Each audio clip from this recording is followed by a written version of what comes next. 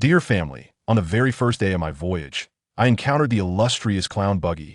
To recount this tale, we must journey back over 5 years ago, when the protagonist ingested the lizard fruit of the mythical zoan-type, thereby acquiring the form of a dragon. After years of arduous training, he set sail. Upon landing on Buggy's ship, he decisively defeated him, while enduring his boastful ramblings, ultimately declaring with great flair that this beginning was nothing short of invincible. I must tell you, on this initial day at sea, I chanced upon a heavyweight clown Buggy.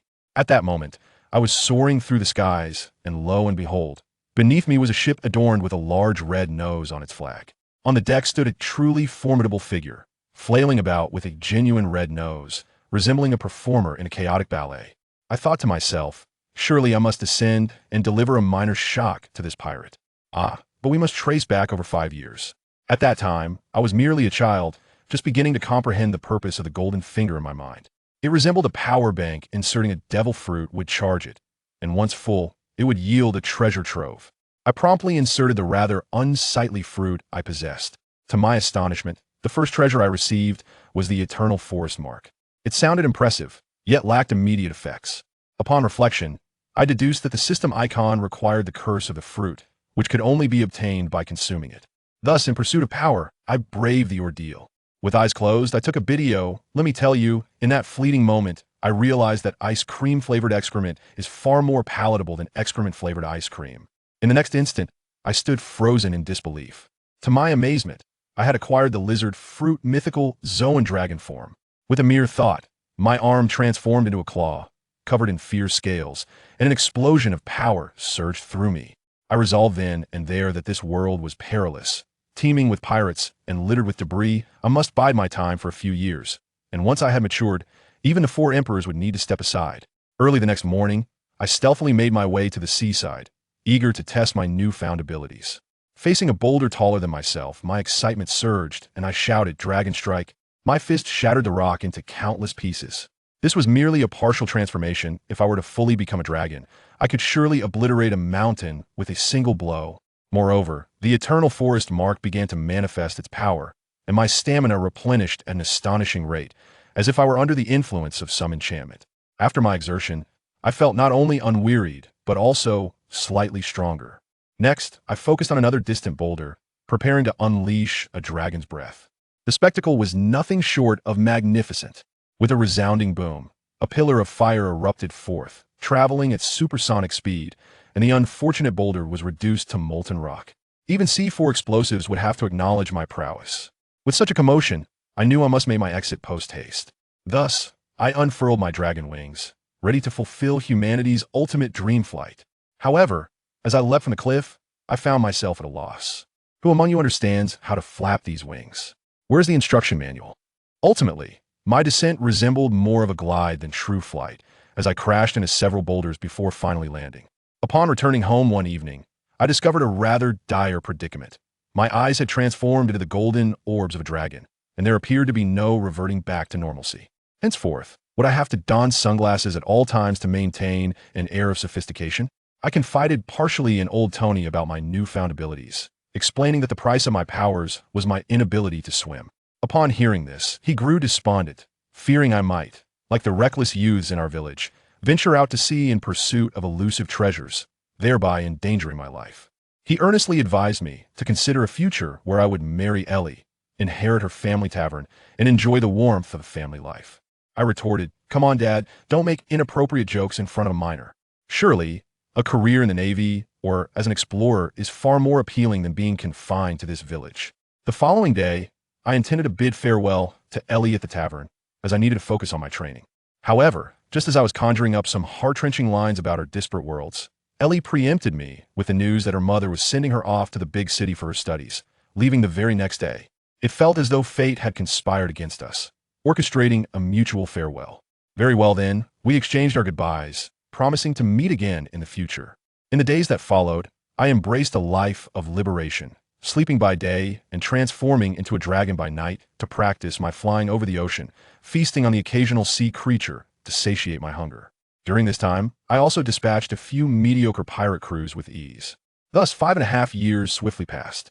One day, feeling that the moment was ripe, I bid farewell to old Tony, who had since married Aunt Lucy and was preparing for a tranquil retirement in Windmill Town with no ties to hold me back.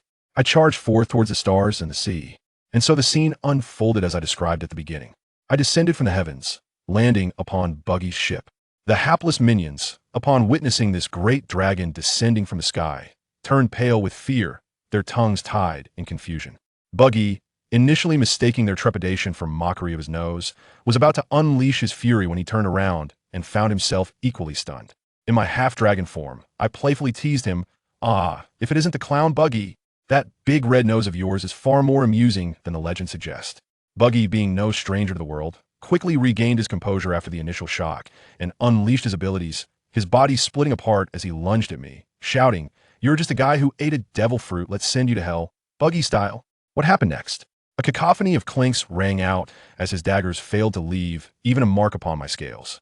With a swift motion, I seized several of his dismembered parts in my claws. Terrified, he promptly executed a split-second emergency escape. I snorted, exhaling a shower of sparks, and impatiently remarked, "Hey, Buggy, is this how you treat your guests? Quite rude, don't you think?" Buggy, surveying his minions incapacitated by my draconic presence, broke out in a cold sweat. He quickly realized I was a wielder of Conqueror's hockey, and his demeanor flipped a full 180 degrees as he stammered, "Your Excellency, this must be a misunderstanding." "There is no misunderstanding," I declared, kicking aside the obstructive Moji and taking a seat upon his Grand Lion. "I've just set sail today, and I heard your head is worth 15 million berries, so I came down to extend my greetings." Upon hearing that I had just emerged from the village, Buggy's face turned a shade of green, likely suspecting that I was toying with him. He puffed out his chest and shouted, "What exactly do you want? Just say it. Stop acting so arrogant." "Oh, quite spirited, aren't we?" I chuckled. "I initially intended to capture you for a ransom, but I've had a change of heart." I glanced at the henchman sprawled on the ground, feigning death, and called out, "Hey, you useless lot. Wake up. Hurry and bring me a drink." Buggy exploded in outrage. "Drink? Do you think this is a tavern, you scoundrel?" Just as he was about to continue his tirade, the vice captain, Machi, rushed in and clung to his leg, crying out, "Captain, did I hear you correctly? You are friends with the red-haired Shanks? Is that true? Let me tell you, Buggy is the sort of man who, when given an inch, will take a mile." With his underling's adulation, he became quite elated, forgetting everything else, and with his hands on his hips, began to boast. "Ahaha, that Shanks fellow, in the past, he cried and begged to join my ship. Ahaha. Well, he completely sidelined me and started playing make-believe with his crew. I felt utterly disinterested and transformed back into my dragon form, flapping my wings to stir up a tempest, and shouted at them, "Buggy, you may indulge in your little pirate games here. Until next time, I hope to see you on the Grand Line." Ascending into the heavens, I left them with a parting proclamation that must be etched into their very DNA. Remember well, I am Kane, the Dragon Kane. As I vanished into the sky, Buggy and his crew finally came to their senses, jaws nearly dropping to the ground. Especially Buggy, as his subordinates surrounded him, clamoring, "Captain, was he truly a crew member of Roger's ship? Unbelievable. That comical red-nosed fellow is one of the Pirate King's men?" In a fit of rage, Buggy bellowed, "Which bastard dare mock my nose?"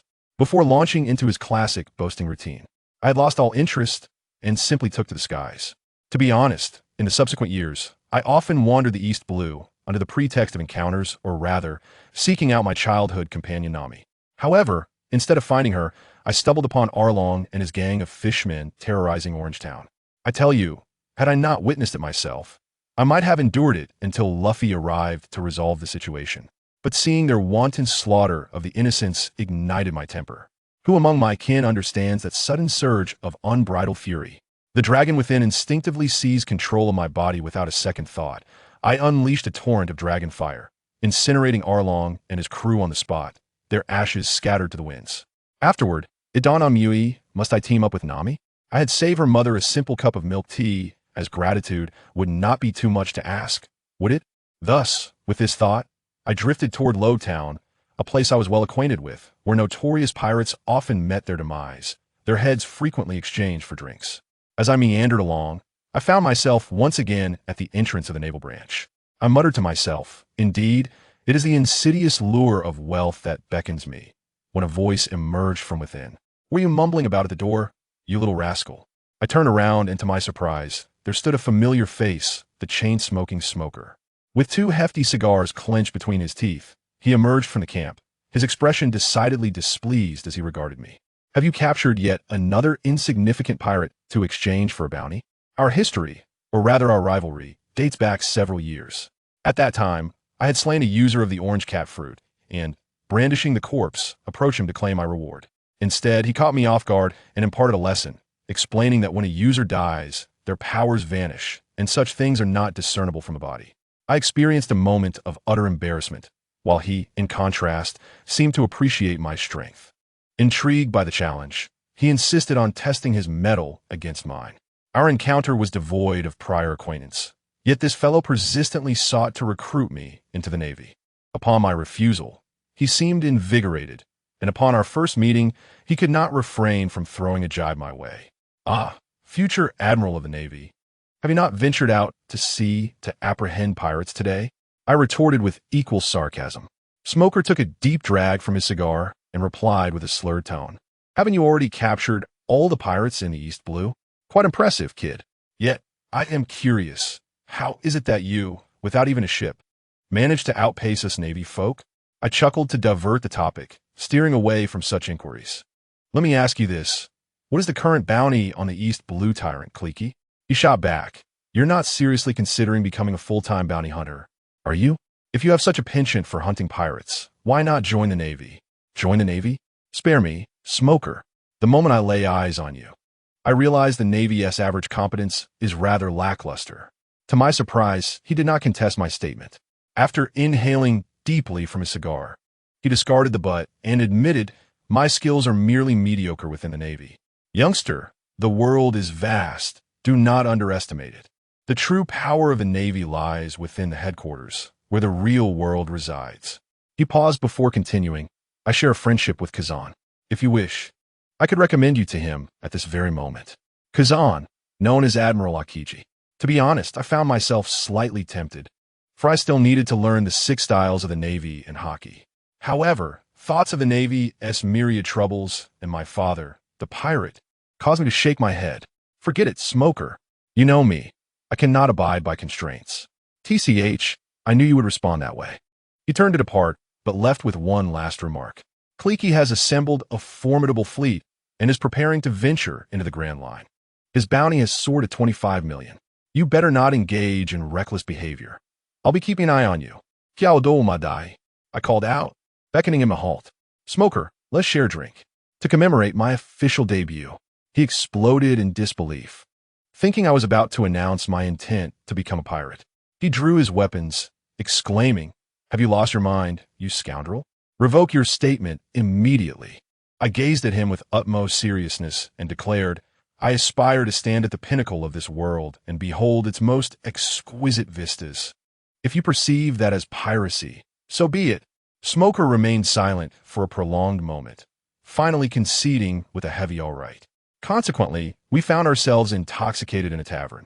As we exited, he continued to grumble, "It's all your fault. I'll surely be reprimanded by Miss Tashiji upon my return." I paid him no heed, instead gazing skyward. "Hey kid, what are you staring at?" Smoker turned, his eyes nearly bulging. I had transformed back into that fearsome dragon. The people on the street were left in shock. "Smoker, sayonara." With a mighty flap of my wings, I soared into the heavens, my roar resonating throughout Road Town. Listen well. My name is Kyan, the mighty dragon Kyan. Within a few days, I had pinpointed my target in the comm belt. Kleeky's so-called colossal fleet was, in my eyes, nothing but a farce. I transformed into a dragon, casting a shadow over them, and unleashed my dragon's might.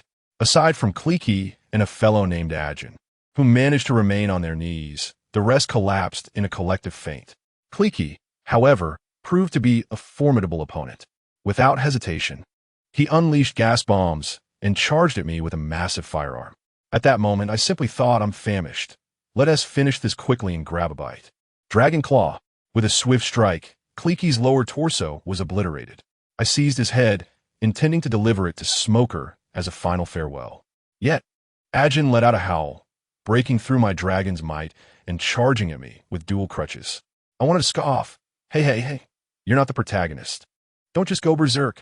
Despite the awkwardness, I decided to grant him a swift end. Dragon Breath. A fireball sent him to meet Kleeky. Next, clutching Kleeky's head, I soared through the sky, spouting fire in every direction, reducing the entire fleet to ashes. Let me tell you, I am actually quite benevolent. Had I not intervened, he would have been annihilated by my hawk upon entering the Grand Line. I was merely preserving the last vestige of honor for the East Blue Tyrant. A little exchange for some cash. Isn't that too much to ask? As I returned to Rotown, the Navy headquarters was convening a meeting regarding me. Kazan. Admiral Sengoku addressed Admiral Akiji. The Dragon Kid reported by Smoker warrants our utmost attention. The last dragon is still wreaking havoc in the New World. We cannot permit another uncontrollable dragon to emerge. Sengoku handed Akiji a newspaper featuring my dragon form. He intends to enter the Grand Line. We must devise a plan to bring him back to the Navy headquarters before he becomes a pirate. Akiji accepted the task and immediately reached out to Smoker and Vice Admiral Garp. Smoker was straightforward, but Garp's reaction was amusing.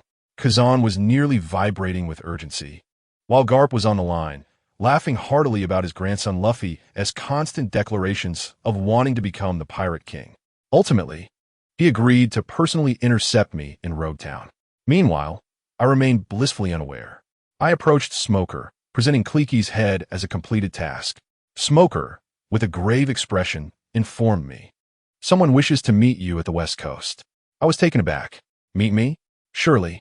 It must be some charming young lady who has become my fan after seeing the newspaper. I envisioned the scenario in my mind, eagerly making my way to the West Coast. Upon arrival, I was left dumbfounded. There were no lovely ladies. Only an elderly man draped in a cloak of justice with a basket of iron balls at his feet. The Navy hero, Garp. In that moment, a singular thought crossed my mind. What a setup.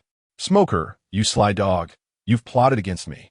Without hesitation, I flapped my wings and attempted to flee. Hey, Dragon Kid over there. Care to chat with this old man? Garp called out, casually tossing an iron ball my way. Meteor Fist. I had no way to evade it and could only swing my tail like a baseball bat to deflect the iron ball. He was undeterred, launching a barrage of Meteor Fists at me. Realizing the intensity of his assault, I quickly descended and shouted, Xiao Doma Dai. Old man, the weather is splendid. Let's have a chat. Ha ha ha. When the weather is fine, one must stretch their limbs. He charged at me with his fist raised. Let us do this. I transformed into my semi-dragon form, ignited with flames, and met his advance head-on. Garp's fist transformed into a dark hue, imbued with hockey. Iron Fist. Our fists collided, creating a shockwave that swept his cloak away. Yet I could not withstand his might, and the second punch sent me flying. Roar. Again, I scrambled to my feet. My fighting spirit ignited. Yet before long, another punch struck my chest, causing me to spit blood. Utilizing the momentum, I steadied myself and unleashed a torrent of dragon breath at his face.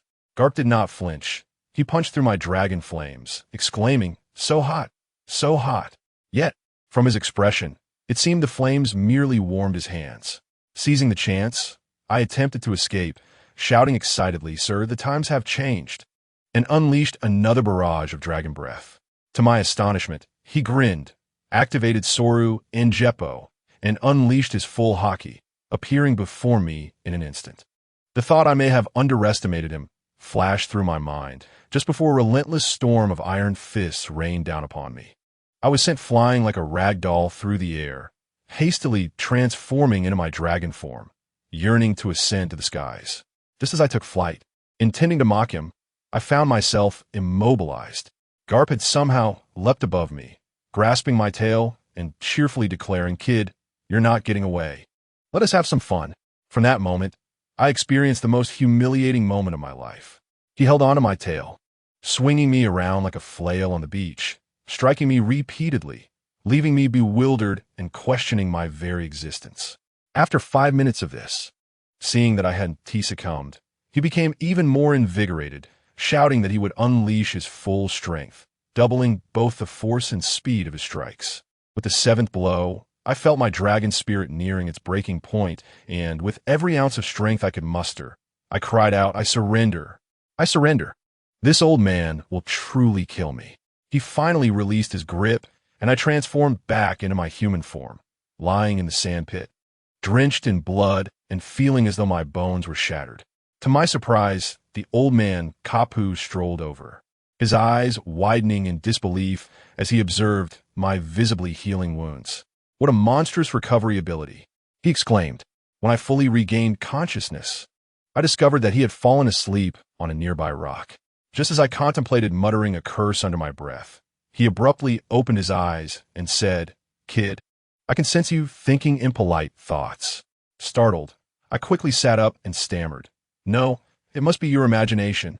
I was thoroughly subdued, yet I felt as though my body had grown stronger. Suddenly, clarity dawned upon me. This was indeed a fortuitous turn of events. It turned out that I possessed the legendary trait of becoming stronger with each blow I received. However, I was exceedingly hungry, an unprecedented hunger.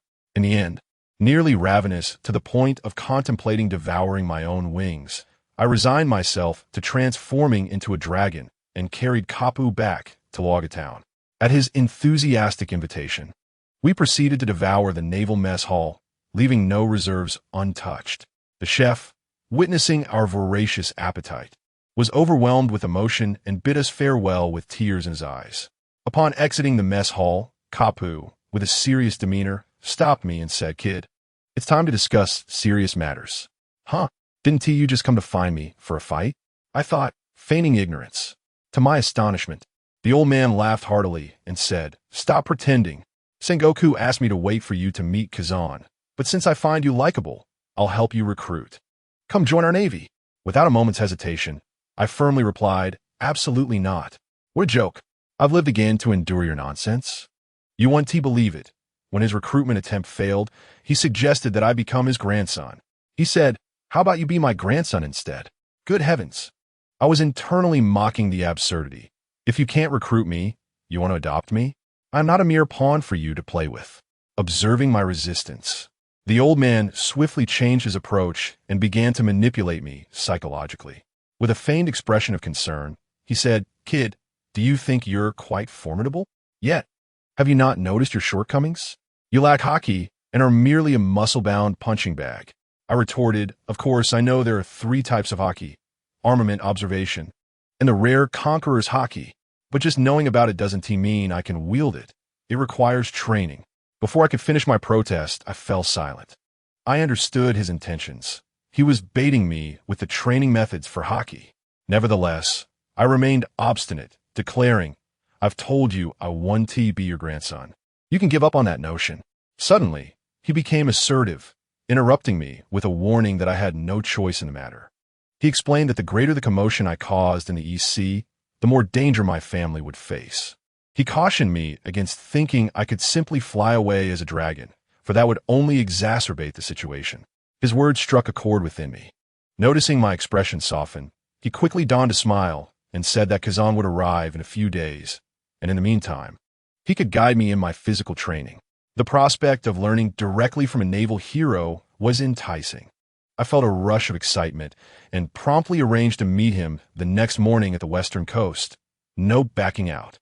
Little did I know, I was willingly stepping into the depths of hell. The following day, our training commenced, and I soon discovered that the old man was no ordinary person.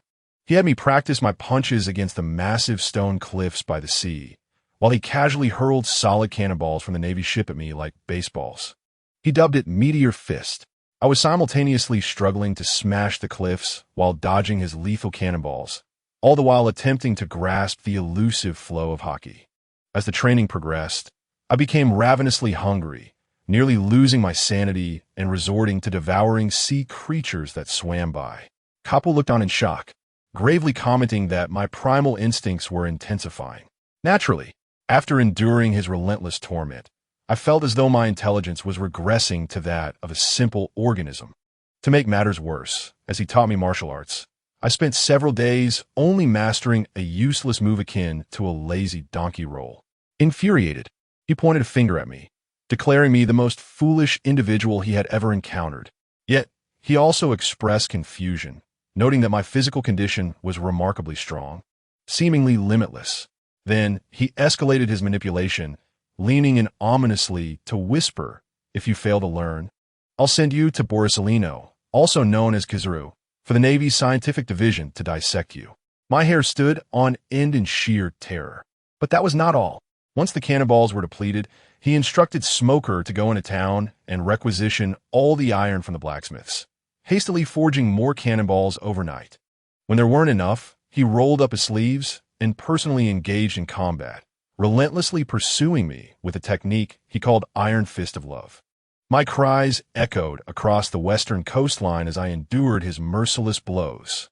For several days, I felt as though I was dancing on the edge of death. Yet, the results were undeniable. My physical strength had multiplied several times over, surpassing all my prior training efforts combined. In that moment, I realized that to grow stronger, one must embrace the rigors of the system. That day, Capo announced he would return to Funch Village to celebrate his grandson's birthday, leaving his silent adjutant Bogart to take over my training.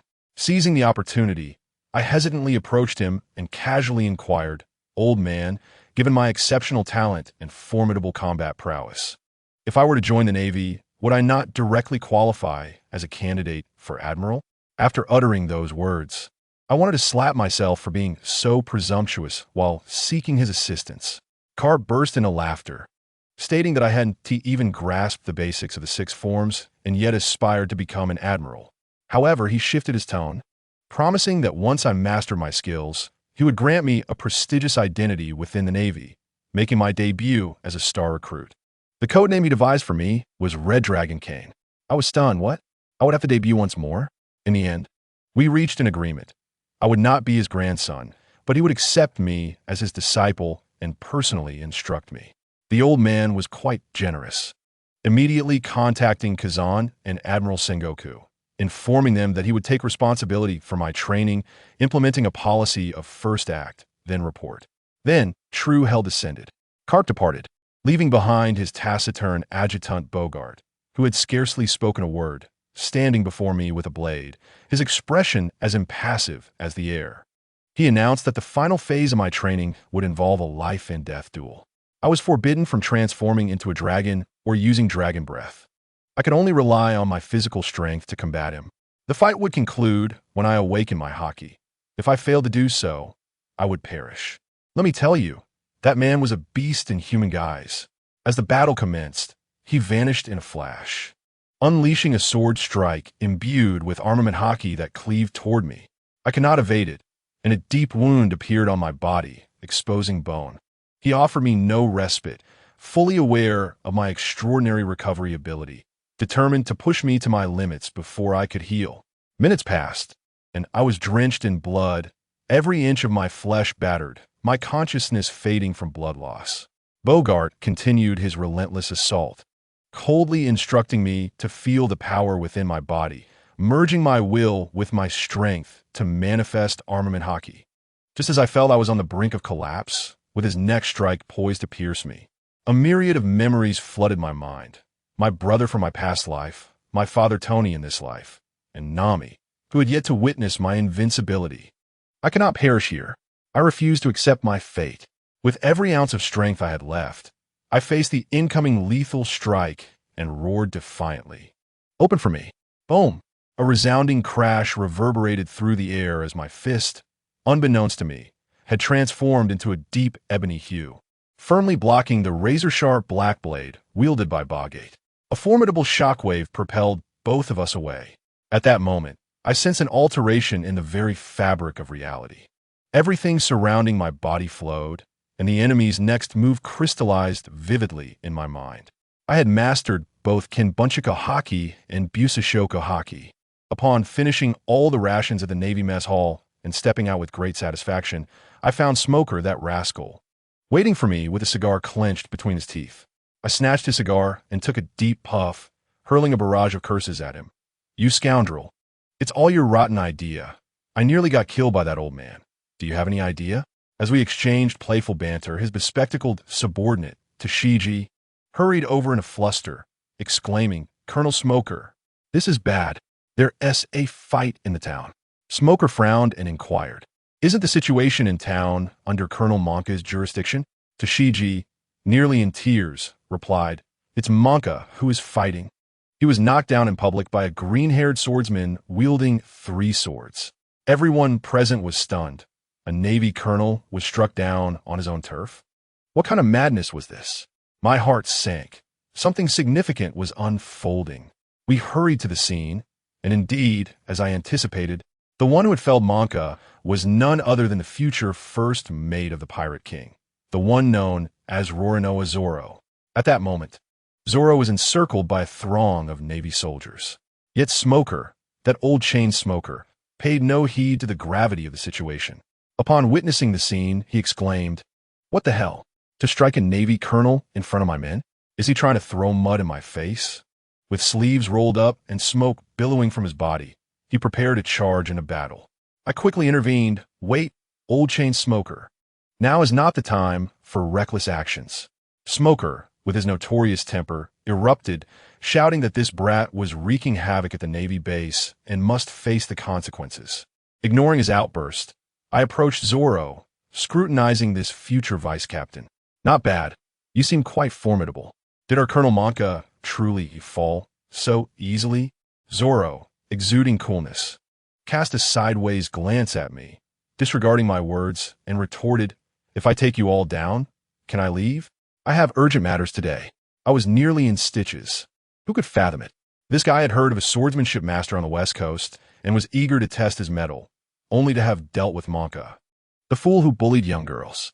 It seemed classic plot progression, defeating the minor foe only to attract the attention of the major one. Had it not been for the swift arrival of the Navy, he might have cut a swath through them, unaware of the underlying intricacies. Smoker grew impatient at my continued conversation with Zoro as the crowd swelled. Without a second thought, he ensnared Zoro with a white vine. Poor Zoro, having never encountered such a powerful paramecia fruit, found his 3 swords dancing fruitlessly, ultimately being bound tightly. Seeing the situation escalate, I promptly signaled to Smoker. "Smoker, I know this person. He is not a pirate. I guarantee it. Let us discuss this back at the base." Smoker, noticing my earnest expression, reluctantly loosened his grip, haughtily retorting, "Speak your piece, but don't throw me any flirty glances. It's disgusting." I chose to ignore him, and we escorted Zoro back to the Navy base.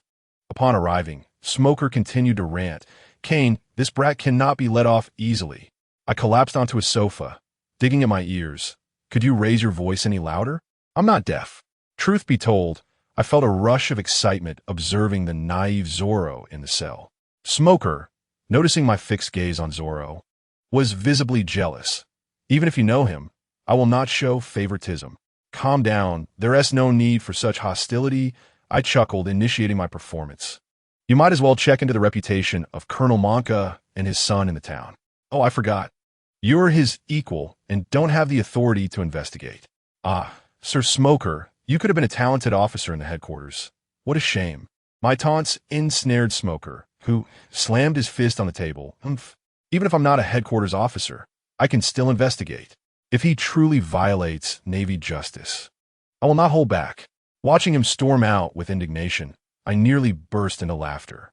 Meanwhile, in the cell, Zoro's swords had been confiscated, and our bespectacled Tashigi was cradling the Enma's sword, utterly enamored, unable to part with it. Zoro regarded her with a complex expression. I approached, greeting him. "What do they call you, swordsman?" "Roronoa Zoro," he proclaimed with pride. "Why did you attack the Navy? You don't seem like a bad person." I feigned ignorance. Cutting down that scum was just cutting him down. What need is there for reason? I am the man destined to become the world's greatest swordsman. Really now? You're proclaiming such lines here and now? This is the Navy prison, not a talent show. I thought, brimming with sarcasm. Zoro's response was immediate and resolute. "I will become the world's greatest swordsman." Ah, such remarkable aspirations. I exclaimed, "It seems our dreams align." Zoro's eyes lit up. "You too wish to become the world's greatest swordsman?" "No." I cleared my throat, preparing to deliver my line. "I aspire to be the husband of the world's most beautiful woman." Zoro stared at me as if I were a lunatic, his expression filled with horror. As if to say, "I can't believe you are this kind of person. Hey, what kind of look is that? I see that my lofty ambition has shocked you. Is it not grand? Please respect my dreams."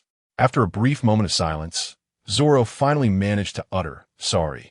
The Navy soldiers behind me swallowed hard, excitement palpable in the air. Even Bogate, who had come to inspect the blade, gripped his sword tightly, casting a sympathetic glance, as if questioning whether I had trained too hard and lost my mind. Tashigi wore a look of awe, though she didn't quite understand. I believe they were all captivated and, fueled by arrogance, declared, "I shall become the husband of the world's most beautiful woman." "Oh, so that is the kind of man you are." The crowd erupted in laughter, their spirits lifted. "Could it be any other way?" I replied innocently. In the wake of this uproar, the atmosphere lightened considerably, and Zoro recounted the events leading to his confrontation with Monka. Tashigi, having listened, solemnly stated, "Well, I understand. You still cannot be released until Colonel Smoker returns." She then cast a complex glance at Zoro, who reciprocated with an equally intricate expression. "Ah, there's a story here." I interjected, "It seems our Zoro has a tale to tell with our Navy base's flower, Tashigi." Tashigi's face flushed crimson. "No, I don't know him. He speaks strange things the moment he sees me." As the audience caught wind of this, the flames of gossip ignited. Even the usually serious Bogate's attention drifted between the two. Zoro suddenly spoke gravely. "This lady bears an uncanny resemblance to a dear friend of mine." He recounted the tale of Kuna, the girl who had bested him 2,001 times, the one with whom he had vowed to become the world's greatest swordsman, yet tragically passed away. He spoke of inheriting her sword and spirit, striving to grow stronger for her sake. The room fell silent. Tashigi moved to tears. "So your dream is to become the world's greatest swordsman?" Bogate, who had remained silent, suddenly interjected, his tone icy. "With your current strength, that seems like a fantasy." "And what of it?" Zoro ignited with fervor. "I would lay down my life, if need be. In the face of my dream, what is life worth? Mock me if you will. I am destined to become the world's greatest swordsman." As I listened, my blood surged with excitement, and I couldn't help but interject, "If being called a dreamer is the case, then so be it. Dreams hold their true worth only when they are met with ridicule." Just then, Smoker returned, accompanied by a beautiful girl with orange hair, who pleaded with him pitifully, "Marine, if you truly know anything about him, please do tell me. Leaving after doing such a thing without a word is simply too cruel." To my surprise, Smoker thought he had uncovered my dark past and was utterly thrilled. He first instructed Nami to wait in the hall and then stormed into the cell, declaring Zoro innocent. He then pointed a finger at me, admonishing me sternly for my irresponsibility, asserting that I was not a man. What? Did Kane do something inappropriate to a lovely lady? The gossip flames, which had just been quelled, erupted once again. I was utterly bewildered. My days were consumed with training and searching for Nami. Where would I find the time for anything else? "You'll find out when you go outside," Bogart suggested. "Oomph." Smoker wore an expression that suggested he had seen through everything. Zoro and Daz Bonez were practically glowing with excitement, eager to see me in the spotlight of this gossip. I was surrounded by these gossip mongers and brought into the hall. Upon seeing the so-called victim, I lost my composure. It was indeed Nami. I had searched for her for so long. "Beautiful lady, please allow me to take responsibility." I dashed forward, intending to offer myself. Bang! Nami was startled and retaliated with a punch that left me stunned. "Why do you say such strange things upon first meeting?" "Ouch! Is this your hockey?" I wailed on the ground. Smoker stepped forward to deliver a finishing blow. "Miss, this is the dragon, Kane, you were looking for." Then he turned to me, his face radiating righteousness. "Now, you can tell the truth, Kane. Face the scene of your social demise." My dear friend, I was on the verge of insanity. What was even happening here? Zoro and Daz Bonez continued to mock me, each taking turns with their jibes. Nami feigned innocence, her eyes glistening with unshed tears. Does anyone understand? I have fallen victim to a textbook-level electronic setup. Hey, Nami, isn't it time to cut it out? I could bear it no longer. Nah, Nanny? You know me? Do you truly have ulterior motives? Nami was genuinely frightened. The situation only escalated. Eventually, Nami clarified that years ago, I had defeated Arlong's crew and saved the entire village. She had been searching for me to express her gratitude in person. As for the inappropriate act she mentioned earlier, her explanation was, isn't it too callous to save countless lives and leave without a word? Puffed. Smoker was visibly shaken, unable to accept this cruel reality, muttering, "I just want to be alone," before slipping away. Nami bowed deeply in apology, her demeanor so charming that it was impossible not to forgive her. With the misunderstanding resolved, Zoro reclaimed his sword. He turned to Bogart and bowed. "As a swordsman, I challenge you. Wager in my honor as a swordsman. Are you prepared to face death?" Bogart replied without hesitation. The next day, at the western coast, Zoro initiated with a powerful three-sword style, Oni Slash. However, his blade merely clashed against Bogart's sword, producing a resounding clang, revealing that Bogart's sword had turned black. Zoro's strikes were like a raging storm, yet Bogart effortlessly parried them while remaining firmly planted. "Not enough force. Too slow," Bogart remarked casually, even engaging in small talk. "Oh, nice blade. I refer to your Wado Ikamanji," he said, countering with a swift strike that sent Zoro flying. Infuriated, Zoro got back up and charged again, only to be swatted away once more. As he regained his footing, he witnessed Bogart casually unleash a wave of sword energy. Flying Slash. Zoro couldn't evade it and roared, three-sword style, Tiger Hunt. He braced for impact, yet predictably, he was sent flying, a gaping wound marring his chest. Remarkably, he staggered to his feet once again. "It's not over yet." Three-sword style, 3,000 worlds. Zoro unleashed his most powerful technique. Yet in the blink of an eye, Bogart vanished behind him, his sword's tip poised at Zoro's heart. Zoro, in disbelief, surprisingly sheathed his sword, turned around, and opened his arms, presenting his chest to the blade. Come on, a swordsman cannot bear a wound on his back. Yet Bogart sheathed his sword and walked away. "Hey, why don't you kill me? Do you look down on me?" Zoro shouted from behind. I hurried after Bogart, pleading for him to offer Zoro some guidance. Bogart shook his head. He is already a competent swordsman, forging his own path. I am a Marine. Our stances differ. Upon hearing this, I understood, yet Bogart further advised me, indicating that once Vice Admiral Garp returned, I would formally join the Marines. My eyes lit up as I turned toward Zoro. "Are you here to mock me?" Zoro's tone was despondent. He couldn't even defeat an unnamed Marine swordsman. Unnamed swordsman. I couldn't help but scoff. He is Vice Admiral Garp's aide, a monster who chased Pirate King Roger for 3 years. Zoro was struck dumb, his eyes wide in shock. Observing his astonishment, I decided to stoke the flames. Saying in an enticing tone, "Honestly, Zoro, I admire you. If you seek greater strength, come to my room tonight at 3. Upon hearing "tonight" and "room," Zoro's demeanor changed instantly. He shot away, hand on his sword's hilt, exclaiming, "No way. I will not sell myself out. You evil fiend." I was taken aback. I had botched my attempt at humor. I quickly clarified, "You've misunderstood. I wish to teach you hockey. All I ask is that you promise to assist me when I need it in the future." Tempted by the allure of greater power, Zoro reluctantly agreed. That evening, after dining with Nami, I hurried to my room. Zoro watched my frantic pace, likely misunderstanding my intentions, his grip on his sword trembling as if he might leap at me at any moment. I paid him no mind. My urgency stemmed from the sudden activity of the system icon that I had nearly forgotten. Focusing intently, I peered inside, and to my astonishment, a living creature resided within my special items inventory. Before I could process this, a childish voice exploded in my mind. "I'm not a ghost, Kane. Let me out quickly. Bell is going to suffocate." I jolted. This voice belonged to the demigod Wooly Bell, who had been in slumber. My goodness, was he awake? I was about to take off. Possessing a fully formed demigod as my muscle, wouldn't that make me unstoppable? My hands trembled with excitement as I used my mind to release him. Then I fell silent.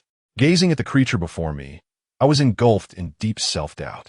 I must say, the little one looked quite impressive with blue-white fur, naturally armored, and crackling with electric sparks, clearly a formidable presence. However, why was he not larger than Chopper? He resembled Chopper before his transformation. Kane, do not doubt Bell. Bell is indeed a genuine demigod. The little furball huffed at me. After a lengthy conversation, I finally understood. In simple terms, the power bank had not been fully charged, resulting in this demigod being born prematurely in his juvenile form. Not only could he not fight, but he also needed me to feed him to grow. Does anyone understand? I pulled an SSR, only to end up with a level 1 blank slate, and now I have to invest my own resources to fill him up? Is this a nurturing system? I demand a refund. Bell will be super brave when he grows up. The little creature seemed quite pleased. Wait, can you hear my thoughts? I was astonished. Right? We have formed a contract and are connected. As long as you do not refuse, I can hear your thoughts. I refuse. I refuse. I refuse. My mind raced with panic. Goodness, would I have no personal privacy left from now on? After much effort, I discovered that this little creature not only requires my care, but can also share its abilities. In simpler terms, I can harness its powers of lightning and storms. While it can utilize my mark's strength to accelerate its growth, provided it consumes food imbued with high energy. Well, possessing multiple skills is certainly preferable to having none at all. After toiling with this small being until midnight, just as I was about to take a break, I stumbled upon something even more astonishing. In my system space, the gray clock icon, which had always been dormant, suddenly lit up. It could be charged. Upon examining the function description closely, a surge of exhilaration coursed through me. When fully charged, this artifact could transport me across realms once more. Could I return home? I trembled with excitement at the thought, my eyes brimming with tears. Although the energy required to activate it was astronomical, this was indeed a glimmer of hope. It seemed that Bayer sensed my excitement and kindly summoned a gentle breeze to help me regain my composure. Calmness was imperative. I took a deep breath and began to strategize. This grand clock required a special energy for charging, akin to that found in the devil fruits. Thus, I had a new life, KPI, to scour the world for devil fruits to power it. It appeared I needed to establish my own faction. But where would I find allies? Just then, a series of knocks echoed at my door. My eyes lit up instantly. The first potential ally had arrived. Right at my doorstep. I decided then and there. This would be the future world's greatest swordsman. I hastily instructed her to hide beneath the bed and cheerfully went to open the door. Standing there was none other than Solon. He was tense, dressed in a long-sleeved coat, even in the sweltering heat, with his hand resting firmly on the hilt of his sword, eyeing me warily.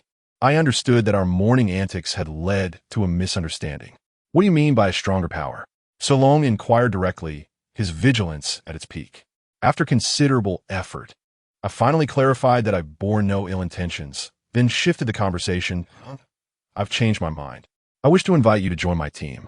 This was not what we had discussed. Solon furrowed his brow in response. I swiftly interrupted him, launching into my ultimate persuasion.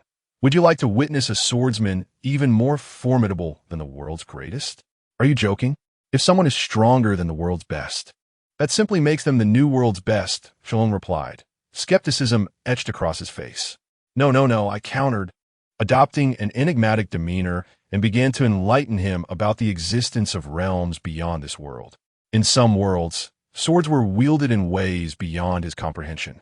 Have you ever heard of severing myriad techniques with a single strike? Have you seen someone fly on their sword? There are even those capable of slicing through time and space. My enthusiastic exposition left the naive dumbfounded, his mind momentarily frozen, though his expression remained one of uncertainty. Very well, no rabbit, no eagle, right? I summoned her from beneath the bed. In my narrative, Burr transformed into a powerful demigod from another world, having accidentally regressed to a juvenile form. It bore a legendary artifact, the Grand Clock, capable of traversing realms, yet requiring the collection of devil fruits from this world for charging. Upon hearing this, Solon scoffed. Why, maybe a country bumpkin. You can't just pull out a plush toy and armor from under the bed and call it a demigod. Who do you think you're fooling? Wait, under the bed. Before he could finish, I commanded Bayer with my mind. Bayer, show him a hint of your divine might. In an instant, a faint yet incredibly ferocious aura erupted, causing Solon to roll his eyes back and faint. When he regained consciousness, his first words were, "You actually had a demigod hidden under your bed." The following morning, I must tell you, the drama unfolded spectacularly. Solon, sporting dark circles under his eyes and looking dazed, stumbled out of my room. Just as he exited, he ran smack into Naomei, Su Moge, Da Su Qi, and Bojiatua, who had come looking for me. What a commotion this turned out to be. Solon's face turned pale, his mind raced, and he immediately pivoted pretending to have just arrived, lightly knocking on my door. "Oh hey oh, Solong, you're here so early to Sika?" Nah, Mai fell for it. Yes. After sparring with her yesterday, I felt I wasn't strong enough, so I came to seek his guidance. Solong feigned calmness with remarkable acting skills, but he was ready to slip away. Nah, Mai, hands on her hips, chimed in. How can that lazy keep a friend waiting at the door? In this perfect atmosphere, I, still bleary-eyed, opened the door. Squinting, I spotted a green head. Solong, didn't you just go out? Why are you back? Did you leave something in my room last night? As I spoke, I naturally draped my arm over his shoulder, joyfully adding, or have you finally come to your senses and decided to accept my offer? I felt my hand become damp, casually asking, you're quite sweaty. Did you exert yourself? At that moment, the air seemed to freeze. His entire body went rigid. He slowly turned around, his expression more sorrowful than a cry, desperately signaling me with his eyes, gritting his teeth as he pushed me toward the room. You haven't woken up yet. If you're not awake, go back to sleep. Suddenly, a hand gripped the doorframe, and a low voice echoed. Are you two hiding something from me? It was Namai. Behind her, Sumoga and the others wore expressions ready for a feast of gossip. Solong painfully closed his eyes. This felt no different than a death sentence.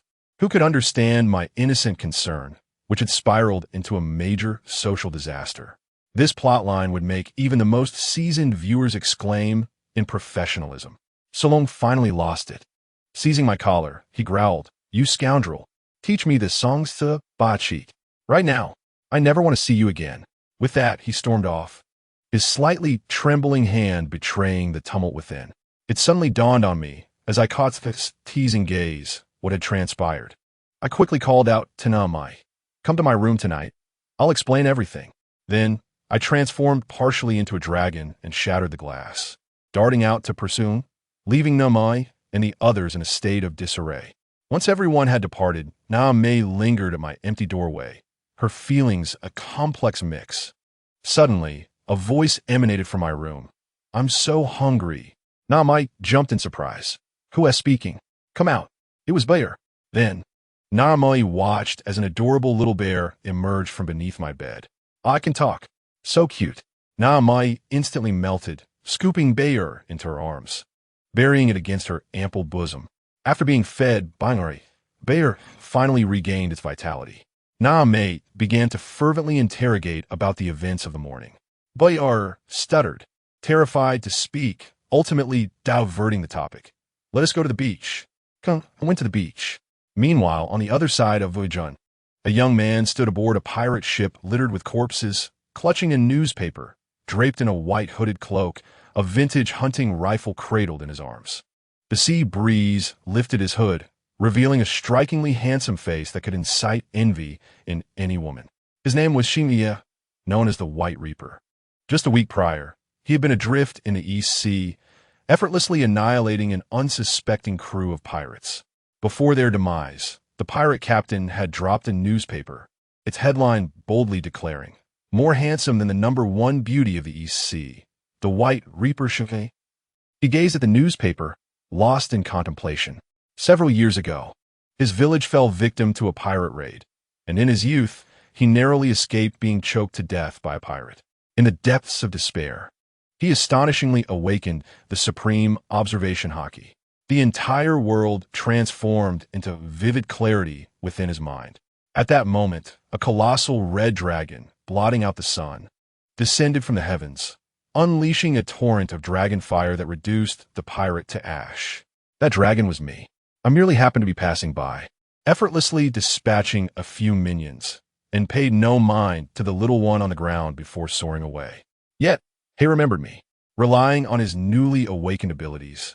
He seized the gun left behind by the pirate and precisely targeted every pirate who dared to escape, one shot, one down, in a most peculiar manner. From that day forth, he sought the dragon across the vast ocean. Now, he learned of my whereabouts through the whispers of Messenger Gull. Snatching up a newspaper, he found my soaring photograph on the front page, the headline boldly proclaiming, The dragon Kane soars at the place of beginnings and endings. At last, he had found me. The dragon Kane, he murmured softly. At this moment, he stood upon the streets of Rogue Town, closing his eyes. With all his might, he unleashed his heart's eye. A hum resonated as an invisible ripple emanated from him, instantly expanding to encompass a full 10 kilometers. I tell you, this created quite the stir, revealing a heavyweight figure. Who? The Navy hero Carp. The old man, preparing to land in Rogue Town, immediately sensed this absurdly potent observation hockey. Without a second thought, he leaped skyward, propelled like a cannonball towards the epicenter. As he flew, he mused, what is happening in this world? First, Kane, the dragon, emerges, and now Bogart claims to have discovered a monster of swordsman caliber, and now a ceiling of observation hockey? Roger, oh Roger, look at the chaos you have unleashed. The great age of sail has summoned forth all manner of monsters. When he arrived at the location, he nearly lost his breath, almost succumbing to shock. To create such a ruckus, it was merely a child. Carp hesitated, realizing the potential calamity of allowing such a genius to roam free. After some contemplation, he decided to descend and probe the situation. Little brat, standing here flaunting your radar is not very wise. Carp descended like a specter. However, Hay had long sensed his presence and, uninterested, was solely focused on finding Kane.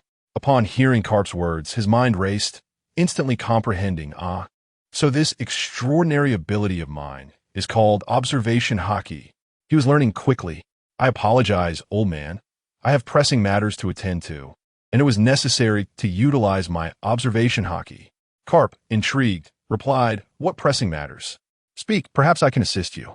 Hay initially intended to decline, but recalling Kane's erratic flights, he presented the newspaper, declaring, I am searching for him. The dragon Kane? Carp's eyes nearly bulged out of their sockets. By heavens! Another seeking Kane? Is this lad a child of the era? Why do all the monsters gravitate towards him? His mind raced with calculations. After all, whether herding one sheep or a flock, a talent like this must be brought into our navy. He cleared his throat and feigned an air of mystery. Are you searching for my disciple? Disciple. Upon hearing this, Hay's eyes lit up. Old sir, are you his master? That lad is likely training on the West Coast. You should look there. Carp gestured casually, preparing to conceal himself and observe, favoring a nurturing approach. Hay expressed his gratitude and dashed towards the West Coast. Meanwhile, the scene on the West Coast was chaotic. Zora, let me explain. Silence, I won't listen. Draw your sword. Kane desperately attempted to pacify Zorro, who was on the verge of a duel. This morning was merely a beautiful accident. Have you forgotten our vow? Zorro's face turned green. Shut up. Don't say things that can easily be misinterpreted. Noticing Zorro's agitation, Kane quickly shifted the topic. All right, no more of that. Let me teach you the two-color hockey. The method he proposed was laughable. You first do this, then that, and finally do this. Duong. You will comprehend. Zorro wore an expression akin to a subway elder engrossed in his phone. Are you sure you're not fooling me? Kane felt a pang of guilt. Ahem. I just learned it myself, but I grasped the concept. What? You scoundrel, you are fooling me. Zorro was about to erupt. No, don't act out. I just remembered I might be better at using my body to help you feel the essence of hockey. Be quiet. While the two were in a heated exchange, Hay finally arrived. He hid at a distance, observing the disastrous dialogue between the two, and had he not firmly remembered Kane's aura, he might have fled in terror. But Kane's keen perception immediately detected him, and he shouted, Who goes there? Show yourself. Zorro jumped in surprise. Is there someone else? He quickly readied his sword. Realizing he could no longer hide, Hay boldly stepped forward, his eyes shining brightly as he exclaimed, Lord Kane. Kane and Zorro exchanged a glance, both bewildered. Lord Kane? Once Hay explained, Kane finally understood. It turned out this young fellow had awakened his observation hockey after being inadvertently saved by him and had been fervently chasing after his footsteps like an avid fan. However, he could not fly, and with Kane's unpredictable whereabouts, he had rushed to seek him after learning of his location from Carp. Lord Kane, please grant my request. Saying this, Hay suddenly performed a Japanese-style bow. Kane was taken aback. Goodness, don't do that. With such a face, saying such words, and most importantly, you are a male. He hurriedly urged, get up and speak. If you do not agree, I shall not rise. Hay was quite stubborn. As the two were engaged in their tug-of-war, an indignant voice approached. "At last, I found you, Kane. You better explain yourself." Nami appeared. Following her senses, she arrived only to find Kane entangled with a kneeling, beautiful young man, creating quite the scene. "Wait, let me explain. It's not what you think." Kane was overwhelmed, with Zoro still needing to be soothed. And now Nami had joined the fray. Bang! Bang! The furious Nami paid no heed. Her iron fist sent Kane crashing to the ground. "Enough! Everyone halt!" Kane shouted, attempting to regain control of the situation. "I will explain everything one by one." After introductions were completed, Nami posed a soul-searching question. "So, this adorable Hay is actually a boy?" Kane cleared his throat, standing tall with a grave expression. "Hey, since you possess the talent for observation hockey and wish to join my crew, I have no reason to decline." Just as Hay was about to rise in excitement, Kane pressed him back down. "Sit first. Use your extraordinary observation hockey to sense if anyone is eavesdropping." Hay closed his eyes and, after a moment, shook his head. "There is no one within a kilometer." Zoro and Nami were both astonished. "What a monster you are." "A kilometer?" Kane, sensing the atmosphere was ripe, unveiled the grand vision he had previously shared with Zoro, delivering another inspiring speech to his new member. Hay listened with wide-eyed disbelief, as if enchanted by a childhood tale. Nami's eyes sparkled with excitement as she exclaimed, "So, I can not only draw the map of the ocean, but also the map of the starry sea." Kane articulated her thoughts. Observing the contemplative expressions of the group, it was none other than Hay, the ardent admirer, who first declared, "No matter what, I shall follow Master Kane's footsteps, even if the destination is the abyss." Nami, crossing her arms and smiling, added, "Kane promised me that he would help me create the most comprehensive world map. He must not go back on his word. Moreover, I do not wish to miss out on such a wondrous adventure." Ultimately, all eyes turned to Zoro. After a moment of silence, he suddenly lifted his head, offering Kane a beaming smile, and said earnestly, "If we are to embark on a journey to the starry sea, it will have to wait until I become the world's greatest swordsman, Captain." Hooray! Nami and Hay jumped up in jubilation. Kane extended a hand to Zoro on the ground and another to Hay. With a clap, Zoro grasped Kane's hand without hesitation, using the leverage to rise. Hay tightly gripped him as well. Nami leaped onto Kane, wrapping her arms around his neck, exclaiming, "Dragon ship, take off!" "Wait, Kane, there Esbel." A youthful voice suddenly emerged from Nami's embrace.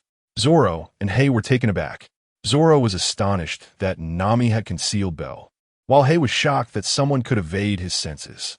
Nami triumphantly retrieved the slightly squished Bell from her arms, declaring, "I hereby announce that Bell is my pet from now on."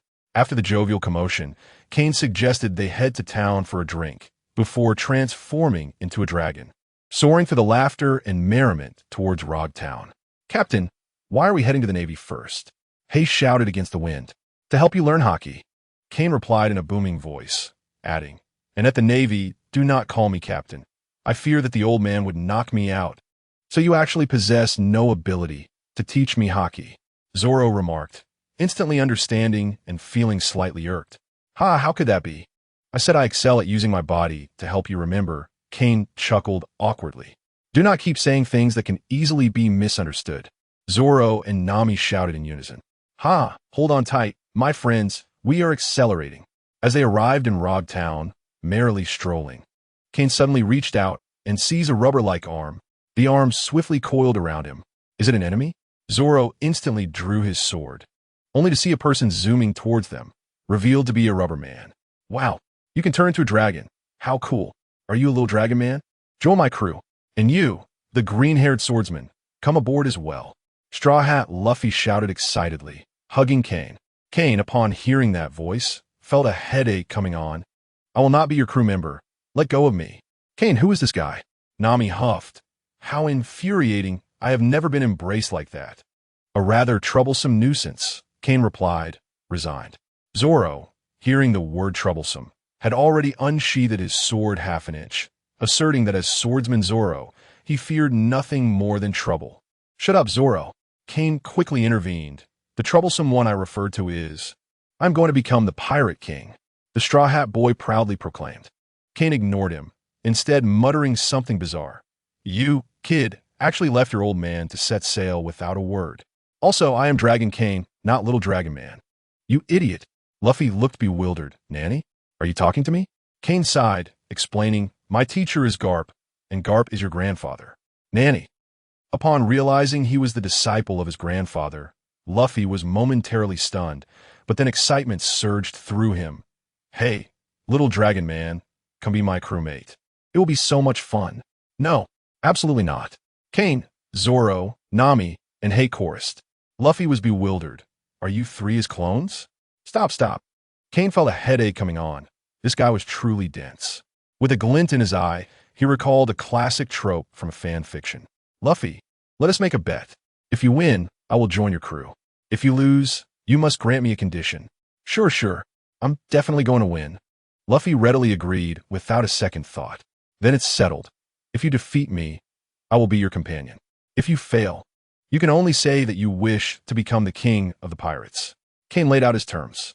Zoro, unable to bear it any longer, interjected, Hey Kane, that's excessive. How can you bully someone who is simple-minded? Laughter erupted among them. Luffy joined in, oblivious to the fact that Zoro was referring to him. Kane transformed into his dragon form, and Luffy excitedly jumped up and down. Kane roared, take off, soaring into the sky. Luffy, remember our agreement? Haha, of course I remember. Kaido, you can rest assured. Luffy, holding onto his straw hat, replied earnestly. Kaido. The rest of them nearly burst into laughter from the dragon's back. Come on, strike me. Kane just wanted to end this swiftly. Rubber, rocket. Dragon breath. Kane yawned, unleashing a stream of mild flames. It's so hot. With his armament hockey-hardened dragon fist, bam, Kane punched Luffy away, stating, all right, it's over. You lost. Truth be told, Luffy was far too weak at this moment, and defeating him brought no satisfaction. But I haven't lost yet, Luffy insisted, forcing himself to stand, looking like a rogue who wouldn't leave until he was knocked out. How can you not accept defeat? Kane sighed, exasperated with such behavior. He made up his mind and simply grabbed Luffy, tossing him into the sea. Straw Hat Boy, you have lost, Kane said coldly, watching Luffy struggle helplessly in the water. After a minute, seeing him nearly out of breath, he finally pulled him out. Just as Luffy regained his breath, he clutched Kane's pant leg weakly, declaring, I have not lost. I must have you as my companion. Boom! Kane's temper flared, and thunder rumbled in the sky. Kid, are you playing games? Just then, Hay's complexion suddenly turned pale. I haven't lost at all, Luffy insisted, swaying as he stood. The lightning intensified in the sky, and the winds howled. Kane was truly enraged, lifting Luffy again to push him back into the sea, only to be halted by Zoro. I thought Zoro would mediate, but instead, he was even harsher. Kane, let it go. Since he has accepted his fate, why torment him further? Grant him a swift end. Just as Zoro's words fell, Hay shouted at the empty sea, Who's there? Show yourself. Zoro immediately drew his sword defensively, where, 3 kilometers away, above the sea, floated a man adorned with tattoos. Hay whispered. Zoro was stunned. Are you joking? 3 kilometers away? How can you see his tattoos? Yet Kane was entirely unfazed. He held the unconscious Luffy, snatching his straw hat and shouted into the sky, Hey, if you do not show yourself, I will burn it. Silence enveloped the surroundings. Just as Kane was growing impatient, Hay suddenly exclaimed, He is coming. Less than 10 seconds later, a tattooed man appeared before them. The world's most wanted criminal, Revolutionary Monkey D. Dragon. There's no need to argue with a child. Dragon Kane, give me some face and let him go. How about it? Dragon attempted to defuse the situation with humor. I believe you are mistaken, Kane replied flatly, but then dropped a bombshell. What I meant by burning is to burn this hat. Not your son, Brother Dragon. Nanny. Son. Brother. Nami and the others were left utterly petrified. The expression on Dualage's face darkened instantly. He had not anticipated that Cayenne would so succinctly unveil the secret, igniting a fierce murderous intent in an instant. He could not allow this secret to be divulged. Oh, the air thickened with malice. Cayenne flashed a grin. Boom. 2 terrifying forces surged skyward. The clash of conquerors, hockey, and dragons, might tearing a gaping hole in the clouds above. Then let us ascend to the heavens, Voyage responded decisively. Just as I desire. Kane transformed into a colossal dragon, pursuing Voyage as they soared into the sky. An earth-shattering battle erupted in an instant. Kane unleashed his dragon breath. While Voyage swiftly appeared above him, his claw enveloped in haki, ready to strike down upon him, Kane rolled over, shifting into a half-dragon form, meeting claw with claw. Bang! A muffled thud resonated as Kane was jolted by an immense force. His claws numbed, yet still brimming with power. He leveraged the force to plummet, exhaling another breath of fire. Just as Voyage contemplated mocking him, he suddenly noticed Kane's injuries healing instantaneously. He summoned a hurricane to dissipate the dragon breath, only to find the winds disobeying his command. Instead, a more potent tempest, laced with thunder, surged toward him.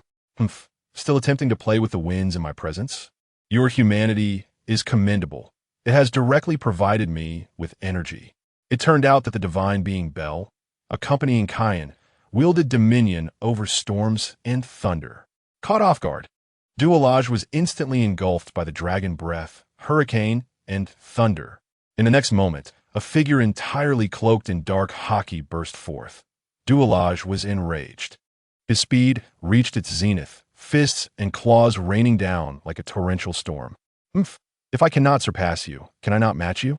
Kane, equally frenzied, transformed into a half-dragon man, his fists enveloped in haki, bracing for a direct confrontation. On the ground, Zoro and the others could only gaze up at the sky, where thunder and storms enveloped two figures, their frenzied clashes echoing incessantly. Though Kane's physique was formidable, his haki ultimately fell short, and dragon blood and scales continuously rained down from the sky. Zoro gripped his sword tightly, frustration evident in his eyes. Damn it, I cannot intervene now. How can I follow him in the future? Finally, Voyage seized an opportunity, landing a heavy punch on Kane's chest, nearly piercing through. Amid Nami's gasp, Kane reverted to human form and plummeted into the sea. Voyage gazed at the battered Kane, astonished yet feeling regret. A fallen genius could hardly be termed a genius. Just as he mused, a resounding dragon's roar echoed. Kane surged forth from the depths, fully transformed into a mighty dragon, his scales unscathed, showing no signs of injury. What a relief! In the midst of battle, Kane attained a profound realization. He felt an unparalleled elevation of both body and spirit, utterly exhilarating. Voyage stared at the vigorous Kane, utterly dumbfounded. Are you perhaps a sibling of the immortal bird fruit, the immortal dragon fruit? Assessing his own state, he realized he could no longer summon winds or thunder. This battle had lost its chance of victory. He cast a deep glance at Luffy on the ground and unexpectedly turned to leave. Kane, preparing for another 300 rounds, was taken aback. Hey, are you leaving just like that? Your son is still lying on the ground. What a carefree father you are. Nearby, on a splintered plank, Buggy lay sprawled, accompanied by a few surviving subordinates. Just wait, you damn dragon. One day, Lord Buggy will strangle you. Boom! A bolt of lightning descended from the heavens, striking him precisely. The plank shattered, and Buggy fell into the water. Help! Glub, glub. I tell you, the scene was simply astounding. Just as I saw Voyage, that top revolutionary leader, about to take his son Luffy away, I quickly shouted, Hey, if you take him away, make sure to tell him to honor his bets. Don't let me lose respect for him. To my surprise, just as Voyage was about to move, an ancient voice floated over. Is it so easy to leave? Not even a farewell, Voyage?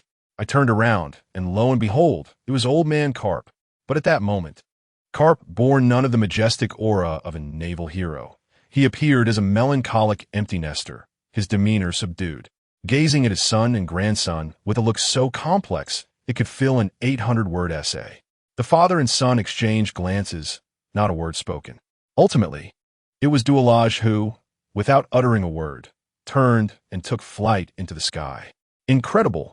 It was a masterclass in efficient communication. Carp did not pursue. He approached me, cradling the unconscious Luffy, and sighed, Kane, I apologize for the spectacle you witnessed.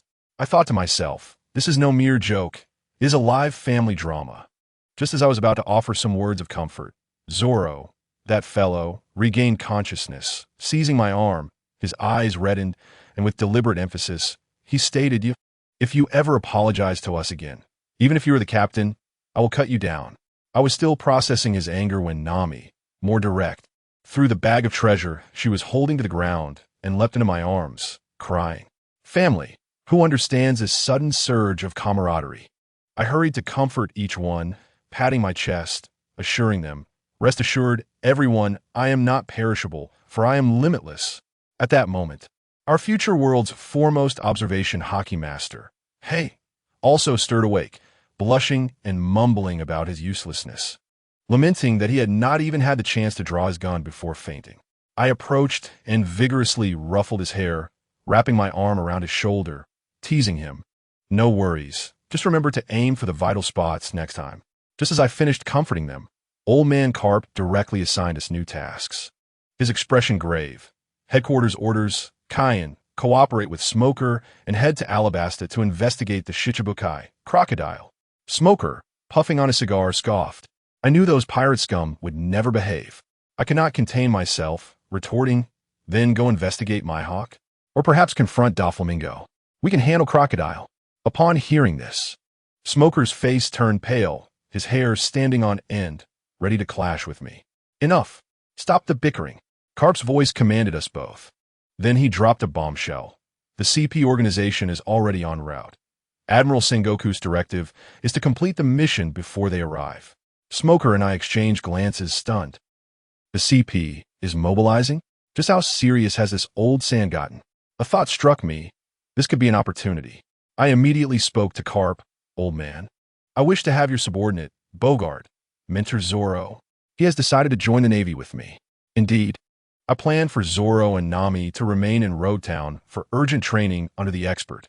Zorro exploded at once, slamming the table and shouting, "Bastard! Why are you making decisions for me?" I paid no heed to his fury, firmly gripping his shoulder, locking eyes with him, and stating, "Zorro, time is of the essence. You and Nami must grow swiftly." Zorro understood immediately. He remained silent for a long while before finally replying, "Understood. Before you return, I will absolutely complete my hockey training." Perfect. I knew he was perceptive. Thus it was settled. I, Smoker, and our future super radar, Hey, formed a trio, disguising ourselves and setting sail on a modest vessel towards Whiskey Peak. I tell you, the journey was nothing short of a comedic performance. Smoker, the heavy smoker, incessantly chattered in my ear, "Cayenne, I truly do not understand why we need to bring Hay along. He is not strong." Hay, overhearing, grew dark in expression and retorted, "This esteemed Navy officer, are you perhaps underestimating me?" I quickly added some intrigue. "Do not underestimate Hay. Once we arrive, you will understand that he is our MVP." Then I incited Hay to solemnly apologize to Smoker, Admiral Smoker, Suma Mason. Infuriated, Smoker nearly erupted into smoke, shouting at both of us, "You two bastards." In a cacophony of noise, we approached the vicinity of Waishiji-shan. I promptly called the two of them up, and I soared into the sky with them. Along the way, Smoker continued to lament the ineffectiveness of the Shichibukai system, and I was nearly driven to distraction by his incessant complaints. I retorted sharply, suggesting he go capture the Yonko and imprison them in Impel Down. Just as we were on the verge of a quarrel, Hay suddenly shouted from my back, "We've arrived. I found the sand crocodile you mentioned. Thank heavens." I feared he might use his Kinbunchika hockey to obscure us both. Hay's ability was astonishing, providing us with a live broadcast from considerable distance. A deep male voice, unmistakably that of crocodile, was conversing with a woman, mentioning ancient weapons, the Pluton, and the devil child Nico Robin. The information was overwhelming. Once Hay finished his report, Smoker began pacing the room like a headless fly, exclaiming, "It's over. This is infuriating. Is he intent on destroying Alabasta?" I seized him by the arm and exclaimed, "Stop your spinning. If we can't resolve the issue, we must eliminate the source of the problem." I slammed my hand on the table, declaring, "Let us take him out first." Upon hearing this, Smoker's eyes lit up as he immediately agreed, "Perfect. That suits my intentions." What a performance he was putting on. Hay timidly inquired. Aren't we only responsible for the investigation? Smoker hesitated again, suggesting we gather evidence first. I interrupted him adamantly, no. We absolutely cannot report this. If the higher-ups learn of the Pluton's whereabouts, Alabasta will be doomed. Smoker fell silent, knowing I was right. I deliberately proposed plan A. How about this? You distract Crocodile while I destroy the documents. Smoky promptly rejected. Impossible.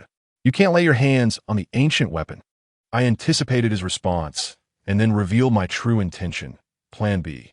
Then let us take him down together, and you can destroy the documents and bring back his criminal evidence. How does that sound? Smoker pondered and seemed to see through my little scheme, nodding in satisfaction. Little did he know that Hayes Kin Bunchaku was the true answer, capitalizing on the information gap. With the plans set, Smoker and Hay went off to gather evidence while I, under the pretense of assessing public sentiment, strolled through the streets. I had a small goal in mind, to procure a quality sword for Zoro. I recalled a certain Mr. 11 who possessed a fine blade. I loitered outside a bar called Spider, deliberately acting like a big spender, throwing money around indiscriminately.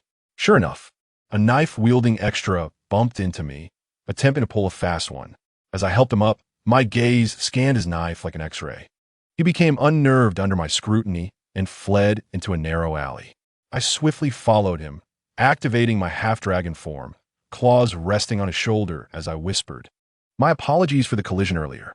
However, would you kindly return my belongings?" He was so terrified that he stammered he hadn't taken anything. I leaned closer. "You didn't before, but you do now." By the time I exited the alley, I held a fine sword known as Huajo.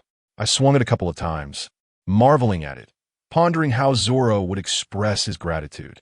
When I returned with my new sword, Smoker glared at me as if I were a thief. That evening, we didn't even need to make a call. We let Hay act as an intermediary, communicating through Kin Bunchaku, experiencing a glimpse of future telepathic communication. Hay reported that they had gathered enough evidence against Crocodile, but lacked the concrete proof regarding the ancient weapon. Smoker deemed that sufficient. With just the dance powder and the control of the kingdom, it was enough to condemn him. I decided there was no time to waste. The following day, I flew the three of us above Crocodile's casino and, without hesitation, unleashed a torrent of dragon fire upon the rooftop. Boom! Flames erupted into the sky. Smoker, astonished from behind, exclaimed, "Hey, aren't you going to at least give a warning?" I laugh, This is how I greet my foes. There is no need to be polite with villains. No sooner had I spoken than a massive sandstorm swirled up from the inferno, revealing Crocodile with his slick-back hair and a furious expression, bellowing, "You bastard, what are you doing?" In a flurry of actions, Crocodile was swiftly subdued, reduced to a pitiful state, while he ranted about dreams and ambitions, nearly making me believe I was the villain. Smoker cleared his throat and began the formalities, reciting the lengthy arrest warrant. By order of the Navy's secret investigation into the Shichibukai, Crocodile, you are stripped of all titles and powers. You are under arrest. I urge him to hurry. Hey, hurry and destroy the documents, or CP will be here soon. Smoker then instructed, you take Crocodile to the waters near Waishiji-shan. Tina's fleet should be arriving shortly. I paused, surprised. Tina? So soon? Smoker explained that Tina had set off long ago on a secret mission. He advised me not to follow him and to handle the confidential documents myself. The moment I heard Tina was coming, I was elated. That was a stunning beauty. I barely paid attention to Smoker's further instructions as I swiftly grabbed Crocodile and soared away, leaving Smoker questioning his life choices. Upon reaching the sea, I spotted a line of warships in the distance.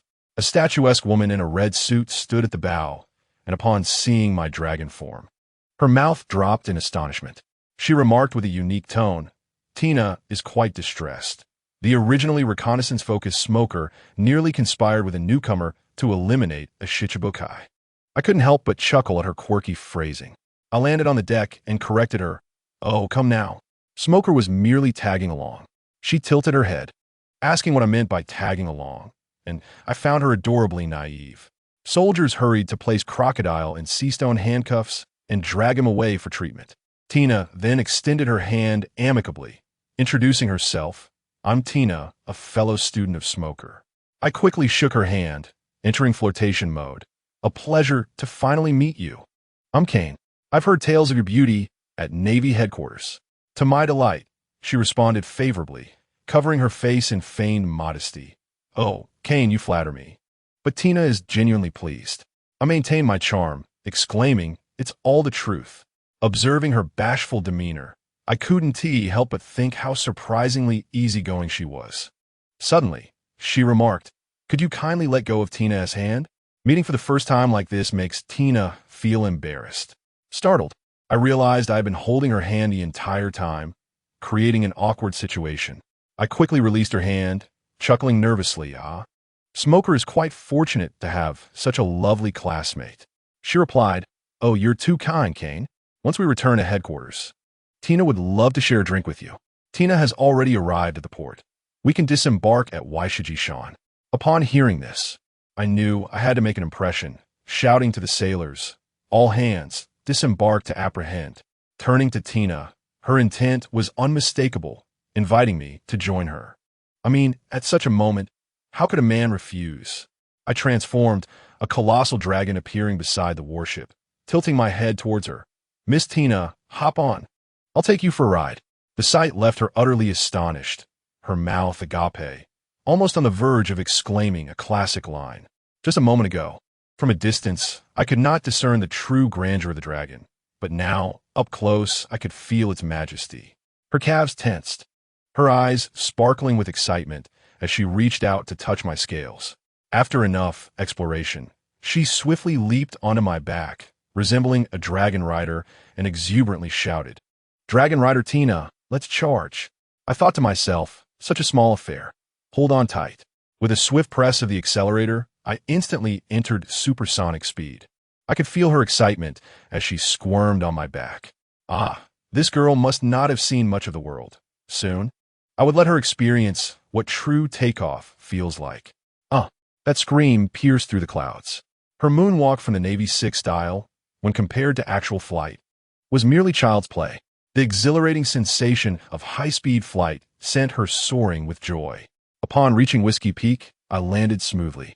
As she dismounted, her face was flushed, her legs weak, nearly stumbling, but I quickly caught her. You won't believe what she said next. Leaning against my arm, panting, she said, sorry, Kane. This is my first time. Who among my friends understands this? Such a line was rather intense. I quickly cleared my throat and changed the subject. Ahem. It seems the Navy will take a while to arrive. Shall we find a place to exchange information? After taking a few deep breaths, she steadied herself and replied, sure. Let us find a tavern. We casually selected a tavern, each ordering a cold beer, downing it in hearty gulps. After several rounds, she lit a cigarette, her gaze piercing through the swirling smoke, making me feel quite uneasy. Miss Tina, if you keep looking at me like that, I might get shy. Yet, rather than retreating, she smiled and said, if you just call me Tina, I'd be even happier. My heart skipped a beat. This felt off. Could you be trying to get me drunk? But I had to play along. Ha. Then I shan't be polite, Tina. We clinked glasses again, and I decided to take the initiative. Tina, what brings you to Whiskey Peak this time? I was originally here to assist Smoker, but you were too formidable. Now, the mission has changed to eliminating the remnants of the Baroque works, she replied, then swiftly shifted the conversation. Now that you've asked your questions, it's my turn to ask you. This woman was certainly no pushover. She ordered another barrel of beer, clearly intending to extract information from me. Clearing her throat, she asked sharply, is your fruit a red dragon or a giant dragon? Neither. I blurted out without a second thought. The air fell silent. She looked at me with a face full of questions, likely surprised by my bluntness. I quickly rectified. What I meant was, I haven't looked into it thoroughly. I didn't pay much attention when I ate it as a child. Damn, I thought she was flirting with me, but it turned out to be all about work. It seemed she misunderstood, thinking I was shy, as she placed her hand on my shoulder and said meaningfully, well, I don't know, Kane, just then. A loud explosion erupted outside. We both cursed simultaneously. Ugh, what a buzzkill. Rushing outside, we saw Mr. One and Miss Doublefinger wreaking havoc. The thorny woman, upon seeing us blocking the way, transformed into a spiked ball and rolled towards us. Tina, fuming with anger, retaliated with a swift move, binding her with a mass of black iron bars. When Mr. One saw his partner captured, he immediately transformed into blades and charged at us. Tina proudly declared, "That's useless. This is harder than steel." With a resounding clang, before she finished her sentence, the iron cage was severed. The two of them fled like skaters, disappearing in an instant. "Damn! After them!" Tina's face turned green with rage as she dashed after them, turning back to shout, "Kane, stay right here. I'll be back for you." Hey, could it be that she genuinely likes me? What a delightful dilemma. I had no intention of pursuing them. Instead, I turned back to the tavern, for I had noticed an even more intriguing guest inside. A fellow was indulging himself heartily. I approached him with my drink, smiling. "You have quite the appetite, my friend. Shall we become acquaintances?" Without turning, he retorted, "I don't make friends with the Navy's lackeys." I chuckled, spotting the white-bearded pirate tattoo on his back, and bluntly stated, "You won't befriend the Navy, but have a grandfather who is a naval hero. Fire fist Ace." Ace spun around, his eyes instantly sharp. I laid my cards on the table, discussing my connection with Garp, and he immediately put down his guard, wrapping his arm around my shoulder and starting to boast. "Hey, Kane, drink up, finish it." I thought to myself, this family surely has a wild streak. I began chatting about Luffy, mentioning a bet we had, saying Luffy wouldn't set sail for a while. "I even had a fight with your old man," I added. Ace was taken aback. "Dad? You must be mistaken." I leaned closer and whispered, "Luffy's father is the revolutionary leader, Dragon." "Is it Kaido?" he asked wide-eyed. I nearly spat out my drink. Who among my friends understands? This reasoning left me momentarily speechless. I shouted, "What kind of brain do you have? You don't look like him." He chuckled awkwardly, and I managed to finish my thought. Suddenly, Ace shouted, but I quickly covered his mouth. "Didn't I tell you not to shout?" He was panting, astonished. I looked at him and decided to drop another bombshell. "By the way, I heard Dragon took on a disciple named Sabo, who is now the second in command of the revolutionaries." Boom! Ace grabbed my shirt, his eyes reddening. "What did you say?" "What is his name?" "Ace, don't ask me. Go find out for yourself," I replied. "That is all I can help with." Ace solemnly thanked me, claiming he owed me a life, and hurriedly handed me a life card before rushing off. Watching his retreating figure, I almost warned him to be wary of Blackbeard, but couldn't find the right excuse, so I let it go. "I suppose before you help me, I must assist you once more," I muttered to myself. Just then, the tavern owner approached. "Sir, your friend hasn't settled the bill. What do you suggest?" I checked my pockets and realized, oh no, I'd spent all my money fishing in Alabasta. "Wait, I have something to attend to. Someone will come to settle it later." With that, I dashed out. I was not trying to dodge the bill, I swear. I sensed battle fluctuations nearby and merely wanted to investigate. Upon arrival, I saw Tina being cornered and attacked by those two. This was the perfect moment for my grand entrance. I dove in, spreading my wings to shield Tina within my embrace, absorbing their attacks with my wings. Tina was utterly stunned, feeling the dragon's might radiating from me, her body tingling with exhilaration. Success. I felt a swell of pride, having suspected something was amiss. "Watch me unlock your heart first."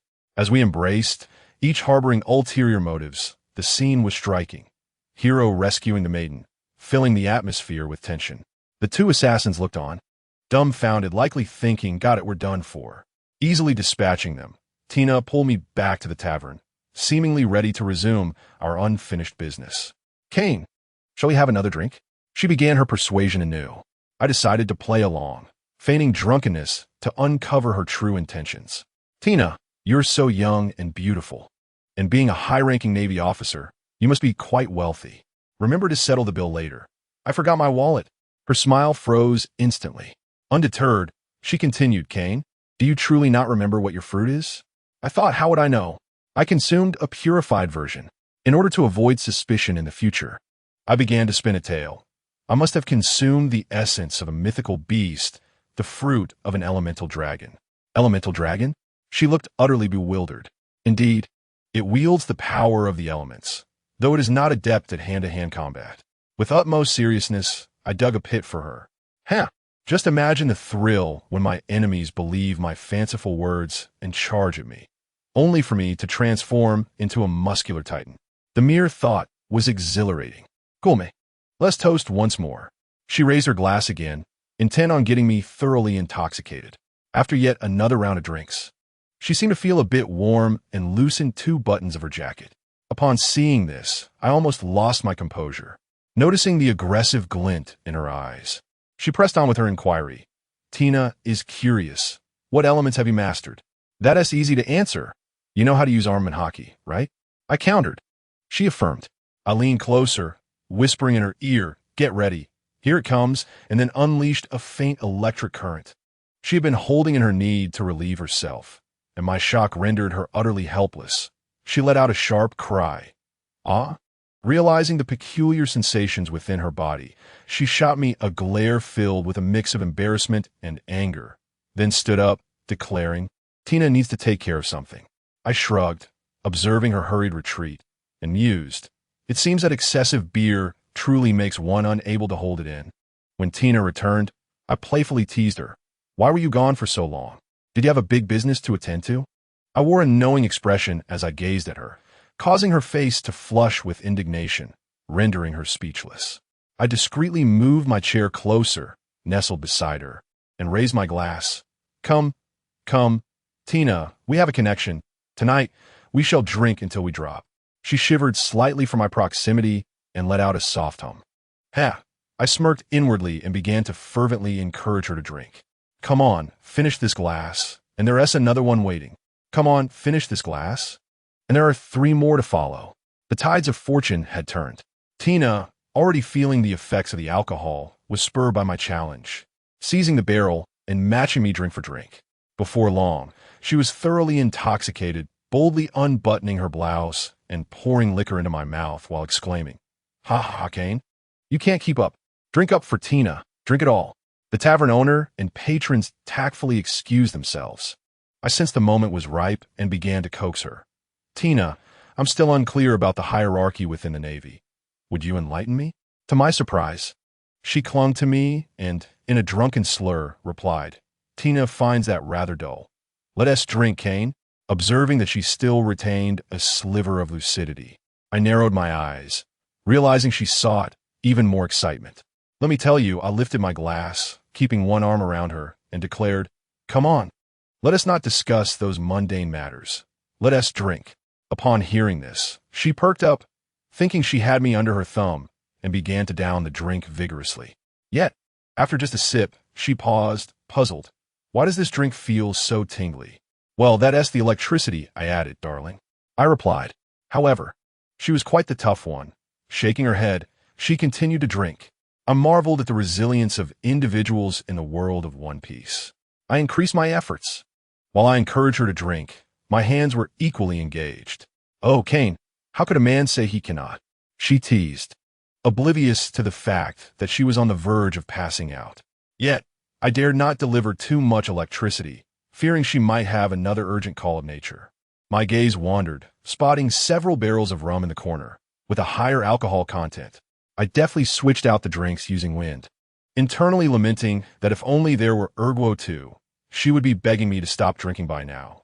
This sister was quite vigilant. Even after reaching a state of mild inebriation, she maintained her composure. I feigned concern, saying, I wonder which division the warlord will assign me to. I am quite anxious. She, with a tipsy tongue, reassured me. Don't worry, Mr. Carp will protect you.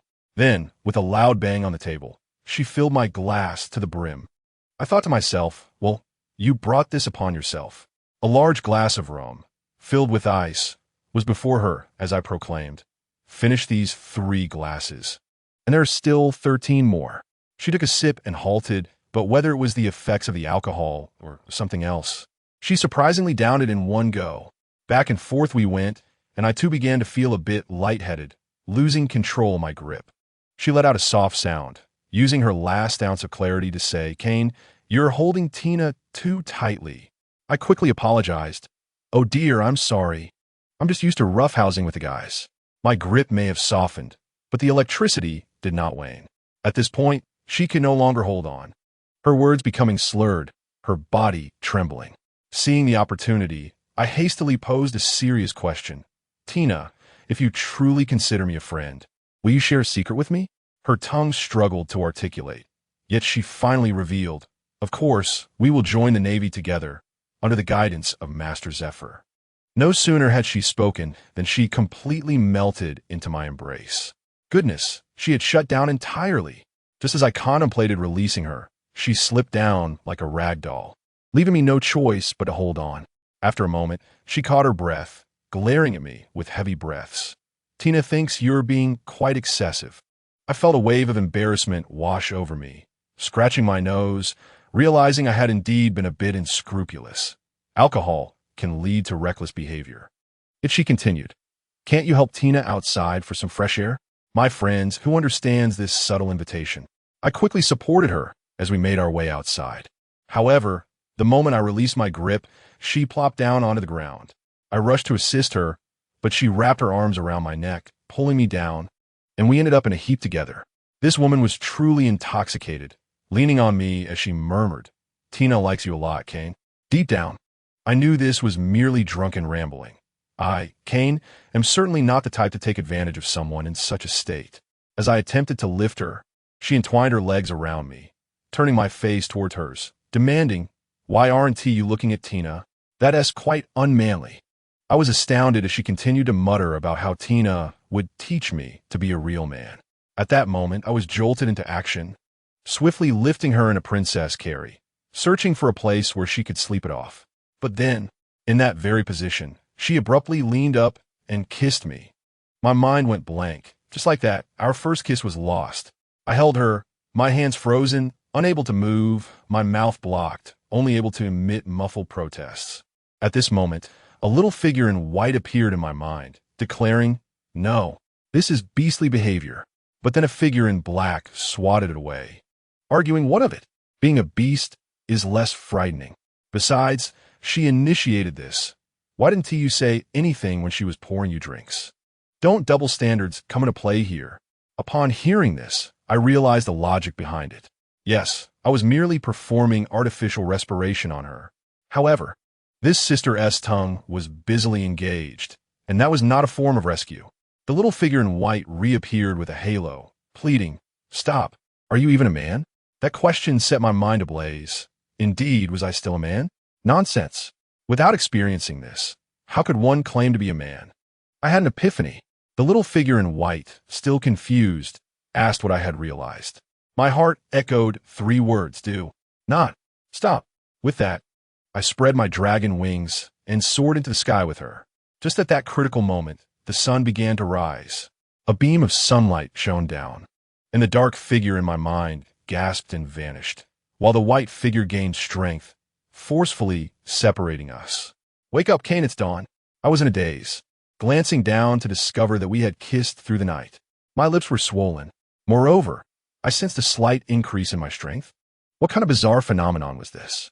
While the light was still dim, I hurriedly dressed her, rolling in the sand a few times to create a scene, then lay down beside her, feigning unconsciousness. Just as I was about to drift off, I felt her eyelids flutter. Amidst the desolate sands, a soft sigh escaped someone's lips. The following week was nothing short of tormenting. We were picked up by a naval ship, and to my astonishment, Tina, that little girl, vanished as if she had evaporated into thin air, not uttering a single word to me. I spent my days aboard the vessel brooding over that night's events. Suddenly, the ship came to an abrupt halt with a loud bang, and I initially feared that pirates had come to plunder us. However, upon rushing to the deck, I was met with a shocking sight. My friends, we had arrived at Push City, a notorious prison. My first reaction was dread. I thought, this is it, my secrets are out, and warring states will surely take my life. I spread my dragon wings, ready to flee. Just then, a familiar voice called out, "Oh, Lord Kane, are you planning to raid Push City?" Turning around, I saw Tina, clearly enjoying my predicament. I quickly tucked my wings away and laughed awkwardly. "A long time no see." My heart raced, hoping she and T discovered my earlier actions. After all, she had initiated the trouble, so why should I be worried? With that thought, I straightened my spine. What were we here for anyway? As soon as I asked myself, I wanted to slap my own face, of course. "We were here to bring you in." Tina, maintaining a serious demeanor, said, "We brought Crocodile in. Would you like to experience it yourself?" So that was the case. This little girl was undoubtedly doing it on purpose. Upon disembarking, we encountered the deputy director, Hannibal, who was nothing short of a sycophant, incessantly referring to my push city before hastily covering his mouth to conceal his ambitions.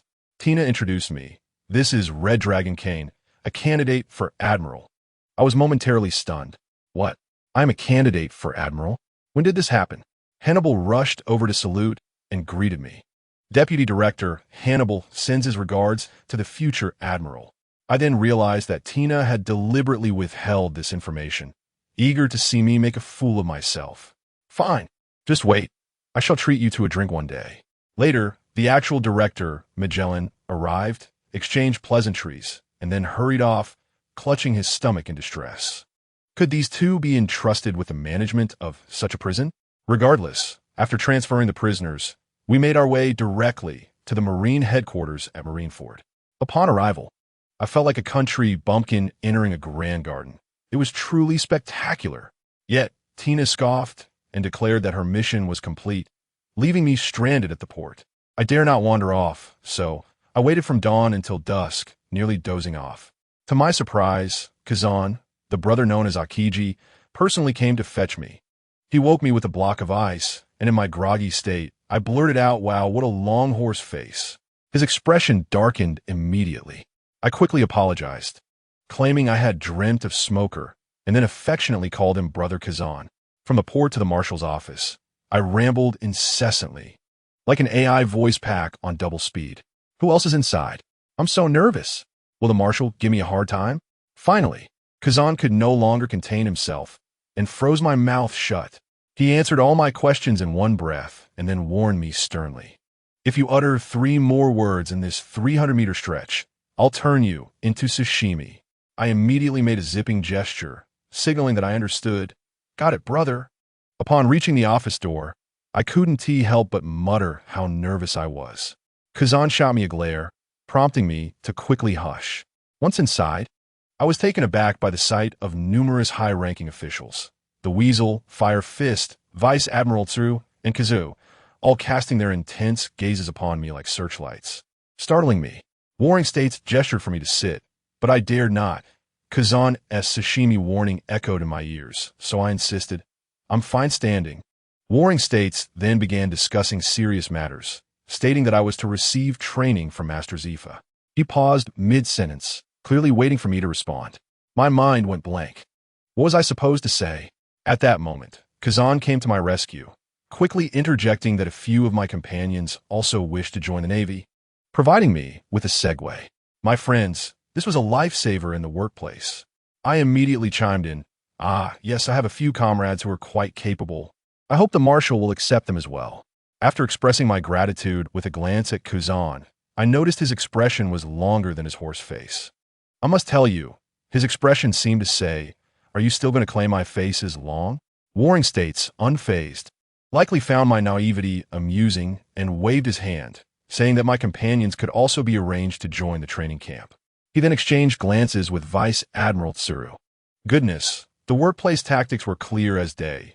One was playing the good cop while the other played the bad cop, right? Vice Admiral Tsuru cleared her throat, smiling as she encouraged me to meet my future colleagues. I quickly turned around, and let me tell you, the scene was overwhelming. It was a sea of vice admirals. Their aura was so powerful, it felt like an exhibition of conqueror's hockey. I quickly bowed and introduced myself. I am Kane.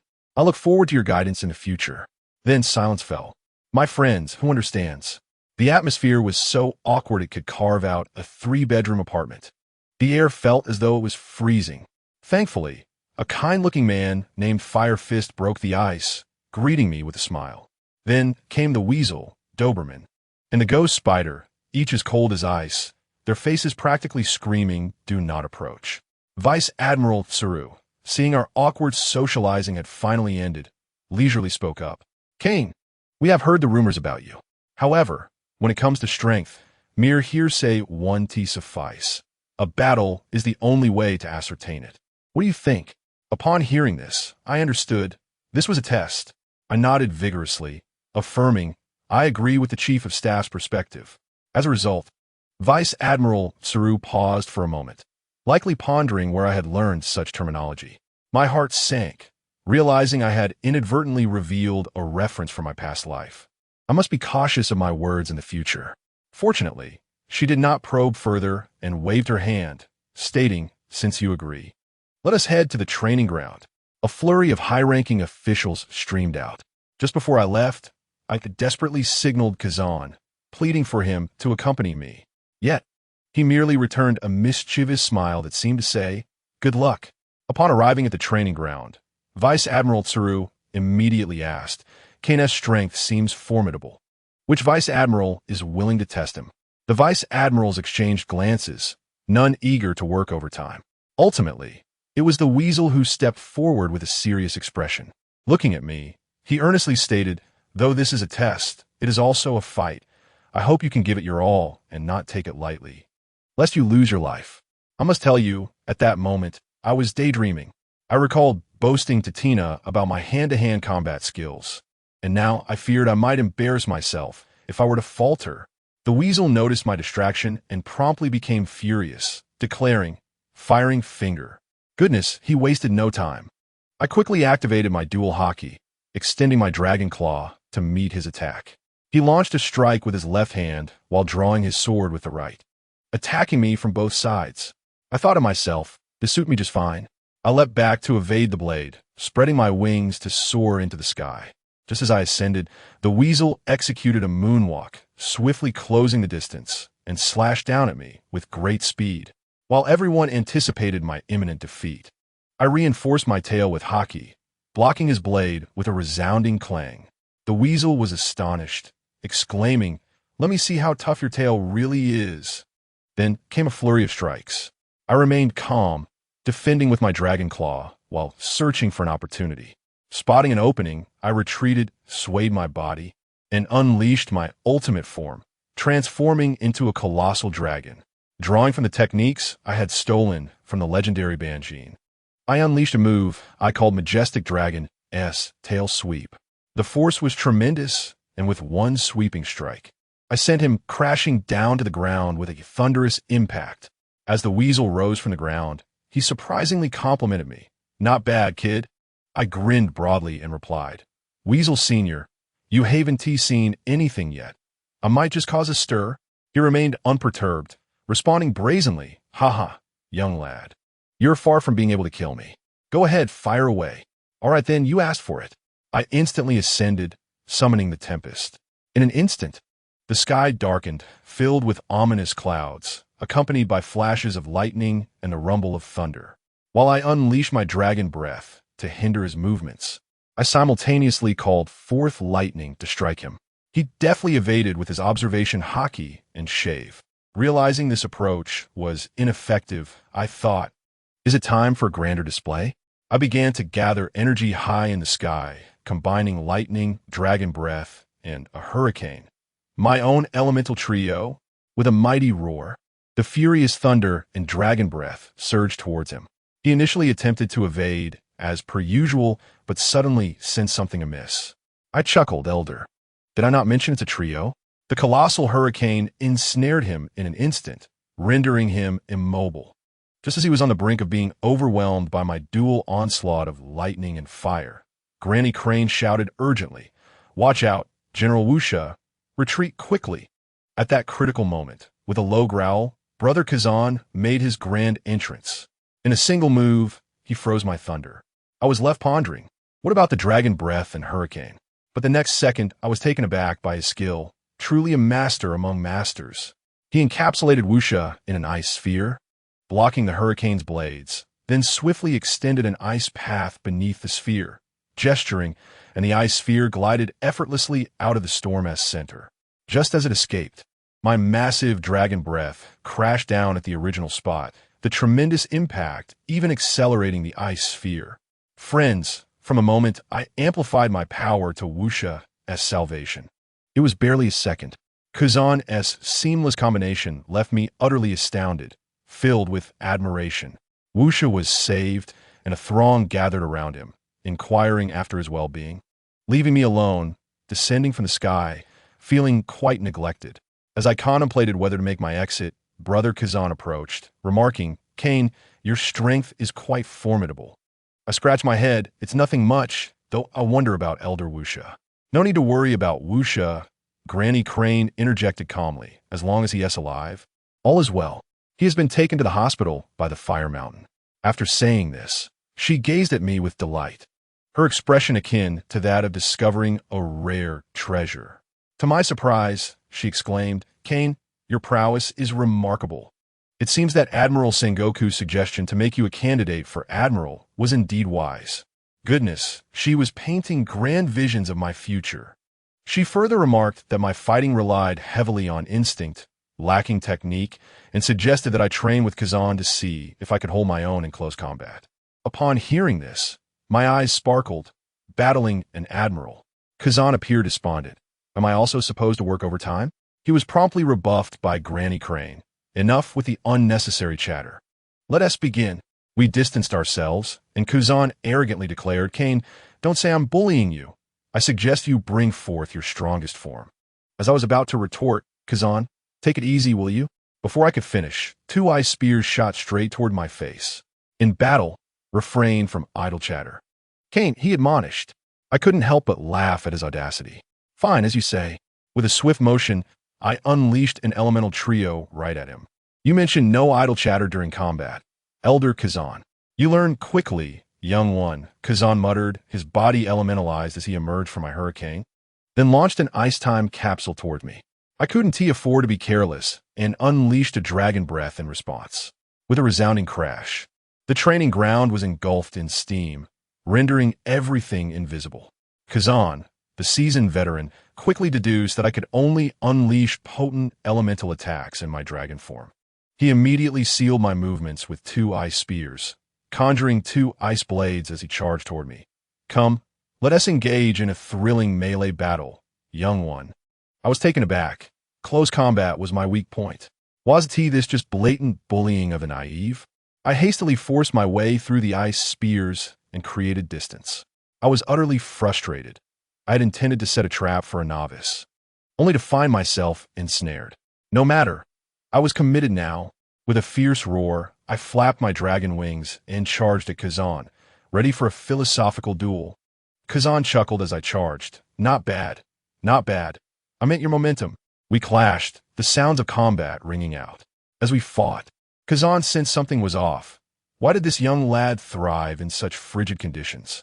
His fruit's power rendered the vicinity freezing, yet I felt invigorated, my speed and strength surging. I had entered a profound state, my haki swirling within me. Kazan understood. He refrained from going all out, instead guiding me, increasing his strength in tandem with mine, always pushing me to my limits. We battled through the night. As dawn broke, notable figures such as Sengoku, Zifa, Kazu, and Sakazuki arrived, accompanied by a throng of naval soldiers, all rendered speechless. What kind of monster is battling Admiral Kazan? The speed at which he recovers from injuries. Has he awakened his Zoan fruit? Elder Zifa, overcome with excitement, immediately requested Sengoku, "Sengoku, let me take him. He will become the strongest spear and the mightiest shield." At that moment, Granny Crane suddenly shouted, "It's time to settle this." It turned out Kazan had begun to use armament haki. I was immediately put on the defensive, injuries covered my body. Yet, I felt it. The final push was all that was needed. I abandoned all defense and launched a desperate offensive. Kazan chuckled after nearly a day and night. And still unable to speak, "I feel quite stifled, my brother." Each of his attacks aimed at my vital points. In the face of repeated brushes with death, I finally broke through. The entire world became crystal clear. I could sense each of Kazan's attacks, his movements appearing in slow motion before my eyes. Was this the breakthrough of observation haki? It was exhilarating. Kazan, noticing my momentary distraction with closed eyes, retreated several meters and unleashed a powerful ice attack towards me. In that instant, inspiration struck. I grasped a new application for armament haki, realizing it was not merely an extension of the body, but a manifestation of the union of my spirit and physical energy. I thrust both palms forward, unleashing an empty palm. An invisible shockwave obliterated his massive iceberg. Boom! A tremendous cold wave erupted, and Admiral Sengoku transformed into a giant Buddha, dispersing the icy tempest with a single slap. I suddenly regained my senses, gazing at the crowd that had gathered, then looked up at the sky. The sun had risen. Upon uttering this realization, I felt darkness envelop me, collapsing onto the solid ice, unconscious. Hey you. Kazan, closest to me, rushed over to check my condition. Seeing that I had merely fainted, he let out a sigh of relief. Several naval officers approached, reassured to find I was simply asleep. In the crowd, Tina was present.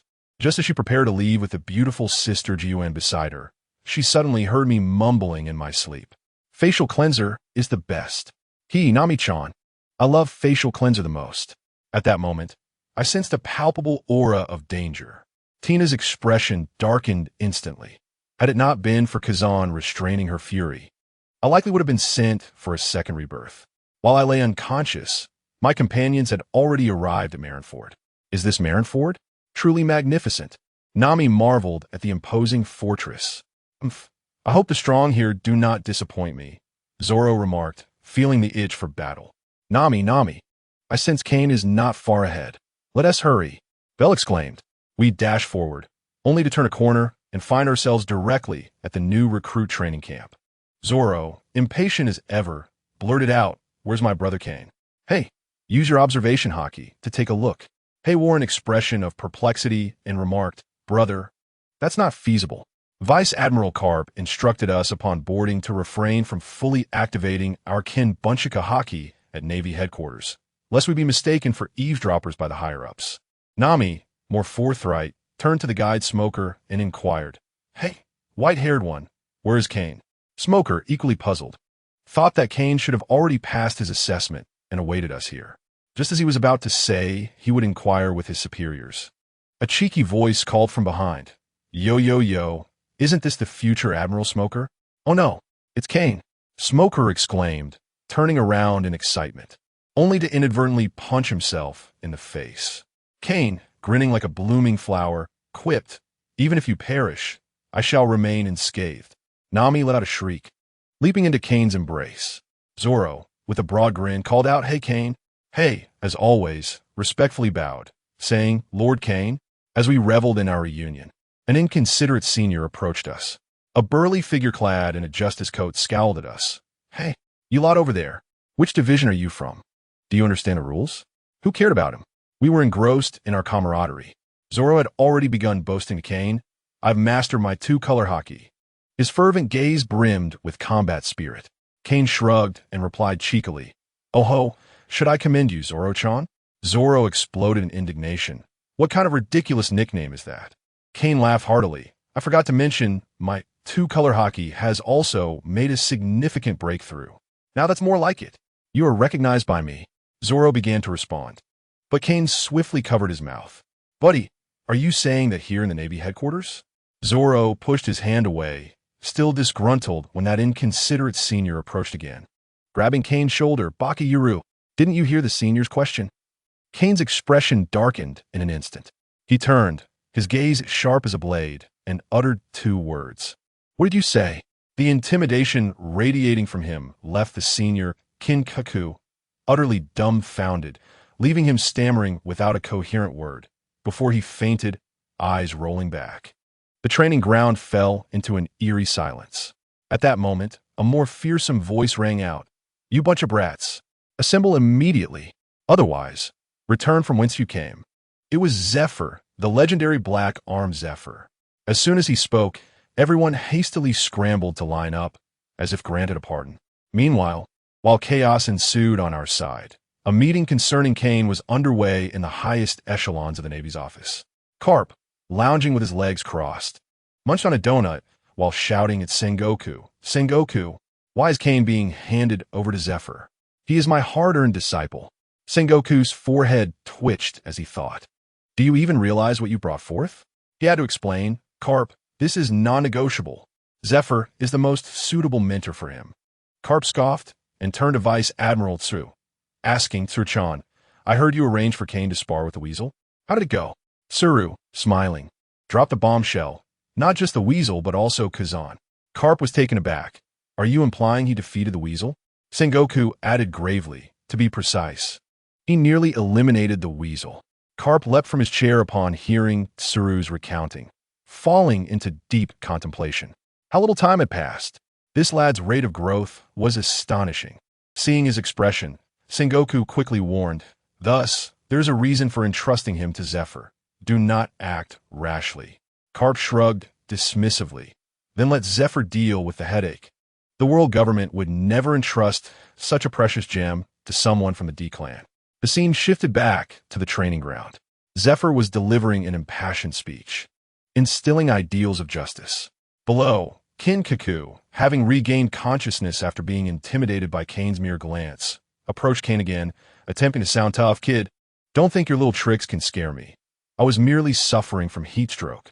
Kane ignored him, lost in thought, gazing intently at Zephyr.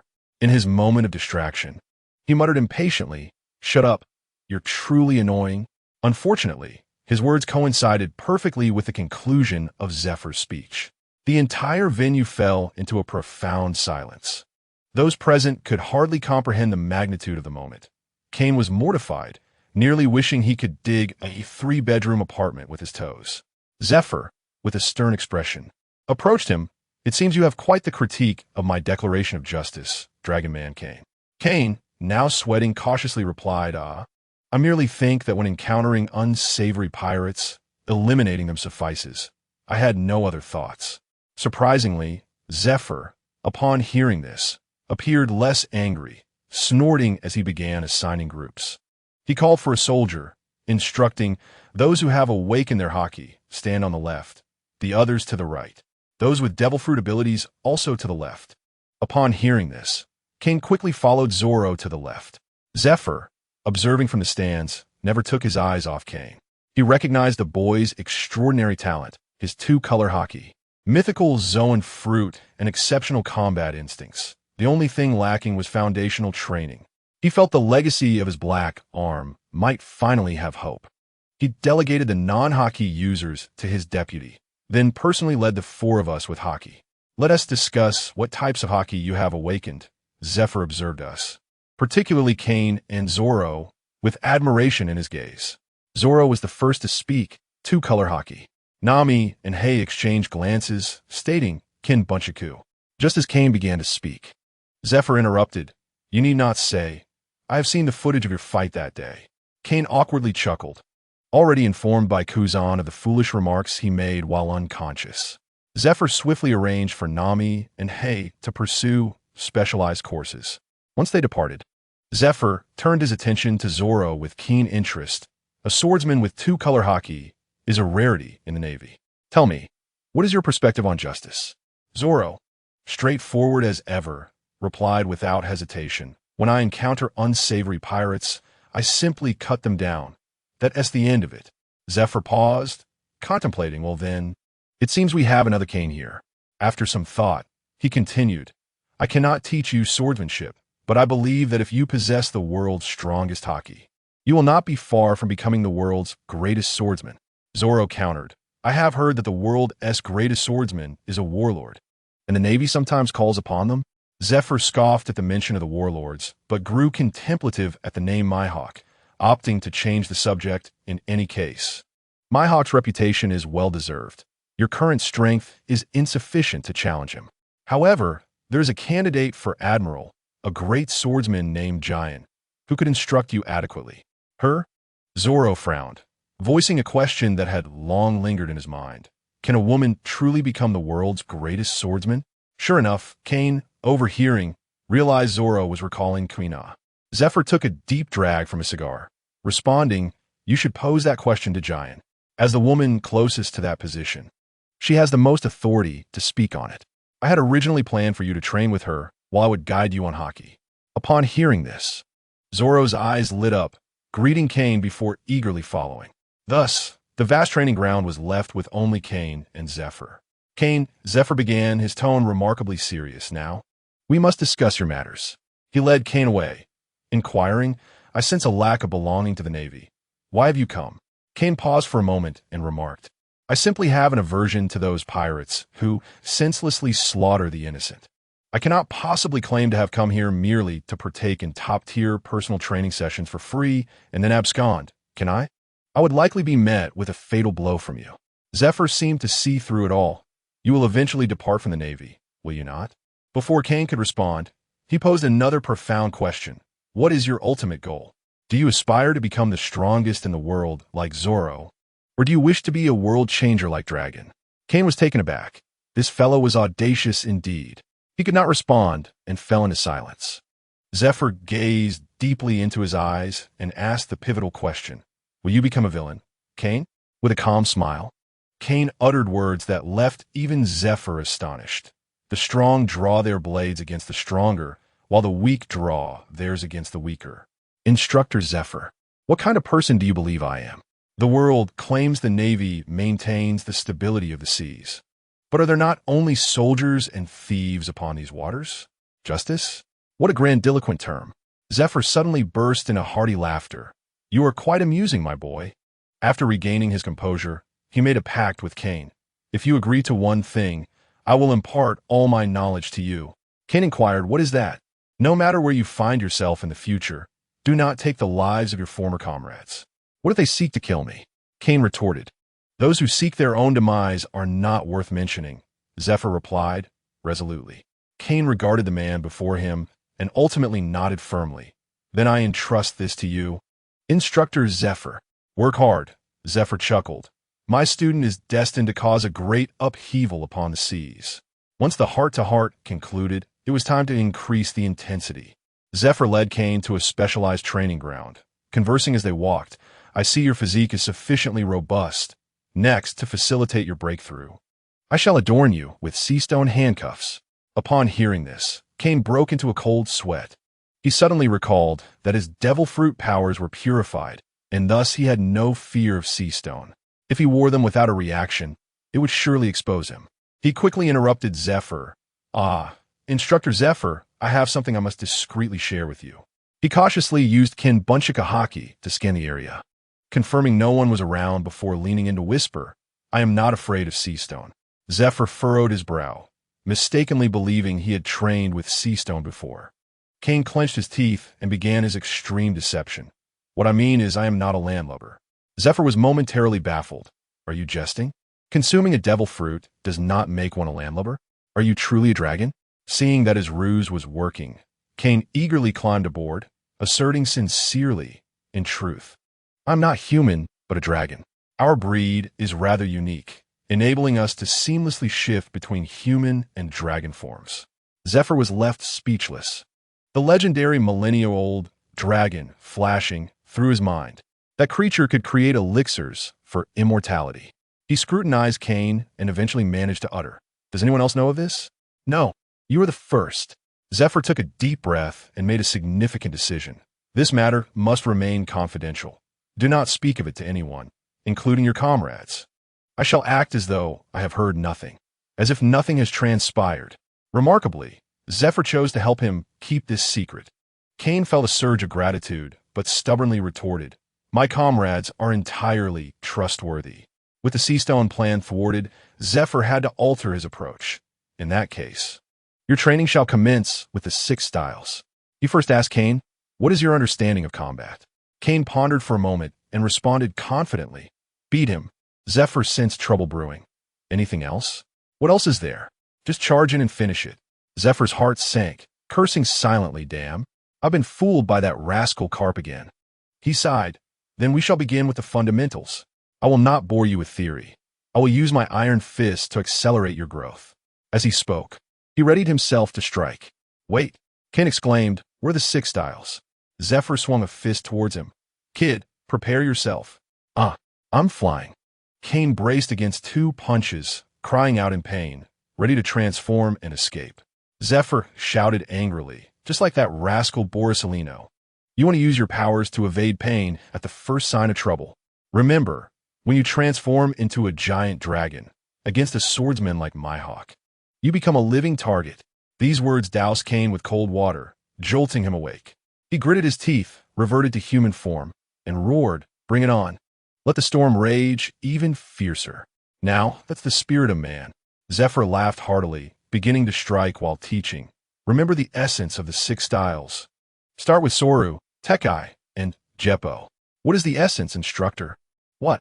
That rascal Carp didn't even teach you the essence. Zephyr paused in his assault, exasperated, and explained, Soru is the technique of rapid footwork that generates explosive force. Tekai is a defensive technique that hardens the body like steel. Just then, Kane interrupted, Instructor, I already possess a more advanced form of Busashoka Haki.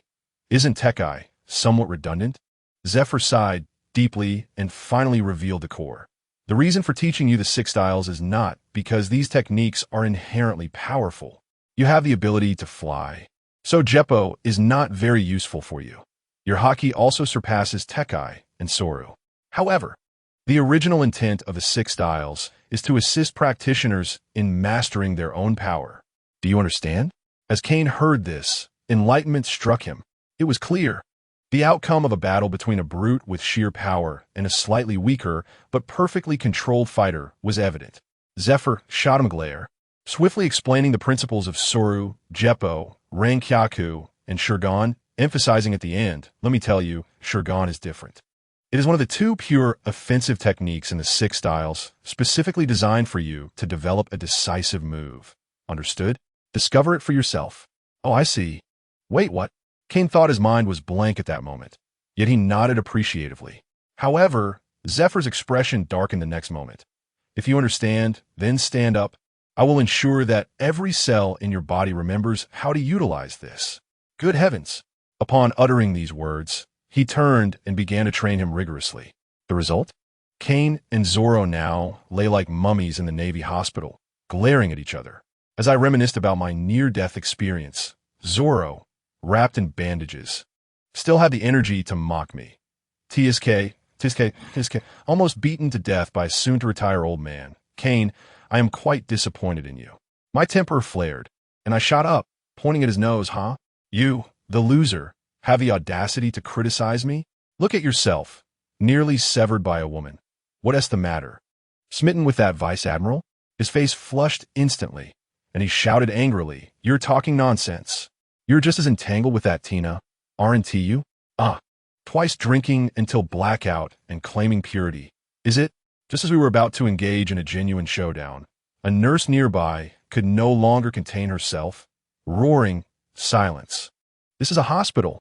The Admiral Zephyr you fought is still unconscious in the next room. With a couple of bangs, the world finally quieted down. Just as I settled in, the task list from Admiral Sengoku was slapped onto my face. It irked me to no end.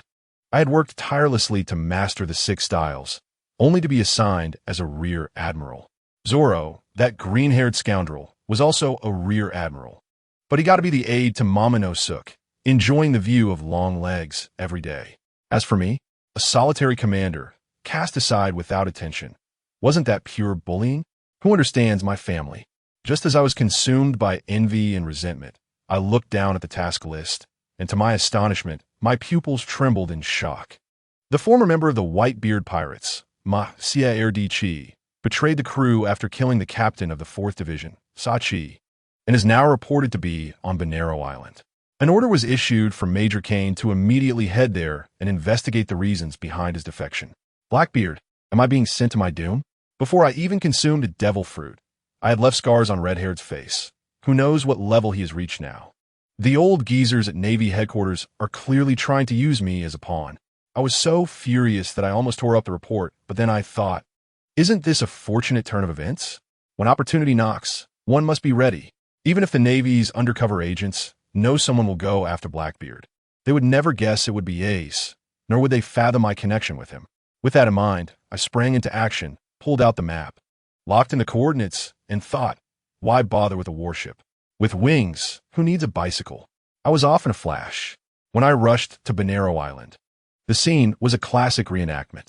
Ace was half kneeling on the ground, while Blackbeard was spewing nonsense, claiming that darkness can absorb the abilities of devil fruits. Observing the clash between these 2 formidable beings, it was clear that Ace was in peril. I thought to myself, this won't do. I need to eliminate the source of the threat first.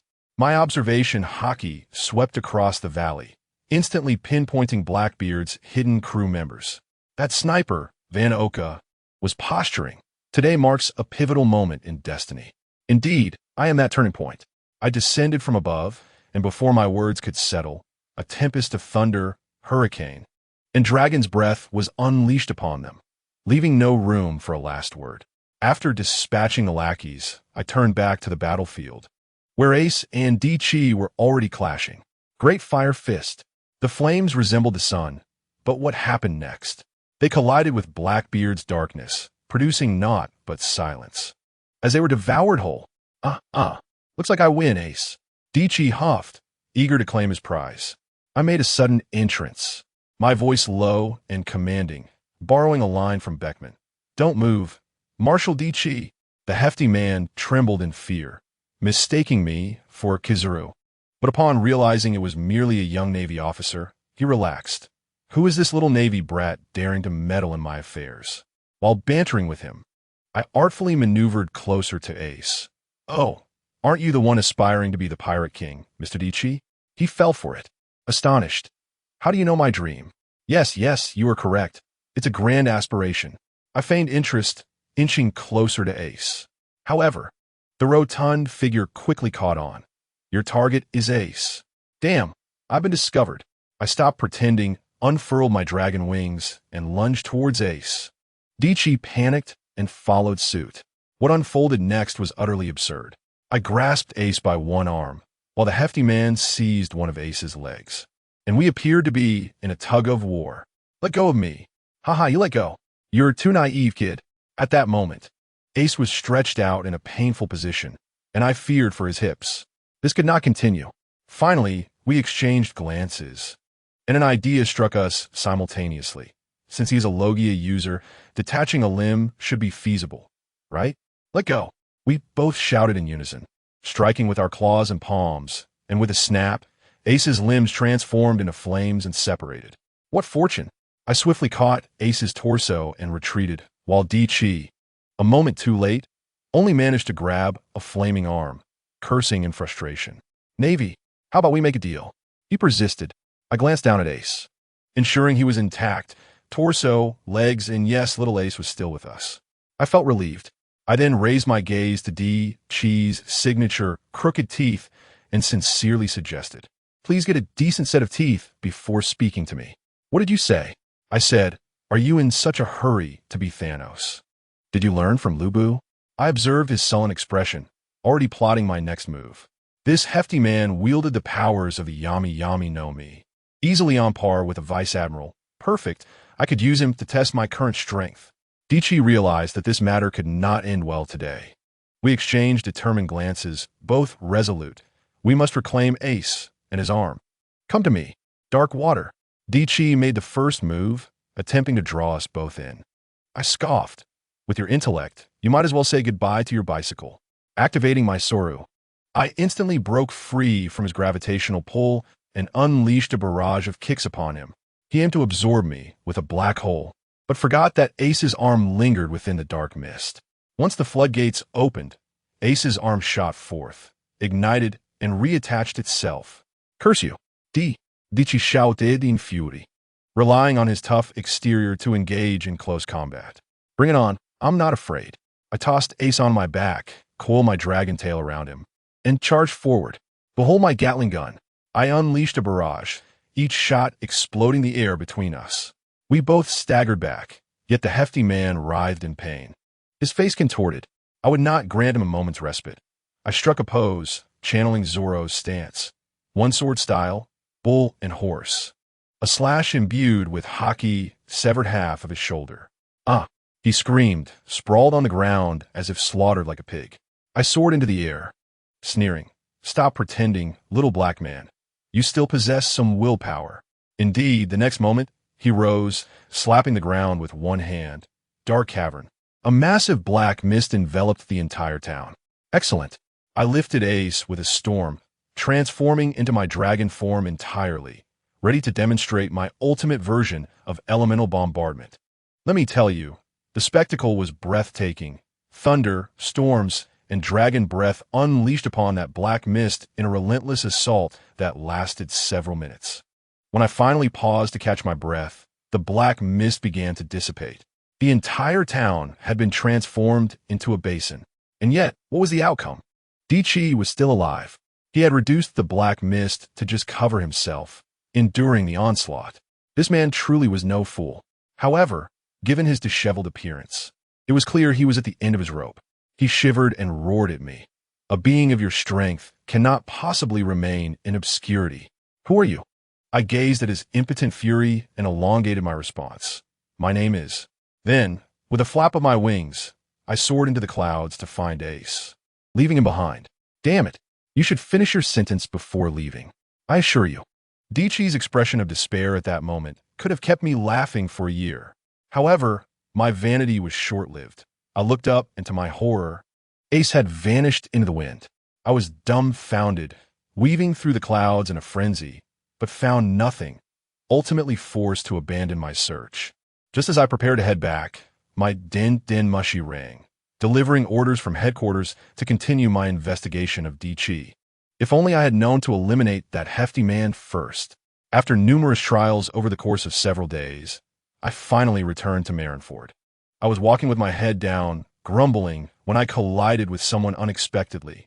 We both exclaimed simultaneously, "What bad luck!" Looking up, I discovered it was Zoro. "What did you say? Don't mimic my words." The nearby Ji Yuan burst into laughter. I must say, her attire today, a red bodysuit, short shorts, and a black spider tattoo on her leg, was simply stunning. I instinctively remarked, not a Black Widow, but rather Major Ji Yuan. Ji Yuan, unfazed, winked at Zoro. "Sayonara, Zoro-chan," before strutting away in her high heels. I immediately turned around, mimicking her voice with a teasing tone. "Sayonara, Soren-chan, you scoundrel. Watch me take you down." Soren's temper flared instantly, drawing his sword and chasing after me with intent to strike. Thus, we playfully bickered our way into the Navy Tavern. "Boss, bring me a barrel of your finest liquor," I shouted as I stepped inside. Before the proprietor could respond, an irritating voice broke through. "Oh, isn't that the most idle Brigadier General Kane and the most dashing Brigadier General Soren?" Turning around, I found it was that little scoundrel, Jinka, starting his antics again. I grinned widely, walked up to him, and playfully slapped my palm against his face. "You little rascal, it seems the lesson I imparted last time wasn't sufficient. Do you dare to retaliate?" This lad was momentarily dazed by my slap, and, despite his attempt to fight back, began to spout nonsense. "You, a discarded Navy brat. What are you so arrogant about?" The moment those words escaped his lips, the entire tavern fell silent, as if a mute button had been pressed. The Navy personnel who had previously enjoyed the spectacle turned pale, hastily dropping their coins and fleeing, fearing for their lives at the prospect of hearing another word. My eyes narrowed, and I wrapped my arm around this foolish boy's neck, laughing amiably. "Old classmate, come, let's have a chat. What delightful secrets has your master shared with you?" Realizing he had misspoken, his face turned green with fear. Yet unable to backtrack, he stammered, "You, who clearly possess the strength of a vice admiral, are only given the rank of brigadier general. Do you not know the reason behind this?" Just as he was about to reveal the crux of his statement, his mouth was abruptly silenced. I turned to find a man in pajamas, wearing slippers, and donning an eye mask at the entrance. "Who is it?" It was Chinji Kazan. He lazily interjected, completing the young lad's unfinished thought. "That is because the positions of Rear Admiral and Commodore are already filled, leaving us with no choice but to have Kane serve as a Brigadier General for the time being." He then shot a cold glare at the boy on the floor. "Go back and inform your superiors that if they dare to gossip recklessly again, they can expect to be sent to the front lines." The boy was so frightened he nearly wet himself, quite literally. I disdainfully kicked him aside and then turned to Kazan with a sarcastic tone. "Oh dear Kazan, you truly are a kind soul." Just as we were about to discuss crucial matters, you interrupted. "This person can indeed be trusted. Is there truly no business to attend to?" Kazan ignored me entirely, sending the lad flying another 10,000 miles as he crawled towards the door, as if he had received a royal pardon. Observing Kazan's half-awake expression, I shrugged. "So Kazan, are you here for a drink as well?" "Soren will cover the bill," I added.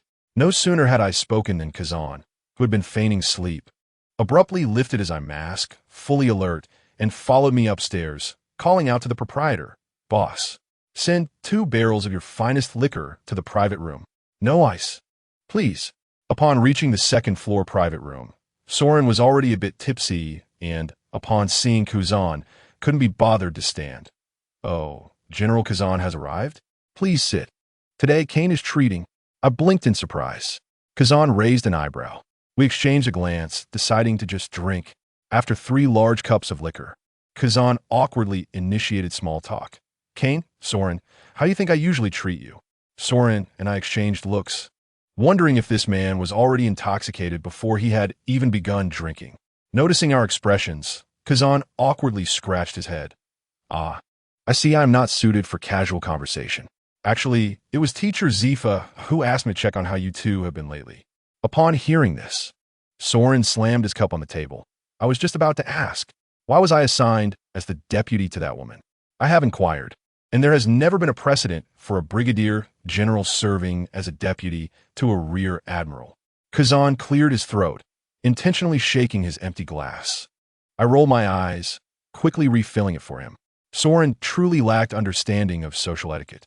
Kazan took a sip and began explaining. Actually, it was Rear Admiral Ko's arrangement. She has always regarded Ji Yuan as a younger sister. And considering Ji Yuan's age, Soren, you must have noticed she is not young anymore. Soren, with a straightforward expression, asked, "So, why was I sent to be her deputy?" I choked on my drink, and Kuzan struggled to swallow, finally unable to resist. "So she wants to play matchmaker between you two. Do you understand now, you fool?" Soren's face flushed bright red, resembling a boiled shrimp, and he buried his head, downing his drink in a frenzy. Just as we were preparing to have a good laugh at his expense, Kazan received a call from the marshal and was summoned away. The moment he left, Soren and I exchanged a knowing glance and shouted towards the proprietor, "Bring all the liquor up. Put it on General Kuzan's tab." After several rounds of drinks, Soren was now tipsy, wrapping his arm around my neck. "Captain, when are we setting sail? Being in the Navy is truly dull." I patted him on the back. "Don't rush.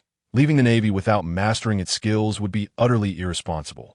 10 days ago, I handled some matters, which are not yet resolved. Wait for my news."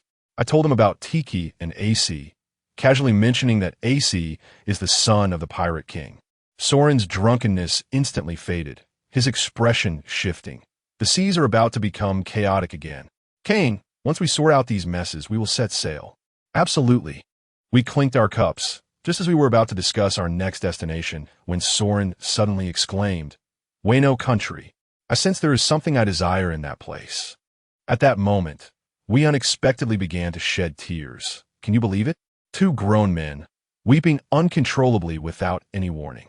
We hurriedly wiped our faces, blaming each other, unable to articulate the reason for our emotional outburst.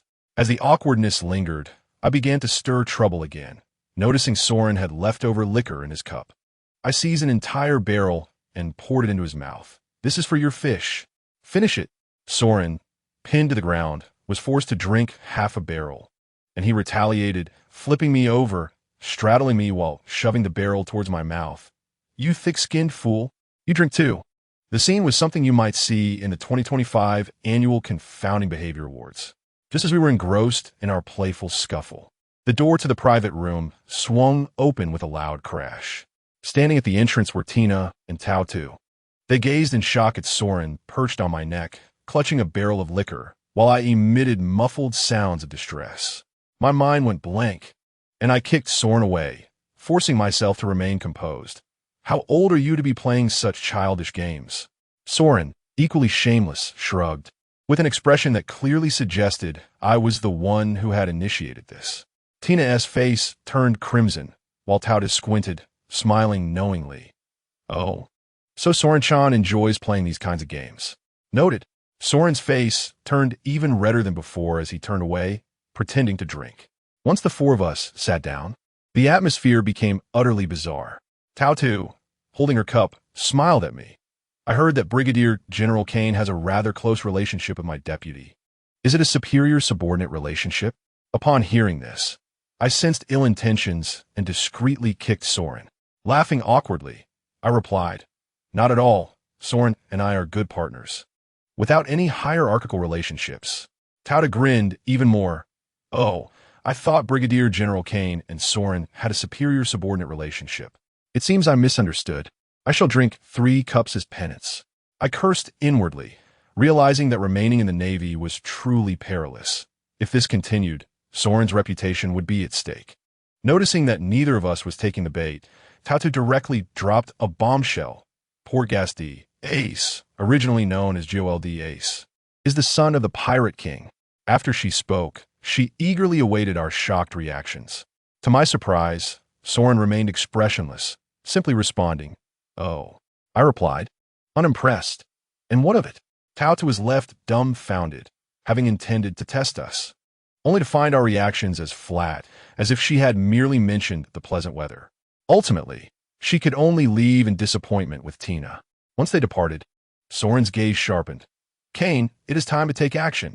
I nodded slightly, instructing you to contact Hai Yi and initiate proceedings. I made my way to speak with the old man, Kapu. Upon entering his chamber, I removed the cape emblazoned with the emblem of justice and handed it to him. "Old man, I am grateful for your care during this time. As for Ace's matter, I shall not let it rest." I gazed at him, enunciating each word clearly, "Farewell. Should our paths cross upon the sea again, I trust you will show leniency towards my subordinates." Having said that, I turned on my heel and departed without a backward glance. Zoro and I embarked on our final naval mission to the domain of Moonlight Moria, though not to summon him to a meeting, but rather to procure his sword.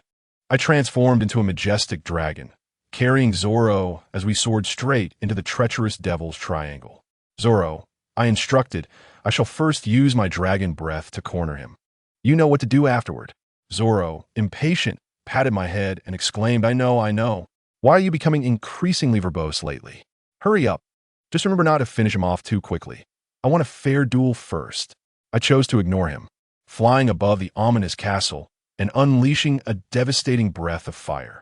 The entire castle was engulfed in flames, teetering on the brink of collapse. At that moment, a rotund figure with a slender neck burst forth from the castle. Upon seeing Zoro and me, he did not express anger, but rather curiosity, inquiring, "Are you a dragon knight?" I must say, Zoro lost composure at once, laughing heartily like a child weighing 200 pounds, slapping my wing. "Kane, did you hear that? From now on, refer to me as Dragon Knight Zoro." I rolled my eyes, my dragon roar infused with electric undertones. What nonsense! You, the three-sword style Zoro, are hardly a lost knight. With that, I dismissed any further banter and turned towards the bulbous-headed Moria, delivering a direct blast of dragon breath to his face. "Listen well. I am Rear Admiral Kane of the Navy, here to formally request your presence at the Shichibukai meeting." Moria, initially poised to assert his dominance, immediately faltered upon realizing I was from the Navy. The next moment, he witnessed me spit, leaving him dumbfounded, and he hastily employed a shadow warrior to evade the attack. Infuriated and hopping in place, "What kind of Navy are you?" Resorting to personal attacks upon our first encounter. As he glared at my dragon form, his frustration boiled over. I despise dragons. Shadow javelin. A pitch-black shadow shot toward me like a spear. Indifferent. I merely shifted back half a step and gestured to Zoro. "This one is yours. Be gentle. Don't cleave him in two at once." Zoro had no time to respond, as the weapon was nearly upon him. With narrowed eyes, he rested his hand on the hilt, drawing his sword in an instant. One sword style, lion song. In truth, Zoro's philosophy lacks the notion of defense. To him, eliminating the opponent's attack equates to defense itself. With a resounding clash, the shadow spear shattered into fragments. Moria's eyes nearly bulged from their sockets. Nanny? He was likely pondering how his seemingly indestructible shadow could be severed so easily. "What are you doing? Focus on the battle." Zoro did not grant him the luxury of time to recover. He propelled himself into the air, executing one sword style, flying dragon flame. To my surprise, Moria chuckled derisively, utilizing his shadow clones to block the attack. Zoro, momentarily stunned, had not anticipated that this supposedly weakest of the Shichibukai possessed any skill. Observing Zoro's expression, Moria's confidence soared.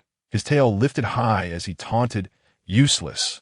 My shadow mage can withstand any attack. Surrender your shadow, boy.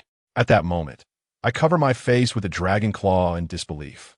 Who could have imagined there would be a warrior brazenly mocking Zoro and explaining his abilities? I could assure you, even if Roger rose from the grave today, he could not save Moria from his fate. As expected, Zoro's countenance darkened upon hearing Moria's words. He mistook the taunt as a personal affront. Moria continued to dig his own grave. Hee. Thinking of fleeing? Just because you have many weapons does not imply you are strong. Zoro, slowly withdrawing as he unsheathed 2 additional swords, remained unfazed, his voice icy as ice itself, 3-sword style. Chio, 84, troublesome phoenix. Moria's retort of useless had barely left his lips when his shadow mage crumbled into shreds, and the ensuing devastating slash struck him squarely. I approached the scene and was taken aback. Moria had been left with a transparent gash in his abdomen, lying on the ground, gasping for breath. My friend, we agreed not to go too far. He hadn't even unleashed his ultimate technique yet, and you've reduced him to this state? Zoro seemed to realize he had become too engrossed in anger, forgetting the original purpose of our quest for swords. Hearing my words, he turned away with a hint of embarrassment. What does it matter? Just keep an eye on him. I'll search for the sword. With that, he ventured into the ruins of the castle. Hey, wait. This castle is vast. Can you find it by yourself? I hurriedly followed. Come on. I am your dragon. How can you, as a knight, leave me behind? Zoro's face flushed. Shut up. Who belongs to you? Meanwhile, Moria, on the ground, likely mused that he could still be saved. Seeing Zoro genuinely furious, I hastily intervened. All right, I'm merely jesting. Allow me to assist you. Taking a deep breath, I conjured a whirlwind, lifting the entire castle ruins into the air. Then, with a sudden halt, everything cascaded down like rain. Zoro squinted amidst the debris, scanning the area. After several gusts, his eyes widened in realization. Found it. We approached to discover a samurai's corpse, clutching a jet-black sword tightly. I recognized it immediately. This sword belonged to the legendary swordsman Ryuma of Wano, known as the Black Blade Shisui. It was said he had once severed a dragon from the sky, thus earning the title of Dragon Slayer. Dragon Slayer? Zoro mused as he grasped the sword, caressing its blade with an entranced gaze.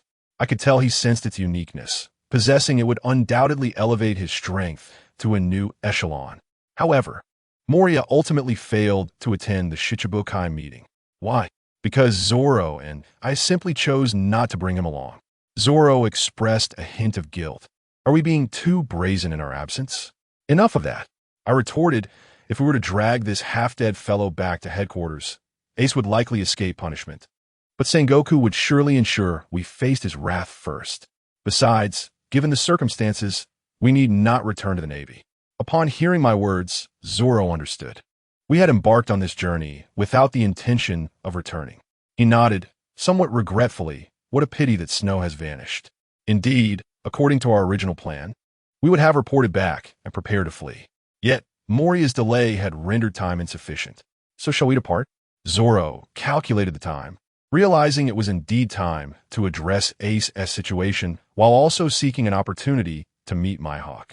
One moment, I approached the kneeling captives Perona, Hogback, and a transparent figure who had already met Zoro's swift retribution. You have a choice, surrender or face death.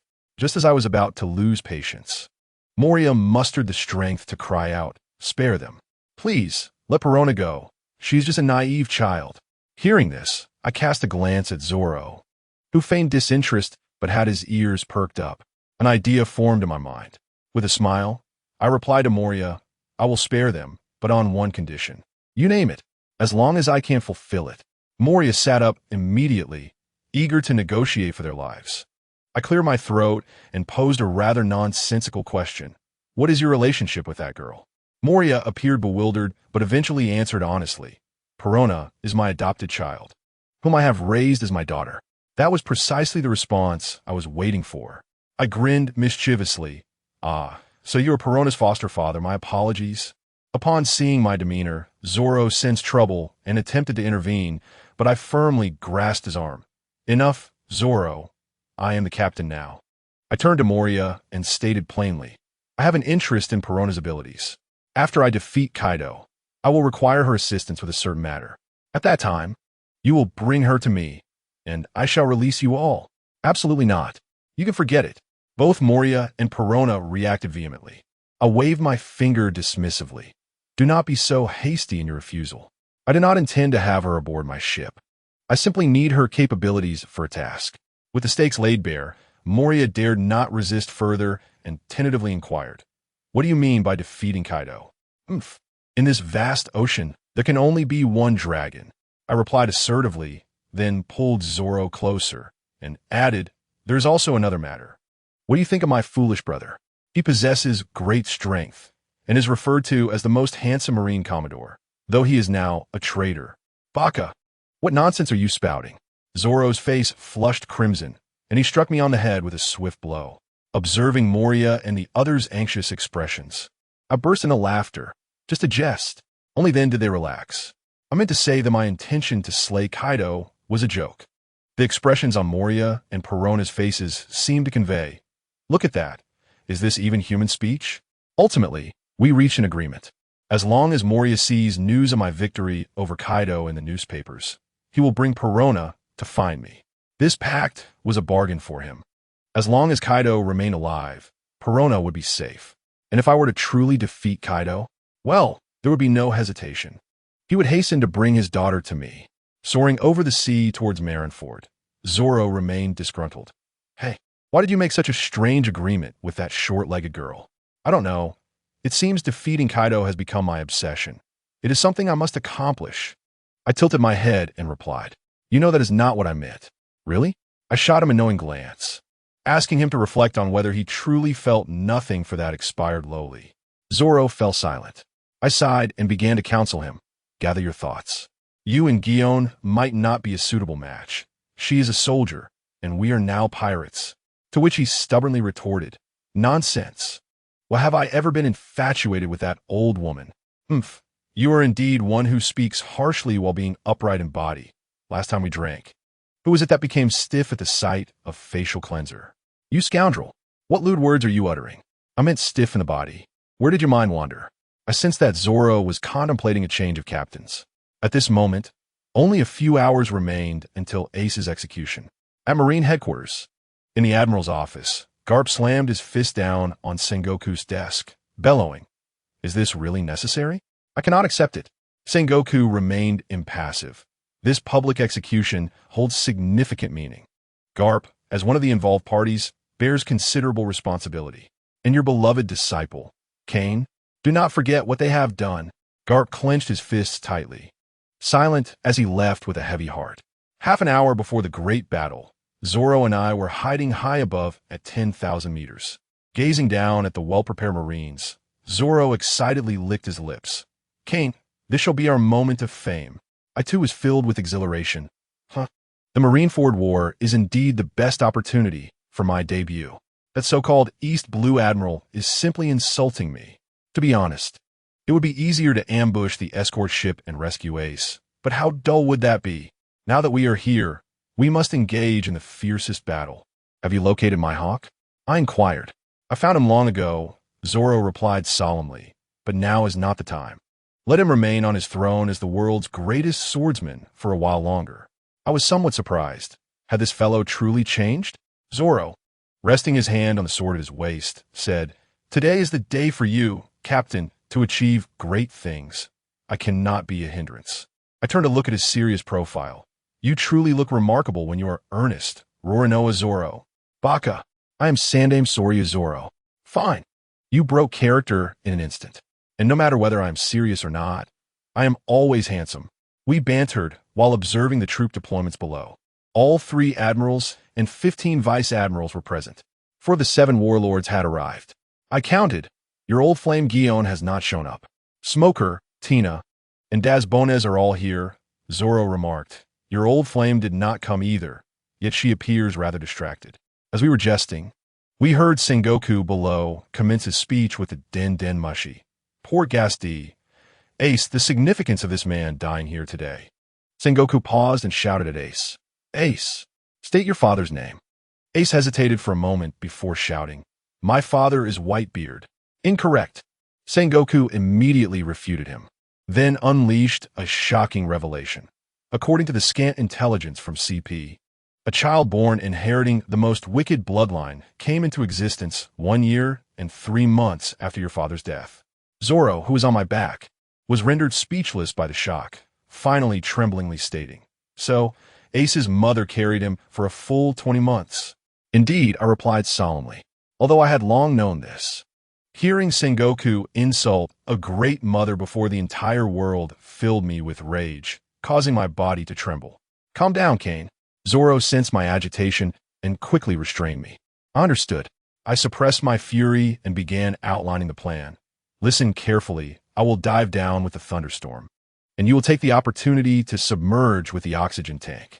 I have already asked Kazan for assistance. He should not trouble you. We will meet at the execution platform." Zoro, touching the oxygen tank beside him, expressed concern, "But you will be facing 2 admirals and the fleet admiral simultaneously." "Do not worry," I grinned. "The likelihood of Kazura going easy on me is high, and I also have a piece of sea prism stone I obtained from Smoker. They all believe I am a devil fruit user, so they will not guard against this. We are going for a surprise attack, while the main force will be Whitebeard and his crew. And then we shall see if we can hold out until reinforcements arrive." I gazed at the sea. The red-haired pirates would surely come, and I had also informed Rayleigh and Sabo. Speaking of which, I handed Zoro an item. "Make sure to keep this on you. When we hand over Ace, remember to throw it out." Just as we were finalizing our plan, Marineford had transformed into a fortress of war. 100,000 elite soldiers. For the 7 warlords, 3 admirals, Fleet Admiral Garp, and the elderly lady. This lineup would cause even the 4 emperors to weep. Suddenly, I nearly collided with someone while flying. "Brothers, we have spotted Marine Commodore Red Dragon Kane. All personnel on alert." A fellow riding a large bird shouted. I focused and realized, good heavens, is that not Sabo and the Revolutionary Army? They actually arrived in a hot air balloon. What a surprise. "It's our people," I shouted. The wind was too strong, and those below could not hear clearly, still shouting to attack. Ultimately, it was Sabo who regained his senses, leaping onto my back and inquisitively asking, "So, you're the infamous dragon's son, Kane?" "I am the great dragon." I gritted my teeth and corrected him. Sabo repeatedly apologized and explained that he had taken leave to save Ace. I thought to myself, your leader's father is below. This leave is likely just a ruse instigated by your leader to send you on an errand. As we conversed, Whitebeard's fleet burst forth from a mist, surrounding the entirety of Marineford. Zoro, ever observant, pointed in a direction. "There's a small boat over there." Sabo adjusted his hat and smiled. "If my brother is in trouble, how could I stand idly by? It is Luffy." He broke out from Impel Down. Sabo pointed in another direction. "The right-hand man of the Pirate King, the Dark King Rayleigh, has also arrived. It seems my letter was not in vain."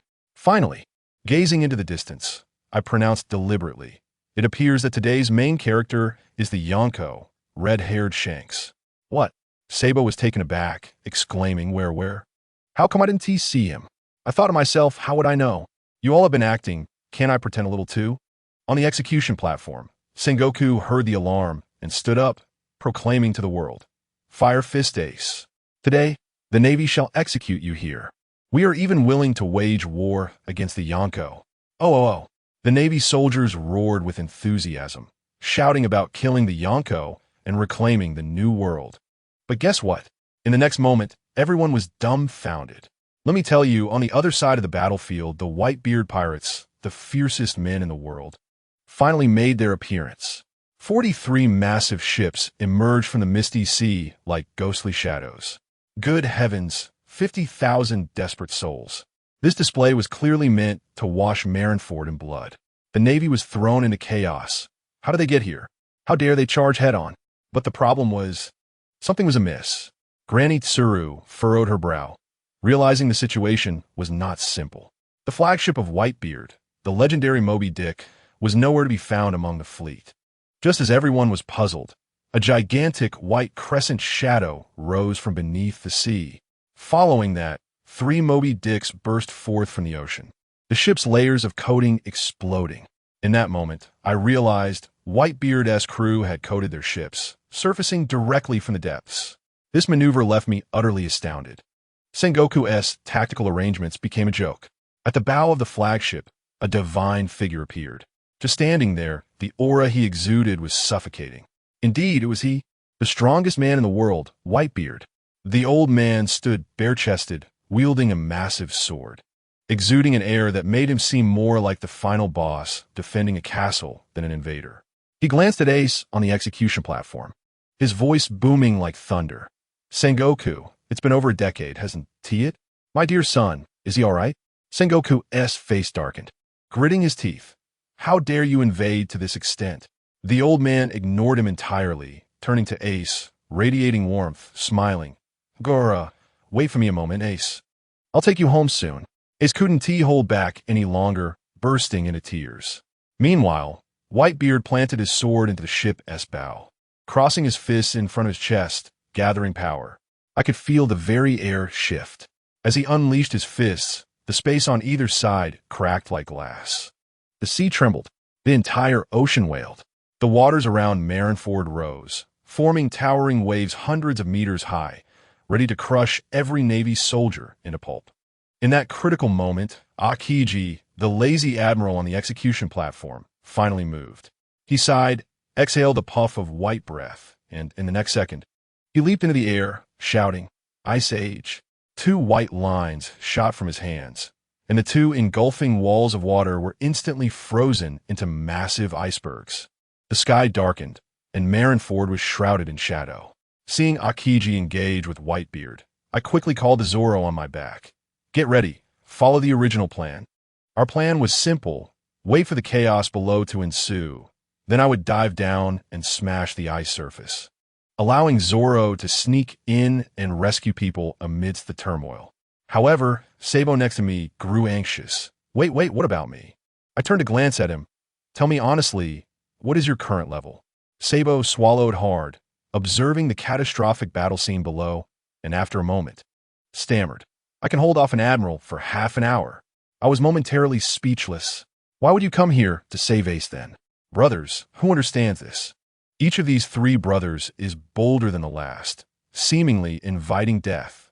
Sabo wasn't angry, adjusting his hat and retorting.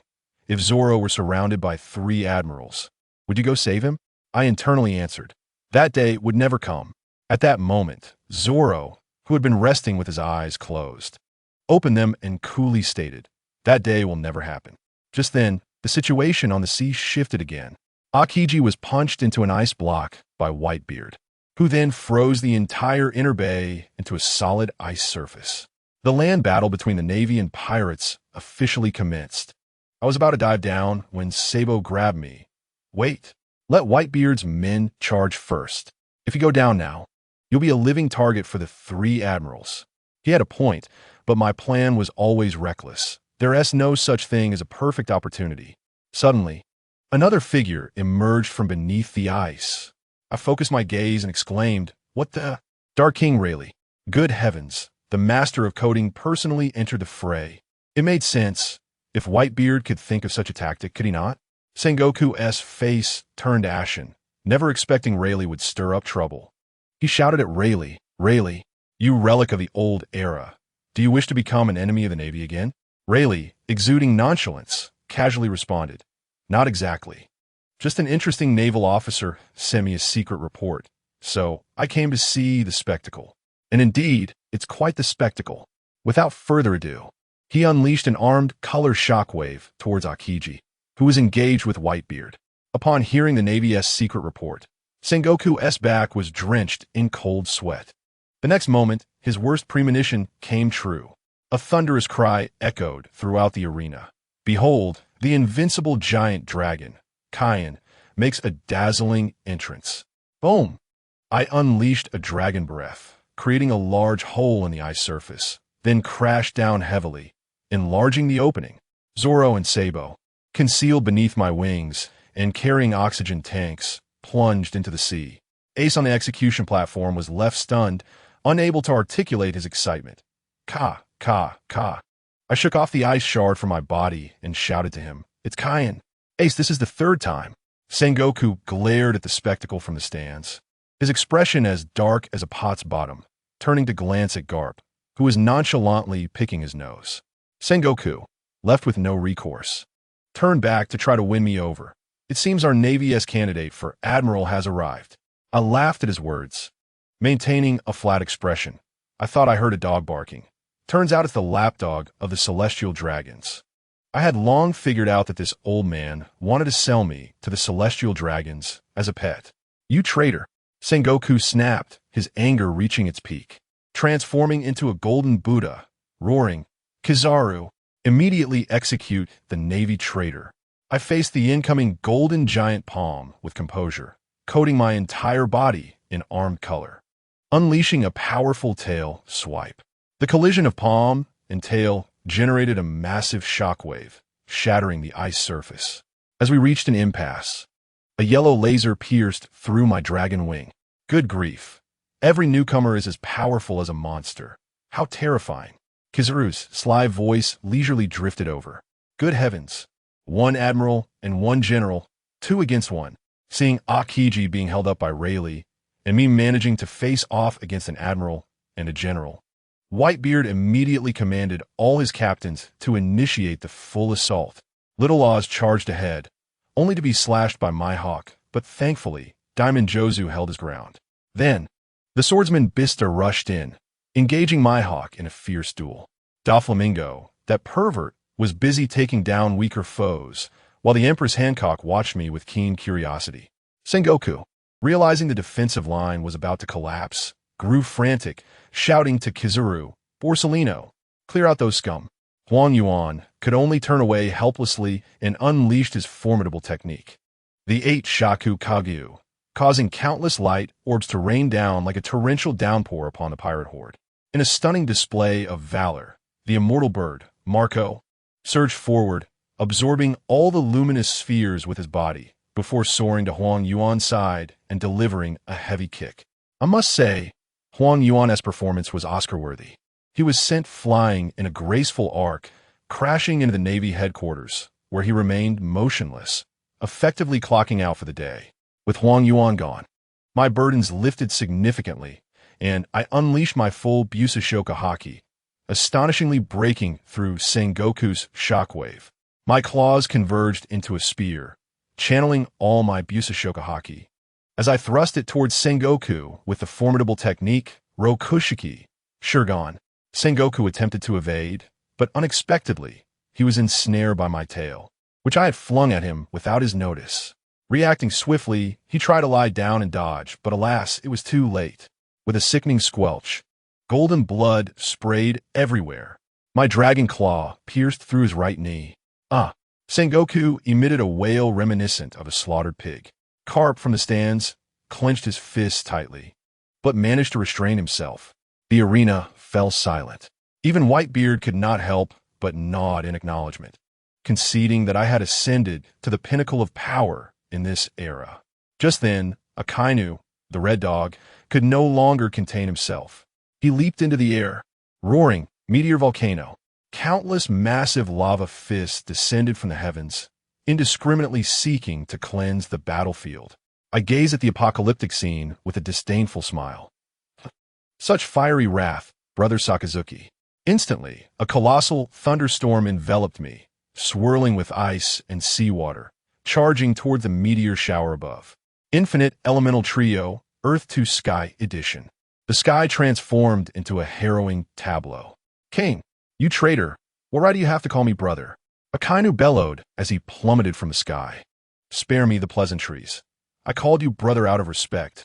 Otherwise, you are nothing but refuse.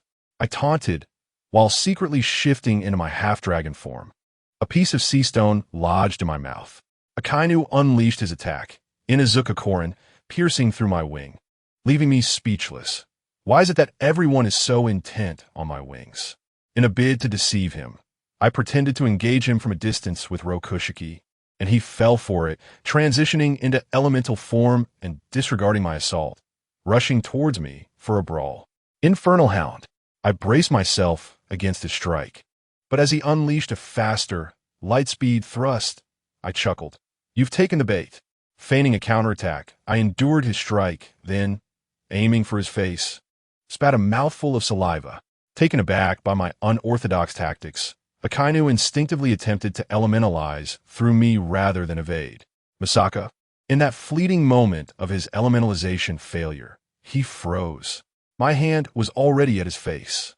"Come on, brother," I sneered, my dragon tail swiftly ensnaring his body. One hand pressing the sea stone against his face, while the other morphed into a dragon claw, plunging deeply into his abdomen. I twisted within, seemingly searching for something. Just as I prepared to shift my dragon tail for a lethal blow to his chest, time seemed to stand still. Let me recount. Ace, on the execution platform, smiled. Rayleigh and Akiji were idly sparring. Sengoku was incapacitated. Whitebeard's crew was rushing towards the platform. Luffy had somehow crawled beneath, wriggling. Zoro was fiercely battling Mihawk. Sabo was stealthily climbing from another side. Blackbeard lurked in the distance. Shanks was en route. Everyone was converging, ready for an exhilarating showdown. Tick-tock, time resumed its flow. "Stop it, Kane." Carp, that old man, glared fiercely, swinging his iron fist, delivering a crushing blow that sent me flying, rescuing the half-dead Sakazuki. I was momentarily stunned. Watching Carp whisk away the barely breathing Sakazuki, my frustration surging. "What do you mean by this, old man?" I shouted at him. And guess what? That old man, supporting the nearly lifeless dog, began to lecture me, claiming he was both a teacher and a father, a hero of the Navy, and a plethora of other things, ultimately urging me to hurry to the execution platform, saying that his 2 grandsons and 1 disciple were waiting for me. With that, he departed with slow, heavy steps. What a moral bind he had put me in. My heart was filled with indignation, but saving Ace was imperative. I wiped my face and transformed into a dragon, soaring into the sky. Halfway up, Tina, that big sister, called out to me frantically, but I ignored her. Suddenly, a cute, lowly voice resonated in my mind. "Kane, that fiery big sister is calling you." I immediately turned back, snatching the figure attempting to disguise itself as an ice block bell and gripping its neck expressionless. I said, "Kid, ice blocks don't speak, understand?" With that, I forcefully shoved it into my mouth and took off. Bell must have felt so wronged. As I soared above the execution platform, the chaos below was palpable. Without hesitation, I let out a thunderous dragon roar. Everyone halt. Instantly, tens of thousands of eyes turned towards me. I slowly approached Ace, lifting him up, and with a sweep of my dragon claw, the sea stone handcuffs shattered with a crack. This moment shattered the morale of the Navy, causing them to cry out in disbelief, while the pirates below popped champagne, jubilantly embracing and leaping in celebration. I took a deep breath and addressed Granny Tsuru.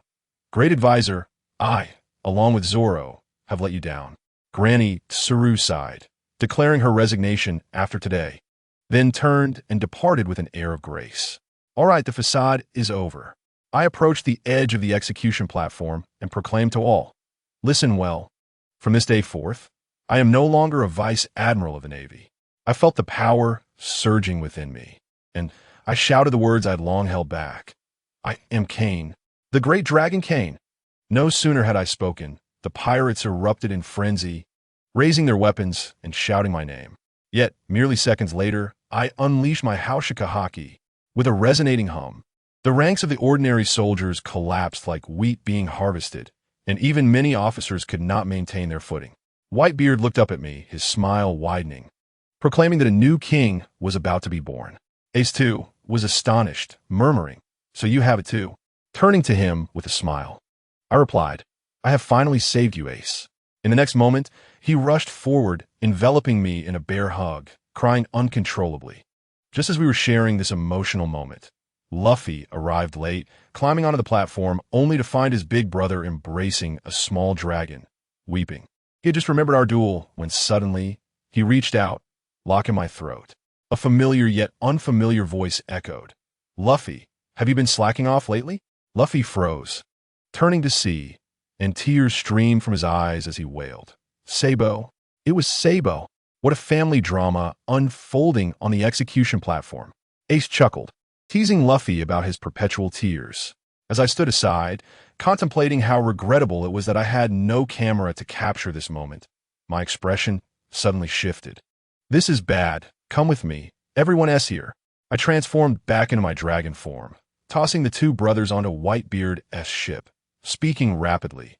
"Ace, quickly gather everyone and retreat.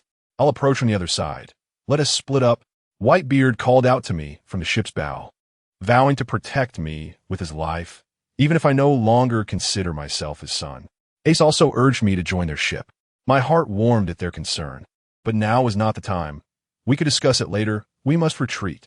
I nodded at Whitebeard and soared into the heart of the battlefield. As I passed by Rayleigh and Huang Yuan, the two elderly masters of Tai Chi, I made sure to call out, "Kazan, my brother, stop the farce. The troublesome foes are here. Quickly regroup. It is likely that Qingji has cursed me 1,000 times in his heart." I rushed at full speed toward Suolong, and to my astonishment, my brother was covered in blood, his eyes rolling back as he approached his limit. I recognized this was a trial he must endure, so I refrained from intervening.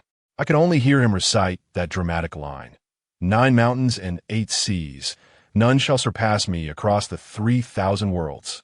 With a crisp sound, the Sandai Gue Che was severed by Ying Yin, leaving a deep wound on Suolong's chest, causing him to collapse. It was indeed futile. Just as I prepared to assist him, Ying Yin suddenly spoke. "Kid, it seems you are in trouble." I thought to myself, "Your observation hockey is quite impressive." Politely, I inquired, "Might I ask for your guidance?" After all, he is a future master, deserving of respect. To my surprise, the proud old man remarked that Suolong was too weak to wield a good sword, bringing him shame, and he intended to personally coach him for a time, returning to me a great swordsman, who among my companions understands this bond between master and disciple.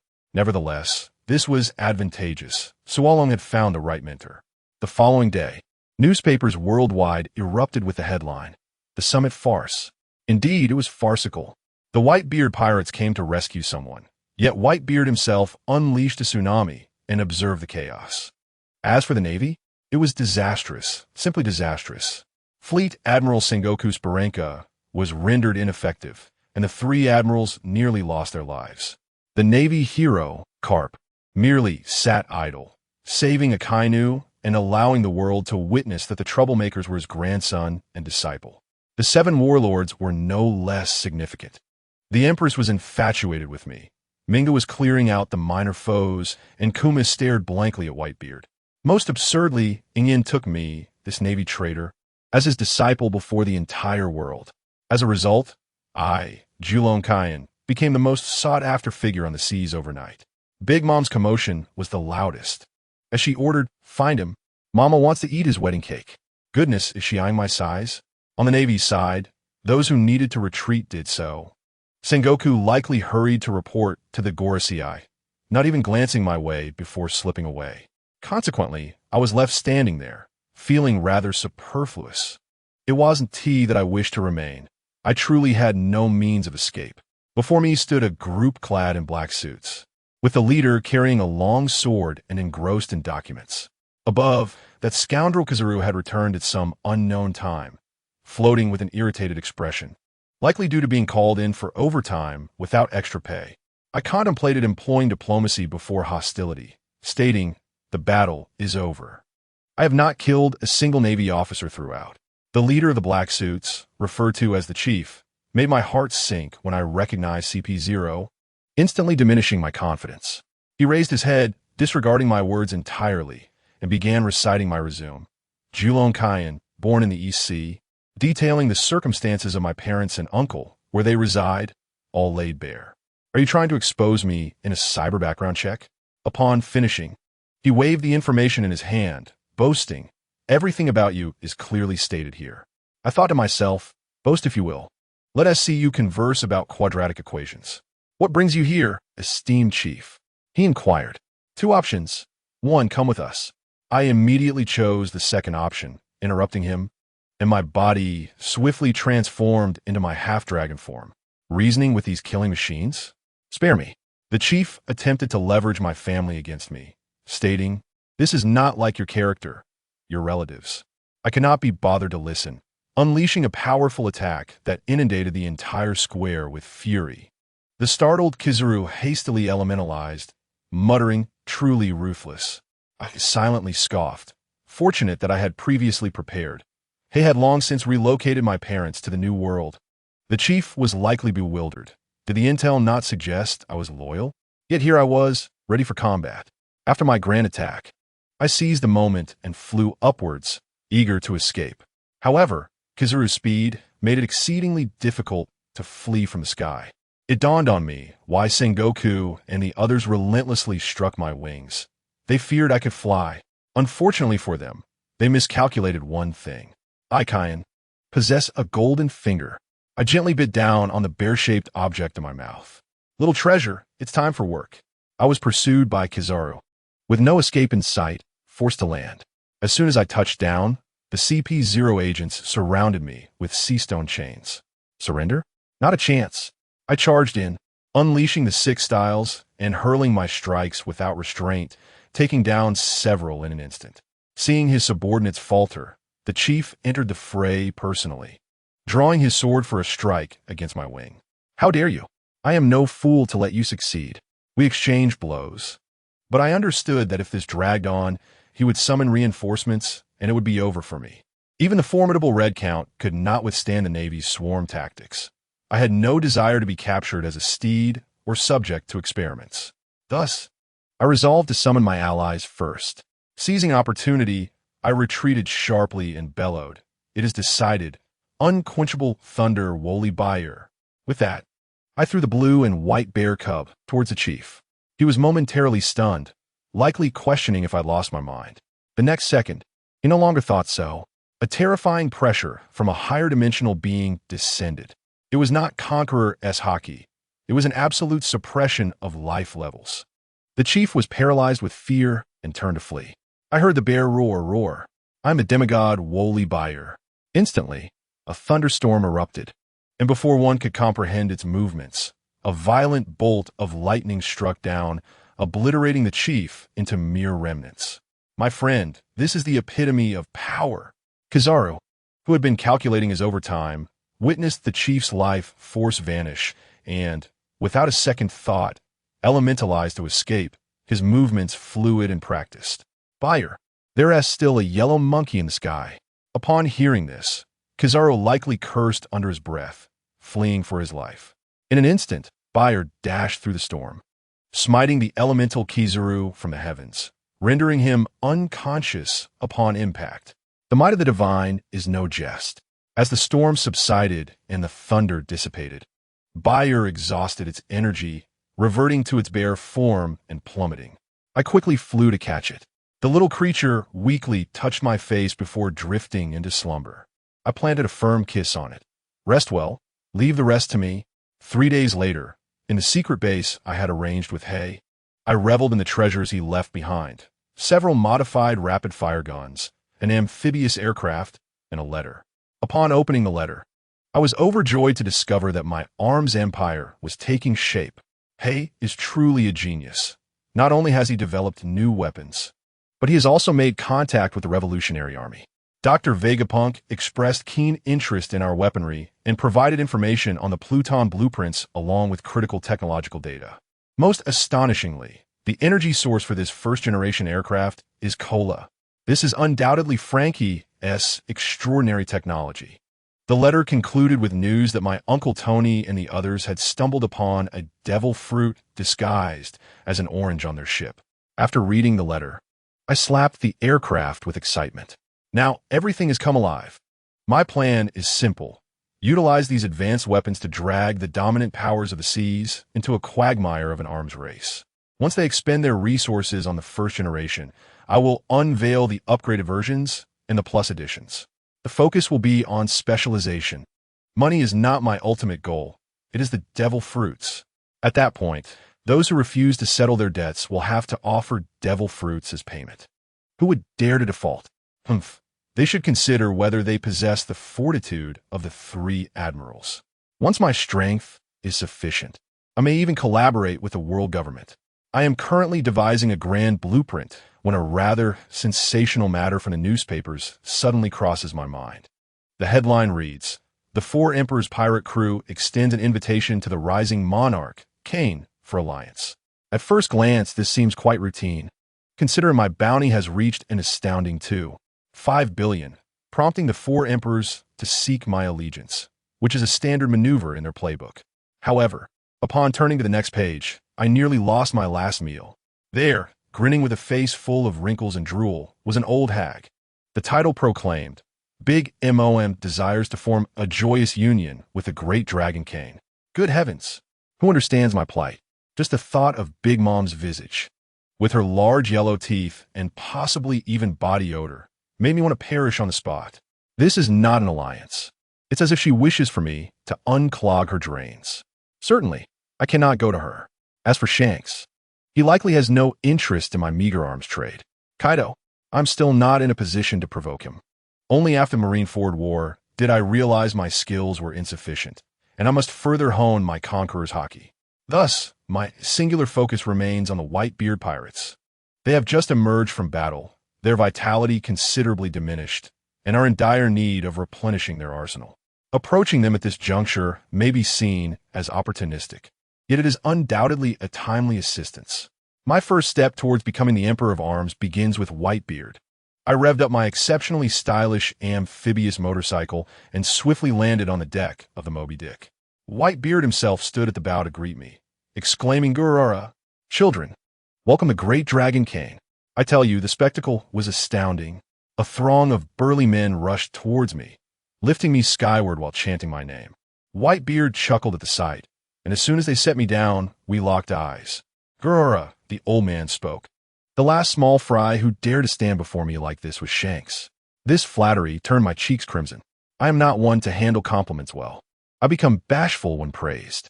After a brief chuckle, he adopted a serious demeanor and uttered that classic line, "Kane, while you have already expressed your stance at Marine headquarters, I must ask you once more, will you be my son?" My heart sank at that moment. Honestly, who wouldn't envy such a grand family as Whitebeard's? It is infinitely better than that plastic kinship of Big Mom S. Gazing into the kind eyes of the old man, I found myself wavering slightly. Yet, I shook my head. "Old man, I cannot join your crew. I have a promise with Zoro. How could I abandon my brother's dreams for another?" Ace immediately grew anxious and grasped my arm. "Kane, why refuse? You are now an enemy of the entire world." He was frantic, fearing that I might be captured by Big Mom or the Marines as soon as I stepped outside. He turned to Whitebeard with a pleading look, silently asking for protection. Whitebeard, ever gracious, laughed heartily. "Gurura, even if you do not join my crew, you shall always remain a friend of the Whitebeard pirates. There will always be a place for you aboard the Moby Dick." With that proclamation, he waved his hand. "Let the feast begin. Drown our esteemed guest in fine wine." As the banquet commenced, the atmosphere ignited instantly. Bista approached with a bowl larger than my face, toasting me and inquiring, "Kane, where's your swordsman partner? Where did that Zoro fellow go?" I downed a hearty gulp of wine, wiped my mouth, and replied, "Oh, he has caught the eye of my hawk, who claims he has great talent and has taken him for specialized training." Nanny? The entire room fell silent, jaws nearly dropping to the deck. The world's greatest swordsman personally mentoring him? This lad is destined for greatness. Amidst the revelry, I noticed a sneaky figure. Lo and behold, it was Marco the Phoenix. While everyone else was engaged in drinking, he was bouncing around my flying motorcycle, poking and prodding, practically on the brink of taking it apart with a wrench. He even removed the seat to reveal the storage compartment below. After studying it for a while, he muttered in confusion, "No power system? Could it be this thing has eaten a devil fruit?" I nearly burst into laughter.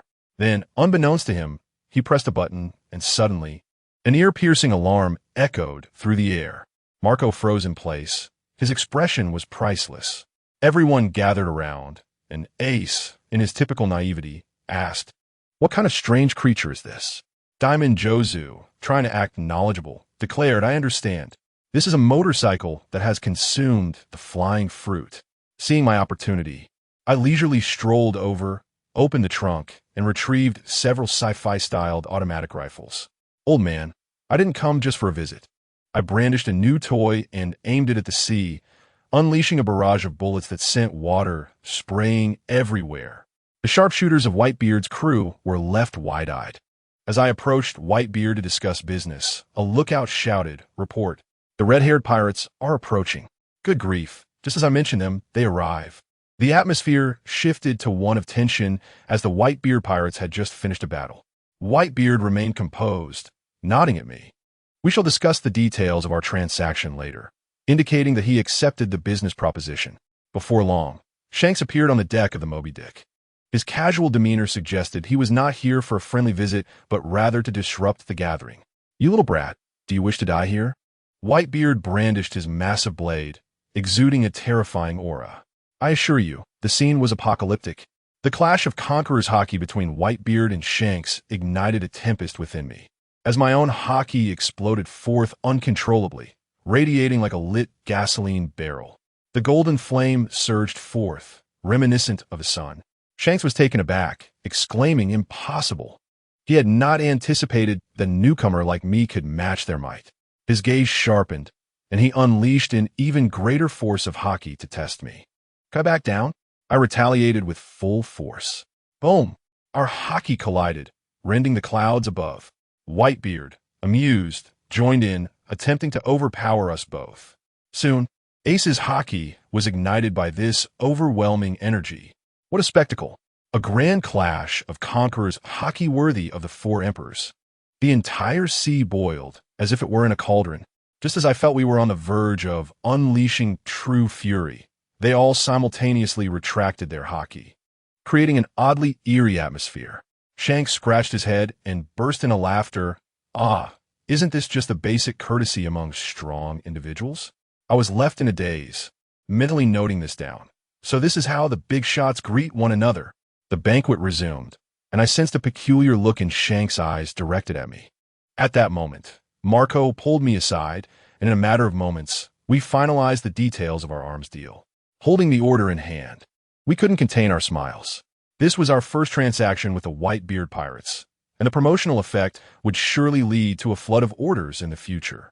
Once they saw we had concluded our discussion, he approached us with a puzzled expression.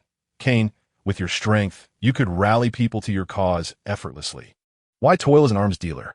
I shot him an incredulous glance, took a sip of my drink, and leisurely replied, "I assent that a narrow perspective. What would I do with so much money? What I truly desire is to acquire all the devil fruits in the world. Money is merely one of the means to achieve that. I assure you, this approach is rather sophisticated." Ace appeared bewildered, asking what I meant by a one-stop service, whether I would personally engage in it. I nearly fainted and replied, "Brother, it's just a metaphor. Can you think of something sensible?" I had no choice but to break it down for him. "Listen carefully. The first step is to identify two factions that cannot stand each other, preferably those on the brink of conflict. As for me, I shall assume the role of a peaceful angel, seeking out those who are slightly weaker or excessively ambitious. And I would propose to them, 'Brother, I perceive great potential in you. This batch of arms is a complimentary gift. Consider it a gesture of friendship.' Once they wheel my equipment and send their adversaries into disarray, one must wonder how frantic the opposing side would become. They would undoubtedly scour the world for assistance. At that juncture, my advertisement will be broadcasted. When the opposition seeks me out, I would say, 'Money? Discussing finances could dampen our camaraderie. Consider it a loan. Use it freely.'" Upon hearing this, AIC interjected, "What good does that do?" I nearly rolled my eyes to the heavens and retorted, "Could you allow me to finish my discourse?" As they engage in a fierce exchange, both sides bloodied and relentless, I would promptly introduce an upgraded weapon, version 20. At that moment, who would still concern themselves with monetary matters? The fear of inadequate firepower would compel them to seek me once more. I would specifically target the disadvantaged side, continuing to extend credit. After all, it cost them nothing. Free combat power, and what if they staged a comeback? Would they gamble? Certainly. Marco, standing nearby, quipped like a contrarian, "But what if they lose?" I shrugged. If they lose, so be it. With victory comes defeat.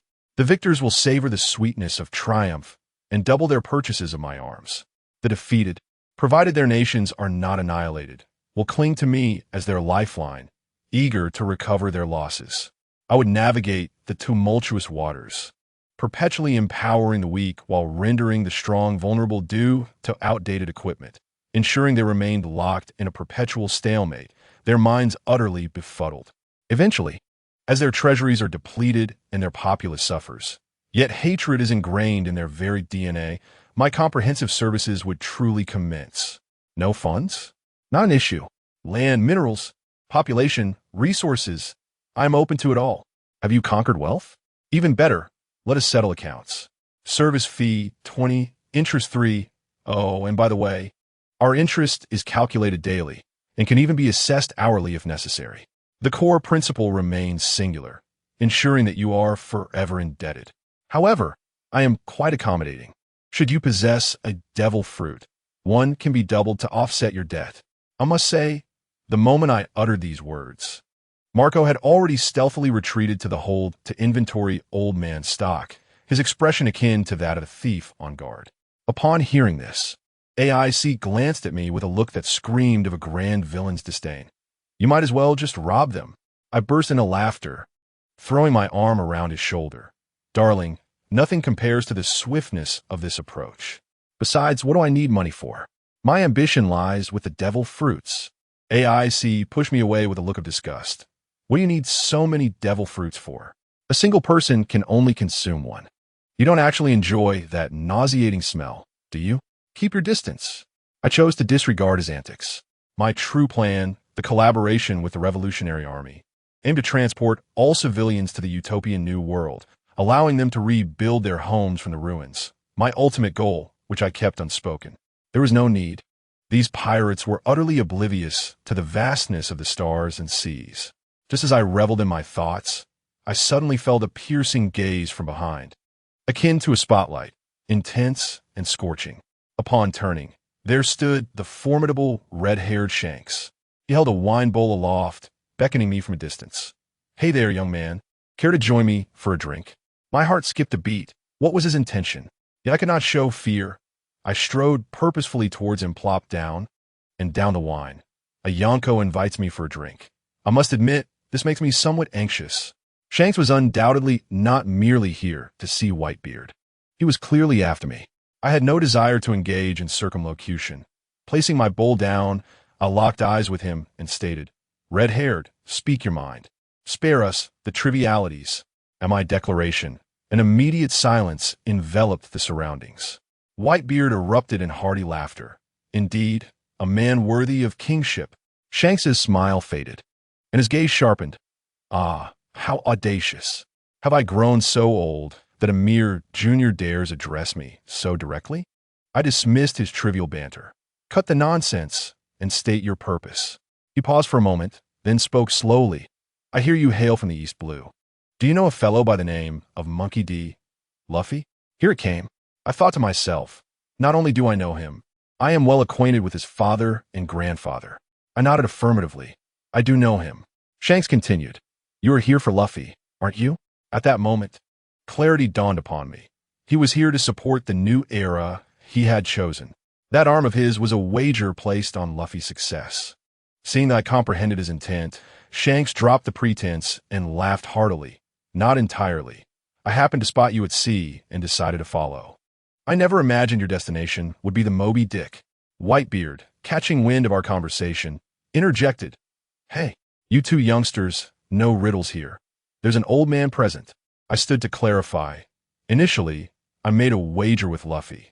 The loser must grant a request of the victor. Whitebeard, not bothering to inquire who won or lost, simply asked, What request did you make? I shrugged. I demanded that he refrain from declaring his aspiration to become the Pirate King until he has bested me. The moment those words left my lips, Whitebeard paused, then burst into uproarious laughter. Gurara. With that, Shanks' arm was severed for naught. Shanks's expression darkened as he leapt to his feet, fury radiating from him. For someone of your caliber to engage in such a wager is utterly despicable. Hey, I admit I may have played the giant against the small, but I relish it. I retorted boldly, Oh, Elder, if you cannot play the game, then do not participate. If you cannot bear the loss, do not gamble. How dare you? Shanks erupted, swiftly drawing his famed sword, Griffin. the aura of death enveloping the room. Then let us wager. The loser must forfeit their life. Before he could finish, a blinding flash occurred, accompanied by a thunderous clash. Unbeknownst to me, Whitebeard had already intervened, his massive blade firmly clashing against Shanks' griffin, the shockwave from their swords shattering all nearby wine jars. "Shanks!" Whitebeard's voice thundered. "To draw your weapon aboard my ship is tantamount to courting death." Shanks, gritting his teeth, defiantly shot back. "I do not recall that the great Dragon Kane is under your command. Do you recall? You are of no consequence." Whitebeard's left hand was clenched into a fist, his tremor fruit ready to unleash. I rushed forward to mediate. "For heaven's sake, if you strike that blow, the Moby Dick will be no more." Yet these two were locked in their fervor, unwilling to yield. Amidst this tense standoff, Shanks abruptly sheathed his sword and turned his piercing gaze towards me. "Your affair with Luffy is far from over. It is best you do not cross paths with me again upon the seas." His words ignited the fire within me. Who does this Yonko think he is to threaten me? I dare to face the world government. With a scowl, I replied, "Why should we settle this? There lies an island just ahead.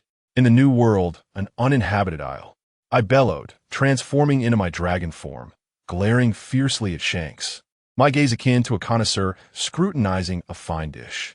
Shanks stood resolute, expressionless, stating, "Today, I shall spare your life. When Luffy defeats you in the future, that shall be your demise." I couldn't help but laugh in disbelief. "Ha! A Yonko indeed. Your words carry more weight than your strength. Let me see if your head is harder than others. Indeed, I am a descendant of dragons. Come at me if you dare." With a mighty roar, I soared into the skies. Shanks scoffed. "Even in a duel, you resort to such underhanded tactics." I was left speechless. A pirate lecturing me on honor? I unleashed a triad of elemental assaults upon him. Ice, fire, and lightning raining down like a tempest. Childish tricks. Shanks effortlessly dispelled my attacks with a series of slicing strikes. Then, with a bend of his legs, he launched himself skyward like a cannonball, executing a precise slash aimed at me. The sword's energy surged, enveloping the sky. But did I evade? I did not. I directly initiated the formidable challenge of Chao Wei Zhuang Yi Shou, enveloping my entire being in the impenetrable armor of Haki, and boldly withstood the onslaught. A resounding clash echoed, akin to the impact of metal against metal. Even Shanks was taken aback, exclaiming, "Such formidable armor." I shook my head, reveling in the surge of strength coursing through my body, and grinned menacingly. "Your slashes are impressive. Let me see if your stamina is equally formidable." Upgraded infinite firepower, elemental bombardment.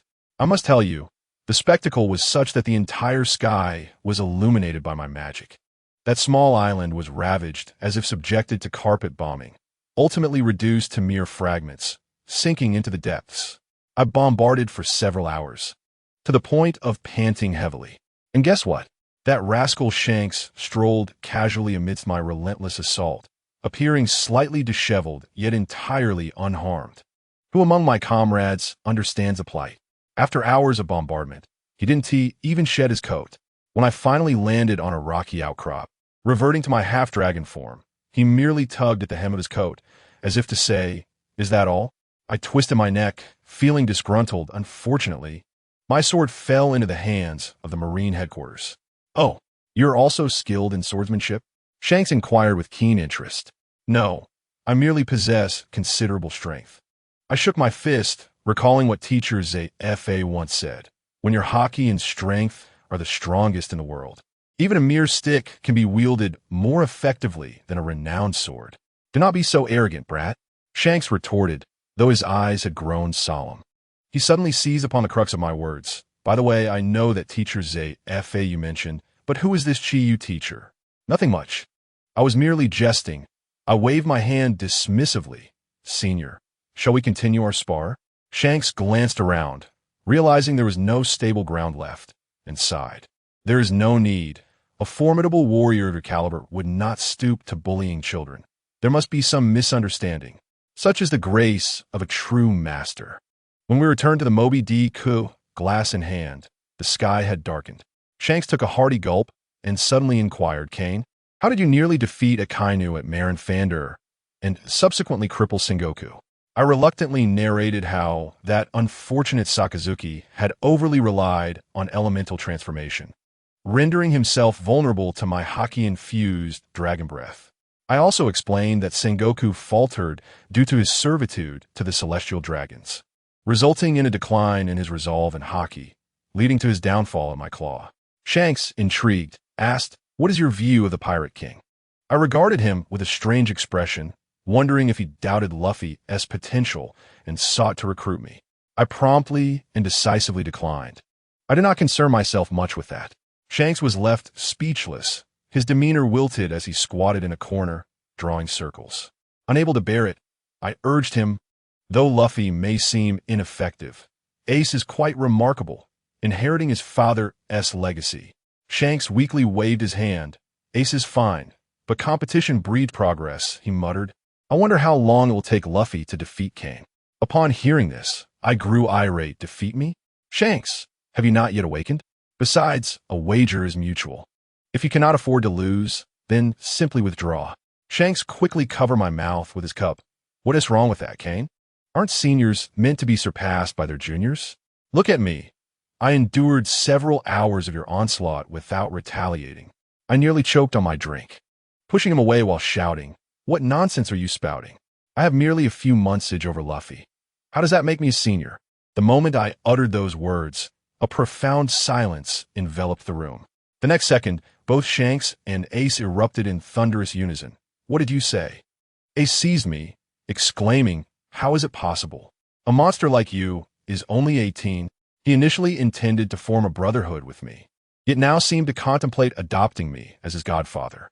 Meanwhile, Shanks was utterly flabbergasted, his CPU seemingly overheating. Regaining composure, he gripped my neck and shook me wildly. Impossible. Tell me this isn't true. Quickly, say this isn't true. The crowd rallied to rescue me from his grasp. Shanks lay sprawled on the deck, gasping for breath. His eyes filled with despair. I could almost hear the sound of his worldview shattering. This monster is the same age as Luffy? What does that imply for my own growth? Does Luffy still have a chance to become the Pirate King? I must say, the scene was such that Whitebeard laughed so heartily the entire ship trembled, while the surrounding captains marveled at me in awe. Only Shanks appeared utterly ruined, repeatedly muttering, "Impossible. I cannot accept this." I could not resist the urge to mock him. What is the big deal? If I hadn't bombarded you for hours without you shedding a single garment, I would struggle to believe you are Yonko. After what felt like an eternity, Shanks finally raised his head as if resurrected, speaking in a tone of profound disillusionment. "Kane, tell me, do you truly wish to know what One Piece is?" Upon his utterance, Kane exhibited little reaction, yet the captain surrounding Whitebeard nearly erupted with fervor, their eyes ablaze with excitement, each one seemingly high on adrenaline. After all, who among pirates does not aspire to claim the title of king? Only Whitebeard and Shanks stand apart. Even Kaido dreams of occupying that throne. Shanks disregarded the excitement around him and stood tall, directing his attention to Kane. "If you agree, either become the Pirate King or deliberately lose to Luffy, and I will reveal the secrets of Laugh Tale." I was taken aback. This was Laugh Tale? Even someone of Marco's caliber began to gasp for breath. And how did Kane respond? With a disdainful expression, nearly mocking, he retorted, "Oh, how terrifying. Your statement only makes me less interested." The secrets of Laugh Tale held no value for me. Instead, I would prefer a few devil fruits. Your search for someone to inherit the title of Pirate King is merely an attempt to have someone else unearth the dark history of the world government, is it not? In truth, Shanks, I harbor no interest in the Void Century. Compared to the past, I would much rather forge the future. Who among my comrades understands? Upon these words, the entire assembly fell silent. This was not merely a rejection. It was a direct upheaval of the dream of becoming the Pirate King. It revealed to all that the dream they pursued was underpinned by a grand conspiracy. Kane observed Shanks rendered speechless and unleashed his full fury. Let me speak plainly. Shanks, what I believe is entirely separate from your ideals. I simply do not comprehend why you remain obsessed with that so-called will of D. If you are an ambitious individual, then go forth and upheave the world. If you perceive yourself as a victim, the Revolutionary Army is your best sanctuary. What is this nonsense about passing on a will? Plainly speaking, is it not merely your bloodline theory? Travel back 10,000 years. Were we not all mere mortals? You are the victor, and people will believe your words, no matter how absurd. But should you be the vanquished, even the most basic truths will be met with skepticism. I must say, Kane grew increasingly fervent, unleashing his conqueror's hockey, causing the crew to faint en masse once more. After a prolonged silence, Whitebeard finally spoke, his tone exceedingly grave. Kane, the truth of the world may not be as simple as you believe. Kane turned to the world's strongest man, offering no deference. Old man, you might truly be aging. I can hardly believe those words are spoken by the strongest in the world. Whitebeard, surprisingly unfazed, retorted Kane. Do you have a dream? What is your goal? Kane inhaled deeply, gazing at the few remaining individuals on the deck, and declared, I merely wish to return home. If I had no hope, that would suffice, but now that I possess a ticket home, you expect me to abandon ship? Absolutely not. Shang Kursu interjected. Isn't your home in Donghai, the birthplace of One Piece? He was well informed, even knowing who Kayan's adoptive father was. If it's not Donghai, then that's merely my second hometown. Kayan interrupted him directly, gesturing grandly towards the sea. In my hometown, there's an old saying I intended to share with the Revolutionary Army, but since we're having such a lively chat today, I'll bestow it upon you. Nobility and commoners, do they not share the same humanity? This proclamation left me momentarily speechless. With a wry smile, Shanks remarked, No wonder you only respect the strong. Growing up with such words, it's hardly surprising. It seems the rumors regarding your true identity are indeed accurate. He was referring to the speculation that Kayan was a dragon. Kayan had likely shared this information with more than just Zifa. You are quite well informed, Kayan acknowledged, nodding in agreement and dropping the pretense.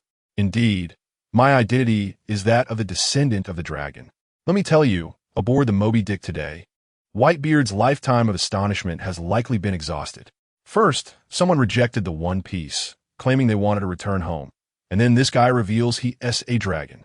The fervent debate continued well into the following morning. Kayan felt sticky from the excitement of the previous night, so he dove straight into the sea. Ace was the first to notice. Utterly bewildered, he grabbed the nearby, sword-wielding Bista and shouted, Hey, Kayan is an ability user. He jumped into the sea. Quick, save him. He is going to die. This child, I tell you, his CPU was nearly overheating. He understood a word from last night. Marco seized his shoulder and said precisely, Ace, didn't you comprehend what was said last night? Huh? What are you talking about? Ace responded, looking completely lost. Vista was nearly going mad beside him. He is a dragon. A real dragon. The kind that can fly. Not just a nickname. Ace remained oblivious. But Kayan had already soared back to the deck, dry and refreshed. Looking at Ace's freckled face, Kayan chuckled, explaining it to him like that 1T help. He is a single-celled organism. Just tell him I'm not human, and he'll understand. After saying this, he disregarded Ace's frantic cries and approached Whitebeard and Shanks. Gentlemen, if there is nothing else, I'll take my leave. I have a multitude of matters to attend to. To his surprise, both of them spoke in unison. Wait. Kayan, I wish to propose a deal. Goodness. Both of these Yonko were simultaneously extending a proposition. Who could withstand such pressure? Kayan raised his shoulders in surprise. All right. Shall we discuss it here or have a private conversation? Whitebeard glanced at Shanks. It's not a secret. We can speak here. Shanks nodded in agreement. Very well, father. The stage is yours. Kayan sat cross-legged on the ground. Whitebeard retrieved a box from his pocket. Marco mentioned you are collecting devil fruits. This is for you. As a token of gratitude for saving Ace. Kayan accepted it, internally questioning what kind of fruit warranted being kept so close by Whitebeard. The illustrated guide is inside the box. Take a look, Whitebeard said. Kayan opened the guide, and his pupils immediately constricted, slamming the box shut, his tone shifting. Father, such a perilous fruit? This can't simply be a gift. What are your terms? Whitebeard laughed heartily. Garur, this isn't a transaction, merely a token of thanks. However, I do have a request. His tone grew somber. I hope that when the Whitebeard pirates face difficulties in the future, you will lend your assistance." Upon hearing this, the surrounding captains grew anxious, exclaiming their unwavering loyalty to Whitebeard. Kane scratched his head, realizing they were entering a familial discussion. Even without this deal, I would stand idly by. Whitebeard interrupted him. "In the future, the Whitebeard pirates will assist you in collecting devil fruits. Ace will coordinate the details with you." With that, he and his sons departed, leaving only Kane and Shanks. Kane jested. "Surely your red-haired crew doesn't require my oversight? You're still young." Shanks chuckled. "That's unnecessary. My proposal concerns your own journey." His gaze sharpened. "You mentioned acquiring a ticket home. Thus, your collection of devil fruits serves as the fare, correct?" Goodness. This old fox deduced Kane's secrets in mere moments. "I don't know where your ticket leads, but I can assure you, should you become the Pirate King, you shall have as many devil fruits as you desire." Kane interjected, A devil fruit tree?" Shanks smiled mysteriously. "I want to disclose that you declined to learn last night. My condition is that you don't necessarily need to become the Pirate King, but you must strive toward that goal. After all, I doubt you can board Luffy's ship." Kane remained silent for a few moments, then solemnly inquired, "What is your offer?" "I will provide you with comprehensive guidance." Shanks gestured, armament hockey, observation hockey, and most importantly, the use of Conqueror's hockey. What you currently lack is top-tier offensive power, and my method of Conqueror's hockey will perfectly complement your shortcomings. Truthfully, Kane was tempted, yet he shook his head. "This pertains to my dream." Then he swiftly added, "You'll need to increase the payment." Incredible. Just last night he spoke of nobility, and today he transformed into a laborer. Shanks, being astute, immediately responded, "The red-haired pirates can also assist you in collecting devil fruits." Kane's internal conflict was palpable. Sensing his wavering, Shanks dropped the ultimate card. "I guarantee the first batch will consist of no less than 10. This statement shattered Kane's defenses. He hesitated for less than half a second, thumping his thigh. "It's settled. I unilaterally cancel my wager with Luffy. Inform him the terms have changed to a competition for the title of Pirate King. That boy isn't sharp enough to suspect anything. It's not that my resolve was weak. It was simply that they were offering too much." Shanks grinned with satisfaction. A pleasant collaboration. Before long, 2 years had slipped by. I'll cut to the chase. The moniker of Arms King has become outdated. The entire scene now refers to him as the War King. His upgraded rapid-fire guns have completely altered the low to mid-tier battle landscape, drawing countless nations into conflict and throwing the entire world into chaos. Kane profited immensely behind the scenes, receiving large shipments of devil fruits every month. His grand clock had also fully charged, ready for interdimensional travel. Naturally, he had not been idle himself. During these 2 years with Shanks, his greatest achievement was finally mastering his extraordinary powers. I tell you, Shanks went to great lengths to teach him, even persuading Mihawk and Whitebeard to share their most guarded secrets, ultimately compiling a unique meditation technique for Kane. Now, when Kane unleashed a punch, it was essentially the Pro-Max version of the bald teacher's ordinary punch. One day, while practicing balance on a sharp rock, his transponder snail rang. Upon checking, he saw Zoro's familiar face, feigning a busy demeanor. "Hello, who is this?" "Speak quickly, I am quite occupied." On the other end, Zoro shot back, "What are you playing at?" "The teacher has already acknowledged me. I'm on my way to find you." Kane chuckled. "It's been so long since we last spoke. I thought you had perished at Mihawk's hands. I was just preparing to avenge you. Enough with the chit-chat. Provide me with the coordinates." Thus began this new adventure. Speaking of which, Kane's stronghold is now known as Arms Island. The island is bustling with activity daily, thriving with business. The Revolutionary Army handles the infrastructure while the Hay family is responsible for research. However, the entire island is in dire need of a true steward. Kane stood atop the tallest structure on the island, gazing down at the bustling scene below, unable to suppress a sigh. Alas, there remains a shortage of personnel. His long loan initiative had proved exceedingly successful, to the point where many kings now trembled at the mere mention of words like Bailey and Devil Fruit. Such darkness it harbors. Had Kane not firmly refused, This Arms Island would have been renamed Princess Island by now. He sighed again, observing the respectful presence of the chief steward beside him, and inquired, "How has the harvest of devil fruits been lately?" To his astonishment, the chief steward was none other than the Princess of Alabasta, Vivi. It was quite remarkable, transforming from a princess into a diligent worker in such a short span. Once, the business on Arms Island had flourished to the extent that the surrounding waters teemed with transport vessels from various factions, with leaders tirelessly bustling about the island, striving to acquire weapons before their rivals. At that time, Kane was undergoing a pivotal spiritual transformation and was unable to divide his attention. In a moment of desperation, he had to enlist the help of Dorag, discreetly sending Sabo for assistance. However, the Revolutionary Army, being clandestine, could not remain hidden forever. Eventually, the truth would emerge. Fortunately, Dorag had inadvertently become entangled with Alabasta and recommended to Kane a talented individual in domestic affairs, the princess and future heir, Nefertari Vivi. Vivi, having gained experience at Baroque works, adeptly navigated the transactions among these powerful factions with Kane's military backing. Thus, what began as a temporary solution for urgent needs led to Vivi becoming the chief steward of Arms Island. Returning to the matter at hand, Vivi glanced at Kane, whose expression revealed no hint of joy or anger, and replied, "Currently, there isn't a single devil fruit in reserve on the island, and the clients have been persistently delaying their payments for the promised devil fruits, except for the one you specifically earmarked for storage." "That is of little consequence," Kane shrugged. "Devil fruits have now entered a period of saturation. Though ordinary zoan-type devil fruits are not particularly rare, it depends on the quantity. Creatures like the Great Clock and El, who consume devil fruits like daily fruit, could take all the devil fruits in the world and turn them into energy in no time." It seemed Vivi wished to say something but hesitated, casting a timid glance. Kane found amusement in her reticence. She merely wanted to remind him of his promises, yet was too intimidated by his imposing presence to speak openly.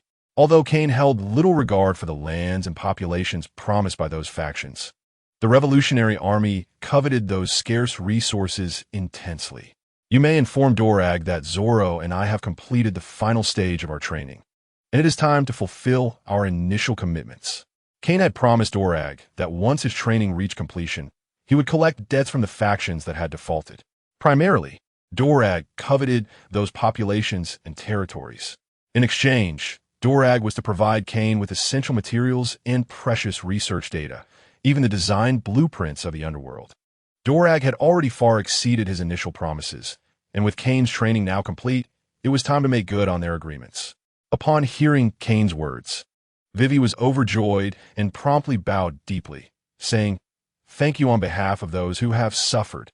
With that, she hurriedly contacted Dorag, her heart full of joy. Kane watched her retreating figure and mused, "Dorag truly lives up to his reputation as a revolutionary leader, having unwittingly brainwashed the heir of 20 kings into becoming a loyal servant. Such tactics are indeed formidable." However, Kane did not mind allowing the Revolutionary Army to take control of his Arms Island, for his ultimate goal was merely to empower the Great Clock, and Arms Island was merely the most convenient means to that end. Once he and Zoro had honed their skills to the limits of this world, the mere pirate world would hold little significance. Seizing the opportunity while Zoro had yet to arrive, Kane intended to meticulously assess his gains. Great Clock, fully charged. Status: random traversal. Pointed traversal is possible upon providing dimensional coordinates. Note: the coordinates must correspond to the most representative object or character of that dimension.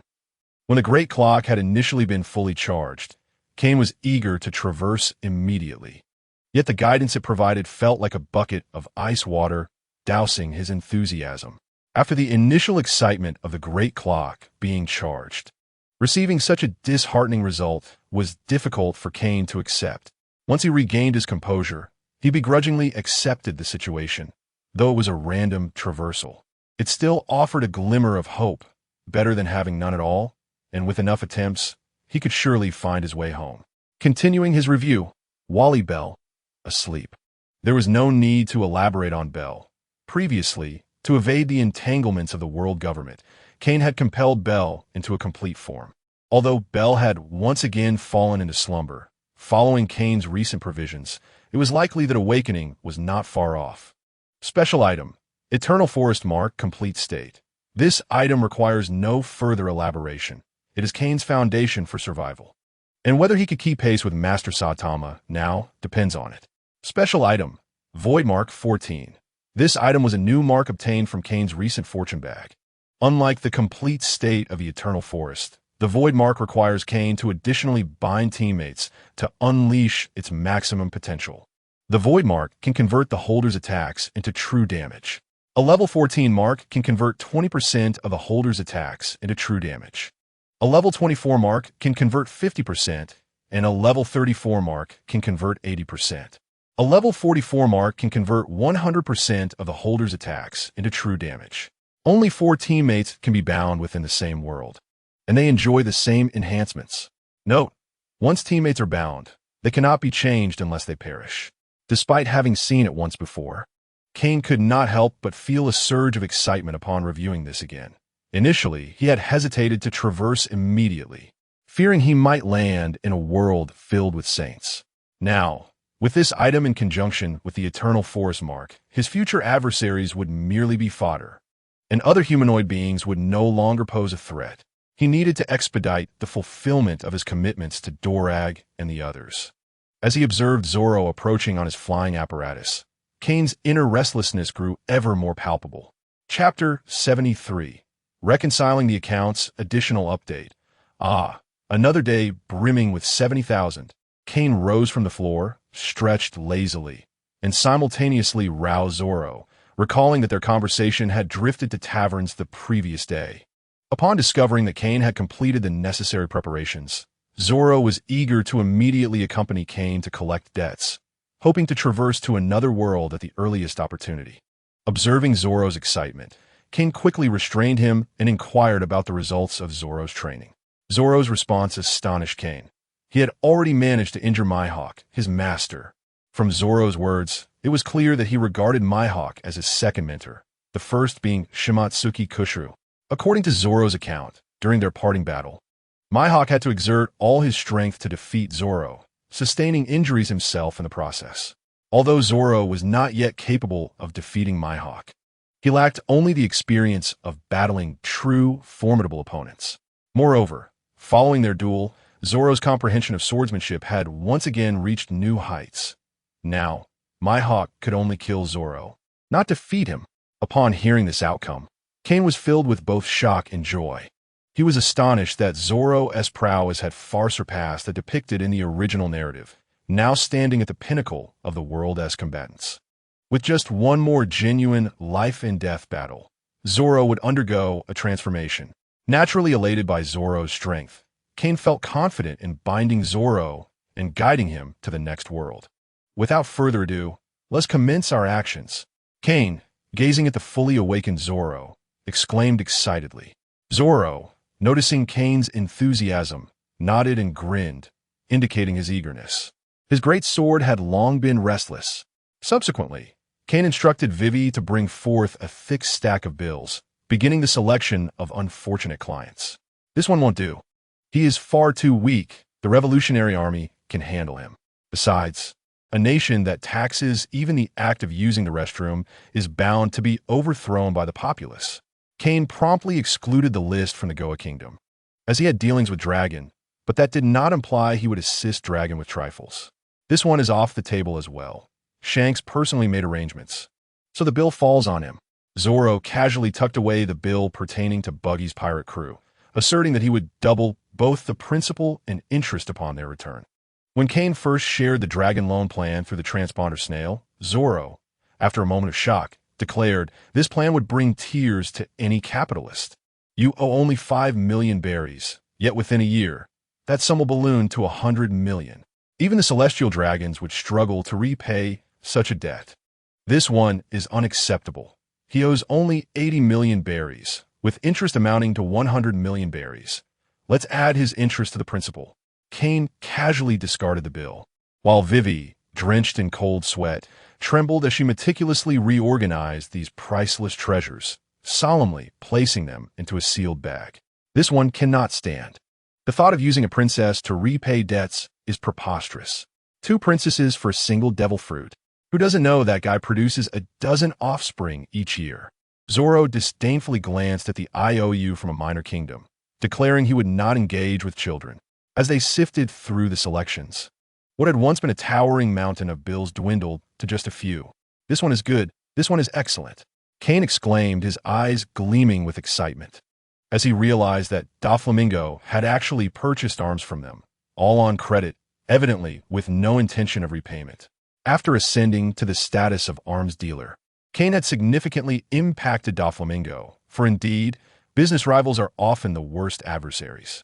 However, to take goods worth hundreds of millions of berries on credit was truly excessive. Kane mused internally, this scoundrel is undoubtedly attempting to get something for nothing, given Kane's current influence across the seas. Only the most audacious factions would dare to take goods on credit. Those who do so fall into 2 categories. 1. Those who genuinely cannot afford to pay and resort to desperate loans, hoping to turn the tide through war. And the other, those who, believing themselves to be powerful, aim to exploit Kane's generosity. After all, Kane had boldly proclaimed that anyone daring to take goods on credit, even the Marines, would still receive weapons. In truth, the first category comprises Doflamingo, Germa 66, and the underworld in the West Sea. The second category includes Whitebeard, the Revolutionary Army, Alabasta, and Fishman Island. The former has no intention of repaying their debts, having taken weapons worth billions of berries without spending a single berry. Conversely, Kane had no intention of collecting debts from the latter, as these factions shared ambiguous relationships with him. While they might not be considered allies, they were also not entirely strangers. Among them, Fishman Island had established contact through Whitebeard, who, aware of his dwindling time, entrusted Kane with the hope of seeing Fishman Island flying the flag of the arms dealer. Kane had no obligation to comply, especially since Whitebeard as crew owed him considerably, both in terms of wealth and goodwill. Yet, 2 years prior, Whitebeard had gifted Kane a fruit of immeasurable value, and as Kane had long coveted the Sea King, he reluctantly accepted the arrangement, initially believing himself to be exploited once again. Upon forming an alliance with Fishman Island, Kane discovered the arrangement to be genuinely beneficial.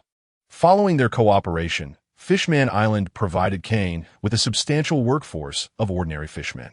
While these fishmen might lack remarkable combat prowess, they were invaluable as factory workers. Just as Kane's thoughts were immersed in this reverie, Zoro's exclamation interrupted him. Damn, your former lover has amassed a debt of over 30 devil fruits.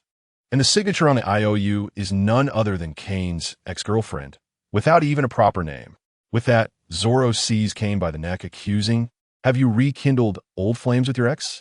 Kane, feeling somewhat embarrassed, rubbed his nose, acknowledging that after parting with Tina, he had indeed been a bit reckless. But they were innocent. During Kane's training at sea, when Vivi was momentarily unreachable, Tina had been persistently affectionate and demanding. Reluctantly, Kane had to sign a blank IOU for Tina, never expecting that merely 2 years apart would result in interest ballooning to over 30 fruits. Following this, a frustrated Kane retorted, how dare you accuse me? It was your responsibility to sign the bill at Guion. Don't tell me you did nothing but spar with her. Zoro stammered. That was just because I had a bit too much to drink. Initially, it wasn't just Tina collecting goods. Guion had also taken away 200 million berries worth of goods in one fell swoop, with a signature also belonging to Rorinoa, Zoro's former girlfriend. At this moment, Vivi, who had been standing to the side, chimed in unexpectedly. It wasn't just once. These 2 gentlemen have come to claim goods with your signatures on the bills multiple times. The remaining bills are in the office. Do you need me to fetch them for your review? Upon hearing this, Kane and Zoro exchanged glances, then in unison tossed the bills aside and resumed their search on the floor. Eventually, after much deliberation, they finally organized the bills that needed to be addressed and arranged them in the order of urgency. The West Sea underworld owed 50 million berries plus 1 devil fruit, with the berries already settled, leaving 5 devil fruits outstanding. Jeremiah 66 owes 2 devil fruits, accumulating to a total of 10 with interest. Don Quixote da Flamingo is indebted to 800 million berries. The Beast Pirates do not owe any debts, but their subordinates have repeatedly attacked the Arms Island, resulting in losses exceeding tens of billions of berries. That is all for now. Let us commence our division of labor. Zoro, casting his gaze upon these accounts, stretched lazily and remarked, I suggest summoning Hay to expedite the process. I can hardly contain my anticipation. Chapter 74, Assembly complete. After 2 years apart, Hay has matured significantly, especially after consuming the fruit fortuitously discovered by Tony Old Man, which has propelled his strength to rival that of an admiral. In the original narrative, the luck of the Conqueror's haki undoubtedly belonged to the Great Buggy. However, since the arrival of Kane, the exclusive Conqueror's haki seems to have transferred to him. Tony Old Man has intervened only twice, once discovering the dragon fruit consumed by Kane, and the second time identifying the Paramecia-type energy fruit that Hay ingested. Shortly after consuming the fruit, Hay developed energy blocks containing vast amounts of energy, which effectively resolved the energy system issues of the airship. The original weaponry outfitted on the airship was discarded by Hay, replaced by laser weaponry in the weapon systems of the Pluton. When Kane shared the whereabouts of the Pluton S design with Dracul Mihawk, he promptly commanded the Revolutionary Army to mobilize, ultimately locating it within Frankie's body.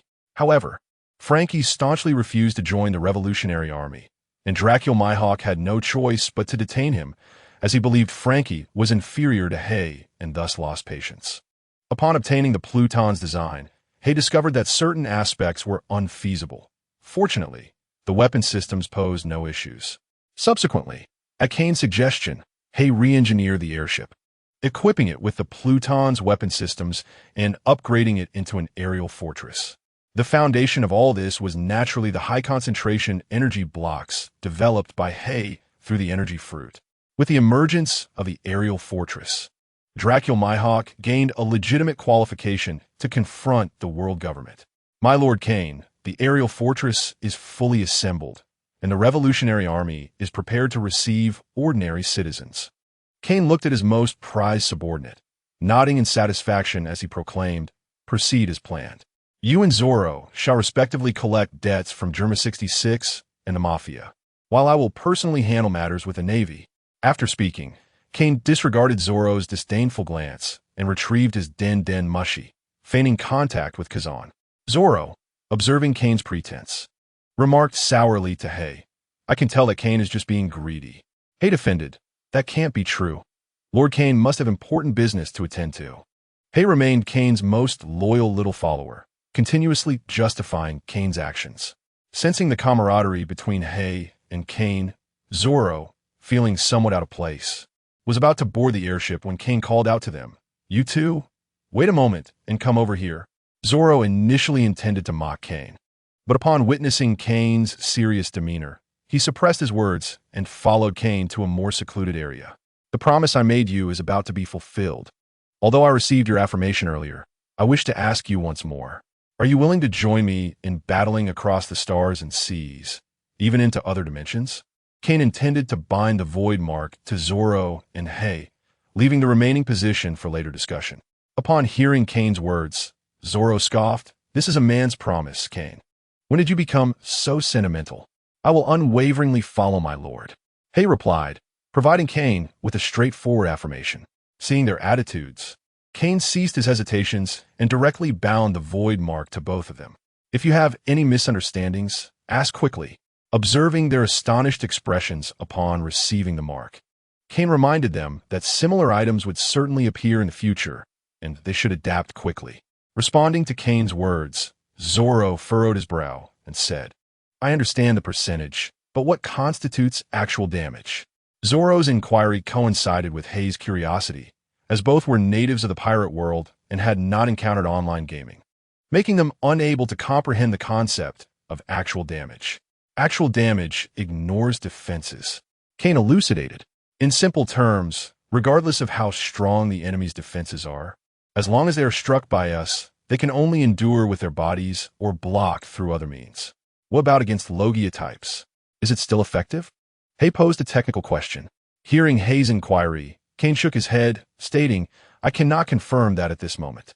My purpose in approaching the Navy is to seek answers." Kane had contemplated this matter deeply. The elemental transformation of Logia types should be considered dodging attacks. The void mark represents actual damage, but is not guaranteed to hit. Nevertheless, attacks imbued with Haki can affect Logia types, provided they do not transform into their elemental forms ahead of time, which presents a contradiction. However, nearly all the devil fruits that have appeared in the world are concentrated within the Navy. Kane's discussion with Kuzan might yield answers regarding this issue. Observing the two lost in thought as they boarded their respective fleets, Kane chose not to elaborate further and transformed into a dragon, soaring towards Marineford. "Brew brew, moshi moshi, this is Kuzan." Upon seeing the Den Den Mushi transform into Kazan, Kane greeted, "Long time no see, Kazan. How have you been lately?" Once the call connected, Kazan, upon recognizing Kane's identity, unleashed a tirade of curses. "You scoundrel! How dare you call me? Do you have any idea how badly you've messed me up?" During the Marineford War, Kane indeed put Kazan in a precarious position. The upper echelons of the Navy suspected Kazan of being lenient, but he adhered to a laid-back sense of justice, and since he was engaged in battle with Rayleigh, the higher-ups did not consider Kazan excessively unreasonable. However, following the war, Kane brazenly mocked Kazan during a live broadcast, saying, "Kazan, stop throwing the match and rally the troops. Troublesome foes are coming." This declaration thrust Kazan into the spotlight. Ultimately, the world government values its reputation. Although his fellow Admiral Kazu also exhibited a lack of zeal, he did so with finesse, while Kazan was outright accused of throwing matches, which bore similar implications. Unfortunately, the Navy was now leaderless, and Sengoku, having lost the support of the world government, resigned from his position, spending his days boasting with his old friend Garp. Especially Sengoku, who, upon meeting anyone, would claim he nearly became the supreme commander of the three armies, asserting that he relinquished his ambitions to avoid competing with his friend Sogeki. Upon hearing Kazan's furious diatribe, Ken remained unfazed and responded with a grin, "Don't be like that. Kazan, I hear you've been having a rough time at Navy headquarters. How about we share a drink and chat?" Upon hearing Kane's words, Kazan first fell into a momentary silence before muttering, "Where are you? I shall seek you out." Naturally, he meant above the headquarters. Drinking at the tavern within the base was far preferable. "I have long been yearning for the proprietor's fine wine," Kane replied. Hearing Kane's assertive response, Kazan completely lost his composure, exclaiming, "Damn it, I can no longer aspire to be an admiral of the Navy." Chapter 75, "You actually left me here. Kulme, kulme. Quickly bring all the wine, and no ice." Kazan, for reasons unknown, brazenly sat with Kane on the first floor of the tavern, indulging in drink, no less. At the headquarters tavern, the tavern owner, trembling, brought wine with his wife for these two esteemed gentlemen. The tavern owner's wife gazed at Kane's face and asked, her voice quivering, "Am I seeing things? Is that not Rear Admiral Kane?" He had publicly declared his resignation from the rank of Rear Admiral. How is he now mingling with Admiral Kazan? "Don't spout nonsense. Are you seeking death?" The tavern owner hastily covered his wife's mouth, preventing her from speaking recklessly. After all, with Sakazuki out on a mission, if these two were to go mad, could one expect Admiral Kizaru to restrain them? Hey, what are you two dawdling about?" Kane called, urging them to bring the wine promptly. Kuzan, observing the tavern's patrons with their selfish desires, expressed his displeasure. "Why must you come to headquarters to drink with me? Do you find my rank too lofty, or do you wish for a slower demise?" Since the war at Marineford, Kazan had been subjected to suspicion. The Navy's defeat led many to turn to piracy, leaving the Navy's strength somewhat strained. Even Colonel Smoker, that notorious heavy smoker, had been tirelessly pursuing pirates at sea, while Kazan, an admiral, languished idly at headquarters. This was a clear indication of the world government's distrust in Kazan. "Ah, the familiar aroma," Kane remarked after downing a large cup of fine wine. "I heard that you, Kazan, dueled that foolish dog Sakazuki." Just as Kazan was about to sip his drink, Kane's unwelcome words made him frown deeply. It's all because of you. Originally, Admiral Sengoku recommended me to succeed him, and now I must duel Sakazuki to even contend for the position. Stop it. Even without my influence, you wouldn't ascend to the rank of admiral. Kane scoffed. In the original narrative, Kazan did indeed engage in a duel with Sakazuki, even turning Punk Hazard into an island of ice and fire, ultimately leading to Sakazuki's ascendance as admiral. However, this time, Kane had not heard any news. He only gathered from Tina's snippets that the two had engaged in a decisive battle, yet the admiral position remained vacant. Upon hearing Kane's words, Kazan fell into silence, his frequency of drinking increasing. Do you know about Teacher Zephyr? Kane observed Kazan's taciturn demeanor and spoke pointedly. I wonder if the world government has lost its senses to even consider recruiting Edward Weevil as a warlord of the sea. Bang!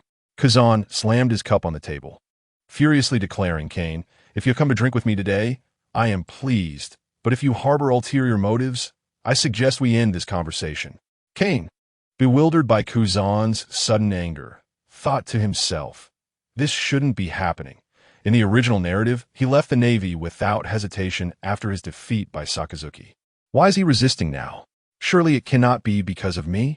Kane glanced at Kazan, who had arrived with a large bundle of belongings to drink, and suddenly realized something, exclaiming, haven't you awakened yet, Kazan?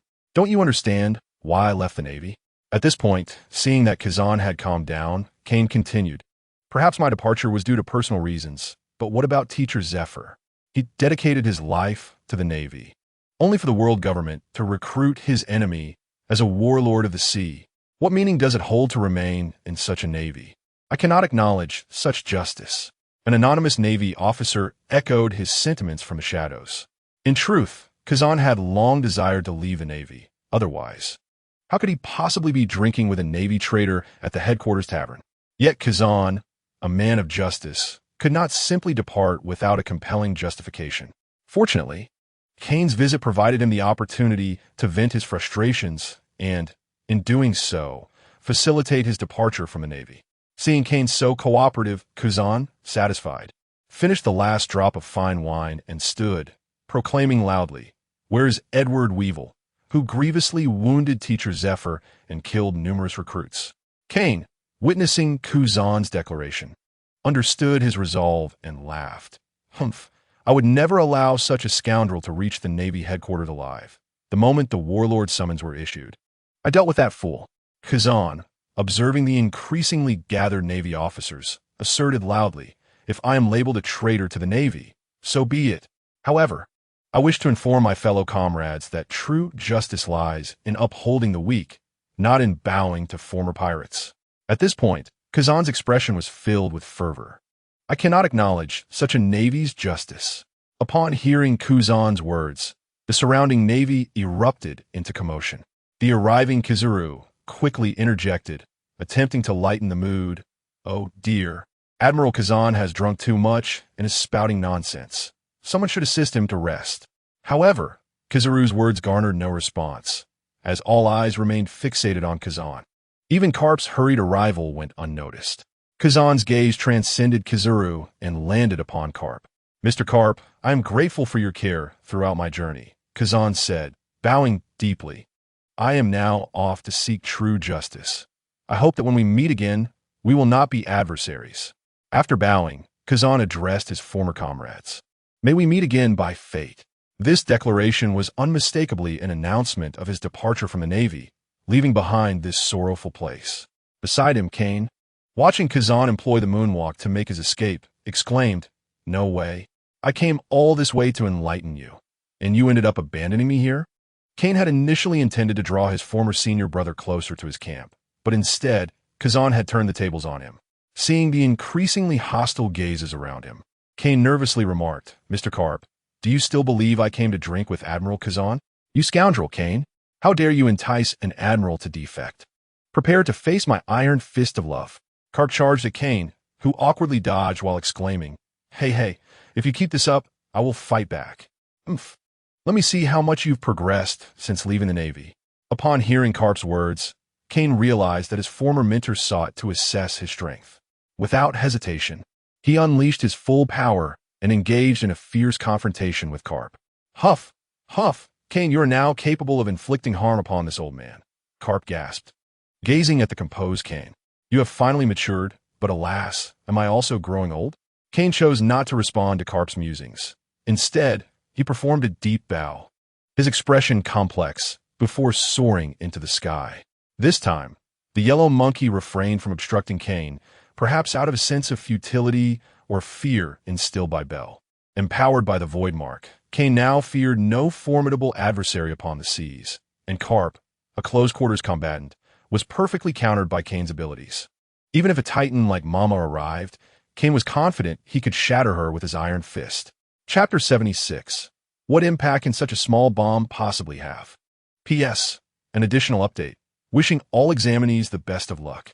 As Kane wreaked havoc at the Navy headquarters, Hay and Zoro were far from idle. Location: North Sea characters, Zoro's airship, and the Germa Kingdom fleet. After deciding to act independently, Zoro followed the Revolutionary Army's intel to locate the recently assembled Germa Kingdom in a certain area of the North Sea. The Germa Kingdom, a unique maritime nation without a fixed territory, operated through numerous ships that acted separately but united to form the kingdom. Its citizens, primarily male and soldiers, constituted the formidable army known as Germa 66. Listening to the broadcast, Zoro heard the foolish declaration, "You are now surrounded. Surrender your weapons immediately."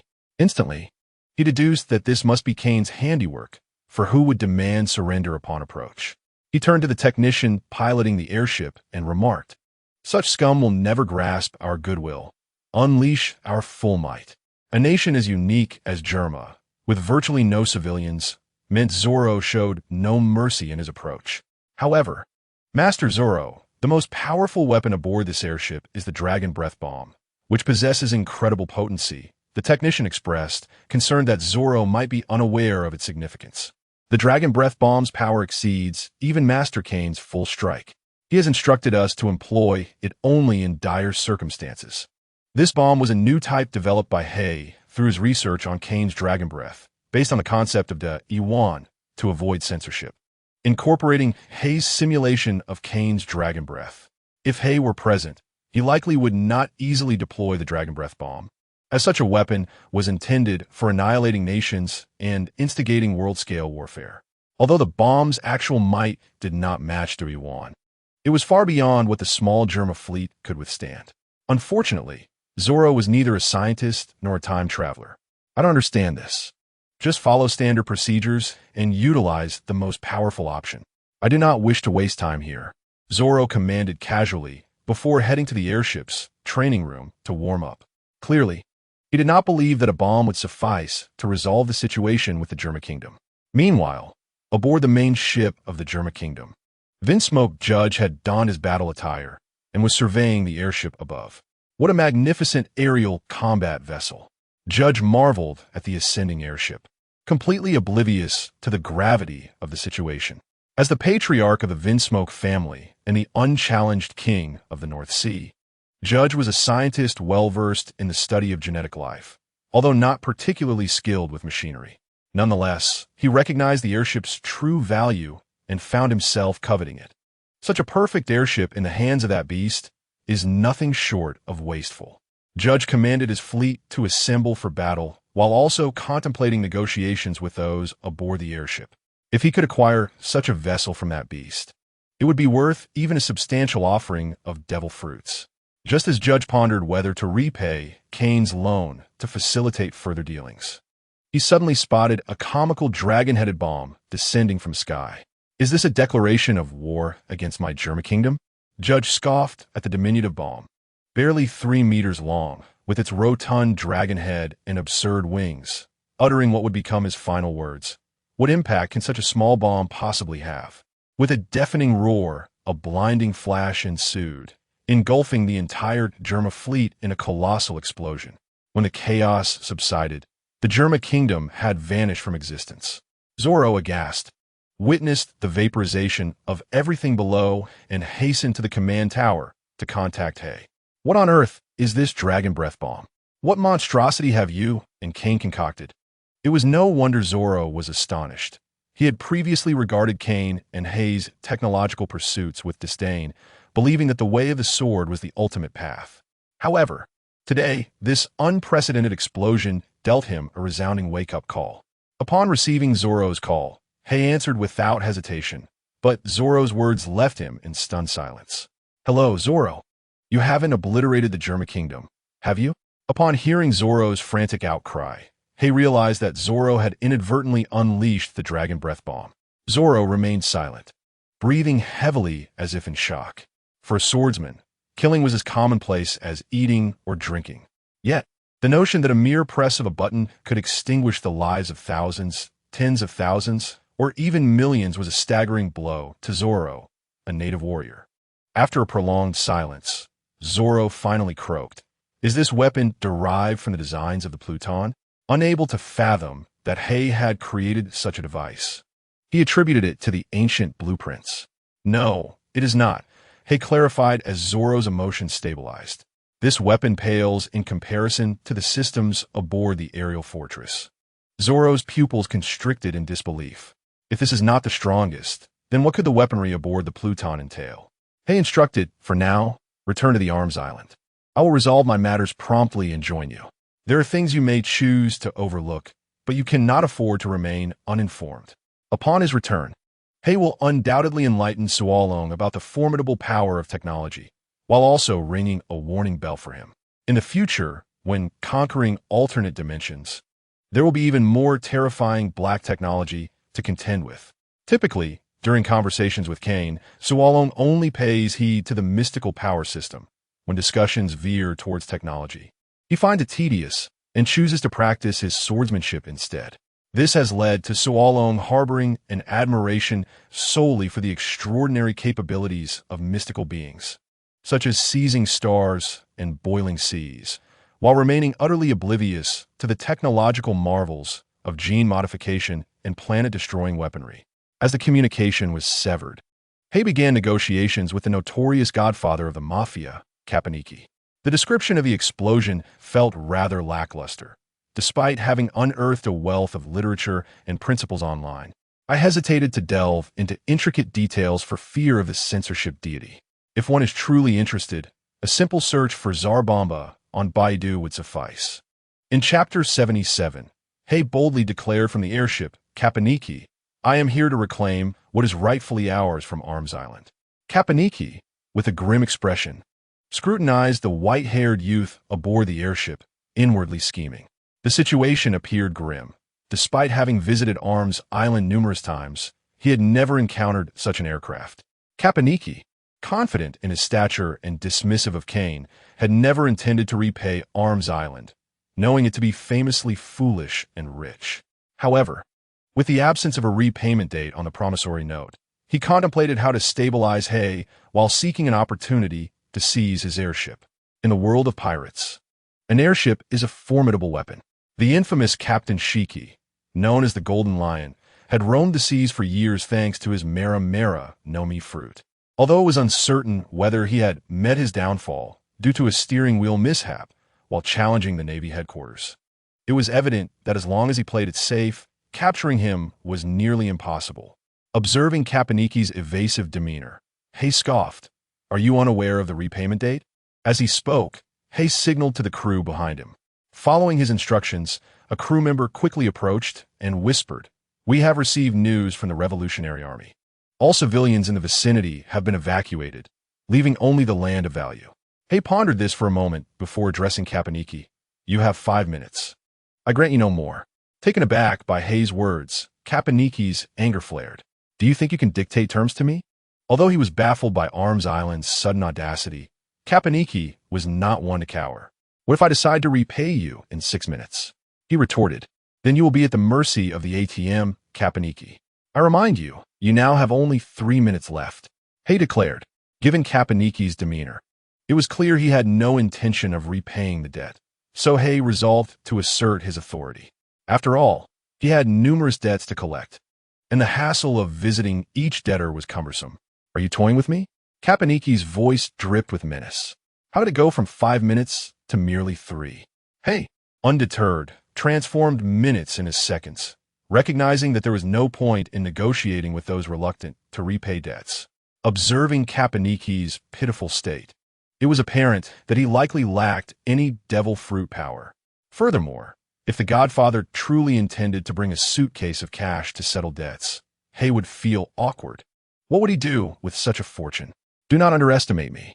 Kapaniki perceived Hay's demeanor as one of seeking trouble rather than genuinely collecting debts, and he readied himself for a confrontation. As he prepared to unleash his powers, Kapaniki was abruptly interrupted by a subordinate. "Boss, we have urgent intelligence." Kapaniki initially intended to chastise the subordinate for his lack of awareness, but the information he bore quickly seized his attention. The newly ascended king, Kane, is causing chaos at the Navy headquarters, enticing former Admiral Akiji to defect. An airship bearing the Arms Island insignia launched a surprise assault on the German kingdom, annihilating it with a single mysterious bomb, leaving only the eldest daughter, Reiju, alive. The German kingdom has been erased from the seas. This intelligence, gathered by Kapaniki's own informant, lacked the authority of a newspaper but was nonetheless highly credible. As he absorbed this startling information, a rare cold sweat broke out on Kapaniki. While the first piece of news was shocking, it also bore some semblance of clarity, considering that Kane, so alone, and Hay all hailed from the Navy. The possibility of persuading Akiji to abandon the Navy was not entirely implausible. However, the second piece of intelligence left Kapaniki utterly horrified. An airship had obliterated an entire kingdom with a single bomb. Although the German kingdom was a seafaring realm without fixed territory, such devastation was indeed excessive. With beads of sweat glistening on his brow, Kapaniki raised his gaze to the impassive Hay and swallowed hard. "I will go retrieve the money immediately." Just as Kapaniki was about to personally collect the funds, Hay's voice called out from the airship, "Do you possess any devil fruits? If you use them to repay the debt, the amount will be halved." This inquiry was deliberately posed by Hay. Although he could not see the information in Kapaniki's hands, it was easy to deduce from his expression that something significant had transpired. At this moment, Kapaniki was unlikely to lie, especially when faced with Hay's seemingly benevolent suggestion. "Currently, I do not possess any devil fruits, but if Arms Island requires them, I can immediately arrange for my subordinates to search for them," he exclaimed. "Moreover, I assure you that the next transaction will be settled entirely with devil fruits." Seeing Hay's sudden willingness to negotiate, Kapaniki seized the opportunity. Not knowing what price the airship would fetch, Hay, observing Kapaniki's unyielding ambition, shook his head with a hint of disinterest. "There is no need." How fitting it was that a professional mobster would still seek to capitalize on every opportunity, even at this juncture. "What?" Kapaniki, momentarily taken aback, mistakenly assumed the airship was not for sale. "I can offer more." With a pitying look, Hay pressed a button on the control panel. As the airship ascended, Kapaniki's heart raced. Wait, were we not having a pleasant discussion? As the airship rose, the buildings below dwindled to the size of matchboxes.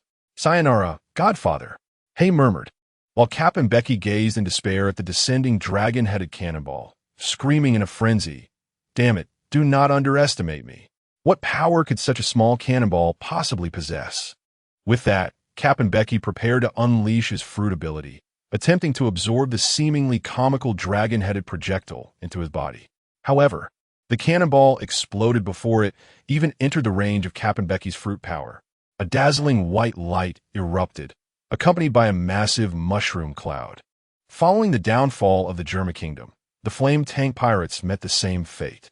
It seemed that the Godfather's last words were not particularly shocking after all. Although the bomb was crafted by Hay himself and had undergone numerous test detonations, only true combat could reveal its true potency. Witnessing the aftermath of the explosion violently impacting everything around him, Hay felt a surge of excitement within. From this day forth, the rules of warfare in this world would be dictated by Lord Kane. Chapter 78, An Unexpected Encounter with Titch. Please be sure to read the author's note for this chapter. Today marks its release, with no remarks, 10 updates.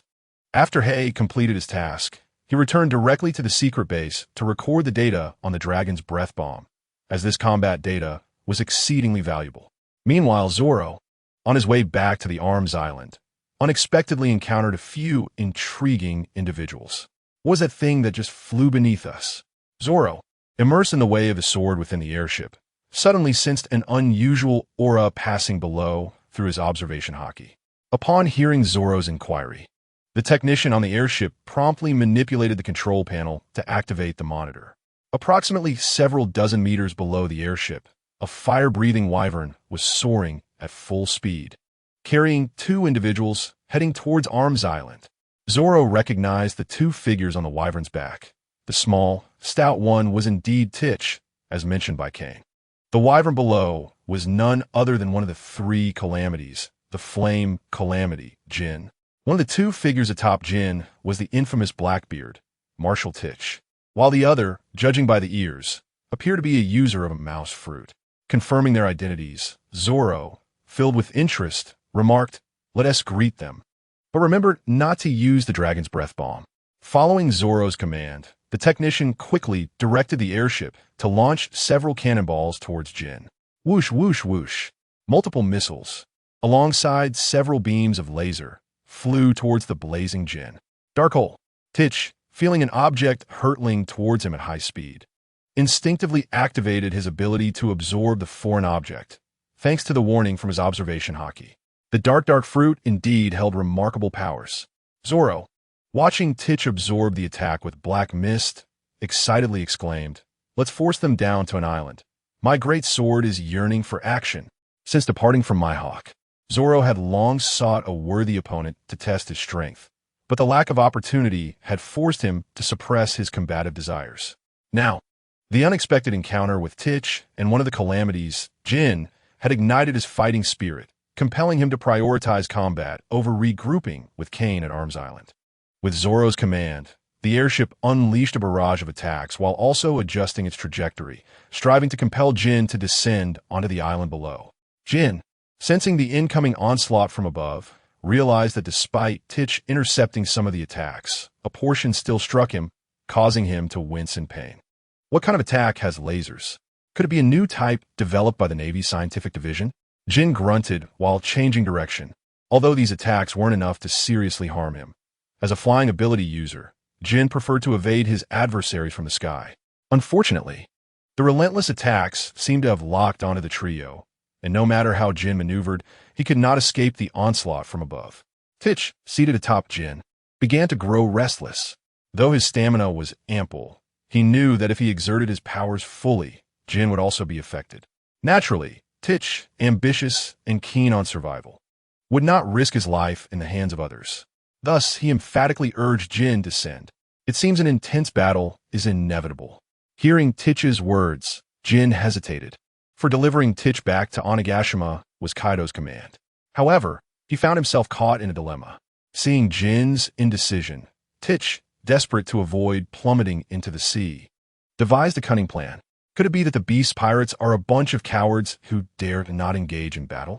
The Beast Pirates were known for their ferocity and could not withstand provocation. Titch's taunt successfully riled Jin, who retorted, "How dare you insult the Beast Pirates? Even if you're the captain's guest, I will make you pay when we reach Onigashima." Although Jin spoke of punishing Titch, he obediently flapped his wings, guiding them down towards the island below. The Beast Pirates were certainly not a bunch of cowards. Seeing Jin fall for the provocation, Titch exhaled in relief and kicked the trembling Wells beside him. "Kid, stop cowering. Lift your head. You look like a timid little mouse." The ship's captain, Wells, timidly replied, "But I am a mouse." Realizing Wells's words, Titch felt a surge of irritation. Had it not been for the difficulty in recruiting capable allies due to Kane's interference, he would never have brought such a character on board.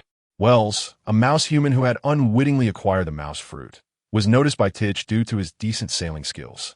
Due to Kane's unexpected arrival, Titch ultimately could not retain the Regent King, Katarina, and others, coupled with the failure to obtain Whitebeard's Tremor fruit. To this day, Titch possessed only one fruit ability. It would not be an exaggeration to say that Titch was currently the weakest Titch across all realms. Observing the wyvern descending onto the island, Zoro commanded the technicians, "Stay on standby in the air. I will be right back." With that, Zoro leaped into the air. "Who dares to attack me?" Jin sneered, gazing at the green-haired swordsman descending from the sky. Is the Navy planning to engage the Beast Pirates?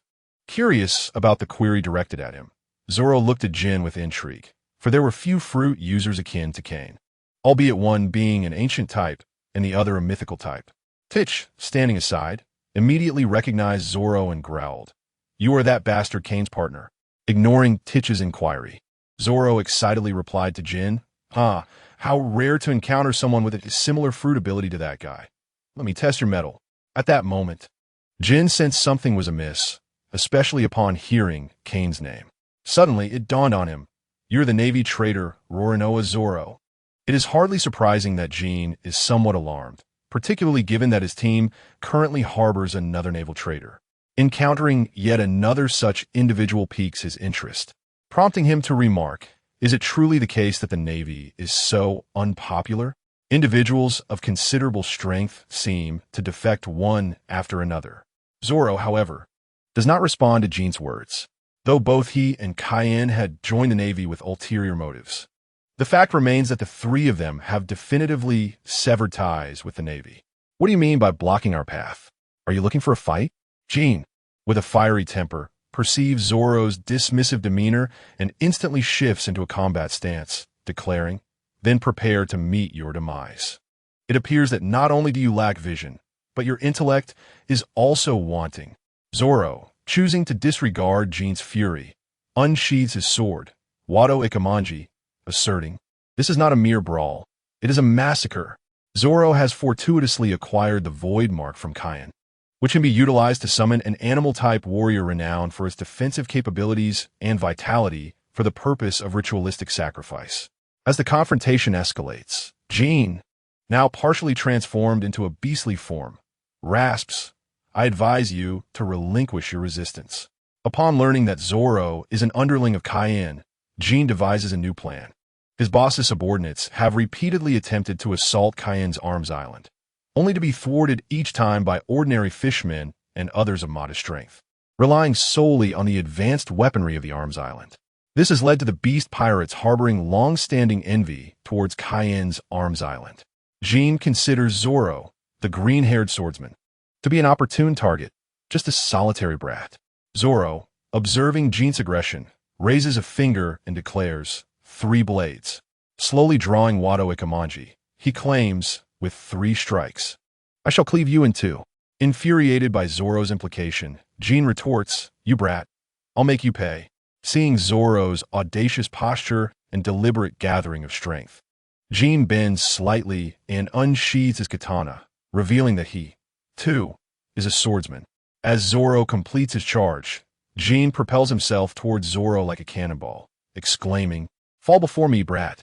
Although Jin appears brutish, he is remarkably organized in his approach. Even now, he contemplates capturing Zoro to leverage against Cayenne. Yet, not all plans unfold as envisioned. What resides in one's mind does not always align with one's material resources. For instance, the intrusion of the Void Mark into this world complicates matters. Aye aye, Black Blade, Dead Lion Song. Zoro channels his haki into Wado Ikamanji and, utilizing the speed of his aye technique, dashes toward Jin. "Curse it, what is amiss with this kid?" Standing by, Teach feels an inexplicable agitation. Since Zoro drew his sword, a sense of unease has enveloped him. Though this feeling is somewhat ethereal, it has undeniably saved him countless times. In truth, Zoro, even without the Void Mark, would not fear either Teach or Jin, though a fierce battle would ensue. To Teach's astonishment, the clash between Zoro's Wado Ikamanji and Jin's 6-meter-long katana does not produce the anticipated cacophony. Instead, a subtle metallic chime resonates as the blades meet, followed by a shockwave radiating outward from the point of contact. "Damn it, I can't see anything," Teach grumbles, shielding himself from the dust stirred by the blast. His frustration mounting, unable to quell his anxiety, Teach remembers the psychological trauma inflicted by Cayenne. He observes Zoro, his expression grave, contemplating that they are not far from the arms island, where Cayenne could arrive at any moment. The optimal strategy is to swiftly dispatch this green-haired swordsman and head to Wano. Just as Teach prepares to strike, the dust begins to settle, revealing an unbelievable sight. Zoro, with his right hand still gripping the sword, has Wado Ikamanji locked against Jin's katana, while his left hand draws out his other sword, Chioshui. Two-sword style Ai. As Zoro executes his Ai strike, Jin lets out a cry, hastily coating himself in haki in a futile attempt to withstand Zoro's attack. Unfortunately, such defenses prove ineffective. The true damage inflicted by Zoro cleaves through Jin's armed form, and as Zoro retracts his blade, Jin's towering body collapses in two. Impossible. Why didn't Team I Haki protect me? Despite his formidable vitality, Jin does not succumb immediately. Instead, he writhes on the ground, desperately attempting to reassemble his internally shredded viscera. The scene astonishes not only Teach, but also leaves Zoro momentarily taken aback. The terror of 80% true damage is indeed formidable. While Kaien had elucidated the concept of true damage to Zoro, he had never truly comprehended its implications until now. Nevertheless, an opportunity for a test slice presents itself. As Zoro contemplates, if this is the case, as long as I can strike the enemy, I shall surely injure or slay them. Third blade. With a swift upward stroke of Wado Ikamanji, a purple arc of slashing energy cleaves through the air, cleanly severing Jin's neck and ending his anguished struggle. Observing Zoro's ruthless execution of Jin, Teach instinctively turns to flee, even as he drags Wells, who has buried his head in the dirt with his rear end sticking out. Having just emerged from a euphoric experience bestowed by the Void Mark, Zoro, witnessing Teach's attempt to escape, mocks, I wonder if the Yami Yami no Mi truly cannot become elemental. As Teach dashes away, the urgency of his flight intensifies, leaving him no time to respond to Zoro's taunt. Although Teach possesses considerable strength, the peculiar nature of the Yami Yami no Mi renders nearly all non-devil fruit users as natural adversaries, particularly swordsmen. With Zoro's lethal three-sword style now in play, Teach feels as though Kaien and his crew are celestial agents sent to punish him. Seeing Teach flee with unexpected speed, Zoro activates the 6 forms of Soru, pursuing him relentlessly. Dichi felt the relentless pursuit of Sauron behind him, and, in a fit of rage, exclaimed, "We have no direct conflict. Why must you persist in this enmity?" Sauron, glancing at the fleeing Dichi, let out a cold laugh and remarked, "Do you take the Shichibukai for fools, Marshal D. Teach?" Upon hearing the mention of the D word, Dichi's pupils constricted sharply. "Damn it, your target is the Pirate King too. What did you say? I can't hear you. Stop right there. Let us find a tavern to discuss this properly." It can only be said that proximity to the illustrious brings about transformation. After spending considerable time with Kaien, Sauron's demeanor had lightened considerably. Hearing Sauron's teasing tone, Dichi's short legs dashed so fast that they left afterimages, momentarily evading Sauron. Alas, no matter how swift his legs, he could not outpace the flying vessel above. Observing that Dichi dared not engage, Sauron signaled an attack towards the airship. Following Sauron's command, the vessel unleashed a barrage of firepower upon Dichi. In a moment of panic, Dichi exclaimed, "Ah, it hurts," as he desperately fled, feeling a sense of helplessness. The long legs pursuing him were already beyond his reach, and to add insult to injury, a flying vessel had joined the fray. Chapter 2, The Lost Chapter. Chapter 80.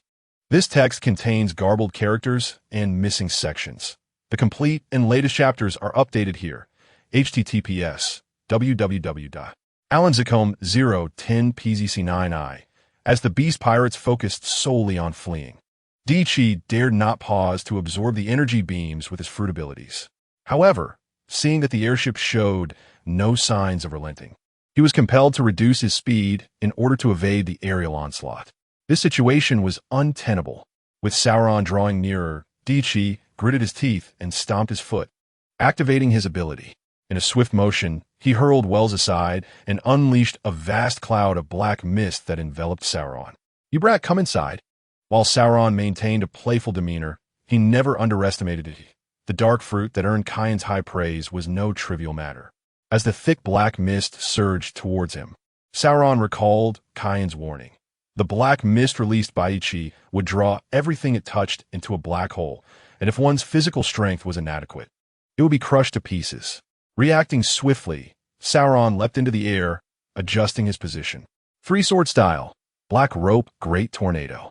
Fearing that his aerial slashing attack would be absorbed by the black mist, he surrounded Dichi with a tornado, attempting to break through the encroaching darkness. Futila. My black hole can absorb everything. Dichi wrapped himself in the black mist, rendering Sauron's great tornado unable to strike him. Unfazed by Dichi's mockery, Sauron continued adjusting his position, unleashing waves of slashing attacks with his swords. As Sauron relentlessly released long-range assaults, the pressure Dichi dared not disperse the black mist, resulting in a momentary stalemate. In truth, once Dichi was shrouded in his own black mist, he had effectively created an enclosed space. At this moment, Sauron could have returned to the airship and launched a cloud explosion to severely wound Dichi. However, the pride of a swordsman forbade Sauron from relying on external aid, and he remained unaware of the existence of such an explosive. Observing Sauron's unwavering determination to unleash flying slashes while the airship aimed its cannons at him, a bead of cold sweat trickled down Dichi's forehead. Damn it, the very scenario I feared is unfolding, he thought, realizing the precariousness of the situation. Dichi was most concerned about the stalemate, for if he and Sauron were to engage in a deadlock, the colossal dragon would surely arrive in no time. The memory of Kane's infinite elemental bombardment still haunted him. It was an attack that had nearly claimed his life mere seconds earlier. I must devise a way to break this deadlock, he resolved, gritting his teeth as he assessed the unfavorable situation. Despite his desire to break free, Dichi underestimated the true nature of the void mark. He suddenly expanded the black mist to its maximum extent, forcing Sauron to retreat while using the cover of darkness to advance towards him. The wretched green-haired swordsman. Emerging from the black mist, Dichi launched a clawed assault at Sauron, aiming to deny him any opportunity to wield his sword. Yet, Sauron possessed formidable Busashuka haki and Kinbunshika haki, effortlessly evading or parrying the onslaught. He countered with precise strikes of his own. Determined to adopt the philosophy that the best defense is a good offense, Dichi's attacks grew increasingly frenzied. As Sauron engaged in fierce combat, a large ship appeared on the distant sea, its flag prominently displaying a skull with horns, boldly proclaiming, "The beast pirates have arrived. All outsiders, retreat immediately." The airship in the sky quickly detected the approach of the beast pirates' vessel, yet without Sauron's command. The technicians hesitated to act independently and promptly notified Kane. On the deck of the pirate ship stood 7 formidable figures. The 6 behind were the 6 true fighters of the beast pirates, the 6 flying suns. Cat fruit, ancient type, saber-toothed tiger form, Fozu Fu. Dragon fruit, ancient type, exceeding dragon form, X-Drake. Spider fruit, ancient type, gracilus rose wolf spider form, Black Maria. Dragon fruit, ancient type, triceratops form, Sasaki. Dragon fruit, ancient type, Gorgosaurus form, Ultai. Dragon fruit, ancient type, Spinosaurus form, Page 1. Standing before the 6 was one of the calamities with a bounty of 1 billion berries, the Drought Jack. At this moment, the beast pirates were unaware of the demise of their comrade. They leisurely approached the island. "Damn you, Arms King, I will eventually sever your head," Jack declared, glaring fiercely at Sauron. "Let's start by taking his right hand." Since Sauron had allied with Kane against the Marines, the world had dubbed him the Arms King's right hand, akin to the Pirate King's right arm. Is Hay not the left hand? No, that's not correct. Hay's title upon the seas is the closest genius to Vegapunk. Following, that is the brain of the Arms King. Indeed, you heard correctly, it is the brain of the Arms King. After all, Kane, whose mind was filled with muscle and who was directionally challenged, had no capable advisors to reach this point. Jack's followers bore unusual expressions as they watched Sauron battle against Dichi. Ultai and Page 1 remained expressionless, yet their eyes betrayed a fierce fighting spirit. Fuzif and Sasaki gazed disdainfully at Jack's retreating figure, seemingly wishing they could push him off the bow of the ship. Only Heisei Mali observed Drake with a subtle, scrutinizing gaze. Meanwhile, Drake regarded Sauron with a complex expression. Although they had never met, he had heard much about this exemplary naval officer while undercover in the 100 Beast Pirates. However, the defection of Kane and his companion, at the time, was not particularly remarkable, had left him disillusioned with the Navy once again. Noticing the tumult of emotions flickering across Drake's face, Heisei Mali quipped sarcastically. It seems that someone isn't entirely willing to eliminate the right hand of the Arms King. Following her remark, the other 6 members turned their gazes towards Drake. Even Jack, who stood at the bow, glared fiercely at him. After all, Drake came from the Navy, and when Kaido had ordered him to join the Flying Six, there had been considerable dissent, but the boss's command was not one to be contested.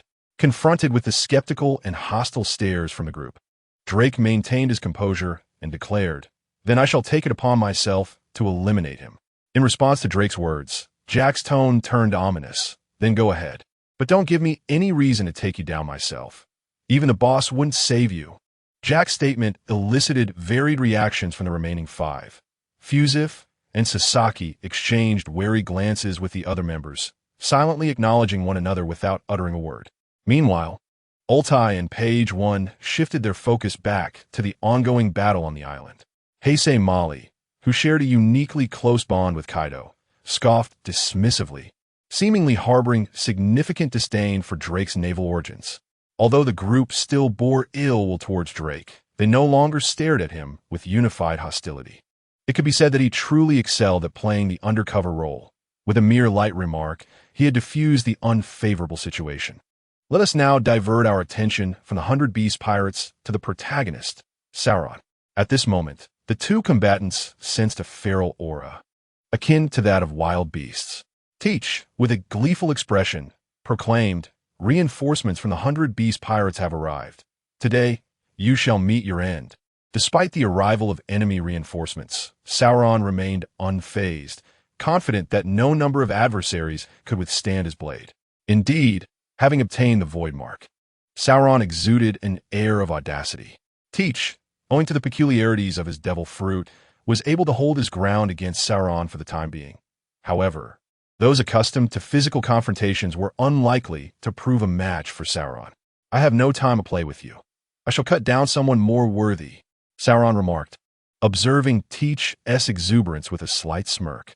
As soon as he finished speaking, Sauron braced himself against Teach's attack, then retreated and elevated his momentum to its zenith. With his withdrawal, the 3 blades he wielded transformed into 9, empowered by his ominous aura. The ominous energy and haki surged around Sauron, enveloping his blades. Ominous 9-sword style, Azura's blade, the death of the fallen.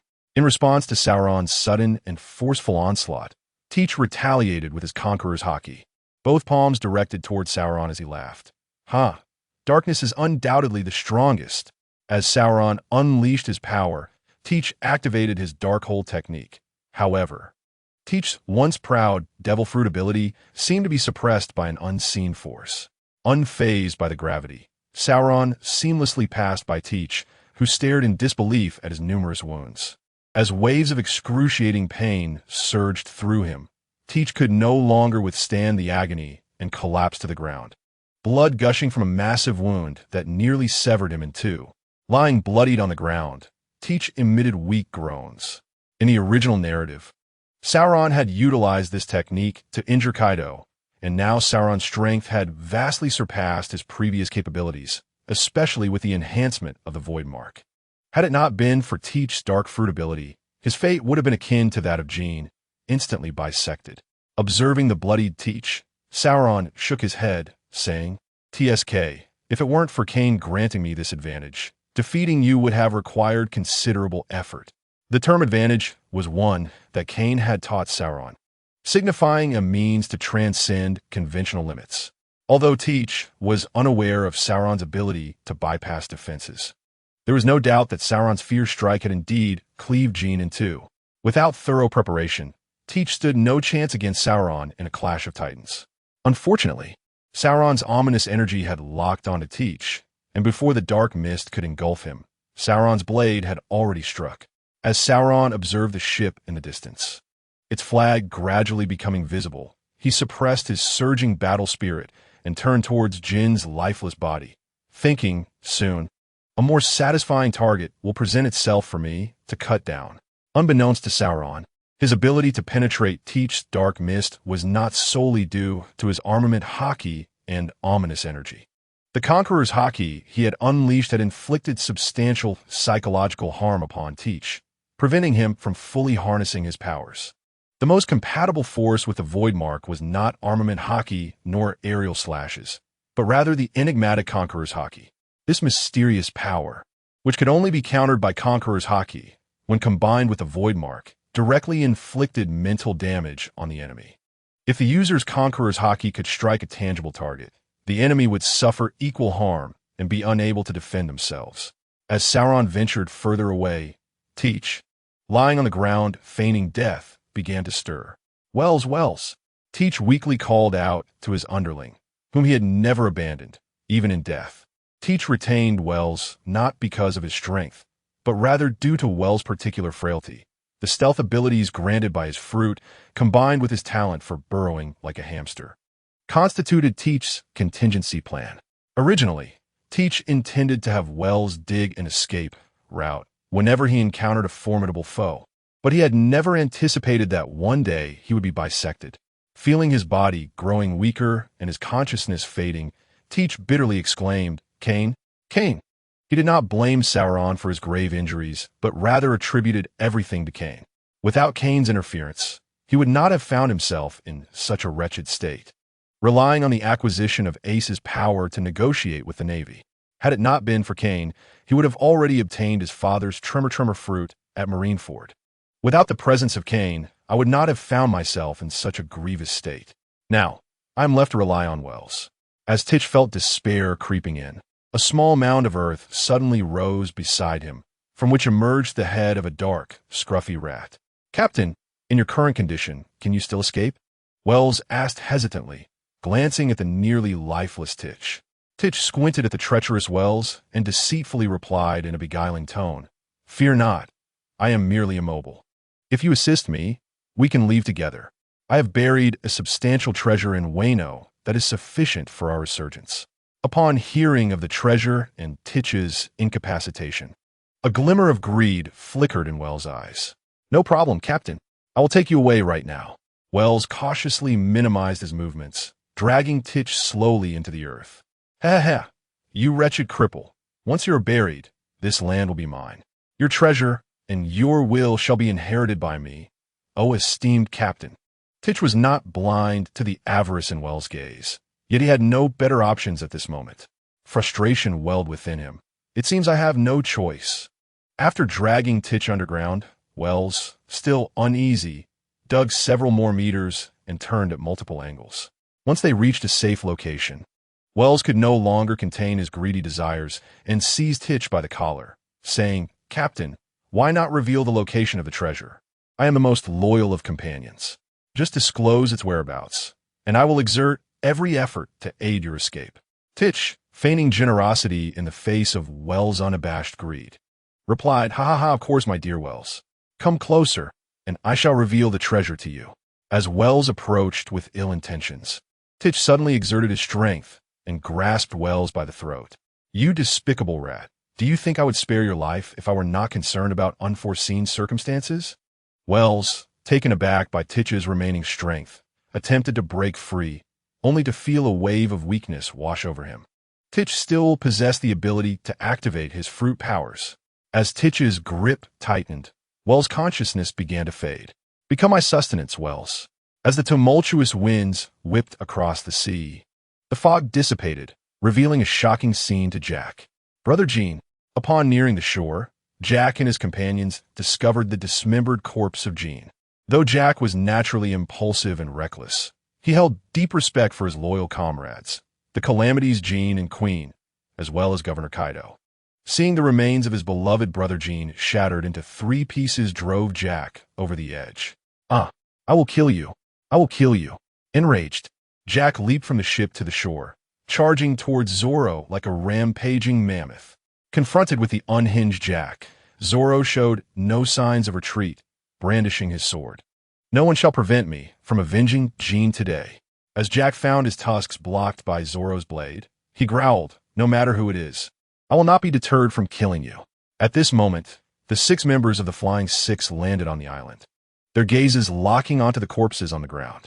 Regardless of their ambitions, both the unambitious and the overly ambitious, such as Fuzif and Sasaki, stare at the remains in disbelief. Impossible. The foremost calamity, Jean, has been slain like this. Fuzif gasped.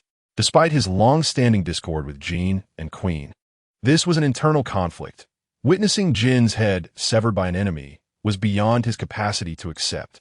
Black Maria observed solemnly. Jean must have been bisected and dragged for some time before finally meeting his end. The weakest among them, typically mild-mannered Page 1, trembled as he urged quickly, "We must inform the governor." Under normal circumstances, Sasaki would have mocked Page 1 for his timidity. But at this moment, he found himself equally unsettled. Sasaki had always prided himself on being as strong as the calamities. Yet witnessing Jin's clean demise made him realize that his fate against such foes would likely be no better. The unstable Ultai could no longer contain herself, transforming into her dinosaur form and charging toward the battle between Jack and Zoro. "Sister, do not go." Page 1, seeing Ultai rush toward Zoro, quickly transformed into his dinosaur form to try and stop her. Jack despised interruptions during battle. If Ultai were to reach Zoro, she would likely be the first to fall to Jack's wrath. In a fit of rage, Jack, seeing Ultai head toward Zoro, forcefully tossed Zoro aside and swung his trunk, sending Ultai flying. "Get away. I will avenge Brother Jean myself." Zoro, witnessing Ultai being flung away, casually unleashed a flying slash that knocked Page 1, who was about to lose control, to the ground. Though Zoro's strike was casual, its sharpness combined with the ability to ignore defenses nearly cleaved Page 1 in two. While Ultai, tough-skinned, was merely knocked aside, the sight of Zoro's effortless strike severely injuring Page 1 caused the onlookers to step back in unison. At long last, they comprehended why the notorious Jean, the foremost calamity, could be so easily slain. Such a terrifying slash rivaled that of the world's greatest swordsman. Jack, glancing at the gravely wounded Page 1, hastily transformed his body into a half-beast form. Faced with someone capable of effortlessly cleaving ancient creatures, remaining in the cumbersome mammoth form would surely lead to his demise. "Did you truly kill Brother Jean?" Jack quietly inquired, standing opposite Zoro. Given Jack's impulsive and furious nature, few things could halt his assault and restore his rationality. Previously, only Kaido's Kanabo could do so, but now there was another, Zoro's three-sword style. "I have only heard that mammoths are not the brightest, but never that they are also blind," Zoro remarked, observing Jack's apparent return to reason, albeit slightly cowed. With amusement, "I have heard your bounty is a staggering 1 billion berries, yet I see your skills are lacking. Surely, your tusks alone must account for 990 million berries." Disastrous thoughts filled the minds of Sasaki and the others as they realized Zoro had unwittingly struck Jack's greatest nerve, cursing their misfortune. "I have already informed the governor. You all must work together to hold him off. We cannot allow this swordsman to slay Jack again." The speaker, Himalaya, a woman with a mysterious connection to Kaido, could no longer maintain her composure and loudly commanded the 4 remaining fighters. Upon hearing her words, Ultai and Drake promptly entered battle mode, preparing to engage Zoro. However, Sasaki and Fuzufu hesitated, unwilling to join the fray. These two had long coveted the positions of the 3 disasters, and now that Jean had been slain by Zoro, it appeared that Jack would follow suit. Observing their reluctance, Himalaya sternly questioned whether they intended to betray the governor. Startled by her words, Sasaki and Fuzufu shivered, cursing themselves for being blinded by ambition. Despite their desires for the positions of the 3 disasters, they could not betray their comrades.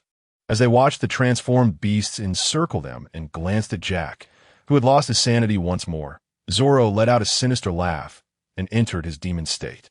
Seemingly receiving the signal to commence battle, the beasts surrounding Zoro howled in fury and launched a fierce assault.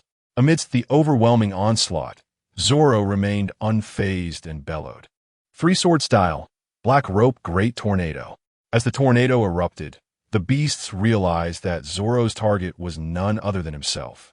Just as they were taken aback, Zoro unleashed a devastating technique he had mastered under Kane's guidance, Sword Blade Storm. Following the tornado's momentum, countless black sword energies surged forth like a torrential downpour. Without the void mark, this technique would have been ill-suited for these robust and armed beasts. However, with the enhancement of the void mark, the situation changed dramatically. The beasts, unprepared for such slash attacks that ignored defenses, howled in agony as they were struck. Had they possessed understanding, they would have cursed, "Coach, this kid is cheating." As the tornado grew more ferocious, the number of slashes emanating from Zoro increased, and the beasts could no longer withstand the onslaught, retreating from the dense storm of blades. Noticing that the beast had ceased to encircle him, Zoro halted the tornado and launched a fierce attack, targeting the duo of Sasaki and Fuzufu. Demon Chi 9 sword style, Ashura 1 mist silver. As the demon energy surged, Zoro approached the two, and Fuzufu, who was closer, was instantly reduced to a cloud of blood mist. Meanwhile, Sasaki frantically fled. After dispatching Fuzufu, Zoro exited the demon state and sheathed his blade, yet he did not relent. What does it matter if you ran 40 meters? One sword style, Horse Demon. This time, Zoro did not engage in close combat. Instead, he emulated Kane's technique, using a flying slash to cleave Sasaki in two.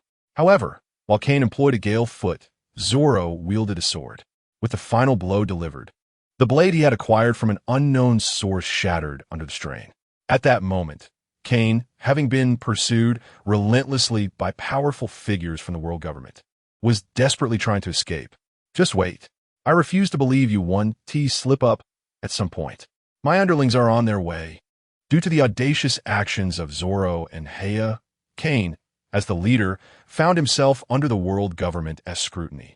Surrounded by formidable foes, Kane awkwardly remarked, "If I said the incident with Kuzan was a misunderstanding, would you believe me?" 6 individuals encircled him, including a familiar figure in black sunglasses and a black suit, the CP0 chief, yet another successor. Another familiar face appeared, the ever-familiar stranger, his senior, Sakazuki, glaring at Kane with a menacing expression. Fujitora, donning the attire of an admiral, stood atop a massive griffin, clearly not alone. As the griffin gazed at Kane with eager eyes, the other two required no introduction. Zoro's former lover, Shiwan, and her suitor, Chawan, both serving as vice admirals in the Navy. Upon hearing Kane's somewhat pale explanation, Sakazuki was about to respond when the chief interrupted, dragging Kane, "If you turn back now, the world government can fulfill all your conditions, including absolution of your crimes." At this proclamation, the expressions of the 3 Navy officers darkened. Such a promise was a direct slap in the face to the Navy, akin to outright crowning Kane as a warlord of the sea. Kane shook his head, chuckling. "Don't speak foolishly, Chief. Just say what you mean without beating around the bush." He scoffed at the chief's suggestion of fulfilling all conditions. "Can that make me a celestial dragon? If not, please refrain from releasing any unidentified gases. They stink. If you refuse, that's fine too. If you wish to continue your peaceful existence as an arms dealer, then hand over the blueprints for the Pluto." The chief's unflinching words left the surrounding Navy officers in shock. "What? When did this kid manage to develop Pluto? Is he planning to blast me?" Chawan exclaimed. "I wonder what Zoro is doing at this moment," mused Momotaro. "I desperately want to devour this dragon," lamented the griffin. "Pluto blueprints. How infuriating. This rebel-esque power is growing stronger. Should I comply?" Sakazuki pondered. "Why is everyone suddenly silent? What is this Pluto? Is it that silver-haired, handsome old man?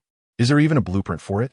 The realization dawned on Kane as he observed the chief finally reveal his true intentions. Sneering, "There are no blueprints for Pluto, but I do have a passage to the underworld. Would you be interested?" The chief, clearly struggling to maintain his composure, bit his lip, yet thinking of the true objective of the 5 elders. He gritted his teeth and declared, "That is not something you can possess.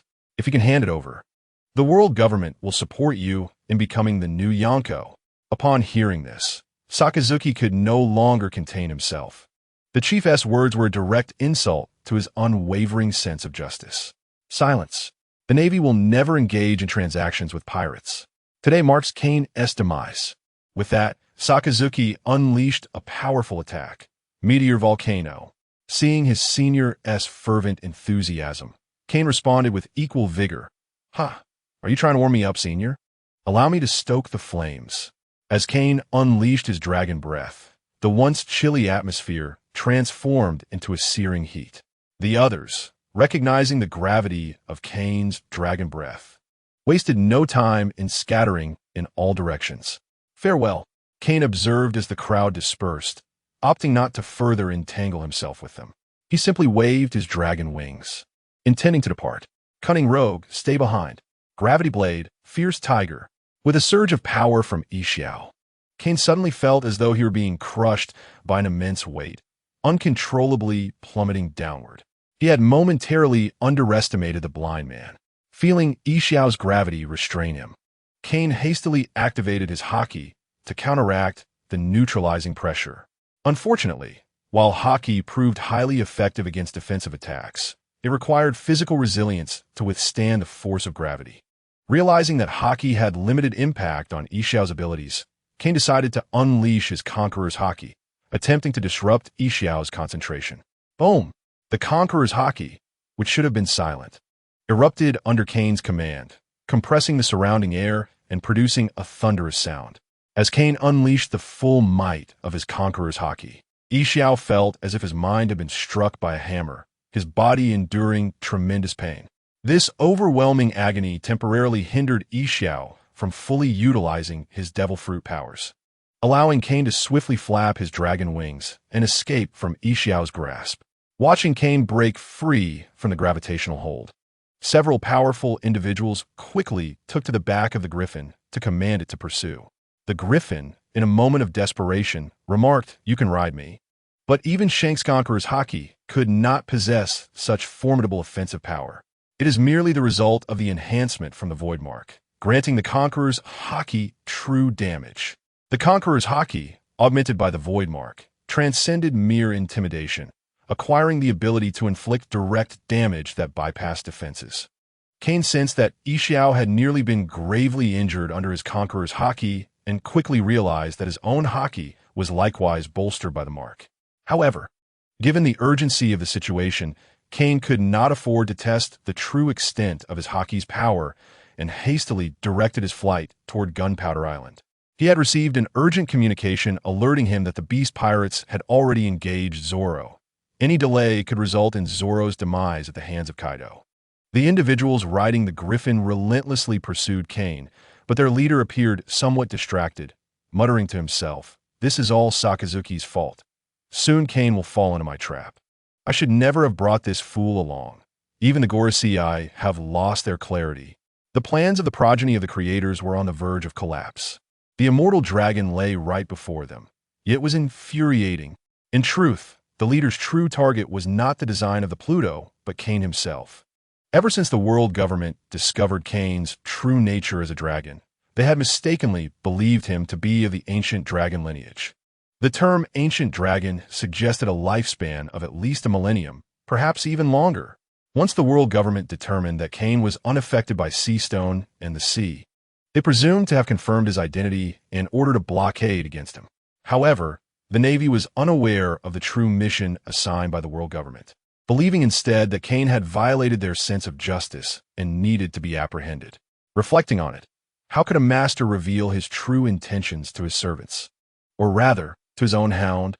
Watching Kane fly further away, the leader gritted his teeth and activated a secret communicator. Chapter 84. Gathering together, seeing the Griffin exerting all its strength to pursue him and receiving a distress signal from Zoro's airship. Kane gritted his teeth and began to contact Hey, alert the aerial fortress to locate Zoro's position. We may need to confront the world government sooner than expected. Although Kane understood that these individuals would not let him escape easily, he still wished to make a desperate attempt to resist. "Stop chasing me. If you continue, I will not hold back. We can discuss matters later. I have urgent business at hand." In the rear, Sakazuki heard Kane shout and crossed his arms disdainfully, declaring, "Today marks the end for you, traitor." Sakazuki's hatred for Kane far surpassed that of any of Kane's other adversaries. The only one who could rival it was Blackbeard. Sakazuki's animosity stemmed not only from the betrayal, but also from the fact that Kane had defected from the Navy. Sakazuki's unwavering belief in absolute justice left no room for pirates, let alone a traitor who had switched sides to the pirate camp. Kane glanced back at the shouting Sakazuki and coldly retorted, "Are you still unable to grasp the situation, you foolish dog? No matter where you pursue me, as long as I choose to surrender, the leader beside you will obstruct you. You are nearing 50. It's time to wake up, brother." While most of the Navy may embody justice, the world government certainly does not. Sakazuki felt the sting of Kane's words and was momentarily at a loss for a response, managing only a sharp command to be silent. Since the Marineford War, Sakazuki and Kuzan had engaged in a fierce competition for the position of Fleet Admiral, culminating in a decisive duel. Ultimately, Sakazuki sustained injuries due to Kane's actions and came up short. Yet it was the victorious Kazan who did not ascend to the position of Fleet Admiral. Instead, it was the defeated Sakazuki who garnered the favor of the world government. Sakazuki understood the reasons behind this. Had it not been for the lack of support from many of the Navy's higher-ups and the former Fleet Admiral, Kazan would likely have already claimed the title. In a sense, Kazan had been forced out of the Navy by his alliance with the world government, even if it had not been his intention. Observing Sakazuki struggling for words, Kane seized the opportunity to press his advantage. "Brother, you have seen the true nature of the celestial dragons. Pirates are undoubtedly nefarious, but under the leadership of the world government, how much better have the Marines fared? The lower ranks of the Navy are innocent. They too fight daily for justice. They have shed blood for the weak. The Navy should not be this way, nor should the world." The leader, witnessing Sakazuki waver in response to Kane's words, hastily interjected, "Sakazuki, remember your position. The one ahead is a traitor to the Navy and an ally of the Revolutionary Army. You have yet to ascend to the role of Fleet Admiral. You." Upon hearing the leader's rebuke, Sakazuki clenched his fists, suppressing his rage as he proclaimed, "I, Sakazuki, will never align with pirates." At Sakazuki's declaration, the blind Ishiao inwardly sighed, while the expressions of the two vice admirals became somewhat uneasy. As one of the three admirals of the Navy and a future candidate for Fleet Admiral, it was disconcerting to witness such a figure being reprimanded by the head of a spy organization. The implication of Sakazuki's words was clear. He would not tolerate any association with pirates. But was it merely pirates he opposed? Although Kane could not see the subtle expressions of those behind him, he could still sense the unsettling atmosphere. "Jiun, my destination is where Zoro is located. If you insist on pursuing me." Zoro is not the type to show mercy to women. Upon hearing Kane's words, Jiun felt no disturbance within, and even found it somewhat amusing. As a distinguished reserve admiral, renowned for his reputation, how could he genuinely be moved by a mere naval traitor? His sole intention was to personally capture him and return him to the Navy. Yes, I merely wish to apprehend him. There are no ulterior motives. The commander, observing the wavering resolve of the Navy personnel influenced by Kane, inwardly cursed them for their ineptitude, thinking, "What a useless bunch." To the celestial dragons, everything in this world exists to serve them. The world government exists solely because of them. The Navy is merely a violent institution established for the convenience of managing the seas.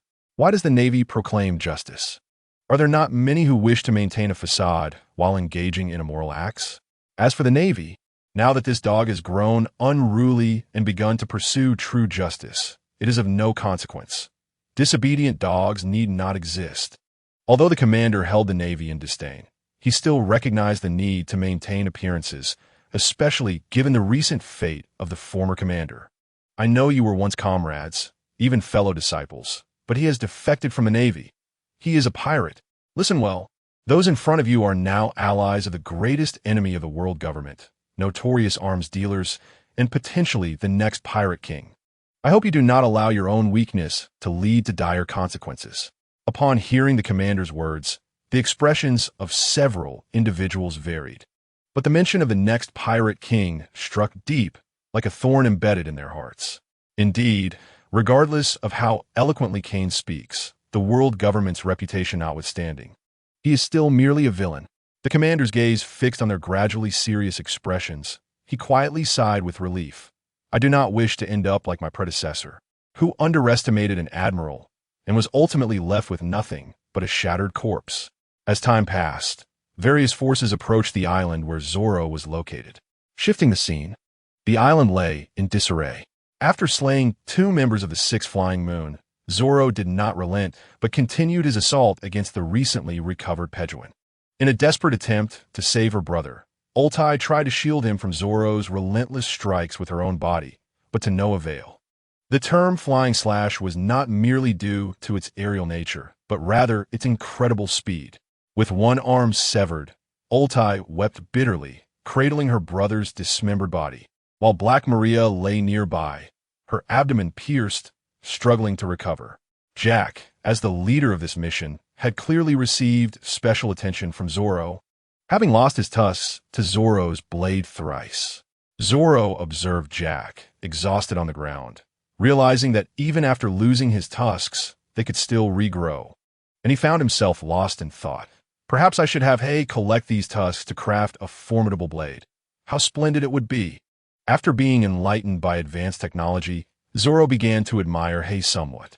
Just as Zoro's expression became whimsical, the sky suddenly darkened.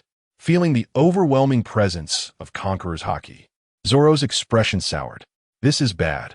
A troublesome giant has arrived. Descending from the clouds was none other than Kaido, the governor of the Beast Pirates. Known as the strongest creature, the Pirate Kaido. Chapter 85. Zoro in Peril. Zoro nervously watched the sky as Kaido transformed into his human form, his hands trembling slightly. It was not fear that caused Zoro to shake, but rather excitement. After 2 years of training under Mihawk, Zoro had come to fully grasp what it meant to be the world's greatest swordsman. If Zoro were to challenge Mihawk, it would only be in a life-or-death scenario. Being a man of deep loyalty, how could Zoro ever strike his master with lethal intent? Moreover, Zoro was not yet capable of defeating Mihawk. Yet at this moment, Zoro sensed an opportunity to approach the title of the world's greatest swordsman. Throughout history, humans have held an inexplicable obsession with dragons. The great swordsman Ryuma was honored for slaying a dragon, and countless swordsmen thereafter took pride in leaving scars on Kaido. If I could slay Kaido, what an honor that would be! Faced with such temptation, Zoro instinctively tightened his grip on his treasure blade, about to draw it for an attack when suddenly, a pang of anxiety struck his heart. Only 2 swords remain. Kaido, surveying the severed limbs and broken bodies scattered across the ground, deviated from his usual volatile demeanor. Speaking in a calm tone, I once thought Kane was insignificant, but I did not expect his mere subordinate to have slain most of my crew. I had intended to recruit you, but it seems that will not be possible now. Although Kaido is a notorious pirate, it does not mean his crew is lacking. On the contrary, Kaido is known for his easygoing nature, unbothered even when his subordinates speak back to him, often drinking with them instead. Gazing at the corpses, particularly Jin's head, which bore a look of relief, Kaido was deeply affected by the immense suffering Jin endured before his demise. Zoro anticipated that Kaido would immediately call for battle, but unexpectedly, this fearsome pirate also mourned the loss of his crew. To his astonishment, Zoro thought, I never expected you to be one who would grieve for your fallen comrades. However, before he could finish, Kaido, who had just appeared sorrowful, suddenly launched an attack. Coach, this is not the agreed-upon script. You vile swordsman brat, pay for the deaths of my crew. Thunderbawa. Kaido briefly honored Jin and the others before seizing the moment Zoro was distracted, launching a fierce assault. This was the true face of a pirate. All the grand ideals and heroism were mere illusions. Not all pirates are like Shanks and Whitebeard. Most embody the traits specific to their profession: ambition, cunning, deceit, and ruthlessness. These words, often deemed derogatory by ordinary people, serve as the highest praise for these pirates. At this moment, Zoro, without needing observation haki, could feel the fierce wind rushing towards him. No, it should not be merely described as wind, but rather a tempest. Zoro, without a moment of hesitation, drew forth the large blade at his waist and forcefully executed the 3-sword style, Santoryu, in an attempt to counter Kaido's onslaught with a blend of strength and finesse. Upon contact between Zoro's blade and Kaido's kanabo, a sense of foreboding washed over him, for Santoryu required the utilization of 3 swords, and here he was, attempting to wield it with merely 2. As anticipated, Zoro was sent flying by Kaido's thunderous strike, though he fortunately sustained only minor injuries.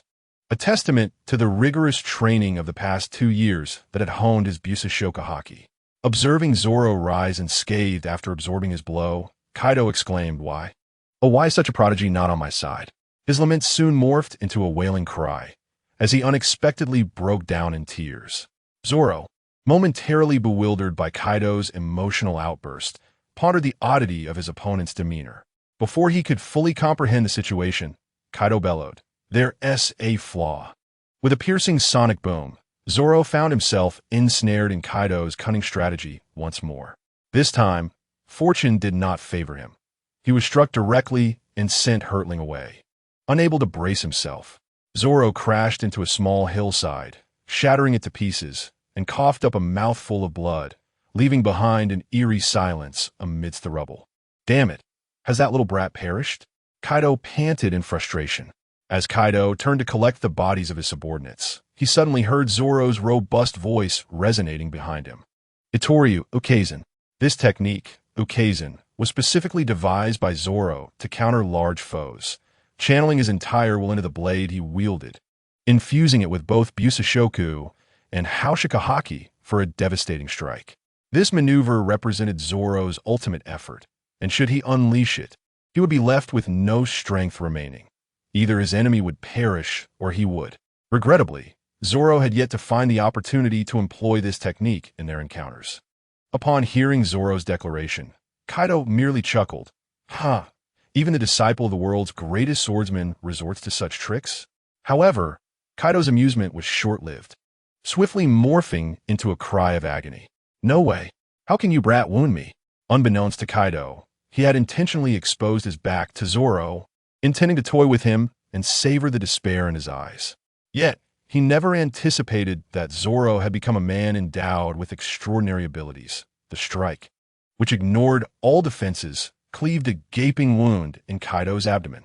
Although Zoro had strived to amplify the slash, he could not match the prowess of his master. Had it been Dracul Mihawk delivering the blow, it could very well have cost Kaido his life. Enraged, Kaido surveyed the scar left by his injury as it began to heal, transforming into his dragon form and leaping into the air. In mid-flight, he spun his kanabo, entwining it with Haushika haki, and launched a downward assault, black lightning crackling around the weapon. Kiryu Tenryu.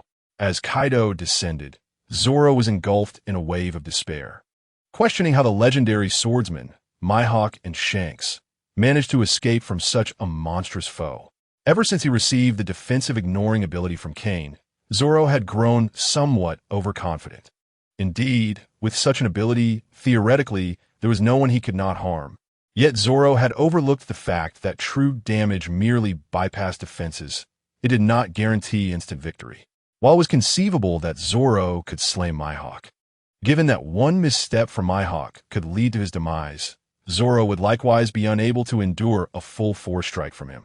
Gazing up at the kanabo imbued with Haushika haki, Zoro smiled as he raised his sword, Wadu Ikamanji, declaring, "Guena, I am truly sorry. I am but a step away." Just as Zoro prepared to face death with a smile, a thunderous roar echoed from above. Boom! With that roar came a violent explosion, followed by a powerful shockwave. As Zoro opened his eyes against the tempest, he beheld a colossal dragon unfurling its wings. In a realm where ordinary islands became the stage for monumental events, various factions began to reveal themselves. Following closely behind Kane was the formidable group of 6 from the world government. Upon landing, the commander spotted the unmistakable figure of Kaido, but remained silent, his mouth moving without uttering a word. Not far away, the Moby Dick approached, with Whitebeard unleashing his Haushiko haki from a distance, proclaiming the arrival of the world's strongest man. Mihawk and Shanks arrived together, seemingly to support their apprentice. Although the interaction between Kane and Shanks was merely a transaction, Shanks had indeed offered far more than anticipated. Were it not for Kane being the protagonist of this tale, He might have already prostrated himself before Shanks, declaring him master. Mihawk, of course, needed no introduction. Regardless of any familial ties to Zoro, he was still a mentor. Both he and Shanks were enigmatic figures, seemingly entangled with the world government. Given the impending clash that would alter the world's balance, their presence was inevitable. Among the powerful individuals preparing to land on the island were those whose identities were shrouded in secrecy. For instance, the Revolutionary Army was poised in the skies with their aerial fortress, ready to assist their ally, Kane. Under Jinbei's leadership, numerous fishmen also approached from the depths. In truth, a figure of Jinbei's stature would never resort to lurking beneath the waves. He would stride boldly to the shore, perhaps under the influence of some unnamed benefactor. While the skies and seas around the island buzzed with activity, the depths below were not devoid of life either. Black-clad individuals affiliated with the world government's clandestine forces gathered, seemingly intent on capturing Kane. Kaido, you scoundrel, dare to lay hands on my people? Watch as I turn you into sashimi. In a critical moment, Kane arrived just in time to save Zoro, who lay sprawled on the ground, and he felt an immense sense of relief. Kaido, still reeling from the tremendous force of Kane's strike, was momentarily astounded by the power of his adversary when he heard Kane's words, prompting a surge of irritation. You bastard! Do you wish to wage war against the beast pirates? Kane gazed at Kaido, who appeared to be brimming with vitality, and with a slight curl of his lips remarked, I have yet to demand payment for the debts owed to me by your beast pirates. Do you dare to confront your creditor now? Kaido was infuriated by Kane's words, his anger reaching a boiling point. You bastard! It was your man who killed my most prized subordinate, and now I shall offer his life as a tribute. Upon arriving on the small island, Kane rushed straight to Zoro, having no time to observe the devastation surrounding him. It was only after Kaido's reminder that he had the opportunity to closely examine the horrific scene of dismemberment on the island. Not far away, a head adorned with a mask and goggles lay on the ground, separated from the torso, which was bisected a few meters away. As he looked further, he saw two heaps of flesh, utterly obliterated, scattered like meat filling for dumplings. Navigating around these grotesque remnants, he spotted a girl with horns and a mask, clutching a pile of meat, seemingly in a daze, as if she had been utterly broken. Jack, whose ivory tusks alone were worth 990 million berries, lay on the ground, his eyes vacant, surrounded by several severed tusks, silently accusing someone of their crime. Observing the gruesome scene, Kane awkwardly scratched his nose and said, Well, I believe I can explain this. I certainly do not require your explanation, Kaido retorted, refusing to accept any apologies. This matter could not be resolved with mere bowing. As Kaido prepared to raise his club, Kane hurriedly stepped in front of him, exclaiming, Wait, I have a question. What question? Kaido inquired, perplexed. Oh, have you eaten? Kane asked unexpectedly. Huh? Kaido was momentarily taken aback by Kane's nonsensical question, just as he was about to assess whether Kane had lost his mind. His observation, Haki, suddenly went haywire. Supreme King's Dragon Fist. Seizing the opportunity, Kane unleashed a powerful punch, catching Kaido off guard and piercing his abdomen. Wow, that's the second time today my abdomen has been pierced, Kaido declared. I shall remember this debt. Looking at Kaido, who had been caught off guard, Kane shamelessly added, What I meant was, if you haven't eaten, then take a punch from me. Kane never expected to knock Kaido down with a single blow. After his initial strike succeeded, he transformed into his dragon form and lunged at Kaido. You bastard! Kaido, who was accustomed to being the one to toy with others, was furious to find himself on the receiving end of Kane's assault. Upon witnessing Kane transform into a dragon, Kaido wasted no time in retaliating. Come on, Beast Kaido. After today, there shall only be one dragon in the seas. Ha ha! That is precisely my intention. At this moment, a giant and a dragon cast aside all techniques and abilities, engaging in battle with the most primal method. There were no flashy moves. It was a pure clash of strength. Each attack from the man and the dragon was capable of shattering a small mountain, and the shockwaves from their tail and club colliding echoed like explosives. Come on, let's fight. Kane's fighting spirit was fully ignited. and his conqueror's haki pressed against Kaido without restraint. I awakened my conqueror's haki before you were even born. Feeling the intensity of Kane's haki, Kaido roared in response, unleashing his own. The collision of their haki sounded like thunder, sending shockwaves that nearly toppled the entire island. Once more, come on. They both roared in unison as dragon claws and iron clubs collided again. Boom, boom, boom. This battle was devoid of any technique, purely a clash of brute force, with black armament haki tearing open wounds on their foes. As they separated once more, Kaido, panting heavily, shook his head and declared, "What a thrill. Now I shall get serious. How delightful. How delightful." Kane observed Kaido, who had just been gasping for breath, now revitalized in mere moments, and laughed. "Come at me. I've been eagerly awaiting this." As he spoke, Kane surprisingly reverted to his human form. "This is getting more interesting," Kaido exclaimed, his eyes widening with excitement. "Is he giving up resistance? To be honest, since obtaining that object, my human form has become my strongest form." After saying this, Kane closed his eyes, seemingly gathering his full power. Kaido, sensing Kane's aura rising dramatically, grinned wickedly as he raised his iron club. Super Thunder, 8 trigrams. Serious Punch, Pseudo. A tiny fist and a pitch-black wolf fawn club clashed in midair. I am so eager to see Teacher Satama's Serious Punch. Chapter 87. Have you eaten? Long before Kane and Kaido began their duel, the various forces on the island had no choice but to evacuate. The crew aboard the airship had already transported the exhausted Zoro to safety. On the airship, watching the two monsters clash and quickly sink the entire island, Dr. Vegapunk could not help but exclaim, "The new emperor will rise upon the bones of the old." Jinbei, drenched, nodded gravely in agreement. "Let us set off. It is time to announce our existence to the world," Dr. Vegapunk commanded, taking a deep breath as he addressed the crew. "Notify all airships to assemble here." "Yes, Captain. I have long awaited this." The cadre of the Revolutionary Army cheered, eager to showcase their might to the world government. Standing beside Dr. Vegapunk, Jinbei spoke solemnly, "Captain, is it not a bit premature to declare war? There are still countries that have not yet." "No need," Dr. Vegapunk replied. Stroking the control panel of the airship, the aerial fortress is sufficient to bridge any gap. Originally, the Revolutionary Army's plan was to unite the majority of countries to resist the world government's rule, thereby compensating for their lack of mid to low-tier combat power. However, since acquiring the support of the aerial fortress from Kane, Dr. Vegapunk's ambitions had surged uncontrollably. This fortress could launch attacks from thousands of meters in the air. Moreover, those eager to join had already begun collaborating with the Revolutionary Army. The remaining nations were merely opportunistic onlookers. Witnessing Dr. Vegapunk's confidence, Jinbei refrained from further objections. For only by truly overthrowing the world government could the fishmen breathe freely in the sunlight.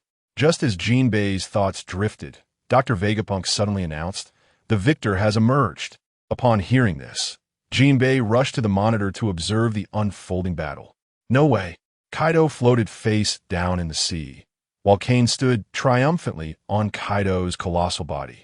As if declaring to the powerful factions, "The new emperor has ascended." If one were to allow Kane to genuinely confront Kaido, it would likely result in an inconclusive battle lasting 10 days and nights.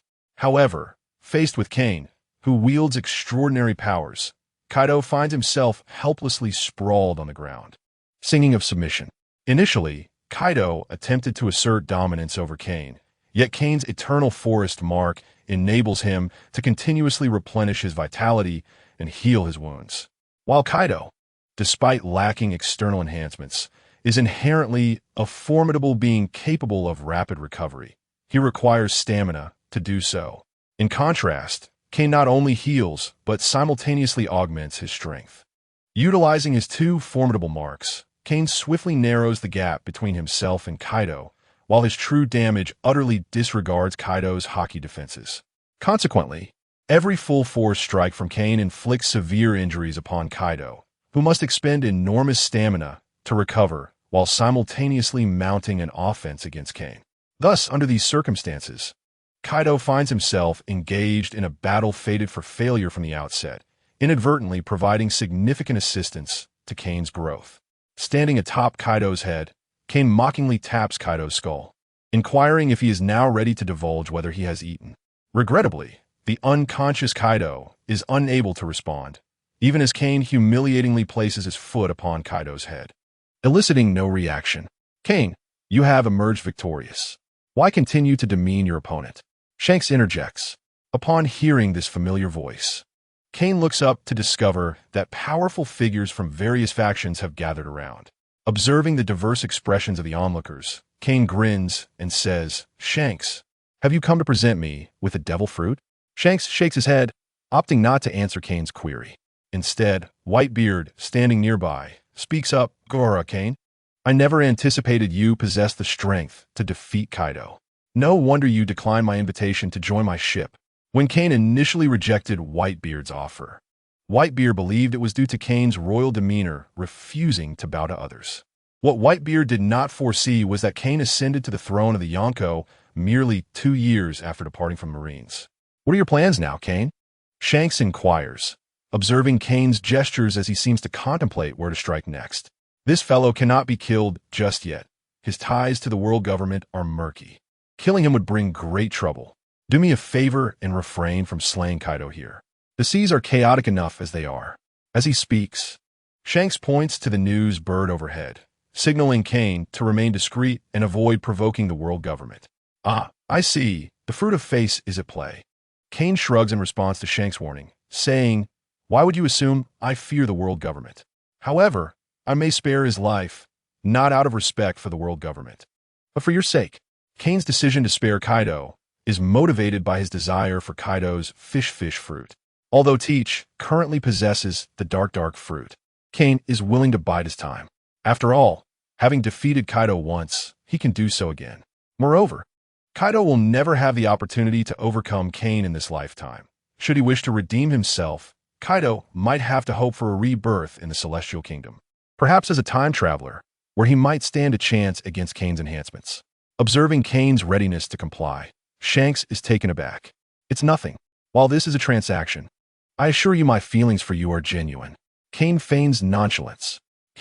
Perhaps you could grant me a few more devil fruits as compensation for my troubles. As expected, Shanks is moved to tears by Kane's words, quickly grasping Kane's hand and exclaiming, Kane, I never anticipated I would hold such significance in your heart. I always thought our relationship was merely transactional. Nonsense. You could be considered half a mentor to me. By the way, how many devil fruits did you bring this time? Kane asks, pulling Shanks' shoulder with a smile. Upon mentioning money, Kane's earlier demeanor shifts entirely. Probably 5 or 6, all high quality. Shanks replies, somewhat sheepishly. Make sure you're certain before you speak, Kane warns. Oh, I almost forgot. There are also a few ordinary Zoan types, bringing the total to around 5 or 6. That is more like it. Kane snatches the bag of fruits from Shanks and weighs it, declaring, this amount is insufficient. Shanks, caught between laughter and tears, gazes at Kane's shrewd expression, feeling both amused and exasperated. Nearby, the seasoned Whitebeard scoffs at the two cunning figures, muttering, what a sordid transaction. He then instructs Ace to hand over all the devil fruits collected by the Whitebeard pirates to Kane. Chapter 88. A surprise prepared for Zoro. While Kane wears a cheerful expression, the commander is filled with dread. Initially, the commander believed Kane's confrontation with Kaido was a fortuitous opportunity. Imagining himself descending upon the exhausted duo with his subordinates, effortlessly claiming victory. Unfortunately, reality delivered a harsh slap to the commander's face. Not only did powerful figures from the world government arrive, but fellow Yonko Shanks and Whitebeard did as well. To make matters worse, while Kane was indeed exhausted, before the commander could rally his subordinates, Kane remarkably revived to full strength. What manner of being are you, a dragon or an immortal phoenix? Observing Kane cheerfully engaging in trade with the two Yonko, the commander gritted his teeth and prepared to launch a full-scale attack. The phone snail blared incessantly, yet the commander ignored it, contemplating the odds of victory in this battle. Sir, it's bad. A subordinate, trembling, presented an urgent telegram, stammering, what is it? The commander snatched the telegram. What? How dare those criminals? At that moment, the commander set aside thoughts of dealing with Kane, urgently instructing his fleet to return to support Mary Geos. Meanwhile, Kane, who had just acquired a batch of devil fruits, paid no heed to the commander's retreat. The world government could deal with Dragon for now, as he was on the verge of embarking on a new journey. Suddenly, Kane spotted a small, portly figure floating on the sea. Marshal de Teach. That was the official name, though many speculated that the Din Teach's name was self-assigned. Regardless of being Teach or D. Teach, it did not affect Kane's plans.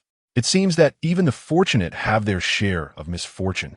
Kane gazed at the drifting Teach upon the surface of the sea, a glint of amusement in his eyes as he remarked on Teach's unfortunate plight that day. First, he narrowly escaped being slain by Zoro, and just as he managed to cling to life, he found himself ensnared in the fierce contest between Kane and Kaido. Concealed beneath the earth, Teach had no vessel to which he could cling, and after the island was sunk, the gravely injured Teach was washed into the sea. Although he did not succumb to drowning, he was subsequently discovered by Kane. Ace, expressing familiarity with the notion of being salvaged, eagerly suggested that he should be the one to finish Teach off. Transforming into flames, Ace flew over to confront Teach, filled with a fierce desire for vengeance. Kane, noticing Teach's presence, understood that others would also recognize him. In fact, the Whitebeard pirates had already detected the drifting Teach amidst the chaos of battle. However, Teach had now become Zoro's trophy, and while Zoro had taken time to recuperate, Kane was still present. Kane hastily intervened as Ace prepared to strike, asserting that this little plump fellow still held value for him. Once I have made use of him, I shall return him to you, Whitebeard pirates, he declared. Seeing that Ace remained silent, Marco quickly approached to counsel Ace, reminding him that Teach was, after all, Kane's prize, and since Kane had aided him, it would be fitting for him to exact vengeance on Teach. With such reasoning laid before him, Ace, a reasonable individual, could only nod in agreement. After the transaction was concluded, Kane, suppressing his excitement at the sight of a chest filled with numerous devil fruits, prepared to return to the Arms Island with Teach and Kaido. In order to prevent any conflict between the two, Kane had no choice but to sever their limbs. Upon returning to the Arms Island, Hay awaited Kane and Zoro's arrival, having been there for some time. Observing Zoro's downcast demeanor, Kane chuckled, asking what had dampened the spirits of the world's greatest swordsman today. Normally, Zoro would have leapt up to retaliate fiercely, but today he was mired in the disappointment of defeat, dismissively stating that he felt rather fatigued. Kane and Hay exchanged cruel laughter at Zoro's lack of vigor, for he had indeed suffered a significant blow. He had thought himself near the pinnacle of becoming the world's greatest swordsman, only to be met with the harsh reality. Approaching Zoro, who resembled a wilted plant, Kane advised, "You continuously perceive yourself as a swordsman with high attack and low endurance. I have long told you that a man must possess strength. True righteousness lies in being steadfast. Do not speak such suggestive words. They may lead young ones astray." Zoro retorted, lifting his head in annoyance.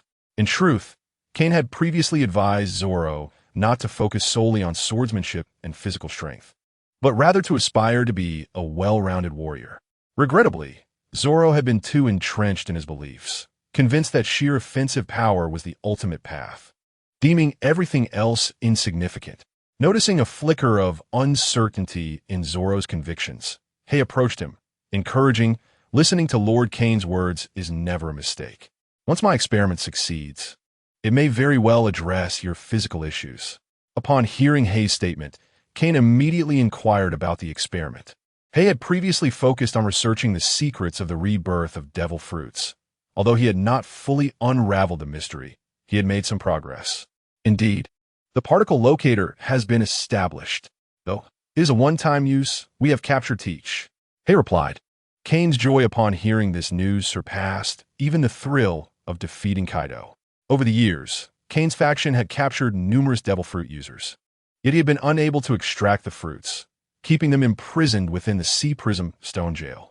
The particle locator was designed to lock onto the mysterious particles within the devil fruits. It is well known that when a devil fruit user perishes, the fruit will randomly reincarnate. though it remains uncertain whether it will materialize on nearby fruits.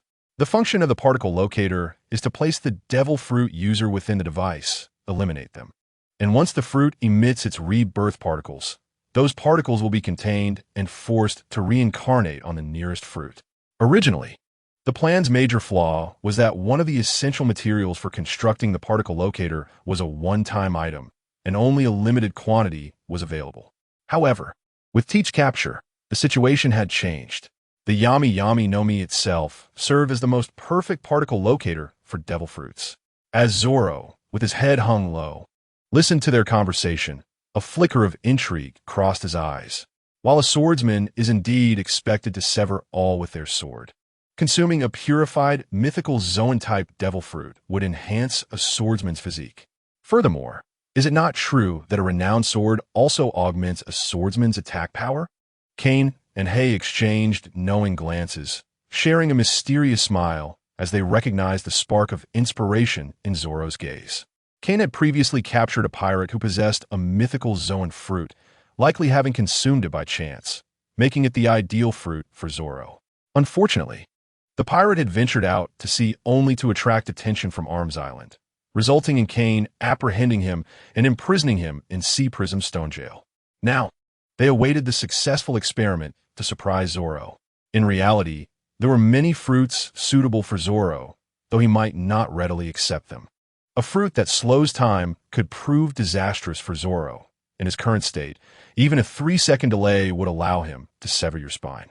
Should they consider the Horu Horu no Mi, Zoro could evolve from 9-sword style to 1,000-sword style. If all else fails, Kane mused. He could concoct a centipede fruit, and the sheer number of limbs might overwhelm them. There were many fine fruits, such as the Kamakiri, the Janjan, and numerous others, yet none possessed the same prestige. Chapter 89. The Fall of Teach. Hei had already begun the experiment, while Kane prepared to recharge the device, determined to make a final push for the loot. 1-2.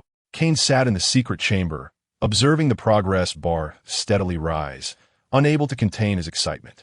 Although the device required the consumption of numerous devil fruits to unlock the loot, each opening had provided Kane with immense benefits. The innate golden finger. The loot box, a modified version of the Eternal Forest Mark. This device was indispensable to Kane. Without it, even 100 dragon fruits would not suffice to fortify his strength. The first opening yielded a novice gift pack, the Great Clock and Wally Bell. Although at first glance these items seemed lackluster, time proved their worth. Bell had become Kane's ally, while the Great Clock served as Kane's ticket home. While the destination remained uncertain, it nevertheless offered a glimmer of hope, did it not? The last time he opened a formal loot box yielded the modified version of the Void Mark. This item had propelled Kane's team to a qualitative leap in their offensive capabilities, succinctly summarized as, "Your strength matters not. A single strike could claim your life." Each activation of the Lucky Bag demands an exponentially increasing amount of energy. Kane observed that the fruits were on the verge of being completely absorbed, yet the energy gauge remained unfilled, prompting him to express his despair. This matter indeed delves into my realm of ignorance. To illustrate, if the base is 2, the energy required for the first activation is 4, the second is 16, and the third is 64, totaling 256. I am at a loss as to how this pattern is calculated. Kane had always felt that his unique advantages were quite benevolent compared to those of his predecessors, clearly not crafted by the likes of the Goose Factory. However, after the last activation of the Lucky Bag, he sensed an ominous turn of events. Nevertheless, he found solace in the fact that the previous activation, which yielded the Great Clock, was from a novice's gift bag. Upon placing the last devil fruit into the energy reservoir, the gauge finally reached its limit. "Come forth, my precious. Let me see what treasures you hold." With eager anticipation, he watched the golden Lucky Bag awaiting his command. Kane hastily rose to wash his face and lit 3 incense sticks before the portraits of his revered luck-bringers. The wall before him was adorned with his own renditions of these fortunate souls: Yuanyuan Zinzasuk, Xiaolan, Naruto, Yeching Litu, Satan, and Ayesana. For those interested, a search will reveal that these individuals are indeed embodiments of luck, and there are many more whom I cannot enumerate. May the gods bless me, grant me your fortune." After reciting his incantation with utmost reverence, Kane felt a surge of mysterious power enveloping him, both mentally and physically. "Unleash my lucky bag. You are the chosen one." Fortunately, Kane was alone in this chamber. Otherwise, such dramatic proclamations would have led to his immediate social demise. The wall bore the inscription, "Lucky Bag, Scurvy Remedy," upon activation. It allows oneself and bound allies to rapidly recover from injuries and cleanse all negative states, including but not limited to deceleration, intimidation, fear, illusions, and mental blockage. Kane exclaimed in frustration, "What use do I have for this nonsense? I am not pursuing an active style. What good is an active skill to me? And a healing skill at that?" Kane had anticipated that, consistent with the usual standards of the lucky bag, even if it did not grant him a powerful mark, it should at least provide a decent passive skill. If all else failed, a dark harvest would be acceptable. Regrettably, in his transition from elation to despair, he failed to notice the potential to cleanse all negative states. Despite his reluctance, he had no recourse, as the system did not support returns. Enraged, Kane exited the chamber, contemplating a visit to Hay to assess progress. If all went well, perhaps the devil fruit users imprisoned within the sea prison could yield another lucky bag. In that moment, Kane resembled an avid gamer, willing to pay any price to draw the cards he desired. Meanwhile, Hay and Zoro were in the final stages of their experiment, placing the figure of Blackbeard into what appeared to be a sealed chamber. "How is it progressing?" Kane dared to speak only after Hay and Zoro had closed the chamber door. Zoro, startled by the sudden interruption, rolled his eyes upon recognizing Kane. "Everything is proceeding smoothly here, but what about you? You rushed in with a bunch of devil fruits to accumulate energy. What were the results?" Hearing Zoro's pointed inquiry, Kane's already dark expression grew even gloomier. Noticing Kane's dismal demeanor, Zoro and Hay refrained from further provoking him. "The chamber is sealed. What method shall we employ to eliminate this rotund fellow?" As Hay activated the device, Zoro suddenly recalled that Blackbeard was still alive. "No worries. Once the targeting system is activated, it will release a special gas that not only slows down the regeneration particles of the devil fruits, but also poses a lethal threat to the human body." With Hay's professional assurance, Zoro ceased his chatter and focused on awaiting the experiment's outcome. Kane, however, was intrigued, circling the apparatus. Such an impressive invention deserved thorough observation, for who knew when he might have the chance to see it again, even though the dark fruit would render the targeting system obsolete. This was a culmination of Hay's dedicated research, and its significance was unparalleled, akin to an aerial fortress. As time passed, the glass cover of the sealed chamber revealed Blackbeard's grotesque expression. "Release me, Kane, let me go. Do you not aspire to be Pirate King? I can be your most loyal hound. My dark fruit harbors great secrets. You cannot kill me." Feeling the gas gradually eroding his body, Blackbeard's despair crescendoed as he desperately revealed the secrets of his dark fruit, hoping to sway Kane. Alas, his words bore no weight with Kane, who had targeted him precisely because of the dark fruit. Otherwise, this rotund figure would have perished at Kane's hands long ago on Bonero Island. Observing Kane's indifference, Blackbeard's expression shifted to one of utter hopelessness, prompting him to ram his head against the glass in a futile attempt to escape. "It is all in vain," Zoro interjected from his position before the chamber. "Rather than futile struggles, perhaps you should consider your final words. I will convey them." While Zoro did not harbor any sympathy for Blackbeard, as a swordsman, he preferred to offer a swift end with his blade.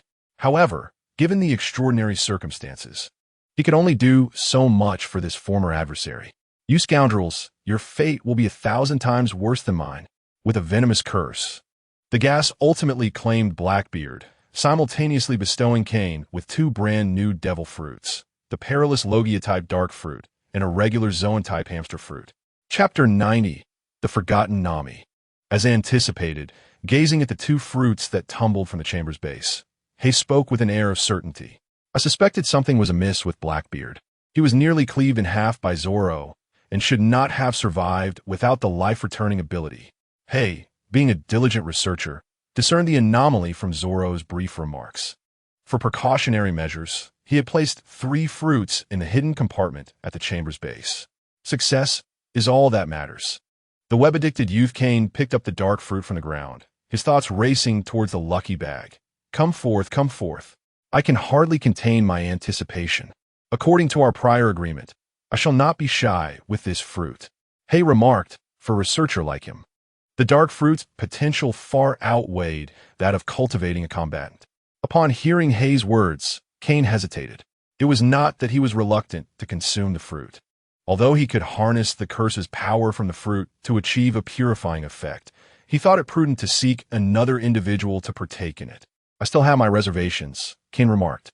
If all went well, it would be fine, but should any complications arise, losing Hay was something Kane could not accept.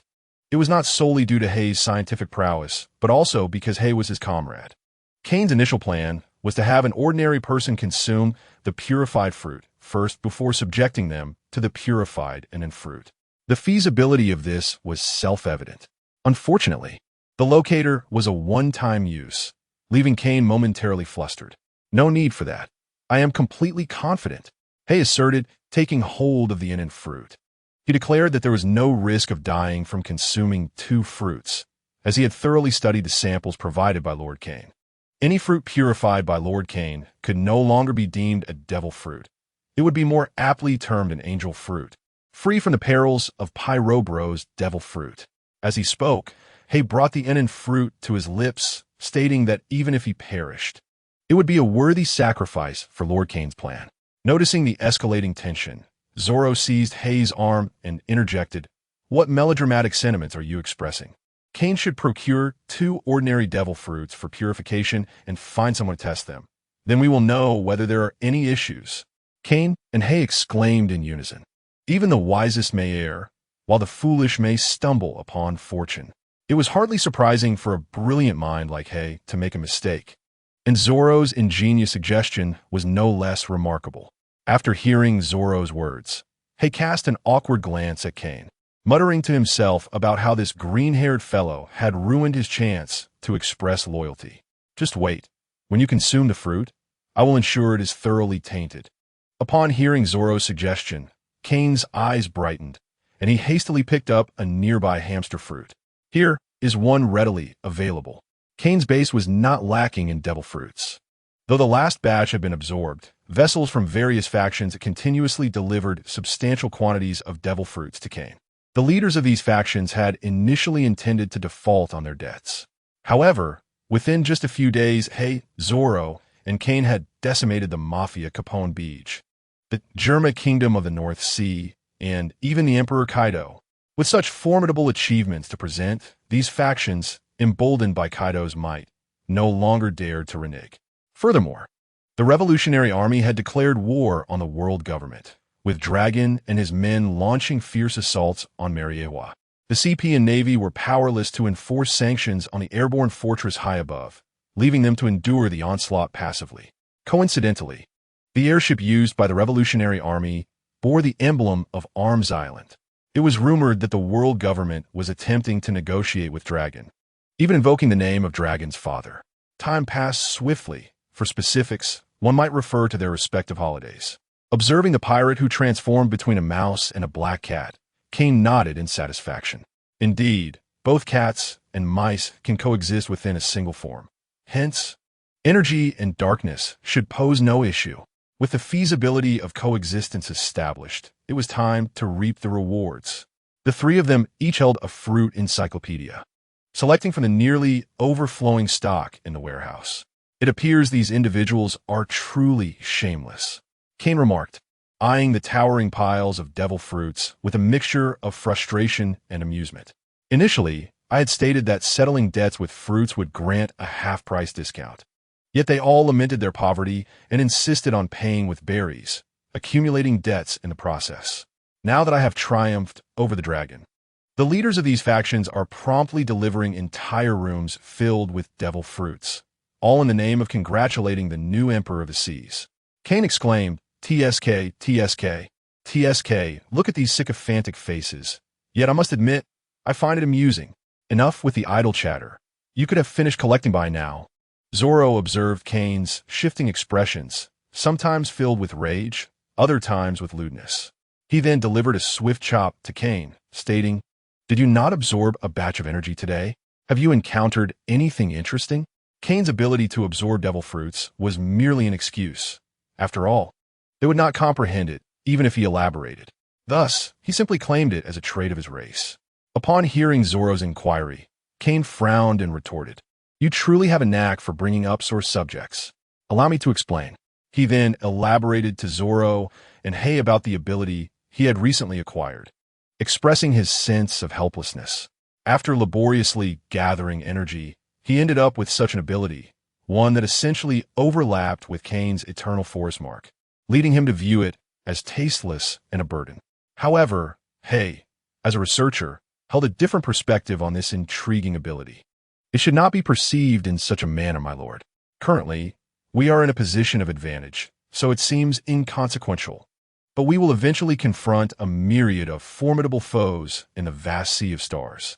At that time, various strange abilities will emerge, and perhaps even rule-based powers. Thus, an ability capable of eliminating negative status effects is nothing short of divine." Hearing Hei's insight, Kane scratched his head, feeling somewhat disheartened. Perhaps my previous abilities were too exceptional, leading to this perspective. Before Kane could finish his thought, Zoro, who had drawn his sword Autumn Water, startled him. "What are you doing? Suddenly brandishing your weapon while we were in the midst of a conversation? You possess an impressive recovery ability, so you cannot grasp the desire for a robust self-healing ability. However, this situation is not without merit. Let me see how much this orange can heal in one go." With that, Zoro raised Autumn Water and sliced his palm. "Hurry and unleash your ability. Let me witness its effects." Kane observed the fine line of a wound on Zoro's palm, with barely any blood oozing forth, and sighed. "I really ought to act quickly. Otherwise, it will heal on its own." As Kane initiated the treatment for scurvy, an orange glow enveloped the three of them. Kane, Zoro, and Hei exclaimed in unison, "Nami!" Chapter 91. Yet to remember the title, breathing heavily, the three exchanged bewildered glances. "Hold on. Let me sort out what just transpired." Kane gestured for the others to quiet down and began counting on his fingers. "We initially joined the Navy as 4 individuals. When did it become 3? As they delved deeper, Zoro recalled the specifics of that day. The day Hei was assigned to Commander Crane's command. Kane began to make arrangements and hid Bell. Originally, Kane had reasons for wanting to keep Bayer concealed, as the naval headquarters was teeming with experts skilled in Kinbunchikuhaki. Nami, carrying a bear cub that could not be detected by Kinbunchiku, was bound to become a potential risk. Moreover, Nami had been assigned to the side of the renowned Grand Advisor, known for his wisdom, and Kane dared not be the slightest bit careless. As everyone began to reminisce, Zoro clapped his hands and exclaimed, "I recall how Kane inexplicably cried during our drinking session at the naval headquarters. The tears shed the day before they departed from the Navy were, in fact, their subconscious reminding them of a forgotten companion. Yet, the reason for Nami's inexplicable disappearance was something Hei found difficult to comprehend. Had they truly forgotten everything about Nami? Enough of this." Kane clenched his fists, his eyes burning with intensity. "I now know who is behind this." Upon hearing this, Zoro and Hei turned their gazes toward Kane. "Don Quixote, Doflamingo."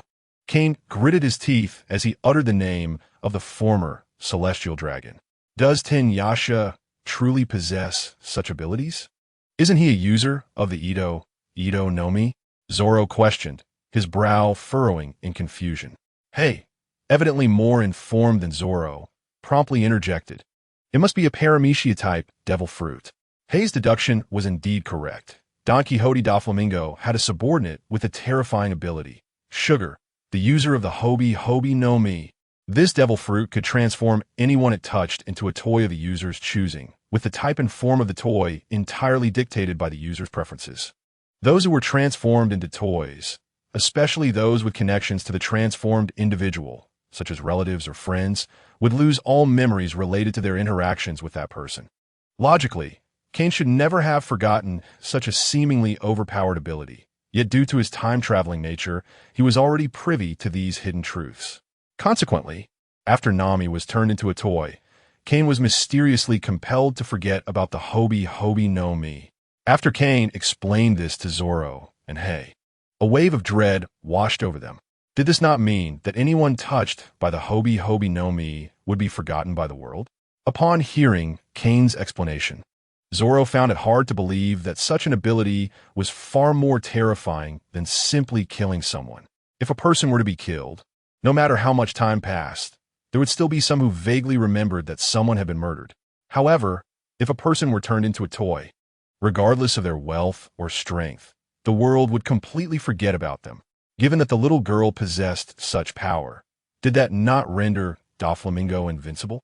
Zoro asked, a hint of reluctance in his voice. If that's the case, once someone is turned into a toy, whether you are a Yonko or the Pirate King, you will be controlled by this little girl and no one will even realize it. How can we possibly change that? Such a formidable ability must surely have a weakness. Hay pondered. There must be some unknown vulnerability or stringent conditions for activation. Otherwise, with Doflamingo's ambition, he would have long since dominated the seas. After hearing Hay's words, Kane nodded slightly. There is indeed a weakness, and it is quite apparent. Despite the power of Sugar's ability, the flaw is clear. The existence of this mysterious power cannot be known to outsiders. Otherwise, more than half of the strong individuals in the sea would pursue Sugar. For no one wishes to become a toy under someone else's control. Additionally, the user cannot lose their powers or fall unconscious. If they do, everyone who has been turned into a toy will instantly revert to their original forms. Listening to Kane's analysis, Hay nodded thoughtfully. So, all we need to do is eliminate this little girl to rescue Nami. Am I correct? Kane, sensing Hay's sudden shift from shock to joy, could guess what he was thinking. Such a powerful ability as the Hobi Hobi no Mi ought to be in their hands. Previously, it would have been difficult to achieve without the Yami Yami no Mi, but now that Hay had mastered it, subduing a girl who relied solely on her abilities would be a cinch. To be honest, Sugar's strength lies in her sneak attacks. If everyone knew of her existence, even an ordinary pirate with hockey mastery could easily deal with her. In fact, if Sugar were left unprotected, even a sniper could effortlessly eliminate her. Then what are we waiting for? Let's go take down that girl named Sugar. Zoro exclaimed eagerly, but Kane raised a hand to calm him. Not so fast. Nami is safe for now. We should plan our strategy thoroughly first. Killing Sugar should not pose much of a challenge, especially since Doflamingo could never anticipate the presence of a time traveler.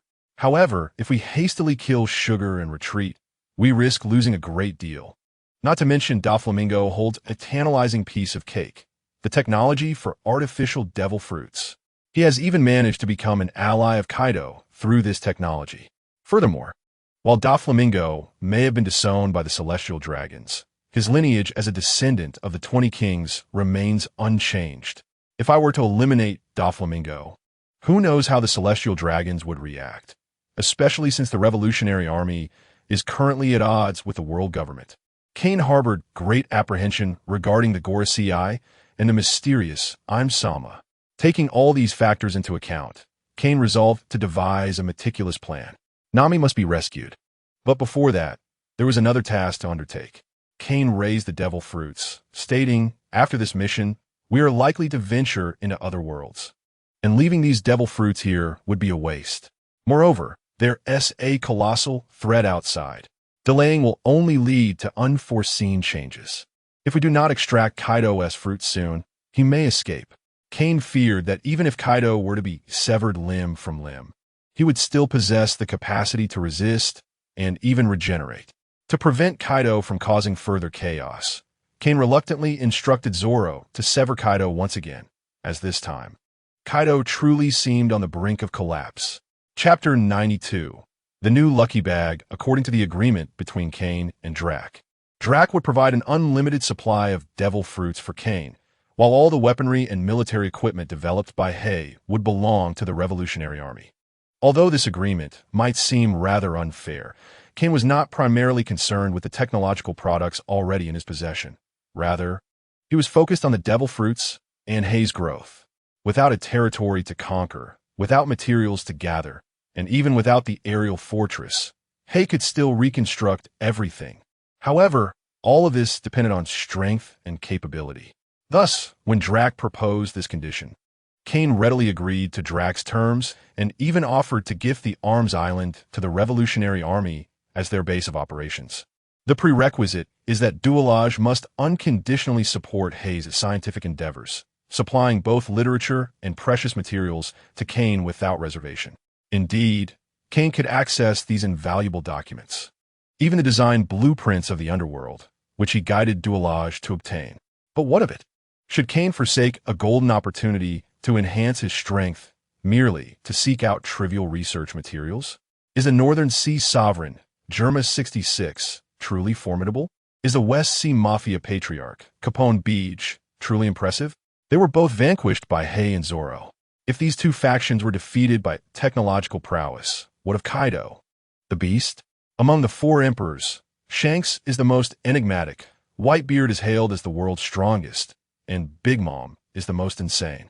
Yet Kaido is reputed to be the toughest. He is officially recognized as the strongest creature across land, sea, and sky. If Kane could take down such an indomitable force as Kaido, does that not affirm the validity of his plans? There is no need for further contemplation. Development must take precedence. Kane had already regretted wasting years in the East Blue, which is why he later resolved to even join the Navy for progress. When Kane agreed to Voyage's request and even suggested gifting the Arms Island to the Revolutionary Army, Voyage's eyes nearly popped out in astonishment. Yet, upon reflection, Voyage realized Kane had not suffered any loss at all. Kane merely viewed the Revolutionary Army as a logistical support unit. What significance does Arms Island hold? Had it not been for Kane's intervention, it would have long been obliterated by Kaido, and besides, Arms Island was originally an unnamed isle.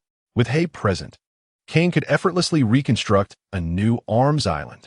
As for the Berry and the technological products, those are of even less consequence. Kane is virtually the creditor to all factions across the seas. Acquiring Berry is a trivial task. Technological products are even less noteworthy, as the difficulty lies in the development phase.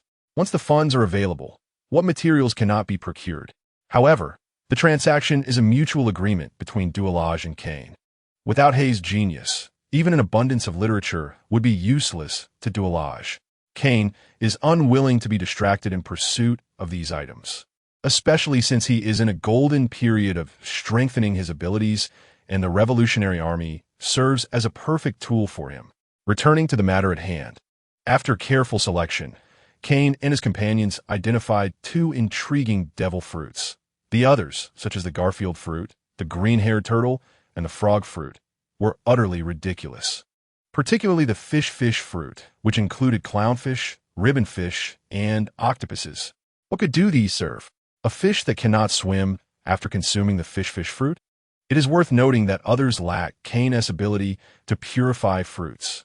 One wonders whether they're simply unappreciative or have lost their minds to part with such promising fruits. Gazing at the three devil fruits before him, Kane smacked his lips in satisfaction. The snake fruit, ancient type, Titan python. This should belong to the Boy Day family.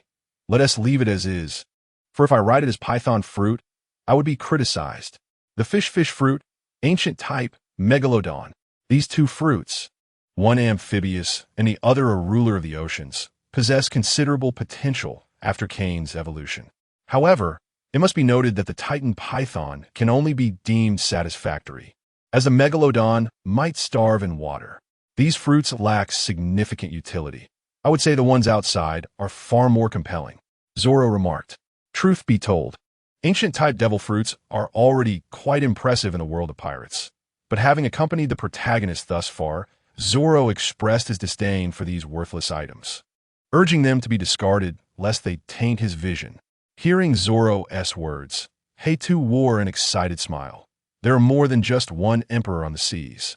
Upon hearing Hay's suggestive remarks, Kane couldn't help but let his imagination wander. If one were to venture out in search of devil fruits, the odds of finding exceptional ones are indeed slim. Have we not seen Teach wait decades for news of the dark fruit?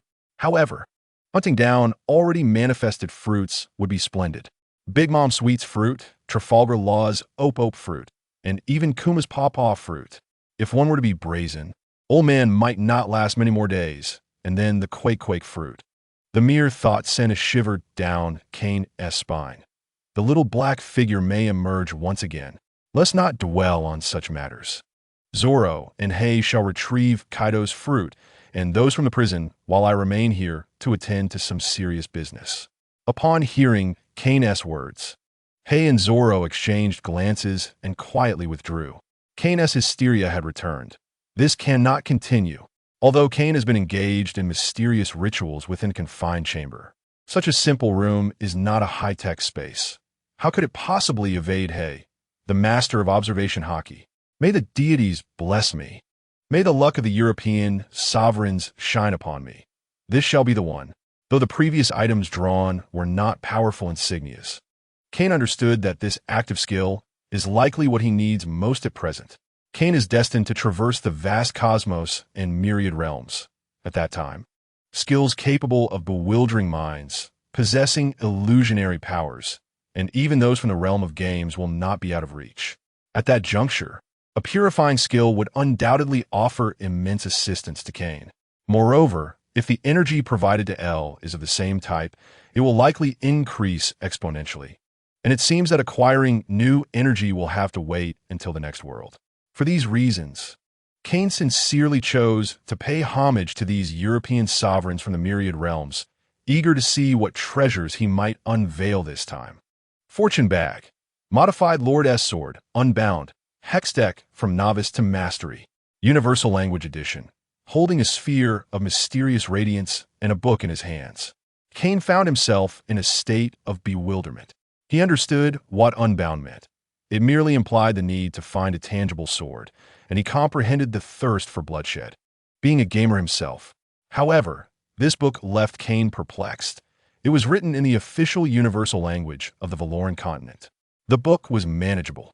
He could later give it to Hei and have Bell teach him to read. Yet, this is not the time to ponder such things. Just as with the great clock of yore, when the time comes, its purpose will become evident. Chapter 93. The distinction between knife and sword. Upon seeing the Qinglong fruit in Hei's possession, Kane recognized that the era of the old emperor had drawn to a close. Oh, is this the Qinglong fruit? It appears rather ordinary. After taking hold of the Qinglong fruit from Hei, Kane scrutinized it, wrinkling his nose in disappointment. Kane had anticipated that the Qinglong fruit would possess some distinctive features, yet it merely resembled an ordinary zoan-type fruit. Is this truly the fabled treasure? Kane vigorously shook his head, seemingly trying to cast away this ludicrous notion. Zoro, do you wish to consume it? This fruit will significantly enhance your durability and endurance. Zoro, I refuse. In truth, Zoro was initially somewhat tempted by this legendary mythical fruit. However, certain words from Kain had altered its flavor. Coupled with the fact that Zoro realized this fruit was freshly extracted from Kaido's very being, he suddenly felt a sense of repulsion. Upon hearing Zoro's words, Kain discreetly signaled to Hire, who squinted his eyes in understanding. It suddenly dawned on me that there is a fruit that seems perfectly suited for Zoro. I shall retrieve it at once. Watching Hire rush out in a fluster, Zoro felt something was amiss, but did not harbor any suspicion towards his companion. Here, take this. Consider it an early celebration of your ascendance to the title of the world's greatest swordsman, Kain said as he took advantage of the moment to present Zoro with the Lord's sword. What is this? Zoro inquired, looking at the luminous orb in Kain's hand, perplexed by its nature. This is a legendary divine sword, but it currently exists only as a spirit. Thus, it requires a vessel. Kain found it too cumbersome to explain everything to Zoro and fabricated a tale about the origin of this artifact to prevent Zoro from incessantly asking questions. A legendary divine sword? Zoro's eyes widened at Kain's words. Though I hail from the countryside, do not presume I am unworldly. You pull a glowing orb from your pocket and declare it a divine sword, no less a legendary one. Essentially, it is an extraordinarily powerful sword. Allow me to elucidate, and you shall comprehend. Kain, noticing Zoro's skeptical demeanor, endeavored to mend one lie with another. In essence, this sword possesses a unique trait. Each time it vanquishes an enemy, its own power increases. The extent of this enhancement depends on the strength of the defeated foe. Such a straightforward characteristic is enough to merit the title of a divine sword. Upon grasping the sword's capabilities, Zoro caressed the luminous orb lovingly, eager to integrate it with Wado Ikemonji. Wait! Seeing Zoro's reckless action, Kain quickly interjected. Wado Ikemonji is already an unparalleled blade. Would it not be a waste to use it as the vessel for a divine sword? Considering Kain's counsel, Zoro fell into silence for a moment before responding. I wish for Wado Ikemonji to accompany my growth. I do not wish to abandon her midway. Zoro's reasoning held merit. Since learning of the formidable beings beyond the world, he had been increasingly concerned about his weaponry, especially after Kain recounted the legend of the Zhu Xian sword formation, which left Zoro feeling a profound sense of insecurity regarding his sword and swordsmanship. But have you considered that Wado Ikemonji carries her own will? If you allow her to become the vessel for the Lord's sword, would she still be Wado Ikemonji? Noticing Zoro's silence, Kain continued to persuade him. Moreover, true masters of the sword require a weapon tailored to them. Although the Lord's sword currently lacks a physical form, you could have Higher forge one specifically for you, considering your height, arm length, leg length, and even your techniques. Kain's intention was clear. He was concerned that the Lord's sword would cause Wado Ikemonji to lose her intrinsic spirit. After all, it is commonly said that divine swords possess souls. Even if your strength escalates rapidly, it matters not. We will traverse many realms in the future, and by then, master blacksmiths will abound. I believe it would not be a significant issue for them to enhance Wado Ikemonji when the time comes, even without altering her spirit or forging materials. There are numerous methods to assist Wado Ikemonji in achieving transcendence. For instance, the blacksmith, or Krillent, or even Sister Kelly. If all else fails, the Dragon Balls could suffice. Ultimately, Kain's persuasion bore fruit. In truth, Zoro was not adamant about enhancing Wado Ikemonji. Rather, the Lord's sword's potential for growth had genuinely captivated him, leading to the desire for her everlasting companionship. As Zoro came to this realization, he and Kain fervently discussed the template for the vessel of the Lord's sword. However, as one issue was resolved, new questions arose. Why can't the vessel be forged in the likeness of the Zhu Xian sword? Zoro exclaimed in frustration. No, did I not tell you? There's a distinction between swords and blades. At this moment, Kain was at his wit's end, trying to elucidate the specific differences between a sword and a blade, but Zoro was utterly uninterested.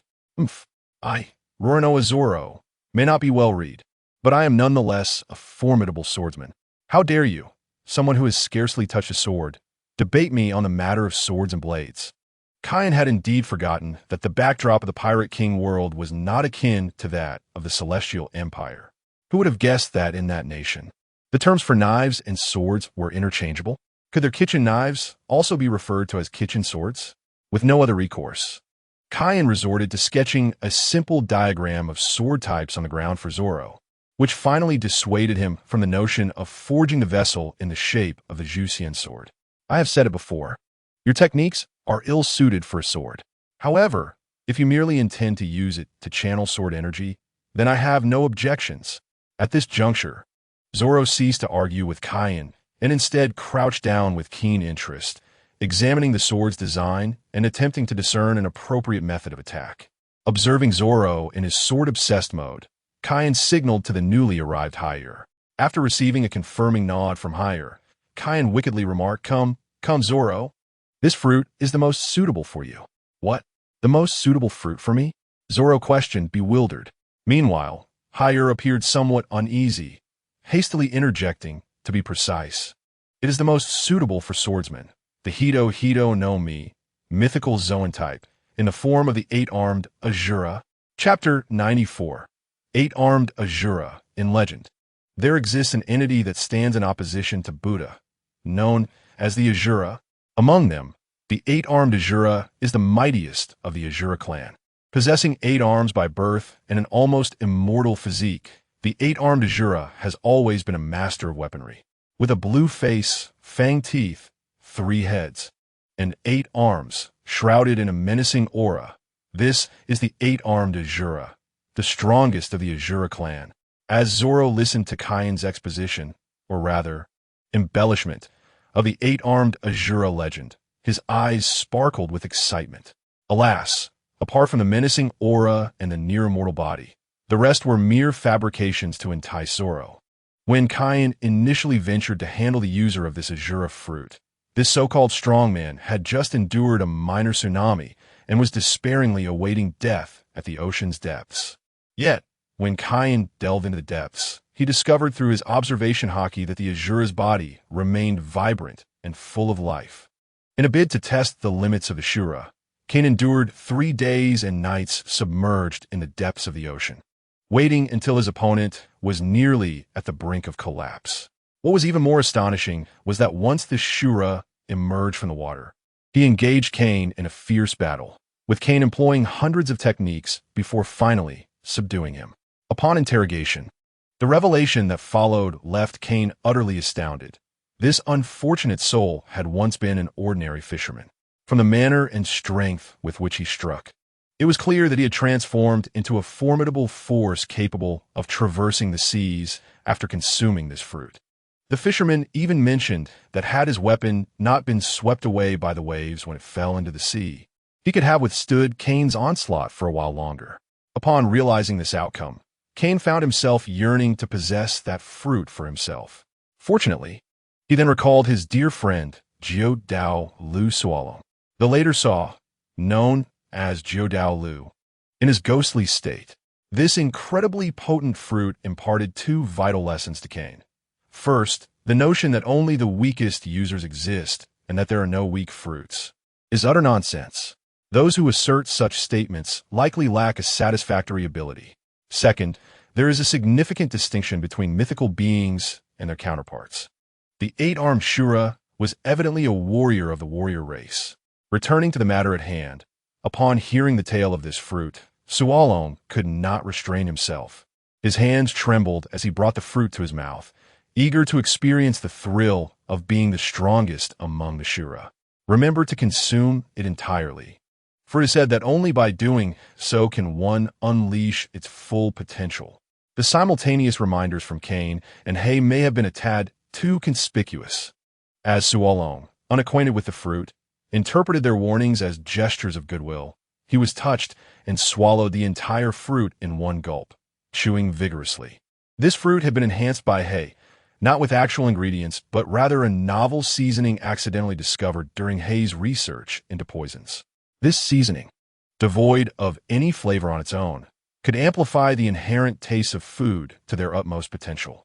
To illustrate, if a plate of braised pork was delicious, this seasoning would elevate that deliciousness to an extraordinary level. Initially, Hei thought it would serve merely as a seasoning, but after Kane's prompt, he found himself exclaiming, "Ugh! I consumed it! I consumed it!"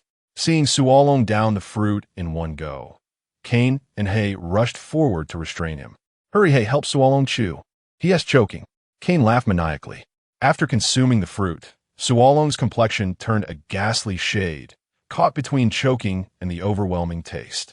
Nevertheless, Kane prioritized the safety of his good brother, regardless of the cause of Suolong's distress. As Kane and Hei aided Suolong in chewing and swallowing, Suolong's complexion grew increasingly ashen. Ultimately, Kane and Hei were propelled back by Suolong, whose face transitioned from green to black and then back to green, an overwhelming aura of conqueror's haki emanating from him. "You two scoundrels, you have betrayed my feelings." As Kane and Hei felt a sharp pang in their minds, they exchanged wry smiles. Having forgotten that under the influence of the Void Mark, Conqueror's haki was impervious to defense. Moreover, it was unavoidable. One could only endure. Truly, they had dug their own graves. Hei, gazing at the fearsome Suolong with his 3 heads and 8 arms, faltered and said, "See, Kane, you were right. This fruit is indeed powerful." Kane nodded vigorously in agreement. "And look, you now possess 3 heads. Develop this further, and you might evolve from Jiao Lu to Shi-Dao Lu. Enough with the frivolities. I demand your recognition." At this moment, Suolong, with his 3 heads and 8 arms, enveloped in a dark aura, which was indistinguishable between haki, ghostly energy, or ominous energy, exuded a terrifying presence. Kane and Hei, terrified at the sight of the enraged Suolong, immediately fled, fearing that lingering too long would result in them being pursued. As the three engaged in playful antics throughout the Arms Depot Island, Suolong ultimately refrained from attacking Kane and Hay. It was not out of reluctance, but rather because, since acquiring the Void Mark, they were no longer suitable sparring partners. After all, every strike from Suolong now dealt genuine damage, and even Kaido would struggle to withstand such an onslaught. You two are truly dull. After their playful escapades subsided, Suolong huffed as he sat on the ground, his irritation evident. While this prank had not physically harmed him, the psychological impact was substantial, akin to the taste of a devil fruit amplified 100-fold. That Suolong emerged unscathed was indeed a stroke of divine favor. Haha, I never anticipated the potency of this seasoning. After all, we previously treated it merely as MSG. Kane mused, observing Suolong's still pale face, feeling a shiver of apprehension. Thank goodness nothing went awry back then.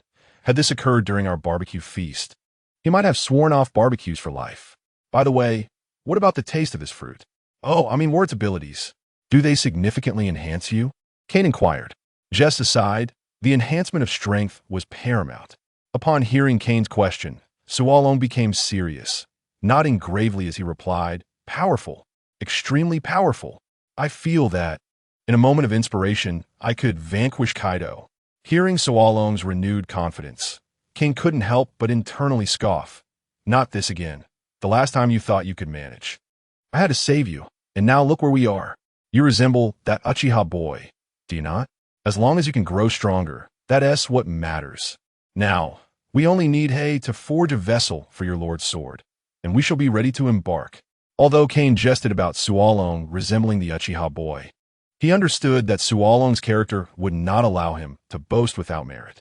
The three-headed, eight-armed form was inspired by Neza's three-headed, eight-armed appearance. I meticulously searched on Baidu, and indeed, this form exists. Some companions questioned why not consume more Zoan fruits to enhance physical strength and recovery speed. I neglected to mention that only the highest values are retained. For instance, if one were to consume a Phoenix and a Shura, only their respective traits and highest values will be taken into account. The most coveted fruits are the Logia and Paramecia types, as post-purification. One is impervious to seawater and Haki, transforming the devil fruit into an awakening of extraordinary abilities. Chapter 95. The Rescue of Nami on the Journey to Dressrosa. Ever since Hay developed the airship, Kane no longer had to endure the arduous task of serving as the foot power for various deities. Suolong, are you truly certain about shaping the vessel this way? Is it really all right? Kane asked with concern, observing Suolong as he toyed with the Lord's sword. When Hay prompted Sauron to select a weapon vessel, Sauron unhesitatingly sketched a design reminiscent of the Huaxia sword. Despite Kane's fervent attempts to dissuade him, Sauron remained resolute. It was not that Kane deemed such a sword shape inferior. Rather, in his heart, he believed that this type of sword could truly be called a sword. The crux of the matter, however, was that Sauron had never learned the art of swordsmanship. He had not acquired any techniques, strength applications, or even the basics of swordplay. Undeterred, Sauron wielded the newly acquired sword, excitedly proclaiming, "I have trained in swordsmanship for many years. Although this is my first encounter with this weapon, do not underestimate my insight as a swordsman." Kane, observing the sword in Sauron's hand, could not help but express his exasperation, saying, "At least consider my advice. Did you hastily choose this template?" It was understandable that Kane was exasperated with Sauron, for this sword was the vessel of the Lord's sword, capable of growth. Should Sauron find it unwieldy, it would be a grievous waste of such a magnificent artifact. I have already mentioned not to underestimate my insight. Besides, Hay optimized the model I provided. Even if you do not believe in me, you must trust in Hay's expertise.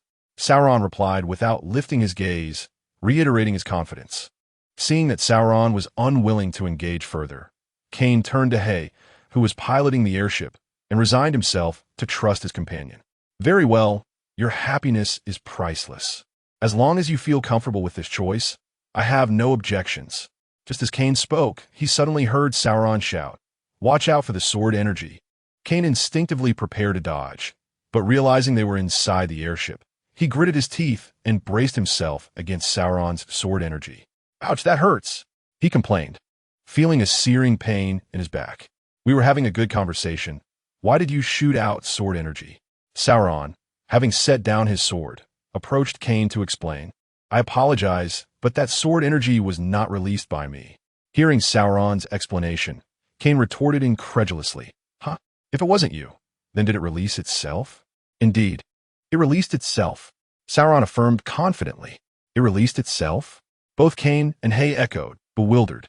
While the Lord's sword was indeed a divine artifact, it seemed incredible that it could act autonomously. Observing their incredulous expressions, Sauron elaborated, "This sword is exceedingly sharp. Even an ordinary person wielding it can unleash slashes akin to those of a master swordsman." Kane gasped in astonishment, realizing the sword's formidable nature. Just as he was preparing to fully experience this extraordinary sword, Hay interjected, "We have arrived at our predetermined landing point." Upon reaching their destination, Kane put aside his discussions about the sword, as his subordinate was still laboring under sugar.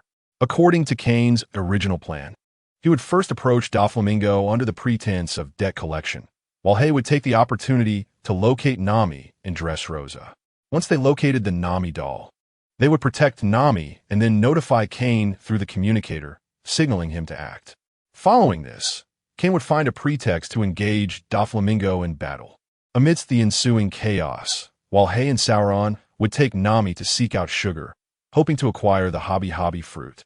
If they could not locate the doll resembling Nami, they would regroup with Kane and find a chance to incapacitate Sugar before confronting Doflamingo.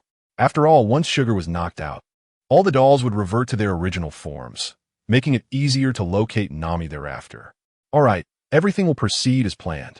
After confirming the plan, Kane waved his hand, ready to spring into action. However, overconfident, Kane seemed to forget that his meticulously crafted plans often fell prey to unforeseen changes. As the old adage goes, plans are meant to be altered.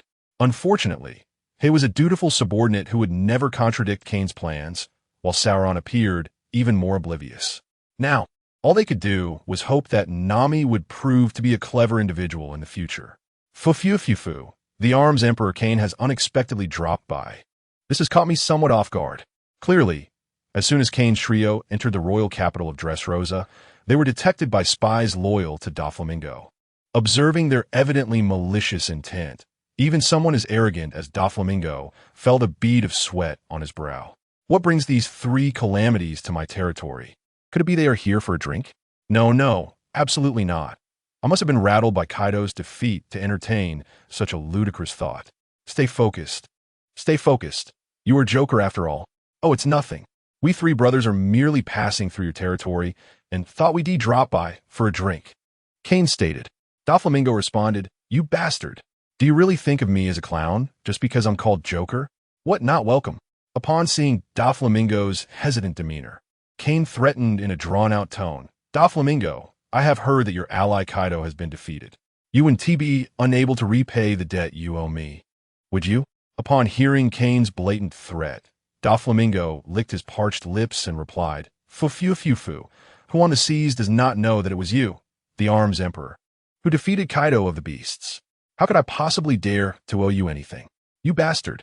Now everyone knows you defeated that monster Kaido. You are threatening me. Aren't you? You are indeed threatening me. Kane replied, I certainly have no intention of letting this slide. However, Doflamingo had not yet received the news of Kaido's demise. Otherwise, he would not have come out to greet Kane, nor would he have attempted to show off to him. After hearing Doflamingo's words, Kane nodded with satisfaction. As long as you have the money, won't you invite us to your territory for a drink?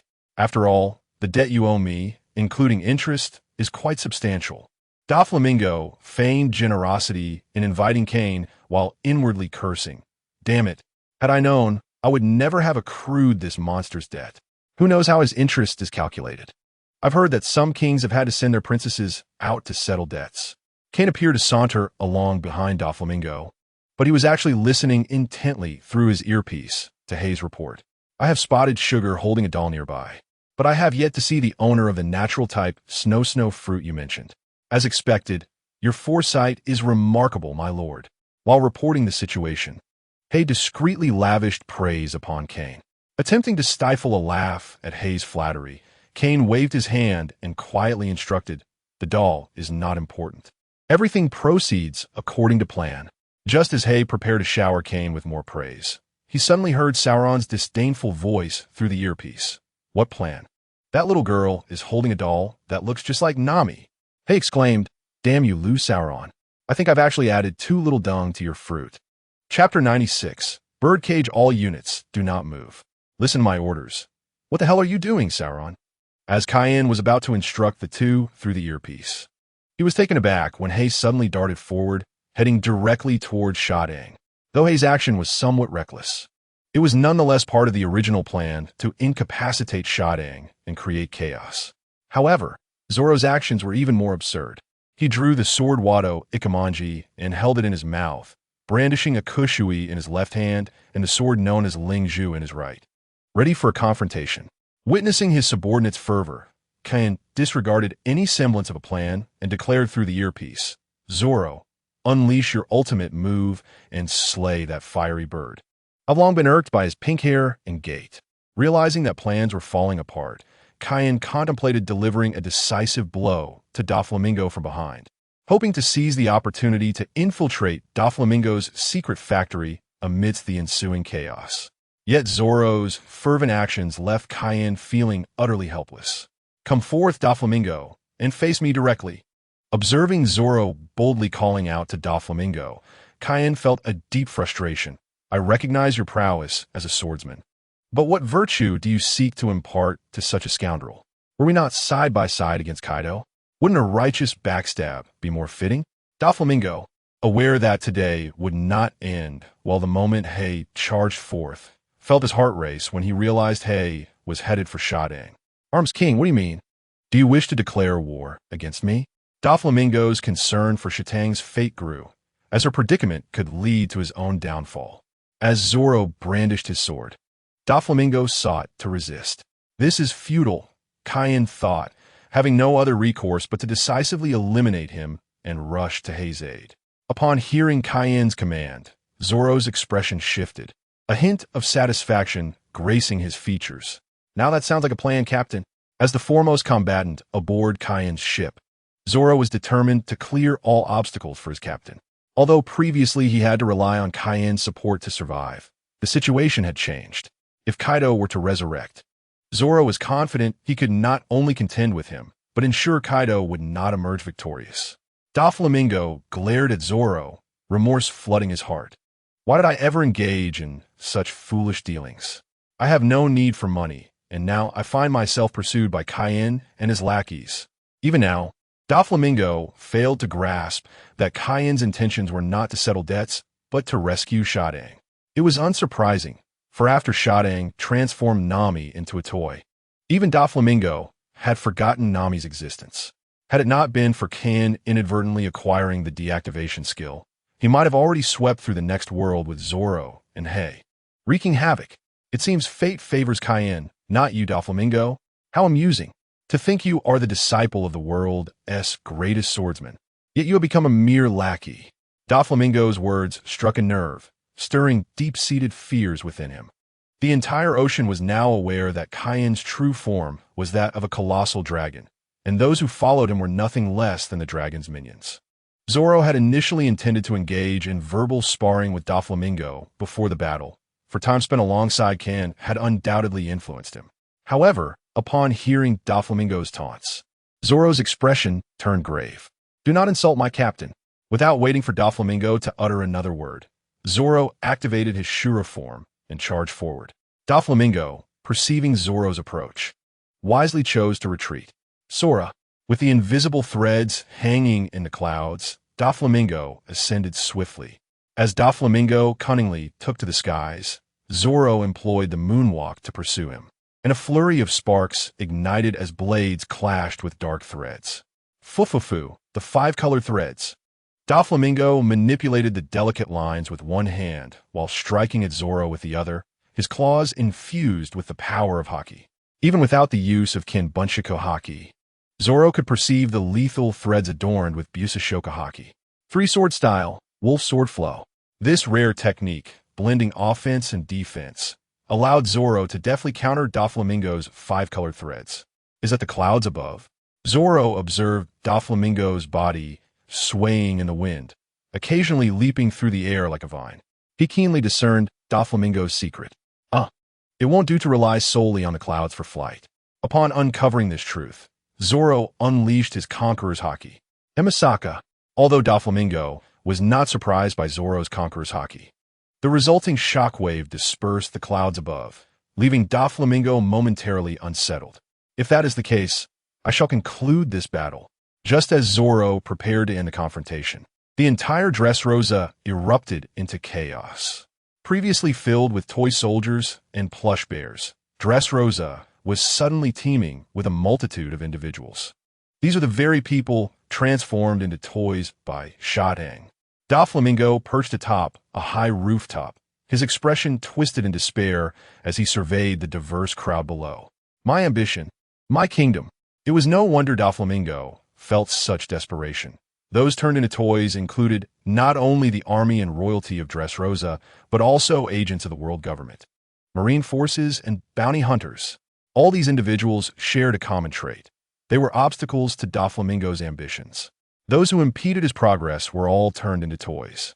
If his secret remained undisclosed, all would be well, but once revealed, Doflamingo's empire would face catastrophic ruin.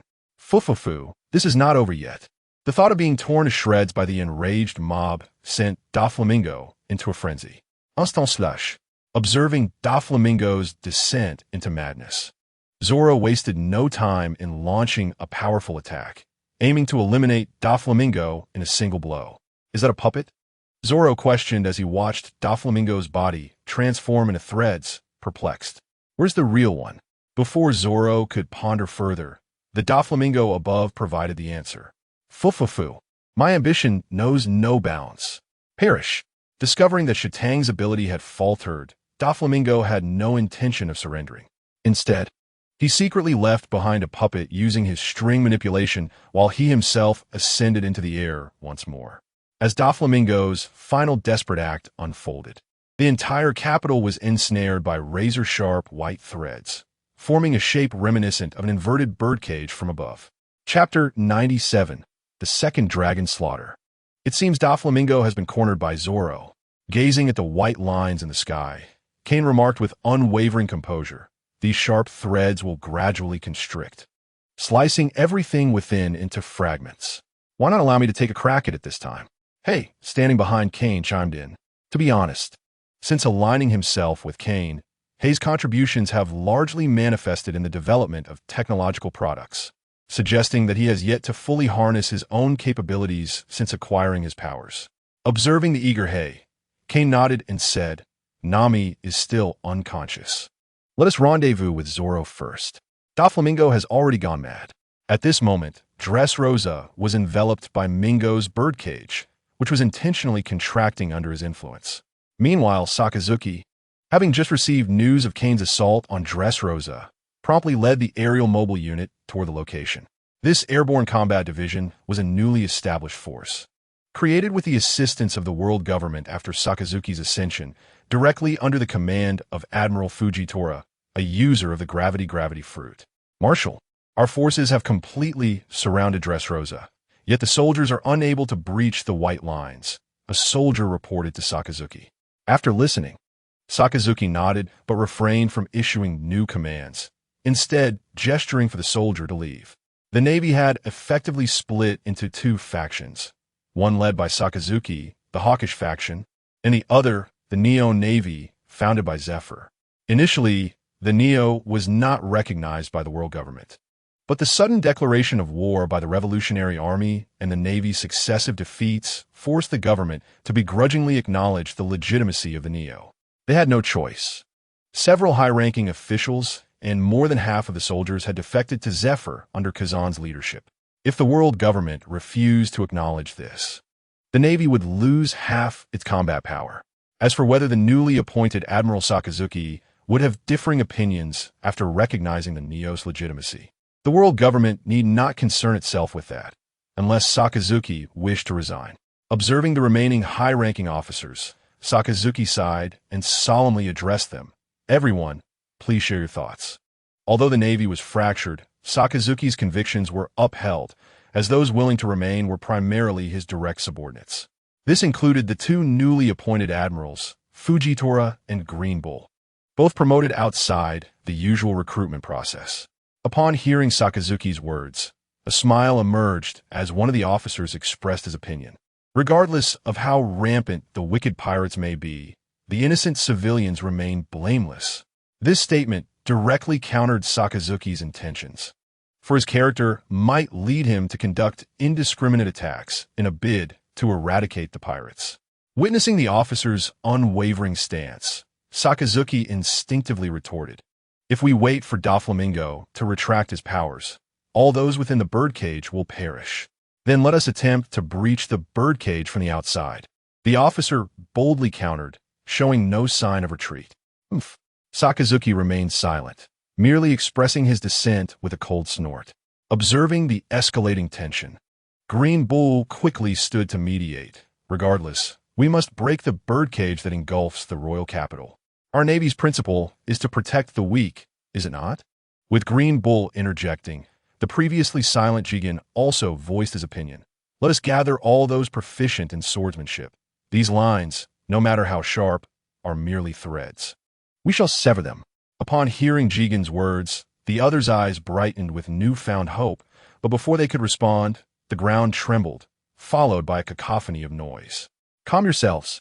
What is happening?" Sakazuki barked, sensing the commotion outside. "Marshal, the lines enveloping Dressrosa have suddenly vanished. Furthermore, a multitude of people are pouring out from the royal capital." Upon hearing the Marine's report, Sakazuki hastily led the officers outside to assess the situation. "It is the Arms King and his crew." As Sakazuki stepped onto the deck, his gaze immediately fell upon Kane, an old acquaintance. After all, a dragon of such immense stature atop a roof was easily recognizable, unless one happened to be a certain individual like the officer with a disability. Kane, having gathered his companions, was no longer interested in raiding the factory, concerned instead for the unconscious Nami. After all, the residual value of the devil fruit was now intertwined with the awakening of an extraordinary ability. These are merely threads.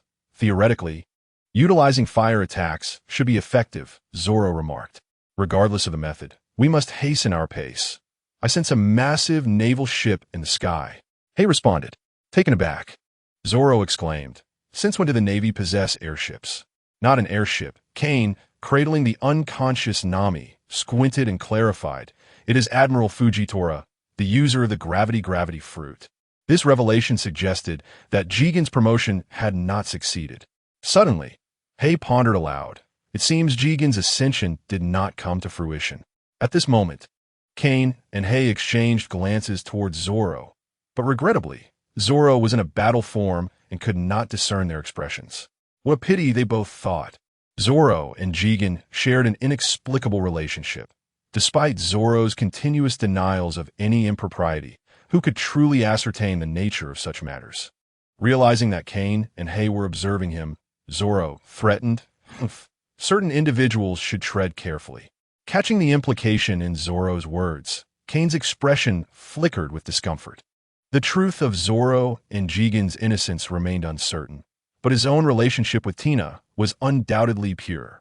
Previously, Kane had overlooked Nami's predicament due to her transformation into a toy, but now that she had returned, he feared Zoro might harbor ill intentions and cause him trouble. The mere thought sent a chill down his spine. Should his foolish actions be revealed by Zoro, he would have to concoct an excuse, claiming that they were merely his wings, though Nami would likely sever those wings herself. Just as the atmosphere grew awkward, Hay suddenly exclaimed, "I've found Doflamingo."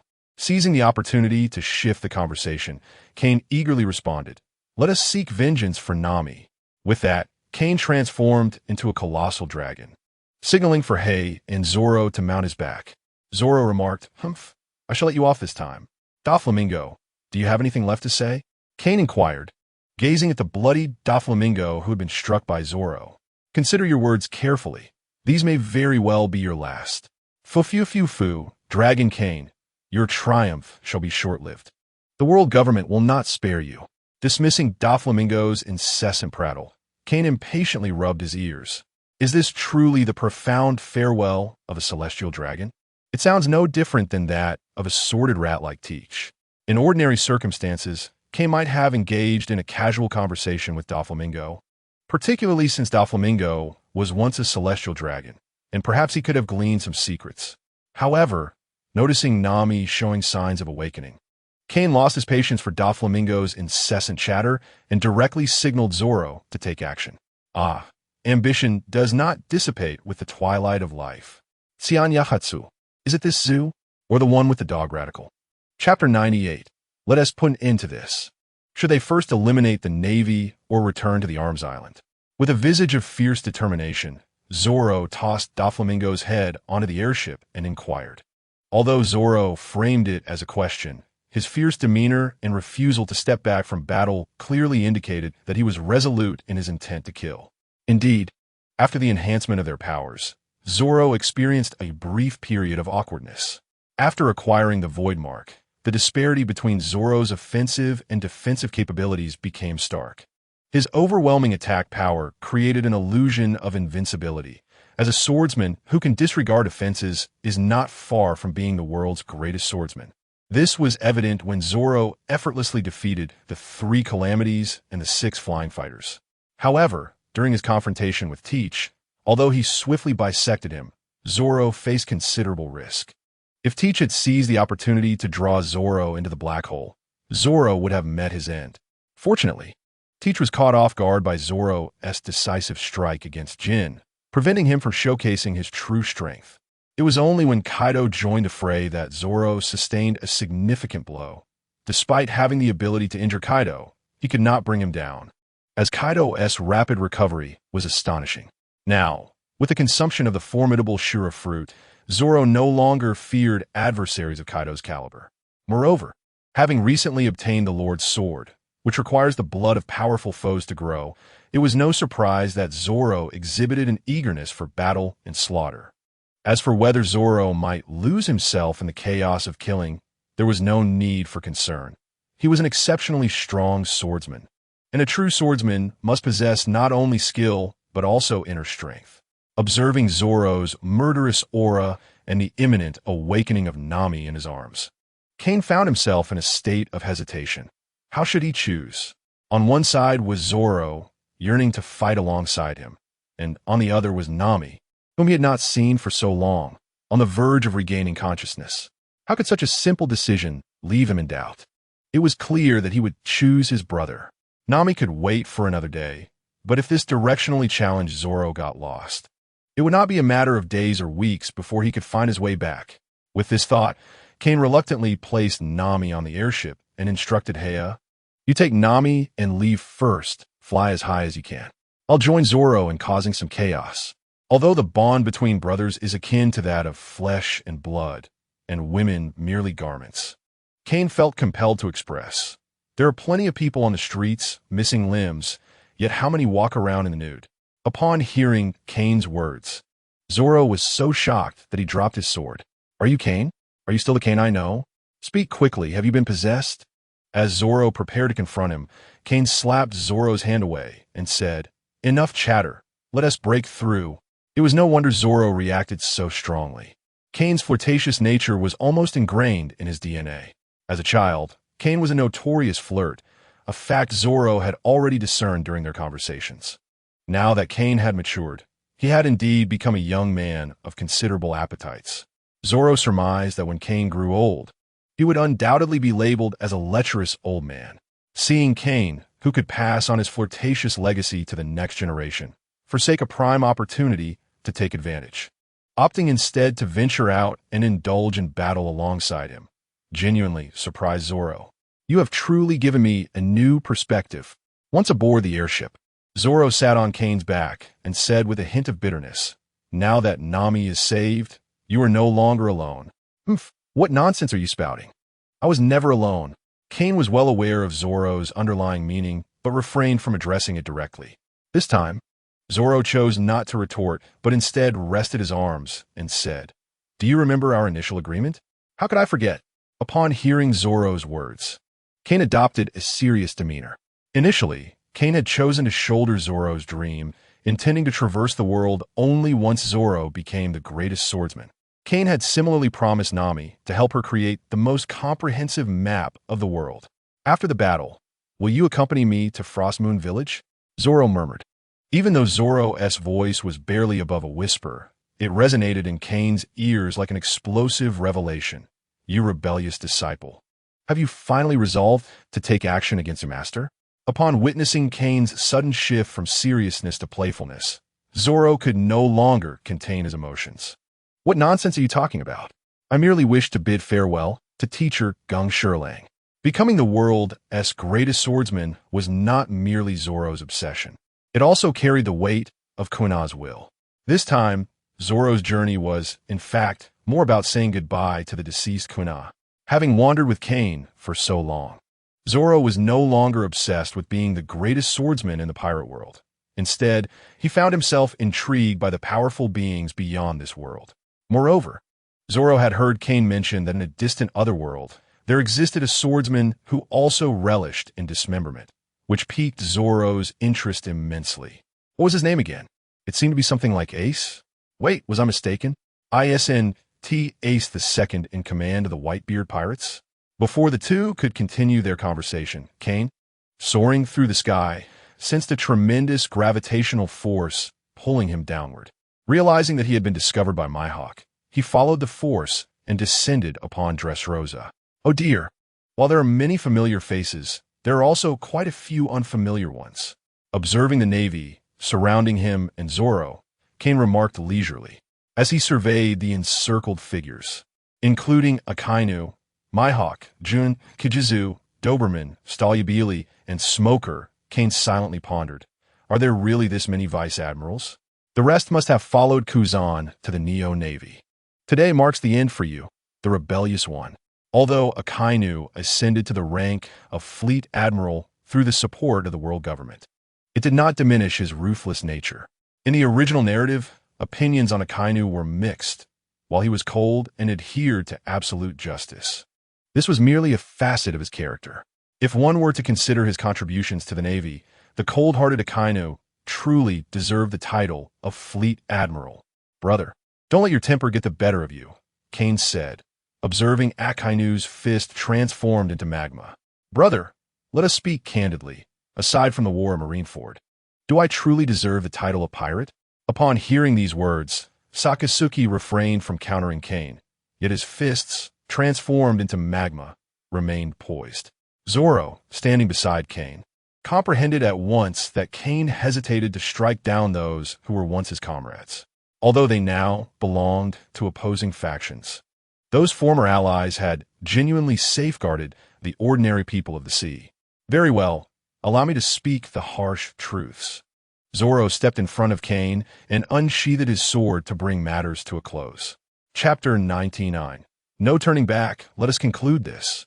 The Navy personnel observed Zoro's demeanor akin to that of a gang leader, inciting their collective fury. The hot-tempered Oni spider even manipulated his hair to coil around 8 blades. Rushing towards Zoro, noticing the charging Oni spider, Zoro grinned savagely and entered his Shura form. "Come now, let us see whether your 8-sword style or my 9-sword style prevails." As Oni Spider made the first move, the other vice admirals unhesitatingly joined the fray. And soon the open space was enveloped by a tempest of sword energies and slashing waves. A traitor is indeed a traitor, facing former comrades. He draws his blade without hesitation. I am truly fortunate to be blind, thus escaping this unsightly scene. One smile observed, or rather sensed, Zoro's unyielding assault on his former comrades. While feigning nonchalance, he unsheathed his long knife, causing a massive shadow to appear in the sky. Meteoric descent. One must not allow you to disturb my comrades. Kane squinted at the meteor descending from above. And how do you intend to intercept my meteor? Upon hearing Kane's words, one smile swung his blade at Kane, invoking the gravity blade, Fierce Tiger. Feeling the impending pressure and impact, Kane shook his fist and declared, "I wager you have forgotten that my first master was known as the Iron Fist." As he spoke, Kane enveloped his fist in haki and delivered a powerful strike towards the meteor. The ordinary fist of the tyrant. As Kane's fist struck out, an invisible shockwave collided with the meteor, resulting in a resounding explosion, causing a meteor capable of annihilating a small island to be neutralized by Kane's ordinary fist. Mingu. Seizing the opportunity while Kane's fist was preoccupied, Sakasuke unleashed his swiftest attack. Boom! As Mingu struck Kane's chest, a thick smoke enveloped him, but when the haze dispersed, Kane emerged unscathed. "Oh, my brother, your Mingu has become even swifter." Noting that Kane only commented on the speed of his attack while neglecting its power, Sakasuke snorted coldly. "Why do you have to call me brother?" Canine Bite. Crimson Lotus. Just as Sakasuke's attack was about to land, Kane remained unperturbed, arms crossed. Instant slash. A sharp beam of sword light severed Sakasuke's molten arm. When Sakasuke reformed his arm, he realized it was Zoro who had intervened. "What nonsense about dying? I cannot allow you to harm my captain." Upon seeing Zoro blocking him, Sakasuke could not help but glance towards the side. At that moment, the vice admirals lay heavily wounded on the ground, with the irritable Oni spider reduced to a mere stump. Witnessing the dire condition of his subordinates, Sakasuke gritted his teeth and said, "One smile, how long do you intend to spectate?" Taking advantage of Sakasuke's distraction, Kane quietly asked Zoro, "You wouldn't have killed your old flame, would you?" Zoro glanced distantly and replied, "I don't know what that woman is about. I hadn't even exerted myself, and she already fell." Hearing Zoro's words, Kane could not suppress a gasp, astonished at how formidable Zoro had become.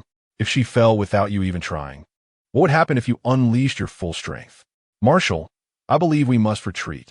Upon hearing Sakasuke's inquiry, One Smile pointed at the wounded, saying, "The lives of our comrades hang by a thread. If we do not provide timely aid, they could perish at any moment." Upon hearing One Smile's suggestion, Sakasuke not only refused but retorted angrily, "Do not speak such nonsense. To die in the battle against evil is the best fate for the Navy." This time, One Smile did not respond to Sakasuke. Instead, he utilized his abilities to lift several vice admirals and turned to head into the city.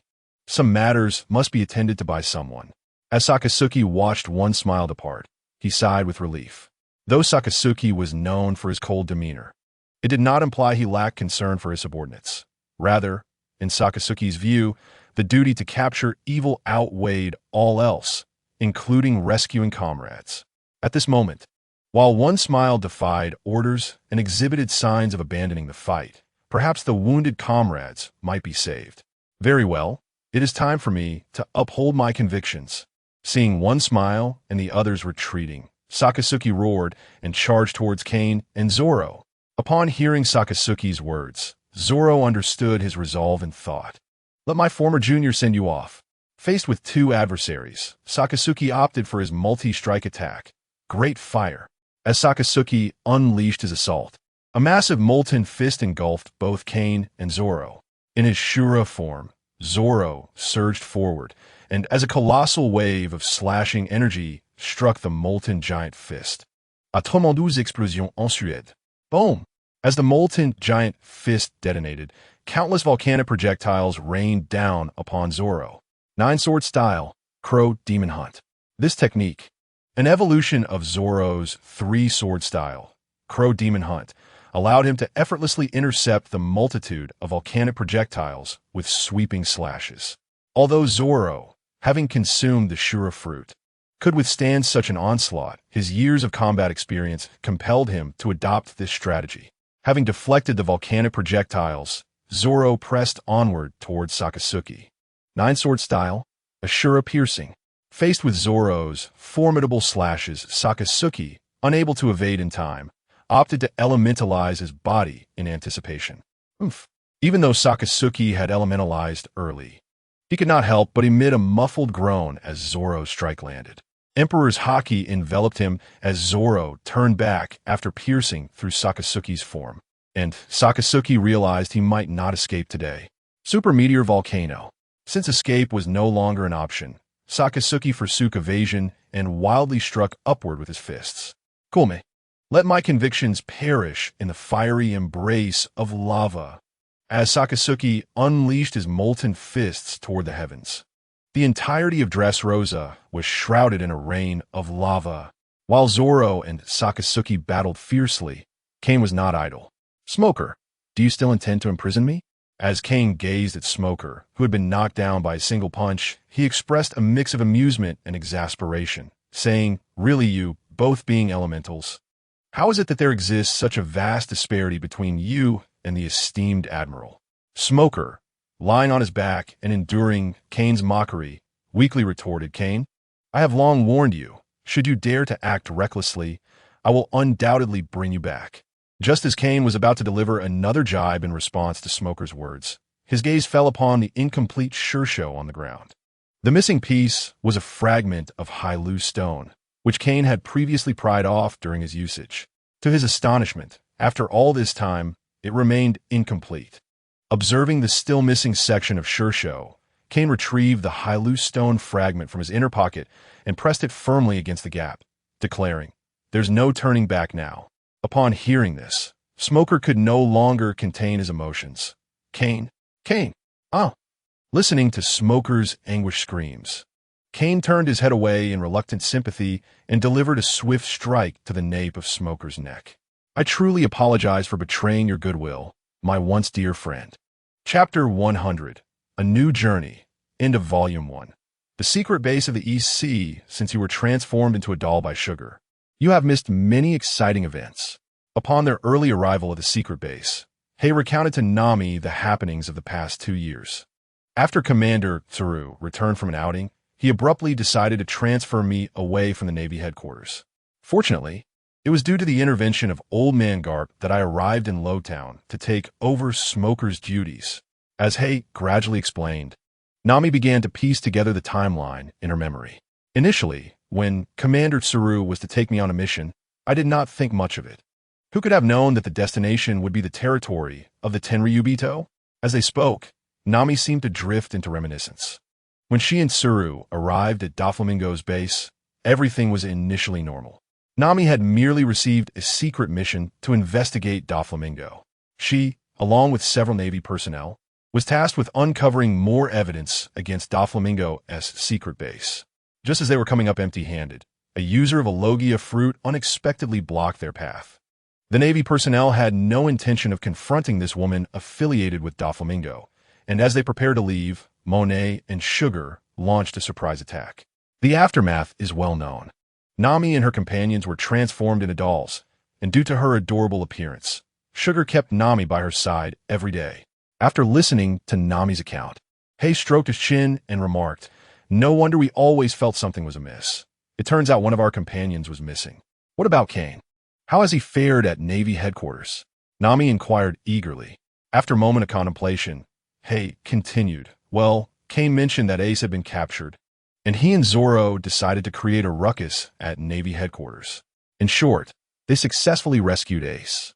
Hei intended to elaborate further for Nami, but for some inexplicable reason, his observation Haki suddenly began to alert him.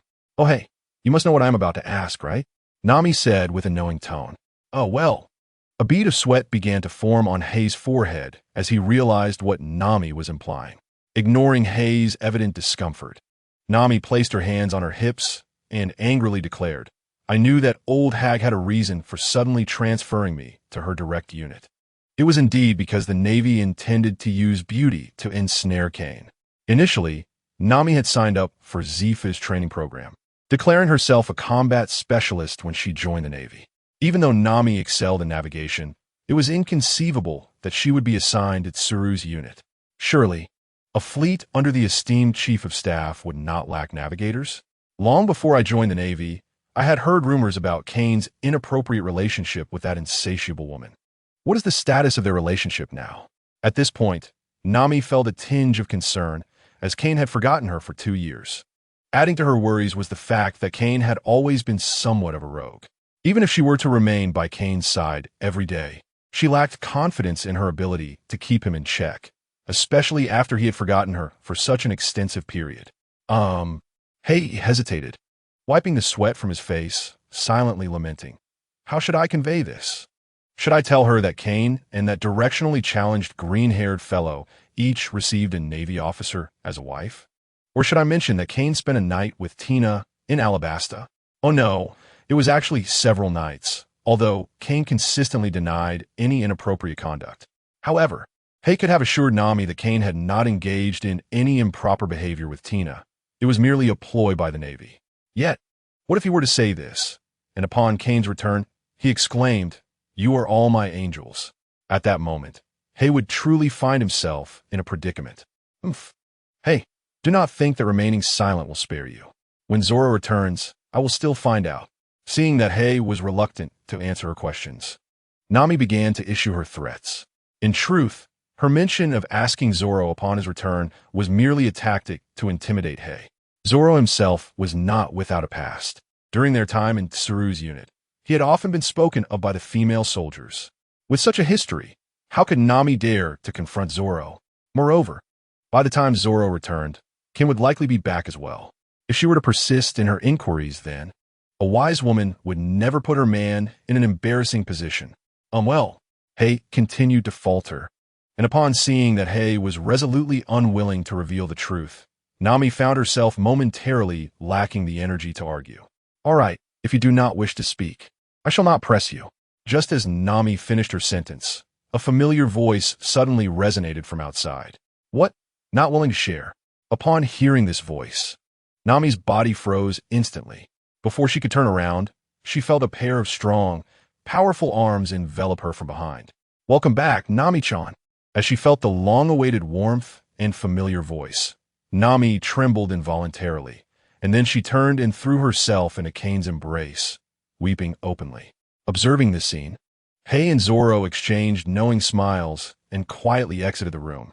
Outside the room, Zoro retrieved a cigar from the drawer and gestured towards Hay, who waved his hand to indicate he was not in the mood for smoking.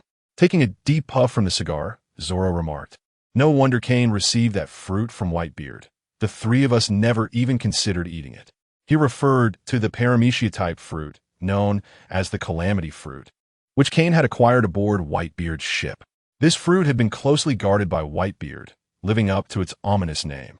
Perhaps this was a sign from the great will of the universe, reminding us that another companion lacked a suitable ability. Hay echoed Zoro's sentiment, reflecting, the power to control calamity would indeed be perfect for Nami. She aspires to become an exceptional navigator, and possessing the ability to control calamity would be nothing short of ideal. Mastering natural disasters is not merely confined to summoning them. It also encompasses the ability to suppress calamities that are destined to occur. Just as the two were about to delve deeper into this topic, Hay's communicator abruptly chimed. Moses, this is Hay. This is a message from Sabo for Kane. Please relay it to him immediately upon receipt." Upon hearing Sabo's message, Hay and Sualong exchanged concerned glances. This was serious business. After all, Sabo had clearly stated that the five elders were personally leading the charge. The strength and capabilities of the five elders are shrouded in mystery. Even Kane, who possesses unique intelligence sources, remains uncertain. However, it is evident that Kane harbors a deep apprehension towards them. I must inform Lord Kane. Hay disregarded the fact that it was a tender moment between Kane and Nami and prepared to deliver the news. No need, I've already heard it. Upon hearing this voice, Suolong and Hay turned to see Kane approaching the hall, accompanied by a tear-streaked Nami. That was quick, although he had anticipated it. He was taken aback by the intensity of the world government's desire for him. At that moment, Kane, stroking his chin, contemplated. The world government's relentless pursuit of him was not merely for the absurd legend of immortality. It was likely more about the power of the Pluto and the airship's propulsion system. Although these two technologies were firmly in Hay's grasp, capturing Hay, whose observation haki was astonishingly sharp, would be a far more daunting task than attempting to eliminate himself. Currently, the Revolutionary Army, fortified by the aerial fortress, was forcing the world government into retreat, making it clear that the true puppet masters of the celestial dragons could no longer remain idle. With this thought, Kane inquired of Hay, "Have we gathered our precious resources?" The precious resources Kane referred to were several promising devil fruits: the disaster fruit, the azure dragon fruit, the megalodon fruit, the titan python fruit, and the recently acquired childlike fruit. Aside from these, the only other valuable items were rare research materials, which Hay had memorized thoroughly, and the physical documents had long been destroyed. Everything is ready. As he spoke, Hay produced the disaster fruit, stating, "This fruit should be specially reserved for Miss Nami." It seemed that even though Lord Kane's memories of Miss Nami had been forcibly erased, his subconscious still cared for her deeply. Sualong remarked, "Damn it. I let my guard down, and this brat succeeded in winning her over." Upon hearing Hay's colorful commentary, Kane silently gave him a thumbs up, accompanied by Nami's retching sounds. The quartet welcomed a new formidable ally. At that moment, Kane surveyed his fully armed companions and nodded in satisfaction, declaring, "According to our original plan, we shall assist Sualong in becoming the world's greatest swordsman and aid Nami in charting the most comprehensive world map." Before Kane could finish his sentence, he was interrupted by Sualong and Nami in unison. "What does being the world's greatest swordsman matter? My current goal is to become the foremost swordsman across all realms. But I suddenly believe that charting the Starry Sea is far more intriguing than merely mapping the world." Observing his companions, Kane felt a surge of emotion. With a world government frantically pursuing him, it was perhaps unwise to operate in the pirate world without absolute assurance. With this in mind, Kane took a deep breath and said, "All right, since everyone has no objections, let us embark on a new journey." At that moment, a naive voice unexpectedly echoed in Kane's mind. "I'm so hungry. Is there anything to eat?" With that, the first volume comes to a close, precisely 100 chapters. Although I could have continued writing, the numerous unresolved plots laid by Oda were overwhelming. After all, just one fish fruit from Kaido had humiliated many. To avoid similar embarrassment, I shall allow Kane to commence the next chapter of a different world. The pirate world will return when that time comes. New tales in a new pirate world shall unfold before everyone. Volume 2, Prologue. Inside the Great Clock, Kane gazed at the luminous portal standing at the center of the space, stroking his chin as he remarked, "It appears this contraption is our gateway to another world." Before the quartet stood an oval-shaped portal, suspended above the ground and radiating a brilliant blue light. Hay, who had joined to observe, adjusted his glasses, which he had unknowingly donned. Although I have heard Lord Kane speak of it countless times, witnessing the interdimensional portal firsthand is still astonishing. As a researcher, Hay's capacity for comprehension is unparalleled, yet his curiosity knows no bounds. For possessing an insatiable curiosity is indeed the hallmark of a great scientist. While Kane and Hay were engrossed in examining the temporal portal, Nami and Sualong were captivated by a massive bubble not far away. This bubble resembled a television screen, displaying various scenes while occasionally switching channels on its own. Some images depicted warriors brandishing colossal swords as they charged forth, their adversaries being mere skeletons. Other scenes showcased groups of sword-wielding warriors clad in flowing black garments, their upper halves resembling kimonos and their lower halves featuring voluminous trousers, battling against monstrous foes. Yet another scene featured a small boy with a tail and spiky hair, currently lying on a bed in the nude, fast asleep. Finally, the images flashed and paused on a swordsman. The man wore a blue outfit, his hair styled like a broom, and bore a resolute countenance as he wielded a sharp sword, charging through enemy ranks. This man was enveloped by a gust of wind, seemingly transforming into a tempest as he effortlessly maneuvered through the enemy lines, leaving countless soldiers in his wake. As the battle intensified, the swordsman appeared to have amassed his strength to the utmost limit, and he bellowed, "Hazage!" A colossal tornado engulfed innumerable foes. Just as Nami and Sualong were entranced by the spectacle, Bell suddenly spoke up. "This world feels so familiar." Upon hearing Bell's words, Sualong turned to him in surprise, quickly averting his gaze in embarrassment. "You can speak now?" It turned out that Bell had been nestled in Nami's bosom since awakening. Bell, upon hearing this, leaped from Nami's chest to her shoulder, pointing at the still active bubble. "Although I am unaware of who this person is, His enemies are none other than the infamous Tri-Folly Legion, affiliated with the Noxian faction. This bubble is certainly extraordinary, for through it, I can sense a divine power. Although its strength has waned considerably, it still persists. Before Bell could finish his thought, Kane's exclamation cut through the air. "Nanny!" Upon hearing Kane's exclamation, the crowd hastily attempted to rush towards him, only to be halted by his urgent warning. "Something's amiss, do not approach." As he spoke, Kane seized Hay by the collar and tossed him towards Bayer. Observing the grave expression on Kane's face, the others dared not act impulsively, save for Bayer, who gazed at Kane in astonishment, seemingly attuned to some alarming revelation. 1 minute prior, Kane had been animatedly discussing dimensional portals with Hay when he was abruptly roused by a voice in his mind. The series of alarm sounds resonated within him, signaling a change in circumstances. Following the guidance provided by the grand clock, Kane immediately hurled Hay towards Bayer. "You are carrying." "Kane, Bayer will take good care of them. Sayonara." Before Kane could finish his sentence, a radiant light emanated from the colossal bubble behind the three. As Bayer's Lord Sword and the Hex-Tech device in Hay's possession levitated, the three figures vanished into the internal space of the grand clock. After receiving the grand clock's warning, Kane promptly attempted to communicate with it, though the information he gathered was scant. It was confirmed that the trio, Zoro and his companions, were classified as special personnel.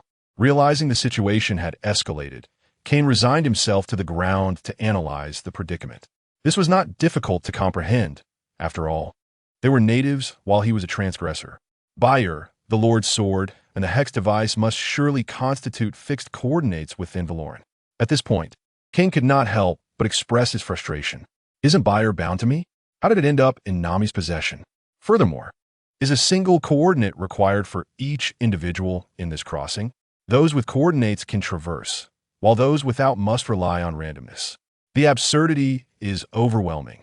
I scarcely know which grievance to voice first. Could that mysterious signal source have been the cause of all this? After lamenting his frustrations, Kane pondered with trepidation. If that were indeed the case, it would not be surprising for the grand clock to urgently transport the three. The entity Kane referred to was a certain mysterious force, one devoid of consciousness, merely a programmed power. He did not dare to vocalize its name, fearful of attracting its attention. Gazing at the vacant grand clock, Kane could only shake off the debris scattered across the ground. Several devil fruits, Zoro's Wado Ikamanji and Aku, along with the energy-charged sniper rifle carried by Hay. Fortunately, his clothing had been retained. Otherwise, he would be in quite the predicament. This thought made him instinctively touch the top of his head. Hearing the voice in his mind, Kane hurriedly exclaimed, "Do not absorb, do not absorb." The devil fruits, Hay's sniper rifle, and Akiu were manageable. However, should the Wado Ikamanji be absorbed, Zoro would certainly seek vengeance upon his return, as it was his beloved weapon. Resigned, Kane surveyed the devil fruits on the ground, ultimately selecting the Qinglong fruit. It would be a tremendous loss if something were to go awry with this one. With that, Kane closed his eyes and took a decisive bite of the Qinglong fruit. Ugh! The only reason this is called a devil fruit is due to its taste. Amidst a bout of dry heaving, Kane's form gradually transformed into that of a divine dragon. Astonishingly, he discovered that the dragon form could vary in size. It seems Kaido prefers it large. Kane mused with a hint of mischief. Before Kane could fully explore the powers bestowed by the dragon fruit, he felt an immense pulling force. Let us traverse in dragon form. Hopefully, it will not be. As Kane's prayer echoed, a brilliant light enveloped him. When the radiance dissipated, the grand clock was left empty, save for a few scattered fruits and 2 blades, along with a solitary gun. Chapter 1. Mashinmei in the world of Hokage. At Myobo-Kuzan. Upon the summit of Myobo-Kuzan, a large toad adorned with a doctoral cap, draped in a string of prayer beads featuring a pale purple cat's eye stone inscribed with oil characters, was speaking in a languid tone. This world is on the brink of a monumental transformation. Fate has already been altered. The speaker was none other than the venerable sage of Myobo-Kuzan, Gamamaru. Before Gamamaru stood the dignified sensei and Jiraiya, both attentively listening to his words. Observing Gamamaru dozing off mid-sentence, Sensei poked Sensei with a nudge. The old fool has fallen asleep again. In response to Sensei's remark, Sensei turned his head in discontent. Respect must be afforded to the great sage. Before Sensei could express further discontent, the towering Gamamaru suddenly reopened his eyes. Everything will be well. Seeing that Gamamaru had seemingly fallen asleep once more, Jiraiya, bewildered, turned to Sensei and inquired, Sensei, could you please elucidate Gamamaru's prophecy for me? Each time, he only delivers half of it before dozing off, leaving me utterly perplexed. Gamamaru had his own reasoning behind his cryptic prophecies, and Sensei could not provide too many hints either, as he was just as uninformed as Jiraiya. Sensei observed Jiraiya, a young man burdened by premature gray hair, and silently thought, you truly have it tough, young Jiraiya. The irony is that I cannot decipher what this old fool is attempting to convey either. Since Jiraiya had become a disciple under Myobo Kuzan, Gamamaru had seemingly placed great importance on him, even explicitly stating that he would be the guide for the destined child. This led Jiraiya to traverse perilous paths in pursuit of an elusive fate, often putting himself in jeopardy. Just as Jiraiya was about to pose another question, Gamamaru abruptly opened his eyes. What is the name of that white-haired boy in front of me? Upon hearing Gamamaru's inquiry, the two toads exchanged resigned glances. The great sage either fell asleep while prophesizing or woke up only to be befuddled, never managing to speak coherently. Old fool, have you perhaps succumbed to dementia? That is young Jiraiya. You summoned him to receive the new prophecy. Sensei, perhaps experiencing a surge of irritability, confronted the disoriented Gamamaru with unexpected ferocity. A woman in her menopausal phase is not to be trifled with, and a female sage in such a state is even more formidable. While Sensei chastised Gamamaru without hesitation, the humbly meek Jiraiya dared not intervene. Hearing Gamamaru's question, Jiraiya, despite his exasperation, respectfully replied, I am Jiraiya, a disciple of Sensei and Jiraiya. After unexpectedly arriving at Myobo Kuzan, he had become a contractee there. Following his initiation into sage arts, he became the disciple of both sages, thus rightly identifying himself as their pupil. Oh, is that what you were called? Jiraiya? Oh, Jiraiya what? Jiraiya. Oh, what is this Jiraiya? Sensei, let us change the patriarch. Upon hearing the words of the great toad sage, Jiraiya took a deep breath and proclaimed loudly, I am the toad sage of Myobo Kuzan, known as Jiraiya. Listening to Jiraiya's words filled with embarrassment, the two sages, Shinzaku and Shimuru, could not help but cover their eyes with their paws, their shoulders shaking uncontrollably. We are trained professionals from Myobo Kuzan. No matter how amusing it may be, we shall not laugh. Observing the trembling shoulders of the two sages, Jiraiya shrugged nonchalantly, for he was accustomed to such situations. After his self-introduction, Jiraiya eagerly wished to ask some questions while the great toad sage was still awake. However, before he could utter a word, the toad sage languidly remarked, he also comes. Upon hearing this, Shimaru and Shinzaku could no longer contain themselves, bursting into laughter while clutching their stomachs. Little Jiraiya, it seems the great sage is not quite awake yet. Perhaps it is best if you return for now. Jiraiya gazed at the chaotic scene before him, sighed in resignation, and prepared to take his leave. Then I shall take my leave. And it is not he also comes, it is Jiraiya. Just as Jiraiya was about to depart with the two sages, he suddenly heard the great toad sage sigh behind him. I said, he also comes. At this, Jiraiya could no longer hold back, leaping onto a nearby stone. My name is Jiraiya. Although Jiraiya was often teased by the great toad sage, today he felt an unusual sense of unease, accompanied by an almost imperceptible feeling of impending danger, reminiscent of his previous brush with death. Under this shroud of anxiety, Jiraiya appeared particularly tense. After exclaiming this, he was about to speak further when a distant shout echoed, followed by a resounding crash. I also come, Jiraiya exclaimed. Is this never-ending? Sensing a terrifying aura emanating from afar, Shinzaku and Shimaru exchanged glances and hurriedly leaped onto Jiraiya's shoulder. Something's amiss, little Jiraiya. Immediately enter sage mode. Aware that something was awry, even Jiraiya, who was usually carefree, understood the gravity of the situation. He joined his hands in prayer, channeling sage mode while racing towards the source of the commotion. Observing the hurried departure of the trio, Toad Maru sighed softly. I know your name is Jiraiya. I meant to say he comes. With that, Toad Maru closed his eyes, seemingly slipping back into slumber. Unfortunately, the anxious trio did not hear Toad Maru's sigh.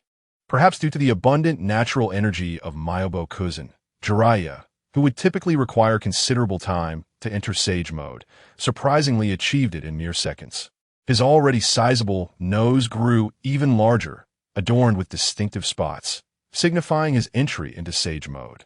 Once in Sage mode, Jiraiya's physical capabilities were greatly enhanced, and his swift speed was now even more exhilarating. As he approached the site of the incident, toads of various sizes rushed to the scene, led by Jiraiya's companion, Toad Bunta. Upon seeing Jiraiya in Sage mode, Bunta hastily inquired, Mom and Dad, what has transpired? Is there an external threat invading Myobo Kuzan? I do not know, but be cautious. The visitor may not come with good intentions. Shinzaku, the sage, replied gravely, prepare for battle. Hearing the sage's words, the toads exchanged apprehensive glances but heightened their vigilance nonetheless. Upon reaching the site of the incident, the scene that greeted the three sages, Jiraiya included, left them utterly astonished. A creature with features resembling a deer's antlers, a camel's head, a rabbit's eyes, a snake's neck, a clam's abdomen, fish-like scales, eagle-like claws, tiger ears, and bovine horns. Upon witnessing this, Shimaru gasped in shock. It is a divine dragon. Chapter 2. The Eye of Conflict between the Five Villages legends as Kane was drawn into the time-space portal by the Great Clock. He felt enveloped by a mysterious force, followed by an overwhelming sense of pressure. Unable to move under the immense weight, Kane could not summon the power of the dragon to take flight, drifting helplessly through the portal. Within the time-space passage, enveloped in white light, Kane felt as though centuries had passed, yet it also seemed like mere moments. Just as Kane's consciousness was on the brink of confusion, he suddenly felt a wave of relief, then was ejected from the time-space passage as if being squeezed out. Phew, am I in the heavens again? Before he could take a breath of fresh air, Kane sensed his body plummeting rapidly. He quickly attempted to summon the dragon's power to ascend, but to no avail. It must be that having just emerged from the time-space passage, my body is temporarily unable to channel power. Although he could not harness his strength, he felt no weakness. So Kane was not concerned about being sealed. With his eyes closed, Kane inhaled the fresh air, thinking to himself, thank goodness. Being able to breathe indicates this is a normal world. Do not ask me why I can breathe freely at an altitude of 10,000 meters. Just understand this is a realm of the strong, beyond your comprehension. I also come. Boom. As soon as Kane shouted, an intense pain surged through him. This is surely more than 10,000 meters high. Falling from such a height, Kane was struck by the tremendous impact, rendering him disoriented. With the cacophony around him, Kane found himself unable to rise. It seems I must lie here for a while. I did not anticipate the time-space passage would exert such pressure on me, leaving me gravely injured. Fortunately, the current situation is still somewhat favorable. Now lacking the strength to even open his eyes, Kane could only lie still and wait for the effect of the eternal forest mark to take hold. At this moment, Jiraiya, in sage mode, approached Kane, his prominent nose leading the way, and began poking him with a long, hard object. Who is poking me? It itches. Feeling something prodding him, Kane squirmed, trying to evade it. It appears to be a dragon, but it seems it has not been killed by the fall. Well, even if it is a divine dragon, lying in toad oil is unacceptable. Let us pull him out. With that, Jiraiya grasped Kane's dragon tail and dragged him from the toad oil. Observing the dragon's body, shivering slightly after being freed from the toad oil, Jiraiya solemnly declared, "It is awakening. Everyone, remain vigilant." Wait, that voice, is it from the Yori Usagi clan? Can I see Silver Mama? Hearing that familiar voice, Kane felt something was amiss, just as his injuries began to heal significantly. Wow, how ugly. As soon as Kane opened his eyes, he was greeted by a face riddled with bumps. With a mild case of trypophobia, Kane instinctively flicked his dragon tail, Dragon tail. Boom. The powerful swing struck Jiraiya squarely in the chest. I knew there was a familiar sense of danger today. As Jiraiya was sent flying by Kane, he finally grasped what was amiss just before losing consciousness. Long ago, Jiraiya had been gravely injured and on the brink of death, an incident caused by peeping at a certain cow bathing. After striking the peculiar old man before him, Kane's heart raced with panic. He feared that he might have inadvertently caused a fatality. It is worth noting that Kane bore the mark of the void, which augmented his genuine attacks. Only then did Kane have the opportunity to scrutinize his surroundings. Various toads, both large and small, glared at him with hostility. Among them, a particularly large toad, adorned with a short knife at its waist and a pipe in its mouth, spoke in an unfriendly tone. "How dare you attack my Cousin?" As Kane surveyed the familiar yet foreign scene, he finally comprehended the world he had entered. The legendary conflict of the 5 villages. What a surprise it was to find himself here. Kane recalled how he had previously practiced the calming techniques of Cousin in the world of pirates, but now, unexpectedly, he was confronted by a furious toad. "Kid, I know you can talk, so stop pretending to be mute." Seeing Kane's eyes darting about without uttering a word irked One Tai, who unsheathed his knife in exasperation. "No matter who you are, even if you're a dragon, I'll take you down today." "Wait, this might be a misunderstanding." As One Tai prepared to attack, Kane hastily raised his claws, insisting he meant no harm. Unfortunately, the hot-headed One Tai was already enraged and disregarded Kane's pleas, charging at him with his knife. "Take this." Sensing the aggressive yet lacking power and speed of One Tai, Kane could only dodge while continuing to explain. "I truly bear no ill intent. Please just calm down." Observing One Tai's relentless pursuit, Kane resigned himself to unleashing his conqueror's haki. "Wait, where's my genuine attack?" Suddenly recalling this, Kane opened his interface to check void mark, enable, or disable. Upon seeing this, Kane breathed a sigh of relief, glad to discover that he had evolved. Otherwise, he would have had to resort to the reanimation jutsu just to meet his idol. That idol, of course, was Jiraiya, one of the legendary Sannin he had just sent flying. In his past life, Kane had admired Jiraiya, the seemingly carefree yet remarkably profound old man. Despite his notorious lecherous tendencies, this did not detract from his illustrious life. The great Jiraiya, One Tai, seeing Kane distracted amidst battle, shouted in frustration, "Kid, you really underestimate people." Interrupted from his thoughts, Kane noted One Tai's determination and recognized the probing nature of the 2 sages, Shinsaku and Shimaru, who were observing him. "I'll say this once more. I truly mean no harm. If you keep this up, I will retaliate."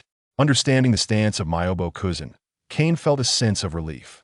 After all, he had already disrupted their sacred training ground upon his arrival. If he were to injure one of their children, it would be utterly unacceptable. "Kid, you." Before One Tai could finish, he was irritated by Kane's persistent kid remarks. In an instant, Kane activated his conqueror's haki, enveloping the entirety of Cousin. Witnessing One Tai succumb to the pressure of his haki, Kane thought to himself, "I assumed you were formidable. I expected you to withstand my power." As the surrounding toads fell unconscious, the 2 sages could no longer remain passive, realizing that Kane had merely utilized his imposing aura. "Little One Tai." Just as Shinsaku and Shimaru were about to intervene, a voice resonated from afar. "A distant guest, please come sit with this old frog." Upon hearing the invitation from the great toad sage, the 2 sages exchanged glances. Meanwhile, Kane strode confidently toward Gamamaru. "They've merely fainted. They'll awaken shortly." After hearing Kane's words, the 2 sages exhaled in relief, realizing that those lying on the ground were the future of Cousin. Chapter 3. My boss is 9-sword Roronoa Zoro at this moment. Kane, in his dragon form, faced Gamamaru. "Let me make it clear. It was that large green frog who attacked me first." Observing Kane's innocent demeanor, Gamamaru chuckled and inquired, "Young dragon, what brings you to Cousin?" Although Gamamaru was a prophetic toad, his visions were limited to vague scenes in dreams, not true foresight of the future. "I am but a passing traveler who inadvertently stumbled into Cousin. If there is any offense, I beg your forgiveness." Despite the cunning nature of Gamamaru, Kane opted for a courteous approach, knowing that the more one knows, the more timid they might become. Had Kane followed his usual demeanor, cultivated in the world of pirates, he would never have spoken so politely from the position of a junior. However, it was evident that Gamamaru bore him no malice. And given the old sage's unclear ties to the Sage of Six Paths, Kane was wary that if he were too brazen, Otsutsuki Kagaya might suddenly appear, mocking him, "Kid, how dare you act recklessly in my domain? Which mountain do you belong to?" Just thinking about this made Kane shiver involuntarily. "My boss is Nine-Sword Rorinoa Zoro, Gamamaru, Shinsaku, and Shimaru." "Child, have you found yourself in a predicament?" Gamamaru asked with concern. At this moment, Gamamaru felt puzzled. He had merely asked what brought Kane to Myobo Kuzan, and yet the boy's expression shifted from gloom to gravity.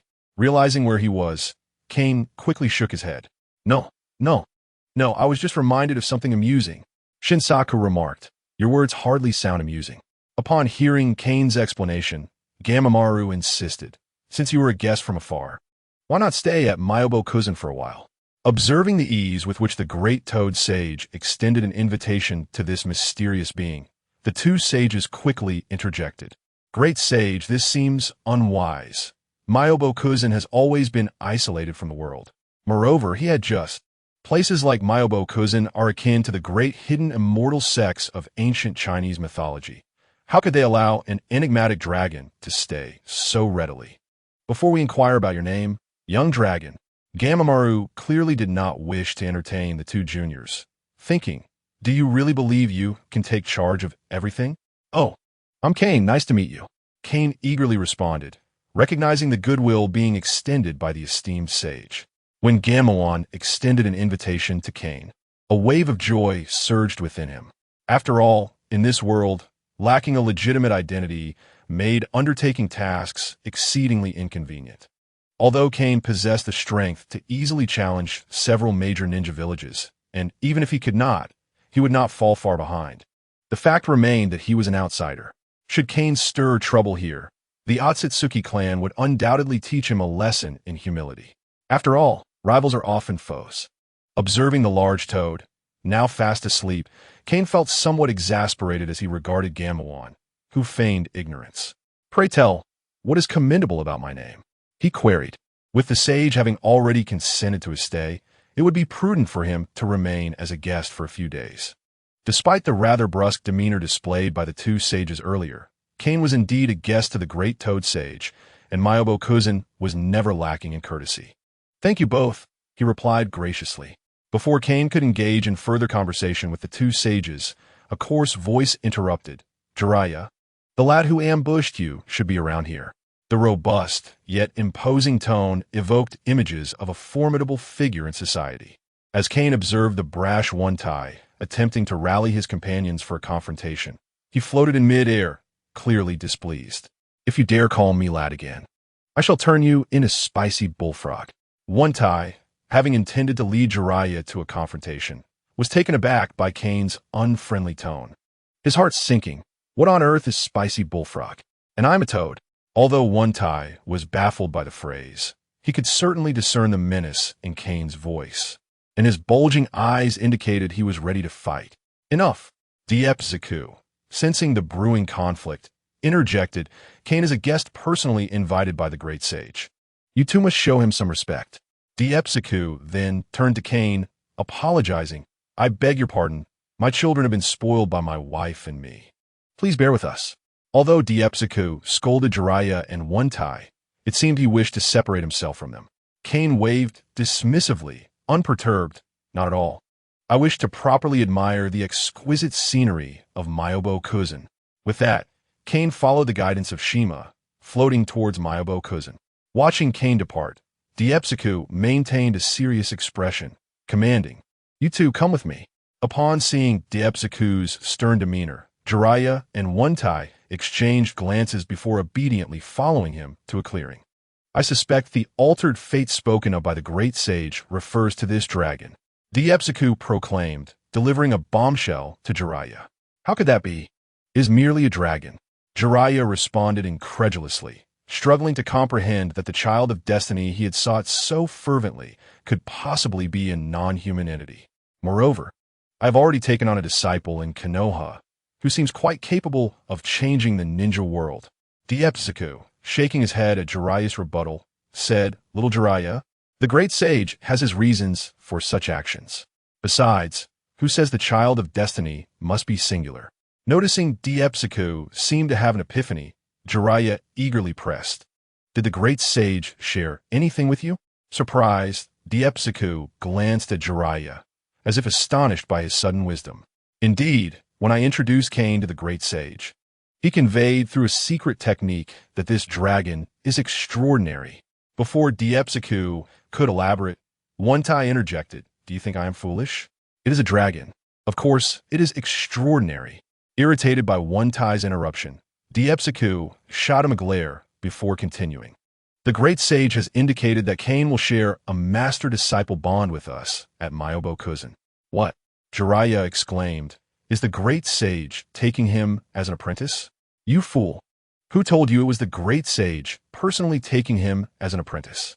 Diepsiku retorted, jumping up to smack Jiraiya on the head. If the great sage intended to take him as an apprentice, wouldn't he have announced it right away? Why would he tell me in secret? Observing the bewildered expressions of Jiraiya and One Tai, Diepsiku felt a pang of despair. Myobokuzen has produced many exceptional toads, yet it seems the successor is this simpleton. As Diepsiku pondered this, his thoughts drifted to Kane, who had been recognized as a child by the great sage. Is this really a child? Whose child can obliterate a multitude with mere presence? While Diepsiku was busy explaining the details to Jiraiya and One Tai, Kane felt a tinge of boredom. This was a training ground for toads, a playground for young toads. Diepsiku could receive the great sage's directives, and Shima, naturally, could as well. At this moment, Shima had clearly begun to view Kane as a part of their family. It wasn't that Shima lacked vigilance. Rather, the great sage's reputation was so esteemed that even the sage of six paths had once sought his guidance. Thus, the toads were always obedient to the great sage's instructions. As Shima elaborated on the various locations in Myobokuzen, Kane responded with a disinterested, "Oh, really?" Noticing Kane's lack of enthusiasm, Shima felt somewhat disheartened. After all, Myobokuzen was the most suitable habitat for toads, while Kane was a dragon, naturally disinterested in this place. Could one expect a dragon to seek out worms like a toad? Kane, allow me to take you to see the toad oil waterfall." Shima exclaimed suddenly, inspired by a thought. "That is where the toads cultivate their sage arts. And it is also where you descended from the heavens." Shima believed that since Kane would likely become a disciple of Myobokuzen, it would be prudent to show him the most wondrous sight in the area. In truth, Shima had nowhere else to take him. It wouldn't do to show Kane the toads mating. Upon hearing Shima's words, Kane's eyes sparkled with curiosity. Is there much oil in that little waterfall? Kane had landed there when he fell from the sky, soaking in toad oil and repeatedly receiving prompts about a high-energy infusion system. Now, hearing that Shima intended to take him there, Kane felt that his energy source was finally within reach. How could Kane know that Myobokuzen wished to teach him? He had no such knowledge, but he could surmise that Gamawon must have some ulterior motive. After all, how could these ancient beings, having lived for millennia, be so easily accommodating? If Cayenne were of no use to them, it is likely that the moment he arrived at Miao Mushan, Hama-wan would have rolled up his sleeves and welcomed him with laughter as a precious research specimen. Since Cayenne is valuable to Hama-wan, everything becomes manageable. Where there is demand, there is a market, and where there is a market, there are transactions. Cayenne fears little of being exploited by others. After all, it is when one is of no use that one is at their most perilous. As Jima led Cayenne through the jungle, he once again encountered the Hamayu waterfall. Observing the small pool beneath the waterfall, from which a continuous flow of Hamayu poured from stone frog statue, Cayenne inquired, "Is this spring water?" In his previous life, he had pondered this question, for the waterfall continuously poured Hamayu, yet the small pool seemed to maintain a constant water level. Upon hearing Cayenne's query, Jima shook his head, saying, "This is Hamayu, not water." Realizing that Cayenne might not comprehend the nuances, he elaborated, This Hamayu is condensed through a special process. Its true purpose is to enhance the user's sensitivity to natural energy, which is unique to Miao Mushan. Natural energy, unique to Miao Mushan? Kane immediately grasped the essence of this revelation. Yet he wondered, is not natural energy ubiquitous in the world? Surprised by Kane'sFirst. Jima glanced at him, but refrained from probing further, considering Kayen's identity as a dragon. Natural energy is indeed pervasive, but the natural energy of Miao Mushan is particularly potent and possesses its own distinct qualities. At this point, Kayen understood. Jima meant to convey that Miao Mushan is a paradise, where the natural energy is superior to that found in the outside world. Just as Jima was about to further explain the relationship between natural energy and chakra, Shinzo suddenly arrived with Jiraiya and Wentai. It seems Kayen has taken quite a liking to Miao Mushan, observed Shinzo as he noticed Ken hovering above the Hamayu. Since you are so interested in Hamayu, I wonder if you have considered staying at Miao Mushan? Realizing Shinzo's intentions, Kayen understood that they desired his youthful vigor and strength, hoping to recruit him into the Miao Mushan fold. How could the ancient creature, the great frog, be unaware of the existence of dragons in the ninja world? If dragons truly existed, the old serpent residing in the dragon cave would undoubtedly have gone mad. Given that a snake's lair is named after a dragon, reflecting its ambition, Hama Wan had once questioned Kayen's true identity, but after their interactions, he was convinced that Kayen was indeed a genuine dragon. Since Kayen is a true dragon, his origins and purposes are of little concern, for destiny will provide the most reasonable explanations. Miao Mushan merely needs to align itself with the unfolding of fate. Ignoring Kayen's feigned ignorance, Shinzo continued, "What I mean is, have you ever considered becoming a disciple of Miao Mushan?" Seeing Shinzo's intention laid bare, Kayen decided to be forthright, replying, "What are the benefits?" "Ah, a refreshingly candid young dragon." Shinzo chuckled in response. Upon hearing such straightforwardness from Kayen, he remarked, "It seems you are not well-versed in chakra." Kayen nodded, acknowledging, "Indeed. While I understand the principles of chakra and have even attempted to cultivate it in the world of pirates, my efforts were ultimately in vain. Since arriving in this realm, I have yet to attempt to refine chakra, nor do I believe I could succeed without expert guidance. By becoming a disciple of Miao Mushan, you will be considered one of us, and in time, you will receive comprehensive instruction on the usage of chakra and sage arts." After making this declaration, Shinzo reiterated the sage's words, "From now on, your identity will be that of a disciple of Miao Mushan." Chapter 5. What on earth is this breed? Although Shinzo did not comprehend the sage's insistence on that final statement, he felt obliged to comply. In contrast, upon hearing Shinzo's concluding remark, Kayen's dragon whiskers stood on end in astonishment. This old fellow must have uncovered something. The world of Hokage is not devoid of outsiders. Rather, it is characterized by them. The greatest guardians and antagonists of the Hokage universe are indeed outsiders, the Otsutsuki clan. The original work reveals that the progenitor of the Otsutsuki clan in the Hokage world is Otsutsuki Kagaya, who herself was an outsider. To put it simply, they are extraterrestrials and the descendants of such beings. Kayen realized that Hama-wan likely suspected him to be an extraterrestrial dragon as well. However, Hama-wan would never guess that Kayen is not only an extraterrestrial dragon, but also a dragon from an alternate dimension, even a time-traveling dragon. And since Hama-wan could proclaim that from now on, your identity will be that of a disciple of Miao Mushan, it signifies that he is unconcerned with Kayen's origins. Considering this, Kayen felt somewhat tempted. After all, in this world, the identity of a sacred land heir is undoubtedly more prestigious than that of a mere villager from a village named after fire. Then I shall be in your care.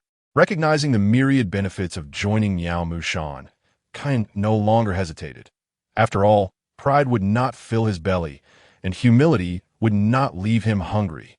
Upon hearing Kayen's expression of gratitude, Shinzo mysteriously extended his froggy fingers and gently shook them, saying, "It is not so simple to join Miao Mushan." In truth, this decision was entirely Shinzo's own, motivated by a desire to assess Kane's abilities before determining under whom he would become a disciple. After all, given Kane's ambiguous background, if he turned out to be a dragon of dubious reputation, it would be most embarrassing for Shinzo. Hearing Shinzo's words, Kane snorted softly and replied, somewhat displeased. I may be young, but I am nonetheless a renowned master in my homeland. Although Kane needed to rely on others and join Miao Mushan, this did not imply that he would allow himself to be belittled, unbeknownst to Shinzo, who presumed Kane to be merely a proud novice. He intended to test Kane's strength before making further plans. However, before Shinzo could finish his thought, a long sigh echoed from a distance. Although Han-Ma-Wan appeared to be asleep, he had been attentively monitoring the situation, concerned that his younger kin might act recklessly around Kane. Upon hearing the unilateral decision made by Shinzo, Hyubama Maru could not help but feel a sense of relief for having kept a watchful eye on the situation. This dragon, despite its youth, exuded an overwhelming aura that could not be feigned. Little Shinzo had indeed allowed arrogance to blind his vision. Since its inception, Miamu Mountain has held an unparalleled status within the ninja world. Jiraiya, having merely acquired a rudimentary sage mode here, was able to carve out a name as one of the legendary Sannin. Naturally, Shinzo, who had long resided in Miamu Mountain and achieved fame, was unable to relinquish the sanctity of the Holy Land.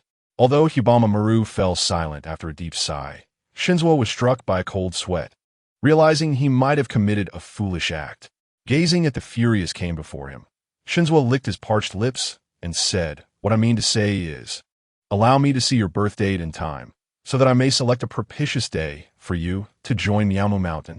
Following the sage's warning, Shinzo's attitude underwent a complete transformation. I understand your intentions. However, I consider this an opportunity to showcase my abilities. Though Shinzo had been admonished by Hyubama Maru, it did not deter Kane from flexing his muscles, for only those with true strength earn respect. Having just obtained the Qinglong fruit, Kane had his own motives. He had yet to fully harness its powers. Although he had endured a life-and-death battle with Kaido, some experiences are best understood through personal exploration. This would also serve to intimidate these proverbial frogs at the bottom of the well.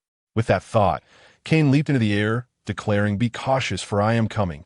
As he transformed from an innocuous appearance into a colossal figure shrouded in flames, Shinzo found himself at a loss for words. Is this truly a young dragon? Is this a mere child? No wonder the sage intervened to prevent me from testing it. As Kane reached his complete form, a potent wave of Conqueror's haki enveloped Miamu Mountain. Unlike his previous encounter with One Tai, where he had deliberately suppressed his strength, Kane now fully unleashed his Conqueror's haki.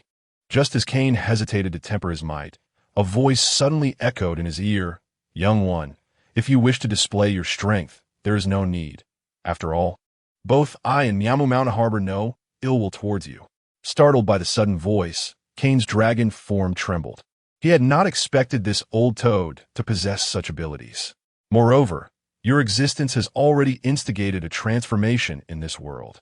I merely hope for Miamu Mountain to forge a friendship with you. Does this signify a transaction? Kane retorted in his mind.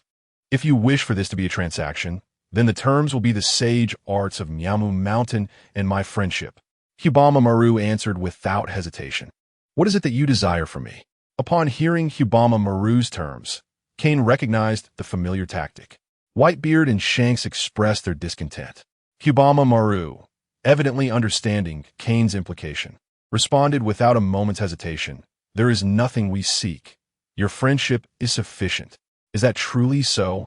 I find it hard to believe. Kane replied, Ha. Change is indeed a good thing.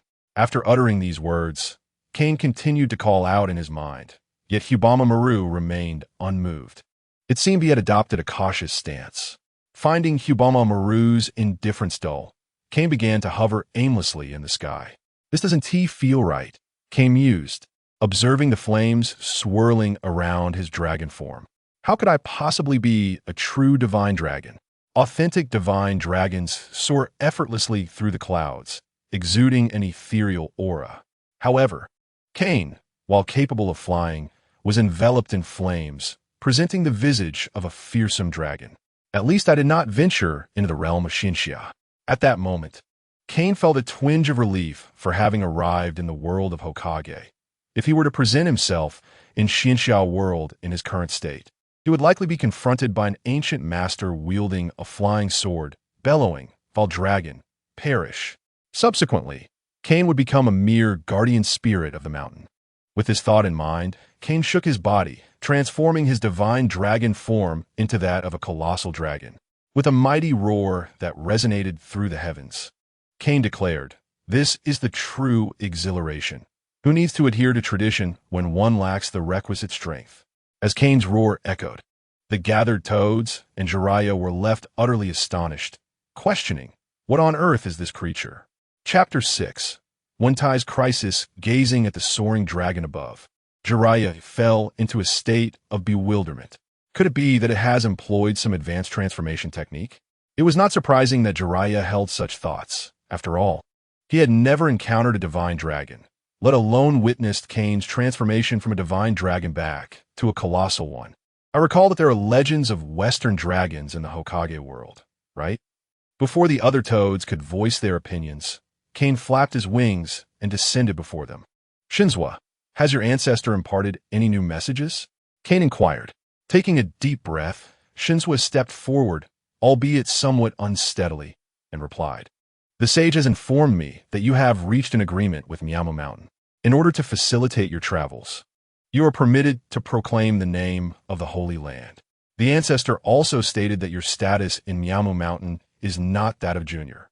You may refer to anyone as a junior. Even the sage himself will regard you as an equal." At this moment, Shinzwa was thoroughly convinced. Though Shinzwa was a long-established expert, standing before Kane, whose size rivaled that of a tailed beast, he understood that Kane might merely desire a title. Thus, Kyubama Maru had specifically instructed Shinzwa not to provoke Kane and had conferred upon him a position of great esteem. Kane could freely traverse the ninja world and declare the name of the Holy Land. And should he ever seek assistance, the Holy Land would be obliged to respond. However, it was evident that seeking aid was out of the question. It was more likely that Miyamu Mountain would be the one to request Kane's assistance. "That is excellent." After hearing Shinzwa's words, Kane let out a huff, then approached One Tai and said, "I have heard you are the leader of Miyamu Mountain. I am the colossal dragon Kane, and my boss is Nine-Sword Lu Zoro. Let's have a chat sometime." Upon catching a whiff of the sulfuric aroma emanating from Kane and witnessing the sparks flying from his nostrils, One Tai's corpulent form quivered. "And no, senior, you yist." Initially, One Tai's arrogant demeanor could be partly attributed to Kane's relatively smaller stature. But now, facing Kane, who towered over him, he realized that it was no longer realistic to consider him weak. It was entirely possible that Kane could obliterate him with ease. Though size does not always equate to strength, in the natural order, larger beings generally possess an advantage over smaller opponents. Kane observed One Tai's timid demeanor and shook his head, then boldly leaned his head toward Jiraiya. Since Jiraiya had encountered Kane's colossal dragon form up close, he had been left in a daze, his eyes glazed and drool slightly trickling from the corner of his mouth, lost in thoughts unknown. In truth, Jiraiya had not entertained any particularly salacious ideas. Rather, he was simply struck by Kane's formidable power and youth, igniting a spark of admiration within him. "Hey, why are you ignoring me?" Kane noted Jiraiya's disregard, coupled with an expression of unabashed admiration, swiftly realizing that Jiraiya was likely entranced once more. "Oh, I apologize. I was deep in thought." Jiraiya seemed to regain his senses, flustered that Kane had practically pressed his face against him without eliciting a response. "Oh my, your presence is truly awe-inspiring. I never expected one so young to possess such incredible strength. Just look at this magnificent dragon form, those wings that blot out the sun, those razor-sharp claws, and this formidable tail. Should it strike, even a tailed beast would surely be overwhelmed." Kane, flattered by this unabashed flattery, felt a tinge of bashfulness. "Oh no, no, I have long heard of your reputation, Jiraiya, the great hero. It is indeed an honor to meet you." Jiraiya, noticing Kane's amiable disposition, felt a surge of delight. "Indeed, you, Kane, possess the bloodlines of two divine dragons at such a tender age. truly the child of destiny. Ha ha ha, just call me Jiraiya. The assembled toads observed Jiraiya and Kane's mutual adulation, exchanging glances as if they were on the verge of embracing each other, a sight that elicited curiosity among them. One little toad mused, "Is this what the sordid world of adults looks like?" Jiraiya's flattery was not merely empty praise. It served as a subtle probe into Kane's character, an attempt to gauge his temperament. Thus far, Kane appeared to be quite amiable, allowing Jiraiya to entertain certain clandestine thoughts. "Kane, do you enjoy drinking? You know, that delightful liquid that makes one feel euphoric?" Jiraiya inquired. Concerned that Kane may have never tasted alcohol, he took the liberty to explain its essence. "Of course," Kane retorted, casting a disapproving glance at Jiraiya. "I may be a dragon, but I have ventured beyond my confines." "What does that expression imply?" "Ha ha, forgive my thoughtlessness. I merely intended to invite you for a drink, accompanied by delectable roasted meat." Jiraiya, ever the socialite of Konoha, gracefully sidestepped any awkwardness from Kane's glare by redirecting the conversation. Gurgle. Kane remained silent, yet his actions conveyed his interest in the proposition. Having traversed the world of pirates, from attacking Doflamingo to vanquishing Zoro, and subsequently hastily returning to his secret base, Kane had scarcely ingested anything during that time, save for the devil fruit, which was an entirely different matter. Although Kane could forego sustenance for a month without issue, it did not imply that he no longer required nourishment. Initially indifferent to hunger, Kane felt a pang of appetite stirred by Jiraiya's words. Hee hee, Jiraiya chuckled inwardly upon hearing the rumble from Kane's stomach. As the books say, dragons, those mythical beings, cannot resist the allure of roasted meat and fine wine. Wait, where did I read that? As Kane and Jiraiya deliberated on where to indulge in a drink, when Tai, overhearing their conversation, stealthily vacated the perilous vicinity. Dragons surely do not consume frogs, do they? Kane had little inclination to engage with Tai. At best, he could serve as a backup food source. Currently, Kane's primary concern was the progression of the plot. Had the narrative even commenced? However, the originally promised trip to the hot springs with Jiraiya seemed to have taken an unexpected turn. Noticing Jiraiya's fluctuating expressions, Kane grew slightly anxious. Hey, you aren't short on funds to treat me, are you? Before Jiraiya could respond, Shinzo approached to assist him in forming a hand seal. And with a puff of white smoke, Jiraiya vanished. Shinzo explained, young Jiraiya has left one of the frogs in the ninja realm. He must have received some crucial intelligence. Precisely.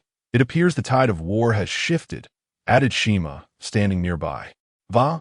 Upon hearing this term, Kane was engulfed in memories. If it were war, then surely the first battle could not be the one. The fourth was also implausible, as Jiraiya was still alive. The second and third battles, could it be one of those? Noticing Kane lost in thought, Shinzo interjected, Kane, if young Jiraiya can spare the time, he will seek you out shortly. Until then, why not allow me to guide you in the practice of sage arts? Let's eat first, Kane declared. When Tai is in peril. Observing the frantic escape of the surrounding toads, Kane scratched his head, pondering if Mount Mayaboku had only insects to offer. Chapter 7. The Great Art of Marriage. A full month had elapsed since Jiraiya's hasty departure. Although Shinzo had assured Kane of Jiraiya's swift return, he had yet to receive any news. Even the contract scroll he had drafted had been spirited away through summoning techniques. Had I not read the original work, I might have thought you were dead. Kane lay languidly on the grass, allowing the little frogs to hop about him. Through these days of interaction, the frogs discovered that Kane was not only easy to be around, but indeed a remarkably kind-hearted dragon. Initially fearful of him, the little frogs gradually grew bold enough to approach, eventually treating Kane's dragon form as a playground, guided by the likes of Frog Gigi and Frog Long. Please, have some tea. When Tai, still wielding a short blade, had undergone a remarkable transformation in demeanor since their previous encounters. Indeed, respect is earned through strength. Kane cast a glance at Tai, then shook himself. Now, let us return home for dinner. Our time here has concluded. We're heading home.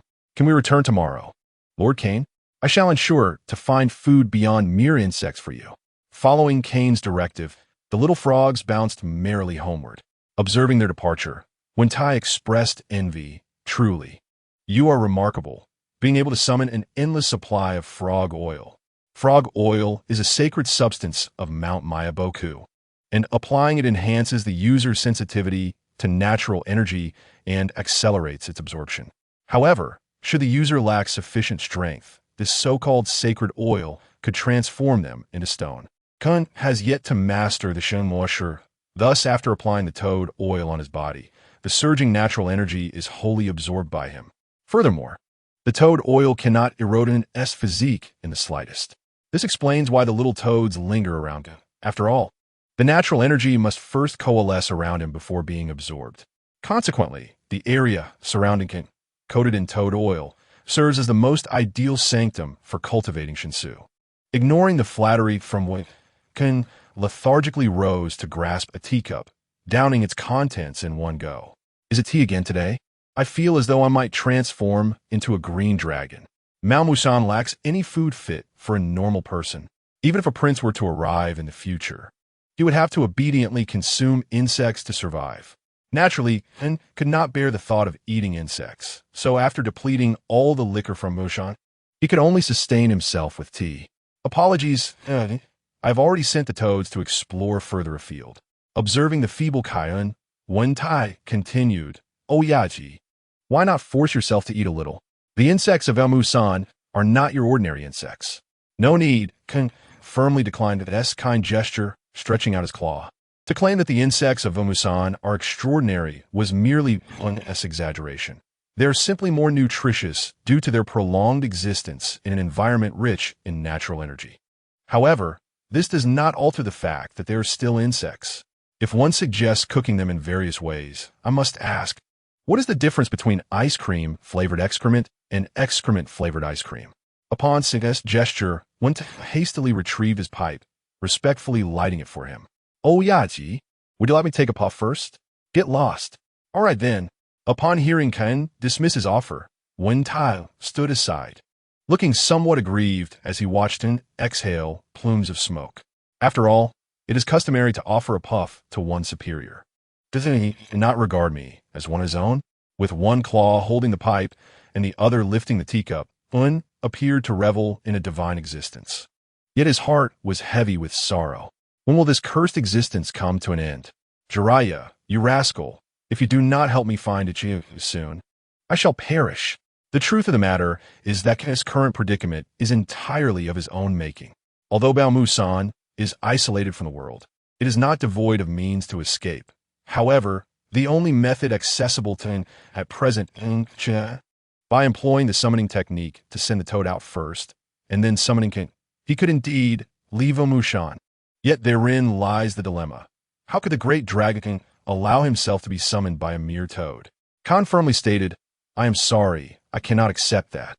If it comes to that, I would rather consume the toad."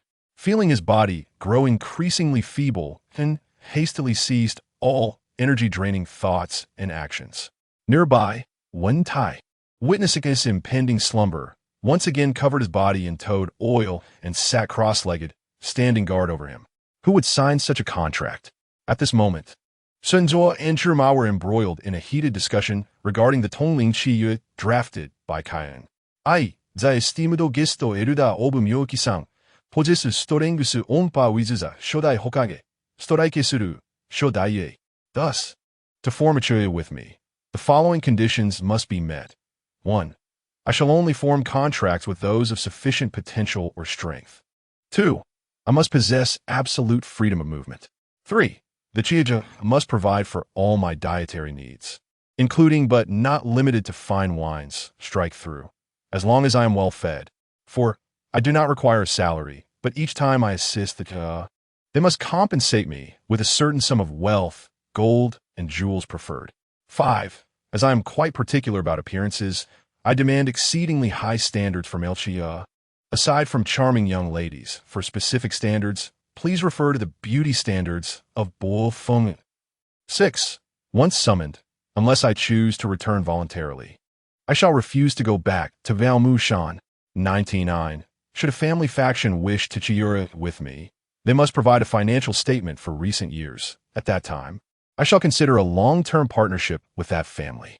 Contemplating the lengthy list of conditions that stretched over several pages, Shenzuo felt his aged body grow even stiffer, particularly in regard to the fifth condition. Zhima Shinren fervently criticized the fifth stipulation. Why don't you simply say you wish to contract with young and beautiful girls? Truly a lecherous dragon. Oh dear, keep your voice down, old hag. Sunzua Shanren interjected, casting a guilty glance around as he remarked, little Jiraiya has already found a suitable to you. Upon hearing Sunzua's words, Zhima was utterly astonished. Yunfei Rujan actually agreed. Originally, Jiraiya intended force Thun to sign a chiyu with him.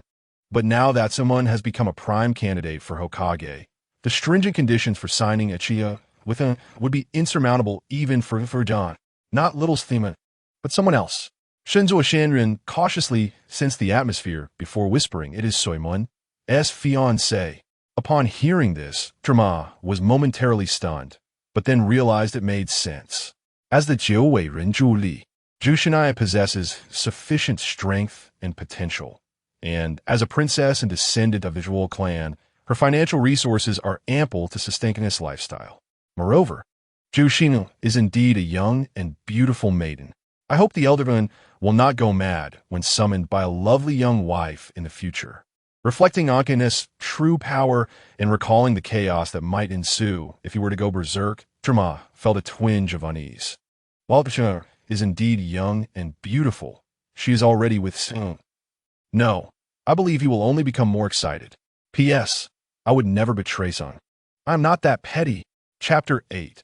Finalizing the Chu, such a Chu is unacceptable. Jiraiya. Observing Jiraiya's distressed expression, Ben Feiyuzhang inhaled deeply. Suman is currently a candidate for the fourth Hokage. If he were to cheer with such an undisciplined beast, it would surely be a laughingstock. You scoundrel, is this not treating me yet as a fool? Yan Fujian glanced at the towering stack of Chu's scrolls piled on his desk, a staggering half-meter high, feeling somewhat exasperated. The conditions alone were written out in 99 clauses.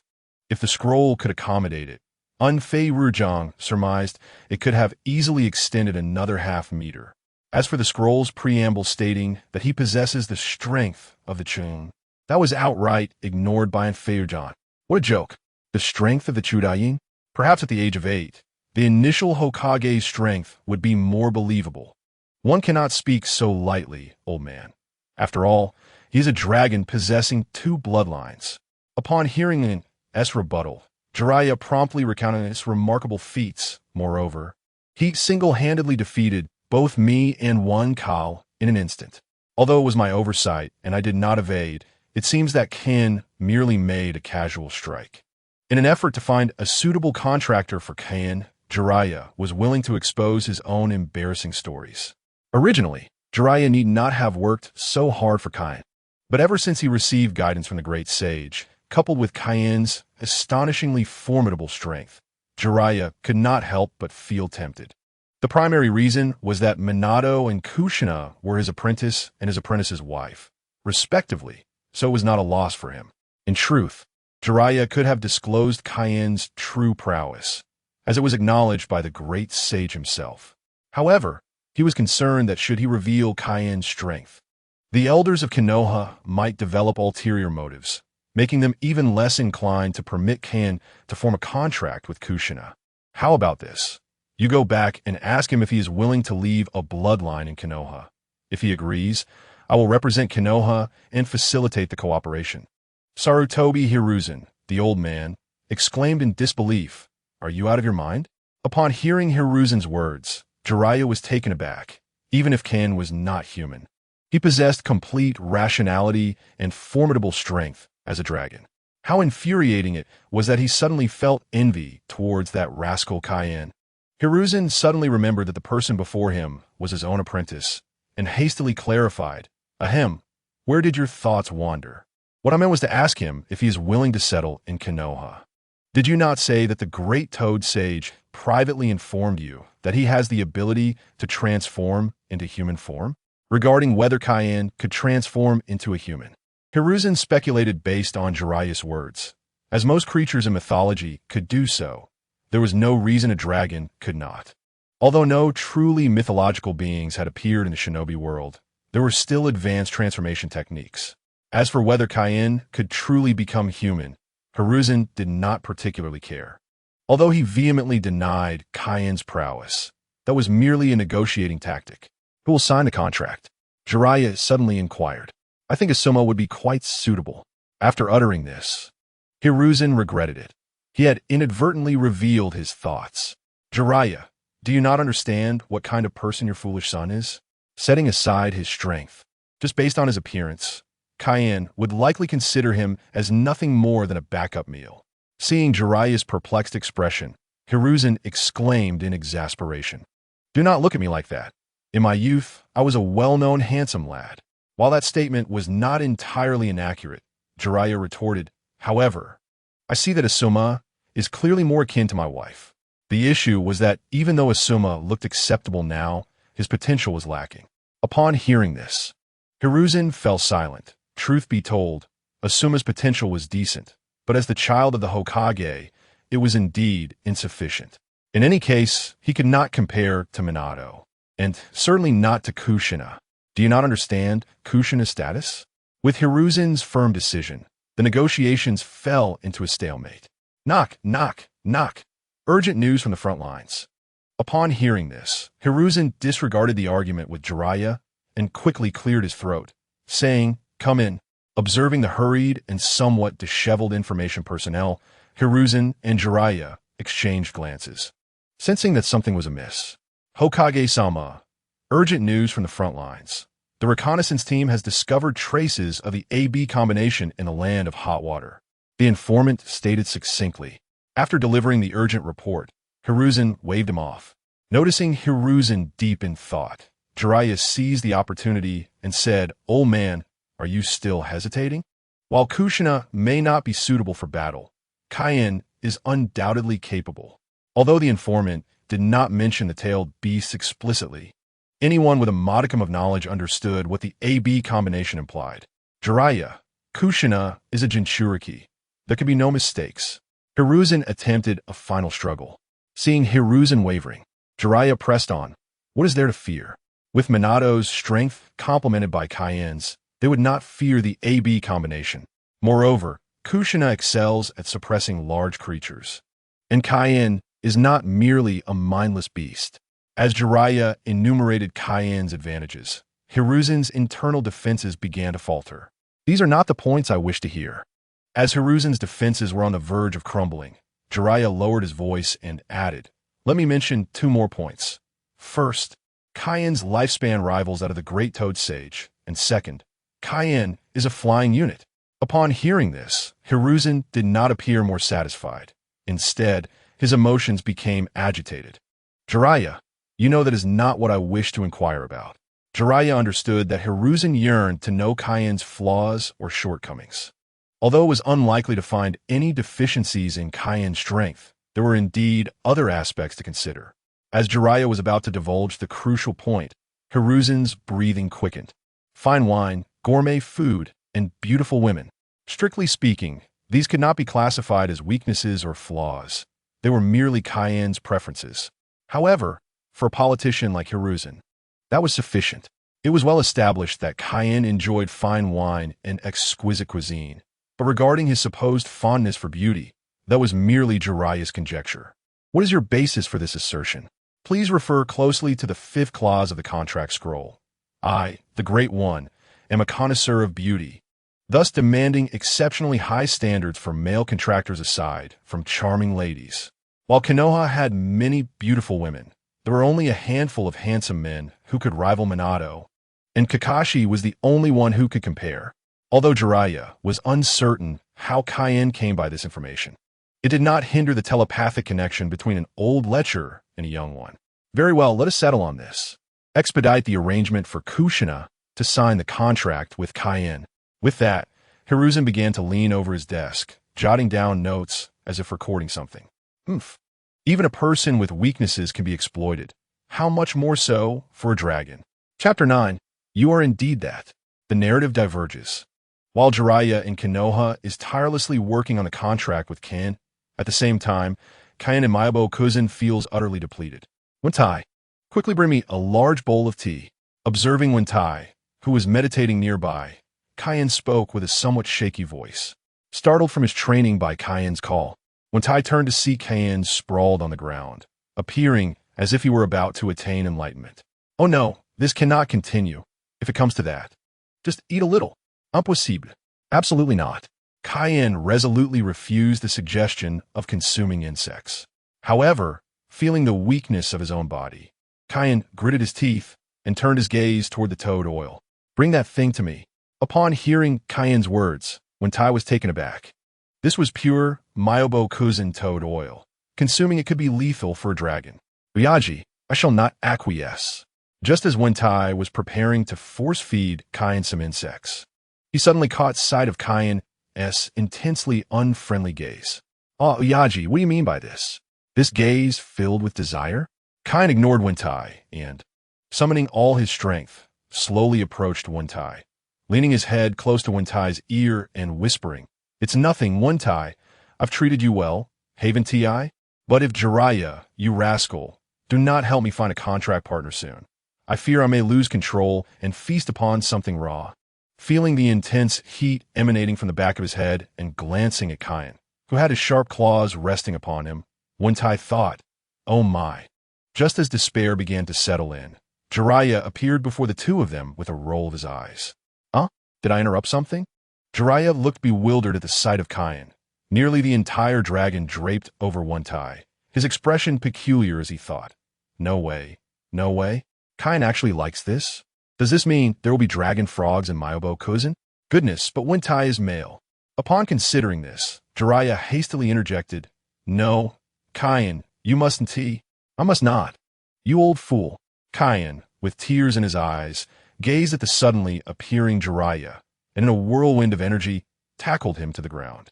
Jiraiya, you fool. Are you insane? Do you have food? Quickly, give me food.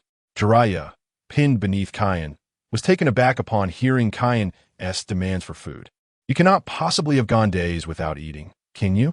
When Jiraiya was training in Myobo-kuzan, he too had faced food shortages, but though the taste of insects was unpleasant, one could grow accustomed to it. You rascal, give it to me. Do you have any? Seeing Jiraiya still in a daze, Kayan began clawing at him in desperation. No, don't. Just as Jiraiya was about to declare his lack of provisions and mention the summoning contract, Kayan suddenly vanished in a puff of white smoke. The summoning contract was established. Witnessing Kayan's disappearance, Wentai dared to cautiously emerge from the nearby bushes. That was close. I nearly lost my life. Jiraiya, you are quite capable. Managing to find a contract partner for Voyage so swiftly. Observing Wentai limping towards him, Jiraiya awkwardly chuckled, scratching the back of his head. Ha ha ha. I hope Kayan will appreciate that choice, and I hope Minato won't mind. After all, I don't plan on leaving Myobo-kuzan anytime soon. In Konoha, I never expected that Jiraiya-sensei, that old lecher, would actually help me find a mythical dragon as a summoning beast.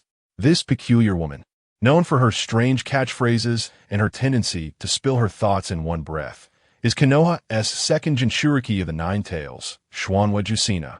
At this moment, Jusina stood in the third training ground of Konoha, surrounded by vigilant Umbu and high-ranking officials. Hizashi, I've never heard of dragons in Myobo-kuzan. The speaker was the first Hokage, Shimura Danzo, who was staring intently at Jusina. Regardless of whether it was Jusina, the Nine Tails, or Kayan, whom Jusina was about to summon, he desired them all. There is nothing to compare. Danzo, tone down your greedy gaze. Jusina is about to become a bride. Sarutobi Hizashi observed his ambitious former friend and fellow disciple, subtly refusing Danzo while digging a pit for him. Danzo, you fool. Sarutobi Hizashi, you'll pay for this. The surrounding high-ranking officials and Umbu, upon hearing Hizashi's words, silently took a few steps back, especially one advisor whose age belied her lingering charm. Before Danzo could counter the Hokage, the scene shifted dramatically. Kigriga no kisu. With a clear voice, Kayan collapsed amidst a swirling cloud of smoke. Although the onlookers were already aware that Jusina was summoning a legendary dragon, they could not help but feel astonished upon witnessing Kayan in such a state. Is this dragon on the verge of death? Kyan had expended all his energy to tackle Jiraiya to the ground, and before he could retrieve any supplies from Jiraiya, he felt a powerful force pulling him in. I'm in such a state that I can't even deliver my prepared lines. Kyan, now dizzy and unable to perceive his surroundings, nonetheless summoned the dignity to utter the lines he had prepared. You are my sworn enemy. Bang! When Jacina summoned Kyan, she had thought she would summon a powerful partner, but to her dismay, this new companion presented himself in such a manner before everyone. And what infuriated her most was that this dragon dared to insult her. When had the fiery Jacina ever endured such humiliation? She immediately retaliated with a punch. A muffled laugh erupted from the crowd, followed by the Umbu, who could no longer contain their mirth, covering their mouths and shaking with laughter. Danzo, who had been eagerly anticipating Jacina's summon of a divine dragon, was met with this farce instead. Although Jacina had indeed summoned a massive dragon, its power left Danzo sorely disappointed. He cast a reluctant glance at Kyan, who had been knocked unconscious by Jacina's punch, and shook his head in dismay. Hisashi, I shall take my leave. Oh, are you not going to hand over this dragon? Sarutobi Hisashi shot a glance at Danzo. Konoha's roots do not require useless beings. With that, Danzo departed, leaving without a backward glance. Chapter 10. Grumbling Jacina. Konoha's roots do not require useless beings. With that, Danzo departed, leaving without a backward glance. Watching Danzo turn away, Sarutobi Hisashi breathed a sigh of relief within. It was worth the wait to have Jacina summon him. As Hokage, Hisashi considered matters far more deeply than others. Given that Kyan was a proud dragon, and recalling Jiraiya's lament about surviving on insects during his training in Myobokuzen, it is clear why Hisashi is fit to be Hokage. Danzo, you and your roots are only suited to dwell in the shadows of Konoha. Do not dare to aspire for the light. Just as Hisashi contemplated this, a startled cry erupted from the crowd. It's happening. Such immense strength. Yunfei Ryujan. Upon hearing those words, sensed trouble and quickly followed the sound. Joshi and I put him down. It turned out that an enraged Tushin, realizing that might be a mere imposter, struck him with a heavy punch, only to discover that she had knocked him unconscious. As someone who valued her pride, Joshi could not endure such humiliation. Seeing Kun easily succumb to her blow, she immediately hoisted him up, ready to enact a brutal end. Stop it, Jushina. Yunfei Ryujan rushed to her side, halting her foolishness. Hearing her name called, upped heavily to the ground and crossed her arms defiantly, turning her face away in a huff. Acknowledging Joshinai's compliance, Yunfei Ryujan waved his hand for the Umbu to withdraw. Once the Umbu had retreated, he noticed that the two advisors had also departed with Danzo at some point. This is for the best. Now, only Joshine and the fourth Hokage remained in the training ground. Old man, why did you stop me? With everyone else gone, Joshine, feeling somewhat wronged, tugged at Fei Ryujan's clothing and shouted, Jiraiya-sensei is such an idiot, clearly with ill intentions. Yunfei Ryujan observed the aggrieved Joshine without offering comfort. Instead, he retrieved a specially made food pill from his sleeve and placed it in Konoha's mouth. How does it feel to be in Konoha, the air of the sacred land of Myobokuzen, Elderkin? What? Startled by Yunfei Ryujan's words, Joshine jumped to her feet, warily eyeing Kyan. What do you mean? I nearly got killed by this little girl. In truth, had been conserving his strength. Though starving, he still possessed the capability to fight if necessary. At the very least, the current group would not be able to restrain him, especially considering that he could fly. When Joshine summoned Kyan, he had intended to deliver a well-prepared introduction, but upon spotting Danzo among the crowd, he suddenly changed his approach. Just then, Joshine, believing Kyan to be a fraud, clumsily delivered a punch, causing him to feign defeat. You. Joshine was taken aback by his robust voice. It is an honor to meet you. The heir of the sacred land, Elder. Not at all, the illustrious third Hokage of generations past. Standing beside him, neither the person nor the dragon acknowledged her, which left her feeling somewhat displeased. Just as the atmosphere grew tense, it was abruptly interrupted by an incongruous sound. Gugu ha ha ha. Yuan Firuzhang laughed heartily upon sinking, sprawled on the ground. Regardless, Elderman is a guest. We cannot allow a guest to go hungry. As he spoke, Yan Firuzhang gestured for Shinai to retrieve the storage scroll he had given her that morning. Confused by the instruction, Zhou pulled out the scroll, forming hand seals as she asked, "What is this mysterious item?" Upon completing the seals, an abundance of fine wine and exquisite food surged forth from the scroll. "This is too much." Kaiun feigned composure, while Firuzhang smiled broadly, gesturing for him to indulge. Faced with mountains of roasted meat, Kan could no longer contain himself and lunged forward like a ravenous hound. "Enjoy yourself. Elder Kan, we shall discuss the rest once you have regained your strength." Yan Firuzhang watched with a smile as Kan feasted, gradually exiting the training ground. Savor the fine wine and delicacies. As he left, Yan Firuzhang made a hand gesture, and two Umbu immediately knelt before him. "No one is allowed near here. Report any developments to me at once." After completing these tasks, Yan Firuzhang hummed a tune while making his way to the Hokage building. Within the training ground, Zhou Shinai sat on the ground, cradling her chin with her hands, chattering away with phone. "Why did you seem so weak when you first appeared? Was it because you were hungry? If you need more food, I can find you some. Did you grow up in Myobo-Kuzen? Do you know the toad Winta? I don't like him. He is quite fierce. Why did you scold me earlier? Do you not like me? Is your name really Kan? Mine is Zhou Shinai. How old are you? How many dragons are in your family? I am all alone now," who was thoroughly exasperated by Shinai's incessant chatter. Moreover, her peculiar accent was even more pronounced than that of the prince. Unable to bear it any longer, summoned a gust of wind to silence her. "Be quiet. I will answer your questions one by one, but you must not speak again until I finish eating.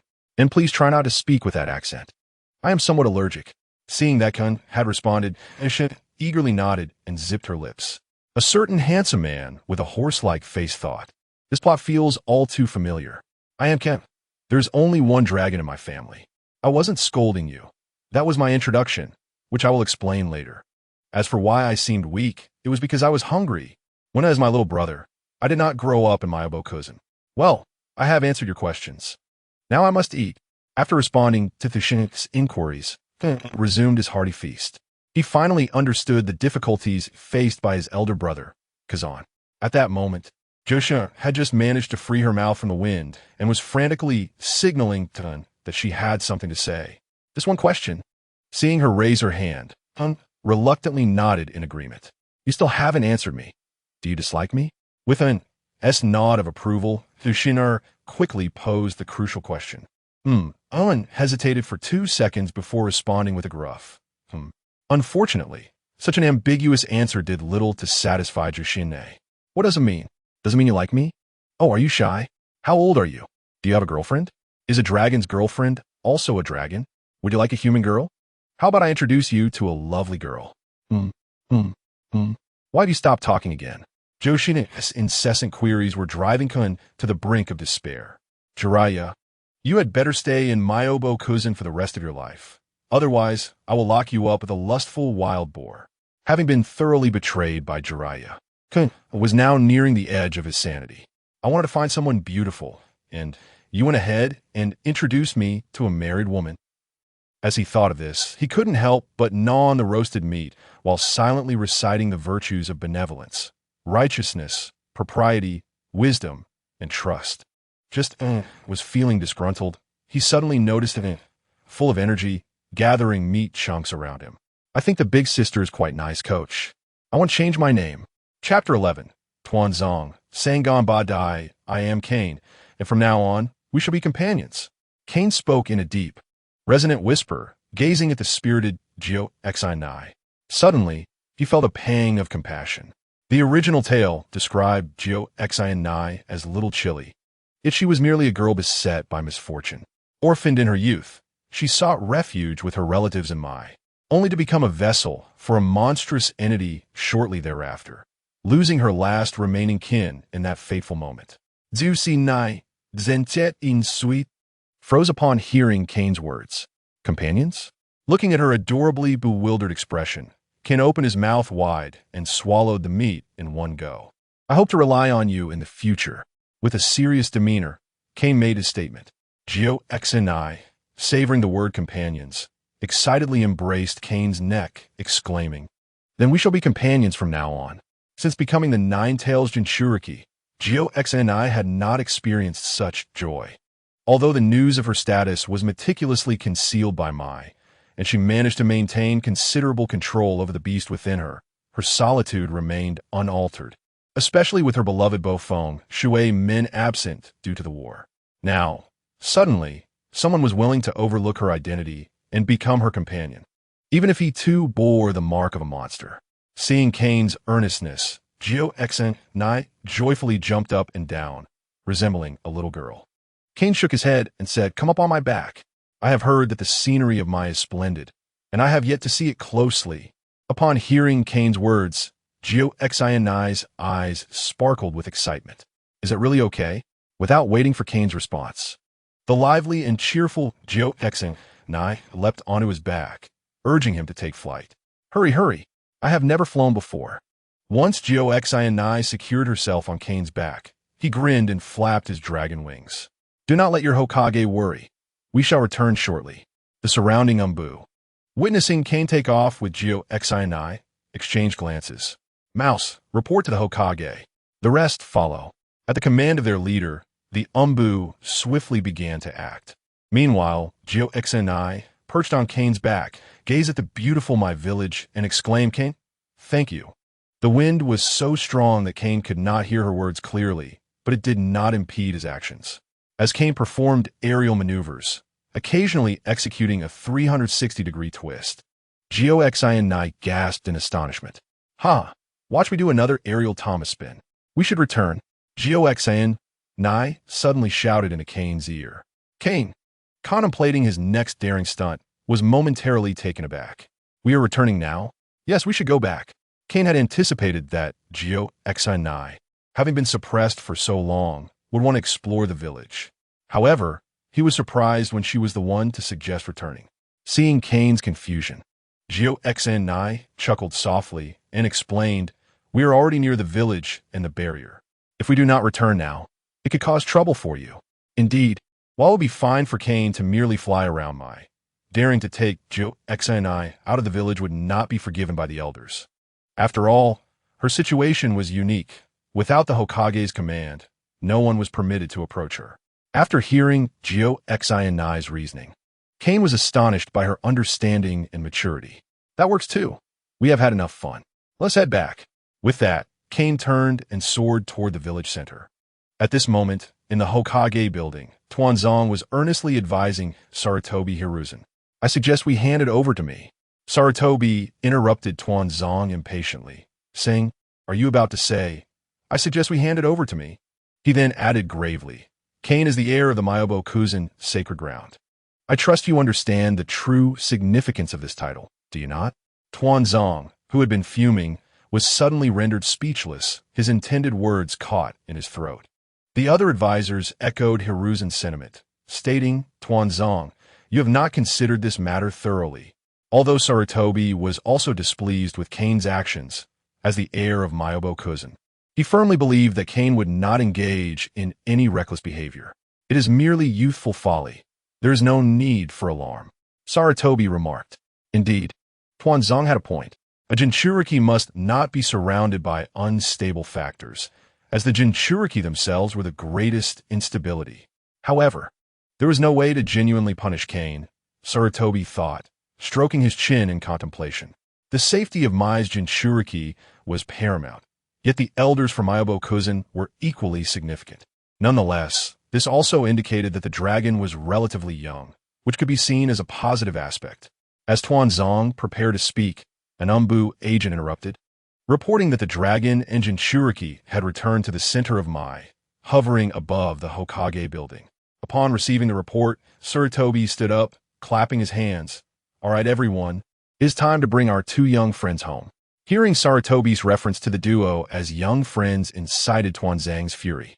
Hiruzen, the other advisors, also expressed their discontent. This cannot be treated as mere childish mischief. Even as the heir of a sacred ground, the Jinchuriki must be closely monitored. Saratobi, annoyed by Tuan Zhang's persistence and the advisor's collective reproach, raised his voice to its peak. Enough. Observing the effect of his presence on the crowd, Saratobi remained silent, but adjusted his ceremonial robe and strode out of the Hokage building. It is time to welcome our two young friends home. Although Saratobi did not explicitly state it, the others understood his intent through his actions. I am a Hokage. You are overstepping your bounds. Witnessing the advisors tremble under Saratobi's authority, Tuanzong snorted coldly and followed suit. Hokage, Hokage. It seems we must expedite our collaboration with him. Meanwhile, Kane, soaring above, noticed a throng of individuals emerging from the Hokage building below and flapped his wings to descend. Oh dear, so many leaders. You startled me. As Kane reluctantly descended from his position on the ground, he transformed to a size akin to that of an ordinary person. This remarkable ability was an inadvertent discovery following his acquisition of the Qinglong fruit. Although he could not yet wield both fruits simultaneously, Kane noticed that certain powers, which previously required transformation, seemed to have undergone a notable change. The curse of the devil fruit, once stripped from its demon, undoubtedly harbored significant secrets. Observing Kane's ability to alter his size at will, Saratobi Hizashi felt he had underestimated this legendary being, daring to attempt the abduction of a Jinchuriki. Just as the crowd was contemplating how to confront Kane, the formidable Danzo began to attract ire with reckless abandon. The assembly, while somewhat displeased with Kane's actions, were deterred from taking hasty measures due to Hizashi's imposing presence, making Danzo's actions align with the sentiments of the majority. Danzo-san, do your best. Chapter 12. Am I giving you face? Initially vexed by Danzo's lack of respect, Hizashi suddenly realized that this might actually be beneficial. Danzo's formidable stance could effectively placate and rally support around Kane, while Kane's strength might serve to temper Danzo's overreach. How delightful it is to be Hokage! Just as Kane minimized his form, he heard Danzo's furious rebuke.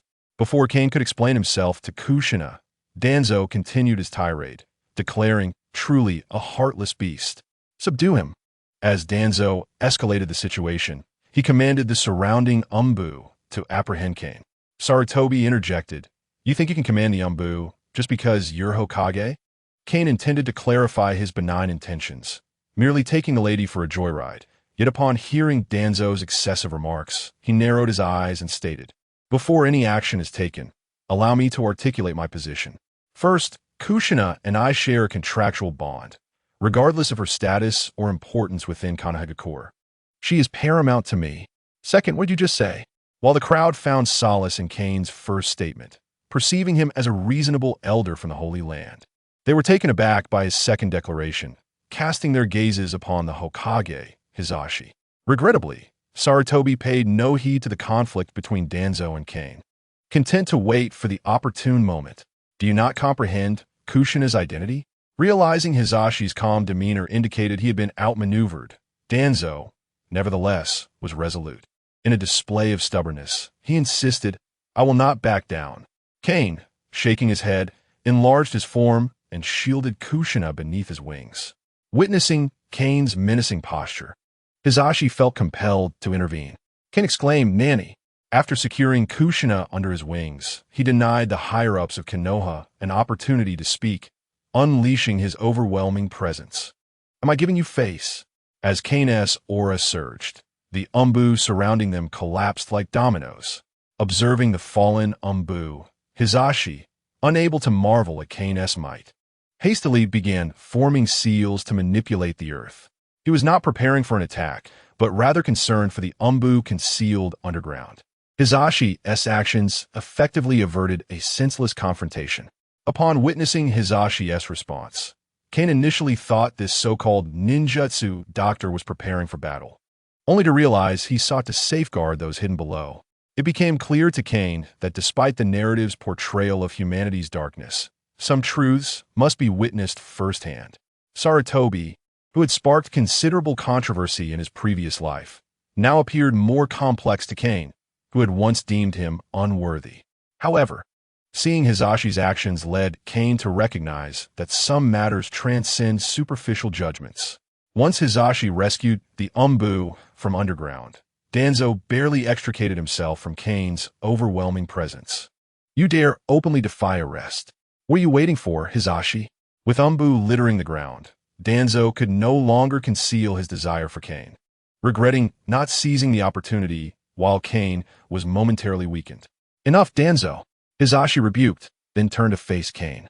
Elder Kane, this incident is merely a misunderstanding. I implore you to quell your wrath.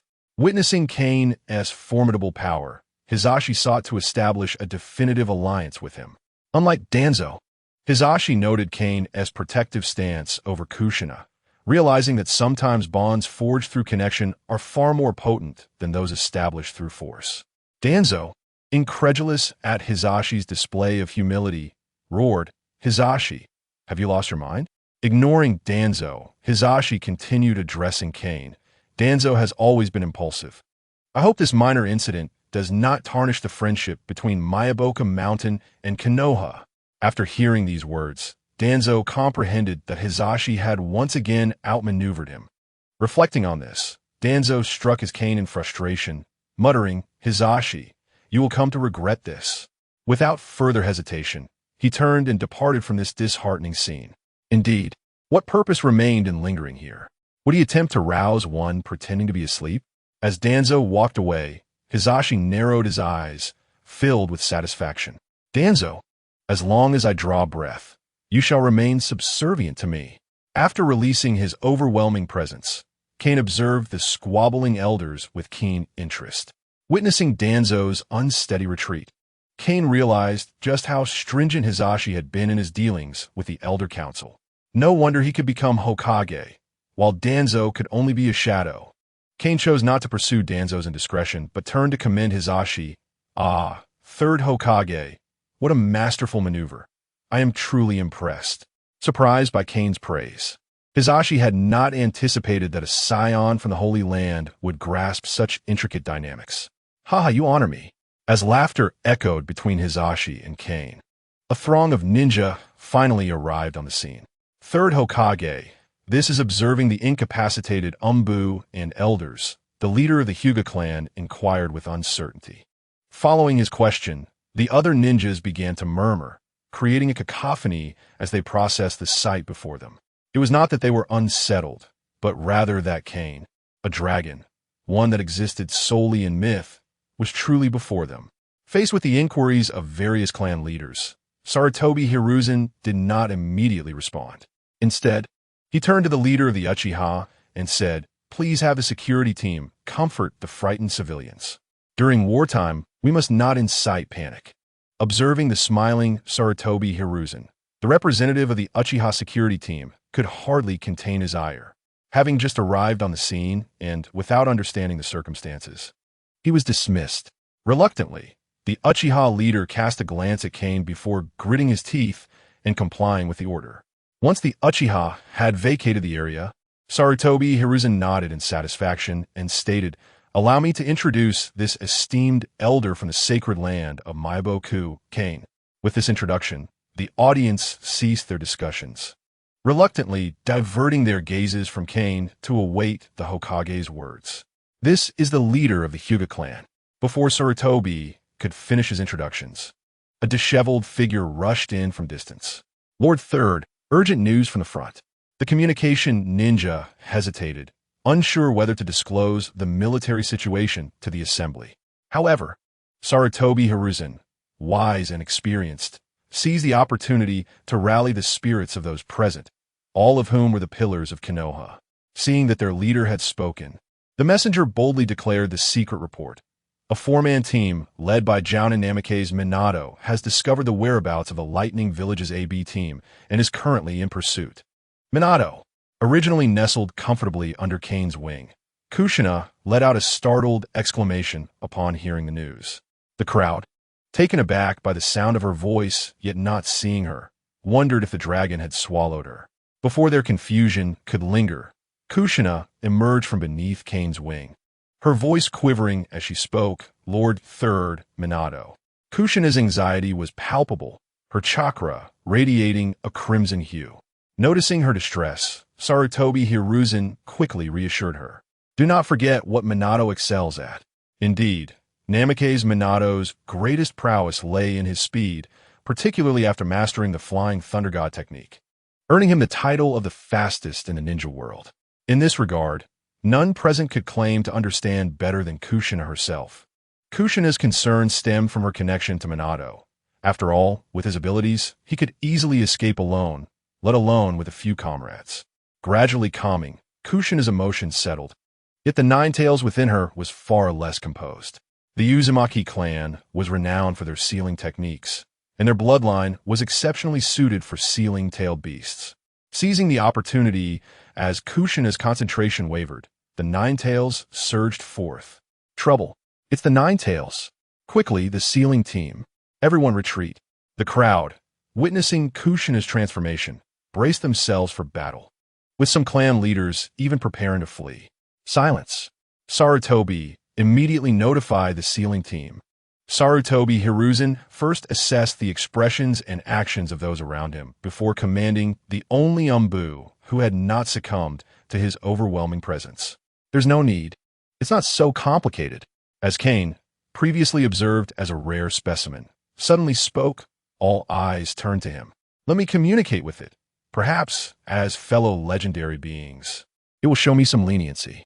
Faced with Kane's boldness, Sarutobi Hiruzen's expression turned serious. But that is, while Kane was indeed powerful and hailing from Iboku, Kushina housed the strategic weapon of the village, the Nine Tails. No problem. Kane waved a claw dismissively, interrupting Sarutobi's concerns, and pressed his paw against the distressed Kushina's abdomen. I just need to concentrate, right? Murmuring to himself, Kane attempted to focus his mental energy on Kushina's belly. As a wave of dizziness washed over him, Kane found himself in a realm resembling a sewer. Ah, in this place, I am in my human form. Kane marveled at his hands and feet, realizing, indeed, although I have consumed two types of fruits, at the essence of my soul, I remain human. Just as Kane pondered this revelation, a rough voice interrupted his thoughts. Hey, you little brat. The voice belonged to the Nine Tails, imprisoned within. Curious about Kane's presence, the Nine Tails taunted him. Are you here to deliver your own demise? However, Kane chose not to respond to the Nine Tails, instead contemplating a different approach. I remember that suppressing tailed beasts is not the best method. Communication is key. Why are you silent? Have you been rendered speechless? Clearly, you are an ineffective human. The Nine Tails continued to provoke Kane, attempting to incite his ire. I recall that the elders would usually engage the Nine Tails in conversation, calling out its name. Brat, do you wish to die? The Nine Tails, noticing Kane's nonchalance, grew enraged. Once you call out its name, this foolish fox will be astonished and begin to act all haughty. Roar, how dare you be so foolish? The Nine Tails, perceiving Kane's silence and apparent lack of fear, assumed he was merely an idiot. Are you male or female? Kane, struck by a sudden whimsy, posed the question directly. Huh? The Nine Tails, poised to unleash its chakra against Kane, was momentarily taken aback by his unexpected query. Observing the Nine Tails' bewildered expression, Kane chuckled. Your intellect seems lacking. Let me witness your true strength. With that, Kane enveloped the Nine Tails in his overwhelming presence. What did you say? Damn it. The Nine Tails, realizing the gravity of the situation, felt a sudden wave of powerful mental pressure. No, this is impossible. It hurts. Kane, having unleashed his overwhelming presence, activated the Void Seal. Even the Nine Tails, a conglomerate of chakra, could not withstand the true damage inflicted. I had thought you to be formidable, yet you are nothing but this. Kane observed the howling Nine Tails, intensifying his pressure. As Kane amplified his overwhelming presence, the Nine Tails gradually succumbed, collapsing to the ground in silence. Witnessing the subdued Nine Tails, Kane knew it was not defeated. After all, his own instincts continually provided warnings. Let me make myself clear. Refrain from causing trouble in the future. Consider this a warning. Kid, if you have the capability, then kill me. Despite being tormented by excruciating pain from the depths of its soul, the Nine Tails remained defiant. Unless you kill me, I will not spare that little girl. Although the nature of the relationship between Kane and Gyo-Xi remains unclear, it does not hinder the Nine Tails from deducing that Kane is indeed concerned for Gyo-Xi. Upon hearing the words of the Nine Tails, who stood opposite him, Kane once again unleashed his overwhelming presence. Firstly, I shall not tolerate threats. Secondly, do not presume that I am unaware of your intentions. You may respawn after death, but you cannot bring Gyo-Xi back to life. Lastly, he added, I will not kill you, but I certainly can torment you. With each word, Kane intensified his overwhelming presence, inflicting genuine harm upon the Nine Tails, who now appeared somewhat ethereal. Satisfied, Kane retracted his power and remarked, Be honest. It is for your own good and mine. Should you choose dishonesty, do not think I lack the means to utterly eliminate you. This time, Kane was not merely threatening the Nine Tails. Rather, when the creature's chakra encroached upon him, an inner voice suddenly alerted Kane to the immense energy source present. Upon receiving this revelation, Kane swiftly adjusted his strategy, realizing that a renewable resource was far more advantageous than a one-time use. The severely injured Nine Tails lay on the ground, silent, perhaps out of fear or due to the extent of his injuries. Regardless of whether the Nine Tails was listening, Kane left with a parting remark, Take care of yourself, leaving behind a certain fox in despair. Although a considerable amount of time had elapsed in the mental realm, in reality, it was merely a fleeting moment. It's all right now. With a mere blink, Kane's eyes opened, and the crimson chakra enveloping Gyo-Xi vanished without a trace, prompting Sarutobi Hiruzen to beam like a blooming chrysanthemum. Excellent, excellent, what a splendid tactic. Chapter 14. The Disgrace of the Third Hokage in Konoha. Within the Hokage's office, Sarutobi Hiruzen, having returned to his duties, seemed to exude the authority befitting the third Hokage. Since you possess such strength, Kane, I shall not hold back. Feel free to discuss any matters. After all, I am merely a traveler who has lost his companions and have no pressing concerns at the moment. Upon hearing Kane's response, Sarutobi Hiruzen lifted his eyelids, remaining silent, yet mentally noted the terms companions, lost, and traveler. Are you unfamiliar with the ninja world? When Kane discerned the question posed by Sarutobi Hiruzen, he surmised the intent behind it and nodded in agreement, replying, I cannot say I am familiar. Rather, I am entirely lost. Sarutobi Hiruzen mused to himself that this child was rather cheeky. If his own foolish son dared to respond in such a manner, he would have received a swift reprimand. Ahem, being unfamiliar is indeed troublesome. In truth, Sarutobi Hiruzen's inquiry was superfluous. Kane, a newcomer from the Holy Land, would hardly be acquainted with the paths of the ninja world. The battlefield between Konoha and Kaminari no Kuni was still a considerable distance from the village. If you were to assist, how would you navigate? Observing Sarutobi Hiruzen's exaggerated demeanor, Kane could not help but silently scoff. What being lost? Moreover, what did I ever agree to aid Konoha in battle? You old fool, do not presume I am unaware of your intentions. I wager your next statement will be something along the lines of, I happen to have a suitable candidate. While their strength may be lacking, they are capable of guiding you. The old man has a rather immature suggestion. Sarutobi Hiruzen paused. I just happen to have a suitable candidate.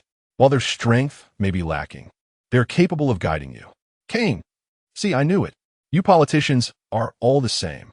Without needing Sarutobi Hiruzen to clarify, Kane could guess that the individual he would recommend was either a member of the Sarutobi clan or a Suma, and certainly not too old. Ahem, Sarutobi Hiruzen observed Kane's face, which bore an expression of knowing, and felt a wave of embarrassment wash over him. How could this boy convey such vivid emotions with a dragon-like visage? Enough, enough. We are all straightforward individuals here. Third Hokage, let's dispense with the pretense. Noticing Sarutobi Hiruzen's discomfort, Kane decided to speak plainly. Although I have formed a contract with Gyo-Xi, I initially intended to contract with Minato Namikaze. At this mention, Kane's frustration towards Jiraiya resurfaced. Did you not say that if there was no Minato, I should seek a maiden? I even specified my family's method of contracting. Yet, you provided me with a married woman? Upon hearing Kane's words, Sarutobi Hiruzen responded meaningfully, What a pity. Minato is to be the next Hokage. At this point, both the man and the dragon had essentially concluded that neither was to be underestimated. Kane's implication was clear. He remained neutral but was willing to fight for Konoha, contingent upon their willingness to reciprocate. Sarutobi Hiruzen, on the other hand, believed Kane could no longer endure the solitude of the Holy Land and sought to descend and engage with the world, as is often depicted in novels. What a shame. Had the contract been with Minato, Kane would have been a top-tier asset for Konoha, fostering a bond with Minato, thereby providing the village with a formidable guardian. However, now that Goxnai had contracted with Kane, the situation had shifted from Konoha's shadow to the Uzumaki clan's bond with Kane. While this may not seem drastically different, considering Goxnai would eventually become Minato's wife, the future Hokage's spouse, it should not be overlooked that Kane had explicitly noted in the contract, for family contracts, please provide recent financial records. Furthermore, it was regrettable that the old man's appearance had not aged well either. Sarutobi Hiruzen's remark was merely a jest directed at Kane, who had brazenly inscribed the words appearance focused in the contract. Some matters can be subtly implied. Surely, I can understand. Look at your face filled with age spots. And you dare speak of appearances. Quickly, tell me who will guide me. This time, consider it a complimentary service. Kane chose to disregard Sarutobi Hiruzen's jibe. What age spots? Have they feasted upon your rice? Young man, I too was once. Listening to Kane's impolite remarks, Sarutobi Hiruzen felt a surge of resentment. How forthright. Before selecting a guide, let me ask, Kane, how does your lifespan compare to that of the great sage of the mountain? Sarutobi Hiruzen was aware of the old toad, and let us not forget that his summoning contract was signed with the Monkey King. Upon hearing Sarutobi Hiruzen's question, Kane understood the underlying inquiry. He was curious about Kane's longevity and whether he could serve as a guardian for the Sarutobi clan or Konoha. I don't know, however, I can certainly outlast Gamamaru. Kane replied, Sarutobi Hiruzen, upon hearing Kane's response, momentarily froze before realizing who Kane referred to as Gamamaru. There are secrets, undoubtedly great secrets. Sarutobi Hiruzen pondered Kane's words, narrowing his eyes. Since you are so forthright, I shall not linger. From now on, all your needs, including sustenance and accommodations, will be privately managed by the Sarutobi clan on behalf of the Uzumaki clan, while Goxnai remains alive. How does that sound? Upon hearing the unabashed ambition of Sarutobi Hizashi, Kane jestingly remarked, Shall I assume you regret allowing Kushina to form a pact with me? To which Hizashi retorted, Nonsense. If my foolish son possessed even half the charm of Minato or a fraction of his potential, you would now be bearing the surname Sarutobi. Though Hizashi entertained such thoughts, he feigned humility, stating, Such words are unwarranted. After all, Kushina is merely my junior. However, the land of whirlpools has long since perished in the annals of time, and I fear Kushina may find it challenging to afford the steep costs. Kane, uninterested in delving into the past grievances regarding Konoha's lack of assistance, recognized that the parties involved lacked the authority to judge. Agreed, yet it is insufficient. Upon hearing Kane's response, Hizashi appeared puzzled. Do you truly have a penchant for gold and jewels? The avaricious dragon's affinity for glittering treasures is a tale I have long known. Yet, if that is the case, then the dragon's nature. Observing the lascivious expression on Hizashi's face, Kane discerned that he was not holding back his thoughts and retorted, I am capable of growth as well. Recently, I have just mastered the application of chakra. Hizashi, momentarily taken aback, glanced at Kane's claws, pondering if he was indeed a genius dragon. While many creatures in the ninja world possess chakra, those capable of wielding ninjutsu were indeed rare. Given this, it complicates matters. Hizashi sighed deeply, for I cannot divulge the Book of Seals to you. That belongs to Konoha, not the Sarutobi clan. Kane, observing Hizashi's pretentious demeanor, thought maliciously, Here it comes, the inevitable catch. Yet, Hizashi continued, However, I can impart to you all the ninjutsu I have mastered and know.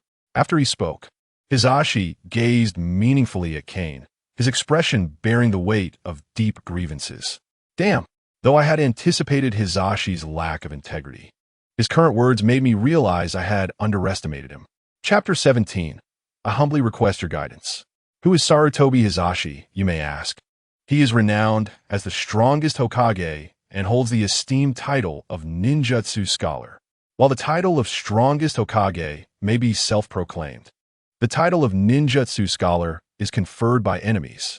Kane initially assumed that Hizashi would at most agree to share some basic ninjutsu or techniques of B rank and below, but he was utterly astonished to discover that this old monkey was indeed shrewd. If Hizashi were to bestow upon Kane all his knowledge, it would be nothing short of extraordinary. Moreover, his promise included all that he was aware of. Observing Hizashi's squinting old face, Kane felt a twinge of sorrow for the Hokages of generations past. Perhaps choosing a Hokage should be a matter of lottery. Deal. With such favorable terms, what was there to hesitate about? Kane immediately acquiesced to Hizashi's conditions.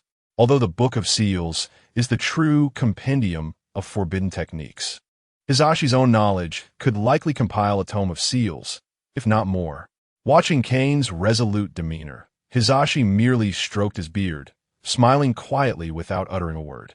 Kane, noticing Hizashi's inscrutable expression, sighed, "Well, let us hasten to find someone familiar with the ninja world map.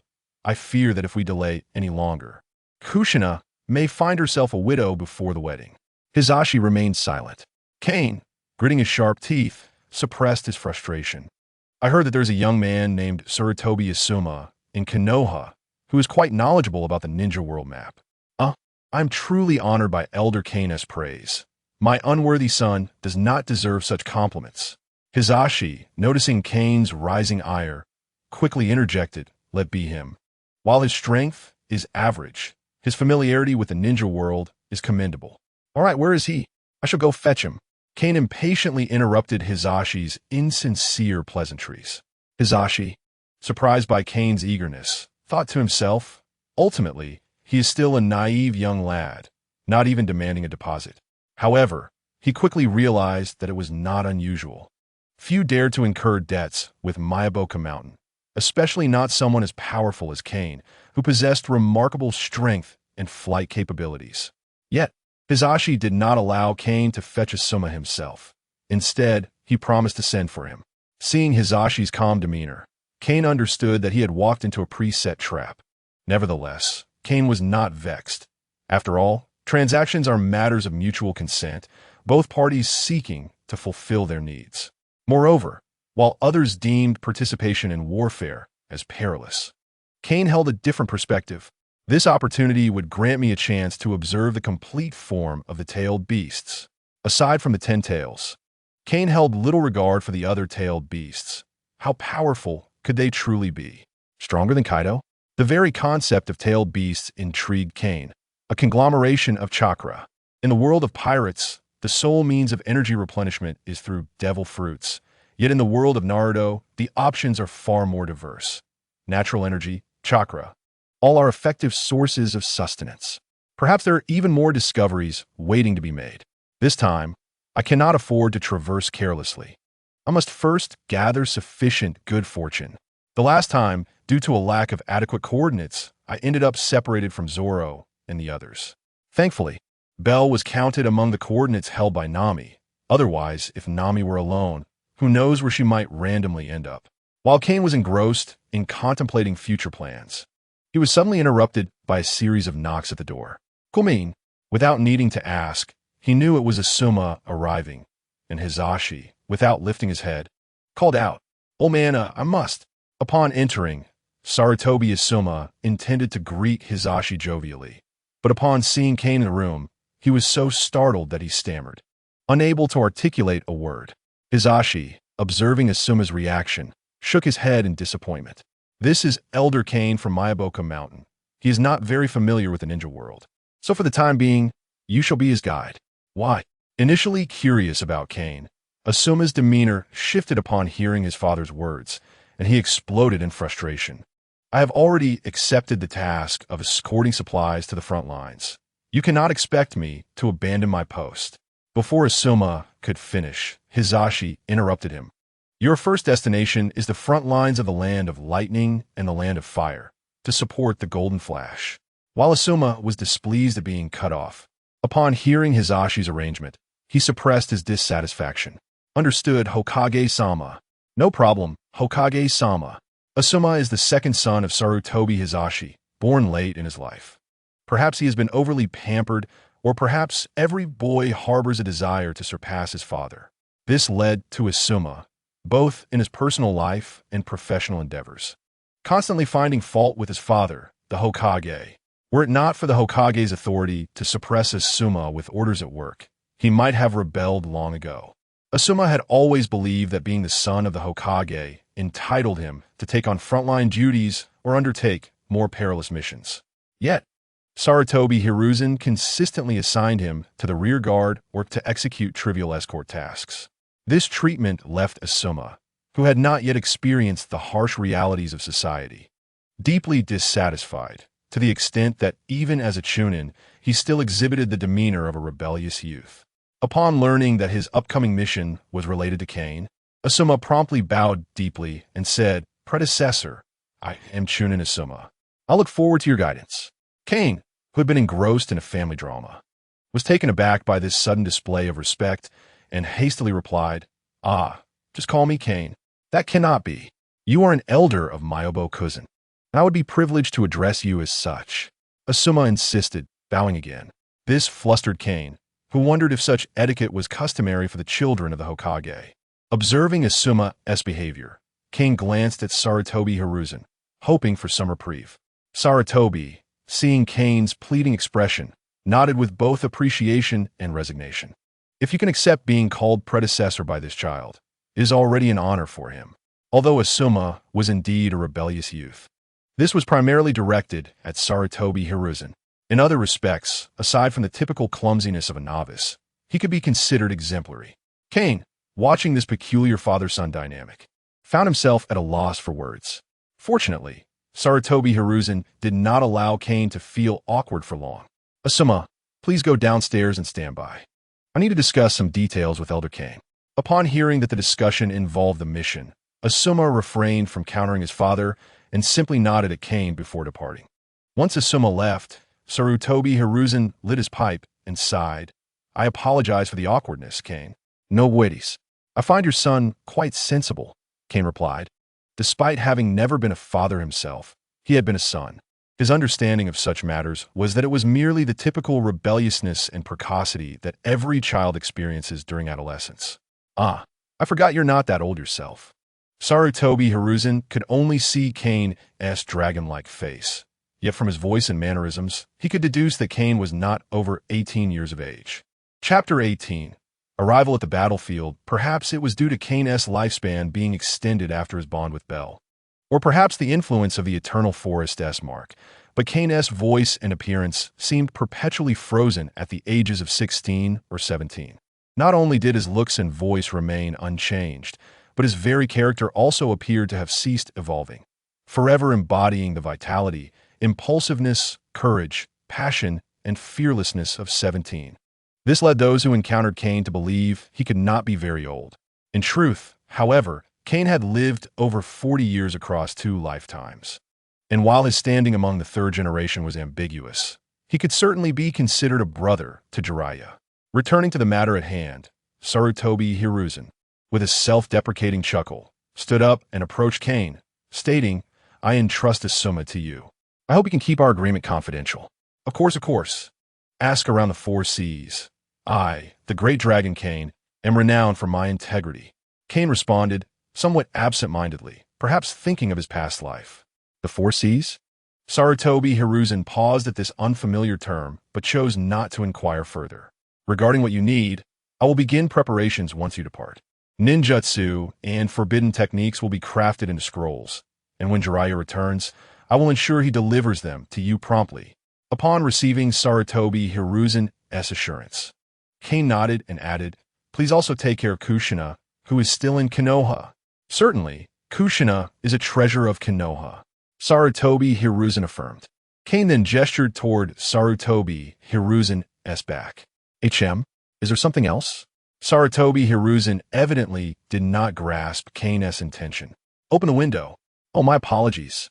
My memory isn't quite what it used to be. Sarutobi Hiruzen lamented his age, prompting Kane to roll his eyes slightly. With age comes the need to step back and return home to teach your son. Just look at what kind of person he is becoming. Kane thought to himself as he took to the skies, perhaps truly feeling the weight of age. Sarutobi Hiruzen chose not to accompany Asuma, but instead stood quietly by the window, watching them depart. As Asuma soared high on Kane's back, he seemed a bit unsettled, nervously stroking Kane's dragon-like back and chattering incessantly. What do you mean by teaching? I haven't taught you anything yet. I'm going to accelerate now. Kane replied, slightly puzzled as to why every young person riding on his back felt the need to chatter incessantly and fidget. Kushin had been the same, and now Asuma was too. Okay, Asuma quickly affirmed, startled by Kane's brusque tone. Although he could not converse with his predecessor, enjoying the scenery was still pleasant. After giving Kane directions, Asuma found himself somewhat idle and decided to lie down on Kane's back to gaze at the world below. As they sped along, it was said they were rushing from one nation to another for support, yet the ninja world was not as vast as it seemed. Not long after, Asuma called out, "Predecessor, we are nearing the borders of the land of fire." Though absorbed in the scenery, Asuma remained mindful of his mission. As they approached the boundary between the land of fire and the land of water, he promptly alerted Kane. Is it that quick? Kane marveled. Though he had anticipated the ninja world was not extensive, he was nonetheless surprised by their rapid flight. It's shorter than the distance from Kazakage village to the Whiskey Peak. Yes, sir. However, we must heighten our vigilance. I can faintly see ninjas below. Upon hearing Asuma's words, Kane subtly adjusted his posture and lowered their altitude. Do we need to eliminate them? With the reduced altitude, though the field of vision was limited, clarity indeed improved. Are we not on a mission to support Jiraiya-sensei? Asuma inquired. Try to contact Jiraiya and see if you can establish a connection.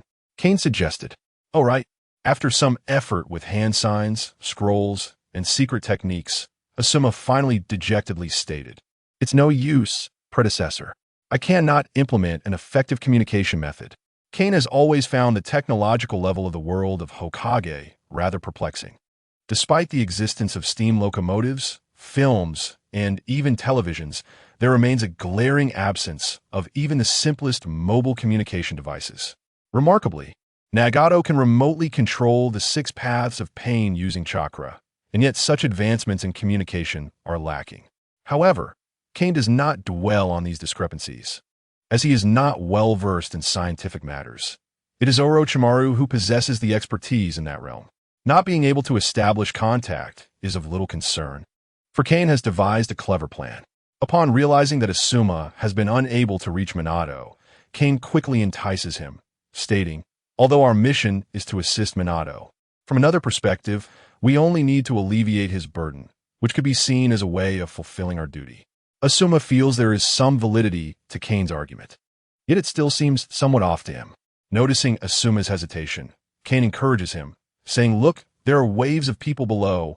Surely one side must be from Konoha. Upon hearing this, Asuma glances downward, and indeed, 2 groups of ninjas have appeared, drawing closer.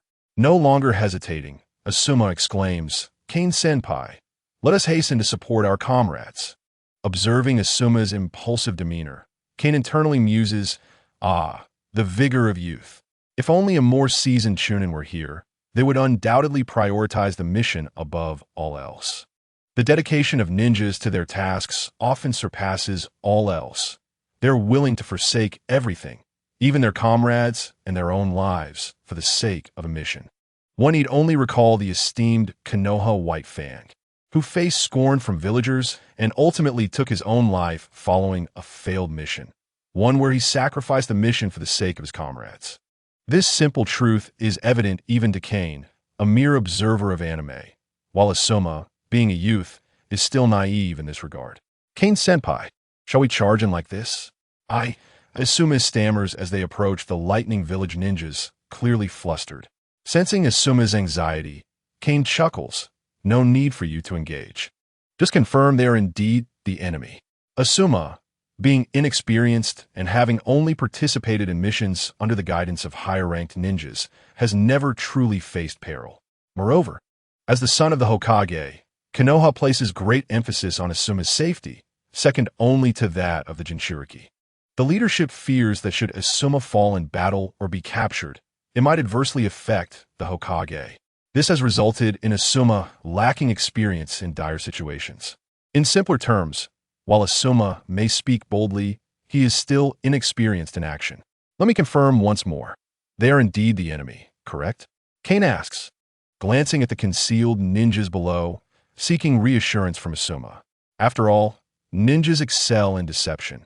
If the figures below were Konoha's disguised, Kane unleashing a dragon's breath upon them would be quite the blunder. I won't mistake them, senpai, Asuma responds resolutely, adding with gritted teeth, even if they turn to ash, I would recognize them. Kane, upon hearing Asuma's declaration, deduces there is a backstory there, likely involving former classmates of Asuma. He acknowledges, as long as you are certain, then I shall proceed. If I make a mistake, it will simply be their misfortune. With that, Kane dives towards the ninjas below. As Asuma, perched atop the dragon's back, readies himself to assist in the assault, he suddenly feels a wave of heat wash over him, followed by a disorienting sensation of weightlessness. Fearing he might plummet, Asuma quickly channels chakra into his feet. Slow down, I'm about to fall, he calls out. Once Asuma stabilizes himself, he sees that Kane has soared to a great height, while the area below has transformed into a scorched wasteland. Even at hundreds of meters above, Asuma can feel the intense heat radiating from below. As he comprehends the scene beneath him, he gasps in astonishment. Is this the true power of my senpai? A single strike, rivaling an S-rank fire technique.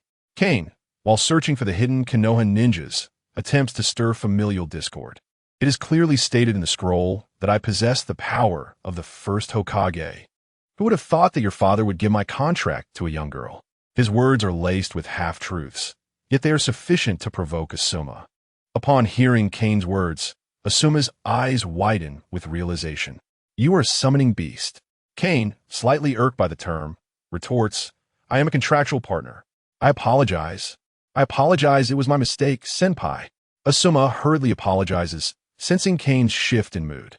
Kane, feigning annoyance, snorts and chooses to ignore Asuma's further words. Bear your resentment towards your father and seek revenge against Konoha, Asuma. While Kane is not inherently vengeful, he finds amusement in creating minor discord within Asuma's family. As Kane revels in this internal delight, Asuma is filled with thoughts of usurping his father's position as Hokage. How infuriating! Although my senpai possesses such formidable strength, my father entrusted the contract scroll to. Although Asuma does not know the identity of the young girl Kane refers to, it does not diminish his dissatisfaction with his father. Perhaps she is stronger than I, even possessing greater potential, but with the aid of my senpai, I, too, can seize the world. If Jiraiya were present to hear Asuma's inner thoughts, he would surely laugh heartily at the youth's naivete. You think you can just summon the elder of the sacred land? Have you considered your own chakra reserves? Furthermore, given Asuma's appearance, which bears no resemblance to either parent, even if he managed to summon Kane, he would likely be regarded as mere surplus. We are all looking out for your best interests, Junior. At this moment, both Kane and Asuma harbor their own thoughts, while the Konoha ninjas below find themselves in disarray. What was that? A giant dragon? Wonders a startled genin. I couldn't be mistaken. Was that Asuma on its back? Speculates another, likely a peer of Asuma. This filthy Hokage and his corrupt politics reflects a disgruntled youth. Hinata Hizashi, the leader of the reconnaissance team, observes the flustered group and commands, quiet. Upon hearing the sound of Richa, several lower-ranking ninjas seem to have found their anchor of hope and quickly turned their attention towards him. It was still unclear whether Richa was an ally or an adversary, so they maintained a state of vigilance, ensuring to leave clues for the main forces. After uttering these words, Richa, feeling somewhat weakened, took out a hemostatic pill and swallowed it. Despite enduring numerous fierce battles, even the reconnaissance team had sustained significant injuries. Yet, it was unmistakably Asuma who was on the dragon's back. As a fellow student of Asuma, A bystander insisted he could not have been mistaken. Silence. Richa roared in fury upon hearing his subordinate's defiance. As a member of the reconnaissance team, do you not even know to be wary of transformation techniques? You foolish child. If you cannot comprehend such basic matters as a ninja, I fear your demise in this war will be the only way to demonstrate your worth. If even the lower-ranking ninjas could see Asma on the dragon's back, how could Richa, hailing from a clan known for its ocular techniques, be oblivious? However, Asma's intervention in this manner demanded utmost discretion. Unless he personally confirmed his identity, it was imperative not to speak of it to anyone. Whether it was for the mission or the Hokage's private motives, Asma's sudden possession of such a formidable summoning beast was certainly not a topic for common ninjas to discuss. Noticing his subordinates, though intimidated by his authority, still bore expressions of discontent and resentment, Richa realized they were unlikely to survive this war. Before Richa could regain his strength, a shadow with wings appeared on the ground, growing larger by the moment. Everyone, stay alert. Although he suspected it might be Asma, Richa opted for a defensive stance. Seeing his subordinates in a relaxed state, clearly lacking vigor, Richa sighed inwardly, hoping they could understand his earnest intentions and goodwill. Unfortunately, until Kane landed before them with Asma, the three young lower-ranking ninjas failed to respond appropriately. Captain Richa, Asma, oblivious to the discord among the quartet, greeted Richa enthusiastically. Halt! Secret order! Since he had chosen to act, Richa decided to fully commit to the ruse. He had nothing to lose. Upon hearing Richu's words, Asma, who had relaxed slightly, instinctively reached for his nose to ease the awkwardness, but quickly withdrew his hand, fearing Richa might misconstrue it as a hostile gesture. He nodded and began to verify the secret order with Richa. After confirming the order, Richa brought his subordinates closer to Kane and Asma. In a world of pirates, there can only be one dragon. Chapter 20. Acting ostentatiously, who would have thought to meet you here, Master Asma? Richa observed the visibly excited Asma and found himself at a loss for words. The age difference between Richa and Asma, compounded by the ongoing war, rendered the relationship between the Hokage and clan factions particularly sensitive. Thus, Richa could only exchange a few pleasantries with Asma, wary that excessive conversation might lead to missteps. Yes, indeed, what a coincidence. Asma also noticed Richa's deliberate aloofness. Possessing a modicum of emotional intelligence, he discerned the underlying reasons. In truth, Asma's eagerness to greet Richa was tinged with a desire to boast, as not everyone had the opportunity to undertake missions alongside such a distinguished predecessor. However, when Asma attempted to greet the three peers, they merely nodded dismissively, and even those who responded wore sycophantic smiles clearly intended for the elder. Enough of this, Asma. Let us exchange intelligence swiftly. Kane, perceiving Asma's awkward situation, prompted him to shift focus to the mission, providing an opportunity for him to extricate himself. Upon hearing Kane's sudden command, Richa cast a surprised glance at Kane. A summoning beast capable of independent action? Is this creature leading the team? Ah, yes, understood, Senior. Following Kane's reminder, Asma promptly produced the hand order given to him by the third Hokage and sought intelligence from Richa. Having harbored suspicions regarding Kane's identity, Richa's doubts solidified upon reading the contents of the third Hokage's order. With Kane's assistance, Namake's Minato repelled the Cloud Ninjas. This was a directive from the Hokage. The simple assembly of these words conveyed a singular, unmistakable message. With the dragon's aid, Namake's Minato possessed absolute confidence in repelling the Cloud Ninjas and even achieving victory in the war. After reviewing the order, Richa simultaneously briefed Asma on the current battlefield situation while discreetly sizing up Kane. Perhaps due to Richa's ocular techniques or his own injuries preventing him from perfectly concealing his aura, Kane found Richa's sidelong glances rather irritating. That cataract! What are you staring at? Don't think I can't see you peeping. Richa had not anticipated Kane's keen perception. He had merely glanced at Kane a few times before being caught. Hearing Kane's remark, Asma shot Richa a disapproving look. Captain Richa, please focus on the intelligence exchange. Though Asma's words bordered on overstepping, given that Kane held the reins of the mission both overtly and covertly. Kane's unique identity precluded him from being regarded as an ordinary Konoha ninja. Thus, at critical moments, Asuma's status as the Hokage's second son became particularly advantageous. This time, Richa refrained from engaging further with Kane and Asuma, swiftly relaying intelligence to Asuma before preparing to lead the four-man team back to their reconnaissance mission. However, just as Richa was about to depart, he turned to Kane and solemnly remarked, "I sincerely apologize, Mr. Dragon. I mean no harm, merely harboring a curiosity. As you're a creature of legend, should I survive this war and return to the village, I shall personally seek to apologize to you." With that, Richa bounded away with his subordinates into the forest. Observing Richa and his team's gradually receding figures, Kane prodded Asuma with his tail. "TSK, TSK, did you see that? Now that is the temperament and cunning of a great clan heir. Too bad he has such a waste." Asuma scoffed at this, replying, "Senior, I can tell he was deliberately trying to catch your attention with that behavior. TCH, you're quite perceptive. I almost forgot you're also a clan scion." Kane chose not to pursue the matter further and instead soared back into the sky with Asuma.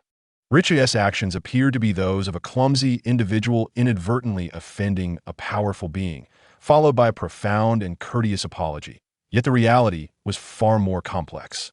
Originally, Richa had completely suppressed his curiosity about Kane, as the son of the Hokage could not afford to harbor any ill intentions towards the Hinata family's summoning beast.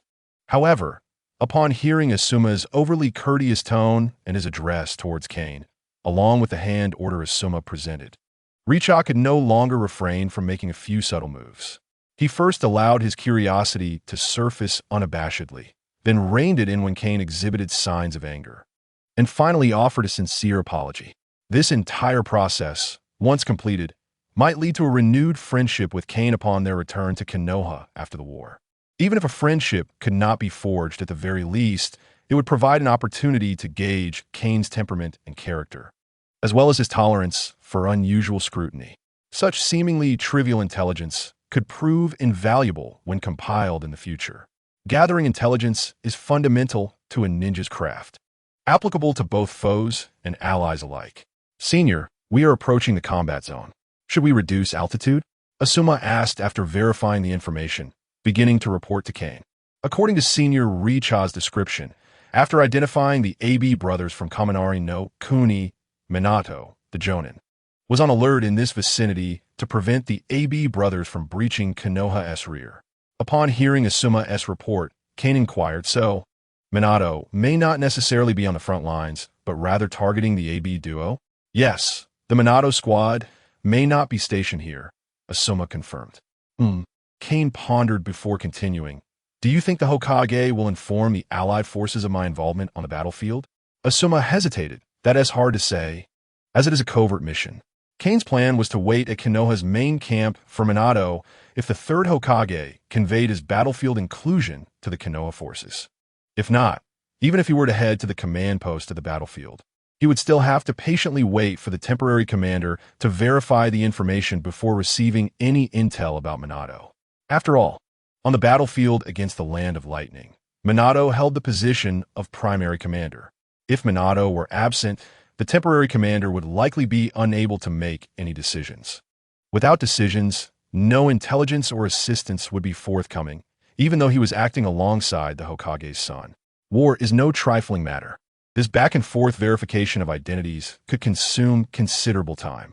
Realizing Asuma had not provided a straightforward answer, Kane understood the situation. "Since that's the case, let us be more conspicuous," Kane declared with a grin. "Conspicuous?" Asuma questioned, somewhat confused by Kane's intent. Minato was currently leading a team to target the AB brothers. But one of the primary reasons the AB brothers had entered the battlefield was also due to Minato. Both parties shared a common trait: their lethal effectiveness against ordinary ninjas. "We merely need to act boldly. Both the AB brothers and Minato will come seeking us," Kane explained. At this point, Asuma comprehended Kane's strategy fully. Konoha and Kaminari no Kuni each possessed a team of elite combatants. If an unidentified elite force emerged on the battlefield, both sides would likely converge towards Kane to eliminate any potential instability. After all, an elite force could decisively influence the course of war. In the world of pirates, there can only be one dragon. Are we to continue? Asuma inquired, utterly exhausted and barely able to articulate his words. After all, retrieving headbands is physically demanding. Is it not? Since Kane decided to act prominently to attract the powerful individuals from both sides, he led Asuma in a series of assaults against Kaminari no Kuni. They often say that air superiority is paramount, for from the skies, one can discern even the best hidden foes. After each ambush on the ninjas from Kaminari no Kuni, Kane always left a survivor to relay the message. Now, both Kaminari no Kuni and Konoha were aware of the remarkable feats accomplished by the third Hokage's son. Within a mere few days of arriving on the battlefield, had already made significant contributions alongside his elder brother, the mighty Dragon Kane. Indeed, you heard correctly.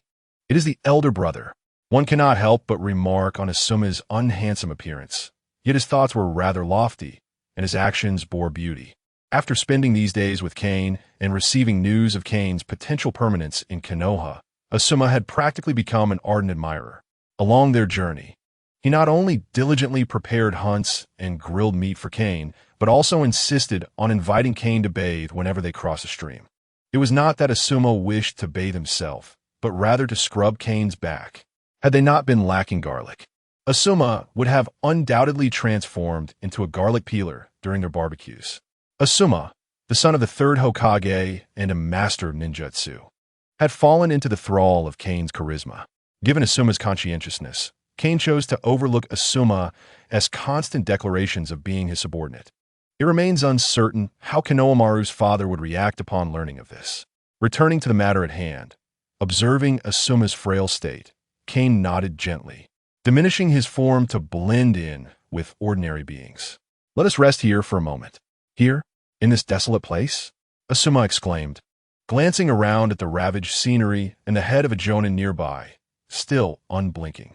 Gritting his teeth, he replied, "All right, elder brother, if you insist."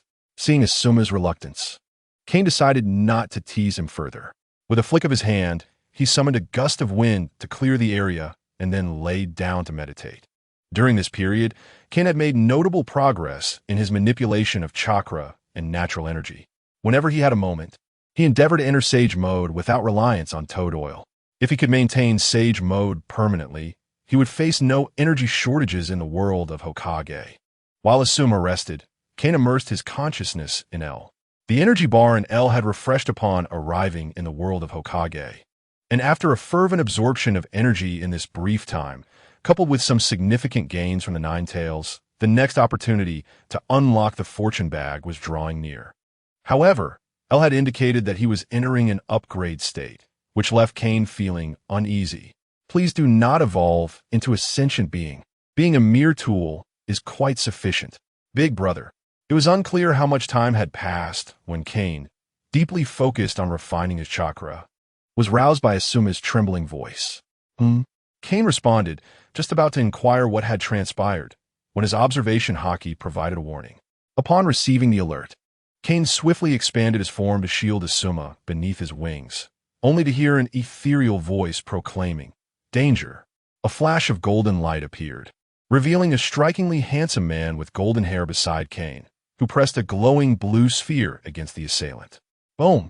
The sphere clashed with the assailant's fist for several heartbeats before erupting in an explosion, sending both the assailant and the golden-haired figure retreating. Kane observed the wary Minato as he jumped back and thought, this shouldn't be happening, should it? I recall that Kazemaru was able to hold his own against the AB brothers, so why is his right hand trembling after this encounter? Let us revisit the timeline. Moments ago, Kazemaru and the AB brothers arrived almost simultaneously at the resting place of Kane and Asuma.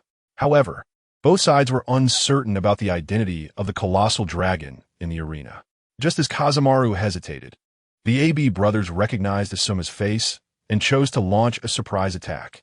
Upon witnessing AI's sudden assault on Asuma, Kazemaru immediately utilized the Flying Thunder God technique for urgent support. In his haste, Kazemaru, who was not adept at frontal confrontations, was forced to clash head-on with the future fourth Raikage, resulting in a slight injury to his right hand. Ibsirabin Gayen. who sheltered Asuma beneath his wings with an air of ease, Kazemaru couldn't help but silently lament. Had I known your wings were so formidable and capable of expanding, I would not have recklessly engaged that brute AI directly. In truth, Kazemaru's uncertainty regarding Kayen's identity did not imply he was unsure about Asuma's identity. On the opposite side, AI was quite clever.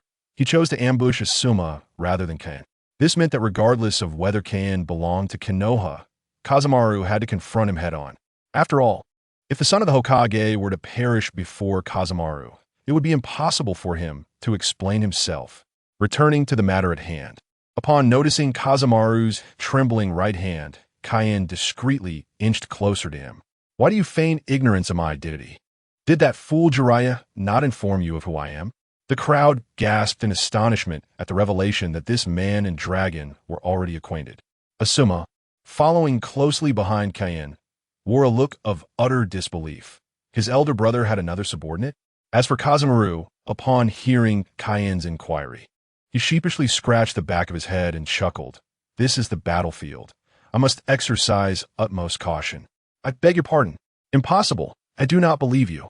Kayen expressed his skepticism upon hearing Kazemaru's somewhat forced explanation. Noticing Kayen's doubtful expression, Kazemaru chose not to elaborate further and instead walked toward the edge of the battlefield. What can I say? Should I disclose that it was Master Jiraiya who instructed me to delay you and feign ignorance of our previous communications? Or should I reveal that Kushina has already uncovered your little secret? In truth, Kazemaru had long been privy to Kayen's intelligence. After Kayen's departure, Sarutobi Hiruzen had already informed Kazemaru through communication means. However, Hiruzen subtly indicated in his secret order that Asuma was safe with Kayen. Realizing this, Kazemaru surmised that Hiruzen likely intended for Asuma to gain merit by accompanying Kayen. Understanding his superior's intentions, Kazemaru promptly resolved to avoid Kayen and create opportunities for them. As expected, after Kazemaru evaded the duo, Kayen led Asuma in a frenzied assault against the Kyomogakure forces, quickly earning the title of Cataclysmic Beast within mere days. This title stemmed from Kayen's command over elemental abilities: Storm, Lightning, and Inferno. Each manifestation of these powers was akin to a natural disaster. Furthermore, there was another reason for Kazemaru's evasion. Earlier, he had received a secret letter from Jiraiya, who mentioned finding a formidable partner for Kushina, a dragon named Kayen. This dragon possessed strength comparable to a tailed beast, but had a volatile temperament. Jiraiya advised Kazemaru to play dumb upon meeting Kayen, and to never mention that he could contact him. Upon reading Jiraiya's letter, it was not difficult for Kazemaru to deduce that his foolish master had likely put Kayen in a precarious situation, leading to Kayen's current pursuit of him. While it was likely Jiraiya's meddling that caused Kayen's wrath, Kazemaru, as a dutiful student, resolved to keep his teacher's secret. In the world of pirates, there can only be one dragon. Chapter 22. The hero appears at this moment. The war between the land of fire and the land of lightning was drawing to a close, soon to reach its climactic finale. The protracted conflict had nearly crippled the economy of the land of lightning. Although the daimyo of the land of lightning was a martial faction, he could no longer ignore the need to hasten the end of the war with Konoha under the current circumstances. During the Third Great Ninja War, the land of fire had been embroiled in conflicts with 4 nations simultaneously. Had it not been for the title of the strongest village, Konoha would have sought peace with another ninja village long ago. Unfortunately, Konoha was founded by the legendary ninja Senju Hashirama, who had quelled the chaos of the era. And within such a context, Konoha would neither seek nor could afford to seek peace with other villages. This was Konoha's final dignity as the strongest village. Now, Konoha had lost the White Fang, and Orochimaru, for certain special reasons, had been specifically reassigned to the rear by Sarutobi Hiruzen. Tsunade was wandering with Shizen, leaving Konoha with few top-tier experts available for action. Kayen's arrival provided Hiruzen with immense hope. If Kayen could assist Kazemaru in repelling the Kyomogakure forces, the stalemate unfavorable to Konoha would be shattered. Even if Kayen were reluctant to engage in warfare thereafter, at the very least, Kazemaru, this superlative expert, could focus on resolving the conflict with the Sunagakure forces. The current predicament faced by Konoha was entirely of its own making. Tsunade's departure from Konoha was intertwined with sordid politics, and Orochimaru's reassignment to the rear was a matter of his excessive notoriety.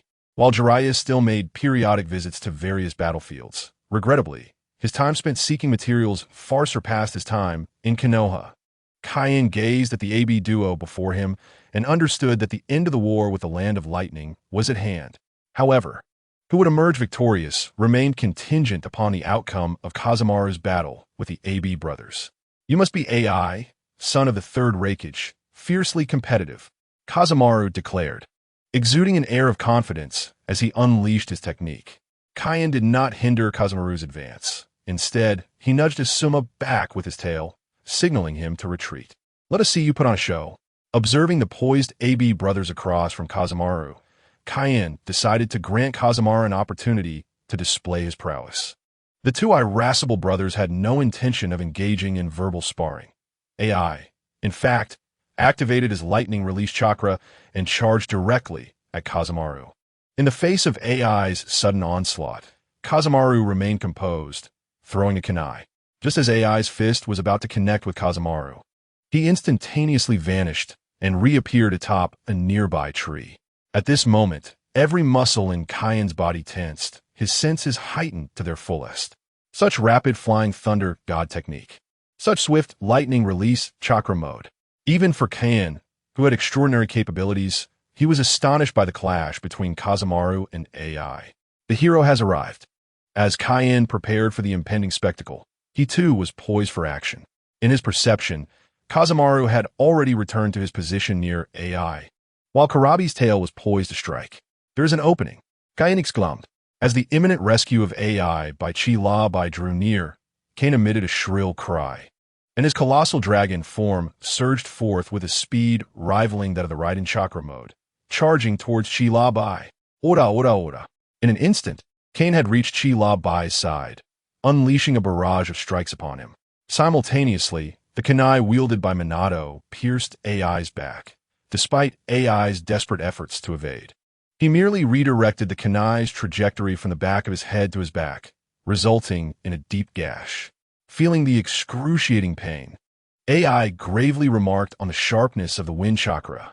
At this moment, AI could no longer afford to concern himself with the thrashing Chi-Labai, for with the swiftness of himself and Minato, a mere distraction could lead to his demise. Minato did not utter a word. Instead, he tossed the kunai in his hand, infusing it with wind chakra before executing the flying thunder god technique once more. Before AI could discern Minato's position, Minato had already appeared behind him, awaiting his arrival with a deadly strike, Hell Stab. Anticipating Minato's possible attack from behind, AI swiftly turned to launch a counteroffensive. After his surprise attack failed, Minato was unperturbed, opting to teleport to another nearby tree. Due to Kaine's intervention, AI did not immediately recognize the effect of the teleportation seal, leaving him bewildered by Minato's tactics. Just as AI and Minato were at a standstill, the battle took a turn elsewhere. Bakiru, Kumyealu, Xiaoba, puff with me. The rapper, after enduring a relentless beating from Kaine and just summoning the Eight Tails, was sent flying once more by Kaine's dragon tail. Witnessing his brother being humiliated by a dragon, intended to rush in for support, but was intercepted by Minato. Distracted in battle, with a flash of golden light, Minato's icy voice lingered in the air. He had previously left a kunai with a sealing technique at the spot of his first attack, and upon injuring AI, he had also placed a seal behind AI. Seeing AI distracted, Minato teleported to the seal behind AI to launch a feint. A mere trick, attacking from behind. AI thought Minato was merely repeating his previous tactic and, upon turning to attack, found himself facing emptiness. Be careful. This warning came from Chi-Labai, who was desperately trying to evade Kaine's blows. Impressive, exclaimed Kaine, who was thoroughly enjoying himself while pummeling Chi-Labai. This is bad, AI lamented internally. After executing the feint and realizing he had indeed deceived AI, Minato promptly relocated to another kunai, which fortuitously positioned him right in front of AI. Everything was under control. As Minato whispered, the kunai pierced into AI's abdomen. Ah, despite being a battle-hardened ninja, AI instinctively sought to retaliate while Minato's kunai was embedded in his gut. Lightning. Flying Thunder God. Before AI's attack could land, Minato once again utilized the Flying Thunder God to reposition himself behind AI. Rasengan. This time, Minato did not use the kunai to strike, for it had only managed to hit AI twice before being snapped by the violent lightning chakra emanating from him. Lightning chakra truly is practical, serving both offensive and defensive purposes. Kane, while mercilessly assaulting the Eight Tails, was keenly aware of the situation. With a resounding impact, AI was struck by Minato's Rasengan, causing the wound on his back to widen, sending him flying until he collided with a large tree, finally coming to a halt. Brother. Chila Bai, witnessing his elder brother being toyed with by Minato, roared in fury and attempted to break through Kane's assault to aid AI. Kane, observing Chila Bai attempting to maneuver the Eight Tails out of his attack range, seized the tail of the Eight Tails, taunting, "What a big brother." Or brother. With a show of strength, Kane swung the Eight Tails like a massive hammer, slamming it into the ground. What are you yelling about? Boom! The iconic scene from the Great Ninja War repeated itself in the world of Naruto. The rapper, unable to continue his performance due to the beating from Kane, lay on the ground, emitting a series of mournful wails. Gazing at the enraged and pained rapper beneath his fists, Kane scoffed, "If mere roars were sufficient, what need would there be for power? In the world of pirates, there can only be one dragon." Chapter 23. The battle concludes. Today is destined to be a day of humiliation for the AB duo. First, the future fourth Raikage AI is toyed with by the future fourth Hokage, akin to walking a dog. Then, the illustrious perfect Jinchuriki of the Eight Tails is thoroughly beaten by an enigmatic dragon, unable to even complete the formation of the tailed beast bomb before being forcefully silenced. After the Eight Tails was swung like a hammer by Kane, it attempted to ensnare Kane with its tail and gather energy for a tailed beast bomb. However, inexplicably, the tailed beast bomb vanished just as it was halfway formed. The Ninja World's rapper? The Killer Bee Chi La Bai? The perfect Jinchuriki? At this moment, Kane, having fully absorbed the energy of the tailed beast bomb, held the Eight Tails jaw with one dragon claw, while the other claw gripped its lower jaw, forcing Chi La Bai's mouth open wide. "If I were RPA, would you love me? Speak. Would you love me?" Kane taunted as he tormented the Eight Tails. Chi La Bai, having just endured the agony of being unable to open his mouth, now faced the dilemma of having his mouth forced open too wide. After enduring a prolonged period of torment, Chi La Bai ceased his resistance, surrendered completely, and allowed Kane to proceed as he wished. Observing qu'il a biais résignation. Kane lost interest in playing with him and lifted the Eight Tails, absorbing its energy while pondering profound questions. Why is chakra so extraordinary? What grants tailed beasts the title of chakra conglomerates? In his past life, Kane had learned from the extensive lore that the 9 existing tailed beasts were created because Otsutsuki Kagaya believed that the 10 tails, possessing immense chakra, would bring calamity to the world. Thus, she absorbed the chakra of the 10 tails into herself and scattered it into 9 tailed beasts to diminish their power, each possessing an independent consciousness capable of refining chakra autonomously. This raised the first question. According to the above theory, if the 9 tailed beasts are composed of individual chakras, is chakra really that remarkable? Can it truly create consciousness and form? However, this question ultimately relates back to chakra and the soul. Having little to do with the tailed beasts, studying the tailed beasts might only yield peripheral insights. Later, after Kane refined chakra himself, though he had yet to learn ninjutsu, he gleaned some inspiration from the process. First, chakra possesses a temporal quality. Once a portion is refined, if not utilized, it will soon dissipate into the cosmos. The second aspect pertains to the attributes of chakra. Despite Kane possessing the inherent ability to manipulate storms and thunder, and the dragon's form enabling the emission of fiery breath, he was astonished to discover that he lacked the fire attribute when attempting to sense his chakra. Instead, he found himself endowed with water and earth attributes. While he could tolerate the presence of lightning and wind, gained through a contract that summoned their powers, his lack of fire was perplexing, particularly since fire was his forte. Moreover, he unexpectedly discovered that his chakra possessed formidable restorative capabilities, not only for himself, but also for others. This revelation led Kane to contemplate the legends surrounding the yang attribute. It seemed that everyone possessed yin and yang attributes, albeit with varying degrees of strength. This prompted Kane to conclude that the influence on chakra was not solely physical. The soul likely played a dominant role, with a chakra reminiscent of the formidable yang attribute akin to Hashirama. Kane suspected a profound connection to the mark of the eternal forest. Furthermore, it is essential to discuss the origin of chakra. According to legend, chakra was first acquired by a princess during the Warring States period after she tasted the fruit of the divine tree, making her the first bearer of chakra. However, as a time traveler, Kane recognized this as mere fabrication, a false history conjured by Kurizetsu to deceive the likes of Madara. Chakra has existed on this planet from the very outset, while the Otsutsuki clan arrived later. The divine tree was cultivated by the Otsutsuki clan. The so-called princess, Otsutsuki Kagaya, fearing retribution from her clan after indulging in forbidden fruit, sought to use infinite Tsukuyami to create Kurizetsu as a means of protection against her kin. Ultimately, she was sealed by her own sons, foiling her extensive plans.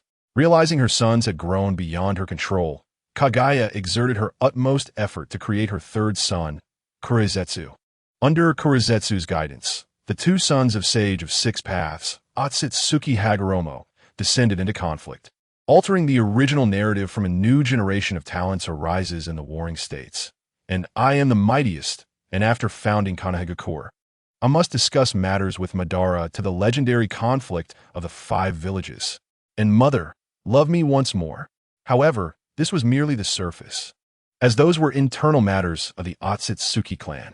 Following his brief confrontation with the Nine Tails during his intrusion into Kushina, Kane developed a profound interest in tailed beasts. Particularly, El had reminded him that the Nine Tails constituted a high-energy conglomerate. Although he could not immediately harness the power of the Nine Tails, he had a readily available subject at hand. In the original narrative, tailed beasts would bleed when injured, yet a mere shift of perspective would allow them to restore themselves, surpassing even the rapid healing depicted in 4-panel comics. Did pure elemental entities bleed? Initially, Kane intended to experiment on Killer Bee. But upon seeing that Killer Bee had exhausted his chakra and reverted from tailed beast mode, he had to abandon the idea. With Bee of the AB duo having succumbed amid laughter, only A remained. At this thought, Kane turned to check on Minato's condition. As Kane was lost in contemplation, he realized that Minato had already concluded his battle. Truly, he was deserving of the title of the fastest in the ninja world. Observing how Minato had not only dispatched with remarkable efficiency, but had also sealed him away, Kane couldn't help but express his admiration. However, a man who is too swift may not always be a blessing. In response to Kane's praise, Minato bashfully scratched his head, attributing his success to Kane's assistance, asserting that without it, he would have struggled to overcome the AB duo alone. Upon hearing Minato's modesty, Kane exchanged a knowing glance with him but remained silent. Instead, he summoned his subordinate, Asuma. The battle has concluded. Come forth. After calling several times without a response from Asuma, Kane felt a pang of anxiety. Could he have lost the lad? Just as his worries escalated, a small mound of earth suddenly rose, and from it emerged a breathless Asuma. Apologies, brother. I delved too deep underground and nearly couldn't resurface. It turned out that Asuma, overwhelmed by the intensity of the battle, had opted to burrow underground for safety, only to nearly exhaust his chakra in the process. After hearing Asuma's explanation, Kane motioned for him to approach. Once Asuma complied, Kane rested a claw on his shoulder and extended his tail toward Minato, initiating a transfer of chakra. This is impossible. In the world of pirates, there could be only one dragon. In Chapter 24, Heart to Heart, 53:16, Asuma, unaware of the underlying intricacies, assumed Kane's unique ability to utilize his chakra for healing and replenishing others was simply a special trait. Though surprised, he did not dwell on it. However, Minato, having risen from humble beginnings and achieved his current status through intellect and deep understanding, was taken aback by Kane's ability to replenish chakra, especially when he felt his own injuries gradually mending. Could this be a bloodline limit? No, this was merely a straightforward output of chakra. Observing Kane's extraordinary capability, Minato couldn't help but think of his fiancée, the Jinchuriki of the Nine Tails. The chakra of the Nine Tails possesses the unique trait of distributing its chakra to others. Seeing that Kane's chakra shared this characteristic left Minato with a peculiar expression. Elder Kane, what is this? After assisting Minato and Asuma with their chakra replenishment, Kane noticed Minato's hesitation to speak and recognized that part of his plan had succeeded. Young man, curiosity can be perilous. Oh, I have only just discovered my chakra's peculiarity, though I have yet to ascertain its cause. After sharing this, Kane observed Minato deep in thought and subtly nodded, then shifted the conversation. Asuma, having completed the support mission for Minato, will you await orders from the village with the main force, or shall you accompany me? With the battlefield secured due to the capture of the AB brothers, victory could be proclaimed. Once the village confirmed the situation, they would undoubtedly instruct the main force to return to Konohagakure, leaving only a portion behind for vigilance. Asuma, upon reflecting on the prospect of returning with the main force to joyous cheers and being exalted by the villagers as a hero, felt a surge of warmth in his heart. However, the remnants of his rationality reminded him that following Brother Kain ensured he would have meat to eat, for in this journey, he had merely pointed the way and picked up some protective gear, having accomplished almost nothing else. Coming to this realization, Asuma resolutely declared, I will accompany my brother. After uttering this, a flicker of confusion crossed his mind. Brother Kain, are you not waiting here for the village to issue new orders? Before Kain could respond to Asuma's query, Minato approached, having concluded his communication with the village. The new orders are as follows. I will escort the AB brothers back to the village ahead of schedule. Master Asuma, you must return with the main force. Upon hearing this command, despite his reluctance, Asuma could only nod in compliance. Subsequently, Kain led a few individuals towards the command post stationed at the battlefield in Konoha. At the Konoha encampment, the presence of the leader of Kaminari no Kuni, who had captured the Jinchuriki of the Eight Tails, raised questions. Is this colossal dragon one of our own? I heard it belongs to Jiraiya-sama's sect in Mayuboka Mountain. The admiration for Minato surged among the ninjas, who hailed him as the Golden Flash. Observing the adulation directed at Minato, Kain understood the reasons behind Minato's ascent to the esteemed position of the fourth Hokage at such a young age, his remarkable achievements and the people's support.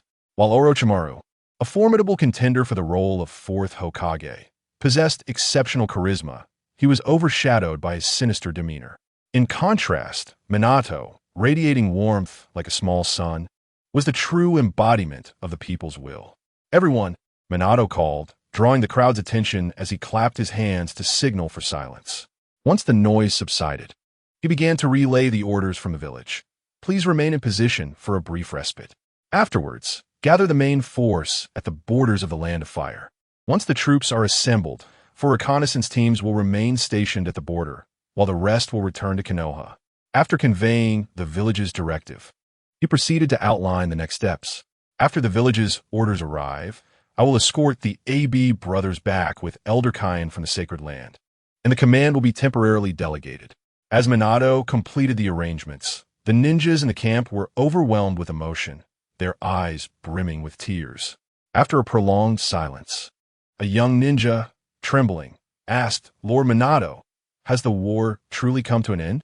This question resonated with all ninjas who wished to inquire, but dared not voice their concerns. Observing the quivering young man, Minato approached and gently placed a hand on his shoulder, reassuring him, it has ended. He then turned to face the crowd, and with their hopeful gazes upon him, he raised his hands and proclaimed, we have triumphed. Konoha had finally achieved victory. The protracted conflict had drastically diminished the number of ninjas in Konoha. These figures represented lives lost, including husbands and sons. Upon receiving Minato's affirmation, the ninjas could no longer contain their overwhelming emotions. although this marked the conclusion of the war with the Land of Lightning. The defeat of such a formidable nation suggested that the dawn of ultimate victory was not far off. As he witnessed the celebrations erupting around him, Kain shook his head and stepped aside. Asma did not join the revelry, but quietly approached Kain, saying, "Brother Kain, why do you not celebrate? It was your presence that led Konoha to this pivotal victory. You deserve a share of the spoils." "There is no need," Kain replied with a somber tone.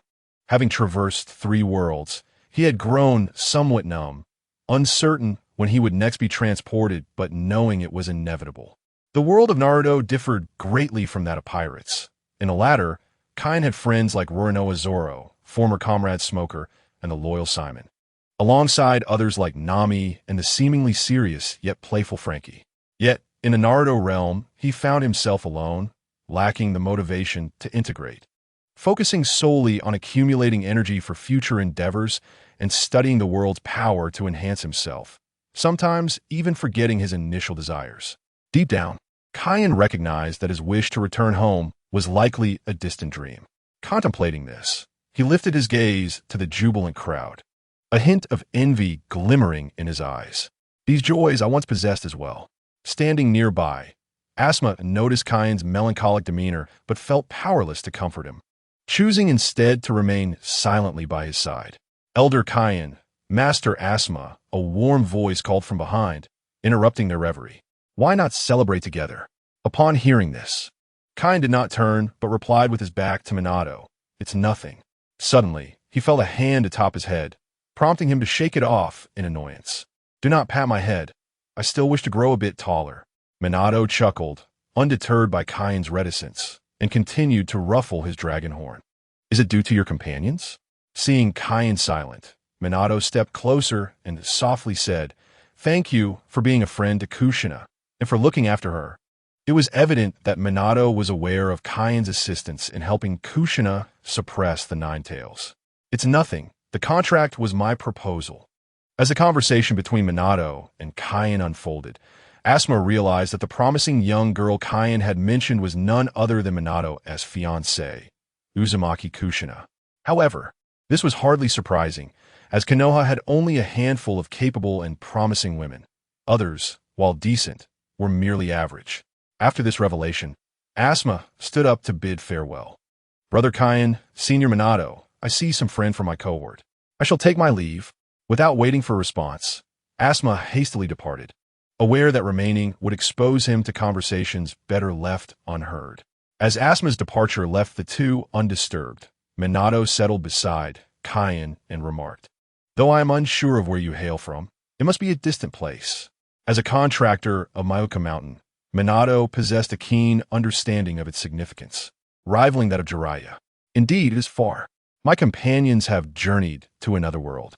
Kain reminisced about his 3 companions who had likely arrived in Valoran, stirring up trouble, and his tone grew increasingly somber. "Ah, I did not mean to imply that," he said, upon hearing Kain mention that his companions had ventured to another world. Shui Min mistakenly assumed they had passed away and hastily apologized. "It's quite all right," Kain replied, refraining from explaining that the distance between worlds, for ordinary people, was akin to the separation between life and death. "Surely, Elder Kain cannot be too old?" Shui Min ventured cautiously, clarifying, "I am not prying. This is merely a conversation between friends." Shui Min had a secret means of communication with Gyo Xi and after Kain subdued the Nine Tails, Gyo Xi had learned from the beast that Kain's soul was youthful. After contacting Gyo Xi, Shui Min naturally became aware of this fact. Upon hearing the word friends, Kain's tail swayed involuntarily. Noticing Kain's slight awkwardness, Shui Min chuckled, narrowing his eyes with a smile. Koen Geist of Shui Min, whose cheerful smile could easily charm many women, and muttered, "Friends, you say? Since we are friends, you need not call me elder. Simply refer to me as Kain." He felt somewhat uncomfortable being addressed as elder, making him feel like an old man. "I was originally in my 20s, then due to unforeseen circumstances, I became 5 or 6, and, subsequently, my age seems to be frozen at around 16 or 17. Kain referred to his life before his journey.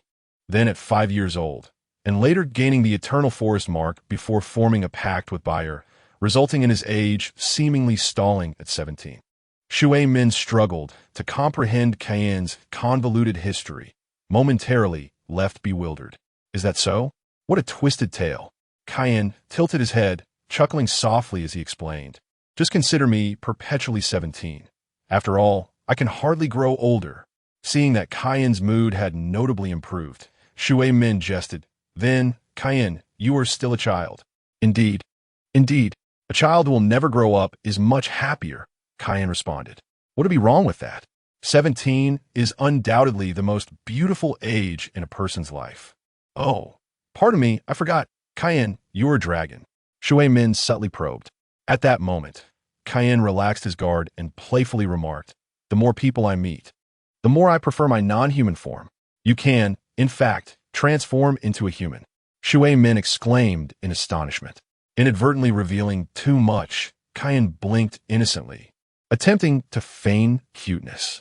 Shui Min, observing the mischievous Ken, swallowed hard and asked, if I may be so bold, Kane, are you male or female? I mean, are you a male dragon or a female dragon? I am female. It must be female. Shui Min fervently prayed in his heart. After all, his fiancée had formed a pact with Kane. If Kane was merely a dragon, it would be one thing, but it seemed he could indeed transform into a human. The thought of this stirred feelings of jealousy within Shui Min, who could accept their beloved partner forming a pact with another man. Facing Shui Min's eager gaze, Kane expressionlessly delivered a heavy blow. I'm a boy. Shui Min, inquiring further, wondered, if a summoning contract has been established, can it be cancelled? His intentions were innocent. He merely believed Jiu Xin Nai might be better suited for another summoning beast. Darn, I seem to recall that legends say dragons are all. Shui Min thought, wishing he could immediately summon his teacher to question him thoroughly. Observing Shui Min's changing expressions, Kane discreetly criticized Sarutobi Hiruzen and Jiraiya. I initially hoped to form a pact with you, but who would have guessed that Jiraiya and the third Hokage would hand my contract scroll to Jiu Xin Nai? You know her nature better than I do. She is just a little girl who never grows up, suddenly hearing that I'm a dragon. At this point, Shui Min had lost interest in Kane's words, consumed by a singular thought. Exhausted, let it all end. If one were to slice open Shui Min at that moment, they would surely find darkness within. Noticing Shui Min's silence, Kane continued to deeper. Jiraiya is known for his lewdness, and surprisingly, so is the third Hokage. I clearly stated on the scroll that I wouldn't mind forming contracts with others, but my standards for appearance are just a tad high. I recall your disciple Kakashi is quite the handsome fellow. ISNT, the dirty politics.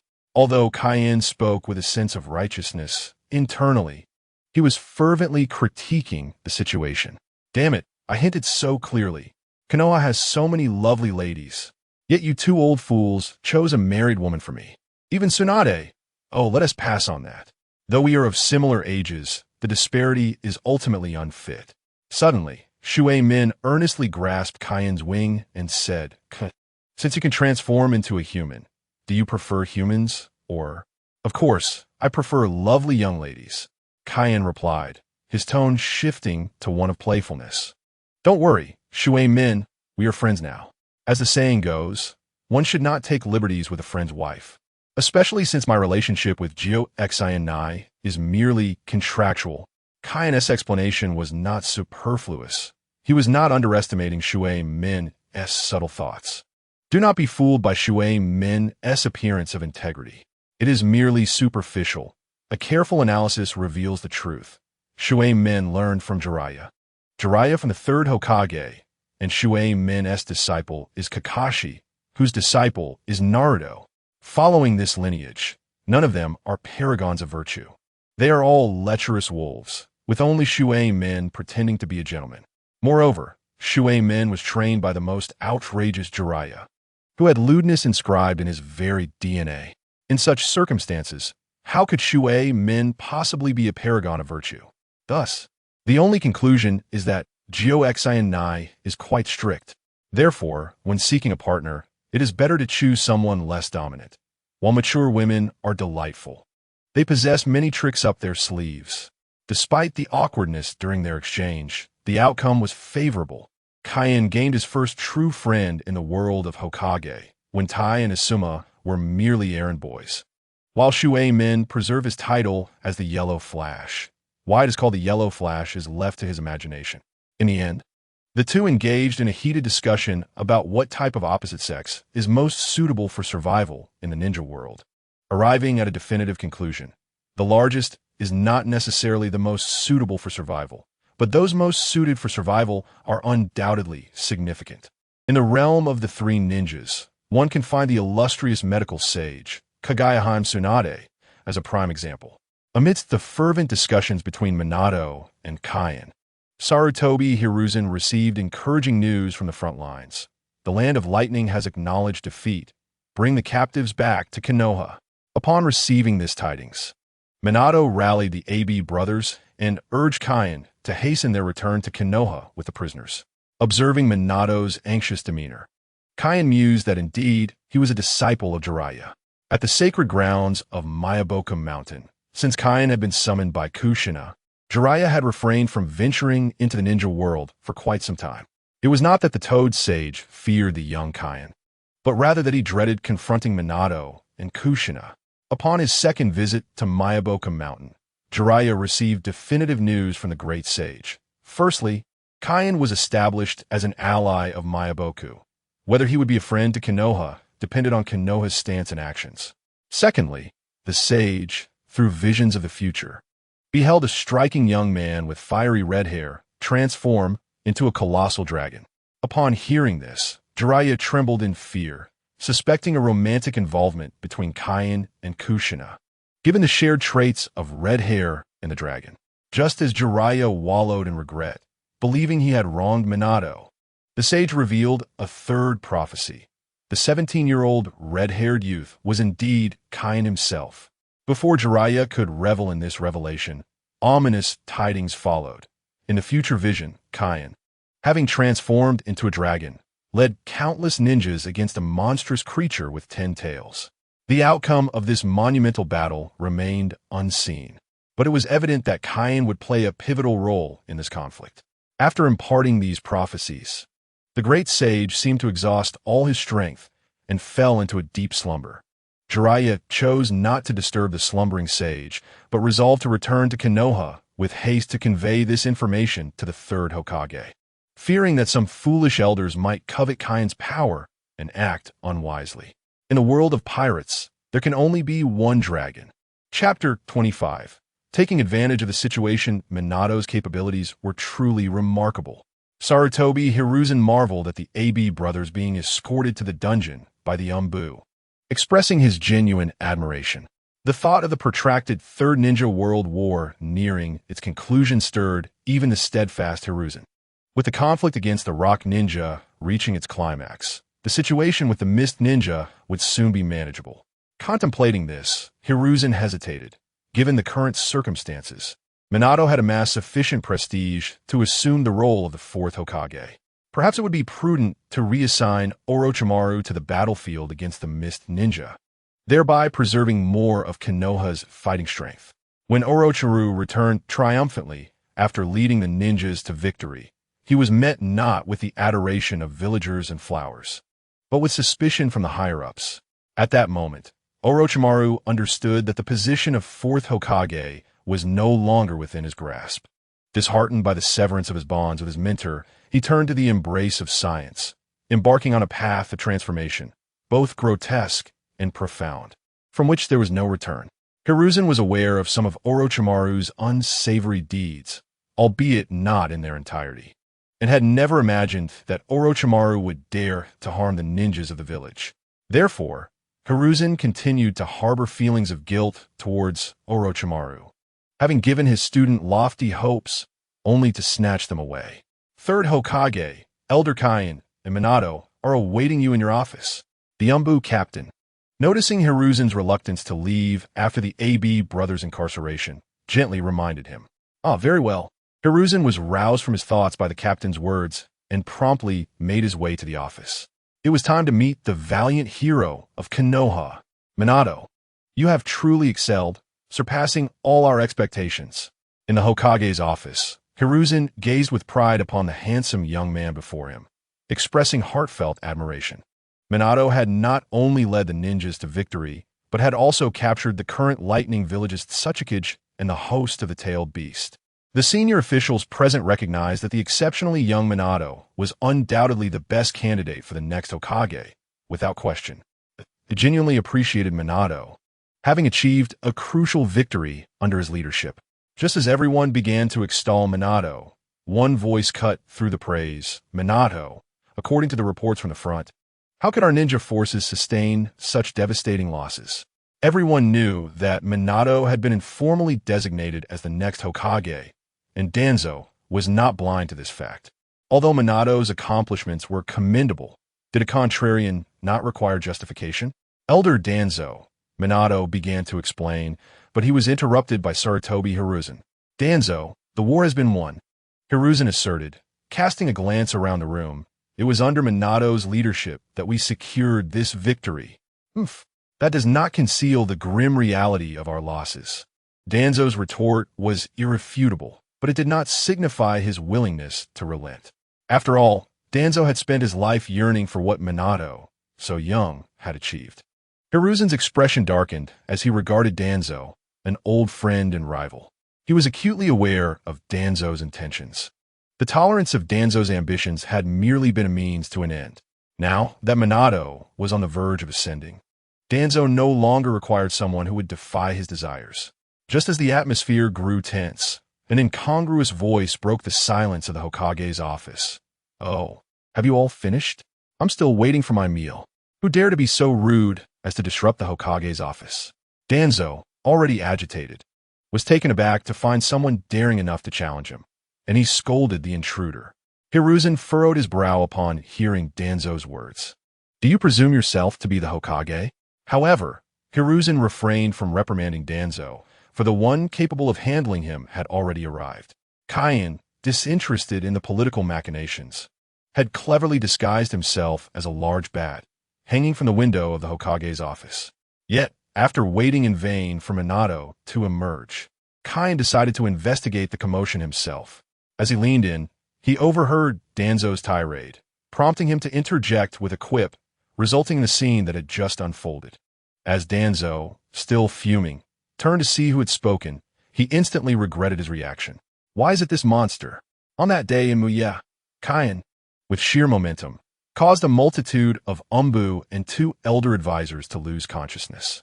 Even Danzo himself felt considerable pressure, showcasing the formidable strength Kain possessed. Furthermore, reports from the front lines indicated that Minato and A had triumphed in their solitary battles, while Kain had astonishingly drained the Tailed Beast, renowned for its vast chakra reserves. Of its energy, Kain had firmly established himself as an entity not to be trifled with on Danzo's list. Unexpectedly, he exclaimed, "What audacity! Even a leader of Mayaboka Mountain would not dare to speak to me in such a manner." Seizing the opportunity, Kain bellowed, "Having chosen to reside in Muye for a while, it is time to clear away some bothersome elements." Kain was not known for his patience. Upon finding the chance, he unleashed his conqueror's haki, enveloping Danzo within its grasp. Just as Danzo contemplated how to respond, he was struck by an overwhelming mental shock. With a thud, Danzo succumbed to Kain's might, unsure whether it was due to Kain's haki or his own instinctive need to faint. Although Kain's haki was directed solely at Danzo, the residual effects caused those in the Hokage office to grunt in discomfort. "Kain, cease at once," Minato urged. Witnessing Danzo collapse, Kain ignored him, intensifying his haki, eager to test whether the augmented power could incapacitate his foe without resorting to lethal means. Sarutobi Hiruzen, while astonished by Kain's mental assault, exhibited no particular reaction. Rather, he anticipated Kai and might incapacitate Danzo without killing him. Days prior, Jiraiya had relayed the sage's words to Sarutobi, who, after a moment's hesitation, decided to place his trust in Kain, especially after Kai and effortlessly subdued the 8 tails. Sarutobi felt increasingly fortunate for his decision. Let it unfold. The greater the chaos, the better. At this moment, Sarutobi was even prepared to cover for Kane. Observing Danzo twitching on the ground, the other elders huddled to the side, trembling. The delineation of duties between Sarutobi and Danzo had been established long ago. Given the current situation, it appeared Sarutobi intended to eliminate Danzo entirely. In the world of pirates, there could only be one dragon. Chapter 26. Danzo and the Special Care Ward. If an uninformed individual were present in the Hokage office at that moment, they would witness an exceedingly bizarre scene. A beast attacking an innocent elder, while the elder's contemporaries and fellow disciples looked on with cold indifference. And only a golden-haired youth attempted to intervene. You are the only one acting so brazenly. Even Kadu wouldn't dare to behave this way in my presence. Observing Danzo, who had succumbed to the mental onslaught, Kyan poked him with his tail, discovering that Danzo had shifted from feigned unconsciousness to genuine fainting, prompting a satisfied nod from Kyan as he stood. Elder Danzo is simply exhausted.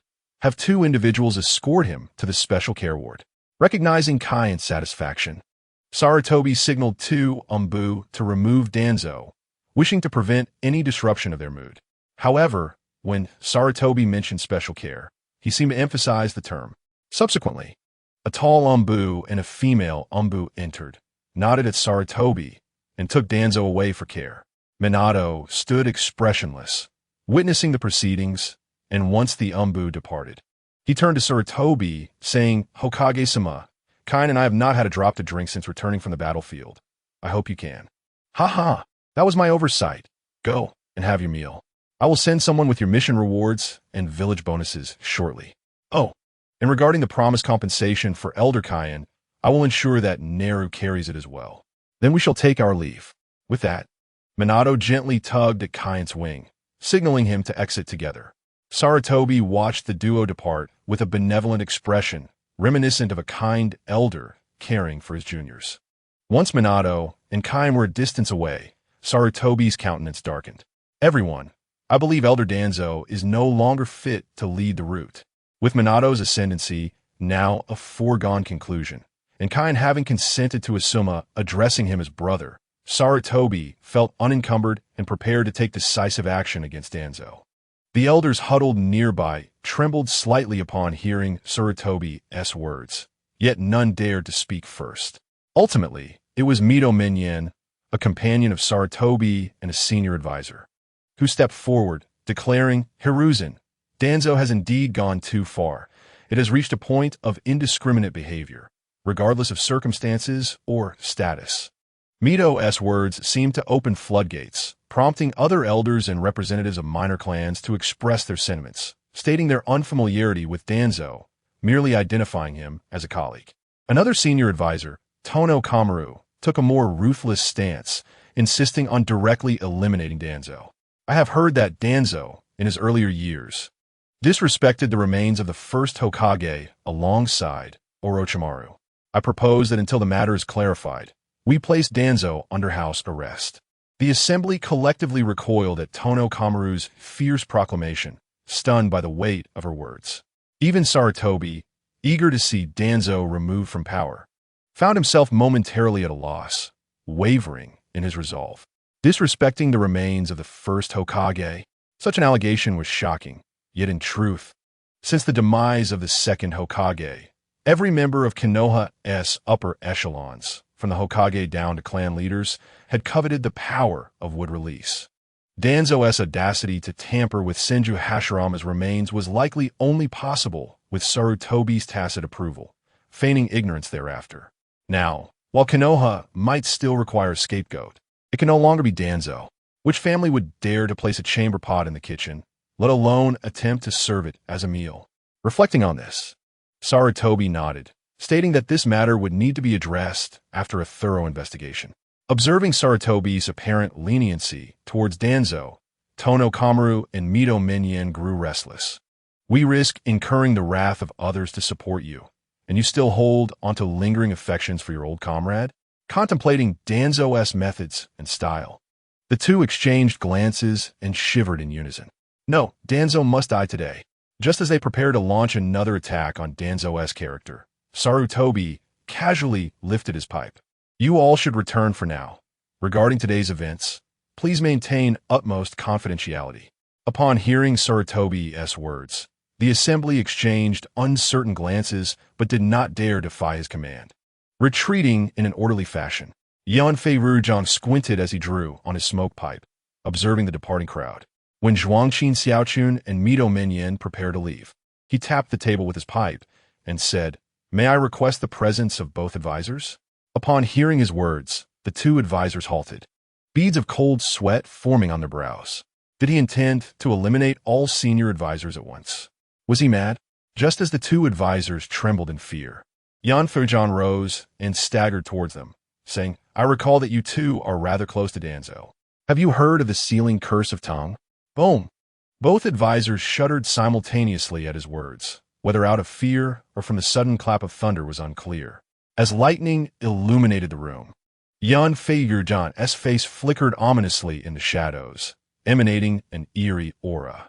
After leaving the office building, Minato and Kaien found themselves amidst a tempest, the rain pelting down like beads, enveloping Konoha. Observing the villagers rushing home, curious glances directed at them, Kaien shook his head and said in a deep voice, "Minato, let us find a quieter place." Sensing Kaien's displeasure, Minato nodded. "How about yakiniku? It has been ages since I savored grilled meat. By the way, Kaien, can you drink?" "When I drink, even tavern owners tremble." Kaien scoffed. "Oh, I reckon the tavern owner is merely worried you'll get drunk and skip out on the bill." Minato jested. "Nonsense. I drink with purpose, but you only have 3 fingers. How do you know my dragon claws do not have a middle finger?" Thus, the two exchanged banter as they made their way to yakiniku. Just as they neared the establishment, Kaien suddenly halted. "Is it truly fine for you to be gallivanting with me right after your return? Shouldn't we involve Kushina?" What was intended as a simple query sent Minato into a startled state akin to a cat with its tail stepped on. "Of course not," Minato quickly retorted before scanning the surroundings for Kushina, relieved to find no trace of her. "What I meant was, aren't we here to discuss matters? Besides, an old friend is coming today." "An old friend? Is it someone I know?" Kaien inquired, puzzled. "Indeed," Minato replied, somewhat evasively. Kaien, choosing not to press the issue, reflected that life was already fraught with difficulties and there was no need to unearth another man's secrets. However, the mention of an old acquaintance piqued Kaien's curiosity. Considering his limited familiarity in this world, Jiraiya, a multitude of toads, and Asuma, this led him to suspect he knew precisely who Minato referred to. Chapter 27. To be continued. Lord Kaien, your capacity for drink is truly remarkable. In my lifetime, I have never bowed to anyone but for you. I shall not support the wall," Jiraiya said with a smile, flattering Kaien as he raised a barrel and drank heartily. Kaien ignored Jiraiya's flattery and turned to clink glasses with Minato. "Cheers, Minato. Let us celebrate your ascension to the Hokage's throne in advance." Caught off guard by Kaien's audacious words, Minato choked on his drink. Seated beside him, Jiraiya felt no embarrassment, pouring himself another drink and savoring it while checking the soundproofing seal. Confirming its integrity, he leaned closer to Kaien and explained, "Do not be like that, Kaien. I have adhered to your contractual requests. Look, she is stunning, possesses formidable strength and boundless potential, and she is quite well off." Jiraiya stated, and he spoke true. Kushina was indeed a striking beauty, and as the Jinchuriki of the Nine Tails, her potential and strength were unquestionable. Regarding her wealth, Minato was no less affluent, having completed numerous S-rank missions. Jiraiya's explanation only served to aggravate Kaien further. "You are truly a genius. Has Tsunade struck your head? How did you conjure such a brilliant idea?" Hearing Kaien's sharp remarks, Jiraiya scratched his head, feeling somewhat awkward. "My apologies, Kaien. I merely intended to assist Minato by finding a strong ally to support his rise to power, not realizing you could transform." Minato, sensing Jiraiya was about to divulge Kaien's ability to change forms, quickly covered Jiraiya's mouth, saying, Stop. Teacher Jiraiya, Kaien, let us toast to Konoha's hard-earned victory." My apologies, I misspoke," Jiraiya acknowledged, realizing his faux pas. Kaien observed the sly duo, stretching his limbs. As he unfurled his wings, he nearly toppled the grill. Despite being the largest private room at Yakiniku-Q, it felt oppressive to Kane. Although he could shrink to human size, he still possessed wings and a tail. Reflecting on this, and having consumed a bit too much alcohol, Kane opted to revert to his human form. Oh, much better. In his human guise, Kane sprawled comfortably on the floor, stretching lazily and then twisting about like a cat. Minato and Jiraiya, witnessing the transformation from a fearsome dragon to a striking red-haired youth, were momentarily taken aback, even though they were somewhat prepared. Wow, what? Jiraiya stammered, struggling to articulate his thoughts. A beautiful youth with crimson hair and the visage of a 17-year-old. The prophecy of the great sage was indeed accurate. Enough with the stammering. Have you never seen a handsome youth? Quickly raise your glasses. After a long absence, Kane had returned to his human form, reminiscent of the formidable arms dealer he once was. Minato gazed at Kane, who, despite his youthful appearance, exuded an undeniable aura of authority, piquing his curiosity about Kane's true identity. However, curiosity aside, Minato had no intention of prying into Kane's secrets. True friendship requires understanding and acceptance. Yet, Kane's vibrant red hair stirred an unusual feeling within Minato. Upon setting down his drink, Kane noticed Minato's peculiar expression and was immediately alarmed. Hey Minato, calm down. I merely happen to have red hair. It is well known that in the world of Hokage, tomato scrambled eggs are a staple, evidenced by the prince's tears when rescuing Gaara, a sorrow unmatched even when Sasuke left the village. A whispered rumor suggests that this extraordinary friendship even once inspired Gaara to ascend to the position of Kazekage. After all, if one cannot stand by your side, one can only gaze upon this cruel world from the same height as you. Following this brief interlude, the bond among the three deepened once more, and amidst the frequent clinking of glasses, a rosy hue appeared upon Jiraiya's cheeks. I must tell you, I am Jiraiya, the wandering sage amidst the dust of the world. The reason I can pen such magnificent works is inextricably linked to my early experiences. As he spoke, a slightly intoxicated Jiraiya produced a specially customized book from his pocket, waving it before the two. However, the cover featured a rather voluptuous woman who seemed excessively warm. Upon witnessing Jiraiya's reckless demeanor, Minato understood that he was once again inebriated and could only manage a wry smile as he supported him, discreetly stowing away the customized book into his own attire. Kane, observing Jiraiya's boastful proclamations, emphatically slammed his cup onto the table, declaring, "Go ahead and brag. It's not like I forgot who tried to peep at an older woman and nearly ended up with a fist to the face." Kane referred to the incident when Jiraiya attempted to spy on Tsunade and was nearly pummeled for it. Is that so? I was completely unaware. Jiraiya, slightly tipsy, felt his drunkenness dissipate upon hearing Kane's words, sitting up and vehemently denying the accusation. Impossible, absolutely impossible. How dare that kid know about such a matter? Did Wentai inform him? Wentai is utterly unreliable. Jiraiya initially assumed that Kane had learned of this embarrassing incident from Wentai. Why discuss irrelevant matters? Let's raise a glass. Jiraiya proclaimed, lifting his cup. Observing Jiraiya's attempt to evade the topic with a toast, Kane was not inclined to let him off the hook. Jiraiya, you're no longer a youth. Have you ever contemplated your future? Kane inquired, gesturing with his thumbs in a suggestive manner.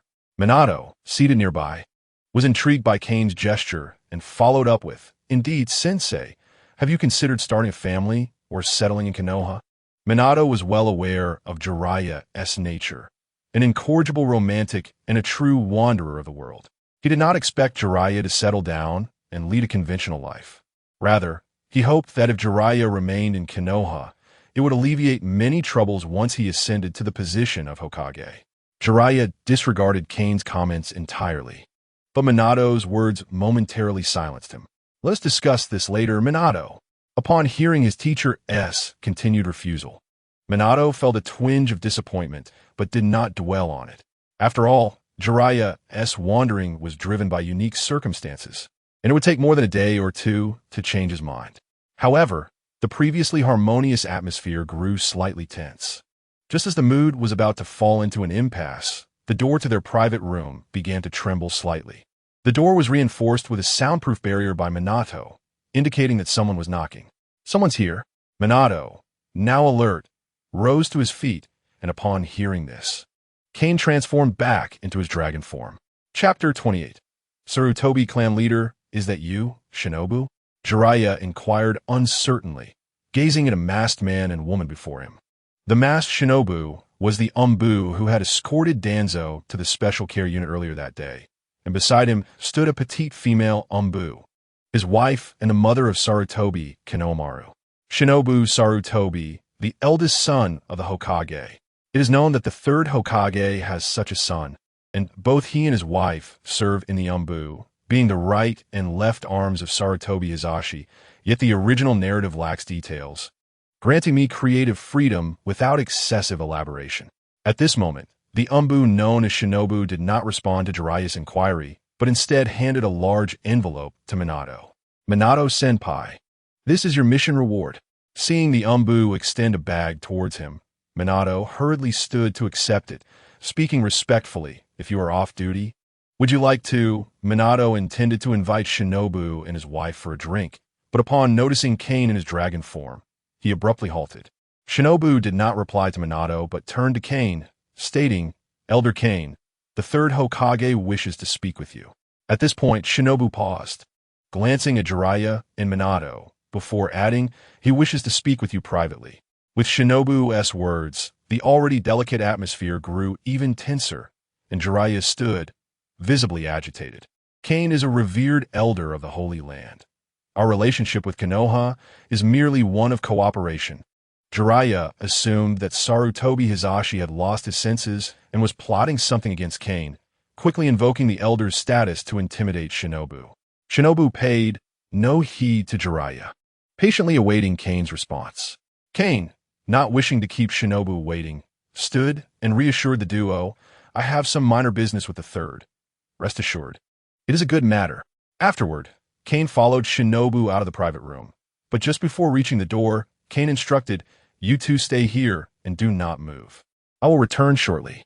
Upon hearing Kane's reassurance, Jiraiya and Minato settled down, relieved, and resumed their drinking while awaiting Kane's return. At the Sarutobi clan's residence, Sarutobi Hizashi sat confidently in the courtyard, a tea table set before him, with 2 steaming cups visible, indicating that the clan leader was prepared to host guests. The entire Sarutobi clan was under strict security, with all guards being elite members of the clan, ensuring no outsiders were present. An Umbu, wearing a mask, swiftly appeared beside Sarutobi Hizashi, kneeling to whisper a few words in his ear, to which Sarutobi Hizashi nodded in understanding. After receiving the signal, the kneeling Umbu formed a hand seal and vanished from the courtyard. Not long after, Kane arrived at the Sarutobi clan's residence, accompanied by Shinobu. Clan leader, Elder Kane has arrived. Upon announcing this, Shinobu departed the courtyard, leaving Kane alone with Sarutobi Hizashi. Upon hearing Shinobu's announcement, Sarutobi Hizashi rose with a smile and said, "You all may leave. I have urgent matters to discuss with Elder Kane." After Sarutobi Hizashi's words, the surroundings fell silent. Yet Kane sensed that at least dozens of presences had retreated from the courtyard. "Oh, third Hokage, your current authority surpasses that in the Hokage office." Remaining in his dragon form, Kane reclined before the desk, teasing Sarutobi Hizashi while lifting a cup with his claw. "Ah, Elder Kane, ju flatteme. As the Hokage, I merely wield the authority bestowed upon me by the entirety of Konoha village. There is no grandeur to speak of." Sarutobi Hizashi only expressed half of his thoughts. Yet Kane paid it no mind. Since we are here to discuss matters, it would be prudent to clear the area entirely. With that, Kane subtly revealed a hint of his conqueror's haki, enveloping the few lingering presences nearby. Observing the remaining elite, Sarutobi Hizashi clapped his hands, and, as the last few departed, he chuckled, "I find this cup rather small. I hope you can forgive me, Elder Kane." The fact that Kane could transform into human form was no longer a grand secret. Whether it was Sarutobi Hizashi's speculation based on ancient texts or the later reports from Jiraiya, it was known. TCH, since you are aware, why the lack of proper greeting? With that, Kane reverted from his dragon form to his human guise. His remark about the lack of greeting did not pertain to the cup, but rather the hidden masters around them. Kane was not keen on allowing too many to know of his dual forms just yet. Seeing Kane transformed into a red-haired youth, Sarutobi Hizashi gasped. The Uzumaki clan? It was understandable for Sarutobi Hizashi to be misled, for Kane's crimson locks bore a striking resemblance to Kushina's, their vivid hue signifying an indomitable vitality. Feel free to interpret it as you wish. Kane, now in human form, flexed his fingers slightly before lifting his teacup towards Sarutobi Hizashi, signaling, "I shall drink, you are free to follow suit." Gazing at Kane, who appeared even more imposing in human form than as a dragon, Sarutobi Hizashi mirrored the gesture, lifting his cup in camaraderie. Having shed pretense, Sarutobi Hizashi set aside his teacup and directly retrieved a scroll from the ground, placing it upon the table. All the forbidden techniques I am aware of are meticulously recorded within. As for the basic ninjutsu, we can exchange notes on those a later time. Noting Sarutobi Hizashi's generosity, Kane felt no need for further formality, taking the scroll and placing it beside him with a smile. "Thank you, clan leader Sarutobi." Upon hearing Kane's respectful title, Sarutobi Hizashi exchanged a knowing smile and raised his cup, saying, "I should be the one to thank you for your care towards Asuma." "Not at all. Asuma and I share a harmonious temperament. We feel as if we are long-lost brothers." Alas, due to seniority, I must refrain from pursuing that thought. Kane's candidness left Sarutobi Hizashi momentarily taken aback. He had not anticipated Kane's forthrightness. Typically, in negotiations, individuals seek to gain the upper hand while exerting minimal effort. Who would have thought Kane would be so agreeable? "How can we allow that young lad Asuma to call you big brother? Wouldn't that disrupt the hierarchy? If Elder Kane does not mind, perhaps let Asuma refer to you as uncle." Puffed. Hearing such shameless remarks from Sarutobi Hizashi, Kane felt his evaluation of him had been reset yet again. "That is unnecessary. Let us each maintain our own titles." Observing Kane's momentary loss of composure, Sarutobi Hizashi was unbothered, instead smiling as he lifted his teacup to engage in idle chatter with Kane. Chapter 29. A small man is no gentleman. A man without poison is no hero. Clan leader Sarutobi. It is getting late, so I shall not intrude further. With that, Kane prepared to rise and take his leave. "Wait a moment, Kane." Sarutobi Hizashi gestured for him to pause. Noticing Sarutobi Hizashi seemed to have something more to say, Kane resumed his seat, curious about his intentions. "The items will arrive shortly. Consider them a welcoming gift for your joining Konoha." Sarutobi Hizashi explained the reason for stopping Kane. The matter of Kane joining Konoha had just been finalized between them, for Kane preferred not to remain in dragon form constantly. There were certain matters best handled in human shape. Since Kane held this sentiment, Sarutobi Hizashi readily acquiesced, acknowledging that being in human form would foster deeper connections. A gift? Kane found himself momentarily perplexed by Sarutobi Hizashi's words. Just as Kane pondered, Sarutobi Shinjiro appeared in the courtyard, leaving behind a scroll without departing, instead standing behind Sarutobi Hizashi. "Open it. I hope you will find it to your liking." Sarutobi Hizashi handed the scroll to Kane, urging him to take a look.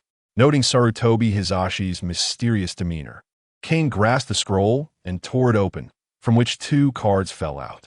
Identification.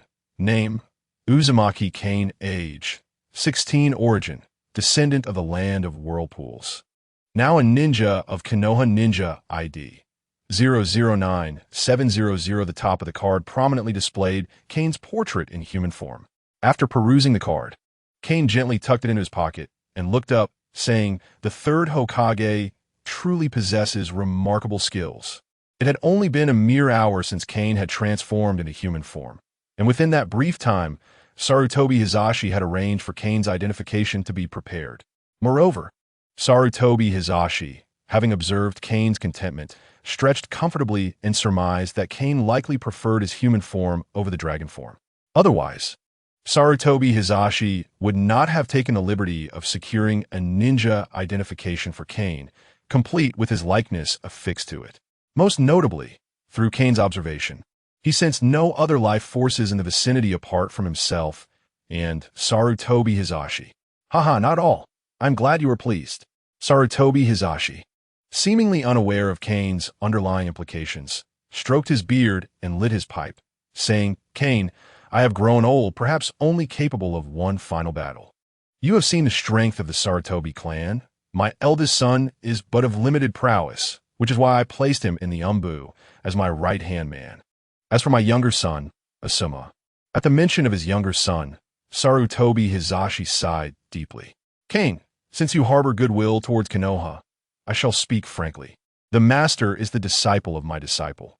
Making you my grand student, I am truly delighted you have forged a bond with Minato. However, Minato does not bear the Sarutobi name, and his wife is of the Uzumaki clan. At this juncture, Kane had already surmised Sarutobi Hizashi's intent, and he interjected. Although the current generation of the Sarutobi clan may lack exceptional descendants, rest assured, the clan will not be devoid of talent forever. I pledge that should your clan produce an individual with the potential to become Hokage, I will wholeheartedly assist him in achieving that position. Having said that, Kane paused and raised the scroll in his hand, stating, Minato is a man of deep emotions. Once he ascends to the role of Hokage, I am confident he would not act detrimentally towards the Sarutobi clan, unless the clan were to instigate rebellion. Upon hearing the word rebellion, Sarutobi Hizashi laughed heartily. You jest. After all, the Sarutobi clan was among the first to contribute to the founding of Konoha. How could we even entertain the notion of rebellion? Kaien and Sarutobi Hizashi understood each other's intentions, silently bypassing the sensitive topic of the rebel heroes, and resumed their tea. As Kaien savored the freshly brewed tea prepared by Sarutobi Shinizuke, he curiously inquired about Tanzo's condition, wondering how the solemn elder in the Hokage office was faring today. Upon hearing Kain's words, Sarutobi Hizashi pondered for a moment before recounting Tanzo's tale, which was indeed a sorrowful one, as it seemed that Elder Tanzo had caught a chill and had fallen into a deep slumber from which he could not awaken. Dead? Upon learning that Tanzo was unresponsive, Kaien initially thought that Sarutobi Hizashi had orchestrated his demise, and he gasped in surprise. After all, it was well known that Kaien had confronted Tanzo in the Hokage office, and having fought him earlier that afternoon, only to hear of his death that very evening, sparked a flurry of thoughts. How had this old monkey become so decisive? Just as Kaien marveled at Sarutobi Hizashi's ruthless efficiency, the elder waved his hand dismissively, clarifying, he is not dead, merely incapacitated. It appears that the chill has affected his mind, leaving him in a daze. Kaien contemplated Sarutobi Hizashi's rather flimsy explanation, pondering whether his true damage had indeed shattered Tanzo's spirit. His overwhelming conqueror's haki, an unavoidable mental assault, could very well have left Tanzo's resilience in tatters. Sarutobi Hizashi gestured for Kaien to shift the conversation to more pleasant topics. Let us discuss something more cheerful. How can you speak of joy when your old comrade is on the brink of death? Truly, you are remarkable, Sarutobi Hizashi. Kaien observed the elder's lack of even a tear, and his imagination ran wild with thoughts of Tanzo's fate. No, I mustn't think about that. Sarutobi Hizashi, noticing the teasing expression on Kaien's face, realized that the young man was not envisioning a favorable outcome. However, he was not perturbed. A man of small stature is not a gentleman. A man without vice is not a true man. Kaien, you are not so young anymore. In the Warring States period, men your age often have 2 children. 2 children? But I'm still a child myself. Kaien pretestiv. Oh, one cannot say such things. Love is the most beautiful emotion in the world, is it not? Upon hearing this, Kaien grasped Sarutobi Hizashi's intentions. He was suggesting that wealth and beauty might bind him to Konoha. No, not yet. I have no such intentions. Kaien was taken aback by Sarutobi Hizashi's demeanor, which suggested that he would even procure a noble's daughter if prompted. Seeing Kaion's frantique projection, Sarutobi Hizashi calmly stroked his beard and remarked, No need to fret. We shall discuss it later. Kaien thought to himself, should I really arrange a match for Kaien? I don't think it is necessary. Women only affect the force of one's punches. Chapter 30. The Hokage chosen by lottery Kaien found himself in a rather awkward situation. Thanks to the ever-youthful Sarutobi Hizashi, leaving behind a swift remark of "we shall discuss it later" as he hurried off to the barbecue to continue drinking. Tea cannot compare to the pleasures of alcohol.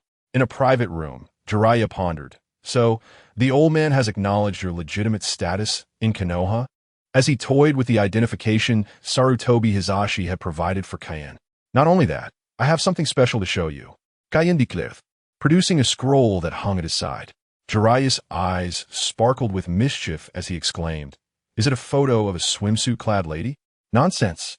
It is from the third Hokage," Kain retorted, annoyed by Jiraiya's lascivious expression. "Hey, just because it's from the old man makes it more likely to be a swimsuit picture." Jiraiya's words struck a chord, awakening a realization in Namake's Minato's mind. No way. The third Hokage?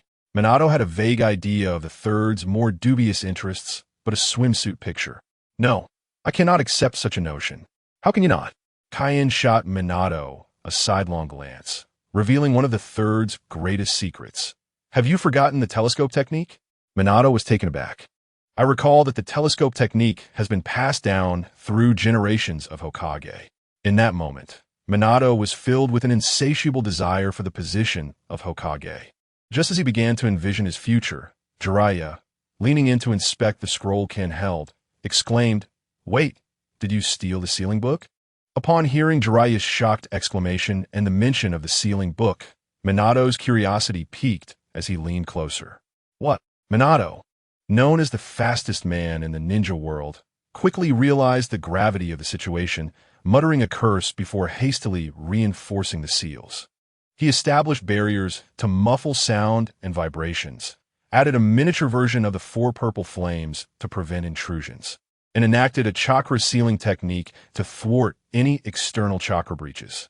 Once all was secured, Minato solemnly addressed Ken. "You must flee with the sealing book." Jiraiya, equally alarmed, began to assist Kain in forming hand seals.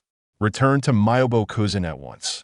If you reach there, even if the first Hokage is resurrected, he will be powerless to act." Kain felt a mix of gratitude and amusement at the concern shown by his mentors, touched by their willingness to prioritize his safety, even amid suspicions of theft. However, he found humor in the fact that a Hokage's apprentice and a future Hokage treated him, suspected thief of the sealing book, with such urgency. Reflecting on the oblivious Sarutobi Hisashi, Kain silently mocked, "Are you truly candidates for Hokage? Is the position of village leader determined by lottery? Or is a lack of morals an essential quality for a Hokage?" Just as Jiraiya was nearing the completion of the hand seals, Kain pressed his hand down, urging, "Calm down. There is no need for such panic." "How can one remain calm?" Jiraiya exclaimed, still in a frenzy. "You have truly stirred up trouble." After a brief moment of shock, Minato began to connect the dots. It was implausible for Kain to have the capability or opportunity to stealthily steal the sealing book. Realizing that Kain had been summoned by Shinazuke to meet the third Hokage, Minato discerned the astonishing truth. This scroll, filled with forbidden techniques, was given to you by the third Hokage. Minato couldn't help but chuckle at his own absurd thoughts. How could the third Hokage possibly do such a thing? After all, he was the Hokage. Kain gazed calmly at the frenzied Jiraiya, then turned his attention to the contemplative Minato, who was entrusted to him by the third Hokage. "Just keep it under wraps," Jiraiya exclaimed. "Have you had too much of that fake liquor, Kain? You're starting to babble." Minato chimed in. "Indeed, it was the third Hokage. You scoundrel. You treated me to counterfeit liquor." With that, Kain lunged at Jiraiya, plunging them into a chaotic scuffle. As the situation threatened to spiral out of control, Minato, feeling a headache coming on, picked up a scroll and, suppressing his desire to intervene, separated the unruly Kain and Jiraiya. Enough of the ruckus. By the time Minato had managed to part the two, Jiraiya was already looking disheveled. "Don't you dare mess with me, or I'll make your life miserable." Jiraiya, feeling wronged, squatted behind Minato, casting threats. Seeing Kain raise his fist, Jiraiya instinctively shrank back behind Minato. Should I have even come to this gathering? As their tempers cooled, Kain began channeling chakra through Jiraiya's arm. You. Though his injuries were minor, merely superficial, Jiraiya was astounded to feel Kain's chakra aiding in his recovery. Enough of the stammering. Upon witnessing Jiraiya's wounds mend, Kane released his grip and intended to discuss his plans with Minato and Jiraiya. Noticing Kane's shift to serious matters, Jiraiya emerged from behind Minato and seated himself properly at the table, ready to listen. You need not inquire about the origins of this scroll. Just help me keep it a secret. Despite Jiraiya's frivolity and Minato's cunning, the fundamental qualities of both remained steadfast, especially Minato, who, as Hokage, chose to remain devoted even after his wife's demise, signaling a deeply emotional character. Jiraiya, too, needed no introduction. His reputation as a heroic figure was a testament to his golden-hearted nature. My teacher, and I will keep the scroll confidential. Now, Kane, what is your plan? Since Kane had already revealed the scroll's origins, Minato's curiosity shifted towards Kane's intentions. Thus, as Kane and Jiraiya elaborated, the master and disciple gleaned insights into Kane's dealings with the third Hokage. You actually agreed to protect Konohagakure, Jiraiya remarked, surprised by such an uncharacteristic decision from Kane. So, you will live in Konoha as Uzumaki Kane? Minato expressed his delight, for he shared a strong bond with Kane, who was also a contractual partner of Kushina. Now, hold on, let me explain myself piece by piece. Kane raised his glass and drank deeply before providing a detailed account. Firstly, to address Jiraiya's question, my responsibilities extend beyond merely safeguarding Konoha. I'm also tasked with ensuring the Sarutobi clan does not fade into obscurity a century after the third Hokage. Upon uttering this, Kane gestured toward the scroll. Indeed, this is the reward granted to me by the third Hokage. Jiraiya, feeling displeased at the notion of Sarutobi Hiruzen engaging in such private dealings with public property, muttered discontentedly, that old man is behaving rather recklessly. Chapter 31. Rendered useless that old man is behaving rather recklessly. After expressing this sentiment, Jiraiya gloomily resumed drinking at the table. Observing Jiraiya's despondence, Kane exchanged glances with Minato and continued, This is inconsequential. What matters is that I have mastered the forbidden techniques. Jiraiya remained unmoved, seemingly disillusioned with Sarutobi Hiruzen. However, Kane noticed that Jiraiya appeared disinterested in the forbidden techniques. Indeed, at Jiraiya's level, one or two forbidden techniques could hardly pique his interest unless they were from a forbidden tome. What about my question? Minato reminded Kane of his presence. Right, aside from necessary times, when I will transform into a colossal dragon for battle. I will otherwise live in Konoha as a remnant of the Uzumaki clan. Upon hearing Kane's affirmative response, even Minato, with his typically calm demeanor, was filled with joy. Splendid. This way, Kushina will have another family member. Kushina, as the princess of the Uzumaki clan, made Kane's presence in Konoha significant, especially since she was an insurmountable connection. Jiraiya, hearing their exchange, stood to caution Kane. The identity of the Uzumaki clan will attract many envious gazes. It was no wonder Jiraiya dampened their spirits. The Uzumaki clan was renowned for its immense chakra and sealing techniques, making them prime candidates for becoming Jinchuriki. Upon hearing this, Minato nodded in agreement, recalling how Kushina had been abducted by the Lightning Village, which ultimately led to his own opportunity with her. Yet Kane, seemingly unperturbed, retorted, "Oh really?" As Jiraiya prepared to offer a warning, he suddenly recalled a series of events since Kane's arrival. He had nearly obliterated Myobo Kuzan with mere presence. And in front of the Hokage's office, he had effortlessly annihilated the Umbu guarding the Hokage. On the battlefield in the land of soup, Kane had transformed into a dragon and easily captured the Eight Tails Jinchuriki. Reflecting on Kane's astonishing achievements, Jiraiya suddenly felt that the legendary Senju Hashirama was perhaps not as formidable after all. Let's not forget, Kane possesses another divine dragon form. When Kane transformed into a divine dragon on Myobo Kuzan, enveloped in raging flames and clouds, his voice resonated like thunder, and the air he exhaled turned into a ferocious tempest. What kind of combat prowess would such a form wield? Kane, observing the suddenly silent master and disciple, proudly raised his cup and declared, I am unconcerned with the covetous gazes of those from other villages. They should be wary of their own clan's secret techniques, bloodline limits, and even their tailed beasts. Kane, your strength is evident. You could easily dominate the ninja world. Jiraiya mused, raising his cup in admiration. Once you join Konoha, the other 4 villages will be in for a rough time. Minato also lifted his cup, and as the 3 clinked their glasses together, he cleared his throat and said, Kane, do not let your guard down. Have you forgotten that elder who reprimanded you today? He holds power over the roots of Konoha, which are as formidable as the Umbu. Upon hearing this, Jiraiya reacted vigorously. Indeed, Kane, be cautious. That old man is far from benevolent and employs underhanded tactics. This reminded Jiraiya of the late Konoha White Fang, whose suicide was likely connected to that old wretch, Danzo. Oh, are you referring to Danzo? Upon mentioning this, Kane shrugged, appearing helpless.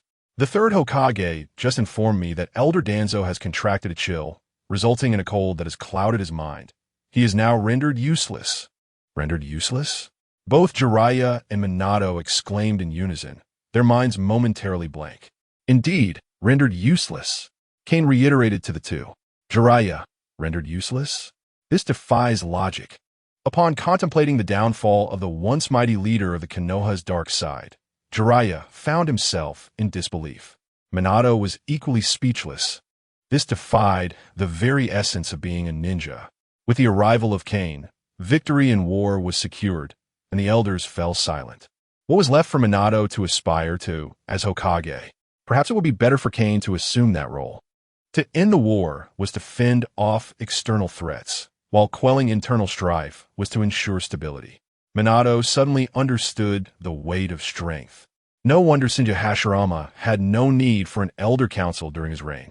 Just as Kane was about to speak, Jiraiya slammed his hand on the table and exclaimed, Now that Danzo has been incapacitated, what are we waiting for? It is time for Minato to ascend to the position of Hokage. Despite Danzo's involvement in nefarious deeds, it was undeniable that he was a notorious figure in the ninja world, a name that could silence even the most unruly child. His root organization was the most formidable killing machine in the ninja realm. With Danzo now out of the picture, there were no longer obstacles preventing Minato's rise. At that moment, Jiraiya completely disregarded his good friend Orochimaru, solely focused on the prospect of Konoha returning to its former glory post-Danzo's demise. Allowing Tsunade to regain faith in the village and return to Konoha. Hey, are you trying to force your master to abdicate? Kane quietly mocked Jiraiya, who appeared to embody the spirit of the masses rising in revolt. Minato, observing Jiraiya's fervor, quickly interjected, Teacher, the war is not entirely over yet. Jiraiya, realizing his own impetuousness, awkwardly retook his seat, chuckling, Ha, ha, I was just too overjoyed? No, too sorrowful. To contain myself. Kane, is that sorrow? Please, do rein in that exuberant grin of yours. It's quite alarming. As Jiraiya and Minato calmed their emotions, the conversation shifted back to Kane. What are your plans moving forward? Jiraiya inquired. First, I'll study this scroll, but I'm not well-versed in ninjutsu, so it may take considerable time, Kane replied, lifting the scroll as he spoke. Moreover, I have some uncertainties regarding my own body. Exploration is required to draw conclusions. Kane referred to the chakra he had refined, and he now suspected that having mastered the transformations of water and earth might allow him to create would release. The powerful yang-based water and earth. Wasn't that reminiscent of the formula for Senju Hashirama's wood release? Upon hearing Kane mention chakra, both Jiraiya and Minato became intrigued, engaging in a lively discussion with Kane. I believe Kane's chakra is related to his dual dragon bloodlines. Jiraiya speculated. Not quite, Kane shook his head. The forms of those 2 dragons are rather unique and not a primary consideration at the moment. Kane understood the source of his extraordinary vitality. Yet he felt no need to disclose the mark of the eternal forest to the 2, attributing it merely to his own uniqueness. In truth, Kane's chakra's peculiarities could be aptly categorized into 2 parts. Minato, realizing it wasn't due to dragon bloodlines, began his own analysis. First, Kane's chakra exhibits conductivity. Someone has accomplished this before. Though rare, it does exist in the ninja world, and certain unique secret techniques can achieve it. Second, Kane not only replenishes others' chakra, but also possesses an innate ability to heal injuries. This is a manifestation of reaching the pinnacle of yang release. Combining these two aspects brings to mind a very special entity. As Minato spoke, his expression grew grave. Who? Jiraiya, having already guessed the name Minato was about to utter, found it difficult to believe. The first Hokage, Senju Hashirama. Jiraiya murmured, reminiscing about the legends surrounding Hashirama. Who was Senju Hashirama? The leader of the Senju clan. One of the founders of Konohagakure, the first Hokage of the Land of Fire, the elder brother of the second Hokage, Senju Tobirama, renowned for his mastery of wood release.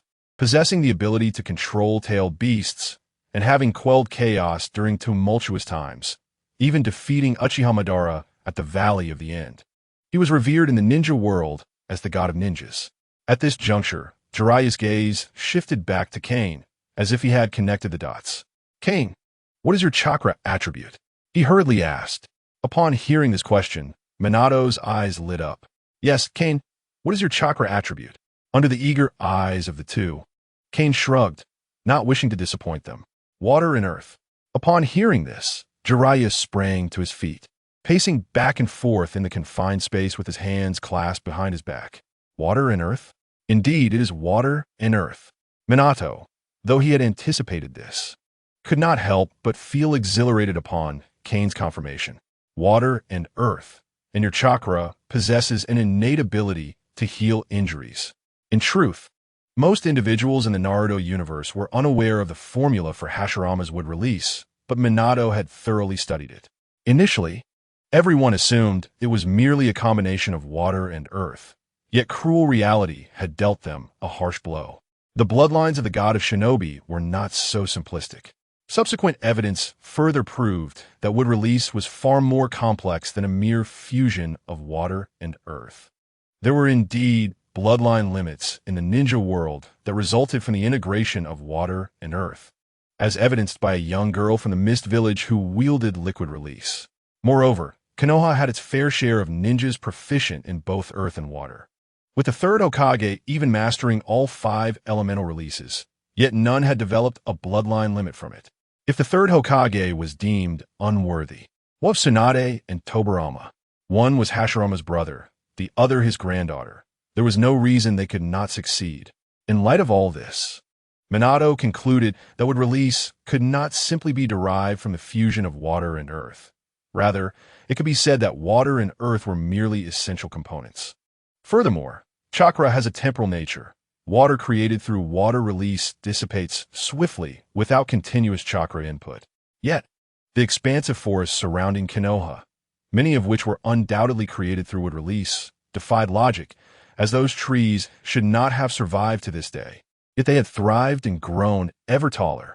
Since existence implies reason, the most absurd answers must be accepted. Thus, the link between wood release and the pinnacle of yang release became undeniable. The pinnacle of yang release coincidentally mirrored the peculiarities of Kane's chakra.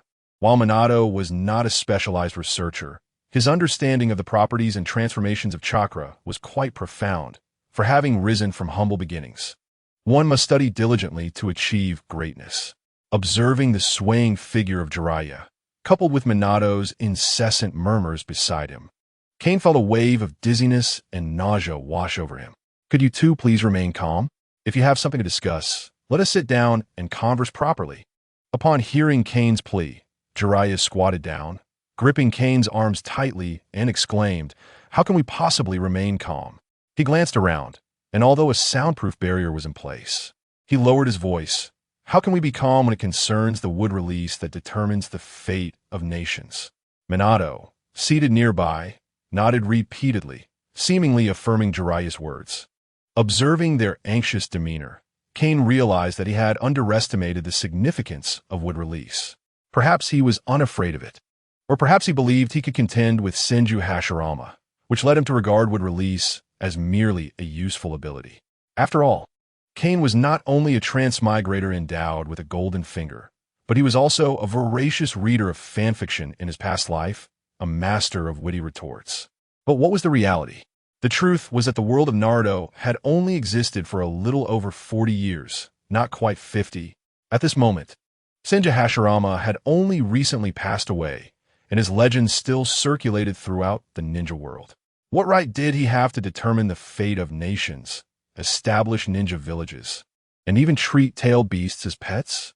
Was it not due to his formidable wood release?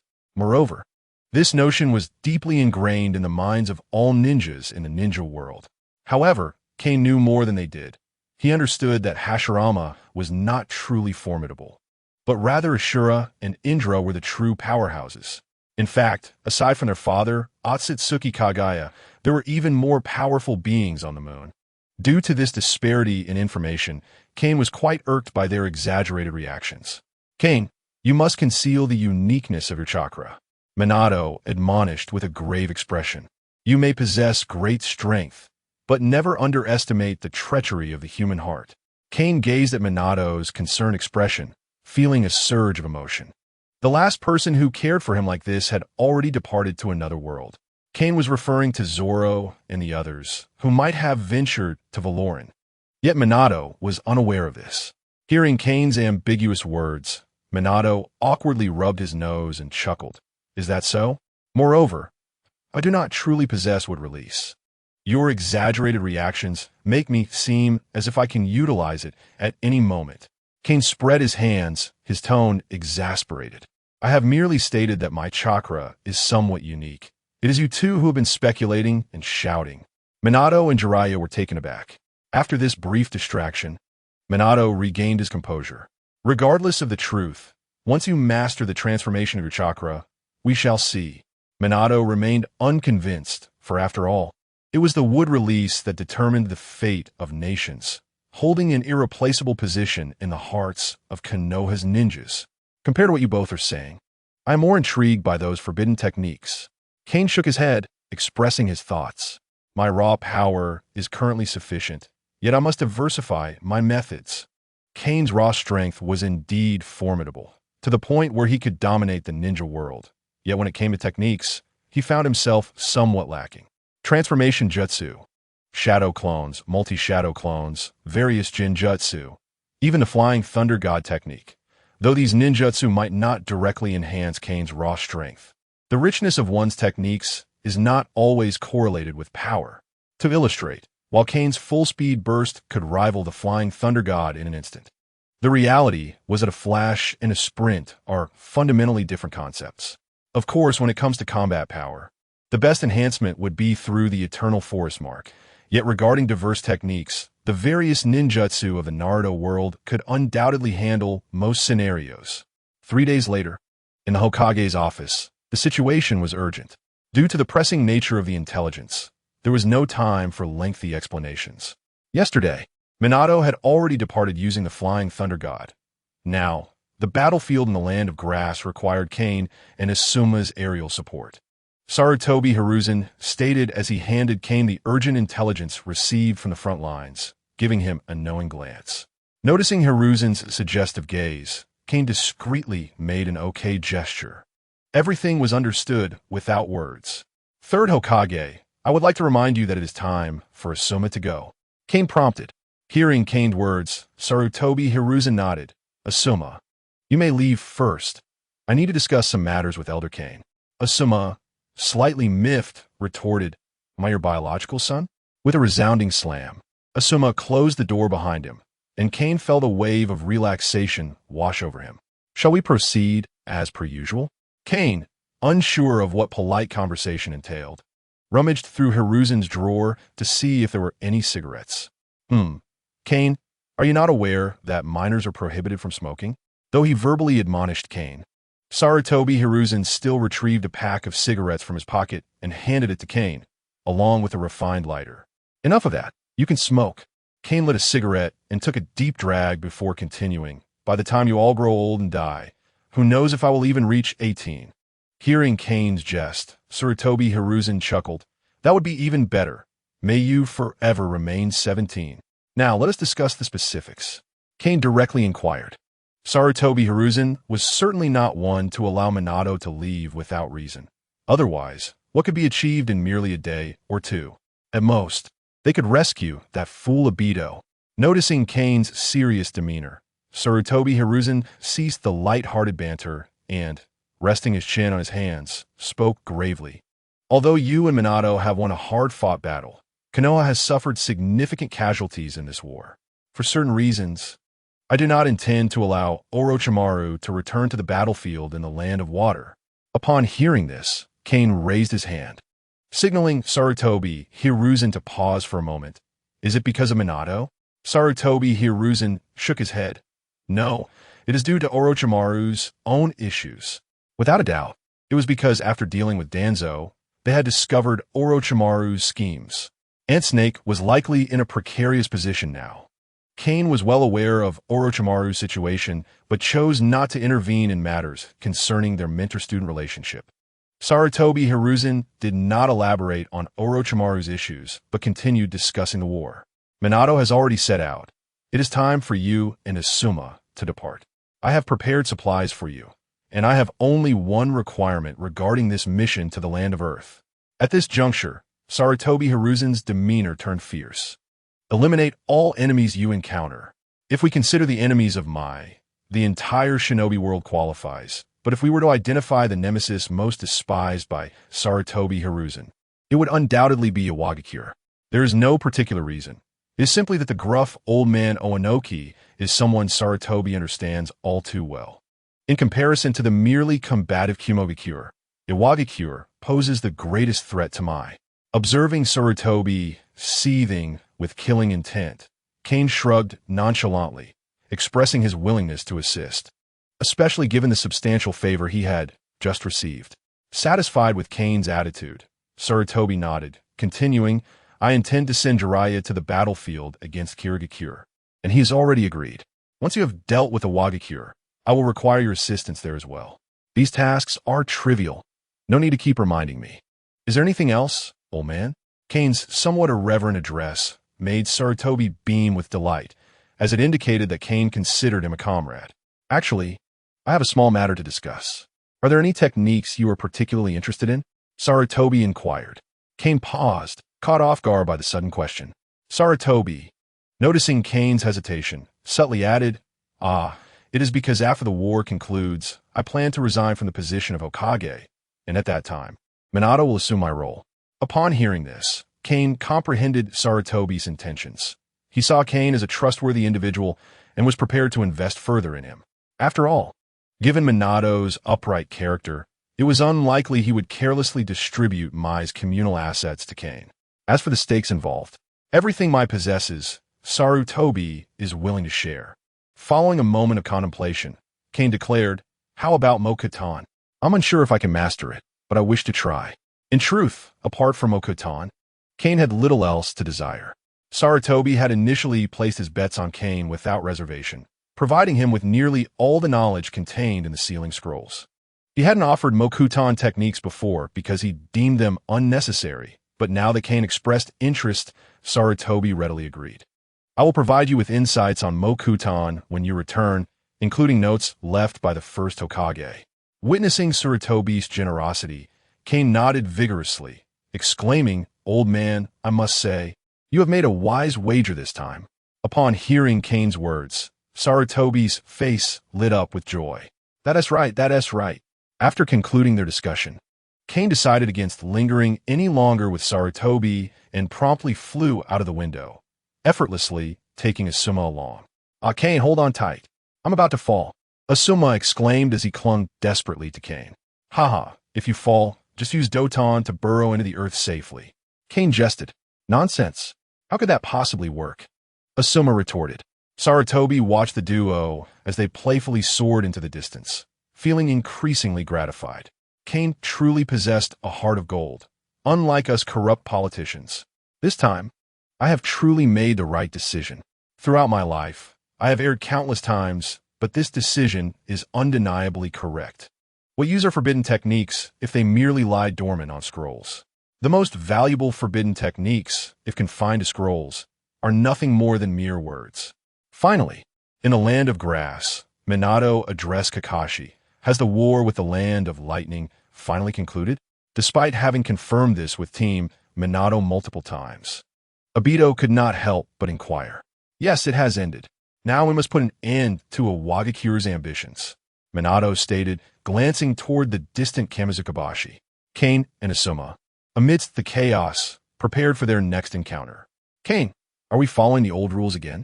Asuma shouted over the howling wind, nearly yelling to be heard. No need to shout. I'm not deaf. Kane replied, shaking his head. This time will be different. We 1T indiscriminately kill everyone we see. However, we must be cautious when collecting headbands, as the IWA ninjas are quite cunning. Kane instructed Asuma, who nodded in understanding. Upon spotting another squad of IWA ninjas, Asuma, having learned from past experiences, refrained from shouting and communicated with Kane in a normal tone. Did you forget to eat? The wind is so strong up here. If not for my keen hearing, I wouldn't have caught what you said. Kane lowered their altitude slightly. I would have defeated you if I could. Asuma retorted. Kane swiftly eliminated the enemies with precision before Asuma collected the headbands, ready to move on to the next location. Why not use your dragon breath? If you unleashed that, there would be nothing left. Asuma suggested. Since I promised to let you collect some glory, I must provide adequate follow-up service. Once the area was clear of IWA ninjas, Kane and Asuma found a suitable spot to rest and eat. Unlike their previous hurried journey in the land of soup, Asuma had come well prepared this time. An array of spices, a cutting board and knife, even a precious storage scroll for a large iron pot. Concerned about finding game, he had stored a considerable amount of meat in another scroll. Observing Asuma transformed into a culinary specialist, Kane felt an involuntary twitch at the corner of his eye. All right, Asuma. This time is different. We can just have a light meal. Asuma was just about to start a fire when Kane hurriedly intervened. Huh? Is this time different? Asuma asked, puzzled. We kill the enemies, collect the headbands, and continue. What's different about that? We can simply eat some military rations. Kane insisted, having received Kane's directive. Asuma put away his cooking supplies and handed Kane a large, specially made military ration. Here, this is a special military ration prepared by the Nara clan, just for you. Kane accepted the ration, popping it into his mouth while chatting with Asuma. How many headbands have we collected? Do we separate them by rank? Hearing Kane's inquiry, Asuma couldn't help but complain. We VE collected so many headbands that the scroll is almost full. But really, how could we distinguish between Jounin and Chunin? You leave no bodies intact. They're either ground to mush by the storm or charred by lightning. Upon witnessing Asuma's lamentations, Kane scratched his chin in curiosity and inquired about the customary calculations. Before Asuma could respond, a clear voice resonated from a distance, stating, sever the head and place it in the storage scroll, or carry it back to the base. If the situation is dire, make sure to clarify in the mission log. Kane, momentarily oblivious to the fact that the speaker was not Asuma, continued to munch on the military rations, exclaiming, Oh, I see. That's quite troublesome. Huh? Minato. This was not the first time Kane had failed to notice someone approaching him. In truth, Kane preferred not to activate his Kinbunshiku at all times. To trigger it passively, he required either a formidable foe or an adversary exuding a threatening aura. However, prior to any attack, his Kinbunshiku would invariably provide a warning. Much like the incident with the AB combination. Regaining his composure, Kane observed Minato approaching with 3 young companions, and he felt a surge of astonishment, realizing how fortunate he was to encounter Minato there. Meanwhile, the oblivious Obito dashed towards Asuma without regard for whether he was an enemy in disguise. Even neglecting to acknowledge Kane, the formidable dragon, Kane and Minato exchanged a subtle glance, both recognizing Obito's lack of caution. Kane then whispered to Asuma, impart a profound lesson to this lad, so he comprehends the perils of the battlefield. Remember to use that. Asuma nodded gently in response and discreetly formed a tiger seal. Minato, standing a short distance away, intended to educate Obito as well. However, upon witnessing Asuma execute the tiger seal, he hesitated. Kane discerned Minato's misunderstanding. After all, the standard tiger seal was typically associated with fire release. With this thought in mind, Kane signaled to Minato with his eyes. Understanding the unspoken message, Minato relaxed, while Kakashi, observing Asuma's tiger seal, seemed to recall some unpleasant memories.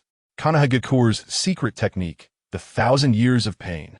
As Asuma's ominous voice echoed, Obito was transformed from a bashful boy into something else entirely.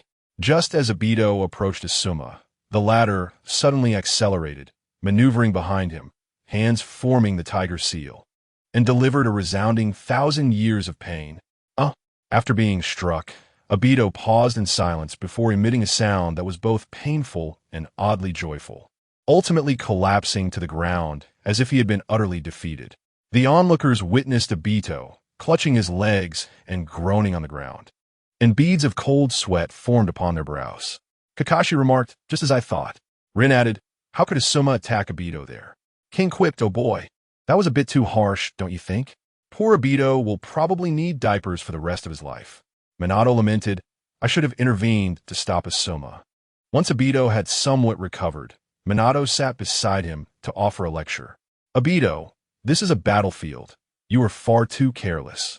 If it had been an enemy, you would have lost not just face but your life." Obito, weakly groaning in response, seemed on the verge of collapse. Observing Obito's condition, Minato surmised he had learned his lesson and ceased his admonishment, leaving Asuma and the others to engage in hushed discussions. With Kane present, Minato deemed it unnecessary to set traps for caution. After casually tossing a handful of kunai, he sat beside Kane to exchange intelligence. As their conversation progressed, Kane gradually grasped the current situation. Due to his unexpected involvement, the Land of Lightning had decisively withdrawn from the Third Shinobi World War, and the village of Kaminari no Kuni was solely focused on redeeming their Tsuchikage and Jinchuriki. The Tsunagakure had already signed a peace treaty with the Iwagakure. Although they suffered significant losses, there was little that could be done, especially with their Tsuchikage missing. However, rumors suggested that Tsunagakure had discreetly dispatched envoys to Kanehagakure after learning of their victory over the Reikage.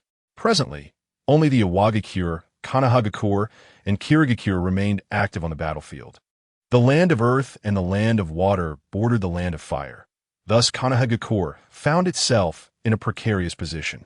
Nevertheless, Sarutobi Hiruzen remarked that this was merely a minor skirmish, asserting that they had triumphed against 4 opponents at their peak, especially now that they had Kane on their side. Although ninjas regained stamina more slowly than the physical monsters of the pirate world, it was not excessively slow. As everyone readied themselves, Minato prepared to extend an invitation to Kane. "Kane, we are set to execute a mission to sever the supply lines, if it does not conflict with your objectives." Upon hearing this, Kane shook his head in refusal, stating, "Not quite. We are likely not headed in the same direction."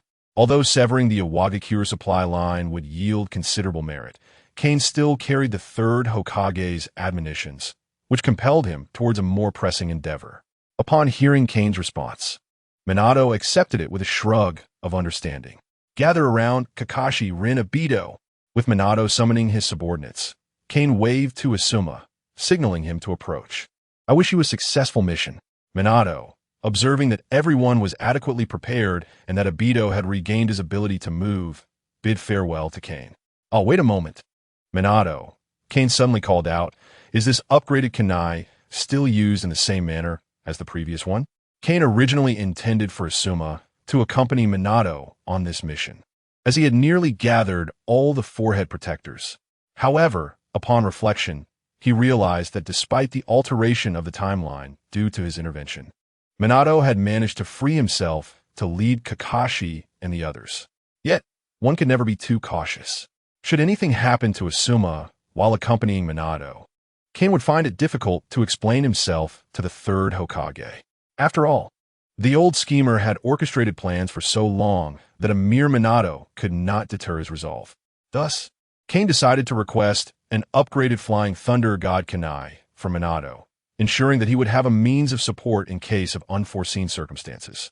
Upon hearing Kane's inquiry, Minato nodded. "If it's your chakra, try to channel as much as possible." As he spoke, Minato exchanged a knowing glance with Kane, who squinted in acknowledgement.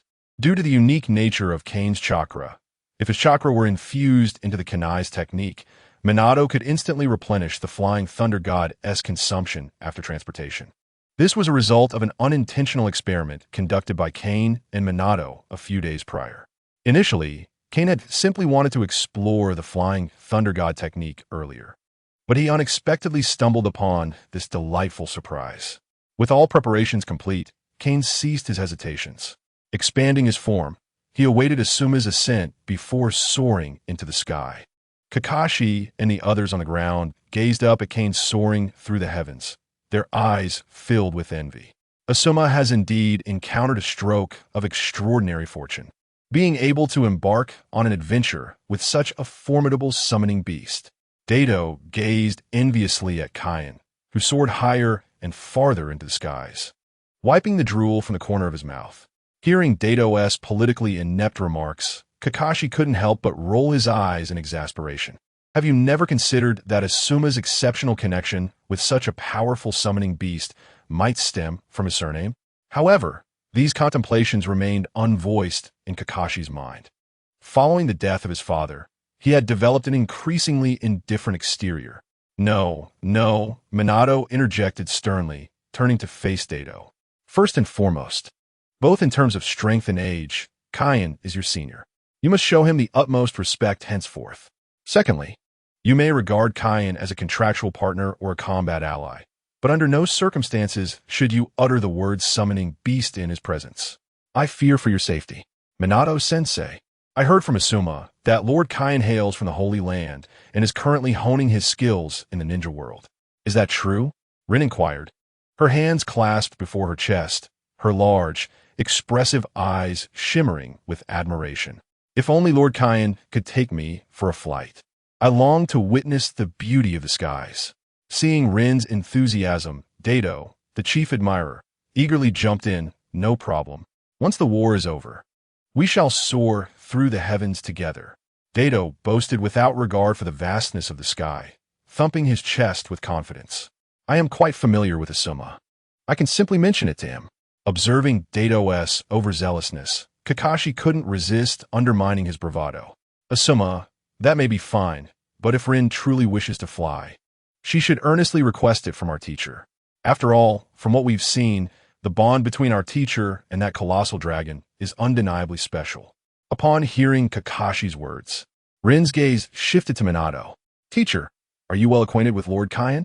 Although Minato had been conversing with Kain moments earlier, Rin had assumed they were merely exchanging intelligence, unaware of the depth of their connection.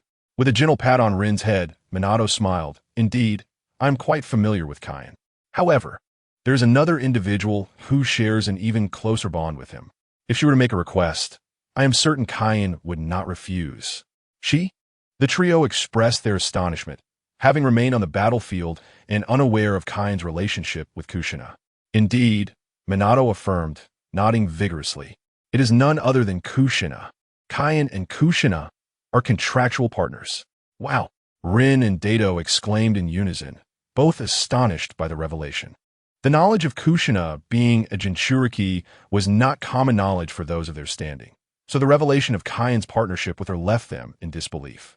In any case, if you all perform admirably, following this mission, you may realize your dream of becoming dragon riders, albeit only for a brief moment. Minato skillfully painted a grand vision for the trio, and with that he raised his arm, declaring, "Let us depart." Meanwhile, after flying a considerable distance, Kain landed atop a tall tree. Asuma, the forthcoming actions may pose some danger for you, so I must explain a few things beforehand.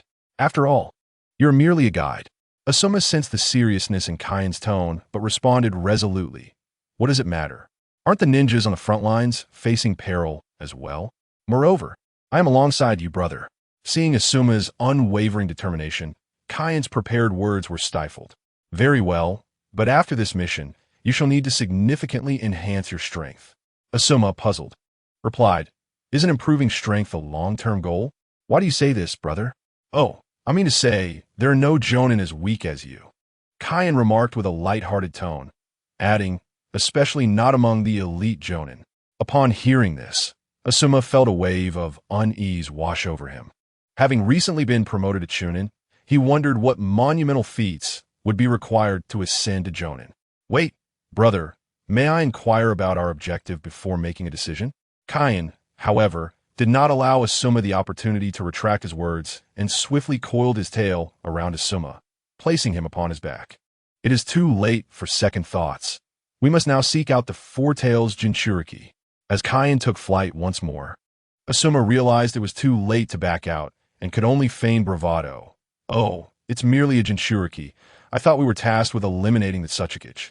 Given Kain's displayed prowess, Asuma felt reassured that a mere Jinchuriki would not pose a significant threat, especially considering that the Eight Tails had been easily subdued by Kain. How do you know our target also includes the Tsuchikage? Chapter 36, and so it ends. Kain, amused, quipped, "You lucky lad. Even if the two of us combined our strengths, very few in the ninja world could slay a Kage." During this period, Kain had taken time to assess the level of his own strength. Lacking a comparative benchmark, he could only surmise that it was not inferior to that of Hashirama.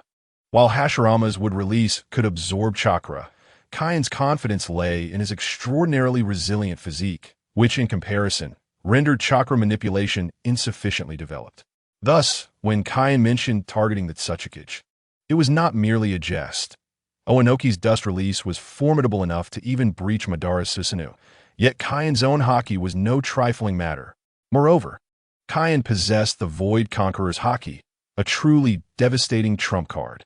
When Zoro had unleashed his Void Conqueror's haki, even the esteemed Fleet Admiral had met his demise. "Brother, you cannot be serious." Asuma, unaware of Kain's true capabilities, assumed Kain was jesting. However, Kain chose not to respond to Asuma, instead propelling himself forward with determination. As his observation haki had detected a powerful energy source ahead, observing the bearded figure leaping through the underbrush, Kain took an interest and remarked, "I have heard that the Four Tails Jinchuriki excels in lava release. I wonder if that is due to his inherent bloodline limit or a power acquired upon becoming a Jinchuriki." In truth, Old Purple had already sensed Kain's presence hovering above him, though he chose not to reveal it. Upon hearing Kain's words, Old Purple abruptly halted on a branch. "The legendary dragon, the calamity beast of the Konoha faction. You mean to say I am your target?" Kain's fearsome reputation had spread throughout the ninja world. Having effortlessly subdued the Eight Tails on his own, and Old Purple could not afford to underestimate him. "You still have yet to answer my question," Kain said, observing that Old Purple had entered his lava release chakra mode, finding the situation rather dull. "Are you so eager for battle that you wish to forego conversation?" There is nothing worth discussing with a Konoha ninja. Perhaps it was an overabundance of self-confidence, or perhaps an awareness that two legs could not outrun two wings. Lao Zi, faced with the formidable Kane who had vanquished the Eight Tails, chose to charge directly into battle. Kane, observing molten lava, was reminded of Sakaski and nostalgically remarked, "Your appearance, cloaked in magma, bears a striking resemblance to a dear friend of mine, though sadly, he has long since departed from this world." Lao Zi, noticing Kane's indifference to his lava release chakra, mistakenly attributed it to Kane's arrogance and retorted with a sinister smile, "Then you may go join him." In that moment, Lao Zi's fist struck heavily against Kane's neck, seemingly aiming for a lethal blow. The sizzling sound of lava meeting flesh echoed, accompanied by a plume of white smoke. While it bore some resemblance, the impact was vastly inferior. Kane, feeling a slight sting from the blow to his neck, expressed his dissatisfaction, stating, "The force is insufficient."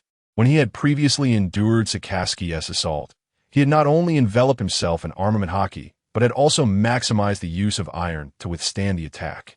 In contrast, this time, he merely relied on his dragon scales, highlighting the significant disparity in their strengths, perhaps also due to Kane's rapid ascension in power. Seeing Kane's relaxed demeanor, Lao Zi was taken aback and quickly performed a backflip to create distance, forming the snake seal midair to unleash the lava release, scorching river of rock technique. After releasing the jutsu, he hesitated and decided to activate his full-tailed beast transformation. "Oh, how familiar this feels," Kane mused as he gazed at the molten sphere before him, suddenly recalling Sakaski's fiery breath, though it still fell short. Facing the molten orb, Kane remained steadfast, activating his armament haki and enveloping the seemingly lifeless Asuma on his back. With a roar, Lao Zi, having completed his transformation, seized the opportunity provided by the lava sphere to obscure Kane's vision, charging at him with the massive form of the Four Tails and leaping mid-charge to deliver a flying kick. Kane, having sensed Lao Zi's magma, was not inclined to allow the Four Tails to strike him, as he had no intention of receiving such an assault directly. The previous encounter with the magma was merely Kane's way of reminiscing about his dearly departed brother who had traversed to another world. A flying kick? Do you think you are Bruce Lee? As the large foot approached Kane's face, the dragon tail behind him deftly ensnared the Four Tails' ankle, executing a flawless gymnastic maneuver. With rhythmic precision, Kane swung his hammer-like attack, while Asuma, peering out from the dragon's back, exclaimed, "Big brother, you are magnificent." Silence. Do not interrupt while I am engaged in battle. Kane, caught off guard by Asuma's sudden outburst, momentarily lost focus, causing his tail to loosen its grip. Seizing this moment, the Four Tails broke free from the dragon's grasp and leaped back. Asuma, realizing he may have caused a mishap, awkwardly chuckled and resumed his act of feigned unconsciousness. Lao Zi, now communicating with the Four Tails through their shared consciousness, admonished, "We cannot confront him head-on. This dragon possesses an abnormal amount of strength. Utilize ninjutsu to attack." The Four Tails, feeling as though its very bones were dislocated, quickly advised Lao Zi, "I've heard this dragon once captured the Eight Tails. Use the tailed beast bomb to buy time and retreat. This dragon is too enigmatic. To be frank, had Lao Zi not feared being outpaced by Kane, he would have fled long ago, especially after experiencing the overwhelming strength of Kane's single tail, which left him disoriented. The thought of using the tailed beast bomb, regardless of its efficacy against Kane, was appealing. If it could injure him, that would be ideal, and if not, it would at least serve to buy time. Observing the Four Tails fall silent for a few moments before suddenly gathering chakra to unleash its attack, Kane realized the creature intended to escape. "Shut your mouth." Kane charged forward. His massive dragon form exhibited surprising agility rather than bulkiness. Before the tailed beast bomb could fully materialize, Kane's claws forcibly shut the Four Tails' mouth, causing the nascent tailed beast bomb to dissipate. As Lao Zi, depleted of chakra, reverted from his tailed beast transformation, Kane anticipated the imminent completion of his progress bar with excitement for the first reward to be unlocked in the world of Hokage. Is this it? Has it all come to an end? Driven by curiosity, Asuma peeked out and was taken aback by the sight before him. The Four Tails Jinchuriki lay lifelessly within Kane's dragon claws, evidently drained of chakra. Remarkably, only a few minutes had elapsed since the battle commenced. In the subsequent chapter, Asuma would join Kakashi and Obito for an adventure, intending to have Kane confront Inoki, whose dust release was notably peculiar. Chapter 37, Tailed Beast Bomb. After capturing the Four Tails Jinchuriki, Kane was startled by the appearance of a diminutive elder flying on a rock. "When did you catch up, you old fool?" The elder, Inoki, was infuriated as he witnessed the enormous dragon fleeing. Although it appeared to be a frantic escape, the dragon was evidently controlling its speed, occasionally turning to taunt the elder with bursts of dragon breath. Shortly after capturing Lao Zi, Kane had flown to the rear of a Wagakure, and with the mindset of making the most of his presence, he unleashed a barrage of elemental attacks. Just as Kane was reveling in his slaughter, an unexpected flash of white light erupted from the elder's hand. Initially, Kane thought he could withstand it with his armament haki, but reality swiftly delivered a harsh blow. Kane's tail was severed. "Disaster Dragon, you've slaughtered countless ninjas from a Wagakure. Now I demand your life in return." Inoki was on the verge of exploding with rage. He had heard rumors of Kane's arrival on the battlefield, yet before he could react, Kane had already begun his massacre of IWA shinobi in the Land of Grass. As he hurriedly approached the scene, news of Kane capturing the Four Tails reached him. When Inoki finally arrived, he found Kane wantonly killing in the rear of the battlefield. Fortuitously, he encountered Kane at that moment of chaos. This old man's dust release is quite peculiar, Kane discerned. Feeling the newly regenerated portion of his dragon tail, and realizing it was not severely damaged.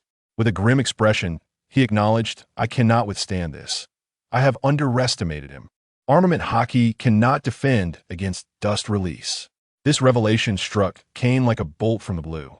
His time in the world of Hokage had not been brief, and during this period, he had enjoyed a streak of success that had fostered a sense of arrogance within him, especially after soundly defeating the Hachibi and capturing the Yanbi. Kane began to underestimate the world's heroes, thinking that Senja Hashirama was merely on the same level as himself, considering they both captured tailed beasts. The recent display of Inoki's dust release served as a stark reminder that he was still a mere mortal, and there were far greater threats ahead. If Kane continued with this flippant attitude, he was bound to face dire consequences. Just as Kane pondered whether to evade Inoki, Minato suddenly appeared behind him, apologizing. "I'm a bit late." Having just employed the Flying Thunder God to teleport onto the dragon's back, Minato was taken aback by a blinding white light approaching from behind. "Dust release. You've offended the third Tsuchikage, Inoki." There was no time for further discussion. Upon sensing Minato's arrival, Kane swiftly dodged the dust release while simultaneously channeling his chakra to empower Minato and escort Asuma away. "I'm going to confront him today." "Hey, don't do anything reckless, Kane." Minato, unaware of Kane's true strength, assumed Kane intended to hold the rear. Despite the circumstances, Minato thought it feasible to utilize the Flying Thunder God technique together. His mastery of the technique was nearing perfection, and even the second stage was beginning to take shape. Now, the only limitation was the availability of chakra. "You take Asuma, I can manage," Kane insisted. "I can't unleash my full potential with him here." As he spoke, another wave of dust release surged toward Kane. As he prepared to evade, he suddenly realized this attack was different from the previous ones. It turned out that the aging yet formidable Inoki had keenly spotted the golden-haired youth on Kane's back and quickly associated him with the time-space ninjutsu expert. The golden flash. "Perfect. I can take you both out at once. None of you will escape today." Dust release. Dust separation technique. The scope of this dust separation technique was immense and sustained. If Kane attempted to endure it, he would likely meet his end today. Damn it! Void King's Haki. At this moment, Kane disregarded the potential harm that the Haki might inflict on Asuma and resolved to unleash his ultimate technique or risk his demise. Just as Inoki's dust separation technique began to take form, he was suddenly struck by a powerful mental assault. The instability of his mind caused his chakra output to falter, preventing the technique from reaching its full potency. Flying Thunder God, Thunder Guidance. Although the dust separation technique lacked a follow-up, the already congealed dust release was still formidable. Seeing the situation unfold, Minato gritted his teeth and unleashed the Flying Thunder God to redirect the residual dust release. "Kane, be careful. I'll take Asuma and the Yanbi Jinchuriki and leave first." After transferring the residual dust release, Minato noticed that Inoki seemed to be suppressed by Kane's mental attack. Without further hesitation, he declared, "I'll come back to support you," and disappeared with Asuma in a flash of golden light. Sensing the absence of Minato and Asuma, Kane relaxed and shrank down to his smallest form, grinning sinisterly. "Ha ha ha, old man, I warned you earlier. If roles were reversed, you would understand what true cruelty is." Inoki was currently drenched in cold sweat, struggling against the mental onslaught. Unfortunately, it was futile. The Void King's Haki inflicted unavoidable mental damage. He had no choice but to either withstand it or flee the range of its influence. This won't he do. I must escape his mental attack's reach. As Inoki grappled with his increasingly clouded consciousness, he had neither the energy nor the focus to contend with Kane, instead mentally lamenting his dire situation. Kane, observing the rock that bore Inoki retreating rapidly, sneered, "Old man, 30 years in the east, 30 years in the west." Although Kane's current form was not as powerful as in his complete state, he was far more agile and adept at chakra manipulation. Ignoring Kane's taunts, Inoki continued to maneuver the rock at high speed. After a prolonged chase, Kane cornered Inoki in a narrow valley. As he watched Inoki vanish into the forest, Kane contemplated shrinking further to pursue him, but reconsidered. Why not seize this excellent opportunity to validate his hypothesis? Kane had long been curious about the tailed beast bomb and its unique properties, which he believed to be linked to yin-yang chakra. He thought, I possess these attributes. If I recall correctly, the yin-yang ratio is 2:8, right? Gathering yin-yang chakra at his mouth, a dark purple sphere began to form, but before it could fully coalesce, it shattered. Ugh! As he watched the dissipating yin-yang chakra, Kane, determined not to waste it, decided to absorb it. That doesn't count. Let's try again. Cursing. Kane shook his head, disoriented. He was determined to persist. However, after several failed attempts, Kane grew increasingly frustrated. Damn it. One last try. If this fails, I'll flatten this place with elemental bombardment. While it was true that Inoki was cornered, one must remember that he was still the Tsuchikage. Although he could no longer fly, burrowing underground was still a matter of moments. Now concealed in the valley, Inoki noticed that Kane had not pursued him, which dampened his plans for a surprise attack. Such formidable strength and vigilance. This won't be easy. Just as he contemplated revealing himself, he suddenly sensed a powerful and familiar chakra fluctuation. Looking up, he saw a dark purple chakra sphere hurtling toward the valley. The tailed beast bomb. Even with Inoki's vast experience, the sight of the fully formed tailed beast bomb was enough to unsteady his nerves. How is this possible? Where did this tailed beast come from? Before Kane's appearance, while many large chakra beasts existed, none had been capable of unleashing a tailed beast bomb. The seemingly simple 2:8 ratio was in truth a feat that many beasts lacked the ultimate yin-yang power to achieve. Moreover, not everyone understood that the tailed beast bomb required this specific ratio of yin-yang chakra to be executed. Without employing secret techniques, ninjas could not actively manipulate yin-yang chakra. As the tailed beast bomb drew nearer to his hiding spot, Inoki clenched his teeth and forced his hands to his chest, with his palms forming a white, conical shape. The tailed beast bomb hovered above him. Dust release, dust realm separation technique. The dark purple sphere collided with the white cone, and a blinding light accompanied by a shockwave enveloped the entire valley. Boom! Boom! Boom! Kane realized that the tailed beast bomb had been intercepted by dust release as soon as it launched, confirming his suspicion that the crafty old man had been lurking in the valley, preparing to ambush him. As the smoke cleared, the once serene valley lay in ruins, shattered by the impact of the shockwave. Had Inoki's dust release not intervened, it was likely that the valley would have been reduced to a mere crater. He can't be dead, can he?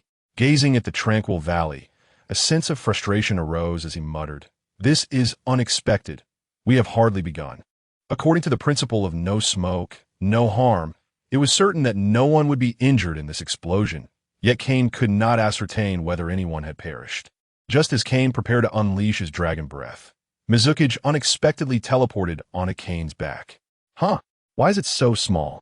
After executing the flying thunder god technique, Mizukage had anticipated landing on a broad dragon's back, only to find that Kane had significantly reduced his size and was currently standing upright. In an instant, the careless Mizukage found himself scrambling onto Kane's back, his legs awkwardly clinging to Kane's waist for balance. Turning his head, Kane met Mizukage's gaze, and noticing his expressionless demeanor, Mizukage sheepishly scratched his head and chuckled. "Doesn't this make me a dragon knight?" Kane scoffed and was about to retort when he suddenly noticed Mizukage's awkward appearance. "What happened to you?" At this juncture, Mizukage seemed to recall a distressing event, his expression turning grave. "We encountered a formidable foe." Hearing this, Kane was taken aback. Only a few individuals in the current shinobi world could compel Mizukage to utter such words. However, considering Mizukage's current predicament, Kane promptly inquired, "What about Asuma?" If Asuma were to be lost or harmed, facing Sarutobi Hiruzen would be a daunting task for Kane. Asuma is unharmed. Kakashi and Rin have also been relocated to safety. However, Obito has gone missing due to an unforeseen incident. He is trapped beneath the rubble.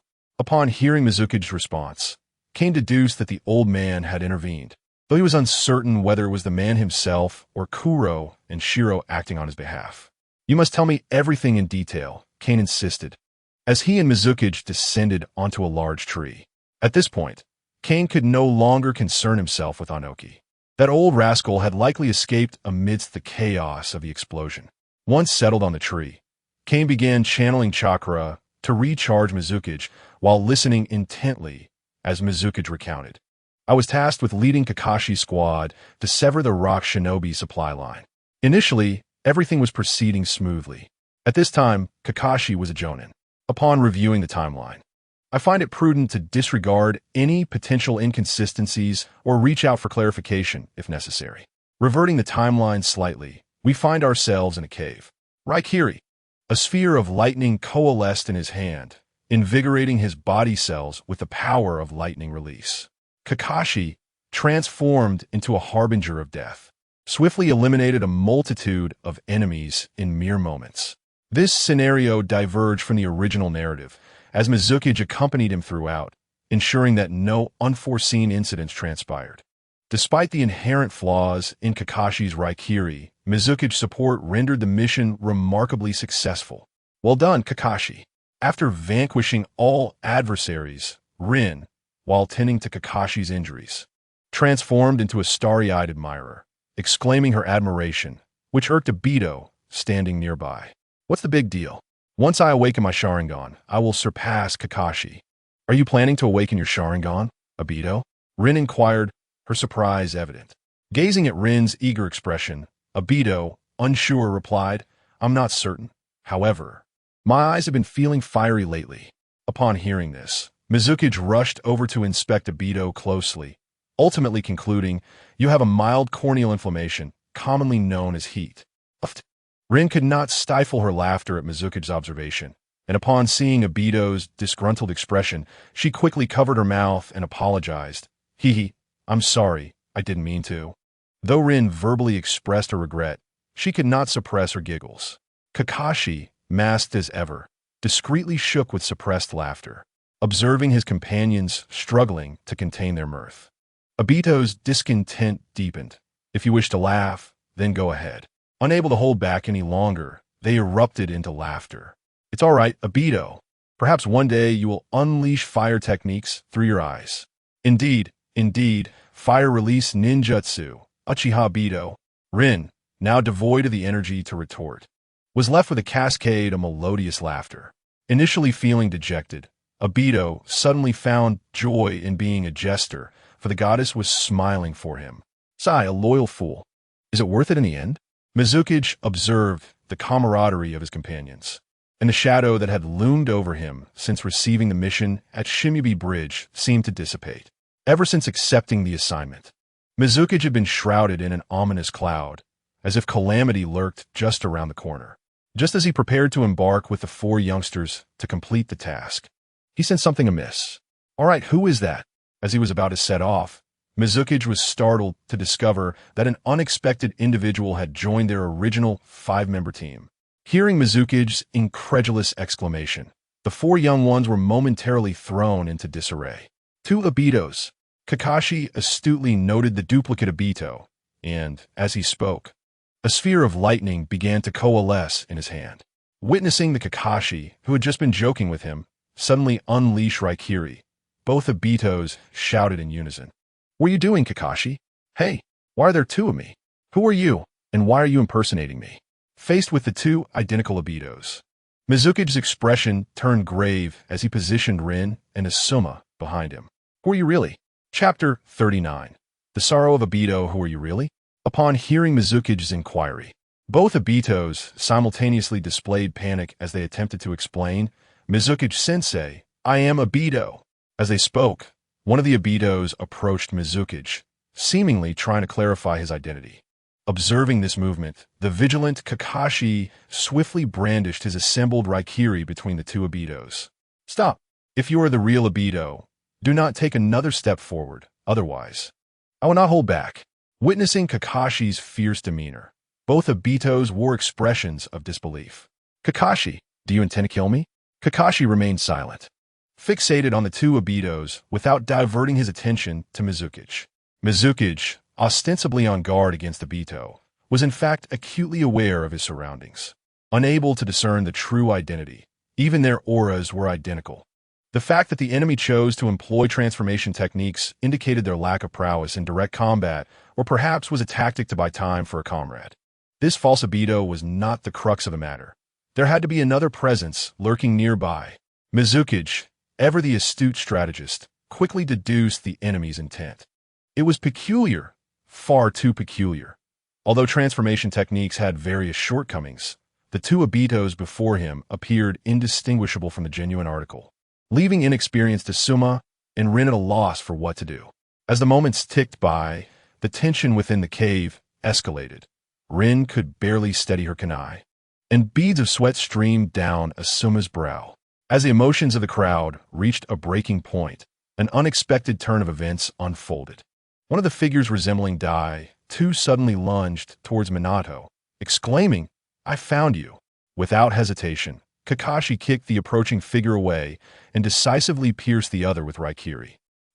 Rin shrieked in shock at the sight of Kakashi stabbing Dai Tuesday. No one move. The one who died is the false Dai too. Minato, concerned that Rin and Asuma might lose their composure, shouted sternly, "Why?" The figure, impaled by the lightning technique, stood frozen in disbelief, proclaiming, "I didn't do anything." Kakashi ignored the false Dai-Tu's words, withdrawing his hand and coldly remarking, "Go ask the King of Hell." He then prepared to channel chakra, wary of the other Dai-Tu, fearing both might pose a threat. Dai-Tu was known to be careless and reckless in such a tense situation. Even Asuma struggled to maintain his composure, let alone Dai Tuesday, drawing upon his understanding of Dai-Tu. Kakashi surmised he would impulsively distance himself from the false Dai-Tu and take action. Thus, when Dai-Tu suddenly moved, Kakashi instantly discerned the true from the false. Minato, witnessing Kakashi pierce the false Dai-Tu, did not dwell on it, but grew increasingly anxious about his surroundings. Why is there no movement? Could it truly be just a scare tactic? Just as Minato pondered this, the deceased Dai-Tu began to change. With a crackling sound, a section of a tree trunk sprouted from the body of the false Dai-Tu, and within mere moments, the lifeless form transformed into a flourishing tree. Mokutan, Kakashi and Asuma gasped in astonishment at the sight of the corpse morphing into a tree, drawing Minato's attention to the phenomenon. This is bad. As Minato realized he had been distracted, a swarm of Dai-Tu emerged from the ground, launching a frenzied assault on the group. Kakashi remained vigilant, declaring, "Let me handle this." After Minato commanded Kakashi, he threw a shuriken, and in a flash of golden light, all the Dai-Tu were dispatched. Observing the tree people, whose strength barely reached that of a Chunin, Minato was perplexed, unable to comprehend the enemy's intentions. Just as Minato was engulfed in confusion, the situation shifted once more.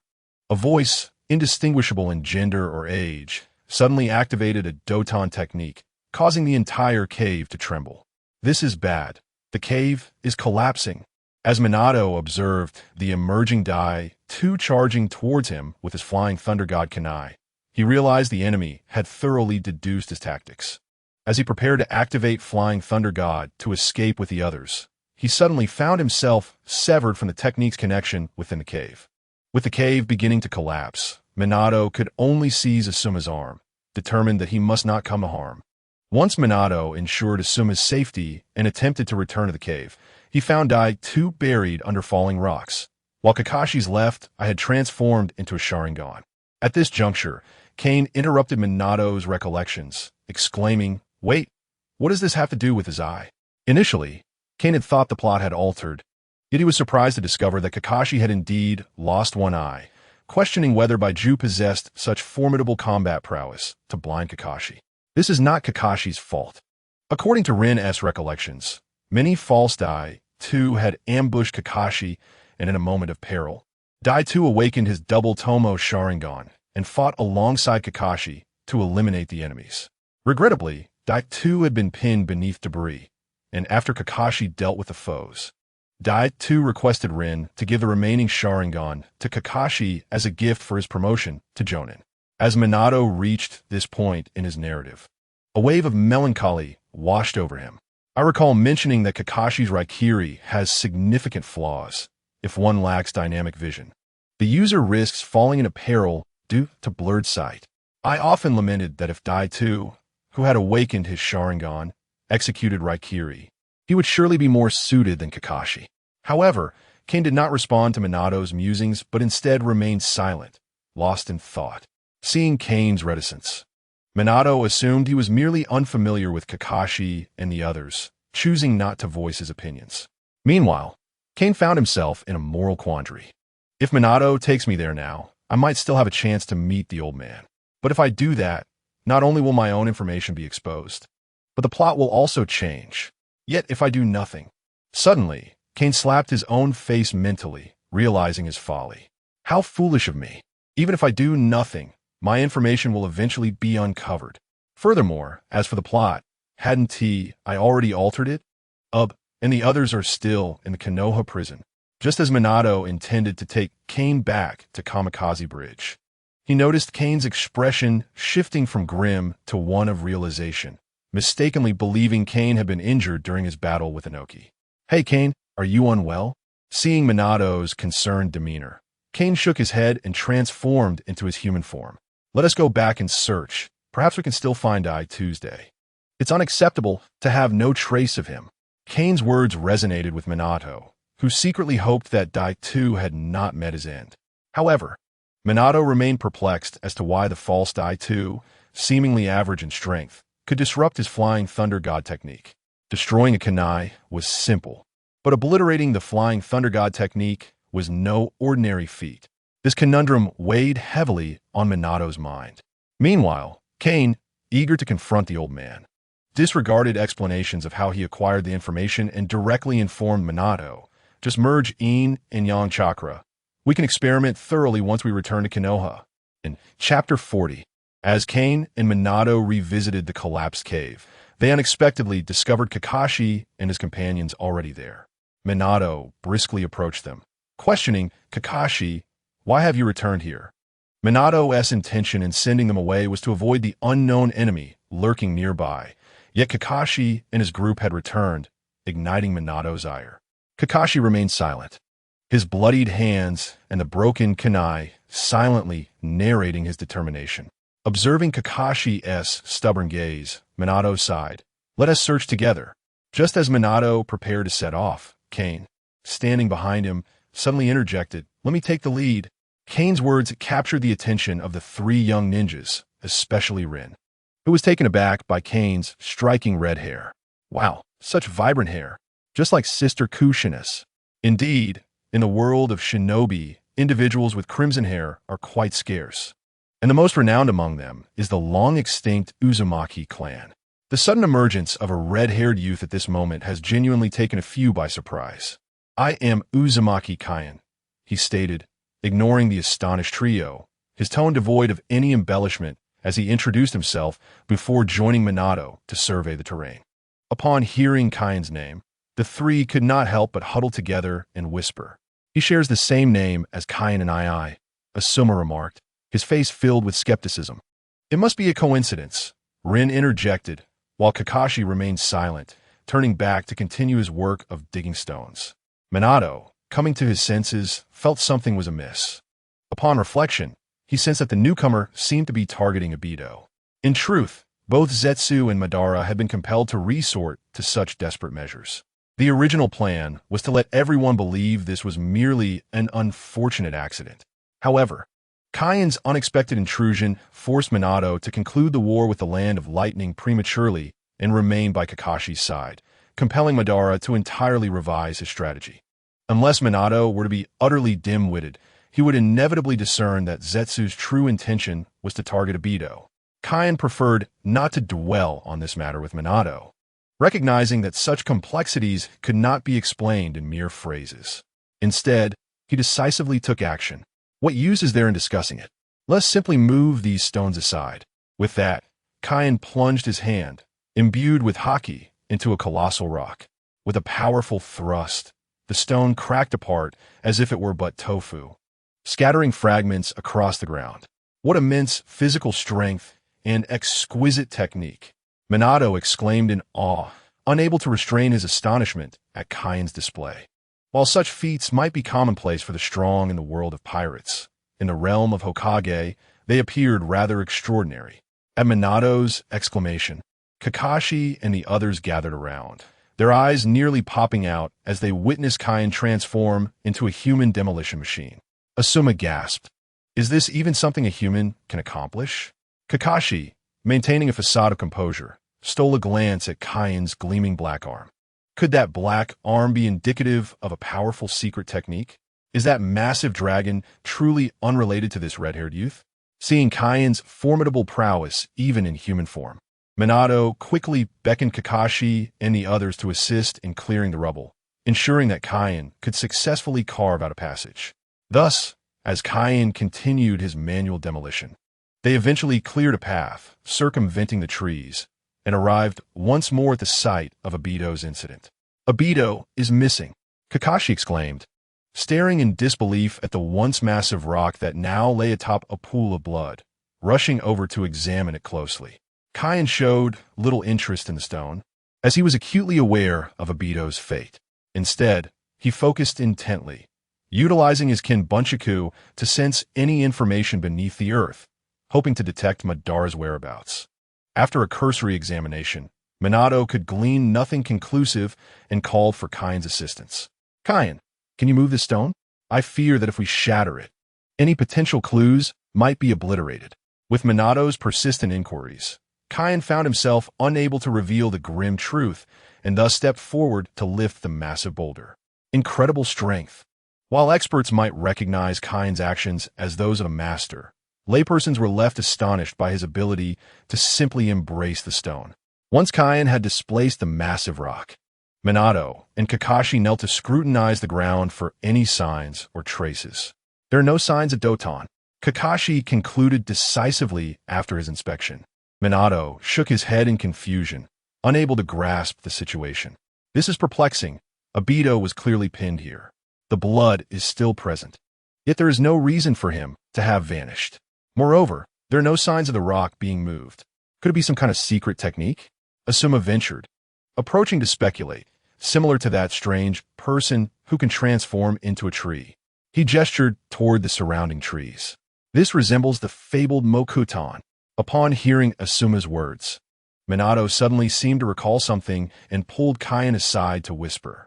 Kain, use your chakra to sense if this is Mokuton. I suspect that its chakra might respond. Kain's eyes brightened at this suggestion.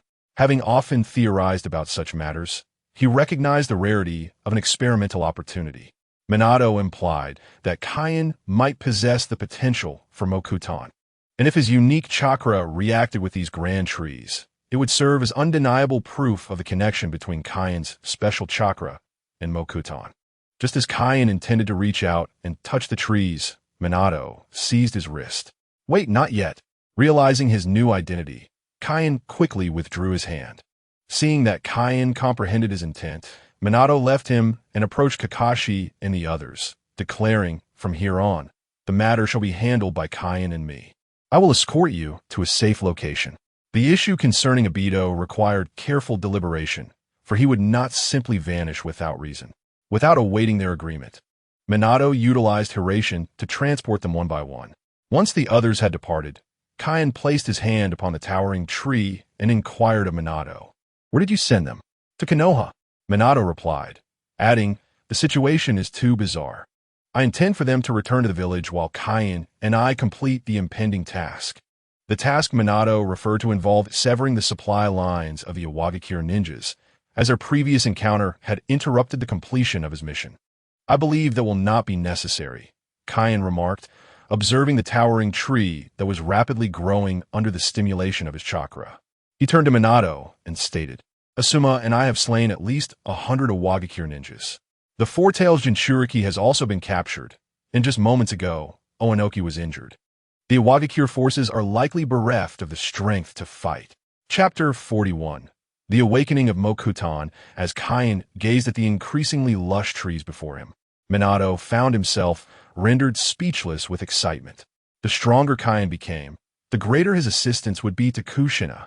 Particularly, if Kain could master Mokuton, it would serve as a powerful weapon against the tailed beasts. "Please wait a moment," Kain said, closing his eyes and sitting cross-legged on the ground.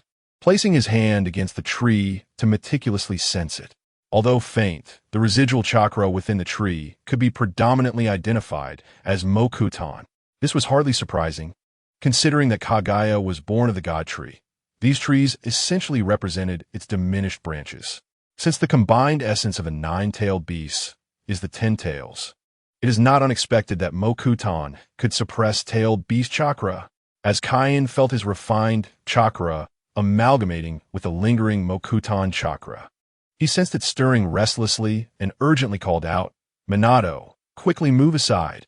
Upon hearing Kane shout, Shuemin had no time to react before witnessing colossal trees erupting from the earth.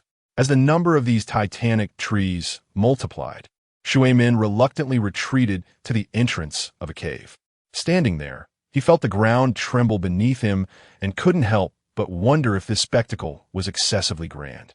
If the earlier frenzied growth of the trees was attributed to Kane's chakra nourishing them, then the subsequent emergence of these trees could only be explained by the awakening of a bloodline limit. As the tremors intensified, Shuemin dared not be complacent and swiftly turned to flee down the mountain. Observing the towering trees sprouting around him, he opted to teleport to a kunai positioned at the foot of the mountain to evade the overwhelming display. What a magnificent sight! Was this the wood release that could restore order in a chaotic world? Standing at the base of the mountain, Shuemin marveled at the transformation of the once barren landscape, now teeming with towering trees, and felt a surge of emotion. This was merely the passive activation of the bloodline limit. What would it be like if ninjutsu were employed, or if the techniques were executed in sage mode? Sensing that the trees had ceased their emergence, Shuemin realized Kane must have completed his awakening and hurriedly activated the Flying Thunder God technique to return to the cave. At this moment, Kane, having fused with wood release chakra, did not rest, but rather harnessed the trees generated by wood release to voraciously absorb the surrounding natural energy. Gazing at the faint patterns appearing on Kane's forehead, Shuemin felt a pang of envy towards the sage mode. If Shuemin had one flaw, it was his lack of prowess in sage mode. His chakra reserves were merely adequate. However, without a substantial supply of chakra, the advantages of sage mode would be lost. To enter sage mode, one must blend their chakra with natural energy in a precise ratio of 1:1:1, thus condensing sage chakra. In essence, the duration of sage mode depends on the amount of sage chakra, which in turn is dictated by the user's chakra reserves. Given the necessity for a 1:1 ratio, one can only absorb as much natural energy as they possess chakra, lest they suffer dire consequences. As the surrounding natural energy settled, Kane fully entered sage mode, his fair face adorned with a small green seedling-like pattern, comprised of a slender twig and 2 large leaves. When enveloped in a colorful glow, it sparkled brilliantly, complemented by Kane's vibrant red hair, evoking an anime aesthetic. Should a knowledgeable observer witness Kane's visage in sage mode, they would undoubtedly exclaim in awe, "Kyumori?" Upon fully embracing sage mode, Kane sighed in relief and opened his eyes, only to find Shuemin nearly upon him, prompting him to instinctively lean back. What a peculiar sensation! As Kane leaned back, he sensed an unusual change in his body. If his previous speed had been supported by formidable physical strength, now his movements were imbued with a smooth and fluid quality. Furthermore, this smoothness bore an illusion of being propelled forward, reminiscent of the phrase, "When the time comes, the world lends its strength." Kane was uncertain how others experienced sage mode, but for him, it felt as though he had merged with the universe. No, rather, he had seized control of the entire world. Lost in thought, Kane realized that only a fleeting moment had passed since he had leaned back. Yet Schumann's expression remained one of envy. While Kane had already completed his backward motion, it was confirmed. Not only was his speed enhanced, but so were his dynamic vision and neural responses. Having finished leaning back, Kane perceived that the world had seemingly slowed down. He could even see the minute ripples caused by the air's movement and the dust appearing frozen in place. In truth, the world had not slowed. Rather, Kane had reached a pinnacle of speed, including in his thoughts. His observation haki had undoubtedly intensified, and his armed haki was beyond measure. As he felt an almost explosive force surging within him, at this moment, The two premier powers, sage techniques and haki, from divergent realms, reacted in a wondrous manner, supporting and influencing each other, ultimately merging and evolving. Wait, what's that? Through the evolved perception of his observation haki, Kane detected something amiss beneath the ground. As Kane's focus returned to reality, the pace of the world accelerated, and Shuimen's expression shifted. Watching Kane lean back to avoid him, Shuimen likely had not anticipated that Kane's mental journey felt like several minutes. It seems your bloodline limit has awakened. Compared to Sage Mode, Shuimen's attention was primarily on wood release. However, Kane had no time to discuss these matters with Shuimen. He pulled him forward, as in Kane's perception, the entity concealed underground had begun to move rapidly. I don't have time to explain. I have discovered the enemy below. With Kane's urgent voice echoing, Shuimen was abruptly yanked away. It must have realized I awakened would release and is hastily alerting the old foe. Observing Kane's serious demeanor, Shuimen deduced that the enemy lurking underground was certainly not Iwagakure, but likely the culprit behind Obito's disappearance. After dragging Shuimen out of the cave, Kane transformed into a colossal dragon and, guided by his observation haki, pursued the trail of the enemy. Is it the assailant who attacked us earlier? Shuimen attempted to enter Sage Mode while perched on the dragon's back. Regrettably, the preparation time was too lengthy and the duration of Sage Mode was too short. Weighing the cost-benefit analysis, Shuimen reluctantly abandoned the endeavor. Hearing Shuimen's inquiry, Kane contemplated for a moment. Keeping secrets was not ideal, so he decided to reveal the surface-level information while concealing the mystery of Kuro. The creature beneath the ground is known as Ju. He is said to be the embodiment of Uchiha Madara's will when he activated the Rinnegan. He is currently using the technique called Mayfly, which allows him to merge with the earth. This entity is black and white, capable of separation and fusion, each possessing independent thoughts. As for whether it is hermaphroditic, I cannot say. When he disguised himself as Obito, he likely employed a technique of impersonation, directly altering his chakra to match that of the impersonated individual. Finally, concerned that Shuimen might probe further, Kane added, "Do not inquire about additional information. I have special channels that I cannot disclose. Just know this. Once you become Hokage, I will elaborate on everything." Chapter 42. Caught in circles thus, Ju burrowed underground while Kane, utilizing his sage-enhanced observation haki, trailed behind at a distance to avoid detection. "Kane, we are nearing the borders of the land of grass. Are you certain it is not leading you in circles?" Shuimen, seated on the dragon's back, still found it difficult to comprehend why the assailant targeted Obito. Was it merely for one Uchiha? Yet, Obito had only just awakened his eyes. Getting caught in circles would not bode well. As Faye, soaring through the heavens, meticulously recalled the unfolding narrative, he exclaimed in disbelief. Although the original text provides scant details, one certainty emerges. Ban now teeters on the brink of death. Should he sever the chakra supply from the outer path golem, his demise is imminent. Furthermore, the cave's collapse was attributed to Doton, and he certainly possesses no proficiency in such ninjutsu. Ban and the outer path golem linger nearby. While the creature beneath the earth is not there to deliver tidings, its true purpose is to divert attention away from himself. Realizing this, Faye urgently urged Shuimen, "Attempt to activate the Hiratian Kanai left near the cave. We may have been deceived." Upon hearing that they might have been misled, Shuimen hastily endeavored to activate the Kanai. But to no avail. The sealing technique inscribed upon it had been compromised. Observing the failure of the Hiratian, Faye swiftly turned to retrace their steps.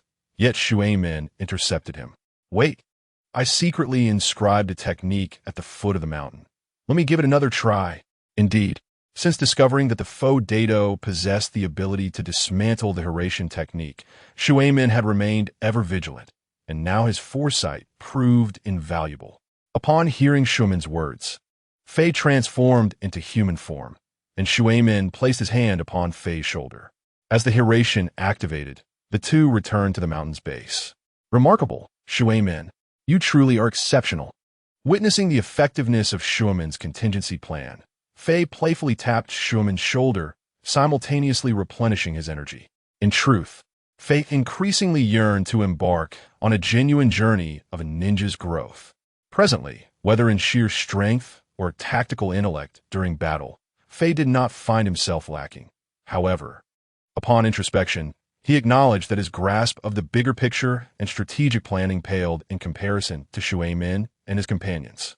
Although being a one-punch hero is commendable, Fei still had a considerable distance to traverse before reaching such prowess. Self-improvement was paramount before aspiring to that level. While possessing numerous skills is indeed advantageous, an abundance of strategies can weigh one down. Currently, Fei sensed numerous life forms moving beneath the earth, especially after his and Schumann's return. These beings scattered in all directions.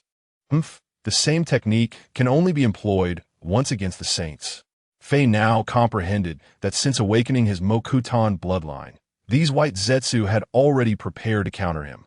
This time, Fei chose to disregard the white Zetsu and instead joined Shui Min in leaping through the forest, perceptively attuning to the anomalies below. As Fei navigated the woodland, his aura began to harmonize with the surrounding trees, as if each trunk transformed into an extension of his senses. Witnessing the capabilities of his Mokutan bloodline, Fei settled upon a tree trunk, closed his eyes, and merged his spirit with the forest. Become my eyes and ears. In that moment, the trees appear to transform into relay stations, as Fei's sensory perception surged through them, stretching further and further. Although his sensory range had limitations, utilizing the trees as conduits allowed each one to relay information, effectively enhancing his perceptual reach. Fei dubbed this extraordinary state of heightened awareness Tianren He, unity of heaven and man. Where could they be? As the entirety of the mountain underwent thorough scrutiny without yielding any trace of Ban or the outer path golem, Fei found himself momentarily perplexed. This cannot be. The old rascal Ban should be on the verge of passing. How could he possibly have the strength to relocate the outer path golem? Surely not into the sky. He is no Oyama. Indeed, Ban was within a cave, but it was one excavated deep within the earth. Enlightened by this realization, Fei grasped the crux of the matter. Though his sensory perception spanned wide, it nonetheless had its limits. If Ban concealed himself sufficiently deep underground, it would hardly be surprising that Fei could not sense him. Having grasped this insight, Fei swiftly exited the state of Tianren He and inquired of Shui Min, "When you were ambushed in the cave, did you discern whether the voice was male or female?" "I could not determine." Shui Min shook his head, although I could not ascertain the gender. The voice bore a profound weariness, suggesting it belonged to someone of considerable age. Indeed, age is certain. Fei's right fist struck his left palm with determination. "We must return to the mountaintop. The enemy lies directly beneath the cave, or rather, beneath the mountain itself." Observing Fei's urgency as he transformed into his dragon form, Shui Min promptly ascended onto the dragon's back. "Fei, are you certain the enemy is beneath the mountain?" "Yes," Fei affirmed with a resolute nod. "But if the enemy is beneath the mountain, why then ascend to the peak?" Shui Min questioned, perplexed. Hearing Shui Min's inquiry, Fei grinned with a fierce smile. It has been far too long since I encountered a formidable adversary. I had nearly forgotten the prowess by which I made my name across the seas." Make a name across the seas? Was Fei once a denizen of the land of water? Was he, in fact, amphibious? Such musings were confined to Shui Min's thoughts, for presently, Fei appeared more human than dragon. Uttering the term amphibious might provoke his ire. Having come to terms with various revelations, Fei circled the mountaintop alongside Shui Min, brewing a tempest of thunder and lightning while engaging in conversation. "Shui Min, though our bond is strong, you have yet to fully comprehend my capabilities. Allow me to showcase my true power." Upon hearing Fei's declaration, Shui Min was left somewhat bewildered. "Fei, ninjas do not pry into one another's abilities, even among close friends. Such inquiries are rare. In truth, the most significant distinction between the world of pirates and that of ninjas lies in their dispositions. Pirates tend to be more forthright, often transcending allegiances. The pirate realm is replete with heroes, where most individuals are straightforward. In contrast, the ninja world operates differently. in this realm dominated by ninjas. Each is a master of concealment, which can be interpreted as a prevalence of cunning. Of course, the pirate world also harbors figures like Kaido and Teach, who embody the archetype of the shrewd, powerful pirate, yet the ninja world equally boasts figures like Jiraiya, who exemplify the carefree, larger-than-life hero. As Faye continued to pace atop the mountain, the tempest of thunder and lightning approached its zenith. At that moment, Shuemin found himself hesitating to enter sage mode, for the proximity to the heavens had electrified his hair into an upright stance, resembling a Super Saiyan. Faye, shall I descend first? It seems you have nearly completed your preparations. I fear I may be too late to activate the Hiration. Or perhaps I should seek refuge elsewhere until your technique is ready. Haha, Shuemin, unless you vacate the entire range of the Shimabikyo mountain. There is no safer place than upon my back. Kane did not intend to intimidate Minato. Rather, he aimed to raise the entire mountain range, encompassing the Shin-Whoopi Bridge, to the ground. It is essential to note that this mountain range lies a considerable distance from their current location, and thus, the total area of the bombardment zone would likely surpass that of Konoha by a significant margin. In truth, Kane possessed a more refined approach, such as transforming into the azure dragon form of the Yu fruit and utilizing flame clouds to elevate the entire mountain range, thereby achieving his objective. However, Kane opted for destruction instead. Do not inquire as to why. The answer lies in his unwavering capability and fearless disposition. Since his arrival in the world of Hokage, Kane had often found himself engulfed in profound solitude. When loneliness reached its zenith, he sought a rationale to unleash his pent-up emotions. Lacking companions, friends, or a beloved, he was surrounded solely by seemingly familiar strangers, various anime characters. Although he had shared heartfelt conversations with Minato and had enjoyed a moment of camaraderie over drinks in Konoha that alleviated his spirits, it was still insufficient. What Kane craved most was a cathartic battle. Yet, with no adversary of suitable caliber present, he resolved to make the mountain his outlet for release. At last, it was done. With incessant activation of the powers bestowed upon him by Baru, the embodiment of thunder and storms, the entire mountain range housing the Shin-Whoopi Bridge was enveloped. The Sage Art, Super Infinite Triple Element Bombardment commenced. As Kane unleashed his assault, countless bolts of lightning descended from the heavens, instantaneously surrounding the mountain, accompanied by colossal tornadoes that reached the sky. Observing the mountain engulfed in a tempest of thunder, Kane let out a manic laugh, exclaiming, "Not enough. Still not enough." With that, Kane maximized his form and unleashed torrents of draconic breath from his mouth. Each blast struck the massive boulders, triggering violent explosions. Minato, witnessing this apocalyptic scene, could not help but entertain a ludicrous thought. What immense power is this? Is Kane a deity? The fact that such a rational individual as Minato could entertain such an absurd notion attests to the terrifying display Kane was exhibiting. As Minato gazed at the mountain, now shrouded in thunder and flames, a realization struck him. What significance did the village's barrier hold against such an onslaught? Even the tailed beasts would struggle to survive this level of attack. No, in the face of such devastation, what were the tailed beasts? Even the god of ninjas would surely meet his demise under such relentless force. Suddenly, a thought crossed Minato's mind. What if Obito was still below? However, upon glancing at Kane's frenzied eyes, he could only silently pray for Obito's safety. My apologies, Obito, if you still have a whole body. I shall ensure you receive a grand burial. Otherwise, I can only provide you with a grave of honor. As Kane continued his relentless assault, time elapsed. 1 minute, 5 minutes. Half an hour, 3 hours. The original mountain, subjected to the purifying wrath of thunder and draconic breath, was reduced to fragments, tumbling downward. Just as it appeared to be on the verge of a catastrophic collapse, the shattered stones were further obliterated by lightning, melted by heat, and shattered by explosions, with even massive boulders being sliced into dust by the sharp winds, carried away by the breeze. The once mighty mountain was laid flat. Transformed into a basin by the bombardment, Kane adjusted his position and redirected his assault toward the nearby mountains. As he beheld the destruction of each mountain, Minato, who had been clinging to Kane's back, transitioned from astonishment to sheer horror, ultimately succumbing to numbness. In that moment, his mind was consumed by a singular thought. Who am I? Where am I? Where do I come from? Where am I going? What is the purpose of life? And what is the significance of my existence? Just as Minato endeavored to contemplate the essence of life in pursuit of enlightenment, he suddenly sensed that Kane had ceased his onslaught. Was it over? Once the thunder and storms completely subsided, Minato stood, intending to survey the remnants of the mountain, only to find that he could not locate the mountain he once remembered. Not only had the mountain below vanished, but the entire range was gone. Before Minato lay an immense chasm, a gorge stretching thousands of meters and plunging hundreds deep.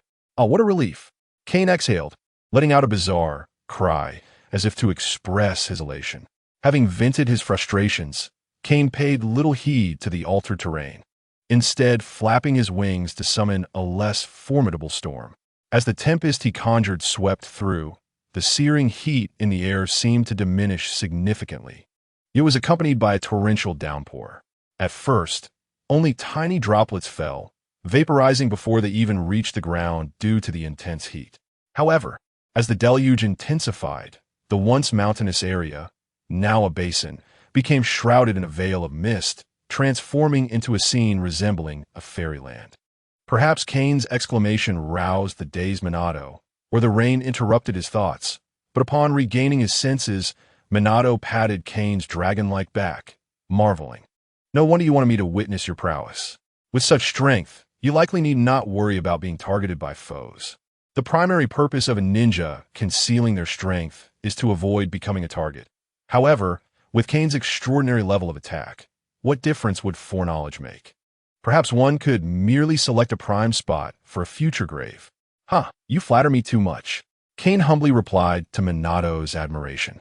There are many who surpass me. Legends tell of deities who can boil seas and scorch rivers without difficulty. Upon hearing Kane's modest retort, Minato could not help but glance at the basin that had now evolved into a lake, then chuckled wryly. What difference is there between this and boiling seas or scorching rivers? Furthermore, the gods of myth could only do so in tales, while you have truly accomplished it. Kane shook his head, indicating his disagreement with Minato's assertion. What is boiling seas and scorching rivers? There are those who can alter the very heavens. Yet Kane saw no need to dwell on this matter with Minato and instead turned, urging him to soar through the skies at high speed. Previously, the earth's cover hindered my perception. Now that the land is gone, I refuse to believe you can conceal yourself so effectively in the ocean. Do not let me find you. If I do, I shall. Kane had long harbored resentment over being outmaneuvered. However, White Zetsu lacked the intelligence to devise such strategies. It could only be Black Zetsu or the cunning old fool. Chapter 44. The Dance of the Mad Laughter of the Four Kings. In truth, after the bombardment, Kane no longer needed to rely on Bunchaku to detect the whereabouts of Obito and the Ten Tails vessel, for the target lay directly beneath Kane and Minato.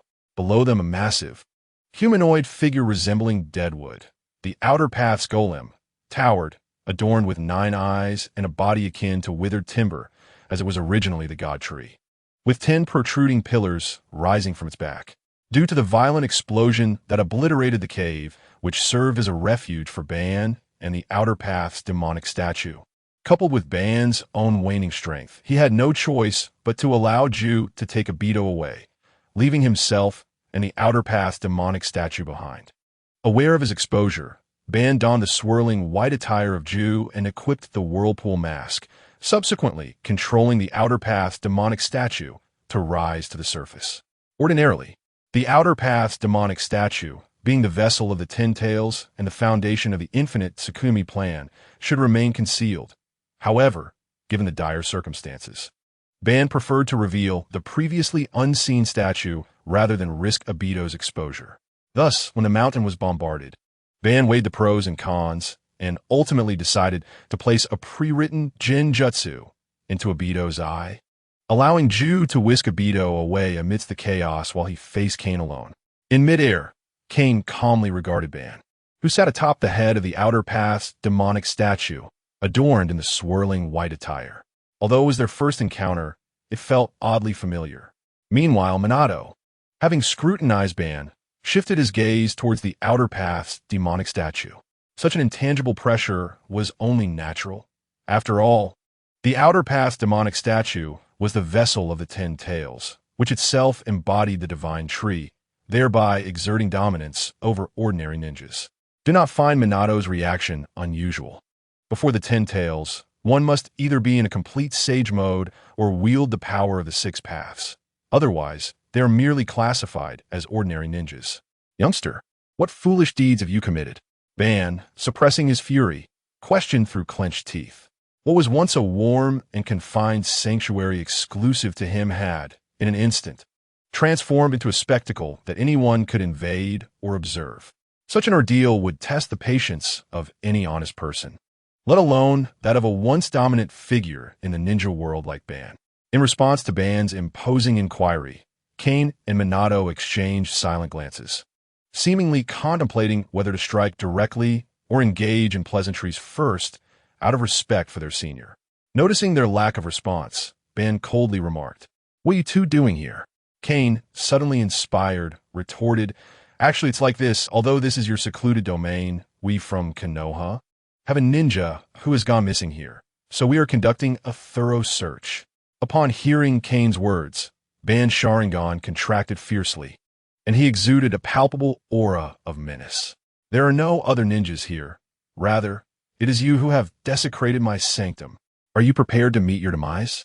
You old curmudgeon, your arrogance rivals that of a foul stench." Kane shot back, "I merely suspect that Obito is hidden by you." "What of it? Bon estemper flirt." And Kane, unable to tolerate Ban's lofty demeanor any longer, declared, "You think you're so great, hiding here? Today, I shall ensure you can no longer speak." "What did you say?" Kane interrupted Ban, coldly demanding, "Repeat what you just said." Sensing Kane's intent to engage, Ban eagerly licked his lips. "Beast. Roar." Although transforming into a dragon was a highly effective combat form, Kane detested being referred to as a beast. Ban had indeed stirred a hornet's nest. Just as tensions were about to erupt, Minato, who had been a mere spectator, interjected with a crucial question. "Who exactly are you?" "Uchi Hobon." With that declaration, Ban's swirling mask opened, revealing an aged visage. Despite the passage of time, Minato instantly recognized the owner of that face, the Shura of the ninja world, Uchiha Ban. Although Kane had previously informed Minato, hearing it firsthand and witnessing it with his own eyes was truly astonishing, especially considering that Senju Hashirama had perished decades ago. Before Minato could pose further inquiries, Ban formed hand seals for fire release, positioning them before his chest, and unleashed a massive torrent of chakra that dwarfed any prince's display. Fire release, great fire destruction. Even before the fire technique fully manifested, its sheer force destabilized Minato, causing him to struggle for balance atop Kane's back. "Minato, if you seek Obito, head to the land of rain and be wary of the red-haired youth." Kane intended to split from Minato, sensing that the Outer Path's demonic statue would soon be transported to the land of rain by Ban. Without hesitation, Minato activated the Flying Thunder God technique, eager to reach Obito first, unconcerned for Kane's safety. In this state, Minato feared only that Ban might overpower Kane. As Minato departed, Kane transformed into his humanoid form and charged towards Ban. "Come, let me witness the strength of the Shura of the ninja world, who stand at the same level as the god of ninjas." Kane refrained from activating the Void Mark, knowing that doing so would leave Ban with no room for error. Ban puffed out his chest and unleashed a colossal fireball imbued with scorching heat. Upon contact with the water surface, the fireball morphed into a towering inferno, the heat distorting the air and shrouding the area in mist once more. Kane, in his humanoid form, disregarded the raging inferno and the intense heat, instead activating his Conqueror's Haki, effortlessly cleaving the wall of flame as he advanced. Although Ban had not intended to rely solely on fire release to vanquish Kane, witnessing Kane's mere presence obliterate his technique brought him a sense of exhilaration. This tangible might, ha ha ha ha. "Come, dance with the wind." It seems that he has once again felt the long-lost fervor, or perhaps he has finally settled the matter concerning Datong. At this moment, Uchiha Madara's battle spirit soared high. As he formed a hand seal with one hand upon his chest, the outer path's golem behind him trembled violently. Subsequently, the pipes that transmitted chakra to Madara became remarkably thick, as if they were channeling more chakra into him. Chapter 45. The twilight of an era. Kane stood several dozen meters away from Madara, the dense mist failing to hinder his combat capabilities. Thanks to his mastery of Kinbunchaku, Kane sensed clusters of high-density energy entering Madara's body. As the mist began to dissipate, the outer path's golem completed its final mission. With a loud bang, it appeared to be summoned away to another location. What a long-lost feeling. After the golem vanished, Madara seemed to revert to his youthful state. Though his head of silver hair and the unnatural flush upon his face indicated to Kane that this elder had employed forbidden techniques and was now intent on fighting fiercely. In his youthful form, Madara cracked his neck and gazed at his powerful hands, grinning menacingly at Kane in his human form. "Youngster, is this truly your strongest form?" Madara was aware that Kane could freely switch between his human and dragon forms, as there were no secrets in the ninja world, especially with Ketsuryu's presence. While it may not be the most powerful form, it was undoubtedly the most suitable. Kane's human form might lack the strength of his dragon form, and his agility paled in comparison to his half-dragon state. Even the recently developed Sage mode surpassed both beast forms. Yet, Kane's pure human form was his original state and served as the archetype for his future prowess. Red-haired. I recall that the Uzumaki clan also possesses red hair. Do they not? Madara squinted as he slowly approached Kane, his speed gradually increasing. He had little time for idle chatter. Kane, observing Madara's acceleration, cracked his neck before his torso and arms became enveloped in a glossy black armor. "You seem quite envious of red hair. Fear not, once you perish, I shall dye your white hair red with your blood." "Umph, do you only know how to spout useless banter? Then allow me to truly test your mettle." In a flash, Madara summoned a ninja blade, and, as he swung it, a sharp chakra enveloped the weapon. Clang! Facing Madara's blade, Kane did not flinch or retreat, allowing the chakra-infused weapon to strike his chest. Watching the sparks fly upon impact, he casually grasped the blade's edge, saying, "Old elder, time is running out. You still wish to compete in physical prowess with a dragon? I wonder whether to call you confident or arrogant." Upon seeing Kane unharmed, Madara's eyes narrowed sharply, shifting from a three-tomo to a peculiar pattern. As Madara's Mangekyo Sharingan met Kane's crimson gaze, Kane felt a wave of dizziness wash over him, and his consciousness was drawn into a realm of darkness. "Youngster, allow me to present to you the pride of the Uchiha, the Mangekyo." Kane surveyed the void around him. A mere abyss, and with a hint of boredom remarked, "Mangekyo? An eye technique? Is this all there is?" Hearing Kane's mockery, Madara remained unfazed, for his vision had been stripped away. Next, he would take away Kane's hearing, smell, taste, and touch. With each command Madara issued, Kane's senses gradually faded, yet within, he felt little more than disappointment. Is this the level of the ninja world's Azura? Is Senju Hashirama merely at this caliber? In truth, Kane understood that although Madara seemed to have returned to his youth, he was not even able to utilize 1% of his peak power, let alone the future six paths Madara. Moreover, at this moment, Madara lacked his own eyes, relying solely on borrowed Mangekyo to exhibit such strength. Indeed, it was quite impressive. With this realization, Kane felt at ease. It was not that he was too strong, but rather that his adversary was too weak. He would need to continue striving for improvement in the future. "All right, old elder, this back and forth is rather dull. Let us step outside and have a proper discussion." After coming to this conclusion, Kane spoke directly in the dark void, entirely unaffected by the loss of his senses. Madara was taken aback. This young man was immune to the effects of the Mangekyo. Observing Madara's silence, Kane grew impatient and unleashed the blood disease therapy. With a flash of orange light, the void crumbled due to the loss of its target. "Umph."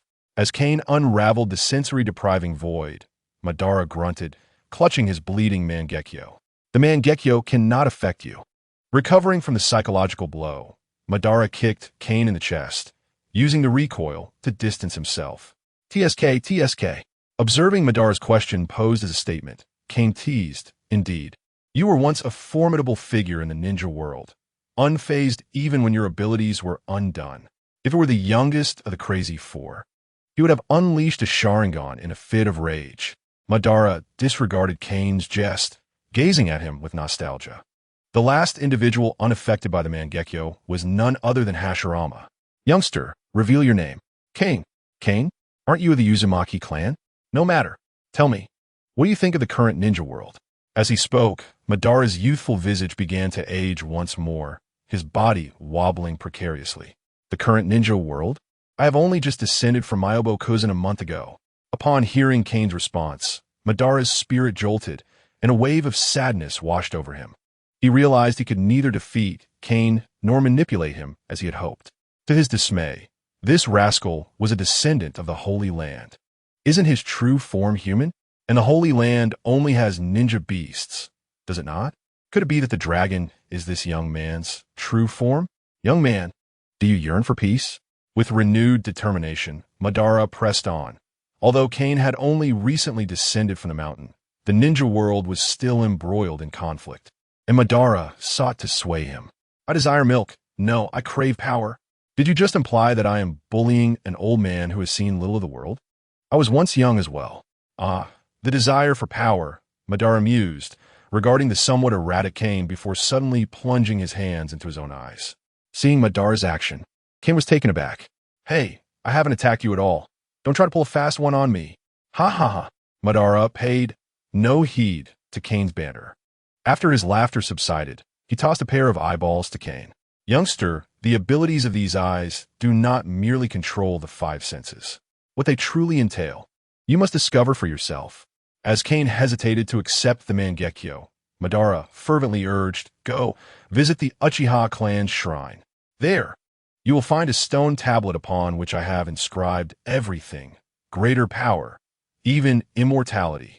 Though he could not discern Kane's intentions, Madara felt undeterred in his efforts to ensnare him. Since Kane had a desire, there must be a weakness to exploit. Bon sought to exploit Kane's desire for greater power, enticing him to don the enhanced Shunyan.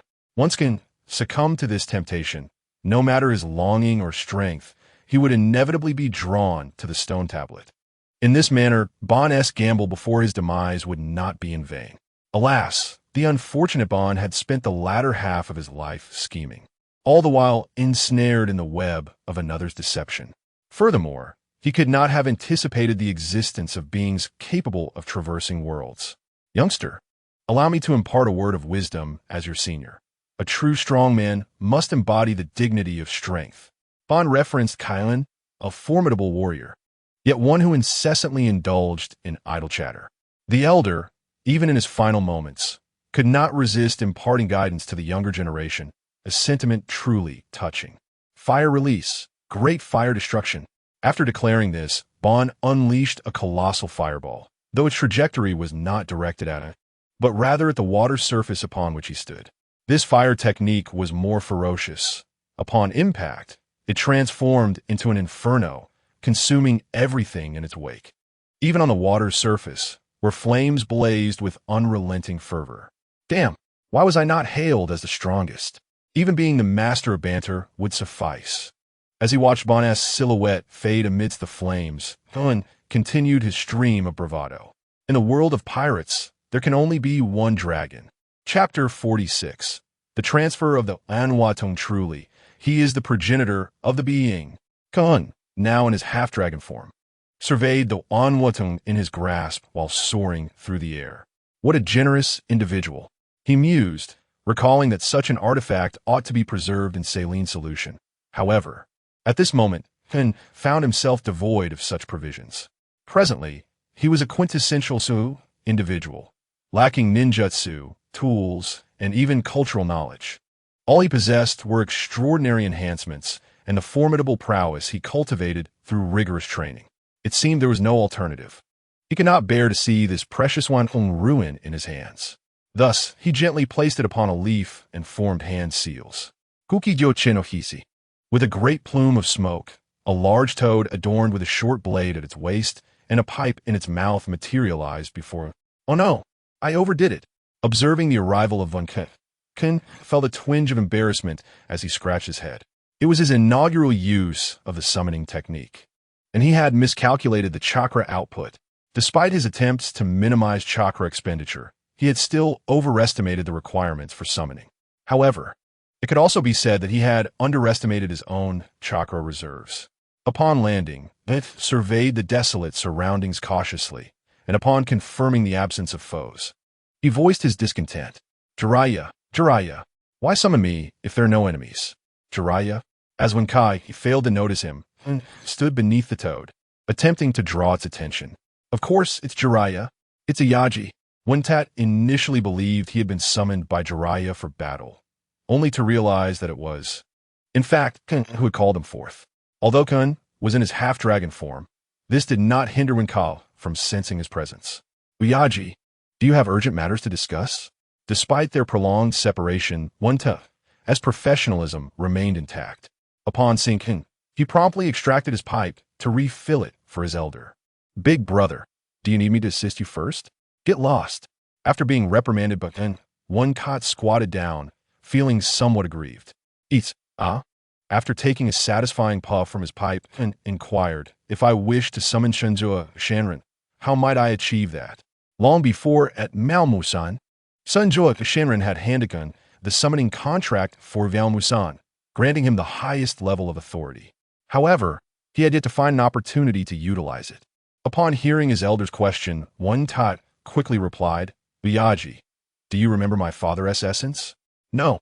Leaning against Wentat's leg while puffing on the pipe, and responded nonchalantly. I see. Wenkai acknowledged, feeling a bit of a headache. To summon a specific toad, one must either sign a contract with them individually or memorize their essence. Forget it. Taking a deep drag, Kun concluded, just take this back to Valmusan and give it to your father. Ask him to preserve it well. As he spoke, he picked up the leaf upon which the vibrant Shilian lay. Wan Hua Tong. Upon seeing that the pattern on the Xinliang was not a tomo, but rather a small circular ring, Wentai exclaimed in surprise. Noticing Wen's astonished demeanor, and realized that Val's educational standards surpassed those of the ninja world, as even the concept of was familiar to him. Indeed, came Kane's response. He then instructed Wenkai, if Shenzhua Shanrun specializes in these matters, it would be prudent to have him study it. Consider it a precious resource. In truth, Kun was quite curious about the true abilities of this pair of especially since they were words spoken by Bond before his death, which could not be mere fabrications. Although this was an ordinary one, not the eternal variant, with the awakening of the Mudun bloodline limit, would not risk blindness. At most, he might experience a rejection reaction. Moreover, he had the Yongkun Tersen Yinji, thus as long as his head remained intact, he had little to fear regarding disability. Actually, if anyone excels in research, it would be my mother, the expert of Valmusan. Wentai cautiously accepted the leaf and reminded Kaiun. Oh, this revelation astonished Kaiun. But considering that Chun was a woman, it was not surprising that she excelled in delicate tasks. Then I shall trouble Zhima Shanren. By the way, please convey my regards to the little toads, whether it be Chun or Shinzhua Shanren. Since they possessed expertise in research, Kun would certainly benefit from their efforts. If Fia were still here, this would not be so troublesome. Nonetheless, he was content. He had made new friends, gained a new subordinate, and acquired new abilities. When they met again, it would surely astonish them. Noticing Kun, lost in thought, he mustered the courage to say, Uyaji, I shall take my leave now. It will be best to preserve this item properly. Kaiun waved his hand, signaling Wentai to depart, while he retrieved the flying thunder god, Kanai, left by Thimun, from his pocket. He pondered the outcomes of Sumon's endeavors. After channeling chakra into the Kanai, he set it aside, ensuring it would not land upon him when Thimun arrived. However, he held little hope regarding Sumon's findings. Compared to the Aidao Moshang, Kaiun felt that Suimun was more likely to locate Zhangwen, as finding Zhangwen relied on luck, whereas discovering the Waidao Voishang would be a daunting task unless one were foolish enough to leave it exposed on the surface. Known opinions vary regarding Zhangwen's age. For the sake of discussion, Let us assume Jalman is 5 years younger than Famun, which is the most popular answer. Seated upon the ground, Famun waited and waited. Yet Samun did not arrive. He suspected that Soimun might have encountered trouble or was engaged in something significant. With this thought, Kane resolved to take matters into his own hands, seizing the kunai and directing his flight towards the land of rain. I recall that the rain country should be situated to the south of the grass country. If it were on the ground, precise maps would be essential. However, if it were in the sky, as long as the general direction is correct, it would suffice. Kane soared through the air at high speed until he began to feel an uncomfortable stickiness on his body, leading him to surmise that he had indeed arrived in the rain country. Was it already evening? Upon reaching the rain country, Kane casually sought refuge beneath a large tree, eschewing any rain protection, and lay atop its branches, gazing blankly at the sky while awaiting the arrival of Watergate to commence their venture together. Alas! Before Kane could fully lose himself in thought, the sound of weeping reached his ears. Upon hearing someone in distress, he couldn't help but mutter, "No wonder Pain claims this is a land of tears. I have barely arrived, and already I hear someone crying." Nevertheless, despite his grievances, Kane leapt down from the tree, determined to investigate. The sobbing appeared to emanate from a child. Chapter 47. Arrival in the Rain Country. The crying child. "Hey, what is your name?" Kane inquired as he approached the ragged, filthy child weeping beneath the tree. "Ah!" The child, caught off guard by Kane's presence, was so engrossed in sorrow that he barely noticed him. Upon hearing Kane's voice, he hastily retreated, unable to stand. "Yes, sir. I apologize for disturbing you. I shall take my leave." With that, the child attempted to depart. However, Kane stood directly in his path, leaving the child unable to escape and too fearful to request that Kane move aside, forcing him to lower his head and tremble in fear. Injured all over, Kane scrutinized the child before him and quickly discerned that nearly every exposed part of his body bore scars. "TSK, this truly is a dreadful world," Kane muttered, his irritation palpable. Although the child did not comprehend Kane's harsh words, he instinctively dropped to his knees, bowing repeatedly. "Sir, please spare me. I am but a wretched refugee. To slay me would only dirty your hands." Observing the child's pitifully practiced gestures and the ingratiating tone with which he referred to himself, Kane clenched his jaw in anger. For the sake of survival, watching the child continue to bow fervently, even as blood trickled from his forehead, only deepened Kane's agitation. Despite his growing irritation, Kane recognized that if he remained lost in thought, the child would be unable to endure much longer.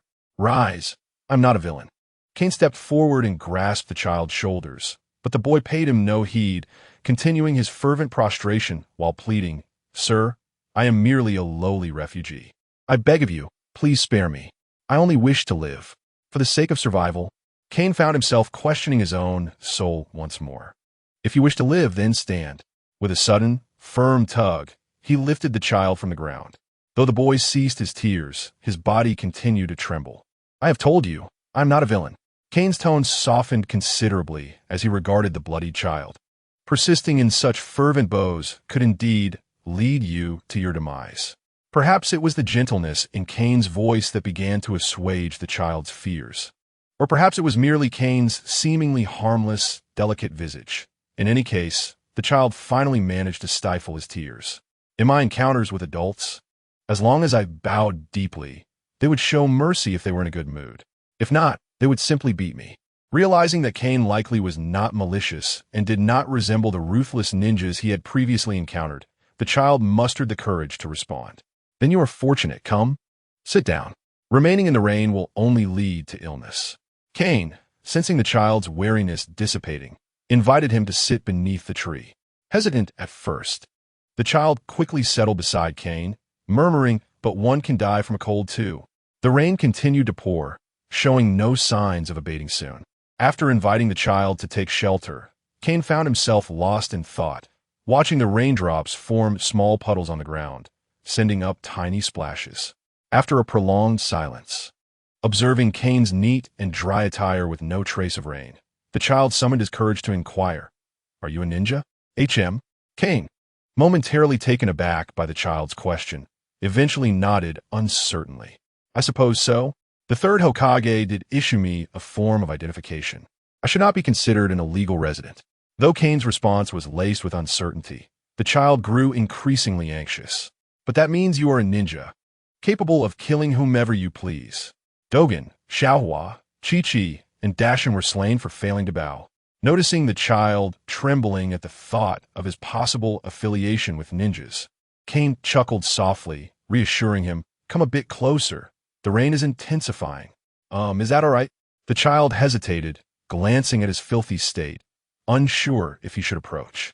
"Indeed," Kane affirmed, nodding earnestly. "Come closer. Your back is already getting wet." "Thank you so much." The child, now confident that Kane was indeed benevolent, stood and bowed deeply before shifting closer. What a gentle adult, the child thought, stealing glances at Kane's handsome face. Finding amusement in the child's furtive glances, Kane decided to tease him, reaching out to pat the child's head. The child flinched at Kane's gesture, but upon realizing that Kane merely meant to comfort him, he shyly scratched the back of his head and said, "My apologies, sir. I am simply too sensitive." "Not at all," Kane replied casually, then pointed out, "Your forehead appears to be bleeding. For a child to survive amidst the chaos of war, one must exercise considerable caution, or else he would have perished long ago." "Oh no," the child exclaimed upon hearing Kane's reminder. "It was only a little blood before. Why is it still bleeding now?" In a flurry of motion, the child swiftly grabbed a damp leaf, pressing it to the wound on his forehead. "This should help. It might heal." "Is that a medicinal herb?" Kane asked, puzzled by the child's actions. "Isn't that merely a common leaf?" "It isn't a medicinal herb, but this is what we do when we are injured." The child applied the leaf, seemingly unconcerned about his wound, as if he were certain it would heal on its own. "However, this method seems to work only for me. It does not help them," the child added, a hint of disappointment in his voice. "It's not that they cannot be healed. Rather, it is that you are the exceptional one. The foliage offers you no assistance. Your recovery relies solely on your own efforts." Kane cast a profound glance at the child. Ever since the child mentioned that previously a mere trickle of blood would suffice to heal, Kane sensed that this child was extraordinary. Upon hearing the child assert that none but he could manage, Kane was virtually certain that the child possessed some unique constitution. "Allow me," Kane proclaimed, as he grasped the child's hand and carefully channeled a small amount of chakra. However, when Kane held the child's hand, the child flinched momentarily, which Kane attributed to his timid nature and chose to disregard. The wound has healed. Following the infusion of chakra, the child was astonished to discover that the bleeding from his forehead had ceased, and even his long-standing injuries began to mend. Chapter 48. Rubbish, the arrival of the book friends. "Sir, are you truly untroubled?" the child inquired, trailing behind Kane. Although the rain had ceased, Kane remained concerned about the child's susceptibility to a cold, so he generously removed his garment and draped it over the child, proceeding ahead with his bare torso. The child's diminutive frame, clad in Kane's oversized attire, appeared particularly comical. "How splendid it looks!" The child gazed at Kane's well-defined musculature from behind, his cheeks slightly flushed. However, given his already colorful face, the blush was hardly discernible. "I've already asserted that I possess robust health, while you appear as frail as a kitten. Should you catch a cold, it would spell your doom," Kane remarked without turning his head. Despite possessing the omnipotent chakra, Kane hesitated to wager on its efficacy against illness, as he himself was merely a novice in the realm of chakra. Upon noticing Kane's apparent displeasure, the child's voice grew softer. Kane, hearing the child's timid response, paid little heed, recognizing that a child struggling amidst war would naturally develop such perceptive skills. Thus, Kane strode ahead with confidence, his bare arms swinging, while the child, clad in Kane's garment, stumbled in his wake. After traversing a distance, Kane placed a hand upon his forehead, gazing at the distant wisps of smoke that hinted at someone cooking. "That must be the town ahead." The child hastened to Kane's side, straining to tiptoe and observe, saying, "It is not a town, merely a nameless village inhabited by those who have wandered as refugees." "Oh," Kane responded, somewhat taken aback. "Then why do you not reside there?" The child did not answer, instead staring down at his own toes in a trance. Observing the child's demeanor, Kane surmised that those living there were likely not of benevolent character. Indeed, in such a wretched era, virtuous individuals seldom survived. Let us proceed and procure some sustenance. Kane smiled and continued toward the village. The child, apprehensive about Kane's determination to visit this village, spoke anxiously. Sir, they're not good people.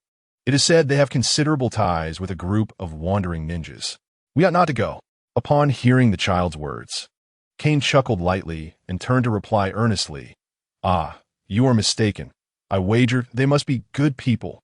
With that, Kane paid no further regard to the child and marched boldly toward the village. The child, witnessing Kane's unwavering resolve, though reluctant, gritted his teeth and made a difficult decision. Sir, your appearance makes it perilous to venture there. I must follow. Perhaps I can be of assistance. With this thought, the child tightened the garment around himself and hastened to catch up with Kane. Sensing the child had joined him, Kane's steps grew even more lively. I hadn't anticipated your sense of gratitude. However, as long as you accompany me, any danger that may arise will likely only manifest in the grand finale.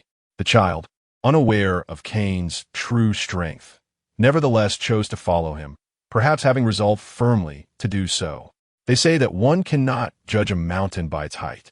When Kane first glimpsed the rising smoke from the village, the sky was still faintly illuminated, but by the time they arrived, the sun was fully ascendant. How surprising that there are merely 3 or 4 households. Kane stood amidst the scant structures, feeling as though his journey had been in vain. Moreover, what could be termed a house was hardly deserving of the title. It resembled a few makeshift huts, constructed from planks with a single wooden post supporting a canopy of leaves, presumably for shelter from the rain. If there are any living souls, step forth and reveal yourselves, Kane shouted from the center of the village. Yet, after calling out repeatedly, he received no response. Just as frustration began to settle in, he suddenly felt a tug at his garment. What is it? Kane looked down to see the child tugging at his clothing, pointing toward a nearby area resembling a pig pen.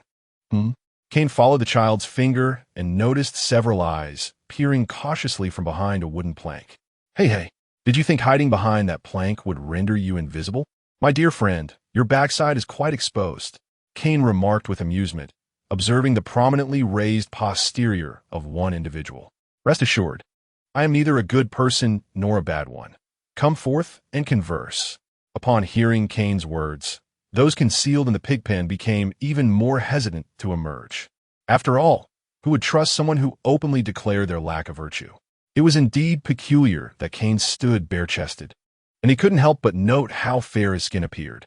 As Kane observed the individuals still cowering in the pig pen, he sensed something was amiss.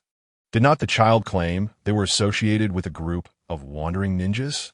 Why then do they seem so timid? In reality, Kane had fallen into a cognitive trap.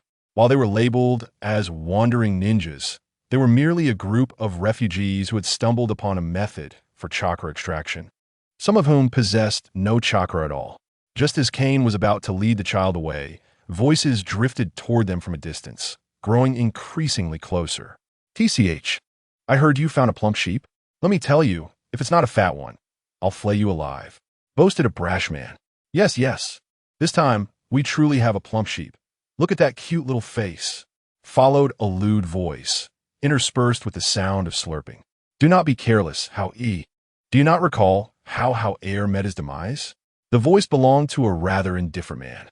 TCH, I know, Linamo. Howie replied dismissively. What could possibly be good in this wretched place? Ugh, how pale. How-E, initially disgruntled at being summoned so early by the lewd man, suddenly changed his mind upon catching sight of Kane's bare torso. Wow, what a handsome lad. Come over here and let me have a look, Howie exclaimed, captivated by the pronounced Adam's apple in Kane's throat, feeling a surge of excitement. However, Howie seemed oblivious to the fact that his companion, Linamo, had quietly distanced himself. What a fool Howie has become. This could lead to trouble. Linamo, much like Howie, was a dweller of the lowest echelons of the shinobi world. Yet, unlike Howie, the seemingly cold Linamo was astutely observant of the shifting tides of circumstance. At that moment, Kane stood brazenly bare-chested in the center of the village, exuding an air of invincibility, a fact that was evident to anyone with discernment, except for the likes of Hao E and a few other wretches who failed to grasp its implications. Particularly unsettling was the fact that this audacious young man was accompanied by a small, impudent child. Observing Hao Yi's eager gaze, Kane felt a wave of nausea wash over him. It was utterly repulsive. With that thought, Kane summoned a bolt of lightning into his hand, preparing to cleanse the refuse of the shinobi world. From a short distance away, Lin Mo witnessed the lightning in Kane's grasp and lunged forward, pinning Hao E down before drawing a dagger and plunging it into his throat. Hao E, it seems we have attracted the attention of someone we should not have. Let your life ignite my hope for survival. Lin Mo twisted the dagger viciously. Chapter 49. Inya, my lord, this is all a misunderstanding. Please forgive my impulsive actions. I could no longer tolerate this fool's disrespect towards you. Upon seeing Lin Mo's demeanor, Kane was astonished at how swiftly the winds had shifted. How perceptive you have become in assessing the situation. If Obito was deceived due to his brother's death, and Kakashi was misled because of Rin, then perhaps Nagato's delusion stemmed from similar reasons. An unyielding nation, or rather, one whose spine had been shattered. Perhaps this damned country truly requires a deity to deliver it from its plight. Kane had lost all interest in sightseeing in the Land of Rain. His sole desire was to locate Minato and depart from this place. If Nagato wished to be a god to this group, so be it. Child, will you come with me? Kane ignored Lin Mo, who was kneeling on the ground, and turned to the child. Leave? Does that mean we are going to a larger town? The child asked, puzzled. No, we are going to another country, where there is an even worse village. However, I believe it is on the verge of improvement. Kane replied. The more dreadful village he referred to was Konoha. Now, Danzo was likely on the brink of demise, and Minato was soon to ascend. As long as Minato survived, Konoha would undoubtedly flourish under his leadership. I am willing. The child nodded vigorously at the mention of going to another village, not having considered whether it could be worse. Could anything be more lamentable than this eternally weeping land? Kane nodded gently in response, then took the child's hand and walked toward the horizon. As they strode beneath the rising sun, Kane engaged the child in conversation. I have yet to ask you, what is your name? My lord, I do not have a name. When I was with Deshan, I was called Xiao Shan, and when with Godan, I was called Xiao Go. Oh, now that you are with me, I am Kane. Think of a name for yourself. But let us agree on this. Names like Xiao Mao and Xiao Go are out of the question. So your name is Kane. Then I shall be called. But Kane does not suit me. No, that name could bring misfortune. Think again. I am not particularly adept at naming. Then I shall be called Inya, the favor of a benefactor, reminding me that my benefactor is Lord Kane. Does it not sound pleasant? Very well. Inya it is, though it does carry a slightly feminine touch. Lin Mo, still kneeling in the village, remained motionless long after Kane and the child had departed. It wasn't until the briefly clear sky began to pour again that Lin Mo, trembling, rose from the ground. Damn it, that fool Howie. I cannot remain here. I must leave. Though Lin Mo did not believe that a powerful figure like Kane would return for revenge, his inherently suspicious nature urged him to vacate the premises swiftly. Resolute in his decision, Lin Mo cast a glance at the gathering villagers. The villagers regarded Lin Mo with cruel eyes, gasping in shock. Forget it. Ultimately, Lin Mo recalled the reason for his survival, relinquished his dagger, and left it at his waist. You all should leave here quickly. This place is about to become very dangerous. With those words, Lin Mo did not look back, seeing that Lin Mo appeared to be genuinely departing. The villagers disregarded his warning and surged towards Hao Yi's lifeless body, frantically searching for anything of value. Damn it, I was the first to act. Haha, money. So much money. You lot, get away from me. It's all mine. Why does Hao Yi have a piece of paper on him? Can he read? Never mind. I'll just use it for wiping. It was unclear when the rain began to intensify once more. Kane led Inya eastward until the downpour grew heavier. And considering Inya's fragile state, he was compelled to seek shelter from storm. What a wretched weather. It changes at the drop of a hat. After a considerable time, the rain showed no signs of letting up and only grew more torrential. Inya, seemingly in good spirits, cupped her hands to catch the rainwater, washing away the blood from her face. "This country has been crying, Lord Kane," she explained. Perhaps it was the knowledge of having someone to shelter her, or perhaps she had discovered a sense of purpose in existence. Despite her hunger, her mood remained unaffected, and she cheerfully tended to her appearance. When Kane beheld Enya cleansing her face, he marveled. "You are a girl? No wonder you chose a feminine name for yourself." "Yes," Enya giggled, covering her mouth. "Alone. Wandering girl must be cautious about keeping her face clean. It is quite perilous." Indeed, a solitary beggar was already in a precarious situation. And if that beggar were a beautiful girl, the danger would only multiply. With that thought, Kane cupped Enya's face in his hands, examining her closely, and he found that her gaunt, bony visage did little to detract from her allure. Rather, it lent her an air of poignant beauty. As Kane scrutinized Enya's face, her bright, enchanting eyes blinked at him, unbothered by any shyness typically associated with young girls, which made Kane feel a touch bashful. After a long moment, Kane released Enya's face, gently ruffling her hair, and inquired, "How old are you?" Enya, relishing Kane's affection like a small kitten, suddenly recalled his question. "I do not know how old I am. I grew up in an isolated valley. Since leaving there, I've been wandering for several years." "Several years? You have been wandering alone for several years?" Kane was somewhat taken aback and hastily inquired about her adoptive parents. Hearing this, Enya's delicate face was etched with fear as she replied, "They are not my adoptive parents. The individuals who escaped with me claimed they were part of a cult. Later, they suddenly departed en masse, taking only a handful of people with them. Subsequently, we escaped during a torrential downpour." The mention of a cult piqued his interest. He pondered over Enya's words, feeling an eerie familiarity. A cult? In the world of ninjas, it seems only one such organization exists, the Jashin cult. Just as he was engulfed in thought, he suddenly felt a weight on his back, followed by a warm sensation. Realizing the unusual yet familiar touch, Kane furrowed his brow. "I forgot to hold on to the flying thunder god Kanai on my lower back. Ever since he infused chakra into the Kanai, he had kept it tucked away, worried that someone might appear unexpectedly. In a moment of distraction, he had let his guard down, only to be caught off guard by Fami's presence." Chapter 50. A Matter of Principal Enya. This young girl, despite her rather ungraceful entrance, showed no signs of embarrassment. Instead, she turned to him and said, "I am Enya, the new subordinate of Lord Kane." Not merely out of obligation, Enya felt a tinge of nervousness upon seeing someone. As she heard his inquiry, she promptly stood and bowed deeply. "Subordinate?" Seaman scrutinized Enya's delicate face, which, though gaunt and pale, still bore the promise of beauty. He subtly raised an eyebrow at Kane. Unfortunately, he was oblivious to Fami's gaze as Seaman was still behind him. "Could you step aside? I feel quite insecure with you behind me." The Kanai pressed uncomfortably against Kane's back. "Oh, my apologies. I used to stand behind Kushina, and she said it made her feel very secure. I thought you might feel the same."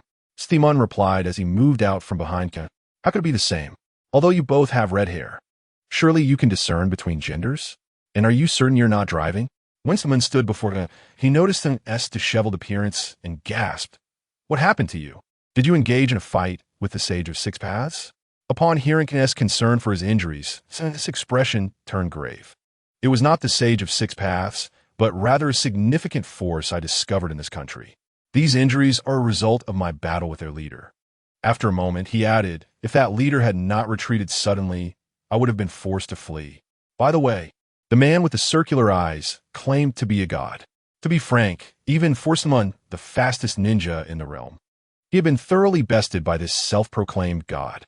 This entity not only wielded all mainstream ninjutsu with remarkable proficiency, but also possessed a pair of bizarre Sharingan.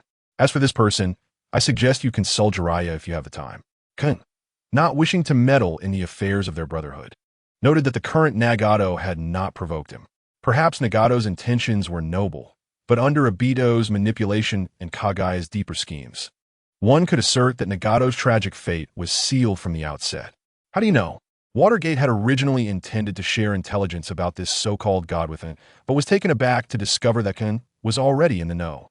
I have my own unique sources of information, but for certain reasons, I cannot divulge too much. Kane deflected his curiosity and swiftly changed the subject. Do you think Abito is in a land of rain? The plot had long been altered, and now Kane was uncertain as to where Abito had gone. In the original narrative, Abito was responsible for monitoring and guiding Nagato, but that was no longer clear. Moreover, the IWA shinobi who attempted to attack Konoha were thwarted by this elemental trio before they could even cross into the land of grass, eliminating any opportunity for the future battle at Jeko Mountain.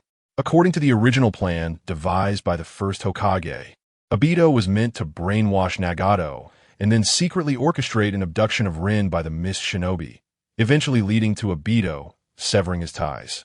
Now, however, one could only hope that Kane would not master time-space ninjutsu.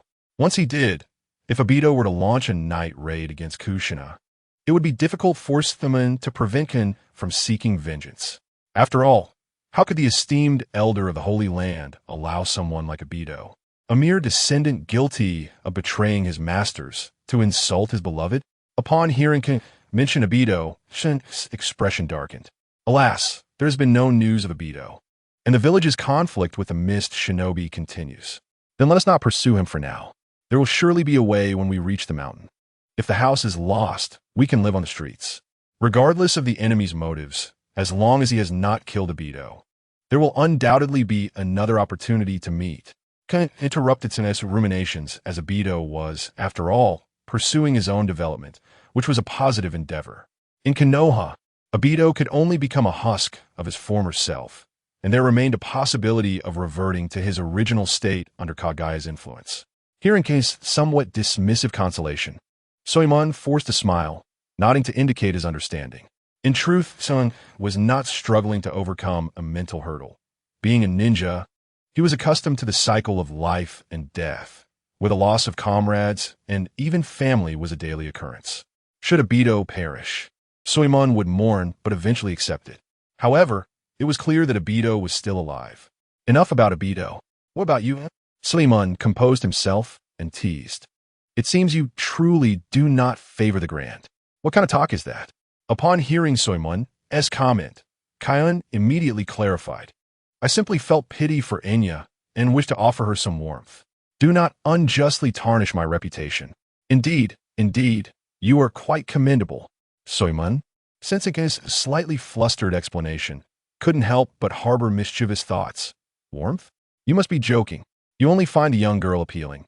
Try speaking to an ugly one. And Soimon would eat dirt on the spot. Are you pondering something impolite? Kane inquired with suspicion, noticing Soimon's odd expression. Startled by Kane's questioning gaze, Soimon exclaimed, What? Is on not supposed to be oblivious? How could he interpret my innermost thoughts? Not at all. You misunderstood. I was merely praising your kindness in my mind. Soimon quickly clarified. Next time, just voice your compliments. Who can hear your thoughts? Even if I do not listen, you should share them with others. Kane, trusting Soimon's integrity, did not suspect anything amiss, for while Soimon shared a flaw with his mentor, he was also a genuinely warm-hearted individual. Enya, observing the interaction between Kane and Soimon, discreetly moved aside, indicating that she harbored no curiosity about her master's secrets. Alas, it is unfortunate that it remains unclear whether the young girl possesses an innate acute sense of hearing or if Kane and Minato are simply being overly brazen. Certain terms such as innocence were distinctly overheard by the girl, causing her ears to redden with embarrassment. Upon reflecting on this, Enya lowered her gaze, discreetly examining the ragged cloth tightly wrapped around her chest. Now it is time to discuss serious matters. Minato, noticing Kane's increasing audacity, quickly interjected, attempting to steer the conversation toward a more pertinent direction. With IWA Shinobi having retreated, it is likely that peace negotiations with Konoha will commence soon. Will you be returning to the village with your new subordinate? Or will you accompany me to the land of water? Is it truly that urgent? Should you not first return to the village to meet Kushina? Kane found it difficult to comprehend. After the conclusion of the battle in the land of lightning, Minato had only spent a day and a night in the village before rushing off to the battlefield, and that very night had been dedicated to him. Now that the situation in IWA has settled, Minato seems eager to hasten to the battlefield in the land of water. How diligent you are! Kaien would bestow upon you the title of the most dedicated Hokage. I wish to have a child with Kushina, Minato whispered into Kaien's ear. What? Kaien did not quite catch that. I said I want to have a child. Kaien cast a bewildered glance at Minato. Then go ahead. Why are you telling me? Just to be clear, I will assist with whatever I can, but I absolutely will not help with matters beyond my capacity. This is a matter of principle. Chapter 51. The innate toil of a frog can. I do not understand why you took in that young girl. It does not quite align with your character, Minato inquired. Indeed, while Kaien acknowledged Enya as his subordinate, it was evident to any discerning observer that the girl was suited only for a secretary's role, lacking the disposition of a genuine subordinate. For no particular reason, Kaien mumbled a response to Minato. Observing Kaien's apparent reluctance to confront the issue, Minato jested. Surely it cannot be that you find the girl attractive? It is not, Kaien replied. Enough of this idle chatter. Let us set out. The sooner we end the war, the sooner you can embrace a child. Kaien himself was uncertain of why he chose to save Enya. Perhaps it was her fervent will to survive. Or perhaps it was merely a spontaneous act of kindness on his part. Regardless of the reason, it was certainly not due to any illicit desire. For when Kaien decided to take Enya with him, she was still a filthy beggar. To prevent the girl from being frightened by Kaien's dragon form, he first asked Minato to escort Enya back to Konoha before they made their way to the land of water. As for Enya's destination, Kaien had already arranged for her to be sent to the residence of Sarutobi Hiruzen. After all, with Danzo having met his demise, Kaien was not overly concerned about anyone using Enya as leverage against him. Moreover, where else could he send her? To Minato's home?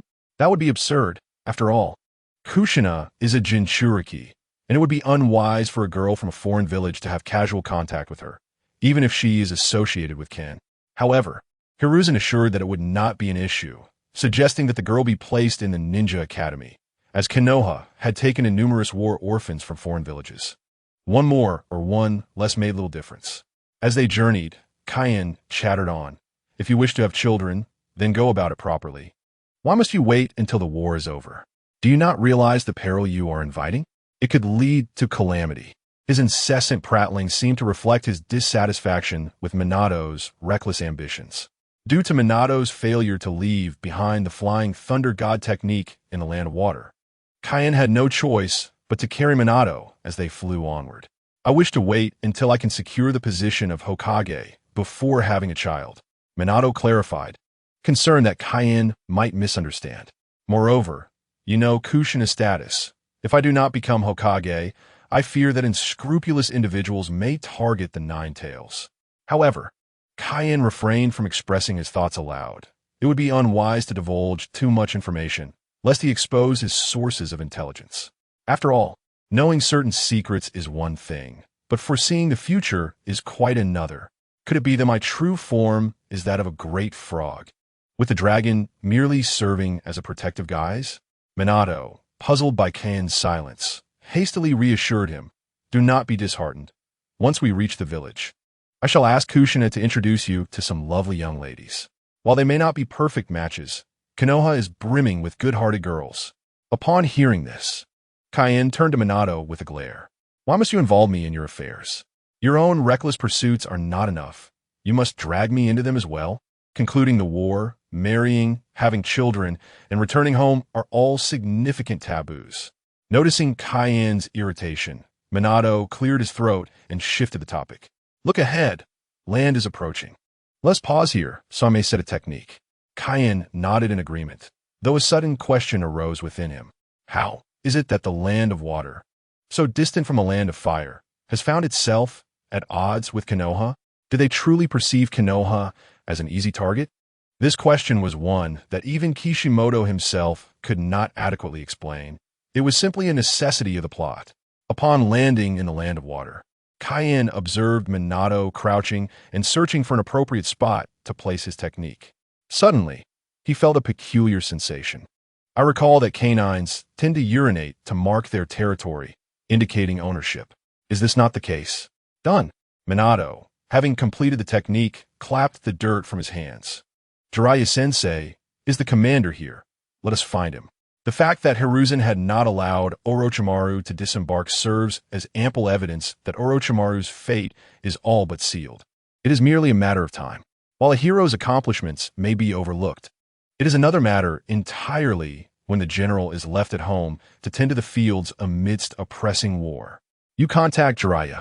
I will not be the one to sense the presence of the myriad frogs of Myaboku. Do not bring any peculiar frogs here. Realizing that Minato intended to contact Jiraiya, Kain immediately made room for him, given the recent events. Without hesitation, Minato bit his finger, formed the seals, and summoned the toad, Kitsune, with a puff of smoke. Toad Kyoji appeared.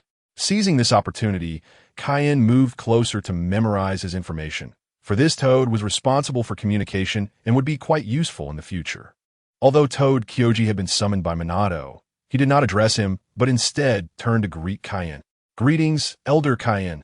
Ever since Kain forged a bond with Toad Maru, the sage had relayed his will to all the frogs of Myaboku, elevating Kain's status to second only to the great sage. Thus, Toad Kyoji hastened to greet him, wishing to avoid a reprimand from Toad Bunta upon his return. Yes, let us discuss serious matters. Kain nodded in acknowledgement, creating space for Minato, while stepping aside to contemplate the intricacies of the summoning technique. Is this so-called aura not merely the chakra frequency of the toad, Xiaojia? Kain sat on the ground, meticulously recalling the details of the summoning technique. Realizing that the essence of remembering a particular toad's aura was simply to remember its chakra frequency. Should one wish to perform the summoning technique without a precise target, the outcome would solely depend on the amount of chakra input and the contractor's own authority to determine which toad would appear. Kain, lost in thought, was approached by Minato, who, after conversing with the toad, Xiaojia, was astonished to see Kain in such a rare moment of contemplation. Incredible. Kain is actually thinking. Though Minato had not known Kain for long, Kain's formidable strength and straightforward nature had left a lasting impression on him. It seemed Minato had underestimated Kain. Upon opening his eyes, Kain noticed Minato's skeptical expression and retorted, "I am contemplating life." Minato exclaimed, "You really are thinking. Feel free to continue." Xiaojia has already gone to relay a message to Jiraiya-sensei and will return shortly. Minato, wary of interrupting Kain, recognized that this might be one of the few moments Kain would engage in deep thought, and should he disrupt it, he would bear significant guilt. However, a thought struck him. How would Xiaojin notify Jiraiya? Wasn't it the case that toads could not leave Myabokuzen at will? Kain called Minato to humbly inquire. This question had long perplexed Kain in his previous life, considering that after Minato provided the intelligence to Xiaojia, how Jiraiya would receive the news remained unclear. Was it possible that Jiraiya summoned Xiaojia periodically? If so, that would render Xiaojia exceedingly busy, almost as if destined to be a workhorse. Yet, before Kain could ponder too long, Xiaojia suddenly appeared before them. "Elder Kain, here are the coordinates from Jiraiya. I have military intelligence to convey, so I must take my leave." Chapter 52. Pre-battle preparations. The moment of victory is upon us, and it is imperative that everyone gives their utmost effort. As Kain and Minato arrived at the Konoha encampment, Jiraiya was conducting the final mobilization before the impending battle. It appeared that Konoha had just emerged victorious from a recent conflict. Kain observed Jiraiya's rare, serious demeanor and casually remarked to Minato, "It seems we are not on the verge of a decisive battle. Rather, the Mist Ninja are deterred by your fearsome reputation as a calamity beast." Minato explained, "In the world of shinobi, secrets are virtually non-existent, especially during wartime. You just obliterated an entire mountain range, and the major shinobi villages have already deemed you an insurmountable force. So soon?" Kain pondered, could it be that the Iwagakure deliberately leaked my information to the Mist? Minato, seemingly reading Kain's thoughts, chuckled and shook his head. Iwagakure suffered losses, so they would not disclose your information. They hope Mist suffers a similar fate. Minato hesitated to express his doubts about how swiftly the news had spread, suspecting spies and scouts, but acknowledged that the speed of information transfer was indeed unusual. Moreover, some secrets are known only to the higher-ups of Konoha, such as the fact that Kain is, in truth, human. Yet now, all major shinobi villages seem aware of Kane's human form. What is going on? Although Minato was puzzled by this matter, he refrained from discussing it with Kane, preferring to address it once he ascended to Hokage. If Kane were privy to Minato's concerns, he would undoubtedly deduce that such rapid information transfer could only be attributed to one source. The will of fire endures, and victory lies within our grasp. As Jiraiya's resonant voice echoed, the spirits of the ninjas soared to a peak. Even the clan ninjas standing nearby felt their blood surge, yearning to dash onto the battlefield and engage in combat. Minato, why does Jiraiya sound so intense in a speech? Kane crossed his arms and nudged Minato with his elbow. Intense? Oh, you mean his tone resembles that of the third Hokage, right? Minato initially did not grasp this new term, but after a moment's contemplation, he suddenly understood. It is not that Jiraiya has changed. Rather, I have heard that since Elder Danzo's passing, he has undergone a significant transformation, and I have also heard that Lady Tsunade is considering returning to Konoha. Heard? Who did you hear it from? Kane inquired, curious about how Minato seemed to know everything, especially such real-time gossip, considering he had been on the battlefield. Oh, I heard it from Kushina. Minato inadvertently let slip, revealing his own little secret. In truth, Minato had been using the Flying Thunder God technique to secretly rendezvous with Kushina in Konoha.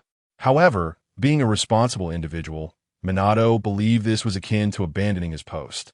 So he kept this matter deeply concealed, only to inadvertently reveal it today. Kane, observing Minato's embarrassed demeanor, teased, "You weren't learning the Flying Thunder God technique just to woo girls, were you?" Just as Minato was becoming flustered, a deep, resonant voice interjected, rescuing him from the awkward moment. The Flying Thunder God is the painstaking creation of the second Hokage. It is essential to master it, for it embodies the resolve to become a Hokage. Without needing to see the person, Kane recognized it was Jiraiya.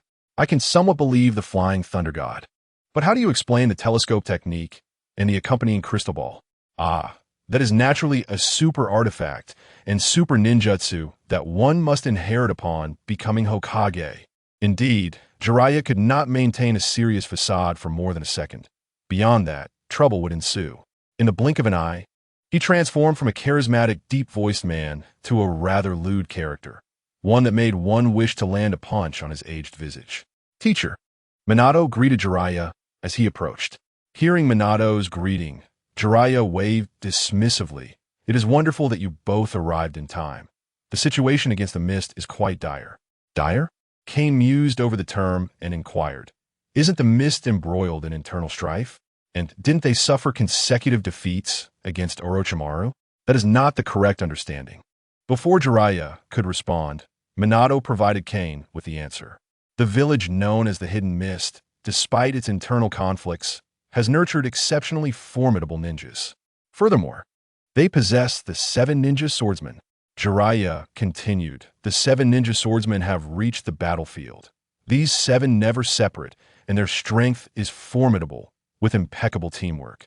Our ninjas find it exceedingly challenging to even flee from them." Upon hearing Jiraiya's words, Kane's eyes lit up as he grasped the crux of matter. If they never separate, does that mean if we can locate one of them, we could simultaneously acquire all 7 swords? Kane, a person devoid of any affiliations, is now consumed by thoughts of blades. Even if Kane has no practical use for them, he relishes the thrill of secrecy, perhaps influenced by the inherent nature of the dragon within him. It is not as simple as it seems. Jiraiya sighed, realizing that the 7 of them never separated, specifically to avoid being defeated one by one. Jiraiya was equally troubled by the 7 blades, and, as the commander, he could not act carelessly. He could not fathom how Orochimaru managed to push the Mist Ninja to their limits. "That is not entirely correct," Minato interjected. "You seem to have forgotten, Jiraiya, that your struggles are based on the assumption that Kane has not arrived to lend his support." Upon hearing Minato's words, Jiraiya's eyes lit up as if illuminated by 2 bright bulbs. "Indeed, how could I forget? Even the tailed beasts falter against Kane in mere moments. And now not only has Kane arrived, but you, Minato, are here as well. Although the 7 ninja swordsmen are not intimidated by tailed beasts when united, Kane is far more formidable, and he possesses the ability to fly. Once the 7 blades are ensnared by Kane, there would be no escape. Let's not forget that Minato, the swiftest man in the ninja world, is also present. At this thought, Jiraiya clasped his hands together, silently mourning for the 7 ninja swordsmen in advance. By the way, Minato, I remember you excel in sealing techniques, don't you? Kane, reveling in the joy of acquiring the 7 blades, raised a pivotal question. When the time comes to eliminate the wielders of the blades, be sure to seal them promptly. Yes, Jiraiya chimed in. The wielders of the blades have perished before, yet the blades remained in the village hidden in the mist. They must have inscribed summoning techniques upon them. Although Kane was uncertain of such practices, it is always prudent to exercise caution. We must not end up with the wielder dead and the blades lost. Chapter 53. The final deployment Konoha's command center in the land of water, everyone. We now have the yellow flash, Jiraiya remarked, glancing at Kane and the high-ranking Uzumaki Kane, who had been training in the sacred land. It is time to launch the final offensive. The identity of Kane had been previously discussed between Kane and Jiraiya, and Sarutobi Hiruzen had hinted early on that living in the ninja world would yield greater joy in human form than in dragon form. Moreover, Kane's various forms are no longer secrets among the higher echelons of various ninja villages. The informant, without doubt, could be guessed by Kane. Perhaps it is the carnivorous plant human who has consumed the pig lantern fruit. Upon hearing Jiraiya's words, the crowd remained silent, their curious gazes fixated on Kane. After a brief moment, Hyuga Neji, the leader of the battlefield for the Hyuga clan, tentatively spoke up. Is it Senior Kane? Although he had received news that Kane was, in fact, human, seeing Kane in human form made Neji hesitate to address him as Senior. After all, Kane appeared exceedingly youthful. Kane, noticing Neji's uncertainty, felt no need to conceal the truth any longer and nodded in acknowledgement. Captain Neji, it is good to see you again. Hearing Kane's confirmation, Neji excitedly replied, Indeed. Although our parting in the land of water was brief, your strength has truly opened my eyes, Senior Kane. With Neji's words, the other clan leaders, even the less astute ones, could deduce that Kane was the dragon capable of capturing the 8 tails. Given Kane's special status, the clan leaders regarded him with intense interest, recognizing this as an opportunity that could alter their clan's fate. Now, Kane could face these eager gazes with composure. However, among these gazes, one youthful boy with a round nose caught Kane's attention. Round-nosed, instantaneous water technique. Although Kane now possesses a remedy for all maladies, the sight of Shursui made his heart skip a beat. Damn, you possess the power to rewrite one's will with your Mangekyo. How dare you share that with those politicians? If I were Danzo, I would not spare you. In the myriad of ninjutsu, only rules are the most perverse. The later generations may laud Shursui's Mangekyo, but would you dare to gamble with it? Winning against Shursui would only cost you one eye, but losing would mean sacrificing your very will. Moreover, under the influence of such high-level jinjutsu, sometimes you believe you have triumphed when, in reality, you have already lost. Lord Kane, is there something amiss? Shursui inquired gently. Perhaps Kane's thoughts wandered too far. He momentarily lost focus, and while everyone was looking at him, he continued to fixate on Shursui, prompting Shursui's gentle nature to question the reason behind his gaze. Kane, caught in contemplation, was interrupted and could only muster a clumsy excuse. No. It is just that I have never seen such a unique nose before. Although Kane's words lacked decorum, Shursui was not offended. Instead, he smiled and remarked, I too find my nose rather unique. It seems that Lord Kane and I are quite compatible.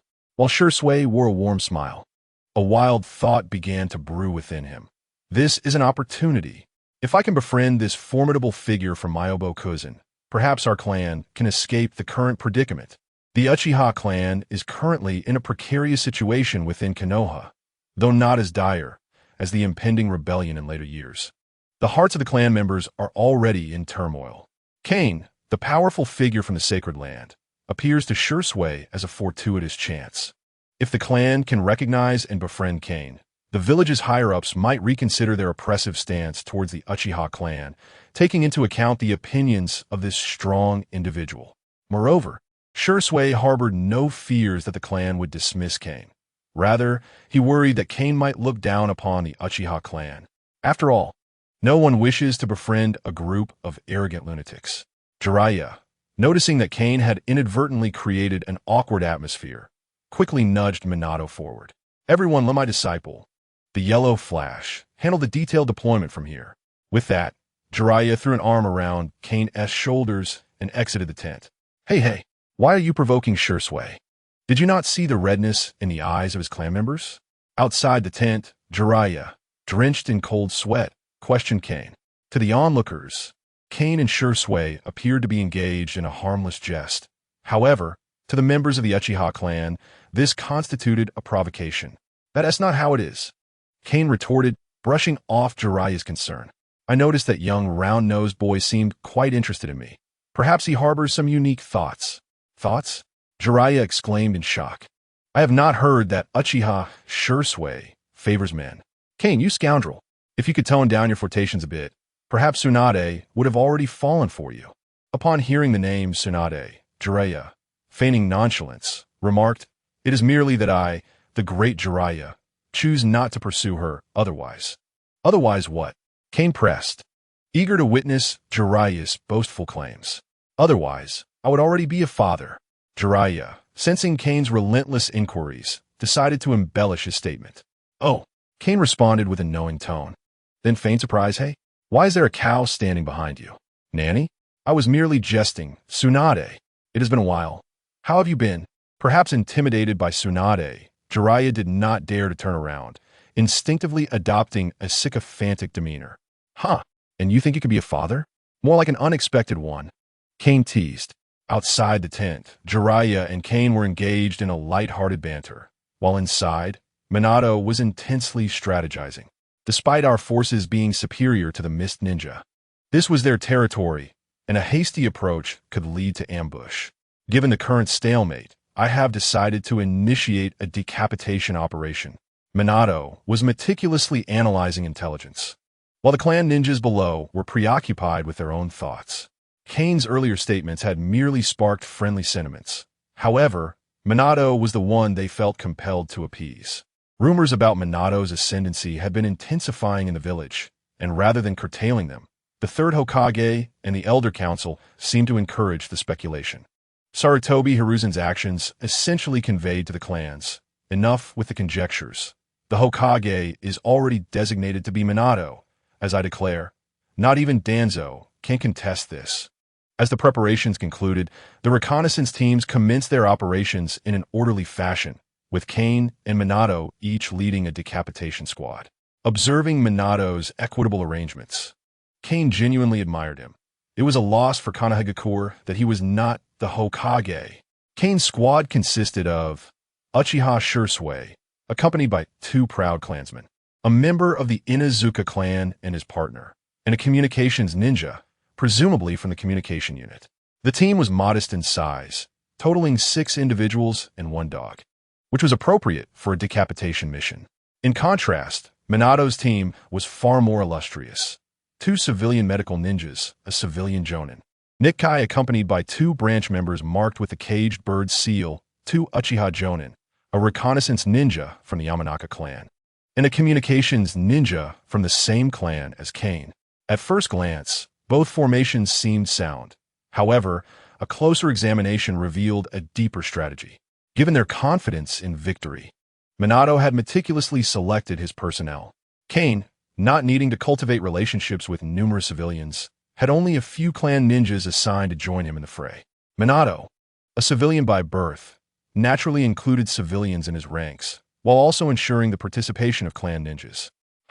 If I were in command, I would have left most of the forces to defend, as I alone could take on the entire Mist Ninja, Kane boasted. As this might be the final battle, the accolades earned would be particularly significant. Those supporting Minato would not be neglected, and the presence of the Uchiha was merely to placate them, considering the higher-ups had summoned the fire-adept Uchiha to fight in the land of water, which seemed rather presumptuous. with Minato now taking the lead. And Kushina having befriended Uchiha Mikoto, Minato naturally took care of them, though their gratitude was of little consequence. What mattered more to him was Shirsue's and Uchiha Fugaka's opinions. Jiraiya similarly retained a large number of civilian ninjas at the base, guarding against any desperate moves from a mist ninja. "Is everything all right, Kane?" Minato inquired, adjusting his equipment and noticing the peculiar silence in Kane's team. "Hey, can there be any issues? The 7 ninja swordsmen are no match for me. I could handle 7 Kage," Kane quipped, referring not to elite ninjas but to the 7 actual Kage. The accompanying ninjas exchanged glances, incredulous at Kane's audacity. Minato, realizing Kane had missed his point, sighed and remarked, "What I meant was, won't you greet your comrades?" Oh, Kane nodded dismissively. Seeing that Kane was beyond persuasion, Minato refrained from further attempts. Kane had no need to ingratiate himself. Others would seek to curry favor with him. After the group finished their preparations, following the intelligence provided by the reconnaissance team, both squads set off in the directions where the 7 ninja swordsmen were likely to appear. Once Minato departed, Kane returned casually to his team, ready to lead them into the final battle of the Third Shinobi World War. "Sir, I am Uchiha Shirsue, skilled in fire release and Jinjutsu, and proficient in body flicker technique. I look forward to your guidance." Shirsue, seeing Kane's lack of inclination to engage with the others, grew anxious and, disregarding his 2 clansmen's objections, introduced himself first. With their leader speaking, the other 2 Uchiha felt compelled to introduce themselves as well, albeit reluctantly. Uchiha, adept in fire release and swordsmanship. Uchiha Nun, proficient in fire release and Jinjutsu. Observing the prideful demeanor of the 2 Uchiha, Kane chuckled softly and introduced himself. "Well, I am Kane, skilled in chakra sealing techniques and ninjutsu, with notable achievements including the capture of the 8 tails and 4 tails. And I once forced Inoki to flee in a land of grass, subsequently destroying the only mountain range in that land." After Kane concluded his introduction, his impressive record left everyone speechless. "You must be joking. The Inoki you refer to is the Tsuchikage, right?" questioned the Inuzuka reconnaissance ninja, stumbling over his words. Kane shrugged nonchalantly. "I meant no offense. I simply wish to remind you not to be overly arrogant. The ninja world is vast, and who knows when a dancing old man might emerge from a corner to leave you battered." No one dared question Kane's words further, for if these were lies, they would soon be exposed upon their return to the village. However, if they were true, the 2 proud Uchiha would think twice about their arrogance. Regardless of the veracity of Kane's claims regarding his battle with Inoki, his demeanor suggested that capturing the 8 tails and 4 tails was no mere fabrication. At that moment, the communications ninja interjected, "It's true. Lord Kane's strength has been acknowledged by both Lord Jiraiya and the 3rd Hokage." As a result, a few individuals were rendered speechless, for the communications class was known for its accuracy. If even he had spoken thus, it was a cause for concern. Upon this realization, their gazes turned towards the excessively youthful visage of Kane, pondering, at such a tender age, to have achieved such remarkable feats. Perhaps even the original Hokage would pale in comparison. Kane, however, did not afford them much time for admiration. He immediately transformed before their eyes into his draconic form. "There is no need for us to search inch by inch. Coincidentally, we have 3 members of the Uchiha clan here, so you may activate your Sharingan." The notion that Kane was willing to allow them to ride upon him left them in disbelief, hesitating to approach. It was one thing for a lone individual, but even a formidable beast would not permit strangers or the weak to mount its back. This was an issue of dignity. Moreover, the Inuzuka clan's shinobi had a dog accompanying them. Observing their indecision, Kane understood their concerns and grinned broadly. "No worries. I am quite a pragmatic individual, and true respect cannot be earned through ephemeral notions." After hearing this, the group exchanged glances, and under Shirsue's guidance, they cautiously positioned themselves on Kane's back and set off. "Uchiha, activate your Sharingan. My speed will be swift, so remain vigilant of the situation below." With this, Kane vigorously flapped his wings, propelling them skyward. Shirsue, tasked with reconnaissance below, did not feel as composed as he appeared. What remarkable composure! Is this the temperament of a true strongman? Observing his two admiring clansmen, Shui contemplated how, following this battle, Kane's formidable charisma might echo throughout the entire Uchiha clan. Chapter 55. The Seven Ninja Swordsmen. Have we yet to uncover the whereabouts of the seven ninja swordsmen? Kane led his companions in sweeping aerial maneuvers, traversing all the necessary locations, even crossing paths with Minato on the ground multiple times, yet the seven blades remained elusive. This is impossible. The entire combat zone has been meticulously searched. It defies reason. Uchiha and Uchiha had long since depleted their chakra and deactivated their Sharingan. Now, resting with their eyes closed, Shui fared little better. Despite his innate talent, his age limited his chakra reserves, and he too was straining. Let's search once more. If we find nothing, we shall make a trip above the Mist Village. Kane turned to retrace their path. Above the Mist Village? The Inuzuka clan's ninja hesitated, but the Mizukage is still present. Yet his concerns went unheeded. Kane was the leader of the execution team, and when the leader spoke, there was no room for dissent.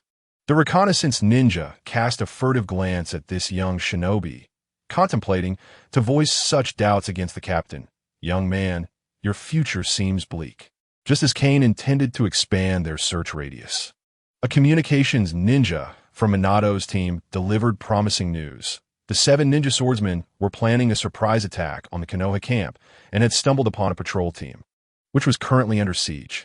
Minato had already taken the execution team to the battlefield. Upon hearing this, Kane felt a surge of determination. No wonder they had been unable to locate them. It turned out they had infiltrated the enemy's home. Armed with this precise intelligence, Kane wasted no time and surged towards the camp. After Shui closed his Sharingan, he began to devise a strategy with Kane. Lord Kane, once we locate the target, what will our specific combat plan be? There is no particularly detailed combat plan, Kane replied without turning his head. Just remember one thing. Do not stand in front of me. Hearing this, the others felt a warm glow in their hearts, thinking, what a splendid leader. In truth, they had misinterpreted Kane's meaning. His true intent was simply that they should not obstruct his path. Unfortunately, having only heard of Kane's accomplishments, they had yet to witness his prowess firsthand, leaving them awash in emotion. Were it not for their knowledge that Minato was the next generation's Hokage, they might have considered rallying their votes for Kane. As they journeyed onward, it was not long before Kane and his companions arrived at the coordinates provided by Minato's team. Oh, it appears a confrontation has ensued, Kane commented, observing the charged atmosphere below. In a small clearing, the seven ninja swordsmen stood lined up, pursuing a trio of shinobi who were frantically fleeing. Who would have thought that after the narrative shifted, it would still be these individuals encountering the seven ninja swordsmen? Kane mused. It was not that Kane possessed an extraordinary vision. Rather, the fleeing Konoha shinobi were evidently of lesser strength, particularly one with a distinctive watermelon-shaped hairstyle. Fortunately, Konoha was prepared this time. Upon being ambushed by the seven ninja swordsmen, they had immediately transmitted a distress signal, and the execution team was already en route to assist. Today was indeed a fateful day for Might Guy, Ebisu, and Noera Ganma, as they encountered the seven ninja swordsmen just when the war was on the brink of conclusion. Yet, it was also a fortuitous day for them, for Kane hovered above, observing their plight. Initially, the three had been on patrol under their captain's leadership, but fate had intervened sooner than anticipated. As they diligently carried out their patrol duties, a sudden thunderbolt descended, claiming the captain before he even had a chance to engage the enemy. Coming to their senses, the three fled in a frenzy, disregarding their formation, pursued and toyed with by the cruel and bloodthirsty seven ninja swordsmen. Rather than mere flight, it was akin to a game of cat and mouse. The seven ninja swordsmen, known for their sadistic nature, did not rush to eliminate the trio, but instead relished in tormenting them, playing with their prey. How despicable! We cannot continue fleeing. They are merely toying with us. My youth will not permit me to evade, Kane declared, stomping fiercely into a puddle. Stop being foolish, Kane. We're not fleeing. We're merely buying time.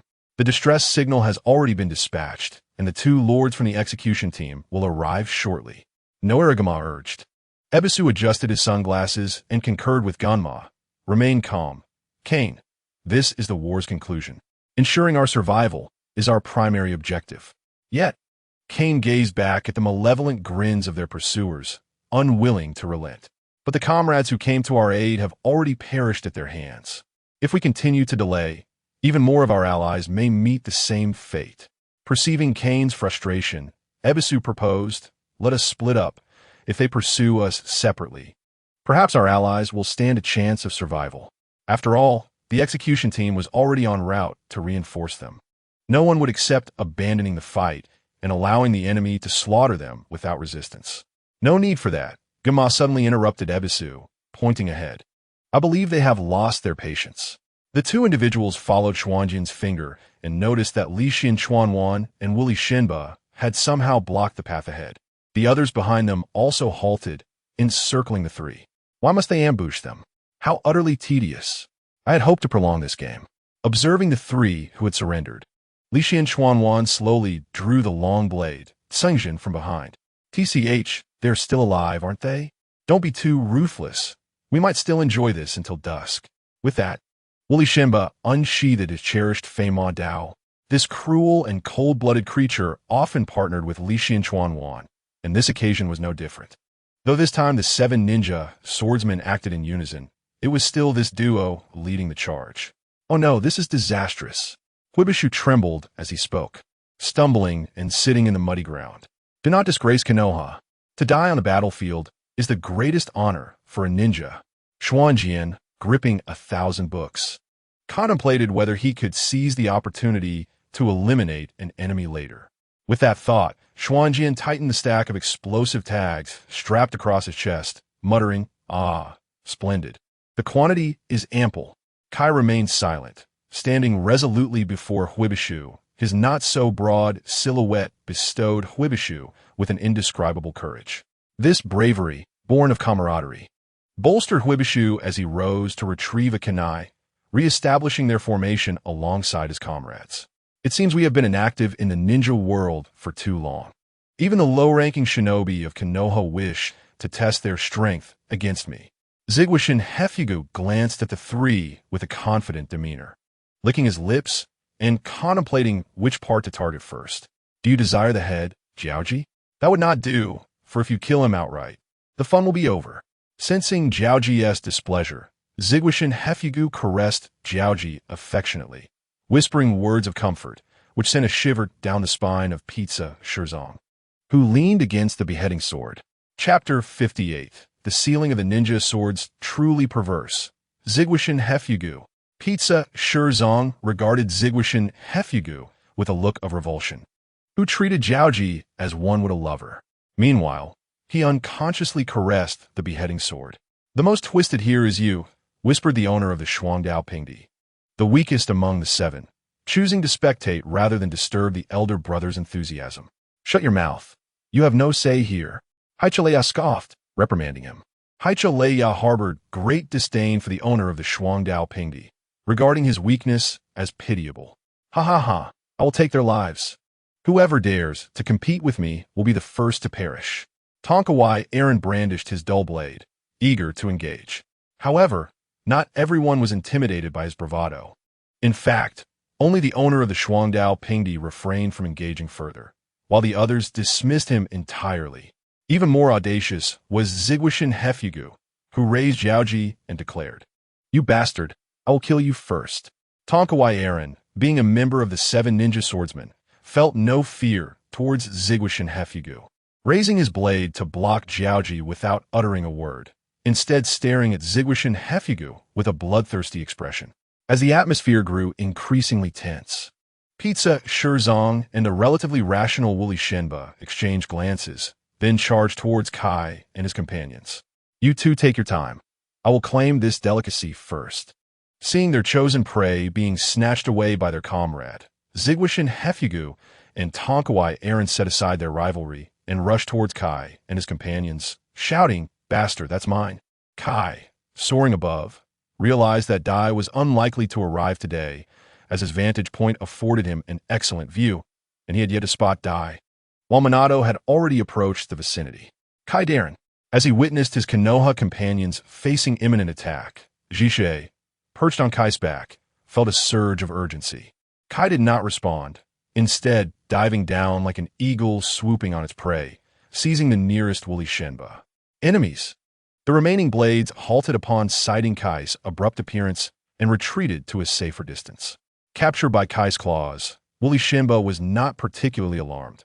Instead, he frantically attacked Kai's dragon claws and shins with the explosive Fei Ma Dao. Under the influence of Fei Ma's power, Kai's shins were enveloped in a sudden surge. Boom! After the explosions and smoke dissipated, the onlookers did not see Kai, battered and wounded, but rather woolly Shenba, impaled by Kai's dragon claws. TCH, as expected, a worthless fool. Haicha Leia scorned, observing his companion being dispatched by Kai without even attempting to intervene. Do not be careless. That is the natural disaster of Konoha. The owner of the Shuangdao Pingdi cautiously remarked, drawing reprimands from his companions. Bastard! How could someone so cowardly become a member of the 7 Ninja Swordsmen? Zigwashin Hefyugu berated him, with others joining in with mockery. I heard he borrowed the influence of a certain elder. Ha ha ha. Perhaps he is even a candidate for the next generation of Hokage. Ha ha ha. Should this lad be nominated for Mizukage, we might as well defect. Under his leadership, Kirigakure will surely meet its demise. Faced with his companion's derision, the owner of the Shuangdao Pingdi offered no rebuttal, instead tightening his grip on the dual blades. Jishue, you and the others protect your comrades. Kai commanded those who had descended, then transformed into human form. Hey, it seems your comrades have no intention of rescuing you. Kai, in his human guise, squatted beside the gravely injured woolly Shenba, scrutinizing the explosive Fei Ma Dao. It appears akin to a large scroll with a blade handle. The other blades were taken aback by Kai's antics upon transforming, quickly boiling with rage. Bastard, do you look down upon us?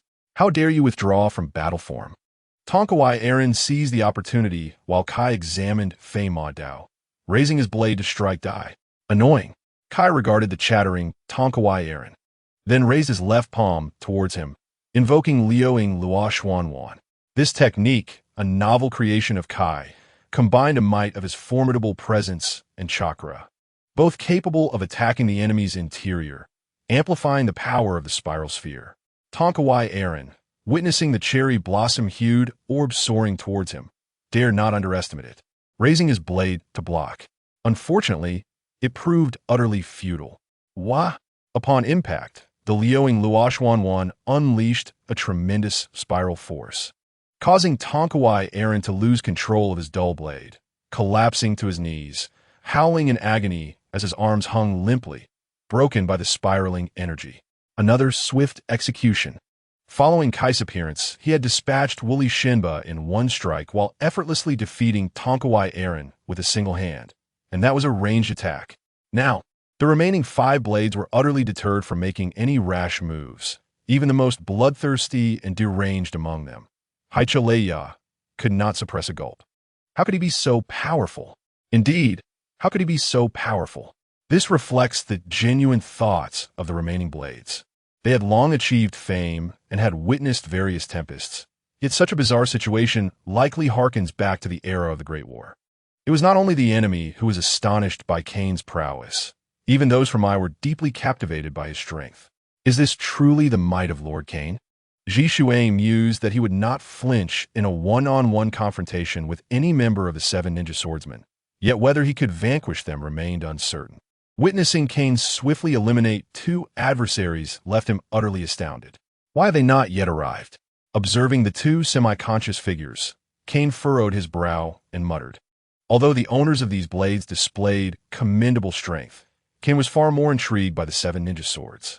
Even if they did not significantly enhance his power, adding them to his collection would be worthwhile. Recently, why have such peculiar thoughts been arising? Kane seemed to recognize his yearning for superior blades, shaking his head in puzzlement. Has my liberation of the heart also freed my true nature? However, he did not dwell on this for long, as Minato finally arrived at the scene. Am I arriving at an inopportune moment? Minato surveyed the eerie silence of the surroundings, feeling somewhat bewildered. Upon seeing Minato's arrival, Kane was overjoyed, exclaiming, "You could not have arrived at a better time." He gestured towards the two figures sprawled on the ground. Minato, upon seeing Kane's expression, suddenly realized the situation, and without further ado, he picked up the dull blade on the ground and began forming seals.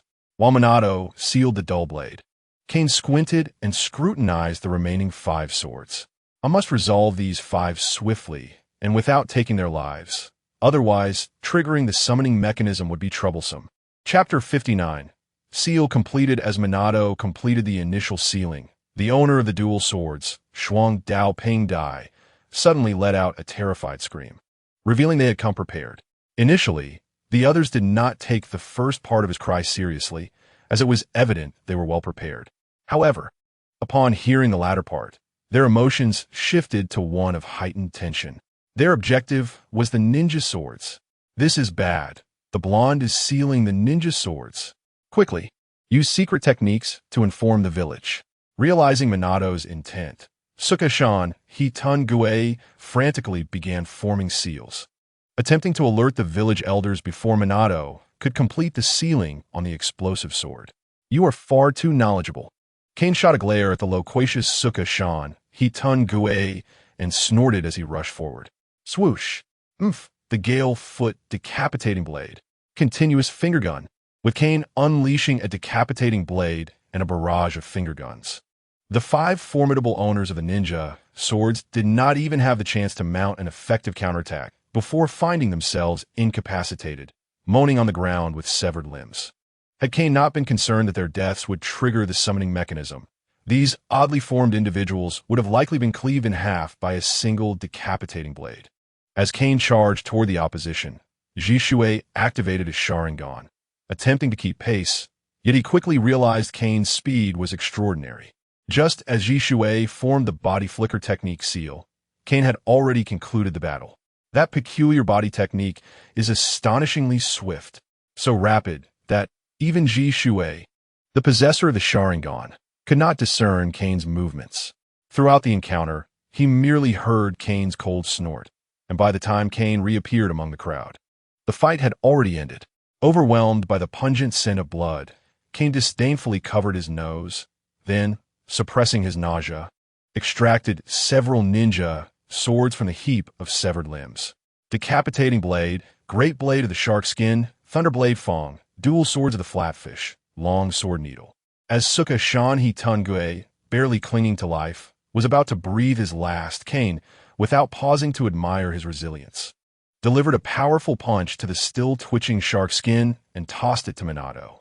Minato, upon receiving the unconscious shark skin, did not waste time, quickly kneeling to the ground to form seals.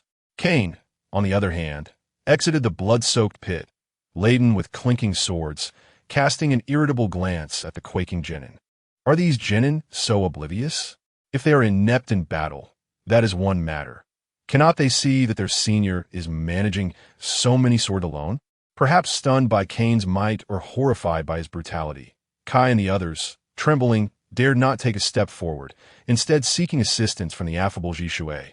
Grasping the body flicker technique seal still in his hand, Jishui recognized their predicament and quickly dispersed the chakra he had prepared, leading several Uchiha to approach.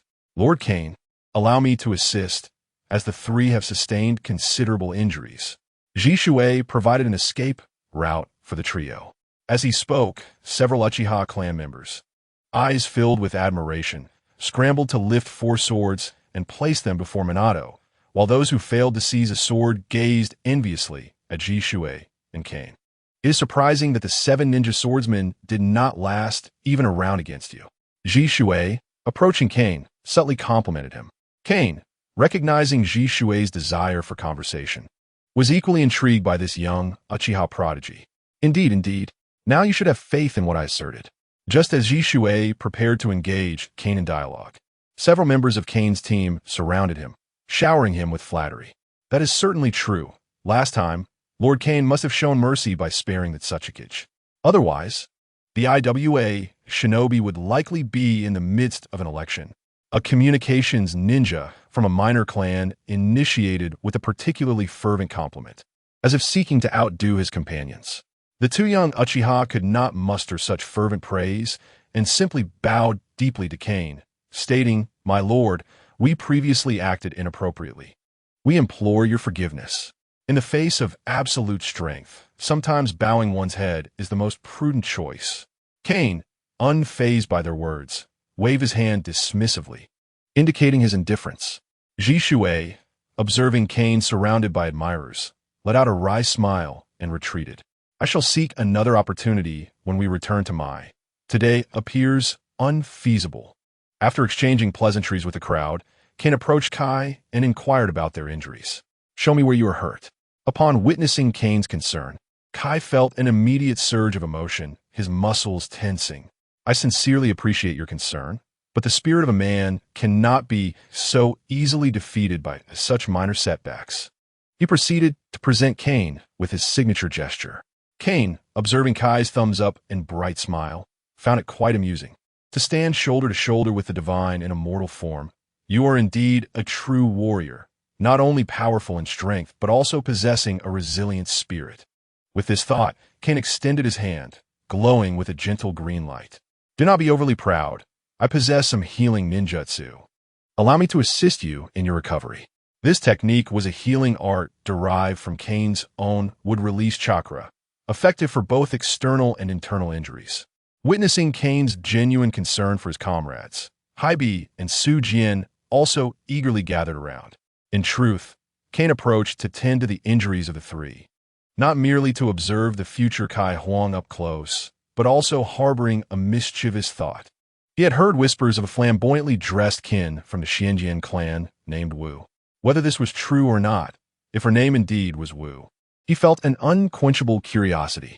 Guided by a peculiar and overpowering intent, Kane inadvertently inquired, "Xianjian, I have heard you have a relative named Wu.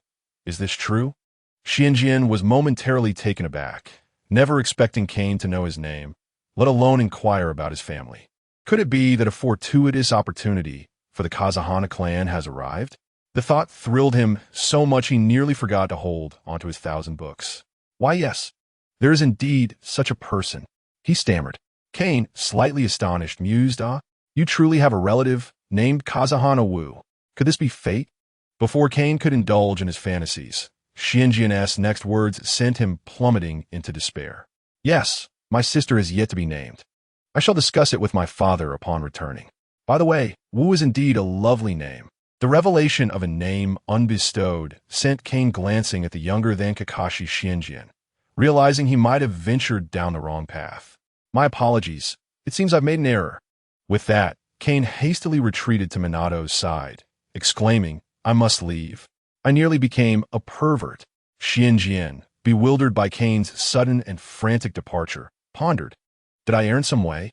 Kane, observing Minato drenched in sweat after sealing the last of the blades, reached out to steady his faltering form and asked, "How could this be so exhausting?" Minato, recognizing Kane's support, weakly waved his hand and replied, "With you as a standard, everyone is like you. The sealing techniques of the Uzumaki clan are inherently chakra-intensive." "Is that so? This is my first time learning of it," Kane admitted, still unfamiliar with the principles of sealing techniques, naively assuming they consume chakra in a manner akin to ordinary ninjutsu.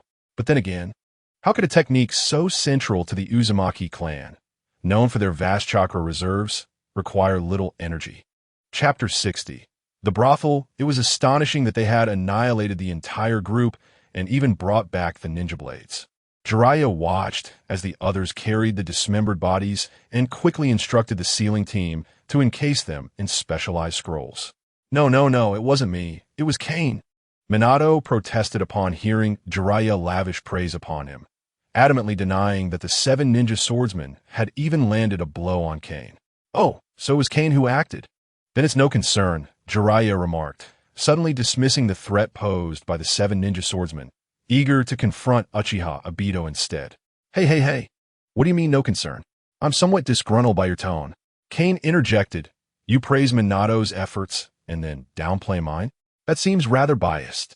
I merely believe that with Kane's strength, Dispatching a few mere ninja swordsmen would be a trivial task. Jiraiya retorted with a cheeky grin. Indeed, Kane's reputation had spread throughout the shinobi world.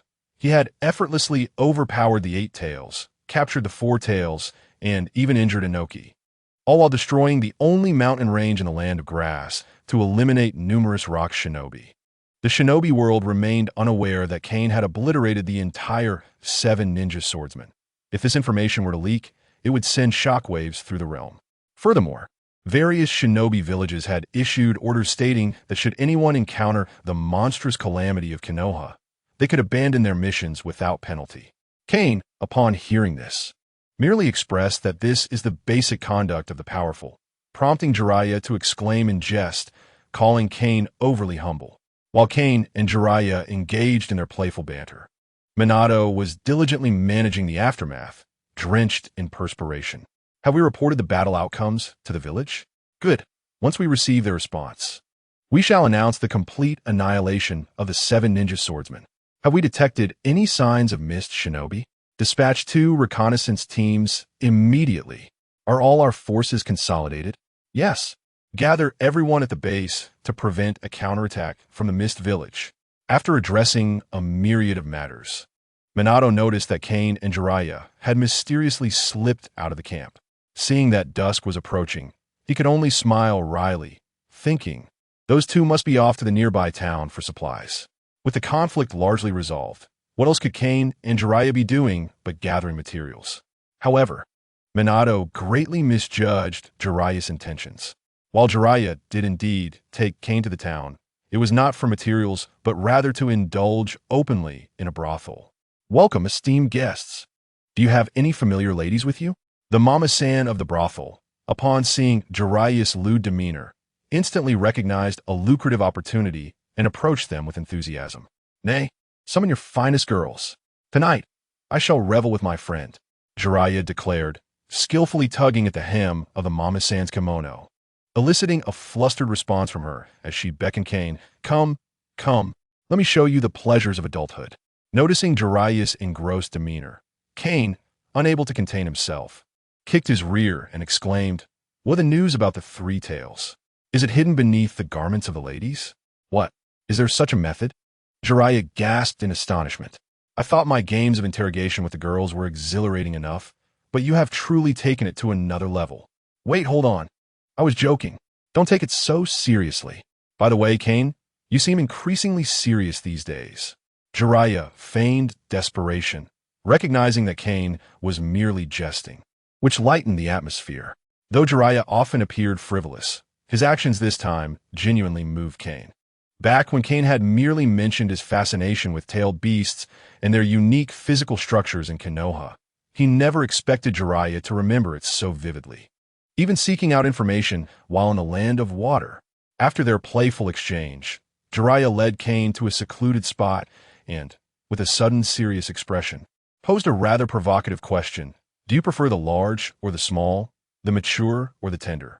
Jiraiya's words came out quickly and fervently, and his serious tone momentarily caught Kane off guard, inadvertently revealing his true feelings. The larger, the better. You sly toad, dare you entrap me in your words? Realizing he had fallen into Jiraiya's trap, Kane felt a surge of anger, yet he could only sulk, lifting his cup and drinking in silence. Meanwhile, Jiraiya, seated across from him, seemed in high spirits, declaring, do not suppress yourself, Kane. What is wrong with a man being lecherous? If you continue to hold back, your prostate will inevitably face issues. Kane chose to ignore Jiraiya, continuing to drink in solitude. It is not that Kane is angry, rather, he himself acknowledges the validity of Jiraiya's words, yet is reluctant to affirm them at this moment, fearing ridicule from Jiraiya. Raising his glass, Kane gestures toward Jiraiya, indicating that he is not a petty person. Eventually, the table becomes cluttered with empty bottles, yet no ladies have arrived, prompting Jiraiya to express his displeasure by slamming his hand on the table and vociferously demanding to know why no women are present. However, the establishment feels unusually quiet at this moment. Sensing something amiss, Kane rises to investigate, only to suddenly spot a brazenly dressed young woman with brown hair. Someone has arrived. Jiraiya, hey, When did you go over there? Kane intends to alert Jiraiya, only to find that Jiraiya has already noticed the audaciously clad girl and has stealthily approached her. But this girl looks quite familiar. Have I seen her before? Haha. Dear lady, may I inquire if you are here alone? With a tipsy visage, Jiraiya resembles a drunken, lecherous uncle, shamelessly showering the young lady with compliments. Oh, I'm not alone. Could I possibly be a frog? The girl responds pointedly, eyeing the lecherous man. Unfortunately, Jiraiya seems entirely oblivious to her implication. Continuing his advances, how could I be a frog? Even if I were, it would be me. For I might just be a frog coveting your beauty like a swan. Observing Jiraiya's seemingly unguarded demeanor, Kane feels reassured. For after all, Jiraiya, one of the legendary Sannin, has encountered countless grand spectacles. Upon hearing Jiraiya refer to himself as a swan, the girl feigns shyness, covering her face with her hand. I am no swan. You certainly have a way with words. Oh, not at all. Allow me to treat the beautiful lady to a drink. Chapter 61. The distinction between the mature and the young. Hey, Jiraiya, you are going too far. Kane had expected Jiraiya to merely flirt, but to his surprise, Jiraiya leaned in closer with a broad grin. Ugh, what a disgusting man. The brown-haired girl reveals a flicker of disdain as Jiraiya inches nearer. Melt release. Melting monster technique. It's her. No wonder she looks so familiar. Kane realizes that the girl is none other than Terumi Mei, the future 5th Mizukage. I never expected the difference between a mature woman and a young girl could be so vast. In the future, Terumi Mei is a composed and graceful beauty. Yet at this moment, Kane only sees a fiery-tempered, flat-chested girl. It makes sense, after all, as Terumi Mei is merely 14 years old and lacks the voluptuous figure that would make her easily recognizable. As Terumi Mei suddenly launches an attack, Jiraiya is prepared and swiftly dodges. Does the beautiful lady possess such a fiery temper? As the legendary frog sage, I have seen far greater storms. How dare you? A mere girl, act out here. Jiraiya, of course, would not be so easily swayed by a young girl. At the very least, it would take a mature woman to capture his interest. Thus, Jiraiya had approached with the intention of teasing Terumi Mei from the outset. Seeing that Jiraiya effortlessly evaded her attack, Terumi Mei swiftly draws a kunai from her ninja tool pouch and admonishes the legendary Sannin Jiraiya and that dashing young man. Reveal your intentions. Hey, why is it that I am called by name while he is simply referred to as the dashing young man? Jiraiya protests, estando bisaid kayen. Terumi Mei ignores Jiraiya, her focus unwavering as she watches the two men warily, ready to strike at a moment's notice. Observing Terumi Mei's vigilant demeanor, Kane nudges Jiraiya with his elbow. Where did you find this town? We barely sat down and already encountered a mist ninja. I didn't notice, Jiraiya replies, equally perplexed. I usually come here to gather materials. In truth, this town is not far from the hidden mist village.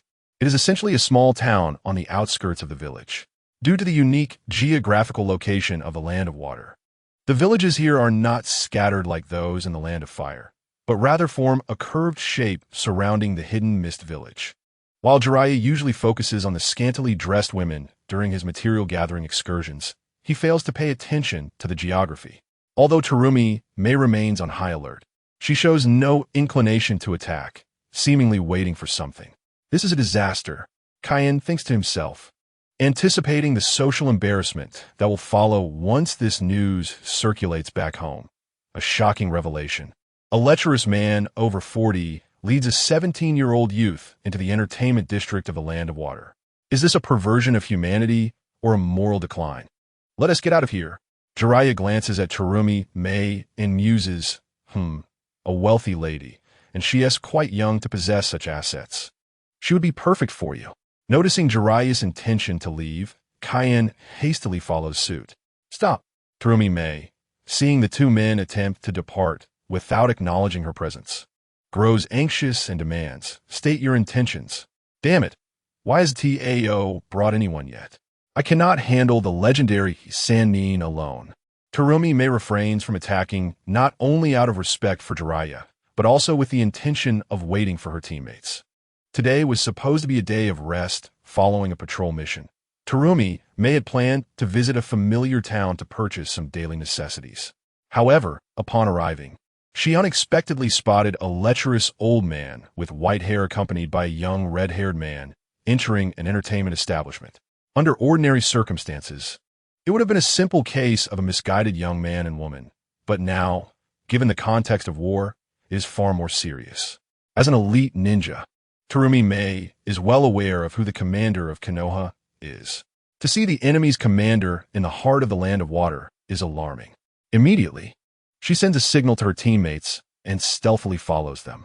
Witnessing Kaine and Jiraiya brazenly exiting the establishment, Terumi May, wary of Jiraiya's strength, grits her teeth and follows. Kaine and Jiraiya stroll confidently through the streets of the town, with Terumi May trailing behind, clearly seething with frustration. Are mist ninjas always this courageous? Kaine Voyage. Glancing back at Terumi May as he seeks Jiraiya's insight. Jiraiya, sensing the sharp glare from behind, casually shakes his head. Courageous? I can't say, but it certainly is rather bloody. The Mist Village is currently not under the leadership of Yagura, the 4th Mizukage, but rather under the 3rd Mizukage's reign. Although it is not yet the era of the Blood Mist, the brutal training methods of the next generation persist due to the legacy of the 7 legendary swords, foreshadowing the future horrors of the Blood Mist. This is grounded in reality. The lower-ranking ninjas of the Mist Village, raised in such an environment, have always possessed a temperament and strength slightly superior to those from other villages, although they cannot compare to the Will of Fire. As Jiraiya and Kaine exited the small town, a group of Mist Umbu clad in uniform encircled them, led by a youthful Ao. You two, passage is prohibited here. In fact, Ao had brought the Umbu early on, but Terumi May relentlessly follow behind them. Ao had chosen to surround the two outside the town for May's safety. Observing the Umbu surrounding himself and Jiraiya, Kaine licked his lips and excitedly remarked, "Not bad. Not bad. There are a full 100 of you. The number of the 7 ninja swordsmen of the mist is far too few. It simply isn't enough to engage in battle." Terumi May, who had just joined the main group, was puzzled by Kaine's words. The 7 ninja swordsmen? Weren't they sent to ambush Konoha? At this moment, the Mist Village's higher-ups had already received intelligence through secret techniques regarding the demise of the 7 swordsmen's leader.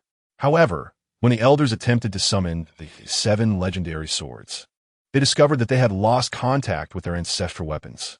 Upon reporting to the 3rd Mizukage, he took this matter very seriously and immediately dispatched a large contingent of Umbu to the front lines to search for the missing swords. Unexpectedly, Ao, accompanied by the Umbu, had not ventured far from the heart of the land of water when he received an urgent signal from Terumi May and hurriedly led his men back to the town. "So, you have crossed paths with the 7 ninja swordsmen?" Ao inquired, puzzled. After all, Kaine was no older than Ao himself, and Ao doubted that someone so young could possess the strength to slay their leader. Thus, his attention remained focused on Jiraiya, the commander from Konoha. However, Ao was taken aback when Kaine casually revealed the news of the defeat of the 7 swordsmen, causing Ao to harbor doubts. Chapter 62. Massacre. Are the people of Konoha so adept at boasting? Before Ao could speak, Terumi May, standing nearby, reacted to Kaine's words with displeasure. "The predecessors of the 7 ninja swordsmen are all elite jonin. You appear quite young. Surely you must be exaggerating." For some reason, Terumi May felt an intense irritation towards Kaine, even more than towards Jiraiya, the notorious lecher. Kaine ignored May's comments and instead, intrigued, gazed at Ao's right eye, which was hidden beneath a mask. "Your right eye appears to be injured." Upon hearing Kaine's words, Jiraiya's expression suddenly darkened.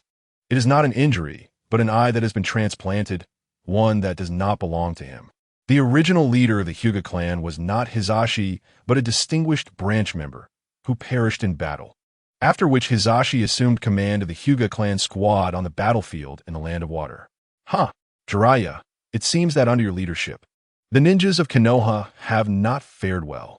Jiraiya did not respond to Kaine, but instead fixed his intense gaze on Ao, stating, "From your demeanor, it is evident that you are searching for the whereabouts of the 7 ninja swords. Go back and inform your Kaguya that Kirigakure has been defeated." Before Kaine and Minato's arrival, Konoha and Mist had been engaging in a balanced conflict, but after their arrival, Kane and Minato annihilated the 7 ninja swordsmen in just 2 days. Thus, Jiraiya's assertion that Kirigakure had been defeated was not unfounded. Jiraiya's perspective was accurate. However, the Umbu of Mist were far from pleased upon hearing this. Ao, in particular, retorted angrily, "Do not spout nonsense. If we capture you, it will be Konoha that faces defeat. Do not hold back, eliminate them." As Ao's command echoed, the Umbu surrounding Jiraiya and Kane simultaneously formed hand seals. Water release, great waterfall technique. The concept of hundreds of Umbu proficient in water release. Unleashing a great waterfall is akin to a spectacle that could only be witnessed on a grand battlefield or during a natural disaster. Once released, the numerous waterfalls merged, forming a towering tsunami, relentlessly surging with immense force towards Kane and Jiraiya. Such a wave could drown someone, or at the very least, knock them out. Jiraiya observed the massive wave with a furrowed brow. As he spoke, he grabbed Kane to retreat, only to be shaken off by Kane's arm. "Why run? You look like you've never seen anything like this. This wave is but a fraction of my full power." Jiraiya, taken aback by Kane's lack of intention to evade, found himself sweating as he realized he had missed the optimal moment to escape the oncoming wave. "Oh dear, you are robust and unafraid, but I with my slight stature cannot endure such force." A trivial matter. Kane scoffed at the approaching tsunami, then partially transformed, unfurling his dragon wings to shield Jiraiya beneath them. Boom, boom, boom. After approximately half a minute, the surging water wall gradually receded. The water release, sustained by ninja chakra, would dissipate quickly once its source of chakra was cut off. Ao and the Umbu fixed their gazes on the position where Kane and Jiraiya had stood, but as the water receded, Ao found only Jiraiya standing there. "Not good, scatter." Realizing Kane was missing, Ao would not assume that Kane had been swept away by the massive wave. Without hesitation, he called for the Umbu to disperse. However, as the Umbu began to heed Ao's command, they suddenly noticed a ghostly figure charging towards Ao. Shave, to be honest, this water release had less impact on Kane than encountering a beautiful woman. Had it not been for his desire to protect Jiraiya, Kane would have been wreaking havoc amidst the crashing wave. "Hand it over." Kane, utilizing Shave, closed the distance to Ao, swiftly extracting the Byakugan from Ao's eye. "If it does not belong to you, do not take it." Having joined the ranks of Konoha, Kane was unwilling to see something that belonged to Konoha fall into the hands of others, and he had his own plans for the clan's Byakugan. Kane's speed was astonishing, and it was only after he had removed Ao's Byakugan that Ao felt a sharp pain surge through him. After extracting the Byakugan, Kane felt no further reservations and turned to charge at the approaching Mist Umbu. Water release, hidden mist technique. Tirumi Mei, reacting swiftly, unleashed the hidden mist technique in an attempt to obscure Kane's line of sight. Silent killing technique. You wish to use fog to obscure my vision? A clever plan, but alas, it is futile against my observation haki. With that, Kane caught a kunai embedded with an explosive tag thrown by Tirumi Mei with his empty hand. And he soon heard Jiraiya's voice. Fire release, great fireball technique. Haha, it appears Jiraiya's reaction speed is not lacking either.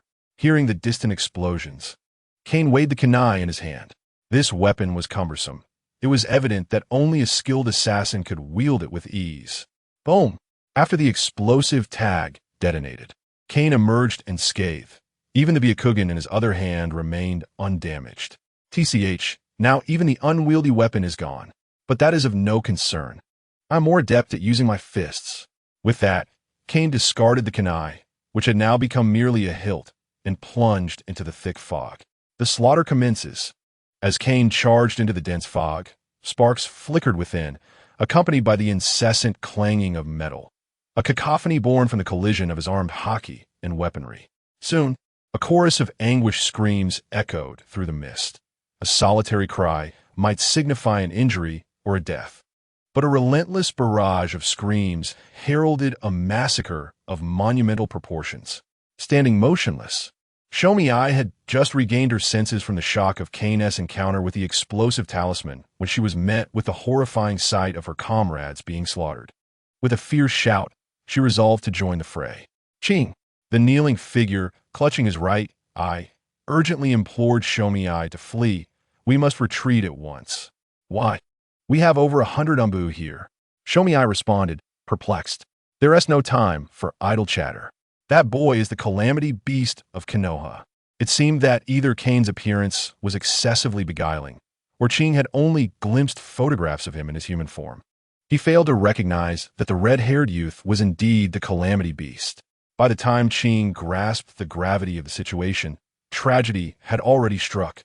Upon hearing the term calamity beast, Shomi-ai clenched her teeth, casting a reluctant glance at the fog before hastily carrying Ching away. Should one encounter the calamity beast of Konoha, they may instantly abandon their mission without fear of repercussions. It had scarcely been a moment since the arrival of the likes of Konoha's White Fang, and now two more such figures had emerged. Was Konoha truly a wellspring of geniuses? As they retreated, Ching cast a disheartened glance back at the fog filled with mournful wails, suddenly overwhelmed by a sense of despair. First, there was the first Hokage, who dominated all, followed by the second Hokage, whose intelligence was unparalleled. Then came the legendary Konoha White Fang and the three legendary ninjas, followed by the Yellow Flash. And now the calamity beast had arrived. Was this the foundation of the strongest village? Regrettably, no one heard Ching's inner thoughts, nor was there anyone to illuminate his confusion. Perhaps the fog, reeking of blood, served as a response in itself. Chapter 63. Transition. Ah, demon. You are a demon. A defeated mist ninja, Umbu, cried out in terror as he sat on the ground. Barely 5 minutes had elapsed since Shomi-ai and Ching's escape, and already hundreds of Umbu had been either slain or fled in fear from Kane and Jiraiya. Naturally, the majority fell to Kane's blade. Jiraiya, while not soft-hearted towards the enemy, simply found that Kane's speed surpassed his own. Cease your wailing. Kane, growing impatient, kicked the remaining survivor over. Now, I will ask you questions, and if you cannot answer, I shall send you to become one with the Buddha. As he prepared to extract information from the Umbu, Jiraiya intervened. Never mind, Kane. These are professionally trained Umbu, and without the interrogation team present, we are unlikely to glean any valuable information. Professionally trained? Kane retorted, gripping the Umbu who now resembled a mere puddle of fear. Are you certain he is a professional? The Umbu lay on the ground, utterly terrified, devoid of any will to resist. Jiraiya, appearing somewhat disheartened, shook his head. Just observe. No sooner had Jiraiya spoken than the Umbu convulsed and fell silent. Kane gazed in astonishment at the twitching figure. Did he just commit suicide? Indeed, toxic. Jiraiya's tone turned somber. This is a method employed by all Umbu in the shinobi world. Then why did you not prevent me? Kane's indignation flared. Do you think me illiterate, merely waiting for your amusement? No, Kane. Jiraiya suddenly adopted a serious demeanor. We have achieved victory. The war is over. Why torment a pitiable soul who seeks only death?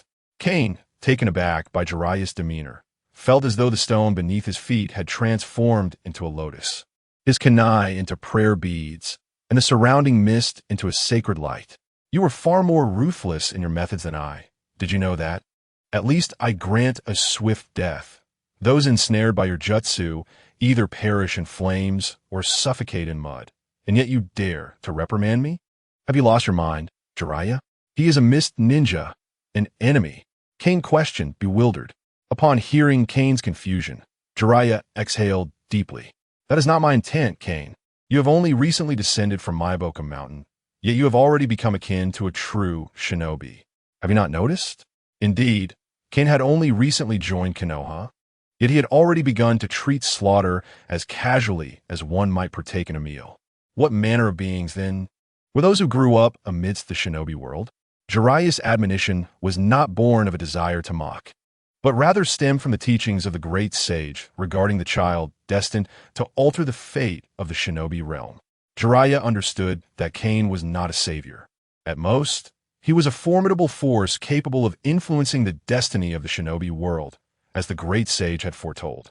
However, after spending time with him and gaining insight into Kane's true prowess, Jiraiya felt compelled to guide him towards the principles of peace.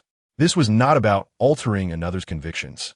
Rather, he feared that with Kane's strength, should he remain untempered, even if Senju Hashirama were resurrected as the child of destiny, the shinobi realm would still bend to Kane's will. That is incorrect. Yet, Jiraiya's words did not resonate with Kane. Shaking his head, he solemnly replied, "I tell you, Jiraiya, war has never arisen from hatred." Seeing that Kane seemed to possess his own insights, Jiraiya sought to engage him in a discussion on principles. "Let us converse as we walk. I shall take you to find the three tails." On the path to seek the three tails, Kane and Jiraiya spoke. From what I understand of the history of the shinobi world, war and slaughter are perennial themes. However, I wish to assert that war will always exist, no matter the location. Even before the advent of shinobi, the samurai were soldiers and war persisted. Later, I have heard of a figure known as the Sage of Six Paths who established the ninja religion and created chakra. Perhaps his original intention was to connect people through chakra, fostering mutual understanding and thus achieving peace. As Jiraiya concluded Kane's thoughts, he remarked, "Regrettably, he failed." However, these tales seem largely mythological, do they not, Kane? And what of Senju Hashirama? Kane countered, "Hashirama defined the chaotic era, yet after his demise, did bloodshed not continue unabated?" Wait, Jiraiya interjected, feeling increasingly led astray by Kane's reasoning. But his aim was also for peace. "I never claimed that Senju Hashirama did not seek peace." Kane paused before continuing. "Let me put it this way, Jiraiya.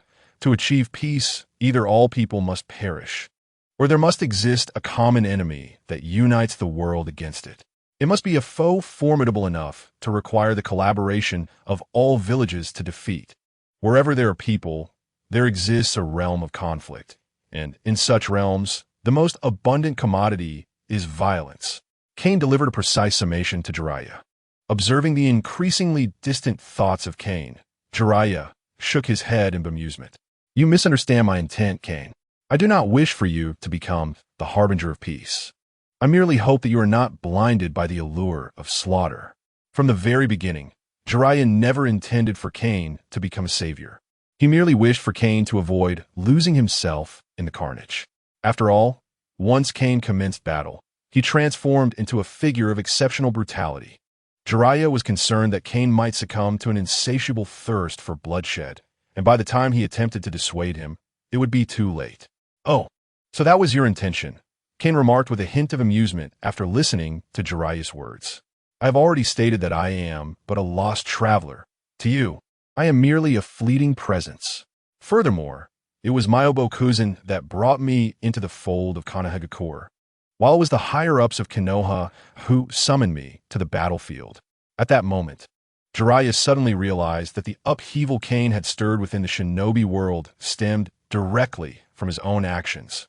"Look here, Jiraiya," Kane continued. "It was the great Toad Sage who invited me to Myobo Kuzan. The scroll was entrusted to Kushina by you. My participation in the war was requested by your master. And the slaughter that just occurred was incited by your insistence on dragging me out for revelry." As he spoke, Kane pointed at Jiraiya's prominent nose, enunciating each word carefully. "You discovered an unparalleled blade, and then wielded it to slay countless foes. The war was won, yet you lament that this blade is too sharp and too bloodthirsty. Do you not see that this describes both you and me? Apologies, I am feeling a bit disoriented. Allow me a moment to gather my thoughts." Jiraiya was now completely ensnared in confusion, even beginning to question the righteousness of his own actions. Shockingly, the mastermind is none other than myself? Kane chuckled softly at Jiraiya's self-doubt. In truth, Kane had always understood the nature of war. You strike me, and I retaliate. You inflict pain upon me, and expect me to empathize with your suffering? Are you not just spouting nonsense? Chapter 64. The Mysterious would release a week later. Jiraiya had initially sought to engage Kane in a discussion on life, only to find himself educated into a state of existential questioning by Kane's words. Subsequently, Jiraiya made a special trip back to Myobo Kuzan, where the sacred grounds provided him with a response he found hard to accept. Kane was indeed correct. From the start, it was Myobo-Kuzin and Konoha that had invited Kane, and whether one termed his actions as assistance or transaction, the goals of both parties had been achieved, even surpassing the expectations of Myobo-Kuzin and Konoha. Now that your objectives have been met and the war concluded, how can you then criticize Kane's methods as cruel? Is this not akin to savoring a meal and then deriding the cook? The great Toad Sage worried that Jiraiya's actions might incite Kane's ire and sternly warned him, I advise you to refrain from meddling in affairs that do not concern you. Although Jiraiya did not approach Sarutobi Hiruzen to discuss this matter, he believed that broaching the topic with him would yield an even more disastrous outcome, potentially leading to his own confinement. Despite the passage of a week, Jiraiya still felt a sense of gloom, pondering what exactly was amiss. Kane, enjoying a feast of grilled fish, secretly chuckled at Jiraiya's perplexity, recognizing it as merely a clash between idealism and realism. The higher-ups were predominantly politicians, concerned solely with immediate and long-term gains. Presently, Kane not only brought them immediate benefits, but could also secure long-term ones. For the higher-ups, war was merely a means of redirecting conflict outward, though it could also be instigated due to resource issues. In this context, Kane was undoubtedly a prized asset. Compared to him, Jiraiya appeared somewhat unappealing. During the war, you did not exert yourself, yet now that peace has been achieved, you criticize the higher-ups for their bloody methods? Nonetheless, Kane did not harbor resentment towards Jiraiya. On the contrary, he held a deep admiration for them. Yes, it was indeed them. Perhaps they clung to ideals that seemed absurd, reminiscent of tales from fairy tales. It was precisely because of such individuals with grand aspirations that the world did not seem utterly hopeless. Those misled, such as Nagato, Obito, and even Madara, had all endured profound suffering before being ensnared by Kurizetsu's deceit in their quest for a false peace. Even Jiraiya, at the very least, had traversed the entire shinobi world and witnessed countless farewells and reunions, which led him further down the path of pursuing coexistence in peace. However, none of this pertained to Kane. If one has not endured another's suffering, they should not urge them towards goodness. Provided that you manage your affairs and spare me from entanglement, all shall be well. Having satisfied his hunger, Kane discarded the fish bone and, with contentment, leaned against Jiraiya's broad back. Do not dwell on it, you old frog. Many questions cannot be resolved through mere contemplation. And what should one rely upon instead? Jiraiya sighed, inquiring. On imagination. Get out of here. Haha, I'm just teasing you. Time will provide an answer, though whether you find it satisfactory is another matter entirely. Kane referred to the imminent arrival of Naruto. However, with the war concluding prematurely, whether Naruto would indeed become Naruto depended on whether Minato could slow down. After engaging in playful banter with Kane, Jiraiya felt considerably uplifted. Kane was right. Perhaps time would yield the best response. Once they had feasted and restored their spirits, the two figures, each bearing a scroll, set forth once more on their quest to locate the Three Tails. Jiraiya was accustomed to carrying a scroll, the contents of which need not be elaborated upon, while Kane's scroll was specially delivered by Minato. This scroll was the very gift that Sarutobi Hiruzen had once bestowed upon Kane, now enriched with an abundance of wood-release techniques. Kane had long anticipated that the whereabouts of the Three Tails would not be revealed immediately, for the beast was adept at submerging itself, and the land of water was abundant in water. Thus, Kane seized this opportunity to diligently study the jutsu within the scroll. With his remarkable memory, he had already committed the contents of the scroll to memory, eagerly awaiting the opportunity to master them, perfectly aligning with the teachings of the finest instructor in the shinobi world. Master Jiraiya, what lessons do we have today? Kane inquired as they walked. Master? Jiraiya paused, suddenly recalling the day he first met Kane. You brat, I am Jiraiya. Haha, do not be like that. You should be pleased that I call you master. Look, now your talented disciples have increased by one. Kane spoke without an ounce of insincerity. Anyone who had studied under Jiraiya had become a heavyweight in the shinobi world. Namake's Minato, Yahiko, Nagato, Konan, and now the officially recognized disciple Kane, with the future Uzumaki Naruto destined to become the savior. Initially, when learning ninjutsu, Kane had worried about his lack of talent and the possibility of being mocked by Jiraiya, especially since he had often been labeled a fool by Zifa and Garp in the world of pirates. However, as he delved deeper into his studies, Kane realized that perhaps the world of Naruto suited him far better than that of pirates. Due to Kane's innate physical and mental prowess, his chakra was exceptionally abundant. Yet he had never anticipated that his control over chakra would prove so remarkably precise. Within merely 3 minutes, Kane adeptly transitioned from climbing trees to wading through water. Observing Kane's proficient control over chakra, Jiraiya promptly set about instructing him in ninjutsu. The initial lesson was unexpectedly astounding. Kane, possessing innate water and earth attributes, readily mastered 2 basic techniques, which Jiraiya had presumed would occupy him for some time. Yet, Kane effortlessly grasped them. Undeterred, Jiraiya presented a few more advanced techniques, only to witness Kane's seamless acquisition once more. This invigorated Jiraiya, who eagerly imparted all his knowledge of water and earth ninjutsu to Kane, who astonishingly mastered them all within just 3 days. However, while Kane could unleash these techniques, further developing their potency would require considerable time, even for a prodigy like him. Thus, Jiraiya continued to guide Kane in exploring other chakra attributes while encouraging him to self-study the scrolls containing forbidden techniques. Unexpectedly, Kane successfully developed wood release. Jiraiya, touching the wooden boat crafted by Kane, expressed his profound thoughts. Concerning Kane's wood release, Minato maintained a firm stance of secrecy, even withholding information from Jiraiya, intending to discuss it further upon returning to Konoha. The intricacies surrounding this bloodline limit would be a topic for future discussions.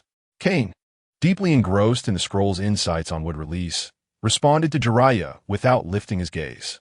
Initially, Kane had presumed that learning wood release would present some challenges. After all, it ought to possess a degree of difficulty. To his astonishment, he discovered otherwise. The hand seals for wood release were traditionally a combination of earth and water seals. Yet Kane realized that the original text depicted a different method. Finding the conventional approach cumbersome, Kane decided to channel his refined chakra sequentially through his meridians, uniting his hands to form the necessary seal, resulting in the spontaneous release of wood release. No wonder Hashirama could summon anything with a mere clap. The essence of wood release lies in its capacity for instantaneous activation once the unlocking conditions are met. Herein lies a significant issue. As Jiraiya observed the diminutive wooden boat drifting further away, he inquired whether Kane intended to destroy it, concerned that someone might discern its origins. Nevertheless, Kane remained absorbed in his contemplation of wood release, unperturbed by the potential scrutiny of his abilities. Jiraiya, visibly anxious, expressed his worries about the implications of wood release resurfacing in Konoha amidst turbulent times. Kane, feeling emboldened, retorted, "Do you think I need wood release to dominate the ninja world single-handedly?" Jiraiya momentarily paused, struck by the validity of Kane's assertion. Indeed, before acquiring wood release, Kane had already demonstrated his prowess. Now, with this newfound ability, he could potentially amplify his capabilities even further. "Fear not," Kane assured, lightly patting Jiraiya's shoulder. "With our shared experiences and my connections to Minato and Kushina, Konoha feels like a second home to me. I shall not allow anyone to unjustly bully it." It must be noted that Sarutobi Hiruzen's scheme had proven successful. This astute politician, after a lifetime of strategizing, had finally emerged victorious, relying solely on a simple forbidden scroll and unwavering trust. While Kane's emotional ties to Konoha stemmed primarily from his prior life spent reading manga, his genuine connections with Minato, Kushina, and Jiraiya were undeniably sincere. Oh, and let's not forget Asoma. Kane was no mindless beast devoid of reason. He possessed a spectrum of emotions, which explained why he had allowed Enya to follow him willingly. "To hear you say that truly touches me," Jiraiya admitted, discreetly wiping a tear from the corner of his eye. "But what do you mean by that kind of relationship? Please clarify." "According to age, Minato is practically your elder brother. It would not be inappropriate for you to refer to Kushina as sister-in-law." Jiraiya, ever the jokester, could not maintain a serious facade for long. Kane, undeterred, shot back. You're the one who needs clarification. It's not just about having a good meal. It's also about having fun. Enough, you rascal, Jiraiya exclaimed, feeling slightly embarrassed as Kane's rapid-fire banter left him reeling. By the way, what has to deal with you and Tsunade? Kane redirected the conversation, turning his focus back on Jiraiya. Jiraiya, momentarily taken aback by Kane's mention of Tsunade, allowed his guard to drop, recalling Kane's previous comments about preferring mature partners, and began to boast about his youthful indiscretions. It's all in the past. We were merely young and foolish. Kane interjected, please, spare me. You're implying you had an affair with Tsunade when you Haven't even held her hand. Kane was acutely aware that had the Sannin not perished, Jiraiya might have had a chance to win her over. Alas, the untimely demise of the esteemed Kato was a grievous loss, solidifying Tsunade's memories of him as irreplaceable. Unless a miracle occurred, Jiraiya's opportunity had vanished. And you? What type do you prefer? Jiraiya, sensing Kane's silence, thought he had stumped him, and began to inquire about Kane's criteria for a romantic partner. I mean the characteristics of someone I would want as a lover, not just a fleeting encounter, Kane clarified, taking a moment to ponder before responding. I prefer long, wavy hair. Jiraiya, skeptical, questioned whether such a simple criterion truly represented Kane's style, though it was common among those who favored mature appearances. 2 criteria? Kane rolled his eyes at Jiraiya. Are you foolish? There are clearly 3. 3? 3, Jiraiya exclaimed, processing Kane's implication, and could not help but commend him, as expected of you, Kane. I, Jiraiya, gladly recognize you as the most formidable connoisseur of love. Noting the significance of Kane's preferences, Jiraiya began jotting them down in a small notebook. What are you writing? Kane inquired, intrigued by Jiraiya's sudden scribbling. Chatting with this old lecher has made me nearly forget that he is a best-selling author. In the past, he would surely have been considered a literary giant. I firmly believe you shall become a remarkable ninja, Kane. Hence, I must include you in my writings, Jiraiya said, continuing to document while engaging in conversation with Kane. Originally, when Jiraiya made such a statement, Kane felt a flicker of excitement. However, upon viewing Jiraiya's notes, he was immediately infuriated.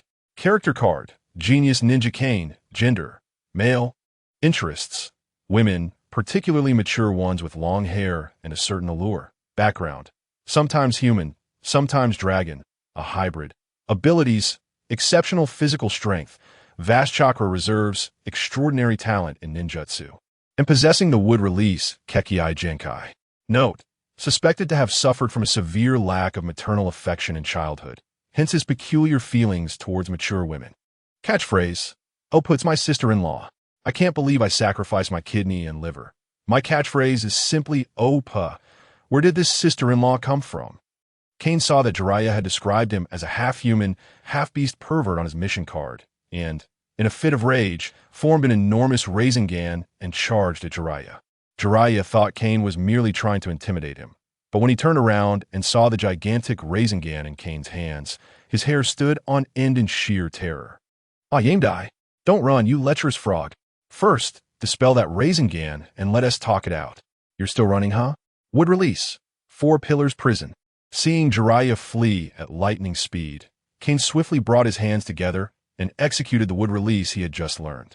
With Kane's release, Jiraiya was ensnared in a prison constructed from towering trees. Kane approached the prison and knocked on it, discovering that the wood was remarkably sturdy. Remarkable. This ability is unexpectedly effective. Indeed, wood release is far more than just a simple ninjutsu. Even after Kane ceased channeling chakra, the trees remained upright, showing no signs of weakening. Hey, can you hear me? Kane noticed Jiraiya inside the prison had fallen silent.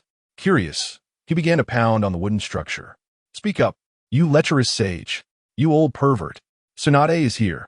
There's a beautiful woman over there without clothes. Initially, Jiraiya did not respond, and Kane thought he was just joking. However, even after Kane had resorted to his trump card, Jiraiya remained unresponsive, causing Kane to grow anxious. Release. Sensing something was amiss, Kane swiftly formed the release seal with his fingers. What on earth happened to you? Chapter 66. Be gentle. Upon releasing the wood release, Jiraiya lay on the ground, his eyes vacant and unable to move. Observing Jiraiya's haggard appearance, even with dark circles under his eyes, Kane could hardly believe that this was the result of his own jutsu. It looked as though Jiraiya had fought for 3 days and nights. Hey, come on, pull yourself together. Seeing Jiraiya struggling to breathe, Kane rushed over to infuse him with chakra. As Kane channeled his potent yang chakra into Jiraiya, the latter gradually regained vitality, his once dull complexion becoming more vibrant. Seeing that his chakra infusion was effective, Kane increased the flow. Is this heaven, Kane? Have you also perished? The first words from Jiraiya upon opening his eyes were a belief that he had died. No, because you do not deserve heaven. Hence this is hell, and I am the evil dragon from the depths. Once Kane confirmed Jiraiya was all right, he still did not let his guard down, continuing to inject chakra while teasing him. Is it true that a reaper like me is destined for hell? It was unclear if Jiraiya was feigning ignorance or genuinely disoriented, leaving Kane momentarily dumbfounded. You can't be serious. I've never heard of wood release turning someone into a fool. Wood release? I remember.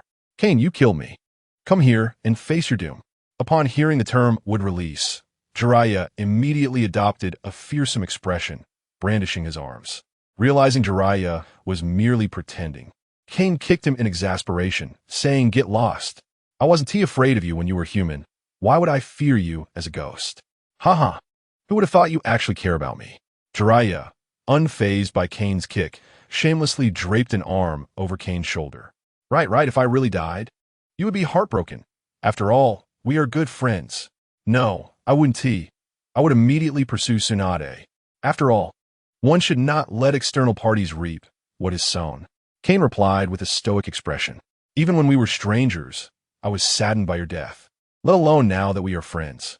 In his past life, Kane had mourned Jiraiya's demise not just once or twice, but had even found it hard to hear words like Toad, hero, and ninjutsu without feeling sorrow. Not only Jiraiya, but also the deaths of Minato, Itachi, Neji, and even the confrontation between Gaara and his father had brought tears to Kane's eyes. However, now that Kane had entered the world of Hokage, such tragedies would not be repeated. Please refrain from criticizing me. I know some may say I am toxic, but I truly wept for a long time.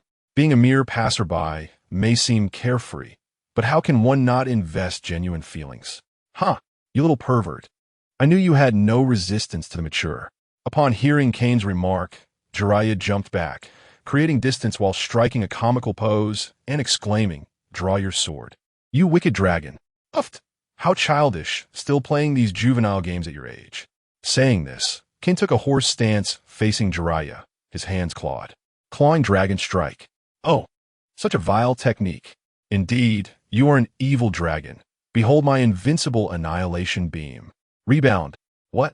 There's such a technique? How infuriating. Rebound ineffective. You are dead. You are dead. You are dead. You are dead. Rebound. Thus, the two playful children continued their antics as they made their way to the next destination. No, still nothing. Kane meticulously sensed the surroundings, shaking his head at Jiraiya. Well, there's south only one place left, although it is the farthest from us. It is also the location where the Three Tails is most likely to appear. With that, Jiraiya pulled out a map and pointed to it for Kane. Look, we set off from here. The next location is our final stop. Fortunately, we are not far from it now. Let us go then. We've been searching for over 10 days. If we don't find it soon, we might miss the good days of Minato becoming Hokage.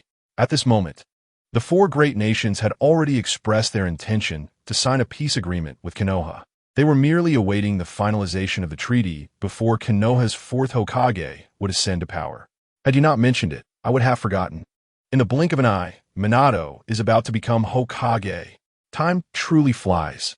A few days ago, when Jiraiya received the news from the toad Kosuke regarding the appointment of the fourth Hokage, he was overcome with emotion, tears streaming down his face. Indeed, time is a relentless force, aging grapes and softening bananas, remarked Kane with subtle irony.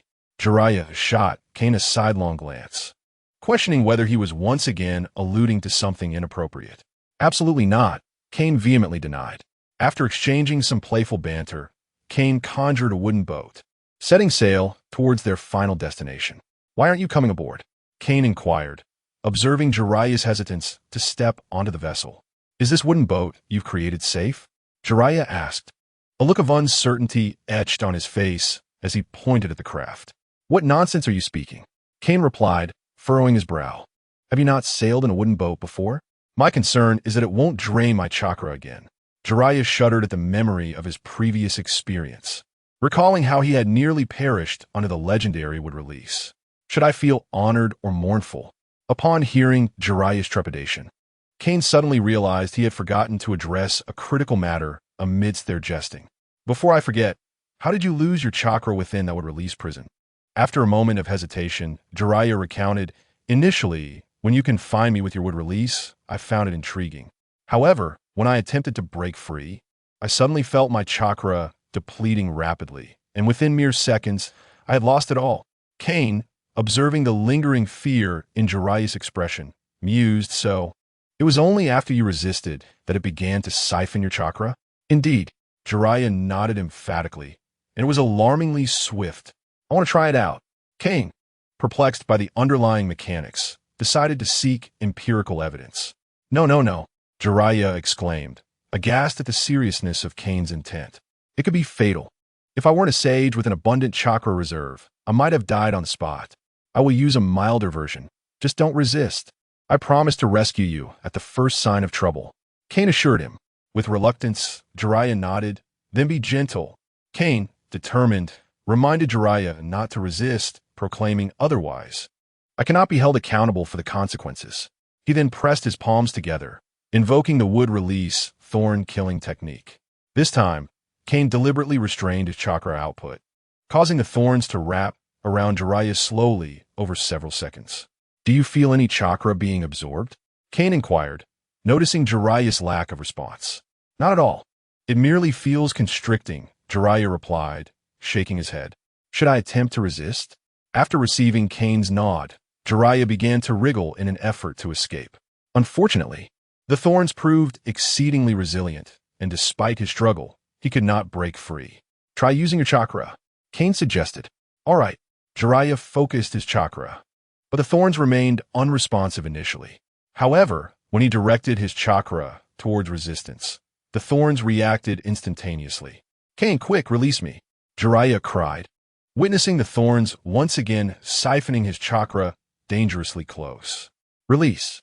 Kane, cautious not to underestimate the wood release, swiftly performed the unbinding technique.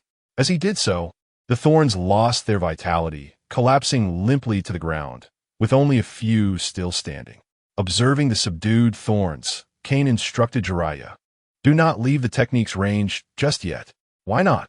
Jiraiya questioned, puzzled. Kane raised his fingers once more, commanding the thorns to rise and ensnare Jiraiya again. Through repeated experimentation, Kane arrived at a startling conclusion. These wooden forms not only possessed life, but seemed to respond to his will, exhibiting a faint consciousness. Jiraiya, taken aback by Kane's display, marveled at the potential of wood release, having never witnessed such prowess before.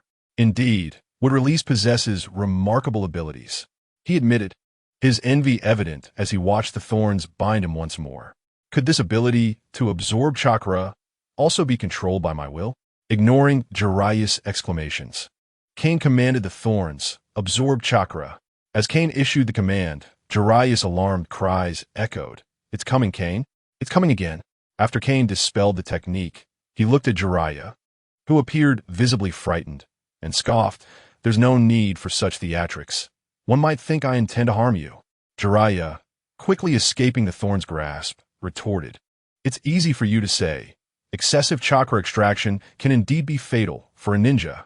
It was no wonder Jiraiya was alarmed. Chakra is a fusion of mental and physical strength, and over-extraction could lead to malnutrition, shorten lifespan, or even death, reducing the practitioner to a mindless state. "All right, it was merely a small experiment," Kane said, approaching Jiraiya and replenishing his chakra while offering reassurance. "With my abilities, as long as you don't die on the spot, it would be difficult for you to perish. That's still quite dangerous. I've heard that over-extraction could lead to a sage's demise, and I'm still quite young." Jiraiya murmured, "What did you say?" Kane inquired, having not quite caught his words. Nothing. I simply remarked that would release is indeed the bane of tailed beasts, granting me the ability to absorb chakra to replenish myself. I could take on the QB alone. Huh. If you possess that ability, you'd probably just end up binding it. Kane teased, and together they boarded the small boat, setting off for their final destination. I sensed something amiss with my wood release. There's a significant issue. I recall that Senju Hashirama could only absorb chakra with the wood dragon technique. I've never heard of ordinary wood release being capable of such.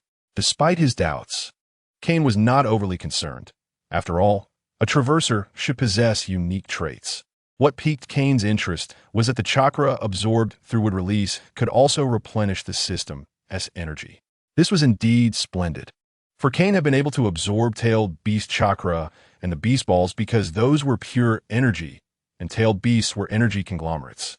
In simple terms, L could only absorb unclaimed energy or pure energy conglomerates devoid of physical form. Now, with wood release, Kane could siphon chakra from enemies beyond tailed beasts to replenish L's energy, marking a significant breakthrough from consciousness to physicality. If there comes a time in the future when I acquire the Rinnegan, Kane could absorb the chakra that has undergone a transformation in nature, thus providing yet another avenue for replenishing energy. This world of Hokage truly has not been visited in vain, with so many means of energy absorption at my disposal. Moreover, after I meticulously develop and refine these techniques, who knows, perhaps they can be utilized in other realms as well. However, upon this realization, Kane suddenly felt a twinge of unease. Wait a moment. I recall that the public enemy clan in the world of Hokage was ostracized for engaging in such practices. Am I unwittingly embodying the archetype of a villain? This must be the final destination, Kane mused, gazing at the lively lake before him, stroking his chin and remarking that the lake was not particularly large. Jiraiya, having carefully surveyed the surroundings, turned around and asserted confidently, "Not at all.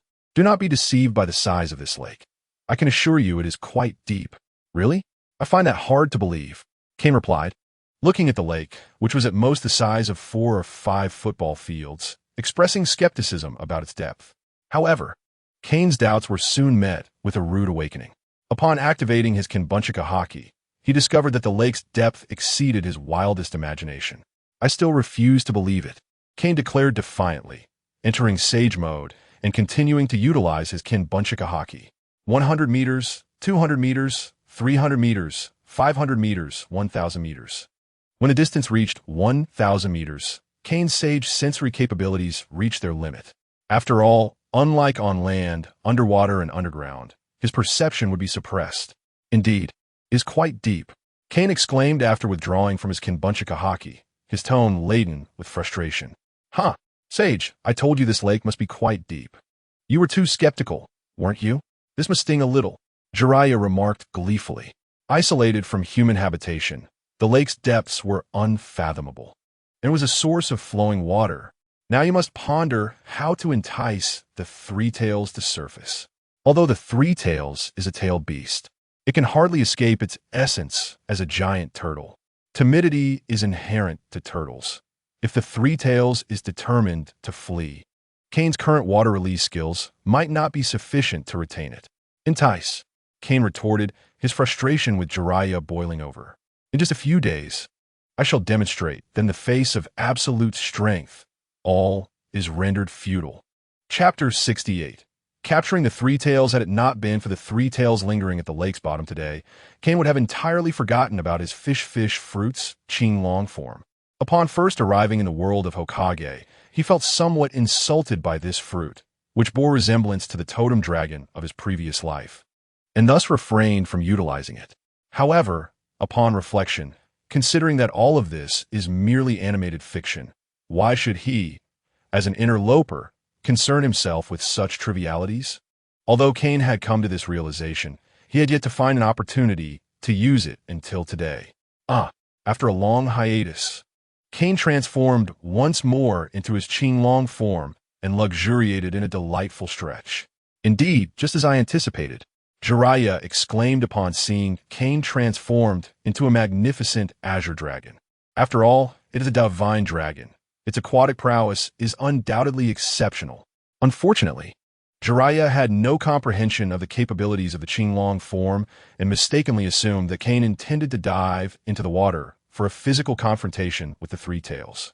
Kane, observing Jiraiya's singular perspective, shook his head and said, "Watch closely, Jiraiya." As he spoke, the wingless Qinglong soared skyward, its form swelling against the wind. And a vast expanse of flame clouds appeared beneath Kane. "Rise for me." With the flame clouds enveloping the small lake, the water was lifted, forming a crystalline sphere. Within this sphere, the Three Tails gazed in bewilderment at its home, ascending amidst the fiery clouds. What is happening? Initially, Jiraiya expected to witness Kane performing a dive as the Qinglong, but was taken aback when Kane employed this method to lift the entire body of water. In the original work, Kaido had once lifted an entire island with flame clouds. Now, Kane's strength far surpassed Kaido's, making the elevation of a mere small lake seem trivial.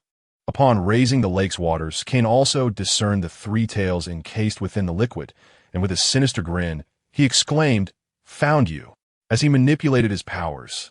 He swiftly drew the Three Tails from the depths to the surface. "Little one, you truly hid yourself well."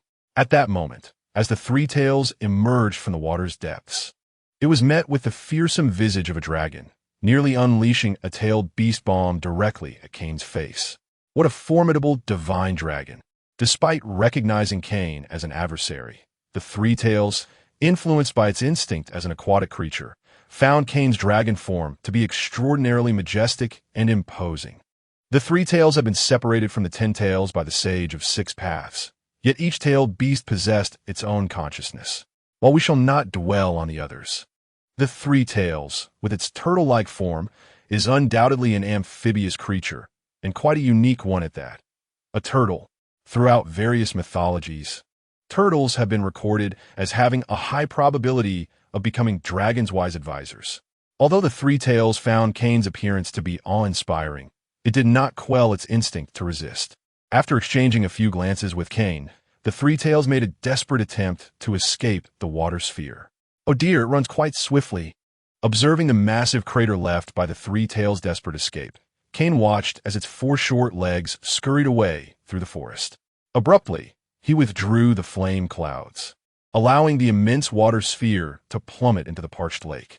Seeing Kane return the water sphere to the lake, Jiraiya, wary of the Three Tails diving back into the depths, promptly intervened to temporarily restrain the creature's movements. Doton, Kainu Numa. As Jiraiya unleashed the ninjutsu, the ground beneath the Three Tails transformed into a moist and slippery swamp.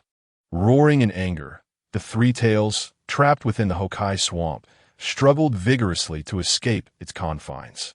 Just as it seemed the Three Tails would break free, Kane reverted to his human form and approached Jiraiya. Mokuton, sich no ere. Enormous wooden pillars erupted from the ground, ensnaring the Three Tails firmly. Ak! The Three Tails, now confined within the wooden prison, emitted a series of anguished cries, seemingly recalling distressing memories. After a brief moment, its roars began to grow increasingly faint. Not bad at all. The charging process is finally complete. Now I await the completion of the upgrade. After securing the Three Tails, Kane did not withdraw his technique. For within the feedback from the wood release, the Three Tails' vitality and chakra remained abundant. This cunning little turtle is merely feigning. Feigning? Jiraiya gazed at the now silent wooden prison. Astonished, could the Three Tails truly be so sly? Upon hearing this, Kane cast a disdainful glance at Zalea, remarking, "You underestimate the tailed beasts far too much. Even a pig that has lived for 1,000 years would likely possess some intelligence. Moreover, these are tailed beasts endowed with self-awareness." No sooner had Kane's words faded when the wooden prison containing Sanbai began to tremble violently.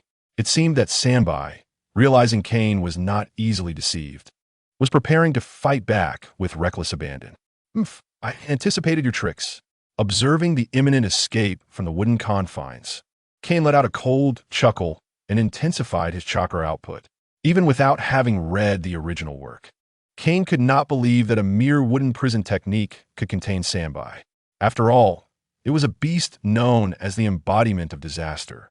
No amount of wood release, no matter how effective, could merely restrain it with a basic technique. As Sanbai prepared to unleash a tailed beast bomb to break free from the wooden prison, Kane, sensing its movements through the feedback of wood release, shook his head, lamenting. Indeed, even Sanbai, ranked lower among the tailed beasts, cannot be confined by such a simplistic technique. However, it matters not. I have another trick up my sleeve. This alternative plan involved utilizing his self-created wood release as a medium to activate the ability of L to absorb the chakra of the tailed beast. This idea had just struck Kane. It was the perfect opportunity to test it on Sanbai. If I can use the wood created by wood release as a medium, it would signify that this wood is an extension of my own body. With this thought in mind, Kane closed his eyes and communicated with L. Indeed, it works. Although the progress bar was full, Kane could still sense through feedback that L had just garnered an immense amount of energy in an instant. If would release absorb the chakra of the captive, then L was seizing energy. This time, Sanbai fell utterly silent, had it not been for the faint signal of life. Kane might have thought Sanbai had been completely drained. After dispersing the wood release, Kane approached Sanbai, yet his focus remained on the imminent upgrade of L. You must not disappoint me, my golden finger. Everything Kane possessed stemmed from this extraordinary L icon. He would never abandon it, even if it morphed into a ravenous demon. Without power, one might as well perish. Chapter 69. A warm home for Kane. Kane, how we transport this creature back? Zelaya said with a furrowed brow. Capturing Sanbai was not particularly difficult, but tailed beasts were usually sealed immediately upon capture, rarely brought back to the village due to their inherent danger. Now, Kane wished to take it back for research, which posed a considerable challenge, especially since it had not been long since Minato became Hokage. Time was of the essence. After a moment's contemplation, Kane declared, "Let us return in our Qinglong form." It would certainly be feasible for the dragon-shaped Kane to carry Sanbai back with his claws, though not as grand as utilizing the flame cloud. Zelaya stood before Sanbai, examining it closely until they reached Konoha, where Kushina and Minato, both adept in sealing techniques, awaited them along with the sealing team. Kane nodded thoughtfully, suddenly feeling a twinge of embarrassment as he said, "I wonder how Kushina is doing."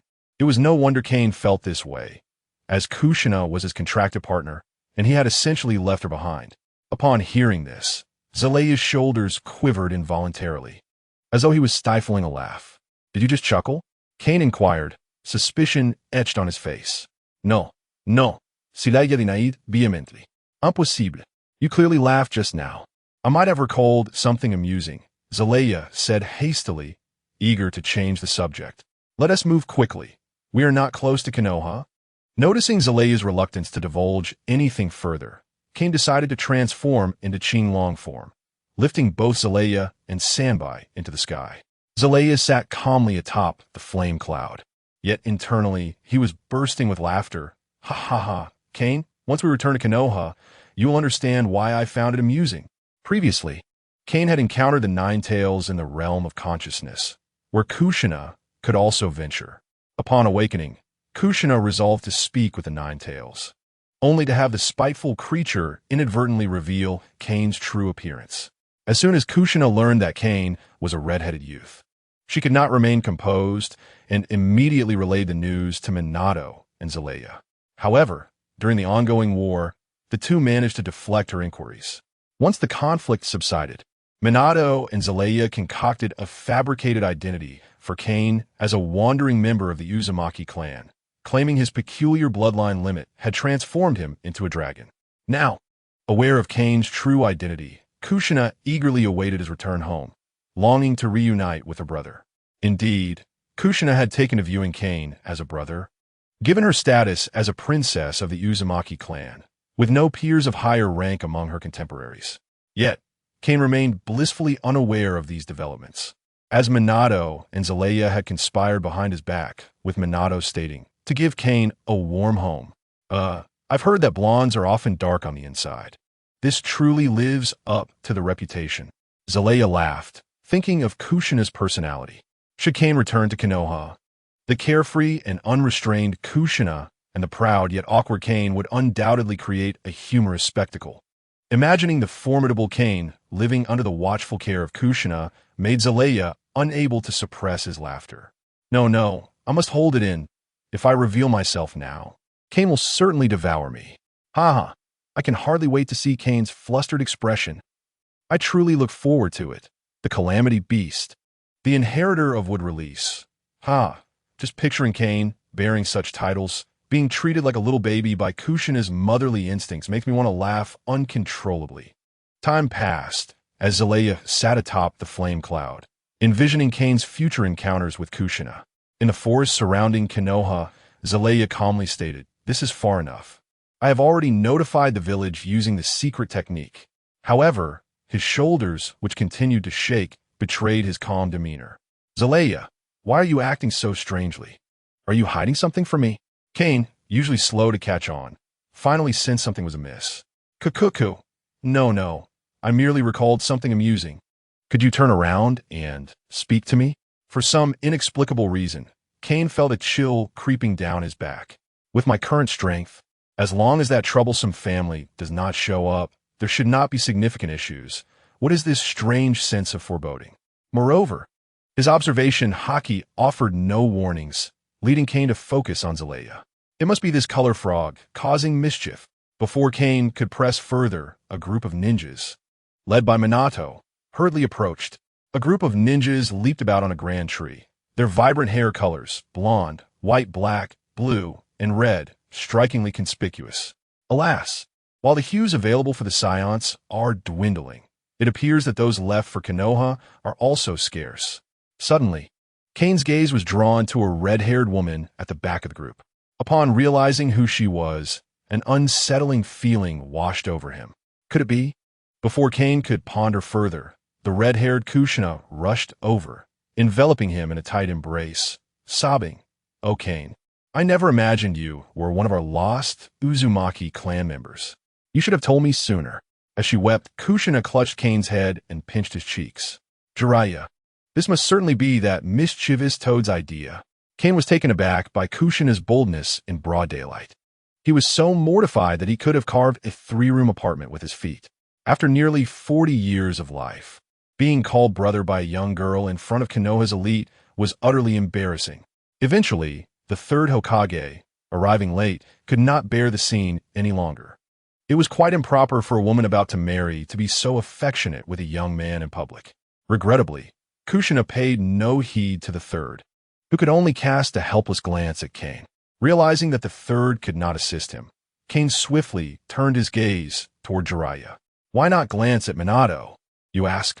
That would be too awkward. How could he lock eyes with the husband of the woman he was embracing? Kane considered Kushina as kin. Thus, pushing her away abruptly might only deepen her sorrow. Just as he attempted to signal Jiraiya for help, he turned and was met with Jiraiya's mischievous grin. Holding a camera. "Jiraiya, what are you holding? You scoundrel, put that down immediately." Click. The moment was frozen. Kane, with a pained expression, feigned holding Kushina, while she, tear-streaked, continued to pinch his face. On the third day after dealing with the Three Tails at Minato's residence, inside sat Rin and Kakashi, Kane's younger brother Asuma, along with Itachi and Shursui, who had come with Mikoto. Outside, the Minato couple was entertaining guests, Konoha's elite, clan leaders, and officials from the capital of the Fire Country. Kane could no longer recall when Minato and Kushina wed in the original timeline, but in this reality, they were marrying just as Minato was about to ascend to Hokage. As Jiraiya, Minato's mentor, was expected to host the guests as a senior figure, he now found himself kneeling before Kane, bruised and battered. "This matter shall not be brushed aside," Kane declared with his arms crossed, looking down at Jiraiya with a haughty demeanor. 3 days had passed since Kane and Jiraiya returned to Konoha, and in that time, Jiraiya had been beaten by Kane more times than he had eaten. Yet, Jiraiya was a stubborn old fool. Despite being pummeled for 3 consecutive days, he refused to surrender the film. "Lord Kane, might I be allowed to attend to the guests?" It would be quite rude not to, considering Minato's wedding. Seeing Kane in a slightly better mood, Jiraiya eagerly sought to appease him. "I recently discovered something extraordinary." "No, Jiraiya, you shall not corrupt Kane." Or will you take him as spy? Kushina, having arrived with her group of friends, interjected. What nonsense are you spouting, Kushina? Jiraiya stammered, a hint of guilt in his voice. Do you truly believe I am incapable of anything other than spying? Is there anything else? Kushina and Kane retorted in unison. With a knowing glance exchanged between them, Kushina gave Kane a thumbs up. Indeed, he was her brother. In her heart, Kushina had once considered Minato the epitome of a perfect boyfriend, husband, and Hokage. But ever since reuniting with Kane, she felt another perfect individual had emerged, Kane. Moreover, Kushina had recently sensed something amiss with Minato, and she firmly attributed it to Jiraiya's influence. Observing Jiraiya's intentions to lead her only brother astray, she could not remain idle. Aside from gathering material, I have many other tasks at hand, Jiraiya murmured weakly. His lecherous nature was deeply ingrained, almost as if it were a part of his very DNA, destined to be passed down to future generations. To put it simply, from ages 5 to 15, he was affectionately dubbed the perverted little rascal. From 15 to 30, he was reviled as the lecherous young man. From 30 to 40, he became the lecherous uncle. And thereafter, the lecherous old man. Even at the peak of his power, having attained sage mode, he was still known as the perverted sage. For Jiraiya, spying was merely a trivial matter, a necessity of life akin to eating and drinking. If he could choose his demise, he would undoubtedly prefer to perish in a women's bathhouse. Indeed, he had come dangerously close to dying in such a place while attempting to spy on Tsunade. Surely, Jiraiya, what you refer to cannot be merely for gathering material for your novels. Kushina exclaimed, her frustration palpable. Why are you always engaged in such antics? Do you not find it tiresome? Is this truly so amusing? Amusing, Jiraiya muttered under his breath, not daring to voice it aloud. Amusing, Kane observed as Kushina tore into Jiraiya, refraining from offering any support to the lecherous toad. Amusing, Kakashi and Shursui exchanged glances, feeling a sense of camaraderie. Amusing, Asuma inched closer to Kane, eyeing Kushina, who was flailing her crimson locks like an octopus. Though the mature youth Itachi did not find it amusing, he decided to go along with the group. Amusing, Minato and the third Hokage, drawn by the commotion, expressed in unison, "This is a fine tradition in our mentorship." Amusing, the esteemed guests attending Minato's wedding deemed it necessary to engage Jiraiya in conversation that evening. In that moment, it seemed that all the men in Minato's modest home had united in purpose, their collective will coalescing into a singular obsession, fervently conveying to the world one sentiment. Amusing.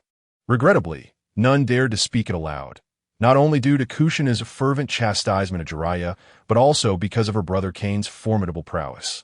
After all, one did not dare to offend the family of the bride, especially not with such a strong-willed daughter. How detestable it was that Jiraiya, at his age, showed no inclination towards settling down, instead choosing to lead impressionable youths astray. Gyo was preparing to enter her lecturing mode. The relatively gentle Mei-chin gently tugged at Gyo, reminding her that there were guests present. Upon hearing her friend's reminder, Gyo finally realized that today marked her joyous occasion with Minato. With a huff, she exited the inner room. Once Gyo left, the atmosphere in the room remained tense, while Jiraiya lay sprawled on the floor, utterly despondent. Kane approached Jiraiya and tended to his injuries before turning to signal Shursui to step outside for a brief conversation. The Uchiha prodigy, Shursui, had exerted all his efforts to persuade Fugaku to allow him some time alone with Kane, and upon being beckoned by Kane, he hurriedly followed him out. Once Kane and Shursui stepped outside, Kakashi and Asuma exchanged glances, sensing something amiss. If Itachi had followed them, it would have been understandable, given that Gyo and Mei-chin were close friends. However, strictly speaking, Shursui was an outsider. Lord Kane, Shursui exclaimed as they reached a secluded grove, hurriedly stating, "I believe you understand my intentions." Minato had informed Kane of Shursui's intentions earlier, but Kane had yet to find the time to address it. "I learned of your intentions from Minato," Kane replied, feeling quite exasperated at Shursui's eager expression. "Shouldn't it be the responsibility of your clan leader to manage the tense relations between the Uchiha and the village? What business does a young man like you have meddling in it? Or have you set your sights on the clan leader's position at such a young age? Sir, the relationship between our clansmen and the villagers is increasingly strained, and I wish to request your assistance. Shirzue began, only to be interrupted by Kane. Shirzue, you must understand one thing. I can only consider you an acquaintance, and my relationship with the Uchiha is limited to that of fellow villagers. As for the issue you mentioned, I suggest you discuss it with Minato. After all, it is Minato who will assume the role of Hokage in 2 days, not I. In the original story, Danzo had severely repressed the Uchiha clan, leading to their rebellion, and Shirzue foolishly revealed his Mangekyo Sharingan, which had the power to manipulate hearts. However, with Minato becoming Hokage and Danzo meeting his end, the third Hokage was now preoccupied with searching for young women within the clan to arrange a social gathering for Kane, leaving little time for these matters.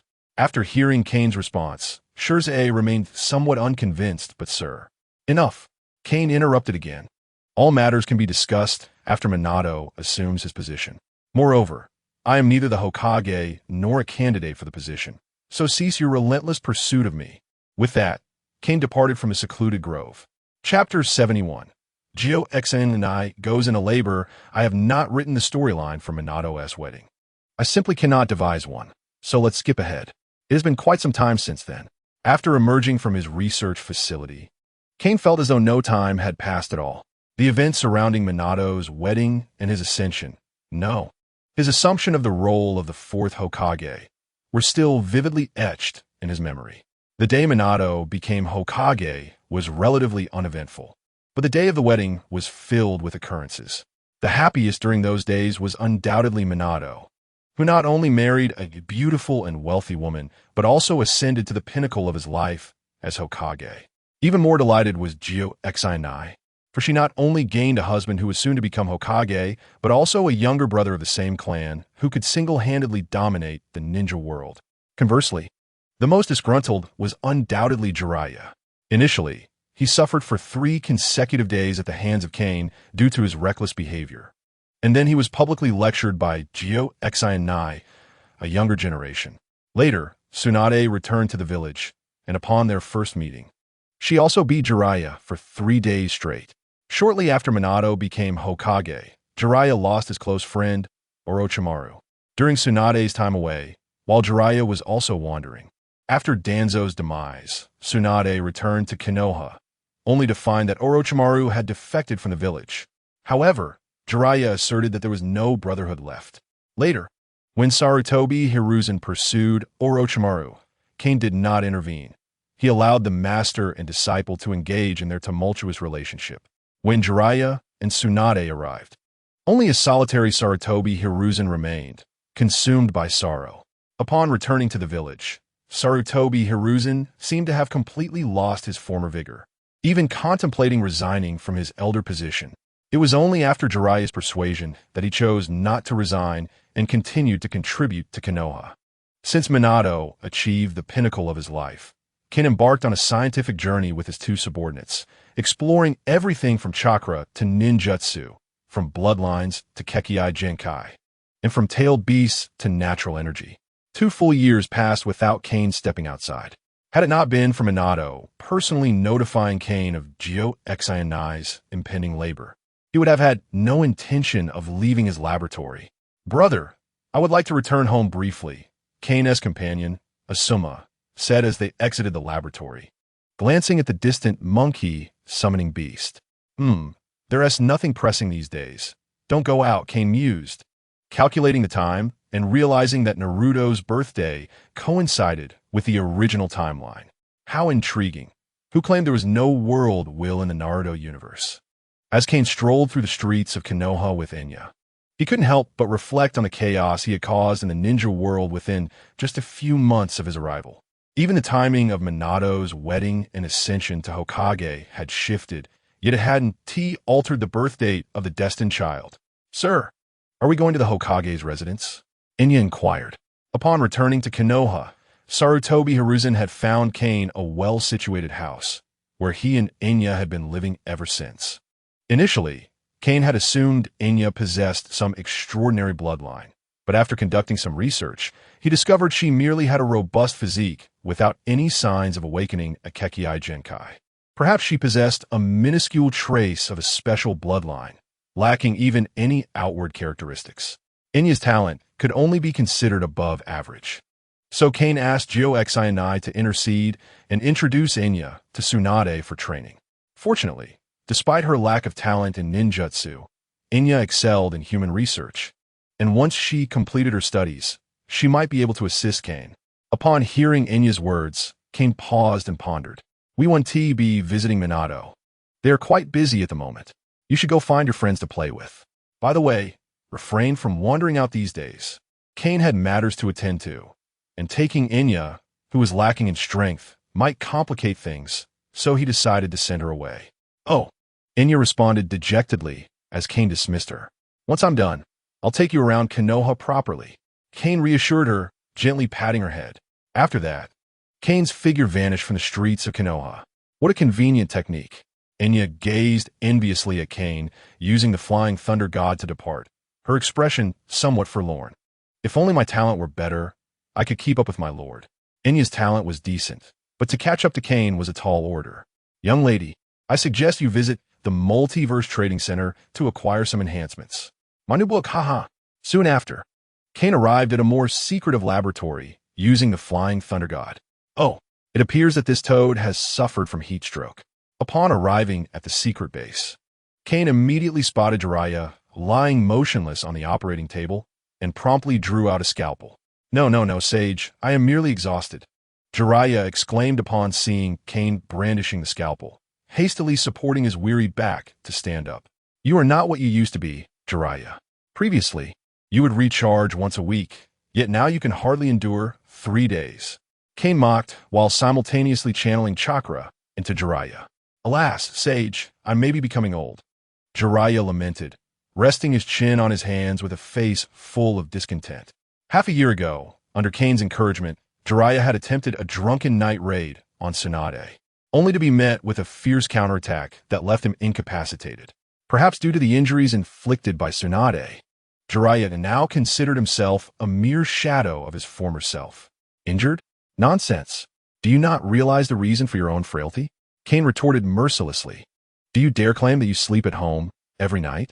Have I been recharging a dog with my chakra for the past 6 months?" Indeed, while Jiraiya was wounded, he had also received Tsunade's attentive care, perhaps due to his advancing age and a desire for companionship, or perhaps moved by Jiraiya's unwavering devotion over the years. The two had come to live together again, having relocated back to the Senju clan's residence. Moreover, after discovering Kane's would release Tsunade, wishing to express her closeness, designated a plot of land within the Senju territory for Kane and gifted him a pendant left to her by the first Hokage. However, it was evident to the discerning that Tsunade's gratitude was primarily directed towards Kane for his unwavering support of Jiraiya. Upon hearing Kane's jibe, Jiraiya shamelessly laughed. "I can confidently say that I reside in my own home every single day." Indeed, Mr. Senju Jiraiya, your words ring true," Kane replied sarcastically, pinching his nose. This statement left Jiraiya feeling rather awkward. Typically, when a woman marries into a man's family, she adopts his surname, unless under special circumstances, such as with Kushina and Minato. Kushina, due to her unique status, retained her name and did not change to Uzumaki Kushina. Now, Jiraiya was adopting the Senju surname. All right, did we not agree to discuss Kushina's impending childbirth today?"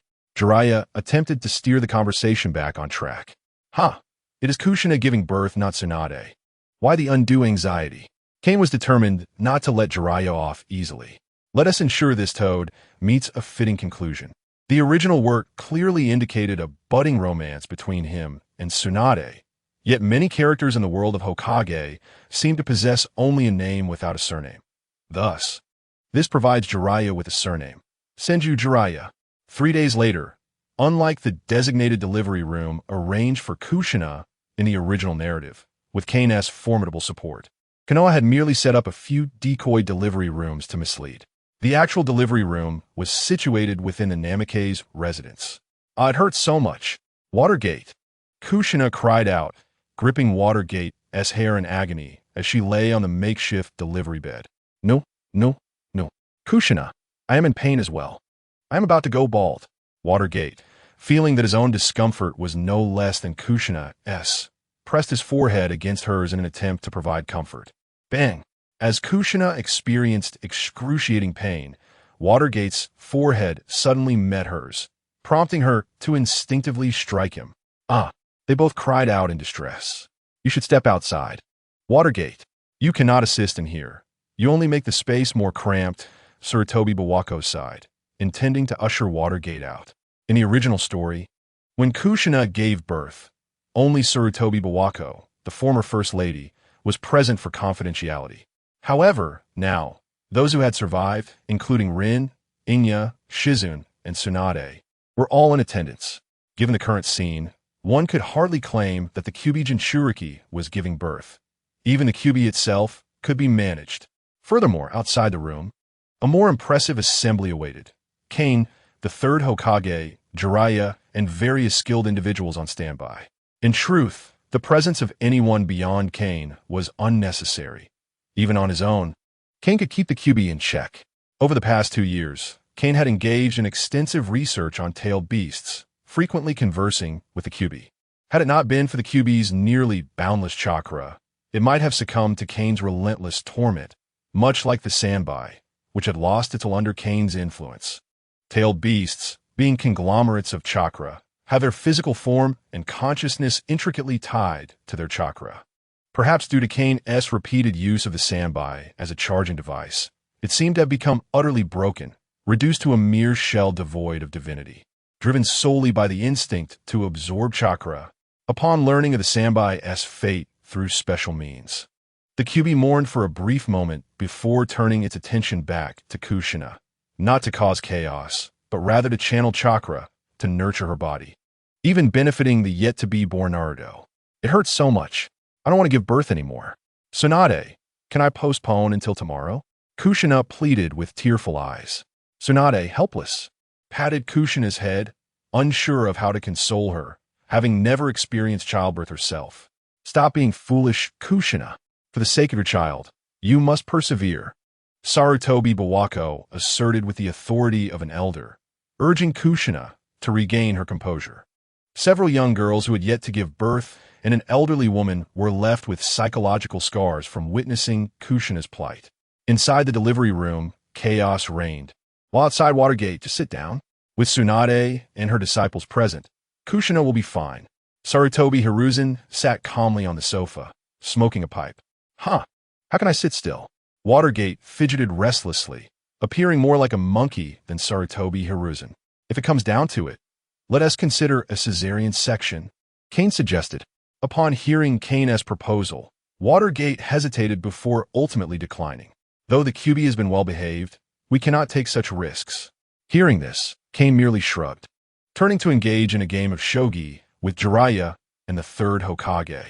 Not far from the Namikaze residence, in a shadowy corner. Oh, so you claim to be Uchiha Madara? Why are you now too afraid to show your face? The Rinnegan-wielding Pain taunted the cowering masked man. Madara had not perished outright. He had utilized secret techniques to locate Zetsu and Obito's hiding place, subsequently employing a Genjutsu to forcibly alter Obito's will before departing this world. This indicated that Obito had not fully developed, as Rin had neither been attacked by the Mist Ninja nor perished beneath Kakashi's Raikiri. What Obito now believed to be Rin's death was merely a fabricated illusion constructed by Madara's Genjutsu, utterly lacking in credibility and verifiability. As his strength grew formidable, Daitu began to harbor doubts about the truth of the situation. After all, he possessed a Sharingan, albeit not a traditional Genjutsu. The pressure exerted by Ban's Genjutsu was diminishing. Daitu found himself frequently peering into Mai, secretly observing Jiaolin. It was not out of fear that he acted thus, but rather because it was not yet opportune to reveal himself, lacking the profound and indelible experiences depicted in the original narrative. Daitu could now be regarded as a semi-darkened, angst-ridden youth. Nagato and Conan had at least feasted on life for a few more years than Dai, too, who not only failed to deceive them, but nearly fell prey to their persuasion. Had it not been for Kuroju's interference, Dai too might have been swayed to align with their ideology. Uchiha ban, if you cannot demonstrate a compelling strength that impresses Akatsuki, our collaboration shall come to an end, exclaimed Pain with an icy demeanor. Indeed, Dai too, if you cannot showcase a strength that captivates them, they will surely depart. A voice from the shadows chimed in with a mocking tone, belonging to Kaien, who had approached through his kinbunchaku. Do not call me Dai too. I am now Uchiha ban. Have you lost your senses, Kuroju? Daitu retorted, visibly displeased. You clever lad. You are actually an undercover agent. Pain's thoughts raced. I do not speak. Who is it? As Daitu pondered, he suddenly sensed a shift in the atmosphere. Pain had distanced himself, ready to flee. No one. Just a chance passerby. Kaien replied, nonchalantly from the rooftop. Sigh, my wallet has been hemorrhaging lately. I just gifted Minato for his wedding. And now I must contribute for his child's first month. I hear Kakashi and Lin are soon to wed as well. Another financial drain. In truth, Kaien's words were mere fabrications. Even if Kakashi and Lin were romantically involved, marriage was a distant thought as they were still but children. Nonetheless, upon hearing this news, Dai too was momentarily stunned, his expression darkening, not from transformation into darkness, but from the influence of Kuroju. Our collaboration has ended. Pain discerned the shift in circumstances and soared into the sky, shouting Uchiha ban. With gritted teeth, ignoring Pain's ascension, Kaien leisurely formed a hand seal, continuing to mock Dai Tuesday. Should I call you Dai Tu or Ju? Ah, it seems more fitting to refer to you as Uchiha ban. As he spoke, Kuroju manipulated Dai Tu to unleash Shinjutsu in an attempt to escape, while Kaien watched with a face full of derision. I anticipated you would resort to such a tactic. How fortuitous to test my newly developed spatiotemporal barrier. Indeed, Ju and Dai Tu tumbled from the vortex, and when Ju raised his head in confusion, the small barrier was already filled with people. Uchiha Shursui, Fugaku revealing his left eye, Jiraiya in sage mode, and Two-Toed stood ready. Damn it, Dai Tu, are you an undercover agent? The world of pirates can only have one dragon. Chapter 73, You May Still Call Me Ban. Shursui and Fugaku's involvement in this operation was entirely thanks to Minato. Being a warm-hearted leader, Minato alleviated the oppression of the Uchiha clan after taking office, and with the connections of two high-ranking ladies, relations between the Uchiha and Konoha gradually improved. The most significant transformation stemmed from a military exercise organized by Minato, in which he cast Kaien as the antagonist and all clan ninjas of Konoha as the protagonists, uniting to defeat him. That battle was exceedingly dull. Kaien, fully utilizing his arm color and bolstered by Sage Mode, withstood the relentless onslaught from the Uchiha clan and other families of Konoha for 3 days and nights without breaching Kain's defenses. The leader of the Yamashiro clan even fell victim to a mental backlash while attempting to attack Kain, reportedly spending half a year recovering. Following that exercise, the leaders of Konoha's various clans were left disheartened, resulting in a population boom, unable to defeat him and unable to outlast him, especially since Kaien was a mythical being, capable of living at least as long as the Sage of Six Paths. Let's return home and procreate. After a meeting with his clansmen, Fugaku concluded that the Uchiha clan serving as Konoha's security force was quite satisfactory, provided they caused minimal disruption. With Minato's unwavering support, the oppression of the Uchiha clan was lifted, allowing them to function as the security team, while many ninjas began forming squads and undertaking missions, becoming indistinguishable from ordinary clans. In truth, the Uchiha clan was intimidated by Kaien, for the wicked fear the bold fear the reckless, and the reckless fear the desperate. Those daring to create chaos in Konoha. Not only the Uchiha, but even the Senju clan of Ur, would not suffice. Returning to the matter at hand, Uchiha Dai, too. Fugaku glared at the masked man surrounded by others, his voice laced with anger. I advise you to tread carefully. You scoundrel, if you wish to die, do not drag the Uchiha clan down with you. Suddenly summoned to assist Shursui, Fugaku was infuriated to discover that the assailants of Konoha were indeed from the Uchiha clan, nearly causing him to faint in rage. Fearing that Kain and Minato would find an excuse to undermine the Uchiha, Fugaku activated his Sharingan without concern for revealing his strength. Now, he awaited Kain's command, ready to assist Shursui in reducing Dai 2 to mere pulp and to extract his eyes. You're no longer Dai 2. Whether you could be saved rests on your shoulders, Fugaku. Kain patted Shursui on the shoulder and cleared space for his fellow clansmen. Upon hearing Kain utter Dai 2's name, Kakashi was not surprised. His confusion lay in understanding why Dai 2 would attack Konoha. After all, it was a well-established fact that Dai 2 had not perished. A conclusion reached through their collective explorations. Onward. At Kain's signal, Fugaku called for Shursui to advance alongside him. Fire style, wind dance. Although unable to utilize Shinjutsu to escape, this restriction did not hinder Ju from employing it within the confines of the small space.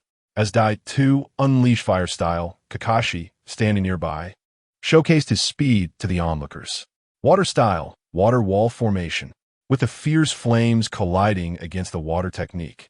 A colossal cloud of smoke engulfed the small space sealed by the barrier. Ha ha ha, I learned my lesson this time. We shall meet again, Calamity Beast.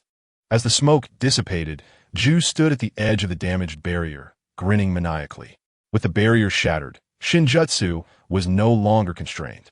As Dai 2 prepared to escape, Kakashi, who had remained silent, suddenly raised his head and glared at the vortex's center with his left eye, invoking Shinjutsu. With a pained cry from Dai 2 and the loss of an arm, the spatial ripples caused by Shinjutsu vanished. He has escaped. Kain was not taken aback by this outcome. Burdened with yin-yang release, if Ju were determined to flee, even Kain would find it challenging to detain him. The temporal barrier's ability to delay its adversary momentarily took Kain by surprise. Everyone disperse, disperse. Kain instructed, picking up an arm from the ground and handing it over to the ambush unit nearby, gesturing for everyone to return whence they came. However, Fuyue and Shursui showed no intention of leaving. Instead, they appeared visibly anxious. Lord Kain, Uchiha Obito was merely an unforeseen occurrence. Our Uchiha clan has always been loyal to Konoha. All right, I am well aware of that. You all may continue as normal. There is no need for concern. Kain impatiently interrupted Fuyue's declaration of loyalty. Let us depart, Sage of the Toad. You have been silent for quite some time. One might assume you have been practicing the silent meditation of the Buddhist sect. Kain pulled the contemplative Jiraiya away from the scene. Kain understood that Jiraiya was also startled by the sudden appearance of Yahiko, as once upon a time, Nagato, Konan, and Yahiko were all his disciples. And yet, only Nagato possessed the Rinnegan. Now, seeing Yahiko with a pair of Rinnegan eyes, Jiraiya sensed a significant secret was at play. On their way back, Kain found Jiraiya's fidgeting amusing. Sage of the Toad, if you have something to say, please speak candidly. Sage, Jiraiya stammered, unsure of how to begin. You saw your former disciple, didn't you? He was thought to be deceased, yet he has returned, even bearing another disciple's Rinnegan. You certainly know, Jiraiya remarked. Looking at Kain with a knowing expression, I've found the right person. I do not possess extensive knowledge, but I do have some information regarding the Rinnegan, Kain replied, proceeding to detail the specifics of the Rinnegan to Jiraiya. Ah, Jiraiya mused after absorbing the information. So, Yahiko is indeed dead. The current Yahiko can be regarded as a puppet? Precisely. Kain snapped his fingers.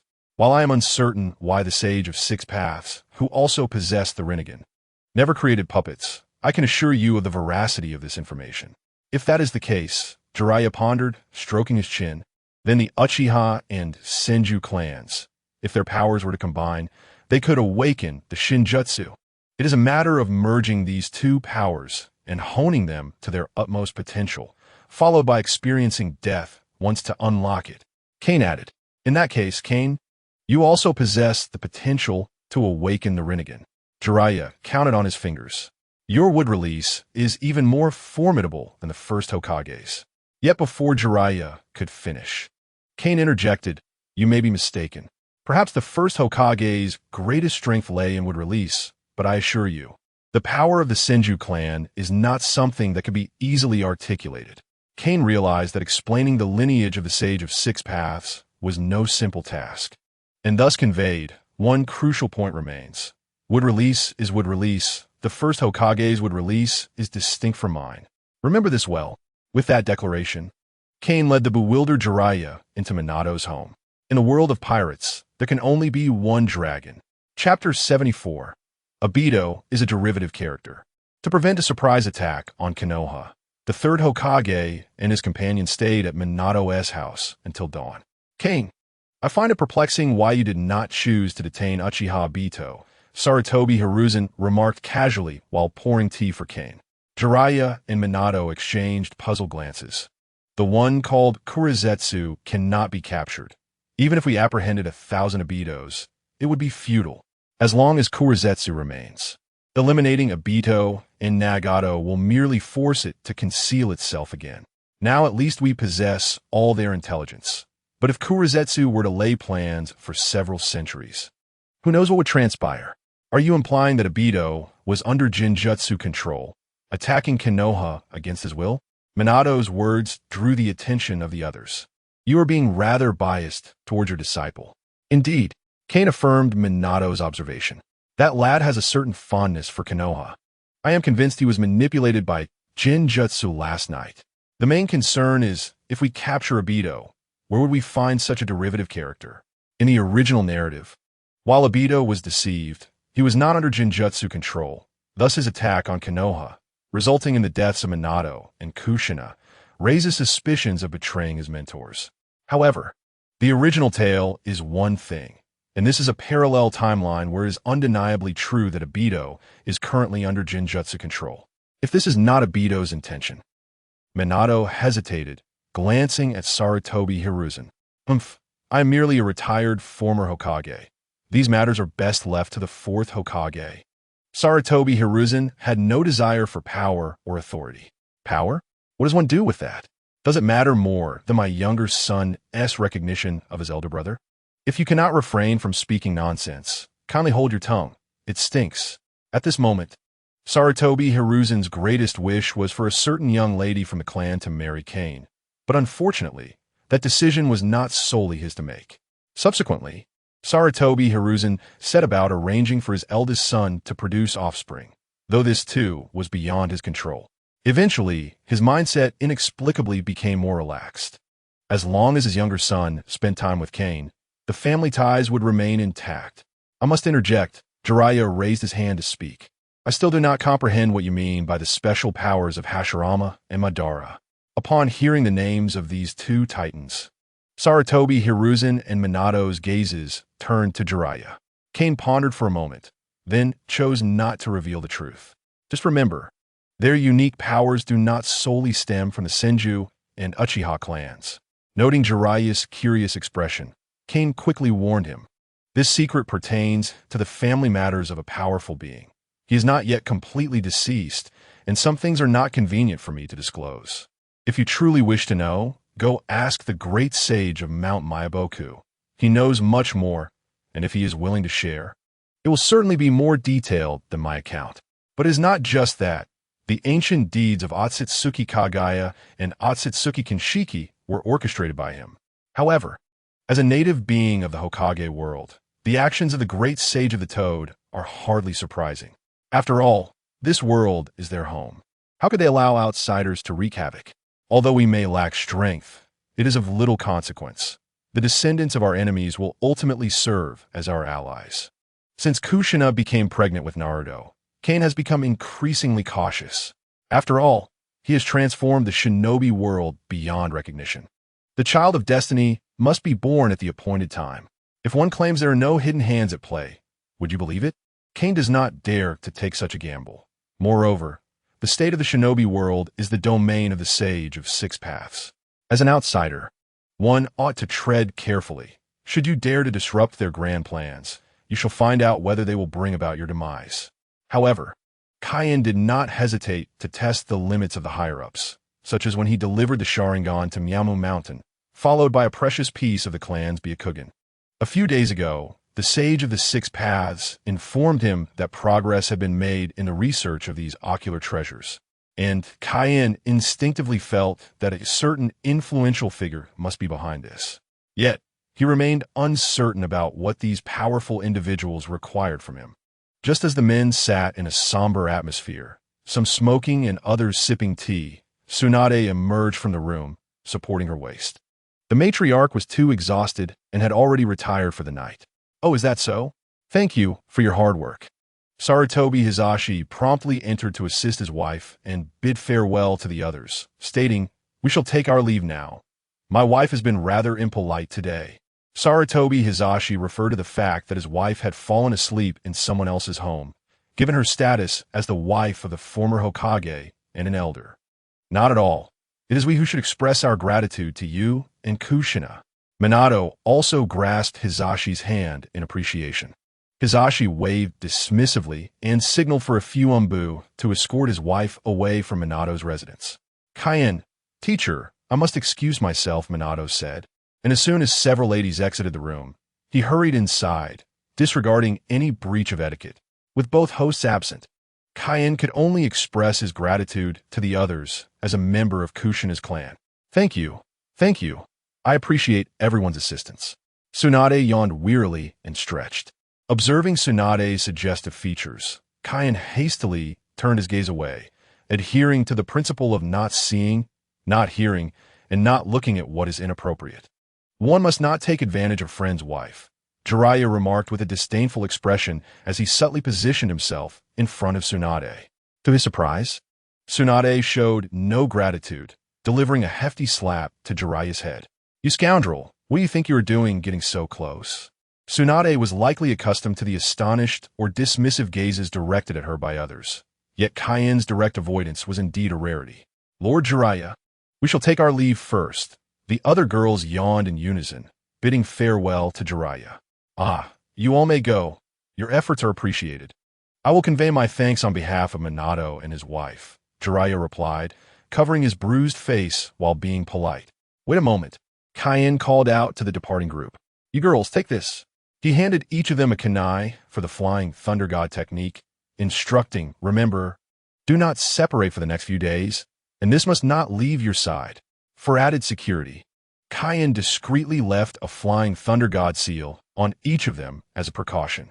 The arrangement to leave the Flying Thunder God technique and to ensure the girls stay together had been agreed upon by Kien and Minato the previous night. To prevent retaliation from their assailants, the strongest among them, Kin, had to endure a bit longer, as only he and Minato were proficient in this technique within Konoha. Tsunade and Sarutobi Bawako had no need for concern. One was among the legendary Sannin, and the other was the wife of the former Hokage. If the assailants aimed to target them, the outcome would be uncertain. In the world of pirates, there could only be one dragon. Chapter 75. The arrival of Goose Factory. Much later, at the outermost perimeter of the Senju clan's residence, a voice echoed in Kien's mind. "Upgrade complete. Please check specific functionalities." "Oh, has the upgrade completed?" Upon hearing the notification, Kien quickly released the struggling Five Tails. During this time, Kien's primary tasks included researching various forbidden techniques and capturing tailed beasts. Indeed, capturing tailed beasts, Kien stated, "As long as I achieve the enemy's objectives, they will never prevail." L has undergone a comprehensive upgrade, with a reward bag now containing gifts from various realms. Please rename L. This was the first change. Then, from now on, you shall be called Goose Factory. Kien casually named the new system and continued reading. The Great Clock has completed its update. Random teleportation and charging bars have been removed. You may now traverse only in worlds with coordinates. Current coordinates: Pirate World, Devil Fruit. Naruto World, none.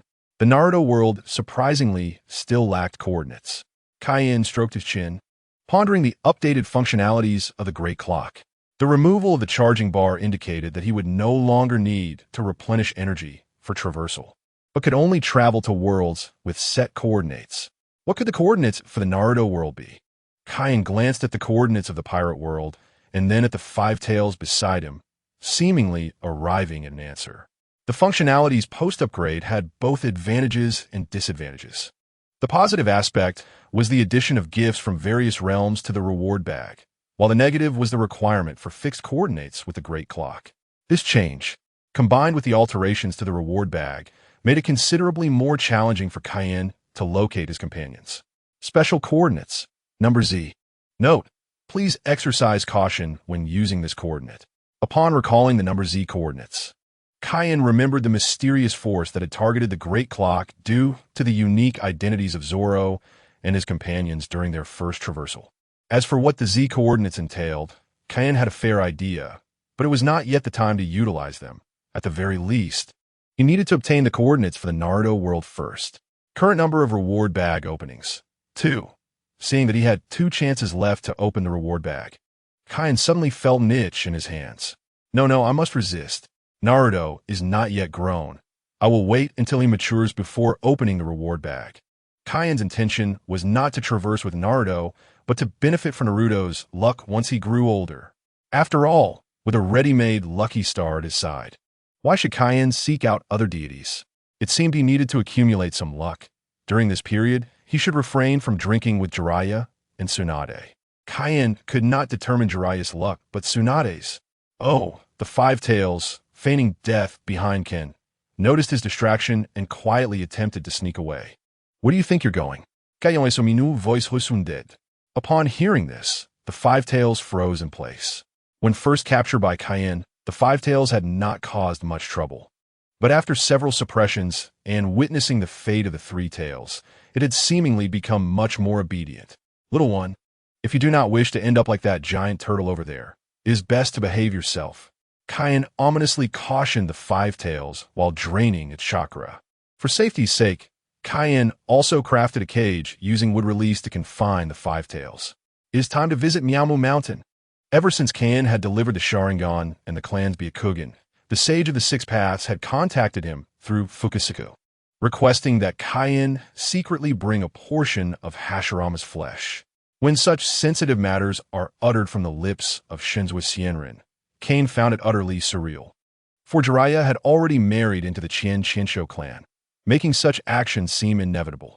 However, upon further contemplation, he reconciled with the situation, realizing that the flesh and blood of Hashirama did not belong solely to him, but rather to all of Konoha. With a sudden thud, he activated the reverse summoning technique. Shinzo Sienrin is awaiting my arrival. As Kane stepped into Miamu Mountain, he spotted Shinzo Sienrin squatting on a massive rock, meditating. Elder Kane has arrived. Come with me. Shinzo beckoned. Kane's presence did not surprise Shinzo, as he had dispatched someone to inform him of Kane's visit. Together, they traversed toward the cavern. This is where I conduct my experiments, a closely guarded secret within Miamu Mountain. Even Jiraiya is unaware.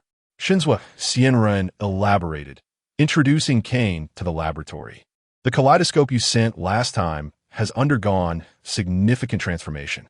As he spoke, he produced a scroll. This was entrusted to me by a predecessor to deliver to you. Once you open it, all will be revealed. Without hesitation, Kane unrolled the scroll, and in an instant, the world spun around him, plunging his vision into darkness. When he regained his senses, he found himself enveloped in pitch blackness, standing on a surface resembling water. A gentle step revealed ripples cascading outward. Kane's first instinct was to assume he was in the shadows of Miamu Mountain, yet he quickly dismissed this notion. If Miamu Mountain harbored any ulterior motives, they would have acted long ago rather than covertly assisting him. Kane had never regarded his wood release as mere coincidence, which is why he had informed Jiraiya of the significant distinctions between different forms of wood release. Even if there were plots against him, Kane remained unperturbed. Did they truly believe his void mark was inconsequential? Kane attuned his senses and proceeded forward in a specific direction until he spotted a distant point of light. He deliberately walked slowly, savoring each step as if imprinting the ground beneath him. Do you think I cannot discern that you have been monitoring me all along? He swiftly ruled out the giant toad, as it would have expressed its concerns directly within Miamu Mountain, rendering any theatrics unnecessary. Thus, only the great Kekai remained. An enigma.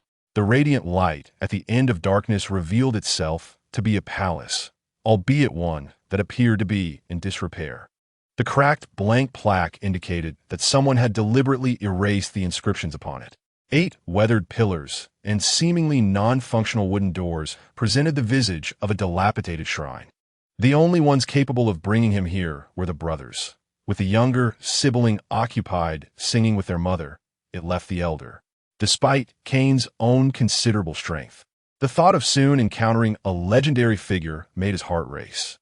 I acknowledge my strength, yet the elder within is no trivial opponent. Best to introduce myself as Zoro. Damn, my master is Lu Zorong. What do I have to fear? Kane shouted boldly, ensuring his voice reached the inner sanctum. With that, he clasped his hands together, entering Sage mode, and unleashed his Void Conqueror's Haki. Boom! How audacious of you, young one! The awe-inspiring Haki, augmented by the Void Mark, transcended mere mental pressure. It constituted a dual assault of both psychological and physical damage, inflicting genuine harm. Upon releasing his Void Haki, an individual within emitted a muffled groan, reciprocating with a fierce mental counterattack. Came the voice from within, perplexed.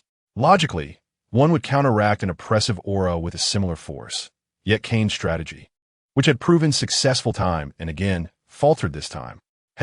Attempting to flaunt in my presence is no simple feat. I shall not be easily intimidated. Even by the Sage of 6 Paths, Kane thought triumphantly as the individual inside fell utterly speechless. Their mundane offline meeting unexpectedly transformed into a chaotic confrontation. Young friend, please retract your powers, the voice sighed, and the individual retracted their aura. Noticing no malice from within, Kane relaxed, withdrawing his Haki as he entered the temple. In the temple's center stood a statue depicting a deity with dual horns, 3 eyes, and an ancient hairstyle. The deity's arms were bent forward, hands poised as if about to unite, with symbols of the sun and moon inscribed in the palms. As Kane scrutinized the statue, he internally mused.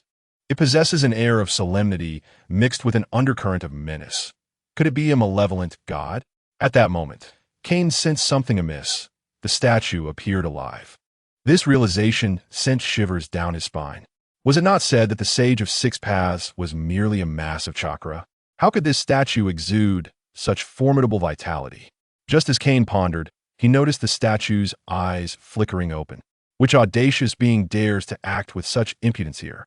Before the Sage of 6 Paths could fully manifest his consciousness within the statue, he overheard Kane's antics. Child, now that you have arrived in my domain, cease your antics. The sage sighed, signaling Kane to adopt a more serious demeanor. Upon witnessing the sage's vitality, Kane became considerably more respectful and stood upright. I pay my respects, sage. I was unaware it was you testing me. My actions were reckless. Hearing Kane's words, the sage's expression darkened, recognizing the implication of being brought here without cause and subjected to scrutiny. Although Kane held reservations about the sage's actions, he understood the importance of maintaining a distinction between personal grievances and the overall gravity of the situation. Despite the sage's seemingly frail appearance, Kane was acutely aware that should he dare to act against him, the elder would undoubtedly transform from a jovial figure into a philosophical titan. Moreover, Kane recognized that the sage's apparent weakness likely stemmed from his divided chakra, dispersed across the world to monitor the shinobi realm. After all, Daytami Kagaya was merely sealed away, not dead, hence her threat continues to loom. The possibility of Kagayaheim breaking free is not to be dismissed lightly. To ensure absolute safety, the Sage of the 6 Paths chose to sacrifice his own self, fragmenting his chakra into countless pieces. He then employed an enhanced version of a technique akin to a telescope to surveil the ninja world. However, even with his chakra divided, Kane remained wary. One cannot forget that during the 4th Great Ninja War, this old man casually bestowed 2 buffs upon the Prince and the Second Pillar, allowing these 2 low-level ninja to soar and humiliate various formidable foes effortlessly. Kane even speculated maliciously that Naruto and Sasuke's decline in strength during Boruto's era was due to their simultaneous humiliation of both Madara and Daytami Kagaya in a similar manner. How intriguing! In truth, Kane was not mistaken. At the level of the sage, the physical form becomes nearly obsolete, as there is no need for sustenance or bodily functions. What purpose would such a form serve? Nonetheless, Kane holds a different perspective regarding the greatness of the sage. Even if granted immense power, Kane would never relinquish his corporeal existence. He would prefer to perish rather than lose that essence. Perhaps this unwavering conviction resonated with a grand design beyond comprehension, gifting Kane with the eternal forest mark, which allows for boundless growth and regeneration in various aspects. Welcome, young traveler, to the ninja world. The Sage of the Six Paths began, revealing his local familiarity. Kane thought, this is quite the confirmation. Either this old man is monitoring me, or he has lingering ties with the Great Toad. However, as a guest, did Kane perhaps overstep his bounds? The sage, with a hint of politeness, began to inquire about Kane's actions. Kane feigned innocence, responding, overstep? How so? I have neither instigated war nor consumed your rice.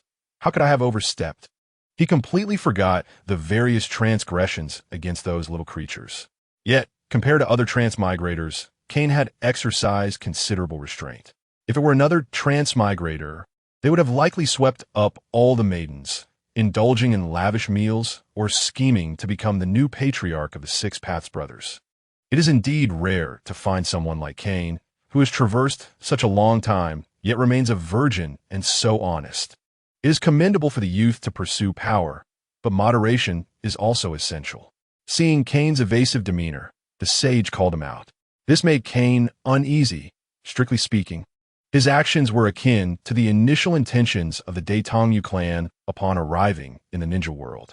However, while the Daetongmu clan was driven by greed, with their plans being quite elaborate, one seed of a divine tree could devastate the ninja world. Kane's methods were more tempered and discreet, often unnoticed by the masses. Moreover, with his exceptional yang release and wood release abilities, how could he possibly lack chakra? Wait, wood release? Kane suddenly recalled, looking up to find the sage gazing at him with a bemused expression. The Daetongmu Yui and Daetongmu Yuki were indeed cunning figures. Yuki was particularly so. It was hard to believe that someone who kept such a watchful eye on the ninja world and could effortlessly empower Naruto and Sasuke could not seal Daetongmu Kagaya once more. Chapter 77. I Exchange. Kane tentatively inquired about wood release. Wood release is essentially the power of the divine tree. The sage began, finally delving into the subject with Kane. Long ago, a beautiful princess consumed the fruit of the divine tree for reasons unknown, thereby obtaining the power of all creation. Rinnegan? That can't be right. Kane interjected. Old man, I have read the original work. Do not attempt to deceive me. Given that Daetongmu Kagaya was the sage's mother, the sage endeavored to embellish her story, only to be punctured by Kane's remark. The sage felt slighted, yet could not respond harshly, as Kane had merely questioned the Rinnegan without further accusations. You are indeed quite enigmatic, the sage mused, engaging Kane in a riddle, but Kane had no intention of playing along. Never mind, the sage sighed and asked. I see your abilities might allow you to drain or even slay tailed beasts. Kane did not grasp the sage's intent behind the inquiry, but nodded earnestly, recognizing that such matters were beyond his concealment. Lying would only lead to embarrassment. Oh, the sage lingered on that sound before falling silent. Sensing the sage's desire to play a riddle, Kane was about to speak when he suddenly felt something amiss in his body, an overwhelming discomfort, as if his very essence was being strained. I hope you remain true to yourself, traveler from another world. When Kane awoke, he discovered he had returned to Mayaboka Mountain. Clutching that scroll, that old man, he certainly has a way with words. Kane examined the scroll closely, finding it of little use, and carelessly tossed it aside. The sage had long departed, perhaps summoned by some great toad. On the stone table lay an opaque glass vial. My notification says the Sharingan has undergone some changes. What could those changes possibly be? It cannot have evolved, can it? Kane chuckled to himself while reaching for the vial. When he initially handed over the Sharingan to the sage, he never anticipated it would yield any significant discoveries. It was merely a tool for testing the Great Toad's prowess. Kane had long suspected that his wood release might be flawed, possibly a special gift from the sage. By presenting the Kaleidoscope Sharingan to Mayaboka Mountain, Kane aimed to convey one message: would release Eternal Kaleidoscope Sharingan. The rest is up to you. This was but a casual test, and he never expected it to yield results today. Upon retrieving the glass vial, Kane did not hasten to open it, but instead spread his palm. Observing the crescent moon-shaped mark on his left hand and the sun-shaped mark on his right. Just as I thought, Kane's chakra was immense, a fact undeniable. For both his body and spirit were robust, leaving little room for curiosity. Later, when he discovered his chakra possessed healing properties, he felt something was amiss, but attributed it to the Eternal Technique's mark, which was primarily focused on restoration. However, when Minato and Jiraiya insisted they possessed would release, Kane, caught in a fog of confusion, was persuaded by their enthusiasm and decided to give it a try, believing there was no harm in it. The first attempt was a covert one, resulting in failure, but soon after an opportunity arose, the corpses left behind by the white Zetsu in the cave. After the events of today, Kane speculated that had he not touched the trees left by Baiju, while on the outskirts of Mai, he certainly would have had the opportunity to awaken Mokuton. Do not question the certainty of this belief. Having an elder to look after him is indeed delightful. Yet, he pondered what exactly this old gentleman hoped for him. While he could comprehend most aspects and even find explanations for the logical parts, this particular issue eluded Kane's understanding. I hope you remain true to your heart as an interdimensional traveler. Kane repeatedly contemplated this phrase when suddenly a chill crept over him. He understood the terms otherworld and traveler, which serve as a reminder that he was an outsider and that it was time to embark on his journey. However, the first part of the statement remained elusive. Kane believed that with the power of the UN company in his grasp, no malevolent entities could delve into his thoughts. Thus, the Sage of Six Paths could not possibly fathom his inner musings. If one were to consider my past actions, the implication of this statement becomes startling. The meaning behind these words was overwhelmingly profound, causing Kane to hesitate to dwell on it further. He quickly shook his head and redirected his focus to the bottle in his hand. Allow me to speculate. One ability of this kaleidoscope is Yang, which bestows immense vitality upon its possessor, while the other represents Yin, greatly enhancing the possessor's mental prowess. Ban once mentioned that this kaleidoscope's powers were not merely devoid of sensation. Kane had not paid much heed to this back then, but now it seemed evident. I would wager that this kaleidoscope is now the Eternal Eye, and whether it is the same pair as before is a matter for debate. As he spoke, Kane opened the jar, revealing a pair of crimson eternal kaleidoscopes. The reason they were termed the Eternal Eye was that the patterns within had transformed from an O shape into small circles entwined with a crescent moon. Indeed, upon clearly observing the design, Kane could not help but express his disdain for these eyes. This confirmed it. The design of these eyes was undoubtedly crafted by the Sage of Six Paths himself, and the power contained within was likely arranged by him as well. This situation was truly dire. Armed with these eyes, he contemplated returning to the Sage of Six Paths for a refund, uncertain of whether the sage would react violently. No sooner had Kane uttered these words than a sudden thunderclap resonated through the previously serene weather outside the cave. Observing the clear sky and the thunder, Kane wryly touched his nose, saying, "This is troublesome. I've already accepted the deposit, and now I must assist them." The deposit had been given, and Kane was willing to help, but the task at hand was perilous. Kane was now certain that regardless of whether he could fulfill this transaction, he would not emerge unscathed. If he completed the deal, the better outcome would involve being forced to leave this world by a few powerful figures, while the worst scenario would see him unceremoniously expelled. As for opting out of the transaction, that was out of the question. Kane's true intention was to continually replenish energy for the UN company and enhance himself, regardless of whether the powerful figures engaged in a deal with Kane. His ultimate goal remained unchanged, to drain the Ten Tails once it manifested in the world. If conditions permitted, he might also contemplate acquiring the Nine Tails Rinnegan and the Reincarnation Eye. When one reaches a mountain, a path will surely appear. It is best to consume the cake presented before him first. After weighing the pros and cons, Kane gritted his teeth and removed his left eye. Seizing the eternal eye to press into his eye socket while it was still unformed. As for whether the eye should appear in the future, that depends on your views. I merely feel that since I have come to the world of Hokage, It would be remiss not to acquire some local specialties. What do you think? Kane's diary, my village. Kane's home. Kane was currently bent over his desk, inscribing his diary. October 10th, year 52 of my. Overcast. The mischievous child Naruto is already 4 years old. Today, this little rascal tugged at his little bird and proclaimed that aside from urination, it possesses great utility, leaving me utterly astonished. However, I believe he is still too young to bear the weight of such a significant discovery alone, so I relayed this matter to Kushina.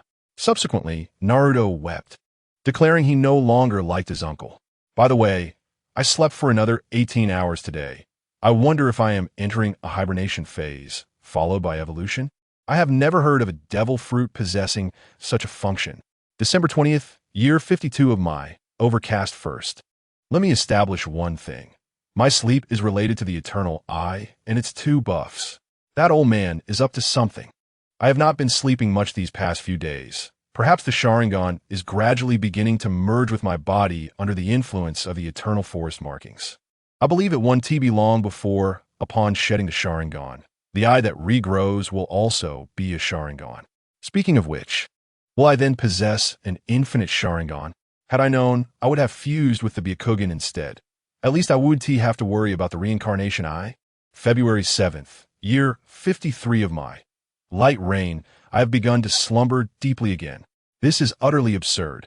I have never heard of time traveler merging the Sharingan requiring a hibernation period. Did that old man enhance my eyes? Blast, had I known, I would not have fused with this thing. July 23rd, year 54 of my. Cloudy hee.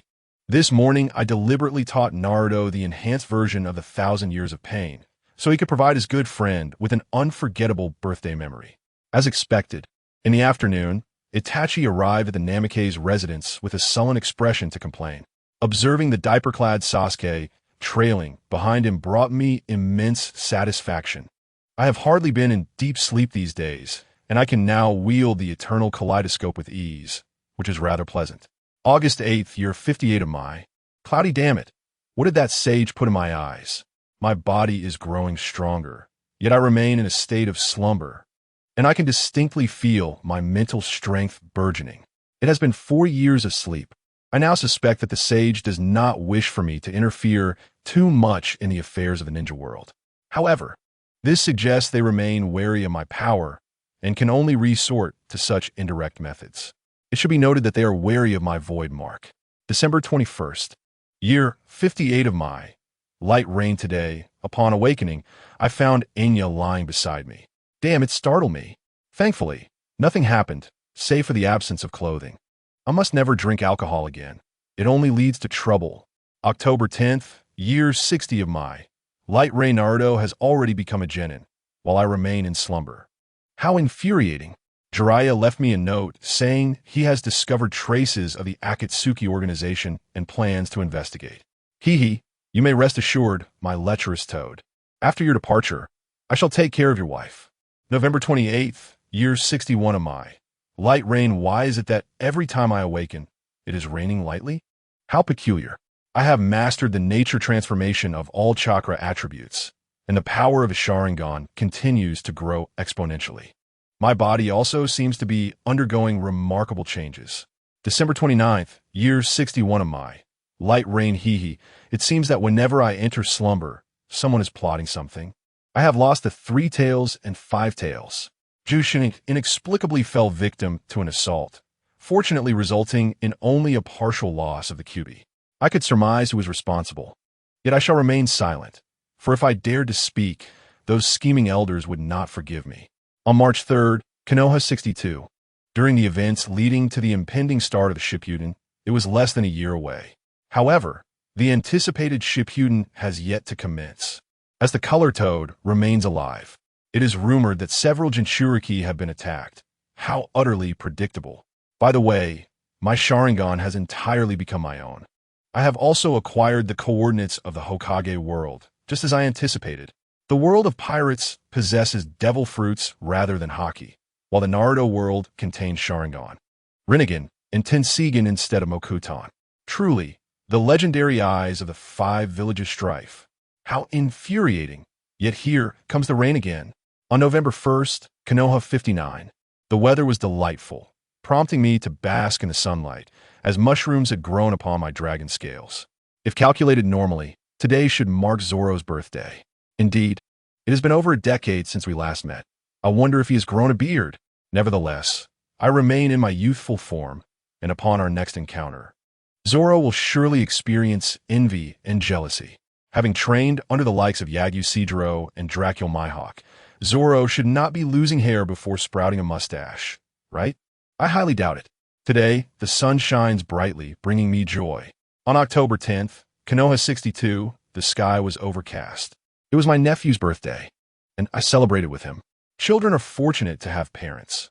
Naruto has become a veritable reflection of Minato. Alas, his character resembles that of Joshina more closely, yet he has already become an exceptional ninja. When did I start viewing myself as Naruto's uncle? On January 1st, Konoha 63, a new year has dawned. Recently, I have felt an inexplicable power stirring within my eyes. Although there has been no evolution, I suspect it is due to the existence of a pair of Rinnegan in the ninja world. If the Rinnegan is the deposit, then the Tenseigan must be the final payment, correct?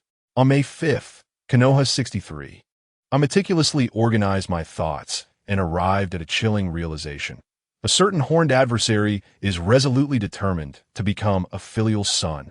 He seeks to bestow upon me the Rinnegan and Tenseigan, hoping I will utilize my unique abilities to eradicate the Ten Tails. How outrageous! That is your mother-s doing. I too have my schemes. Just wait and see as I turn the tables and shift the balance of power. These diary entries have been burned. Uncle Kane, here I come. A vibrant voice burst into Kane's residence, followed by its owner plopping down on Kane's stomach. You ungrateful child, do you wish for my premature demise? Though Kane no longer needed a slumber, his fondness for sleep seemed to linger, and he could easily sleep through an entire day. Greetings, Lord Kane. Hello, Uncle Kane. After tidying up after Naruto, Kane reciprocated their greetings. Hello, Hinata. Hello, Shikamaru. And you too, Choji. Today marked Kane's decision to open a lucky bag. And considering his historically poor luck, he had Naruto bring his friends to his home to bask in the fortune of the protagonists. Neji did not come, as Kane had strictly forbidden him from approaching his home within a 100-meter radius. Noticing Kane had not prepared any food, Naruto pouted and remarked, Uncle, you didn't invite us here just to regale us with your past heroics, did you? I've grown tired of that. Why not teach us some ninjutsu today? I've fully mastered the Utama Rasengan. Over the years, Kane had often invited these children over, telling them stories and teaching them some ninjutsu. Kane's intention was to foster closeness and share in their fortunes. They were unaware of his true motives and thought he was merely boasting again. Bang! Kane delivered a firm punch to Naruto's head. Listen well when an elder speaks. Your father became Hokage with my considerable assistance. Wasn't the Hokage chosen by lottery? Naruto replied, rubbing the bump on his head in astonishment. Kane exclaimed, forget it, 5 consecutive draws. Let me see what I get. In the world of pirates, there can only be one dragon. Chapter 79, 5 consecutive draws, an unusual shaped token. It has a unique activation method. Call out its true name. A seed radiating a spectrum of light. Suitable for planting with stringent conditions. The training insights of a mysterious powerhouse. Double-click to use. Does not possess the ability to break limits. A miraculous talisman, a beam of seemingly useless light. So, does this mean I am growing increasingly distant from Zoro and the others? At this moment, Naruto and his friends have been dismissed, leaving Kane alone in the vast room. Damn it. Clearly, the upgrade from the Goose Factory is a good thing. Yet why do I always feel targeted? Kane exclaimed, somewhat frenzied, scratching his head. In truth, aside from the peculiar token and the beam of light, Kane had yet to grasp the significance of these items. The other 3 were indeed exceptional treasures. Even in the novels of my past life, these 3 items would be sufficient to herald the birth of a protagonist. The seed, glowing with a rainbow hue, is undoubtedly of a variety that bears fruit when hung from a vine. Moreover, this seed serves as a coordinate, but for now, Kane hesitates to venture into that world, fearing he may be captured and forced to become a guardian spirit. The mysterious training insights can be double-clicked. This insight can indeed be double-clicked. This is a guide from Saitama. One must perform 100 sit-ups, 100 push-ups, 100 squats, and run 10 kilometers daily.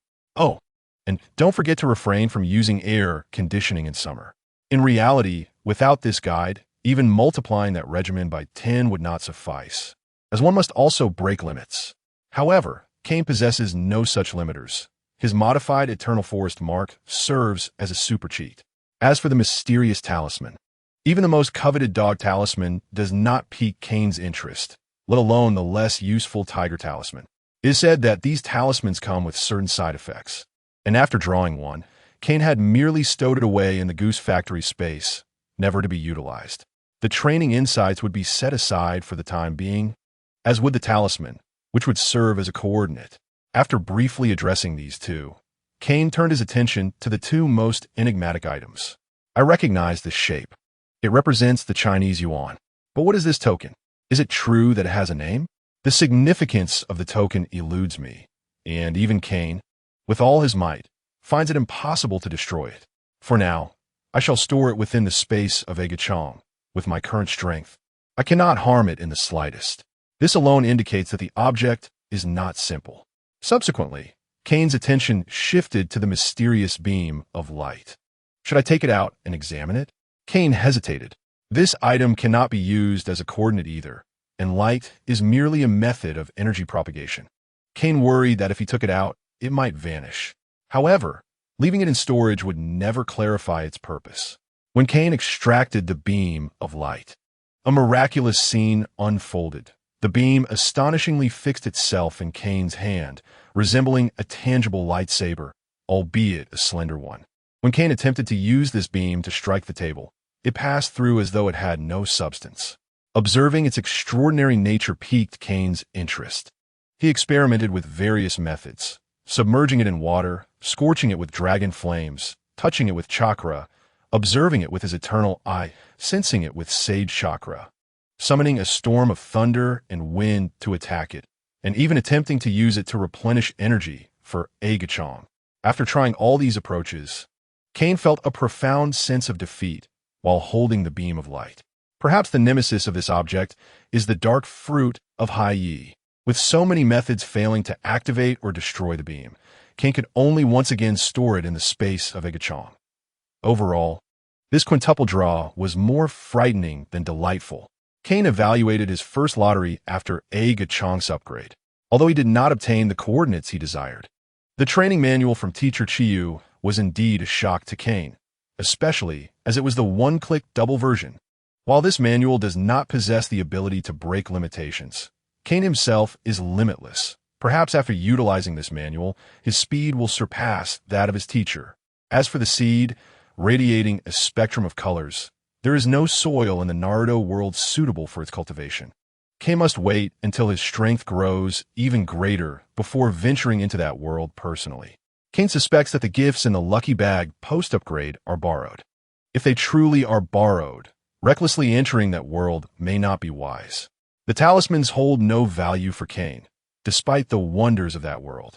He has no desire to go there, at least not now. The token symbolizing the RMB is a significant treasure, though Kane cannot yet discern its use. So it must be temporarily set aside. As for the mysterious beam of light, Kane can only ascertain that it is indeed extraordinary. How extraordinary remains to be seen. After organizing his belongings, Kane lay on his bed, gazing at the starry sky.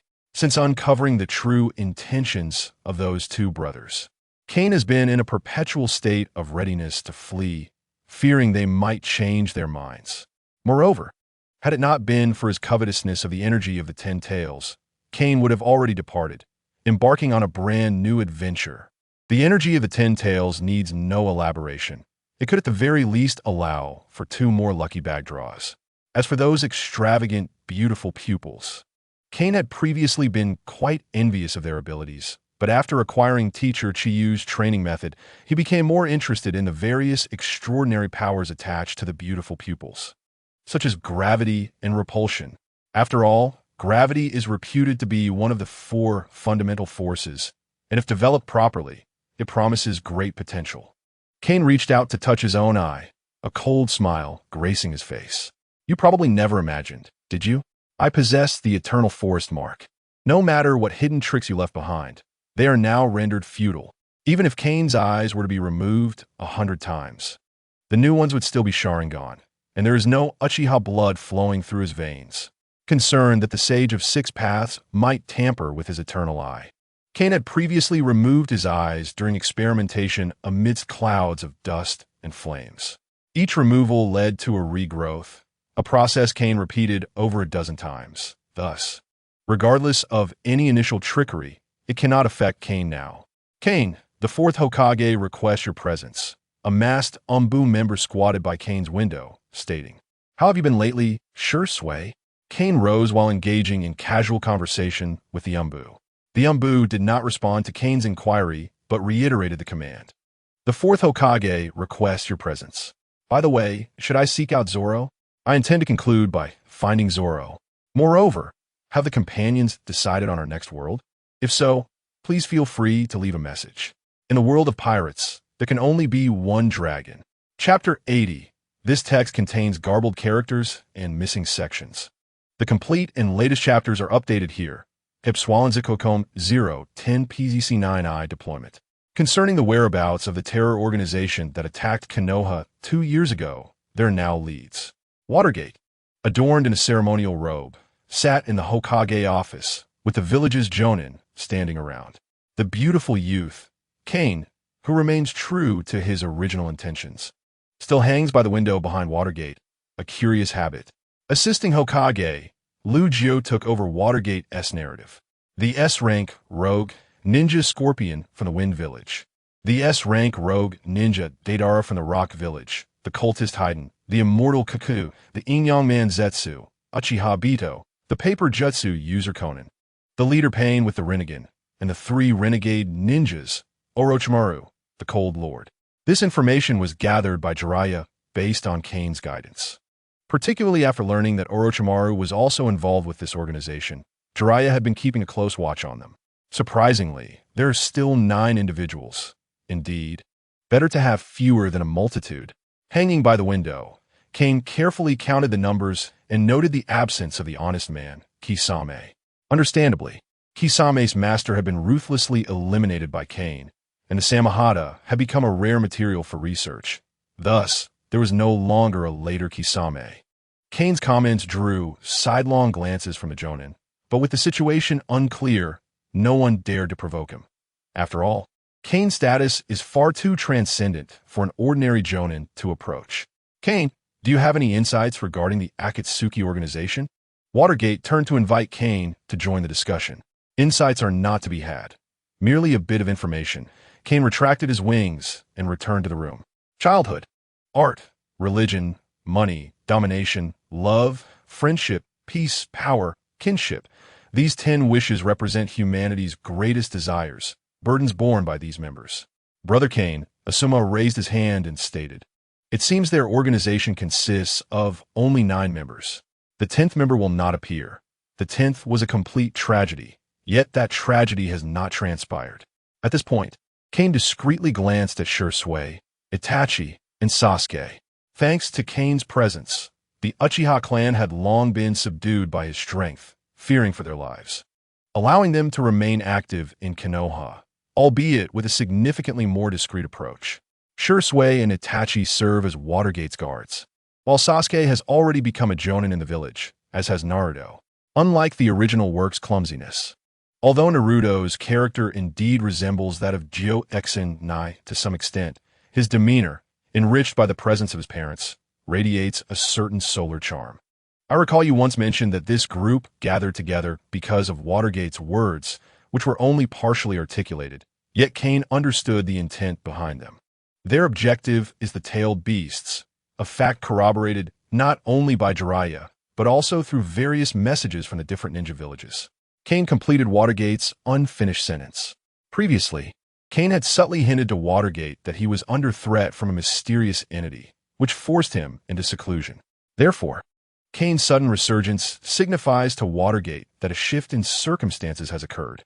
According to ancient records, the 9-tailed beasts originated from the original 10 tails.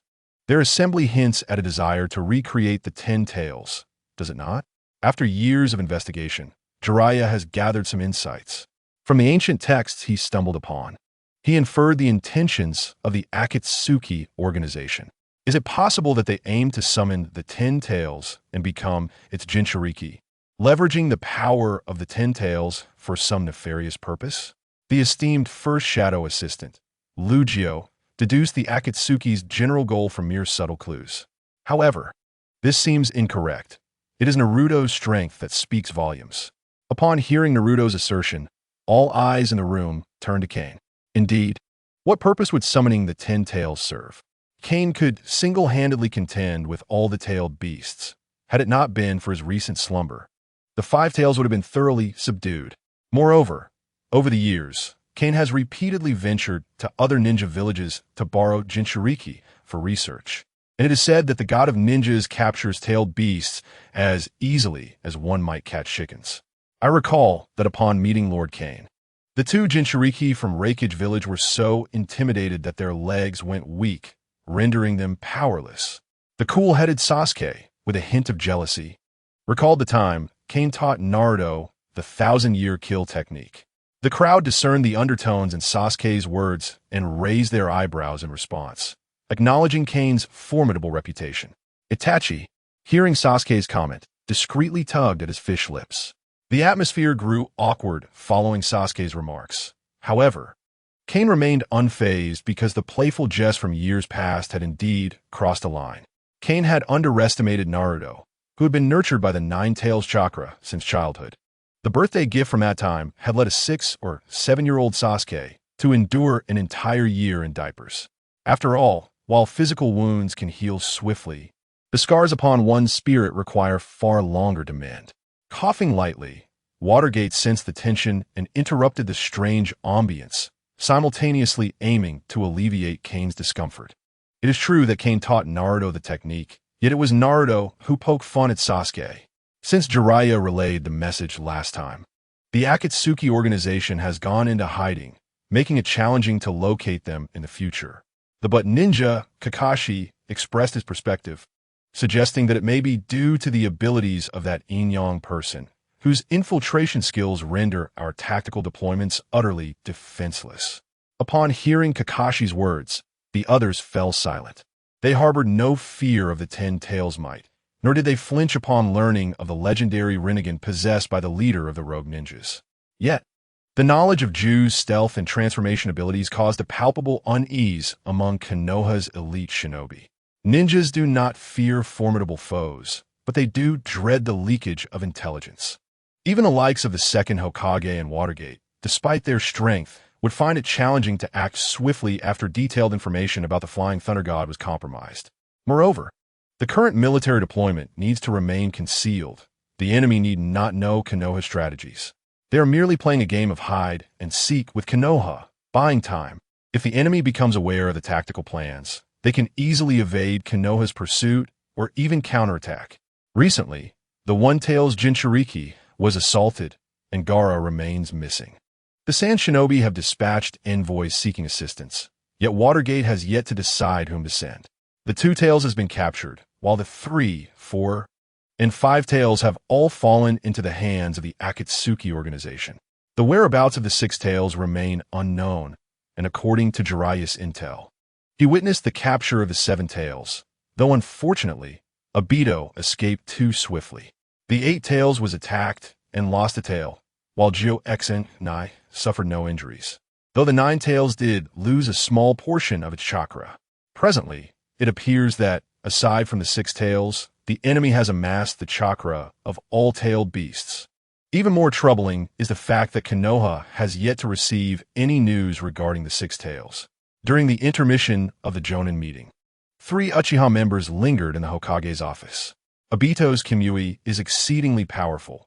Indeed, is space-time ninjutsu not the most formidable of all techniques? Kakashi mused, stroking his left eye, a sense of melancholy evident in his tone. On the day Naruto was born, Obito clearly still held thoughts for Konoha, evident from how Ju forcibly controlled him at that time.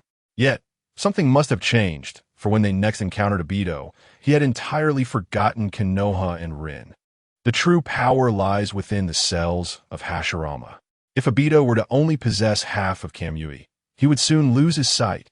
Kane interjected, dousing the fervent Sasuke's excitement with a cold splash of reality, urging him to regain his composure. Should not the Uchiha be the strongest? Once the cursed eye is activated, one experiences a qualitative leap in strength. Sasuke expressed his discontent. Kane regarded the impetuous Sasuke with astonishment, inwardly thinking, "Young man, you speak boldly.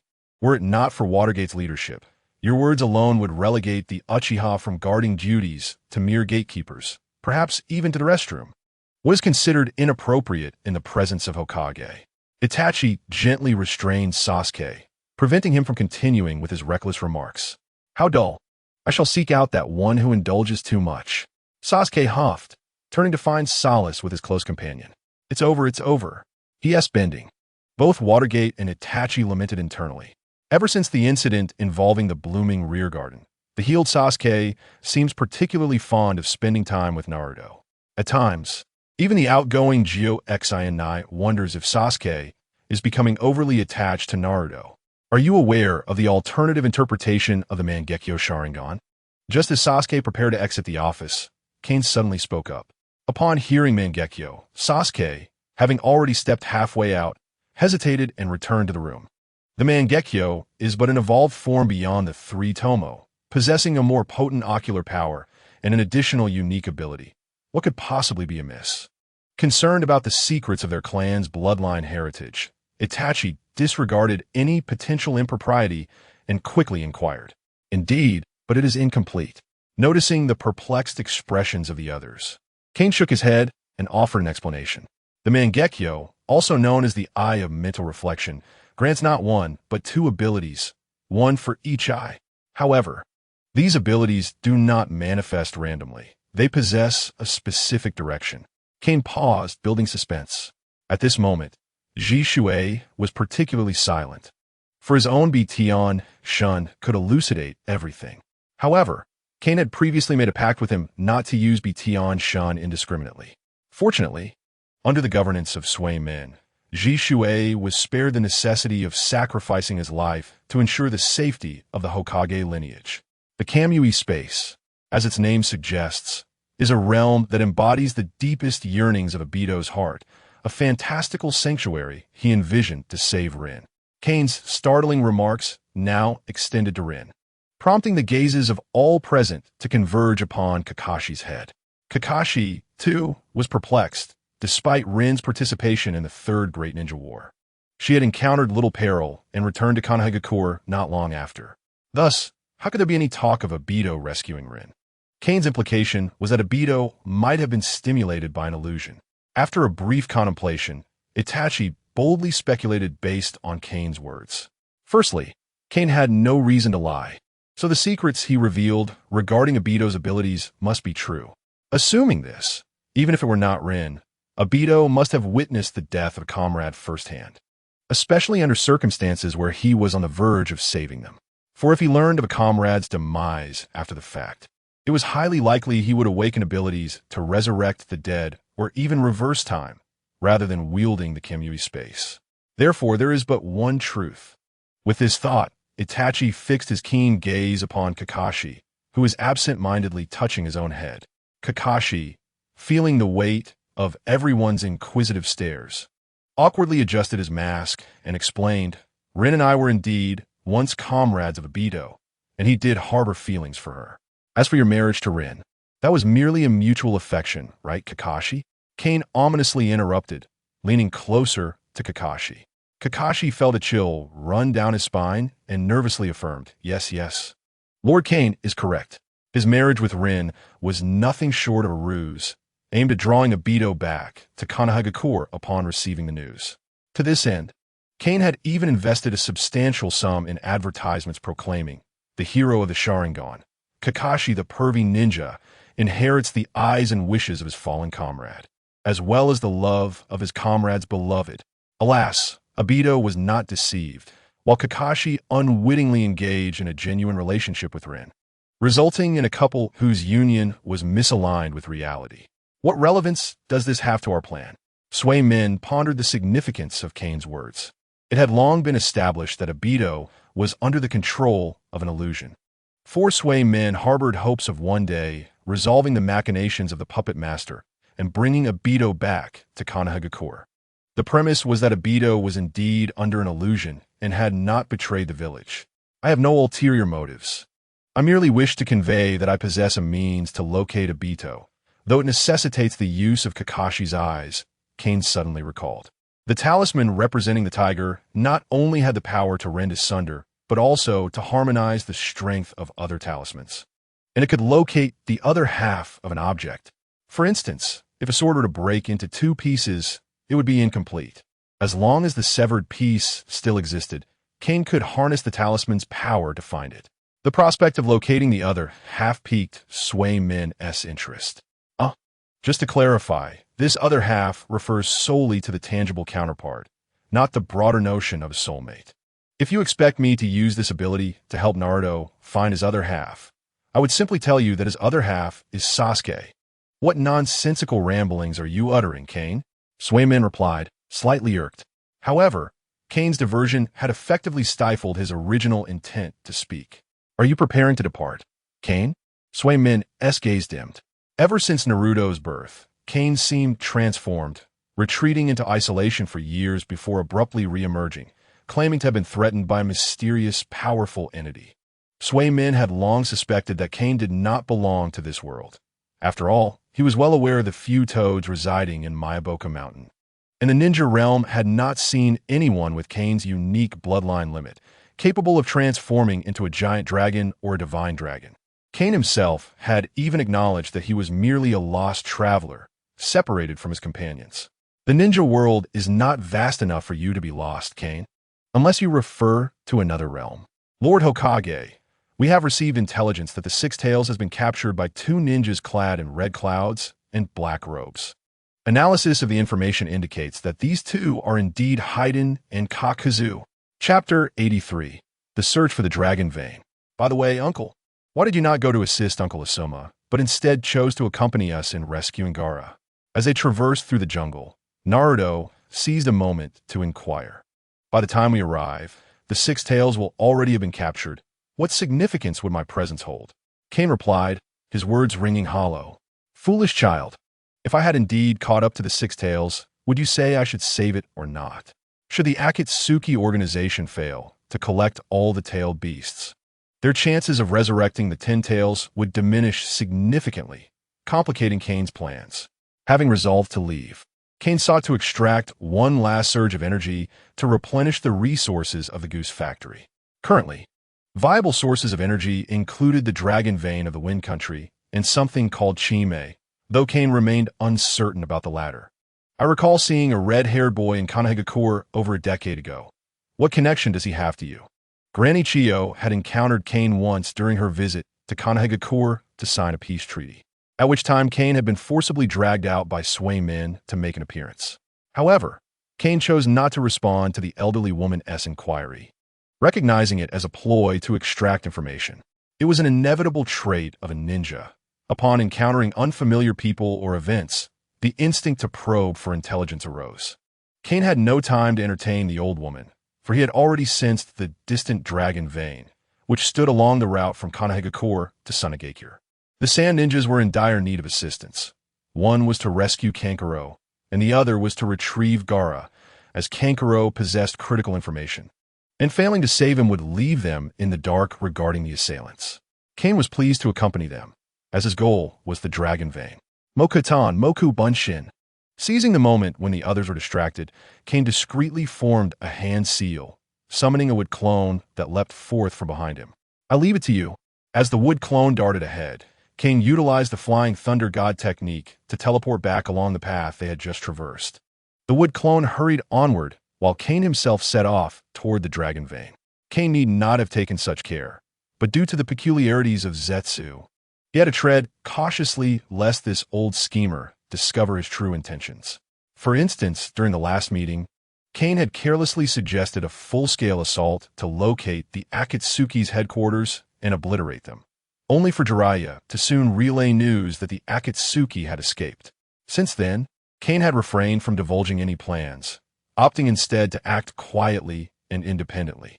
Nevertheless, Kane was not overly concerned about Zetsu monitoring him, as his kin Bunchiko Haki naturally sensed malice. His primary worry was that Zetsu might learn of his whereabouts through other means. Is this the Lulan ruins? Ken followed the flow of perception and unexpectedly discovered that it had gathered into a small town. In the original timeline, Mingren encountered Watergate within the Dragon Vein. But in this timeline, it remains uncertain whether that event still holds true. To avoid drawing attention, Ken transformed into an inconspicuous middle-aged man before stepping onto the street. He recalled that the Dragon Vein was sealed by the sealing technique inscribed on the kunai thrown by Watergate, and he decided to attempt to sense its presence. Thanks to his frequent chakra donations to Watergate, Hun could perceive the frequency of Watergate's flying thunder god kunai, which allowed him to mimic it over time. Speaking of chakra frequency, it brings to mind an intriguing incident. After experiencing a few setbacks with Baiju, Kanun attempted to emulate others' chakra frequencies in an effort to achieve similar results. Initially, he approached this endeavor with a mindset of experimentation, without any expectations, but to his surprise, he succeeded. However, his imitation technique lacked the finesse of Baiju and had to thoroughly familiarize himself with an individual's chakra frequency before he could accurately replicate their appearance. From physical traits to chakra frequency, and possessed the capability to imitate them all. Given time to observe a person through his eternal eye, he could even replicate their jutsu. "Uncle, are you a merchant from afar?" A group of chattering children, their faces alight with curiosity, blocking his path. "Oh, I am indeed here to conduct business. What brings you little ones to me?" Callan responded without haste, knowing he needed to locate the entrance to the Dragon Vein before he could utilize the Flying Thunder God technique, possibly due to the resulting distortions. "Uncle, just a little bit of money, and we can be your guides. No one knows this town better than us." The children, seeing an opportunity to earn some pocket money, eagerly offer their services. Upon hearing their proposition, Hen pondered for a moment and replied, "I have concluded my business. Yet I have yet to truly appreciate the relics of this town. I have heard it was once the site of Lulan. Might you lead me there?" Lulan? Upon hearing this destination, the children hesitated, as the adults had strictly warned them not to venture there. Sensing their reluctance, Hen produced a stack of bills and said, "Here, a little money as a reward for whoever can take me there." The amount was modest, ensuring it wouldn't attract undue attention. Just as the children wavered, an older boy stepped forward, claiming, "I am quite familiar with that place. I will take you there, uncle." "What? Kinjiro always does this." Another chimed in, Yes. It's been ages since we've earned any pocket money. Kinjiro, you better treat us to candy." "Dream on. Kinjiro is such a miser." The children, seeing someone take the initiative, grumbled a few words and dispersed, seeking their next target. "Your name is Kinjiro, right?" "Let us be off," Kun said, ruffling Kinjiro's hair. "Please follow me, uncle." "Few venture there, but I am brave enough to go." Kinjiro pocketed the money and led the way without hesitation. As they walked, a conversation ensued. "Uncle, are you a ninja?" Kinjiro suddenly inquired after some time. "Not all. Why do you ask?" Koen replied, deflecting the question. Oh, Kinjiro's tone fell. "I wish I could meet a ninja. I long to settle in a ninja village and become one myself." Despite not being a ninja, Kinjiro continued. "I saw a ninja once when I was little, several years ago. A yellow-haired ninja accompanied a chubby man and a guy in sunglasses. They leaped so high, looking so impressive. Since then, I decided I wanted to be a ninja. The place they emerged from is where I will take you." Yellow-haired, a chubby man. And a guy in sunglasses? Is that Watergate, Dingswa, and Zhihui? Kun mused with surprise, realizing he had indeed found the right person. A delightful coincidence. Chapter 84. A chance encounter with Orochimaru. It appears this is the entrance. Kun gazed upon the ruins around him, which did not align with his expectations. "I recall there should have been cliffs here, right?" Kinjiro led him near the Dragon Vein entrance. Enkun handed him a small amount of payment before sending him on his way. "I must investigate thoroughly. I need to find a gentler approach to enter." Kun meticulously searched the ruins, attempting to locate a point of entry or a sealing node. But regrettably, he was unsuccessful. Could it be that the Dragon Vein was sealed so perfectly? Doubt lingered in Kun's mind. It was not that he lacked the skill to break the seal. After all, He had diligently studied sealing techniques over the years, achieving a proficiency that rivaled even that of Watergate and Kushina. What astonished him was that while Watergate had merely enacted a technique to block chakra and prevent entry, the dragon vein now appeared to possess self-protective capabilities, as it seemed to be entirely self-sealed. Let me look again and see if there is another way. Kane remained undeterred, planning to search once more. The dragon vein held the potential to distort time and space, and he feared that forcing an entry might provoke unforeseen consequences. Should he become ensnared in a chaotic current, he could not wager on being the protagonist. This is nonviolent resistance, Kane exclaimed in frustration. He had cleared away the debris and weeds near the dragon vein entrance, even re-erecting fallen stone pillars. In the original narrative, when Mingren arrived, it was still a cliff. Now, it had inexplicably transformed into a plain. You're just pretending there's a graveyard here. Though in the original story, the dragon vein had collapsed after Mingren's mission, the current state suggested that unless someone had deliberately altered it, the ruins could not possibly stand on a plain. Forget it. Let me try the flying thunder god. Unless absolutely necessary, Kane was reluctant to cause destruction. Even if the dragon vein erupted, he was not particularly afraid of boundless chakra. His primary concern lay with the chaotic currents that might ensue. Just as he prepared to test whether he could forcibly enter the dragon vein seal using the flying thunder god, a voice suddenly pierced through the air. Orochimaru, is this the dragon vein entrance you mentioned? It looks quite different from the intel. A brash voice reached Kane's ears. The owner of that voice clearly has yellow hair. Not wishing to reveal himself, Kane skillfully concealed his presence. Didn't he, the artistic duo, head out to attack the One Tail? Why is Deidara here with Orochimaru? Without the presence of you, Orochimaru remains unscathed and continues to linger within the Akatsuki. Unlike in the original narrative, the Akatsuki now operates with greater caution. The pursuit of the One Tail involves not only the art team too, but also Orochimaru and Xiaonan. After Xiaonan secures the One Tail, Orochimaru is tasked with a mission, leading Deidara to the ruins of Lulan, seemingly with the intent to seize control of the dragon vein. Meanwhile, Scorpion continues to perform the rearguard duties as in the original tale. It appears that my arrival has placed considerable pressure on the Akatsuki. Kane speculates that their interest in the dragon vein is to harness its power after gathering all 9-tailed beasts, enabling them to immediately empower the 10 tails to reach its pinnacle state. Should I venture out or remain hidden? If I do not act, allowing these two oblivious individuals to recklessly engage, it could very well incite the dragon vein's wrath, a scenario Kane wishes to avoid. The dragon vein is sealed, and the geographical features here diverge from the intelligence reports. Yet as long as the dragon vein is present, it suffices. Orochimaru flicks his tongue, honing his senses, yet detects no living beings. The traces here are fresh, indicating recent presence. Are they hiding? Currently, Kane is in a state of stasis. Orochimaru's tongue assesses temperature to identify enemies, thus yielding no results. As long as the dragon vein is here, art is an explosion. Upon hearing the yellow-haired one's proclamation, Kane nearly leapt out to intervene. But Orochimaru restrained Deidara just in time. Fool! Causing an explosion near the dragon vein is hardly prudent. Do you wish to perish in the chakra storm unleashed by its upheaval? Orochimaru possesses only a rudimentary understanding of the dragon vein, yet he is certain of its boundless chakra reserves. The existence of seals here suggests the handiwork of the 4th Hokage. I shall study it closely. Orochimaru, holding back the reckless Deidara, retraces the path Kane had just traversed. After receiving a reprimand from Orochimaru, Deidara, rather than taking offense, quips sarcastically, so is the 4th Hokage. Isn't it true that a certain individual defected due to failing to seize the position of Hokage from the 4th? What? Are you unwilling to accept and seek to prove yourself by unraveling the 4th techniques? Deidara's words strike deeply at Orochimaru's vulnerabilities.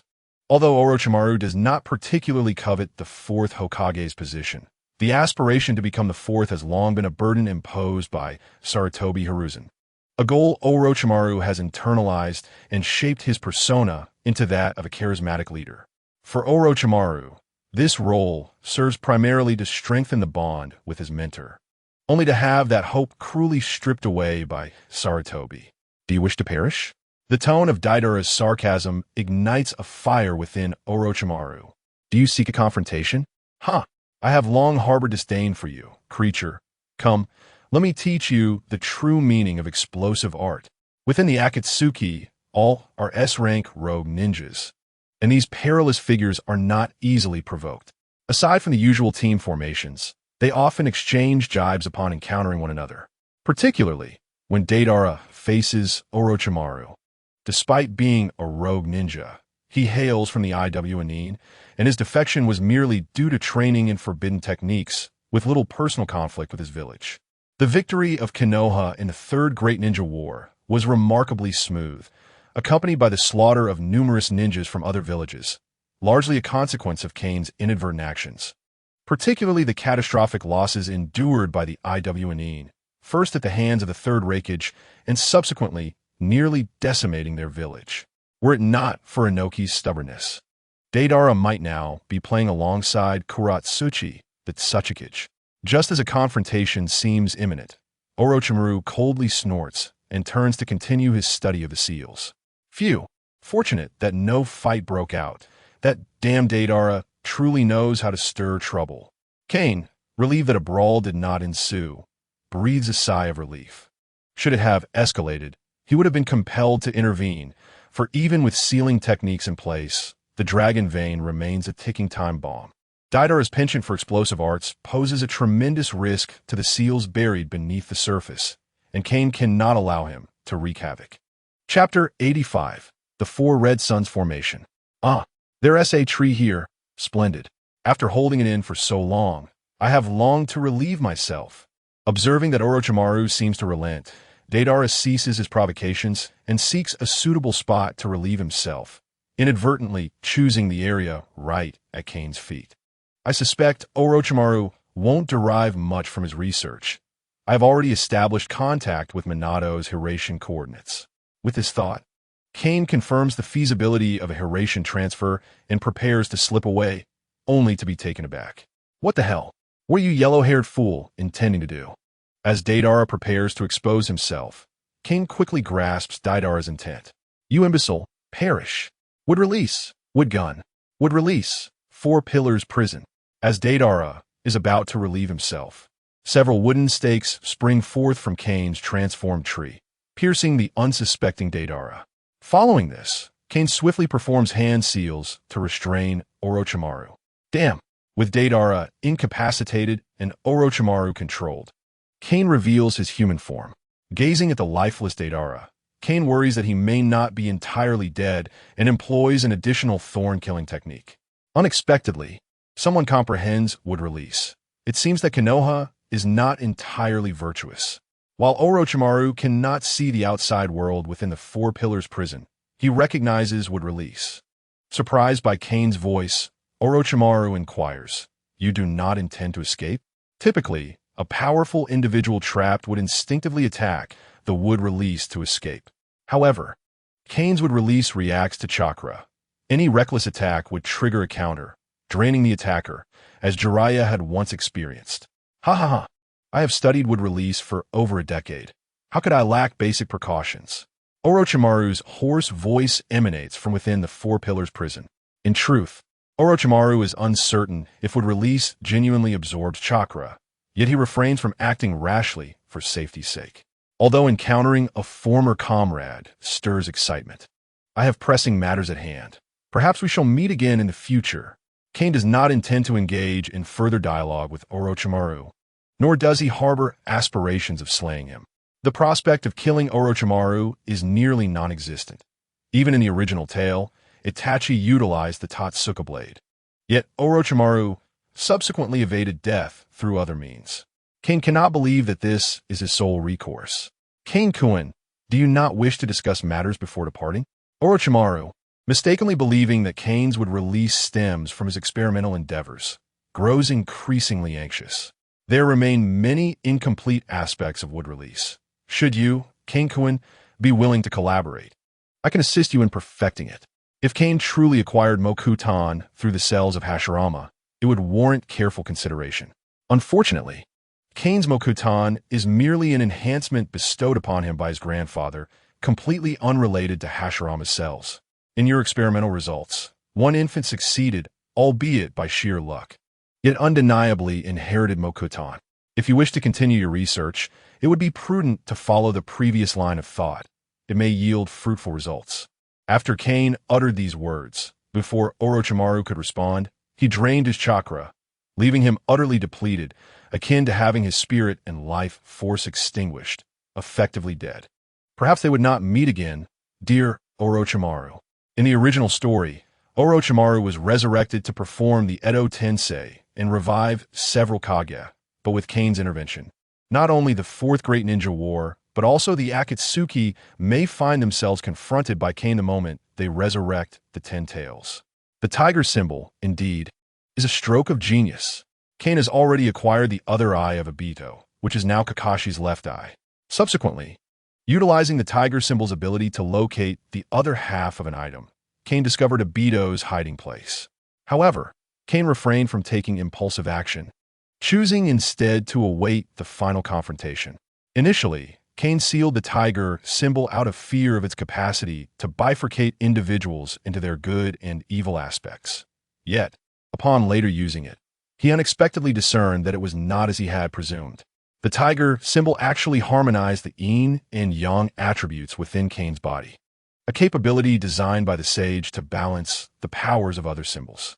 The interplay of yin and yang symbolizes boundless potential.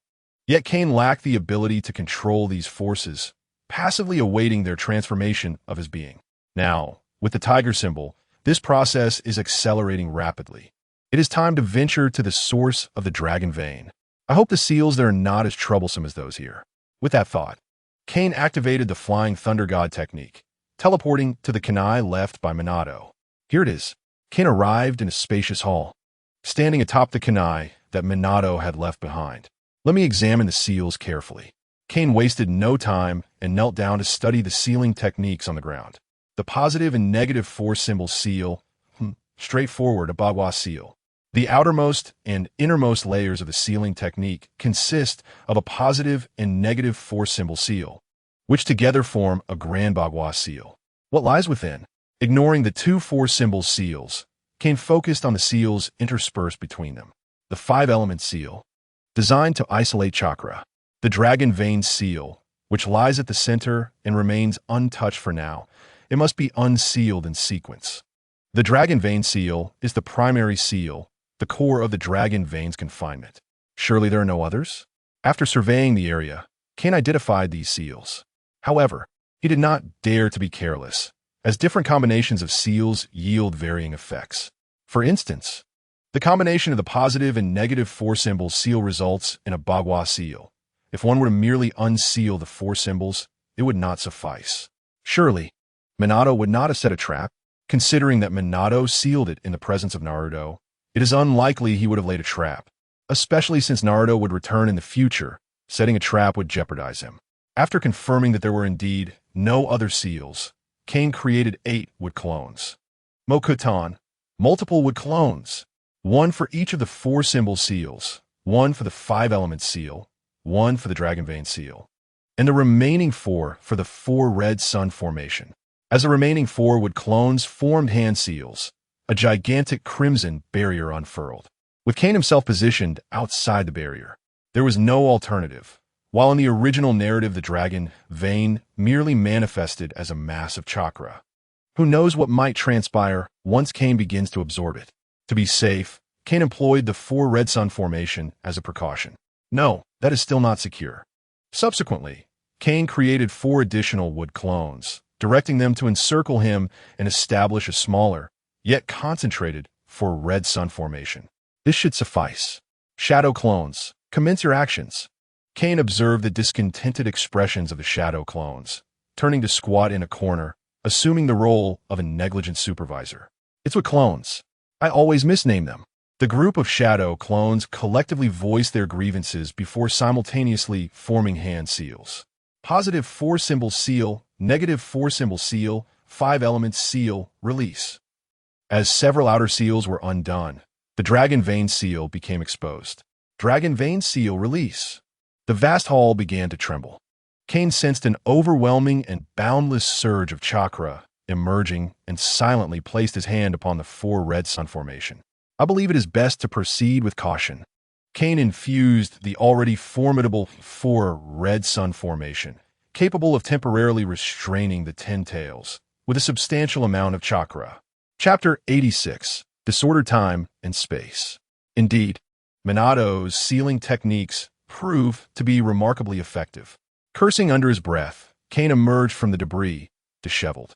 Initially, everything proceeded smoothly, and as the sealing techniques unraveled, the essence of the Dragon Vein was revealed.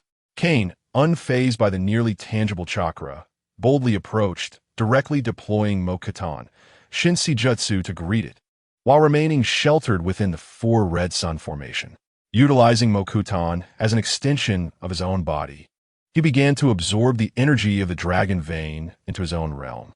When the absorption fell short, Kane suddenly realized a significant dilemma. If the Dragon Vein is indeed said to be infinite, how on earth am I to fully absorb it? This presents a paradox. If the Dragon Vein were not infinite, it would merely be a vast mass of chakra, not worthy of Kane's concern. However, the fact that Minato could impose such extensive seals upon the Dragon Vein suggests that it may indeed be limitless. Hence arises the second question. If the Dragon Vein is infinite, how am I to fully absorb it? Nevertheless, Kane did not dwell on this issue for long. As he recalled the introduction regarding the Dragon Vein, it is the lifeblood of the earth, harboring chakra surpassing that found elsewhere. In mishandling, it could potentially obliterate the entire land. While the Dragon Vein is indeed infinite, if Kane were to continue absorbing it, he would effectively be replicating the actions of the Divine Tree's seed. Observing the progress bar of his realm's fortunes steadily rising, Kane was reluctant to relinquish his hold, resulting in a stalemate until he was violently swept into a temporal vortex by the enraged Dragon Vein. Alas, greed is truly a poor habit. How vexing. Surely it is the instincts of the dragon that are influencing me.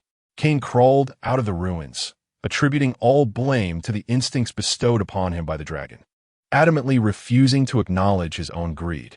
Ah, dear sir, may I inquire as to your purpose in coming here? Kane emerged from the ruins. Standing before him was another dimension, Dave, along with the new 7th Squad, a realm identical to the original narrative. Ignoring the 4 who had become cautious, Kane brushed the dust off his clothes and prepared to depart.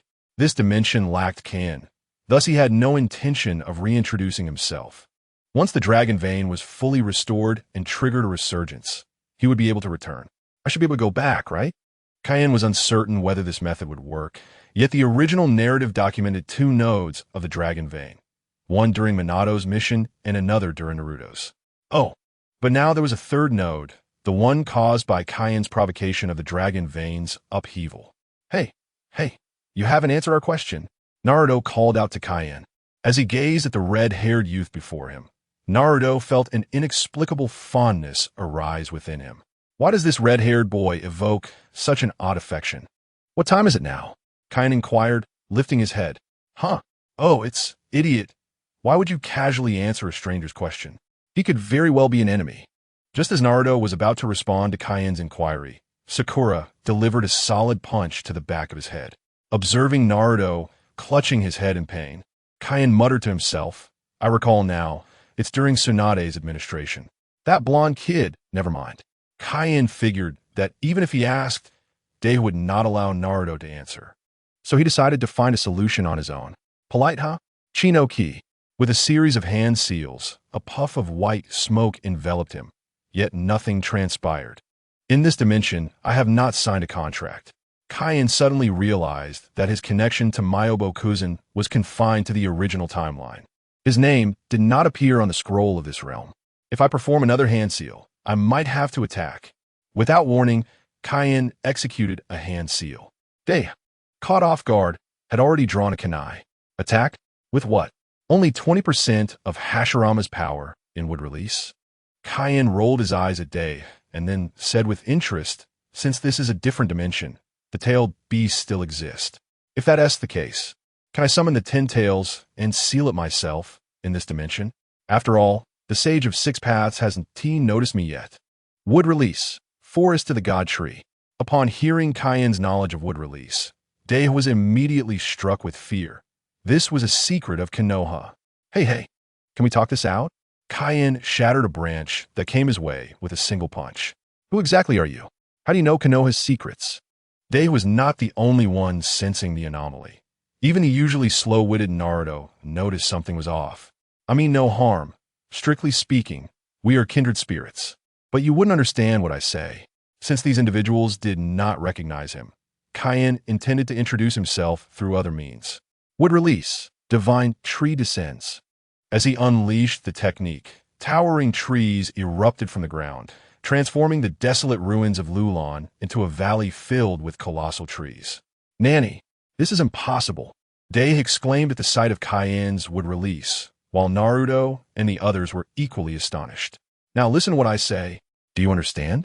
Kane stood atop a branch, looking down at them, perhaps realizing they could not overpower Kane or being awestruck by his wood release. The four merely tightened their formation without taking further action. I mean no harm. I am merely a traveler who has lost his companions. Now I ask you, have you just arrived at Lulon, or have you completed your mission? Kane reiterated that he meant no harm, seeking to clarify the current timeline. We have completed the mission and are preparing to return. May I ask, are you of the Senju clan? Day seemed to recall something, speaking with urgency. It was not surprising that Day speculated Kane belonged to the Senju clan. After all, possessing such formidable wood release abilities could not merely be a result of experimentation like his own. I am not of the Senju clan, but I have a friend who is, Kane clarified, referring not to Tsunade, but to Jiraiya, who had married into a prestigious family. Where might your friend be? May I have their name? They pressed on. In another world. Now it is my turn to ask you. Kain displaying impatience. Noticing Kane's agitation, Day quickly fell silent, wary of provoking him further. Big brother, do you have a place to stay? Why not come back to Konoha with us? Naruto, who had been quiet, suddenly spoke up, believing that Kane did not seem like a bad person. If you're lost, it would be best to head to Konoha. Naruto, this person's identity is unclear. How can you invite him to Konoha so casually? Sakura expressed her discontent, tugging at Naruto. However, Naruto unusually ignored her, gazing at Kane with eager anticipation. I would rather not go to Konoha. Let's return together. Kane initially intended to refuse, but then recalled the other half of the Nine Tails. Minato's grave is in Konoha. I cannot act against Naruto, so I must seek Minato. Chapter 87. Minato's little secret Kane did not transform into his dragon form. In fact, the last time he did so was when he hung upside down on the window behind Minato. Hey, big brother Kane, you seem to be about my age. Yet your strength is remarkable. You must be a genius. Naruto chattered away as he walked alongside Kane. If it were another ninja asking such questions, it would certainly be an attempt to gather intelligence on Kane, but Naruto's inquiry stemmed from genuine admiration. Not just a genius. Such a level of wood release is beyond even my capabilities. Day silently critiqued Naruto as he followed behind with his backpack. The strength Kane had just displayed was far more complex than it appeared at first glance. Not to mention the explosion that caused the Dragon Vein ruins. Just as wood release alone revealed many intricacies. With palms pressed together, he executed a large-scale wood release without even forming hand seals, indicating his advanced mastery. At the very least, his proficiency in the technique was on par with the first Hokage. Releasing would release without a hint of fatigue, and casually conversing with the others suggested an immense chakra reserve. Initially, he easily shattered a wood release technique with a single punch, elevating his physical prowess to the level of someone capable of directly confronting Jutsu. His mysterious identity, striking red hair, and familiarity with Konoha were evident, as he could effortlessly recall the names of the four. As Day pieced together these fragments of information, he was astonished to realize that Kane seemed to have lived in Konoha for over a decade, particularly when Naruto casually mentioned Ichiraka ramen. Kane promptly responded that spicy tonkatsu ramen with chashu was delicious, What rendered Day even more unnerved was that no matter what Naruto uttered, Kane seemed to possess an uncanny foreknowledge, even able to anticipate and supplement the words Naruto was about to articulate. This was not merely familiarity with Konoha. He appeared to be exceedingly well-versed in the intricacies of Jinchuriki as well. The thought sent a shiver down Day's spine, prompting him to hastily pursue Kane. "By the way, I still don't know your surname," he inquired. My name is Kane, but many acquaintances call me Schwanjua Kane." Kane replied casually after pondering Day's question and shrugging his shoulders. The surname Schwanjua had been his identity for over a decade, a duration that rivaled even the time in the world of pirates, and Kane had long since grown accustomed to it. "Schwanjua Kane," the four exclaimed in unison, with Naruto momentarily taken aback. "Wait, does that mean he shares a surname with Naruto? Could they be of the same clan?" Sakura pondered aloud.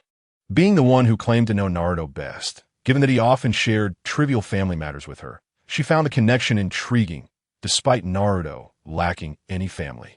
Sajui, while equally astonished, maintained a facade of insincere amusement. However, it was Day who was left in the greatest shock, for he not only recognized Naruto as the Nine-Tails Jinchuriki, but was also privy to the true identities of Naruto's parents. "I cannot allow him to continue. Regardless of whether he truly belongs to the Schwanjua clan, he must not reveal that information." Though Day harbored a flicker of doubt, Kane's unmistakable crimson hair was irrefutable evidence. What a coincidence. "I still don't know what kind of girls you like, Kane." Day had attempted to divert the conversation with a clumsy excuse, but before he could elaborate, Naruto pushed Day aside. "Kane, I also bear the surname Schwanjua. My name is Schwanjua Naruto. Do you know my parents?" The words were spoken without malice, as Naruto, in his mind, believed his parents had long since passed. Yet, today, Naruto's query struck like thunder on parched ground. "Naruto, what nonsense are you spouting? Kane is from an outer village. How could he possibly know your parents?" They quickly interrupted their exchange, striving to steer the topic elsewhere. "Let us discuss, wait." Kane interjected, halting Day's words. Upon hearing Naruto mention his parents, Kane suddenly recalled something significant. Although we exist in different timelines, the chakra frequency should remain unchanged. Kane realized the potential loophole. If the chakra frequency in this dimension was consistent, then Minato's flying Thunder God coordinates should still be operational. With this revelation, Kane decided to test his theory. After all, attempting to do so bore no cost. "In a moment, I may vanish, so do not be alarmed if I do." Kane cautioned the others before closing his eyes to attune himself to the flying Thunder God coordinates. As Kane continuously adjusted his chakra frequency, a series of coordinates materialized within his mental space. Found it. Indeed, these are the flying Thunder God coordinates. Each coordinate bore its unique number. However, Kane was not Minato and lacked knowledge of how Minato designated his various coordinates. Thus, he could only experiment with each one. The numbering system was a minor technique Minato had imparted to Kane, where each time he placed a flying Thunder God technique, he would assign a number to avoid confusion in the sensory space regarding specific locations. For instance, Kane's first coordinate might correspond to the laboratory, the second to the bathhouse, and the 36th to the mist village, making it essential to remember the positions assigned to the numbers. Minato is a devoted husband. His first coordinate must surely be Kushina, but alas, she has passed. Perhaps I shall try the third. Kane was unperturbed by the potential dangers tied to the flying Thunder God coordinates, for if Minato could venture there, so too could he, and vice versa. Third flying Thunder God coordinate commence. Having determined the location, Kane aligned his chakra frequency, and with a flash of red light, he vanished from the sight of the four. "Wow, that was fast!" Naruto exclaimed, marveling at the spectacle. Sakura and Sajui felt a sense of familiarity with the scene, yet could not ascertain where they had encountered it before, leaving them perplexed. Flying Thunder God? Who exactly is this enigmatic Schwanjua Kane? Could it be that the sealing book of Konoha has come to life? Day had already been left flabbergasted by the earlier would-release technique, and now Kane had invoked the Flying Thunder God. He felt he would not be surprised even if Kane unleashed an explosive tag next. Where am I? Kane's gaze shifted, discovering himself in a mist-laden realm that resembled a paradise. Upon closer inspection, he felt an ominous foreboding. No, this can't be. It's impossible. Kid, if you're a lecher, this is a veritable paradise. If you're a gentleman, it's merely a women's bath. Upon hearing that familiar voice, Kane's body stiffened. Discovered. Minato, you rascal. You truly are deserving of your title as Jiraiya's apprentice. Hey, you with the red hair. If I'm not mistaken, you just employed the Flying Thunder God technique, am I right? Had it not been for Kane's striking red hair and the recognizable Flying Thunder God technique, Tsunade would have already greeted him with a swift kick. In the world of pirates, there could only be one dragon. Chapter 88. Various Bathhouses. Damn it, Minato. I concede that I underestimated you, you beast. In truth, Kane had misjudged Minato. Konoha had undergone reconstruction post the Nine-Tails attack. Originally, this was Kushina's favorite snack shop, and Minato had set up a technique here for convenience in buying her treats. The second coordinate was also linked to Kushina. Following the Nine-Tails incident, a natural hot spring was formed where a merchant purchased the land and erected a bathhouse. However, in this timeline, Minato had yet to witness the re-established Konoha before his demise. Kid, if you think you can play dumb, it won't work. Tsunade observed Kane's silence, neither fleeing nor speaking, prompting her to remind him, behind you stands the most beautiful woman in the ninja world. Aren't you curious to take a glance? Kid, dare to turn around, and I'll send you to meet Minato with one punch. In the ninja world, only two individuals could adeptly wield the Flying Thunder God technique, the second Hokage and Minato. When the second Hokage was alive, this area was still desolate, which meant that the coordinates here must belong either to the striking red-haired youth or to Minato. Ah, you're the fifth Hokage, correct? My name is Schwanjua Kane. Would you believe me if I claimed I had stumbled into the wrong place? Kane timidly stated. He certainly dared not turn around. He was no Chow Chow. At your age, still being a fan. Truly, you are remarkable, Lady Tsunade. Though merely a fleeting glance, Kane caught sight of her formidable attributes and two delicate cherries. Schwanjua? Hearing Kane refer to himself as the Vortex, Tsunade elegantly frowned. Although upon observing Kane's striking red hair, she chose not to dwell on the matter excessively. Let me try the second coordinate. It can't always be a hot spring. Kane had no intention of fleeing. Rather, conversing with Tsunade in this context seemed rather inappropriate. At the very least, he ought to wait until Tsunade was dressed. Hello, fifth Hokage, farewell for now. Upon hearing this, Tsunade realized Kane intended to make a hasty exit. Before she could finish her sentence, Kane transformed into a flash of crimson light and vanished. Indeed, it was the Flying Thunder God technique. Watching Kane disappear, Tsunade pondered thoughtfully. Ah, splendid. I had intended to return to Konoha and reside here for a while. After all, the dragon vein cannot be restored in a day or two. After moving once more, Kane leaned against the wall, panting heavily. Huh, why does this wall feel so soft? Kane noticed a peculiar warmth against his back. Wait, could it be? In her youth, Kushina had two primary passions, snacking and pranks, but she also harbored a lesser-known fondness for soaking in hot springs. However, as the Jinchuriki of the Nine-Tails, she could not casually interact with others. Fortunately, Konoha was affluent enough to develop an outdoor bathhouse right outside the village. Naturally, Minato would not establish coordinates in the women's bath. Thus it could only be. Who are you?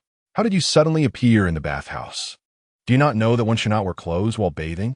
The imposing figure of Dingswa felt an unusual sensation behind him and turned to discover Kane still clad in his attire. As Dingswa questioned him, onlookers gathered, curiously eyeing Kane. That red hair looks familiar.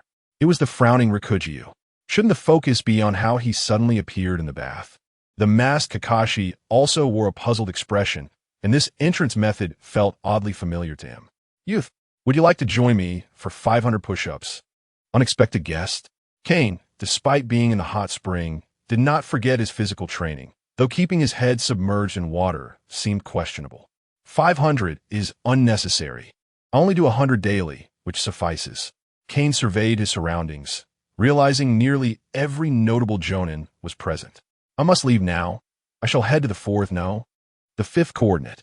I refuse to believe it will be another bath. Kane felt as though he was cursed to always end up in a hot spring. He had no recollection of Minato's particular fondness for them.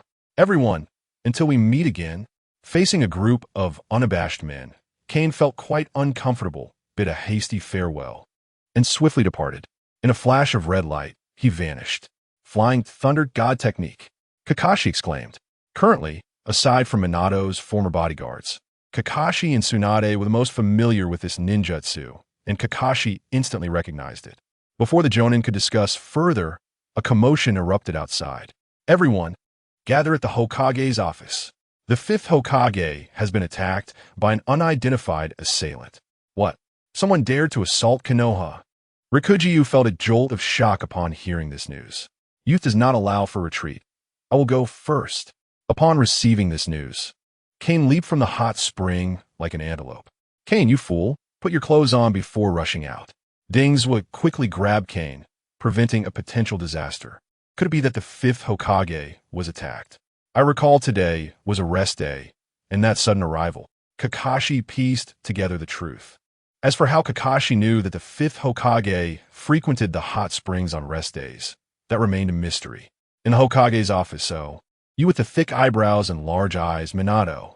The Hokage's seat is ranked 5th. Kane completely forgot that Minato had trained for over 5 years to master the Flying Thunder God technique before ascending to the position of Hokage. Just as Kane intended to declare that no one remained, he noticed Shizen, sitting at the desk, looking quite flustered. Ah, Shizen, until we meet again. Kane wished to avoid further conversation, having already heard someone outside shouting frantically. The fifth Hokage has been attacked. The assailant is a red-haired boy. I must leave now. We can talk later. With that, Kane vanished once more, employing the Flying Thunder God technique. Upon his return, Naruto and the others stood still, having awaited Kane's reappearance. I merely conducted a small experiment. Everything is fine now, Kane reassured them with a wave of his hand. Did your experiment succeed? Naruto inquired, concern etched on his face. Perhaps due to their shared surname, or Kane's innate aura resonating with him. Naruto was particularly invested in Kane's affairs at that moment. Ah, theoretically, it was a success. Kane replied, somewhat sheepishly, silently adding, not only did I succeed, but I also discovered a little secret about your father, though I shan't reveal it before I leave. Kane stubbornly believed that the true reason Minato kept his cards close to his chest was due to his own ignorance of the fact that the Konoha in this timeline had been rebuilt multiple times. This version of Konoha had endured the Nine-Tails attack and the plan for its destruction, having been reconstructed several times. Kane had spent too long in another world, leading him to overlook such relatively minor details. As long as it succeeded, that's all that matters. I always knew you were a genius, Kane, Naruto exclaimed, slapping Kane on the shoulder with a friendly familiarity. Enough of this. Extend your hands. I shall take you back to Konoha. Kane placed his hand on Naruto's shoulder, gesturing for the others to rest their hands on him as well. In the world of pirates, there can only be one dragon. Chapter 89. Is this paid content? Before Tsunade and the others could return to the Hokage's office, Kane had already arrived with a bewildered quartet. Ah, it's Naruto. Shizen was still grappling with Kane's sudden appearance and disappearance, and when she looked up again, Naruto and the others had reached the Hokage's office. Where's this? This is where Granny Tsunade works. Naruto was equally perplexed until he noticed Shizune and the stack of documents on her desk, at which point he realized they had returned to Konoha. I thought it looked familiar. Isn't this the Flying Thunder God technique mentioned in the 4th Hokage's biography? Sakura shouted in her mental world. This guy, who looks even cooler than Sasuke, is actually related to the 4th Hokage. Kane, noticing Naruto's bewilderment, patted him on the shoulder and remarked, this is the Hokage's office. I brought you back using the Flying Thunder God technique. Try not to look so inexperienced. Flying Thunder God technique? Naruto asked, puzzled, but upon seeing his companion's familiarity with the technique, he quickly corrected himself. Oh, so it's the Flying Thunder God technique. I just didn't realize it at first. Is that so? Sakura felt something was off. Naruto, that fool, knows nothing. He can even mispronounce chakra as Gadola. Do you truly comprehend the essence of Fei Lei Shin? Naruto, with a mischievous glint in his eyes, pressed his face against mine and asked in a tone laden with curiosity. Of course, I am well aware that Fei Shun is an immensely powerful ninjutsu, a lightning-based technique that grants the ability to fly. Naruto, stubbornly clenching his teeth, adamantly refused to acknowledge his ignorance. Fei Shun was conceived by the second Hokage and became renowned in the ninja world as a time-space ninjutsu under the fourth Hokage. Remember this well, you uneducated brat. Just as Naruto was feeling embarrassed, a commanding voice from outside the door provided him with a reprieve. How is the mission concerning the Dragon Vein progressing? Upon seeing Kane, Tsunade's initial inclination to express anger was stifled by the presence of others, and she grimaced as she inquired about the mission status. Report, Hokage-sama. The issue with the Dragon Vein has been resolved, and the mastermind behind it is. Just as Yamato was about to reveal that the culprit was in Liu Shan, Tsunade waved her hand to interrupt him. Just document that in the mission log. Shizune will review it when she has time. You must be exhausted from your journey. Go rest. Naruto, puzzled by Tsunade's lack of inquiry regarding Kane, attempted to speak, but was promptly pulled away by Yamato, Sai, and Sakura. Hey, why are you dragging me? Kane is still here. Naruto, it is evident that the Hokage is not in a good mood today. We should leave quickly. Let's go. I'll treat you to barbecue today. After Naruto departed, Tsunade did not immediately pose any questions. Instead, she settled into her chair, resting her chin on her hands as she scrutinized Kane. After a considerable time, a commotion erupted outside, signaling the arrival of the elite Jonin of Konoha. Here, to dare assault the Hokage, as Kai burst through the door. He immediately spotted Kane standing at the center of the office and bellowed, ready to confront him. Wait a moment, Kai, the Hokage is still present. Judging the atmosphere to be tense, Riku quickly restrained Kai. All of you come in. Tsunade glanced around and confirmed that the capable Jonin had all arrived before commencing her questioning.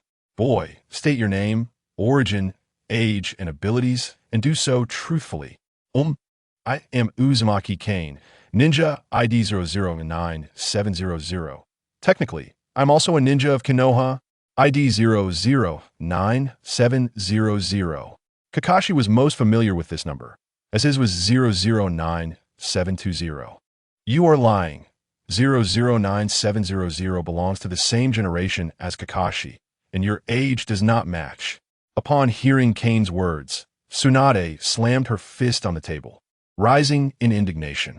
I find myself somewhat envious of Jiraiya. It truly can jump. The truth is no deception. Seeing Tsunade's fury, Kane first rubbed his nose and then explained. It is not that I am lying, but there are matters that are difficult to clarify. How much do you know about the Dragon Vein? Dragon Vein? Upon hearing this term, the gazes of those present shifted first to Tsunade and then to the fourth Hokage's portrait on the wall. Long ago, the fourth carried out a covert assassination mission. Yet many years have passed, and some details of the mission have since been disclosed to the elite Jonin. Please elaborate. Perhaps fatigued from standing, Tsunade took her seat once more. I will focus on the critical points, Kane began, scanning the room and noting the presence of elite Jonin before continuing. When the power of the Dragon Vein erupts, it can result in time-space distortions. Just moments ago, Naruto and his companions experienced such temporal chaos, but Minato ensured that everyone utilized a forgetting technique to erase those memories. Alas, this is the future rather than the past. Had it been the past, you would still find the mark on Kakashi's head, which he received from Yamato. As Kane's words fell, all eyes turned to Kakashi's head. Why has the topic shifted to me? Kakashi appeared somewhat exasperated. To maintain secrecy, I indeed forgot that segment of memory. Was it originally a command from my teacher? Kakashi was only aware that he had executed a mission related to the Dragon Vein, but the specific details had faded from his memory. You are mistaken. The most rational Riku quickly seized upon a flaw in Kane's statement. If you claim to have come from the past, then this timeline should contain your existence. Hearing Riku's inquiry, the collective gaze of the group shifted back to Kane, awaiting his explanation. My situation is rather unique. The timeline I hail from differs from yours. Strictly speaking, it should be classified as a parallel dimension. Kane was equally uncertain as to why this was the case, attributing it all to the theory of parallel dimensions. While your assertions seem credible, how can we trust you? Tsunade pinpointed the crux of the matter. Well, Kane scratched his head. If you have not renovated the fourth's residence, you should find a small dent in the southeast corner of the living room. I recall Minato mentioning that it was caused during a past incident involving the Ninetales rampage. This mark was an accidental discovery by Kane.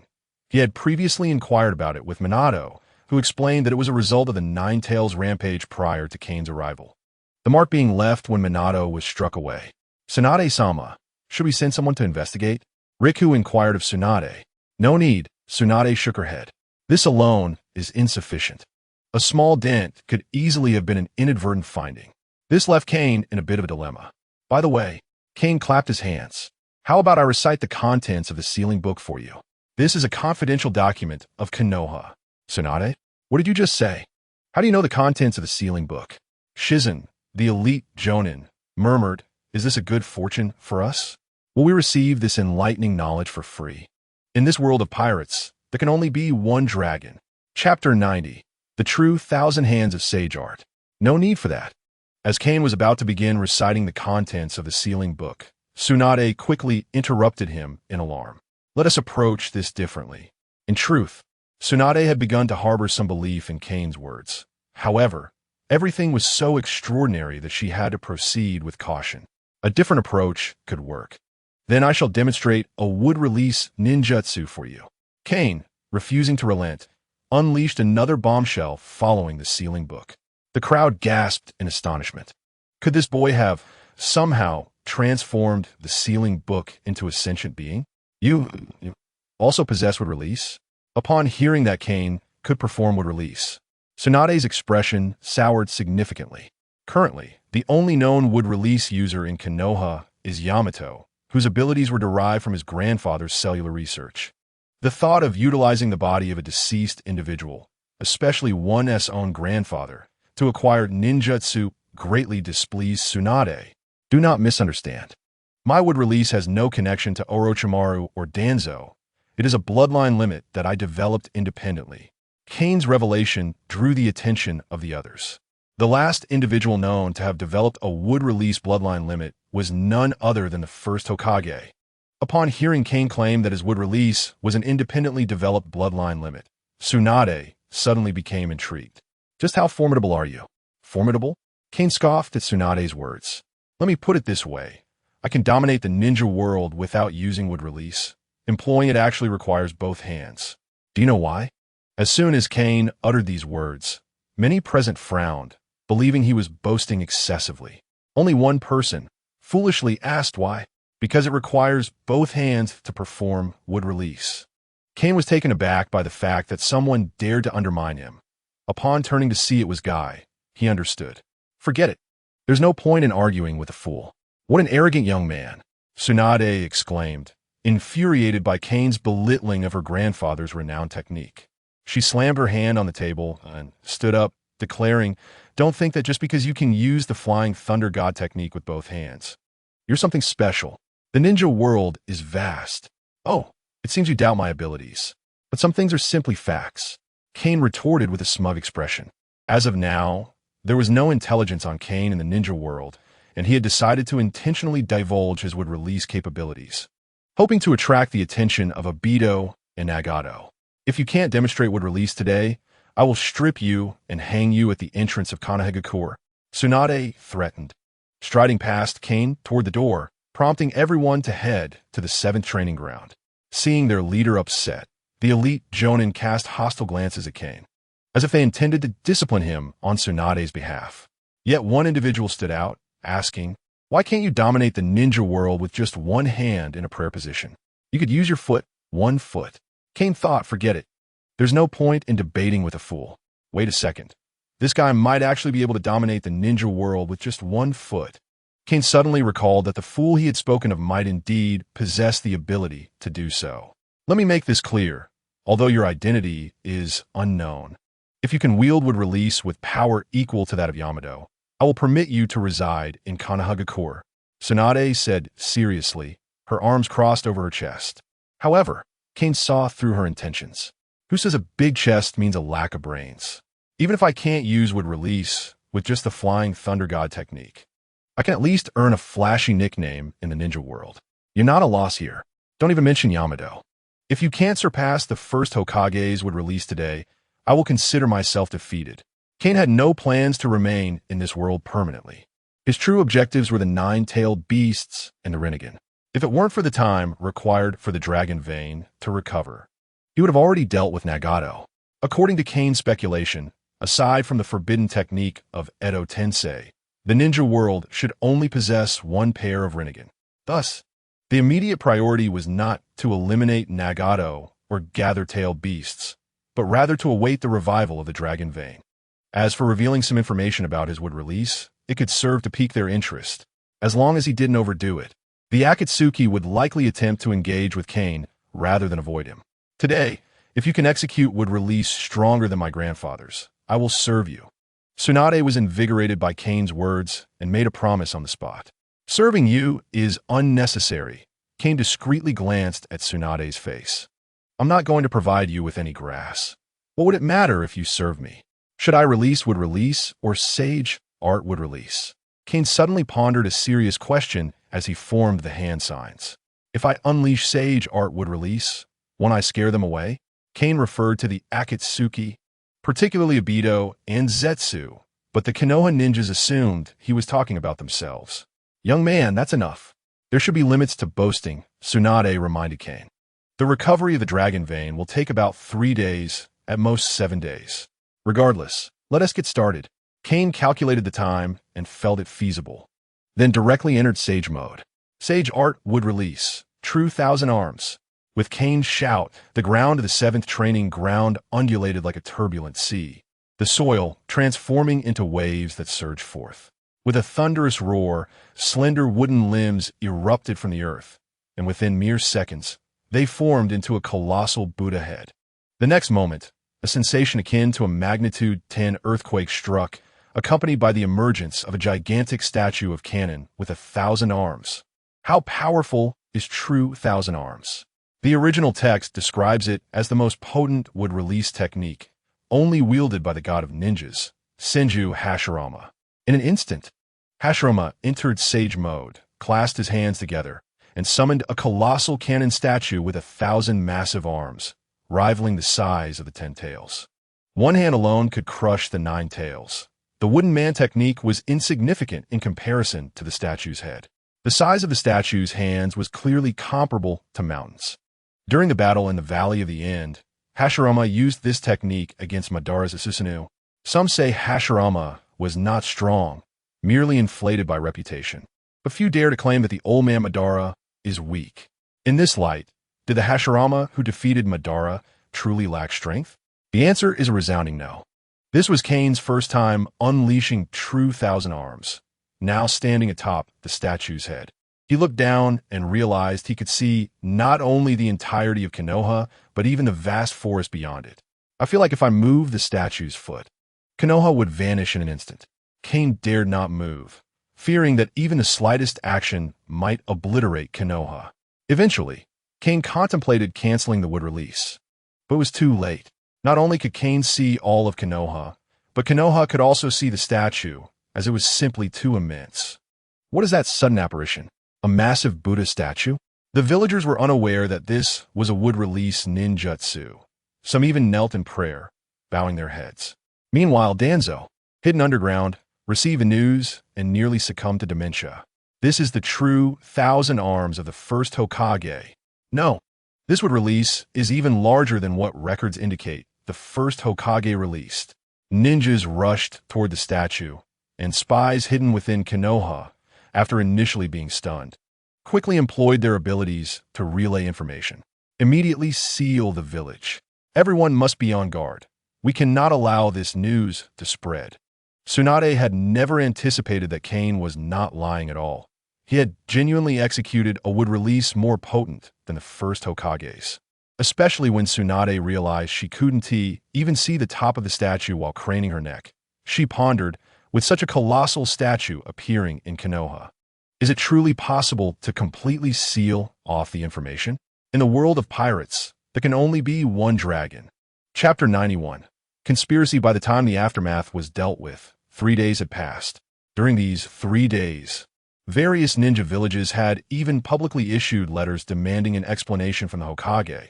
but Tsunade rebuffed them, stating, "If my village is destroyed, it has nothing to do with you. Do you really hail from another dimension?" Tsunade asked expressionlessly. The past few days had placed immense pressure on her, not only from external villages, but also from many within her own. Although everyone knew who was responsible for the giant Buddha incident, no one dared to provoke Kane. The reason was simple. True Thousand Arms was overwhelmingly large. So much so that veteran ninjas felt as if they had returned to the days under the dominion of the god of ninjas and the Shura of the ninja world. Observing the expressionless Tsunade, Shunshu shrugged and remarked, "Does it truly matter if I hail from another timeline? What should concern you is whether I pose a threat to Konoha, is it not?" Perhaps it was Kane's Mokuton that stirred memories within Tsunade. Or perhaps she intuitively understood that if Kane desired to harm Konoha, the village would likely be unable to withstand him. Thus, Tsunade had maintained a cautious yet measured approach towards Kane, merely assigning Yamato and Kakashi to accompany him during his activities. "If you intend to be detrimental to Konoha, then no amount of conversation between us would suffice," she stated with wisdom and rationality. Kane replied, "I estimate my stay here will not be prolonged. In light of Minato's legacy from another timeline, I can assist you with something before my departure." Tsunade appeared somewhat swayed by Kane's words, yet he refrained from allowing her to stipulate conditions and turned to leave. After stepping outside, Kane took a moment to visit the Dragon Vein and discovered that its restoration would require considerable time. Consequently, he decided to initiate a plan to gather tailed beasts. A few days prior, Kane's use of Mokuton had yielded unexpectedly favorable news. Firstly, the Sage of Six Paths in this timeline seemed utterly indifferent to him, focusing instead on the two saviors, prepared to bestow upon them enhancements at any moment. Secondly, related to the Children of Destiny, perhaps due to Naruto and Sasuke's maturation, Kane found his thoughts remarkably lucid upon realizing his presence in this timeline. It was evident, without a doubt, that the Sage of Six Paths was orchestrating this, possibly employing some method to envelop him in a veil of ignorance through the will of the greater world. Kane speculated that the fundamental narrative of this world had already commenced, merely awaiting the final confrontation. As long as the reincarnated ones emerged victorious in the end, everything else would fall into place. This reasoning allowed Kane to comprehend why the Sage of Six Paths had intervened to suppress him in another timeline, leading to his prolonged slumber. The rationale was straightforward. Despite Kane's allegiance to Konoha in his original timeline, the sage harbored concerns that Kane's arrival might adversely affect the saviors, prompting him to induce Kane's sleep. The timing of Kane's awakening hinted at impending conflict. "This Sage of Six Paths is quite devious, yet your scheme shall ultimately be thwarted," Kane mused with pride. However, he had yet to grasp why the sage, with no familial ties to him, would act in his favor, even granting him an extraordinary boon. It was only after arriving in this timeline that Kane distinctly felt his thoughts had been dulled in the previous one, reminiscent of a protagonist ensnared in a predestined calamity, where logic failed to prevail. Upon arriving in the world of Naruto, Kane initially possessed unparalleled clarity of thought. Yet, gradually, after developing Mokuton, he sensed a decline in his cognitive abilities. Thoughts became muddled, and illogical conclusions were often overlooked. This was nothing short of being ensnared by a great calamity. However, the sage had underestimated Kane's capacity to not only break the curse on the Sharingan through unique means, but also to unravel the underlying conspiracy through a second traversal. What schemes could the sage possess? For insights, one might refer to the original narrative's Kurizetsu. Obito's heart was marked by a curse, manipulated at a crucial moment to resurrect Madara. This constituted the first layer. The second layer involved Madara. Despite becoming the Jinchuriki of the Ten Tails and successfully entering its mode, was nonetheless controlled by Kurizetsu, ultimately becoming the vessel for Otsutsuki Kagaya. Rather than viewing Obito and Madara as mere Jinchuriki of the Ten Tails, it would be more accurate to consider them as vessels for Otsutsuki Kagaya. Kagaya herself was once the Jinchuriki of the Ten Tails, later sealed by the Sage of Six Paths, who separated the Ten Tails from her. Yet, within the established lore of Naruto, it is stated that once a Jinchuriki is stripped of their tailed beast, they perish.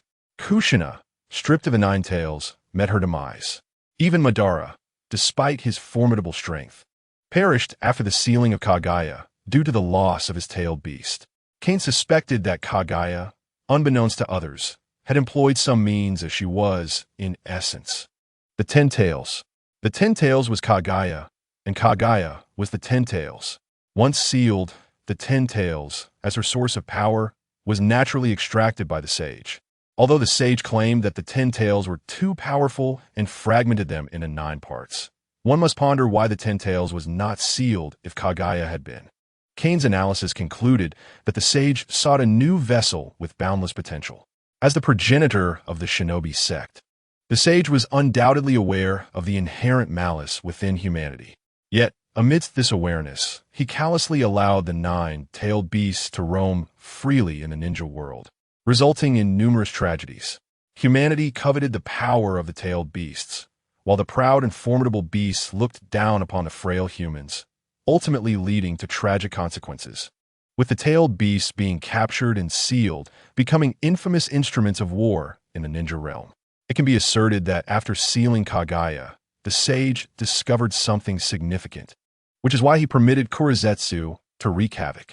The sage had been attentively observing Naruto and Sasuke's circumstances, even intervening at critical junctures to grant them enhancements. Kane doubted that the sage was oblivious to Kurizetsu's machinations. To ensure his safety, Kane resolved to commence the plan to capture tailed beasts immediately. In this timeline, Kane had not descended upon Mayaboka Mountain, and the sage would not easily recognize him as an outsider. Even if he did, he might merely perceive Kane as a visitor from another timeline, thereby lowering his guard. Naruto possesses the 9 tails, while Minato harbors the other half. Kane contemplated, realizing that the cost of manipulating the saviors was too great.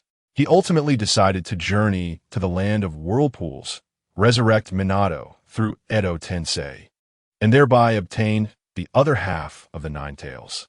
The 9 tails, 8 tails, and 1 tail are confirmed to be wild. The others have likely been captured, Kane mused, showing no concern for the Akatsuki's acquisition of the tailed beasts, as long as they had not gathered them all. After organizing his thoughts, Kane resolved to proceed with this plan. Once he acquired half of the 9 tails, he would promptly disseminate the information and set a trap. As he walked, he muttered to himself. According to Kane's design, after resurrecting Minato, he would immediately begin extracting the half 9 tails and then boldly appear at a designated location to lure the Akatsuki into his trap. This course of action is unavoidable.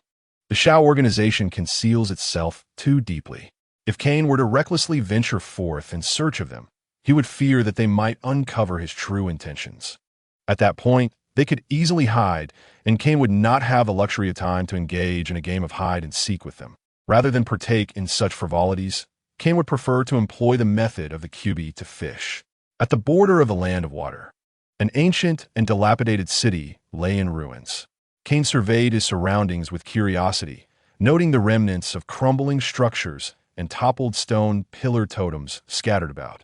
Despite the ravages of time and the elements over the years, these totems still exuded a magnificent aura, reminiscent of the prosperity that once thrived here. It is a pity that this historically significant city met its demise due to the scheming of a nefarious rat. Following the details imparted to him by Joshinai from another timeline, Kane meticulously searched until he arrived at his destination, the ruins of the Uzumaki hidden village. The Uzumaki clan, Kane murmured.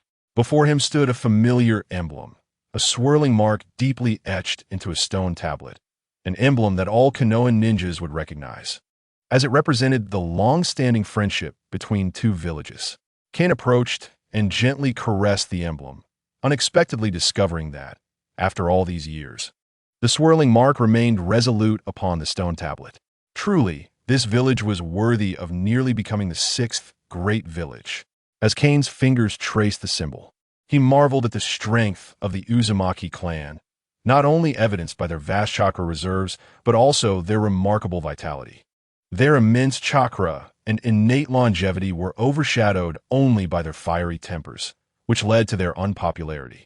Ultimately, this formidable clan was feared and coveted for their unique sealing techniques, and, under the leadership of the Mist Village, They were entirely erased from the annals of history. An innocent man suffers for possessing great treasure, Kane sighed. He continued onward, crossing the stone tablet and entering the village's confines. Though the walls and gates had long since vanished, he recalled that Joshinai had mentioned that the shrine lay at the very heart of the village, necessitating passage through residential and commercial areas. Perched atop a great tree, Kane surveyed the village below and finally spotted a relatively intact, large house. Noting the distance was not too far, he spread his dragon wings and soared toward it. This must be it, Kane mused, gazing up at the dilapidated wooden door. Upon pushing the door open, he found the interior of the grand house to be exceedingly vacant, devoid of even a table or chair. However, the walls were adorned with numerous grotesque demon masks, their eye sockets empty, as if countless pairs of eyes were watching Kane, invoking a sense of discomfort. It was no wonder the house had been stripped bare, leaving only these masks behind. It seemed even the invaders found them unsettling. Kane shook his head and activated his Sharingan to closely examine the masks. This one is not it, nor is that one, he muttered as he walked past them. Under the discerning gaze of his eternal Mangekyo Sharingan, these masks, though eerie, were indeed nothing more than ordinary artifacts. This was peculiar, as Kane distinctly remembered that Orochimaru had discovered the Shinigami mask here, subsequently resurrecting Minato and the first and second Hokage. After searching high and low, Kane found no trace of that unique mask, leaving him perplexed. Just as he was about to despair, a weathered statue in the corner caught his attention. Approaching the statue, he observed it closely. The lower half was missing, with only the head remaining relatively intact. Kane stared at the statue for a moment before solemnly declaring, "I do not recognize this at all." Having traversed the Naruto world for over a decade, Kane had extensively studied the history of this realm, from ancient texts to documents pertaining to the Shinigami and even the malevolent deity worshipped by Haiden. Yet, the statue before him, aside from its distinctive horns, was unfamiliar. Its grotesque, twisted visage and broken fangs left him certain he had never encountered it before. This statue must hold some significance, Kane mused as he scrutinized it closely. The altar before the statue had long since vanished, but remnants of incense were evident on the wall behind the statue, indicating it had once been venerated. Not only was the offering table gone, but the base that supported the statue was also missing, leaving it standing directly on the ground, with only traces of incense to suggest its former reverence. Kane examined the statue with his eternal Mangekyo Sharingan, yet still found nothing amiss. Just as he was preparing to depart in search of another location, a thought suddenly struck him.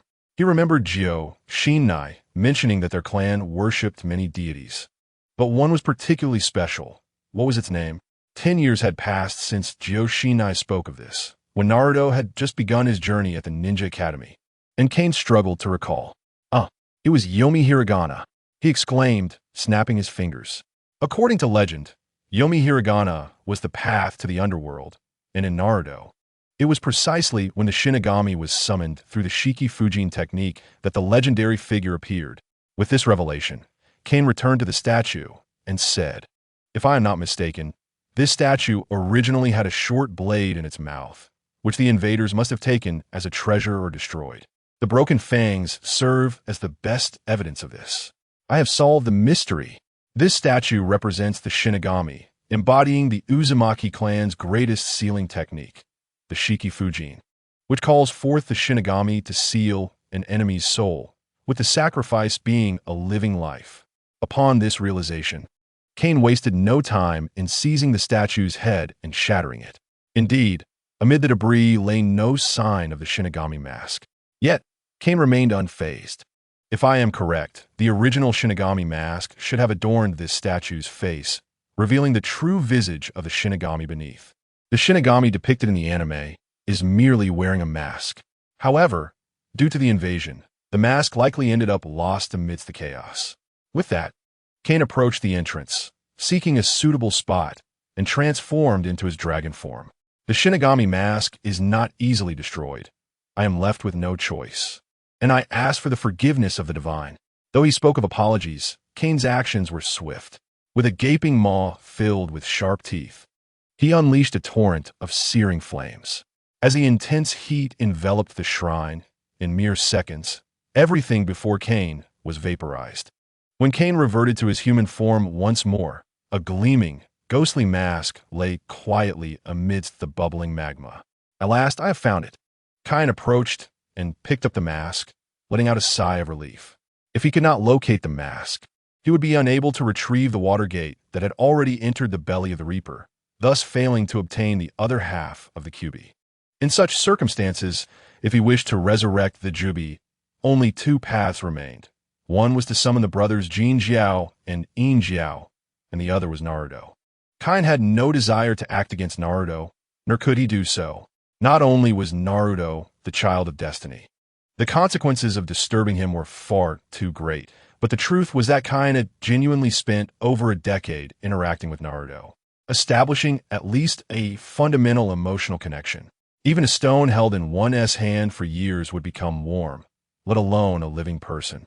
Although Jin Jiao and Yin Jiao bore the chakra of the QB, Kane was not entirely confident in his ability to control them. Not everyone is Nagato, and moreover, Kane lacked the outer path golem, the very vessel of the Jubi. Kane's plan was to allow the QB to see the light of day again, parading it boldly through the streets. The Akatsuki, whose primary objective was the tailed beasts, would undoubtedly come to investigate upon the QB's appearance, providing Kane with the opportunity to act, whether by directly assaulting their stronghold or by destroying the 6 paths of pain on sight. The subsequent plans would become significantly easier. If Conan could join him, that would be splendid. Kane walked to an open area, murmuring his plan. Conan was Nagato's only companion. If he could capture her, he would have a solid lead on Nagato's hideout. As for whether Conan would betray Nagato, that was a thought Kai had never entertained. Years of forbidden techniques had not been learned in vain, let alone interrogating a female ninja. Even if Hashirama Senju were to appear, as long as the old man of the 6 paths did not intervene, Kane would be confident in extracting the information he desired from his soul. This was the foundation of Kane's current strength. What troubled Kane most now was the possibility of Nagato hiding away, or if the presence of Ju and Obito became too dire. They might simply take Nagato's eyes and seize the outer path golem. If it came to that, Kane would be at a loss. After all, Ju's concealment abilities were exceptionally formidable, and Kane had no time to engage in a prolonged struggle with him. If not for his reluctance to venture into the Hulu world, he would have already begun to cultivate immortality. Rather than waste time playing games with a host of insignificant gods in the world of Naruto. Even if this timeline were to fail, Kane would not lament. Once the Dragon Vein was fully charged, he could return to another timeline and continue his endeavors. With the plan meticulously arranged, Kane took a deep breath and donned the mask. As he put on the mask of the Reaper, the vibrant world before him began to fade, leaving only shades of black and white. Adjusting to this stark contrast from the high-definition world he was accustomed to, Kane made a remark, then proceeded with his plan. First, he produced 2 sealing scrolls. One contained the relics of this world's Minato, while the other held a white Zetsu captured from another timeline. The white Zetsu was inscribed with sealing techniques. Not only was its chakra sealed, but even its basic cognitive abilities were suppressed. The relic from Minato was a carefully selected fragment of a small bone from his spinal column. As for how Kane acquired this bone, that was a tale for a moonless night. After placing the offerings and the bone exuding Minato's essence apart, he arranged the necessary seals for the Edo Tensei, thus completing his preparations. With the materials ready, he began the synthesis of the equipment. After a thorough inspection, Kane pressed his palms together, entering Sage mode. As Sage Chakra surged into the mask of the Reaper, he felt a tightness in his chest, his breath becoming somewhat labored, as if a great hand were gripping his heart. Kane endured this discomfort and suppressed the restless instincts of his overwhelming will, continuing to channel chakra into the Reaper's mask. Soon, a spectral figure of the Reaper appeared behind him, its short blade raised and arms spread wide, seemingly emitting a silent, sinister grin. Kane found himself in a peculiar state, as if his consciousness had been bifurcated. One half remained within his body, while the other observed his masked self, palms pressed together from a third-person perspective. He could even see the Reaper's figure behind him. Within the Reaper's form, Orbs of light were colliding violently, as if attempting to burst forth from its belly. These spheres represented the souls sealed by the Reaper. Kane focused intently and finally sensed a familiar presence. There it was. This should be Minato. However, upon finding Minato, a new dilemma arose. By all accounts, he should have been able to manipulate the Reaper's figure to cut open its belly and release Minato's soul. Yet, why did he not feel any control over the Reaper? As he pondered, the Reaper's mouth moved in tandem with his own, as if echoing his thoughts. Now I understand. Observing the Reaper's synchronous actions, Kane realized what he needed to do. His second consciousness waved a hand, and the Reaper mirrored the gesture. Kane opened his mouth, and the Reaper did the same, resembling an upgraded version of the Nara clan's shadow imitation technique. However, Kane did not recklessly command the Reaper to slice open his belly. If the soul were to escape, he would have only one offering left. Should that occur, a confrontation with this malevolent being would be unavoidable. Next, Kane attempted to immerse his consciousness within the Reaper's belly. Upon success, he activated the next phase of his plan. With his actions, at last, the soul belonging to Minato was captured by his consciousness, and, as the Reaper's mouth opened, a blue soul sphere was expelled. As soon as Minato's soul emerged, it began frantically fleeing, seemingly desperate to escape. Seeing this, Kane swiftly grasped the soul sphere, exclaiming that it could not be allowed to escape. If it did, Minato's son would be in peril. Whether Minato understood Kane's intent was uncertain, but he obediently remained still within Kane's grasp. The plan had reached this point, awaiting the Reaper to collect the soul of the offering, after which Kane would place Minato's soul into the offering's body, completing an upgraded version of the Edo Tensei. However, as Kane waited anxiously, the Reaper showed no inclination to collect the soul of the White Zetsu. Even when Kane attempted to manipulate the Reaper's actions with his consciousness, it remained unresponsive, fixated instead on Kane's second consciousness. Oh no! Observing the Reaper's greedy gaze, Kane felt a sense of foreboding. I warn you, this is merely a transaction. I advise you not to meddle. In the world of pirates, there can only be one dragon. Chapter 94. The Reaper too, upon hearing Kane's warning. The Reaper not only failed to relent, but gazed at Kane's soul with even greater avarice, as if it were eyeing a delectable cake. As the scythe of death loomed ominously, Kane, with wide eyes, cursed vehemently at the figure before him for its lack of recognition. The Void Sovereign's aura enveloped the specter of death, instantly unsettling its very essence. Unfazed by the wails of the deathly apparition, Kane calmly declared, "You are presented with two paths. One, you take the soul of the offering and depart. The other, I shall slay you and continue summoning you until your true form manifests." Kane harbored doubts that this ethereal visage was indeed the true death. It was likely but a fragment or a mere thought, hence his insistence on summoning until the original appeared. Perhaps Kane's words struck a chord, or perhaps the specter recognized its inferiority to the Void Sovereign's might. With a sinister chuckle, the figure of death retreated, taking the soul of the offering with it. Upon witnessing the departure of death, Kane drew back the Void Sovereign's aura and exhaled a sigh of relief, feeling that a significant hurdle had been crossed. Although he boasted of having vanquished death, internally, he was not so assured. In Kane's perception, even this apparition's soul was immensely powerful. His Void Sovereign's aura, though capable of inflicting real damage, would likely only wound it, not annihilate it.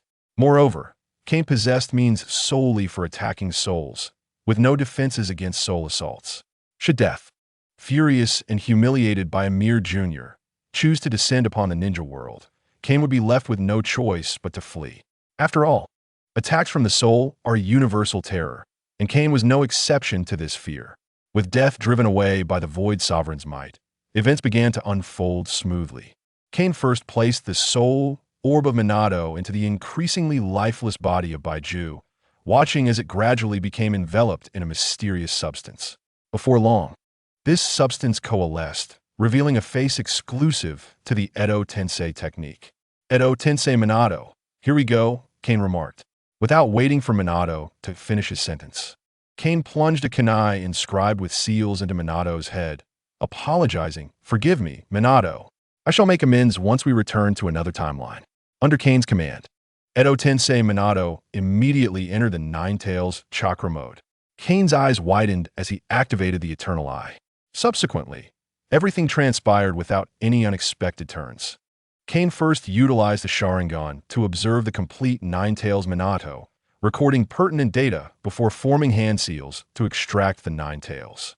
As is well known, a Jinchuriki perishes immediately upon the extraction of their tailed beast. Only those with extraordinary vitality, like Kushina, can endure for a while. As Kane began to extract the Nine Tails from Minato's body, an intriguing spectacle unfolded. Edo Tensei Minato's form gradually shattered into countless paper fragments, and before they could dissipate, these fragments reconstituted themselves through the Edo Tensei's jutsu. They would shatter again, then reform, continuing this cycle until Kane completely extracted the Nine Tails, at which point Minato disintegrated entirely into paper scraps. This time, Minato did not immediately reconstitute. Instead, after a lengthy pause, the scraps, as if expending their last ounce of strength, barely managed to piece together Minato's form. Witnessing this miraculous scene, Kane slowed his actions regarding the sealing of the Nine Tails, observing Minato's transformation closely. By the time the last reconstitution occurred, the seal upon Minato's head had lost its potency. "Who are you, and what is your purpose?" a conscious Minato demanded. Although Minato had regained his awareness, his body remained uncontrollable, rendering him incapable of executing any actions detrimental to Kane. Kane refrained from engaging Minato in further conversation, allowing him to voice his inquiries as the Nine Tails, not yet fully sealed, continued to stir. Once Kane had completely sealed the Nine Tails, its colossal form collapsed with a thunderous crash, rendered immobile. With his hands freed, Kane approached Edo Tensei Minato, eager to validate another hypothesis. It is said that the chakra produced by Edo Tensei is boundless. He was determined to uncover the truth behind this claim. Kane had always held skepticism regarding the notion of infinite chakra. The earlier example of the dragon vein served as a testament.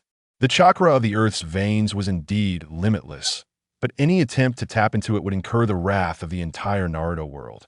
Now presented with a living embodiment of purported infinite chakra, Kane felt his scientific curiosity reignite fervently. He chose the wood release, silent killing binding technique, which, despite its relatively modest power compared to other wood release techniques, possessed a noteworthy ability. It silenced Minato. Minato's incessant mutterings and speculations about Kane's identity and intentions had become increasingly unbearable. With the wood release, silent killing binding technique in play, Minato's mouth was promptly sealed. Kane then began to channel his wood release, letting it serve as an extension of his will as torrents of energy surged into the Goose Factory. Initially, Kane had believed that the Goose Factory had exhausted its opportunities for opening fortune bags in this realm, given that the same energy here escalated exponentially.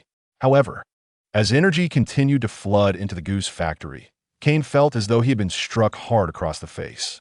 10%, 11%, 20%, 30%. The energy required grew ever more colossal.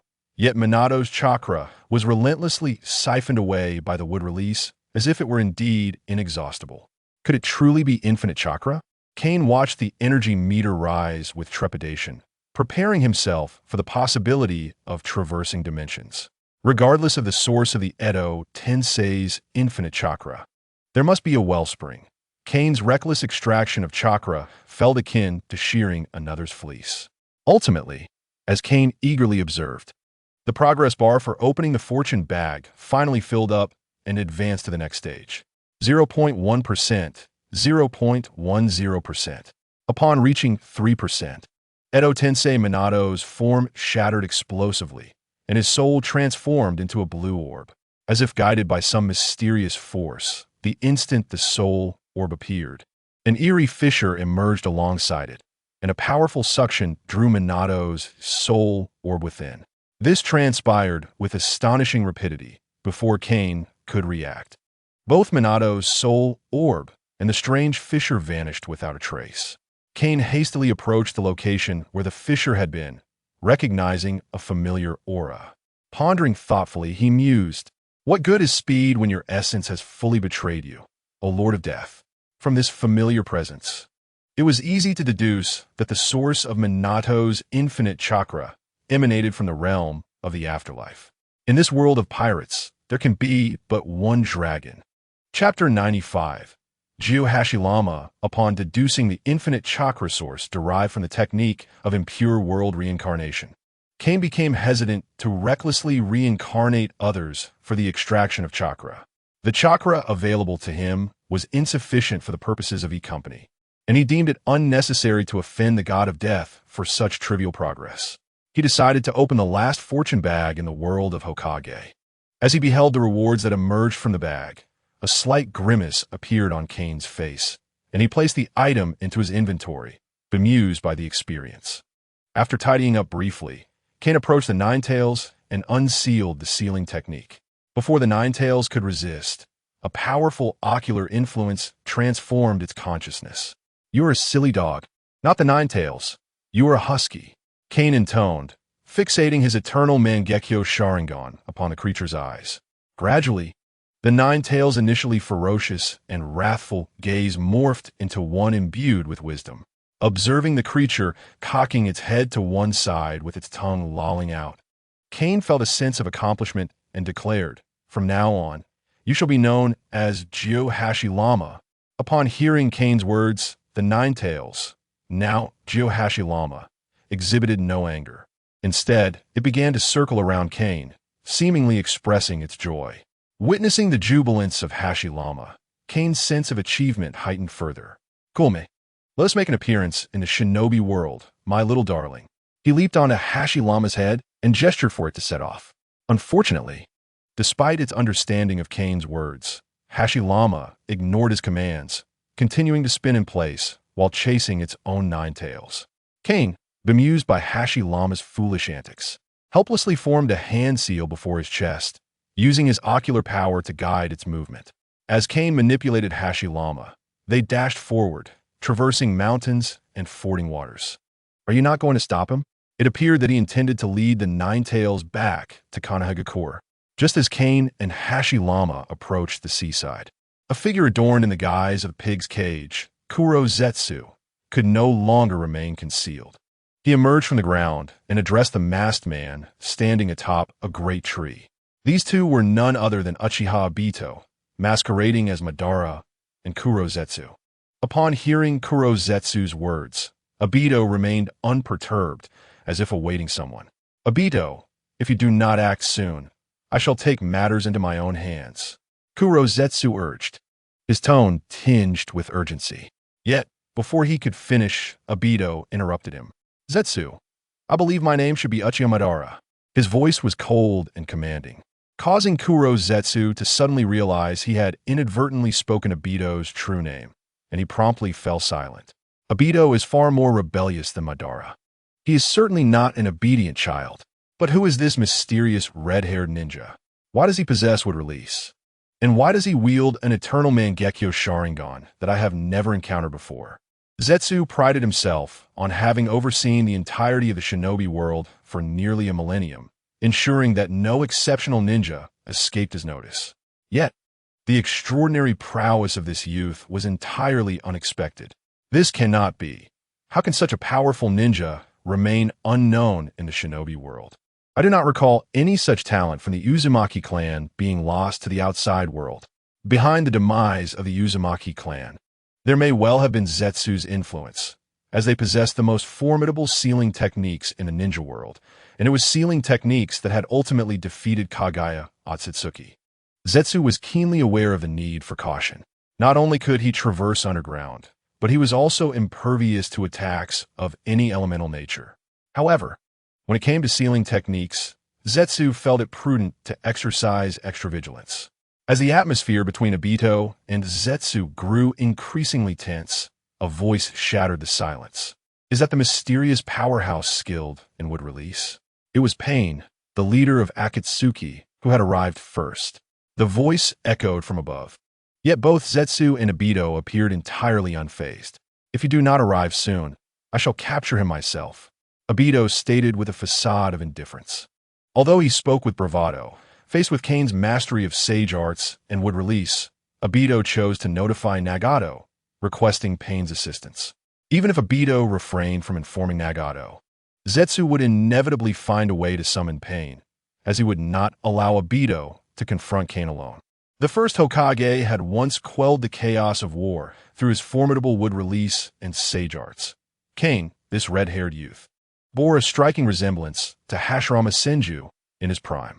Zetsu firmly believed that Obito, in his folly, could not possibly contend with the first Hokage at the height of his power.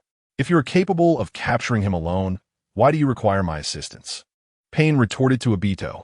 Only you possess the ability to summon the demonic statue of the Outer Path. What use is it to me to capture the Nine Tails? Obito deftly sidestepped the inquiry. What about the others? Before Pain could respond, a colossal, bird-like summoning beast descended, bringing with it the other members of Akatsuki. Meanwhile, Kane, seated atop Hashirama's head, was nearly falling asleep as he awaited their arrival. His sage technique, the Eye of Perception, finally provided a response. 6 paths chakra signal source detected. Excellent. The members of Akatsuki have assembled. As Akatsuki observed Kane, he too was keenly aware of their presence. Has Zetsu arrived as well? Kane could sense a faint trace of white Zetsu, yet black Zetsu eluded his detection. After all, black Zetsu had traversed the shinobi world for over a millennium, and it was no exaggeration to say that he had crafted the very history of the ninja world. Possessing methods to conceal his presence was entirely customary for him. 1, 2, 3, 4. Only 4 have come. Do they truly underestimate me? Upon discerning the number of individuals present, Kane furrowed his brow in discontent, noting the absence of a full assembly.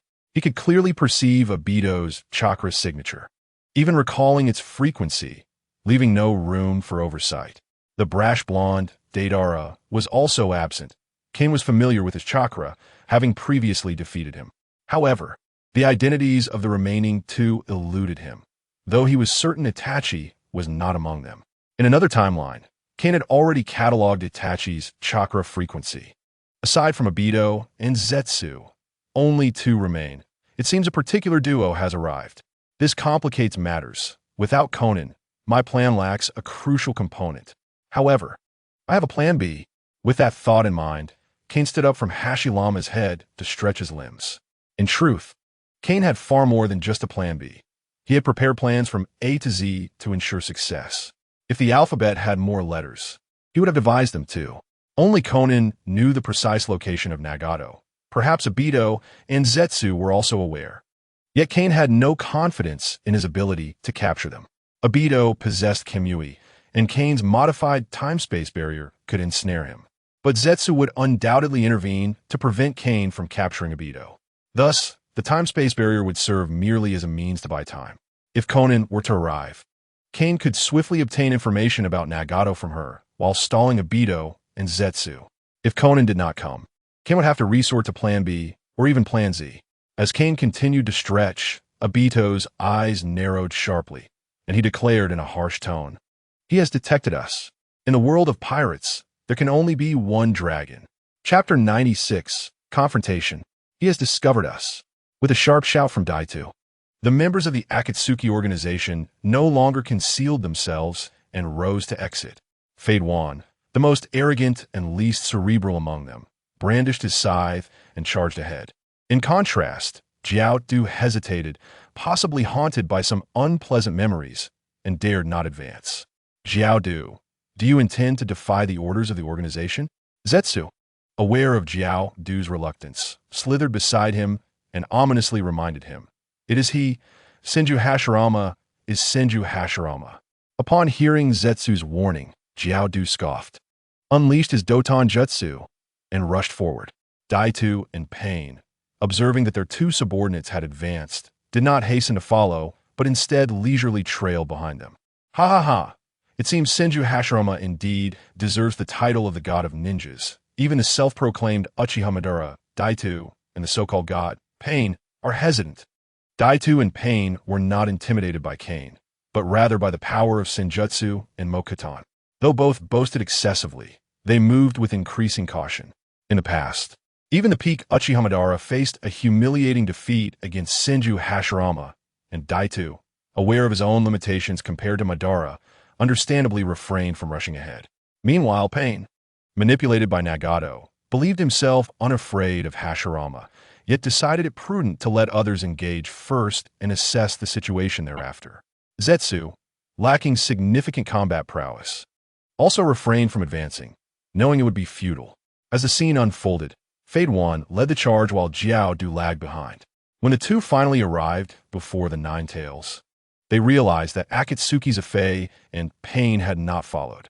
Jiao Du, sensing the gravity of the situation, discreetly retreated behind Fade One.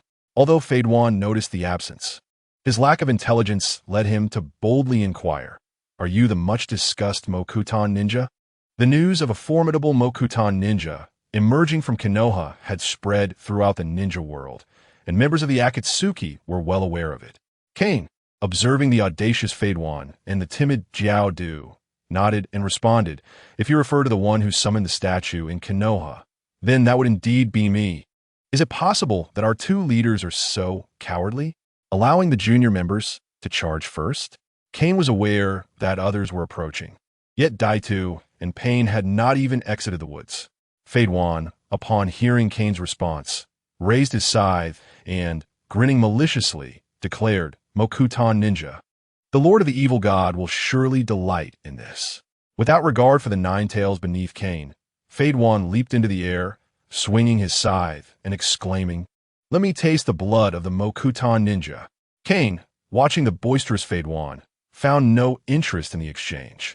How tedious it was. Were all of the Divine's subordinates such mindless fools? In midair, Fade One, upon hearing Kane's words, transformed his sinister grin into one of rage. "Dare you mock the Lord of the Evil God? You shall die." However, Kane's words bore a double meaning. From Fade One's perspective, he interpreted Kane's statement as a mockery of the evil god, but Pain, hidden within the forest, perceived it differently. How dare the ignorant question the choice of the Divine? With that proclamation, all six of Pain accelerated simultaneously out of the woods, intent on joining the fray. Before Pain could enter the battlefield, a tremendous noise erupted from the conflict, followed by intense shockwaves. Boom! Daito and Zetsu exchanged worried glances and hastily followed. "I'd hurt so much. What a rush." By the time Daito reached the battlefield, Jiao Du had long vanished, while Fade One lay on the ground, reduced to only half of his body. What transpired? Daito urgently inquired, noticing Pain's silence. "One punch," said Tendo Pain gravely. "He was obliterated with a single punch. Furthermore, I destroyed 3 of Jiao Du's hearts in the process." Upon hearing Pain's words, Daito's heart raced. A punch? Before the two could continue their discourse, Kane raised his fist once more, declaring, "What I just delivered was merely a casual punch. Now I shall employ a standard one." Kane spoke the truth, since receiving Saitama's training insights. He had diligently exercised every day, performing 100 sit-ups, 100 push-ups, 100 squats, and completing a 10-kilometer run. Though his training period was brief, Kane's solid foundation made it effective. The punch that had obliterated half of Fade One's body was indeed a casual strike from Kane. Yet Pain, unaware of Kane's situation, assumed Kane was mocking him and grew furious. "Ignorant mortal!" With that, Tendo Pain raised his hand, directing it toward Kane, unleashing Shinra Tensei. Just as Kane unleashed his ordinary punch, Pain's Shinra Tensei was similarly released, resulting in an immense collision of invisible yet formidable forces, causing a deafening roar. This commotion surpassed the previous disturbance, tearing the small battlefield along the coast asunder and sending towering waves crashing into the air. However, Kane's ordinary punch ultimately could not withstand the force of Tendo Pain's repulsion, and under the immense pressure, Kane staggered backward over 10 meters. Withstanding Shinra Tensei, "It appears you are indeed formidable." Tendo, noticing Kane's inability to resist his attack, exhaled a sigh of relief and began to boast. "My eyes are regarded as the most exalted of the 3 great dojutsu, the Rinnegan, possessed only by the progenitor of ninjutsu, the sage of 6 paths. With these eyes, I have ascended to divinity." In the presence of the divine, all resistance is futile. Surrender, and I shall grant you a dignified demise. Kane paid no heed to Paine's self-aggrandizing monologue. He possessed more knowledge about the Rinnegan than Paine could fathom, including some truths unknown even to Kurozetsu. Kane remained silent, carefully assessing which of the 6 paths Paine represented, so he could systematically eliminate them without complications. The animal path, responsible for summoning, has a lowly voice. This has been confirmed. The animal path can summon not only ninja beasts but also invoke the other 6 paths to evade damage. She is Kane's primary target. The hell path can repair the damaged Paine, making it the second priority. Having identified these 2, Kane then turned his attention to the remaining paths. The third is the human path, with a rather peculiar ability to extract souls. I must be cautious, but with my abundant chakra, I need not fear too much. The speed at which the human path could extract souls correlated with the amount of chakra available, and given Kane's immense chakra, it was unlikely that the human path would succeed before dawn. The hungry ghost path is inconsequential. After all, I rely on physical techniques, not chakra. The human and hell paths do not concern me either. I do not fear the god of death, so I shall not be intimidated by a mere false Yama. As for the final Tiandao, devoid of the assistance from the other 6 paths, what great feats do you believe you can achieve? In the world of pirates, there can only be one dragon. Chapter 97. Paine's 6 paths. Tiandao observed Kane, who remained silent, gazing intently at Paine's 6 paths, mistakenly assuming that Kane was merely intrigued by them. Before Tiandao Paine could finish his statement, Kane clasped his hands together, summoning dozens of wood-release clones that emerged from behind him. As Kane's wood clones swiftly dispersed, Tiandao scoffed and unleashed Shinra Tensei. The powerful shockwave struck several wood clones, obliterating them instantly, yet numerous clones managed to burrow deep underground. Once Shinra Tensei subsided, over a dozen wood clones surged forth from the depths, charging towards Tiandao Paine. Noting that the clones emitted the same chakra signature as Kane, Tiandao coldly remarked, "Futile, utterly futile. All efforts are in vain before these eyes." Paine had initially thought Kane's target was himself, but Obito's loud warning made him uneasy. Be cautious, his target is the other 6 paths. Before Tiandao Paine could react, Kane suddenly erupted from the ground, delivering a devastating punch that shattered the animal path into fragments. The 6 paths of Paine shared vision. Upon witnessing the destruction of the animal path, the others reacted swiftly. Tiandao raised his hand to perform Bansho Tenin. Ordinarily, Tiandao would utilize Shinra Tensei for support. But since it had just been baited out by Kane, Tiandao could only resort to Bansho Tenin in an attempt to draw the hell path back. At that moment, Obito did not dare to be careless and quickly activated Kamui, preparing to assist the 6 paths of Paine. Raising Gan Infinite Combo. In light of the situation, Kane opted not to employ Shunshin to accelerate towards the hell path. Instead, he utilized the basic version of the Infinite Combo. Observing the waves of blue chakra blades erupting around Kane, Obito disregarded aiding Paine and hurriedly activated Kamui to evade. The hungry ghost path, upon seeing the barrage of chakra blades, calmly leaped in front of the hell path, attempting to absorb the onslaught. With several muffled sounds, the hungry ghost path was shredded into pieces, while the human path and Azura path bore their own wounds. Though the losses were substantial, it was all worthwhile, for the crucial hell path was preserved. As long as the hell path was safeguarded, everything was justified. A commendable tactic. But can you divulge where you obtained information about the Rinnegan? Tiandao spoke with a calm yet cold tone, though the fury within was palpable even to Obito. Paine, now is not the time for mutual suspicion. I would never betray your secrets. Even the Akatsuki organization had only a tenuous grasp of information concerning Paine's 6 paths. It was reasonable for Tiandao to suspect Obito of leaking information. Ignoring the mutual distrust between the two, Kane hastened towards the animal path to seal it. Just as Kane prepared to seal the hungry ghost path, Tiandao could no longer remain passive. Abandoning his entanglement with Obito, he swiftly unleashed Shinra Tensei, followed closely by the Azura Path's barrage of laser cannons and rockets. The repulsion of Shinra Tensei, paired with the Azura Path's firepower, struck Kane. while Obito once again slipped into the Kimui dimension, lying in wait. This time, Kane did not resist the repulsion of Shinra Tensei, but allowed it to propel him away.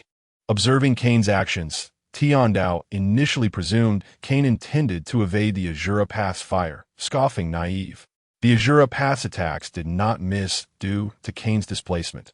Rather, they homed in on him as if guided by a tracker, ultimately overwhelming Kane amidst the chaos of explosions. Boom! Boom! Boom! As the barrage engulfed Kane, a massive cloud of dust erupted. Now, once Kane sensed the conclusion of Shinra Tensei's repulsion, he launched his counterattack.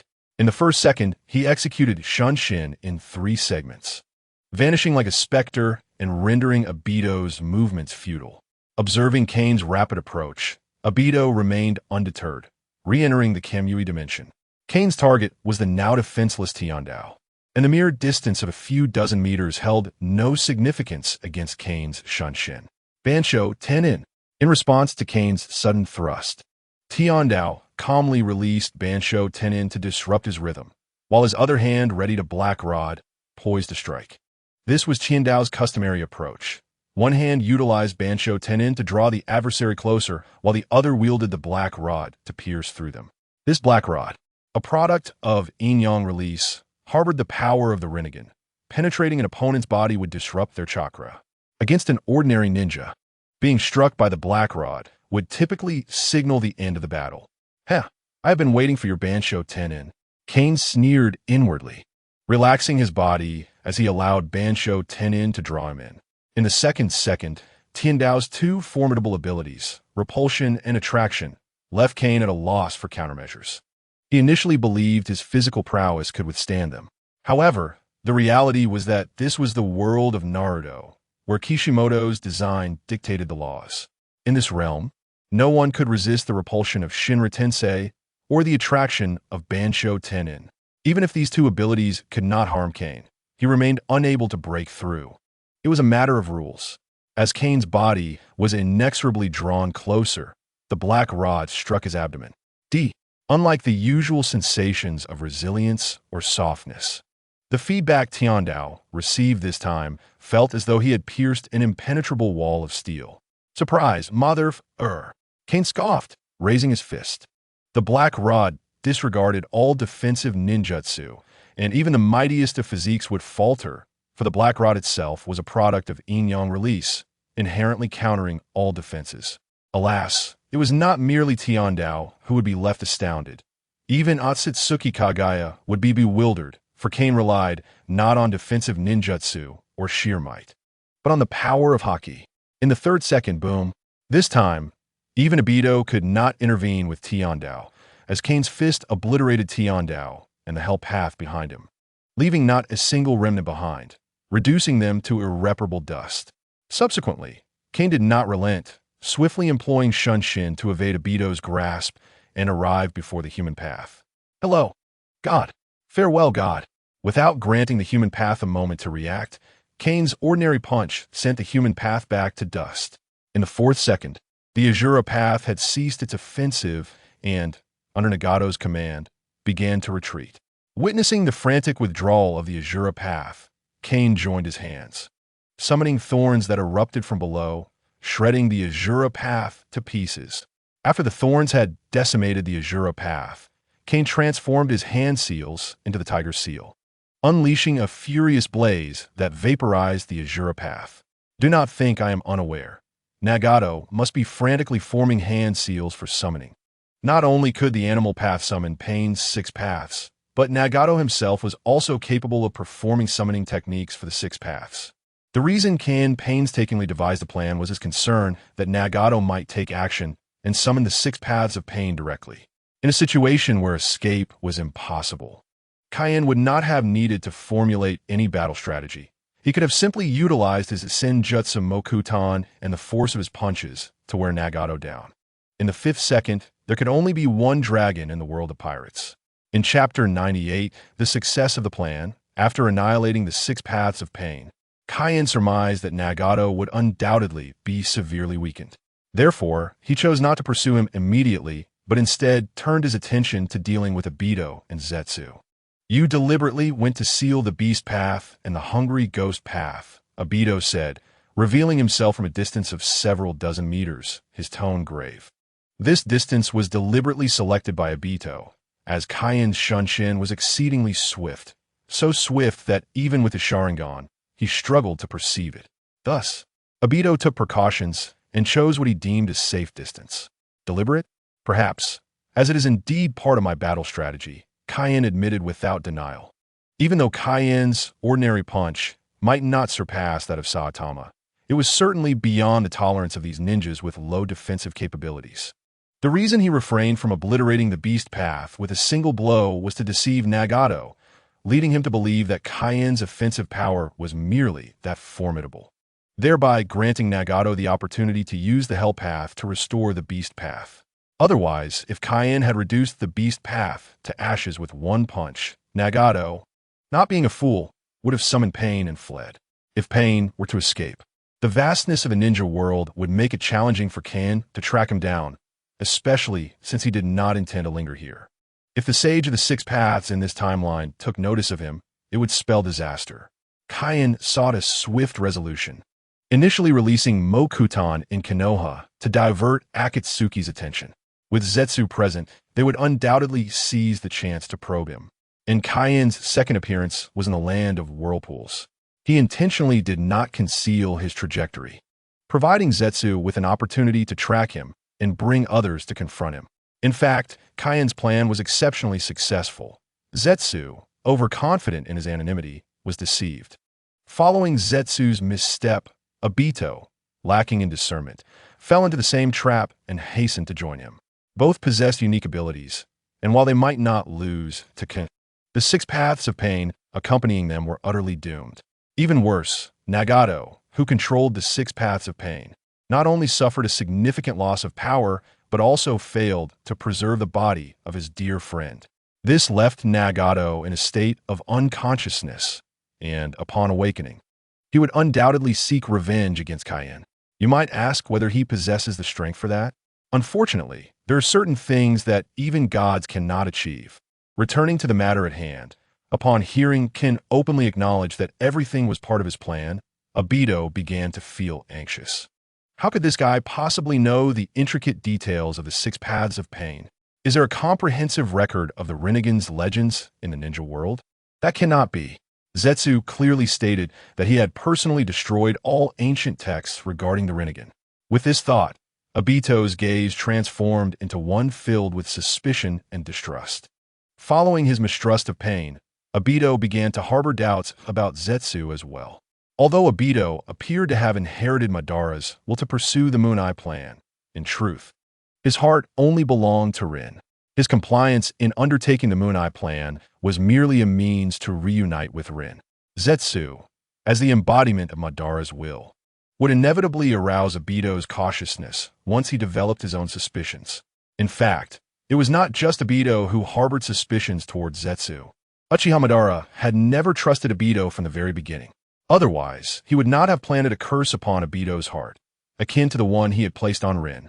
Hey, are you going to attack or not? If not, I shall take the nine tails and leave. Kain observed Obito's deep contemplation and refrained from interrupting him until his contingency plan was activated, prompting him to remind Obito. Upon hearing Kain's words, Obito lifted his head, about to respond, but Zetsu quickly emerged from the ground, exclaiming, "We've been ensnared by a space-time barrier."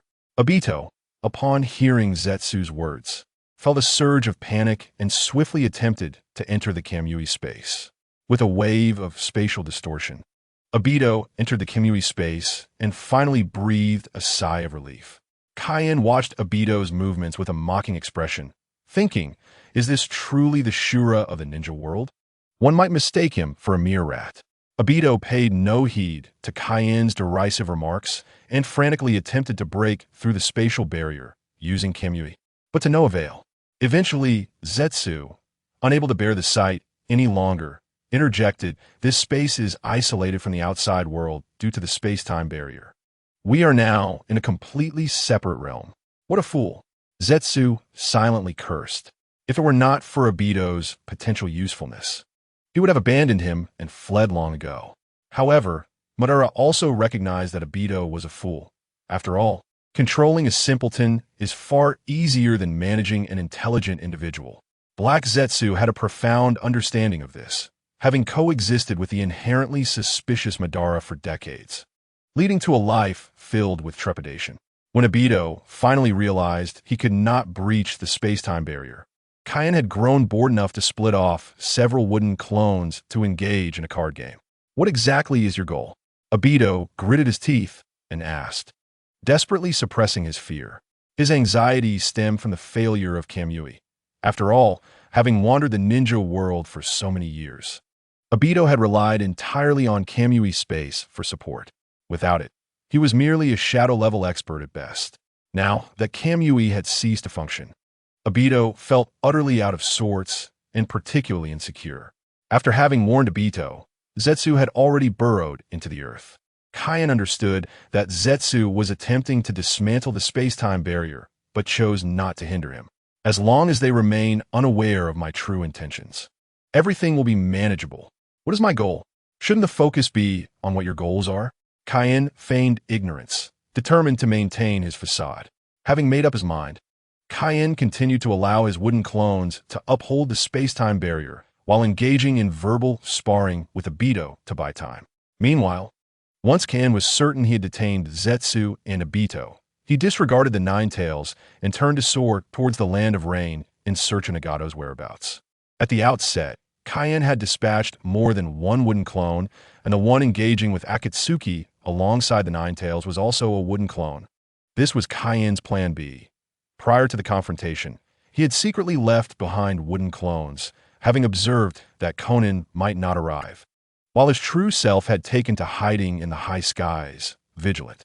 Only after the wooden clone had split off further clones and established the space-time barrier did Kaien feel secure enough to venture towards the Land of Rain in search of Nagato's trail. The reason it took so long to depart was that Kaien was concerned that the wooden clones might struggle to maintain control. However, it now seemed that their combat prowess was more than sufficient. In truth, had Kaien's true self intervened, he could have potentially subdued Obito, even killing him. However, while the space-time barrier could confine Obito, it could not hold Zetsu. If Zetsu discerned Kaien's intentions, he would inevitably abandon Obito to seek Nagato. The speed at which Ju traverses the earth is extraordinarily swift, and Kaien finds himself uncertain of Nagato's whereabouts. However, it is evident that Ju will undoubtedly arrive at Nagato's location before Kaien. Should Ju, in a desperate bid, manage to unearth Nagato's Rinnegan, Kain's extensive plans would be rendered futile. Moreover, Kain is convinced that Ju possesses the means to accomplish this. Thus, Kain's objective is not merely to eliminate Obito, but to simultaneously restrain both Obito and Ju. This constitutes Kain's comprehensive battle strategy.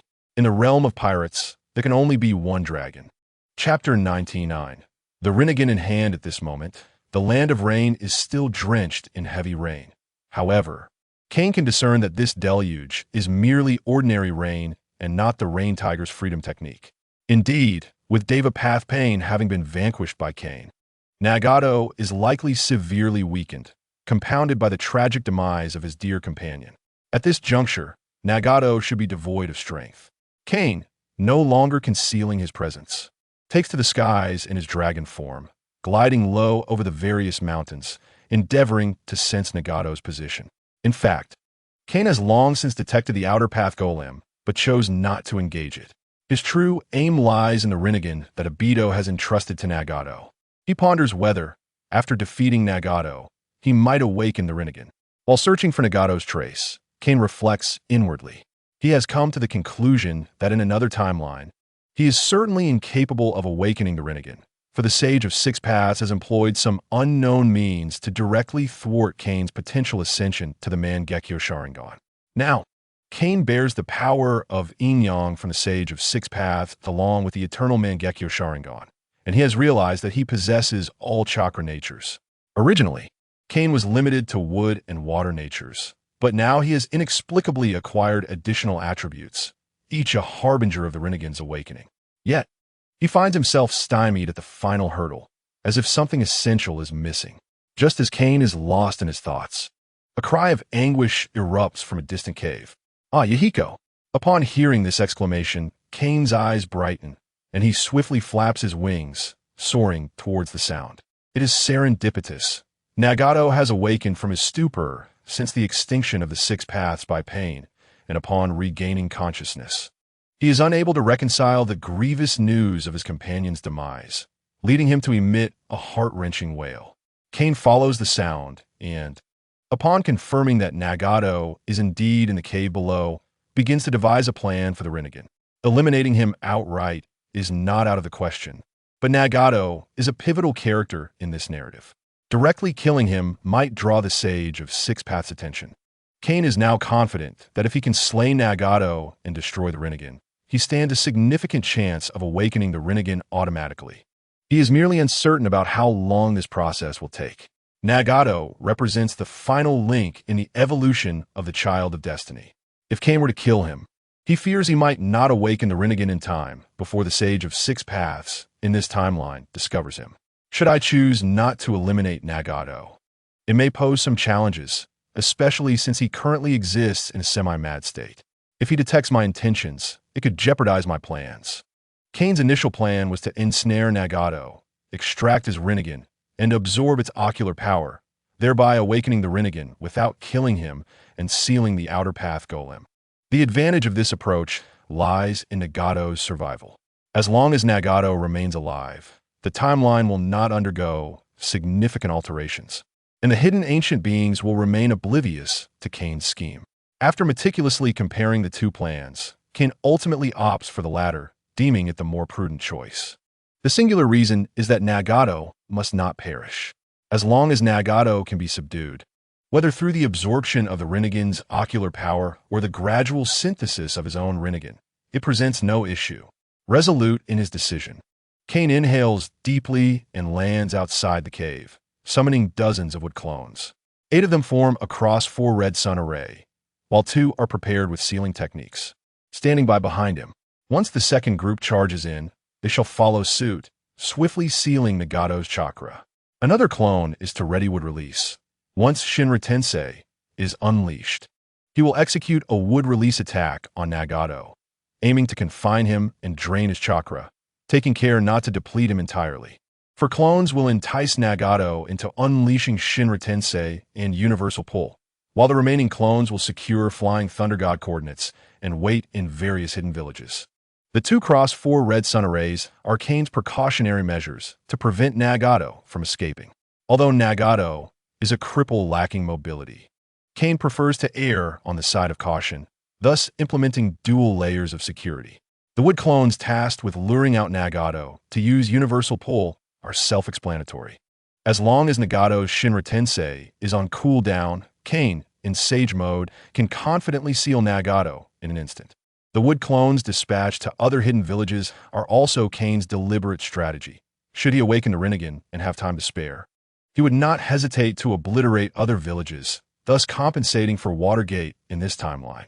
After meticulously assigning roles, Kane recalls the details, ensuring there are no oversights. Taking a deep breath, he calls for action. With Kane's commanding shout, 2 wood clones rush into the cave, shouting, "It's you, Shinra Tensei!" Mere moments after their entrance, a formidable repulsive force erupts, obliterating the 2 wood clones and causing the entire cave to tremble ominously as if it might collapse. Wood release, wood world birth, cross-4 red sun array, charge. The clones responsible for wood release exert their full chakra, causing trees to materialize instantaneously, demolishing the mountain peak. The 8 wood clones outside, having observed Nagato unleash Shinra Tensei, promptly form seals and execute the cross-4 red sun array. The merit of the cross-4 red sun array lies in its ability to immediately replace the first array should the enemy destroy it from within. And once the second array is established, those responsible for the first will swiftly reapply it, provided chakra is not exhausted. The 2 cross-4 red sun arrays will alternate endlessly. Kane has no intention of engaging directly. He remains concealed, observing from the shadows. The wood clone responsible for enticing Nagato to utilize Universal Pull has proven ineffective. As the clone managing wood release reports that Nagato has been drained of chakra, and is on the verge of collapse. Upon receiving this news, Kane quickly instructs him to manipulate wood release to extract Nagato. Once the wood release vines bring Nagato forth, the two clones designated for sealing pounce upon him, and countless symbols, sealing technique inscriptions, emerge upon Nagato's body. Even after Nagato is sealed, Kane remains uneasy and divides dozens more wood clones. All of you proceed to release barriers, sealing formations, and chakra isolation formations. Finally, set up 3 layers of flying Thunder God guidance. After issuing these commands, he adds, "Don't forget to arrange for both above and below." Understood. No problem. You are being overly cautious, my true self. As the wood clones commence their tasks, Kane strides forward and decisively extracts Nagato's eyes. Subsequently, before Nagato could utter a word of pain, Kane placed one hand on his back to infuse him with chakra for healing, while the other swiftly struck the back of his neck, rendering Nagato unconscious. Strangely, the Rinnegan began to disintegrate upon contact with Kane, ultimately reducing to mere dust scattered by the wind. I pondered why my eyes, which seemed to meet all the necessary criteria, could not evolve into the Rinnegan. It turned out I was missing the most crucial component. With eyes closed, Kane savored the essence of his newfound eyes. In the world of pirates, there can only be one dragon. In the 100th chapter, after deeply contemplating his own Rinnegan, Kane finally understood why he had been unable to awaken it in another dimension. It was because the Sage of Six Paths had tampered with the power of Yin and Yang. Initially, Kane believed that the Sharingan was the one that had been interfered with, but he had overlooked the fact that the sage had personally bestowed the yin-yang power upon him later. Alas, it seemed that the old toad on the other side of Mayaboka Mountain had already begun plotting against him the moment he entered the Naruto world. Kane analyzed with his eyes closed. This tactic resembled the deceptions found in novels from my past life, where a great calamity confounded my spirit and caused me to overlook critical matters. The thought sent a shiver down Kane's spine, despite occasionally releasing the blood disease treatment. Even if subjected to a technique like Kiten Shinjutsu, it should not have been this bewildering. Yet, in reality, Kane remained ensnared in a state of confusion. A power far more terrifying than Kiten Shinjutsu. Kane was intimidated by this ability comparable to Kiten Shinjutsu. However, it was far less formidable than he imagined. The reason the Toad and the Sage of Six Paths could deceive Kane was simply due to their unintentional calculations. If Kane maintained even a shred of vigilance, this method would ultimately fail to exert a significant influence over him. At most, it would leave him puzzled as to why he could not awaken the Rinnegan. Furthermore, with Kane's eternal forest mark, it would not take long before the Kane from the original timeline could completely regain his clarity, free from the influence of this mental confusion. Understanding the situation was sufficient. It was time to check on the state of the dragon vein. With that thought, Kane dispatched some would-release clones to various ninja villages to instruct them to take action, while he himself utilized the Flying Thunder God technique to reach the dragon vein. There was no time for Kane to leisurely explore the capabilities of the Rinnegan, as the sky outside the barrier was already crackling with thunder, resembling a scene of impending doom. Someone must be angry and trying to drive me away. Upon arriving at the ruins of Lulon, Kane noticed the sky brewing a storm of thunder and lightning. Seeing this, he chuckled coldly and said, "If you are truly displeased, shall we have a little contest?" As Kane's words fell, the dark clouds above gradually coalesced into a grotesque visage, which bore a striking resemblance to the Sage of Six Paths. Sensing that these clouds were not to be taken lightly, Kane speculated that they were likely formed by the sage's own power. "You think you can challenge my storm? Your standing is insufficient, old man." Kane's mastery over the storm was derived from the demigod Wali Br, whose peak strength was beyond Kane's comprehension, but surely surpassed that of the Sage of Six Paths in the Naruto realm. When Kane unleashed his own authority over the storm, the thunder and tempest brewing in the clouds began to subside, yet the face formed by the clouds remained intact. The dragon vein has nearly coalesced. It is time to test your true strength. Kane had long sought to understand the extent of the sage's power, and now an opportunity to unravel this mystery had finally presented itself, which he would not squander. Prepared to strike, Kane wasted no time. first adopting a horse stance with his fists at his waist, then drawing back his right fist to gather energy. As Kane's momentum reached its zenith, the space before his fist twisted, emitting ripples of energy. With a mighty roar, Kane unleashed a punch that shattered the very fabric of space from his position to the conglomeration of chakra above, accompanied by a thunderous crash. Kane did not observe any reaction from the sage above as he vanished, yet he faintly heard a scream nearby. "TCH, I couldn't even discern your true strength." The sage of six paths never retaliated, leaving only a scream before disappearing without a trace. Once Kane confirmed the sage's departure, he could no longer restrain his legs and collapsed to the ground.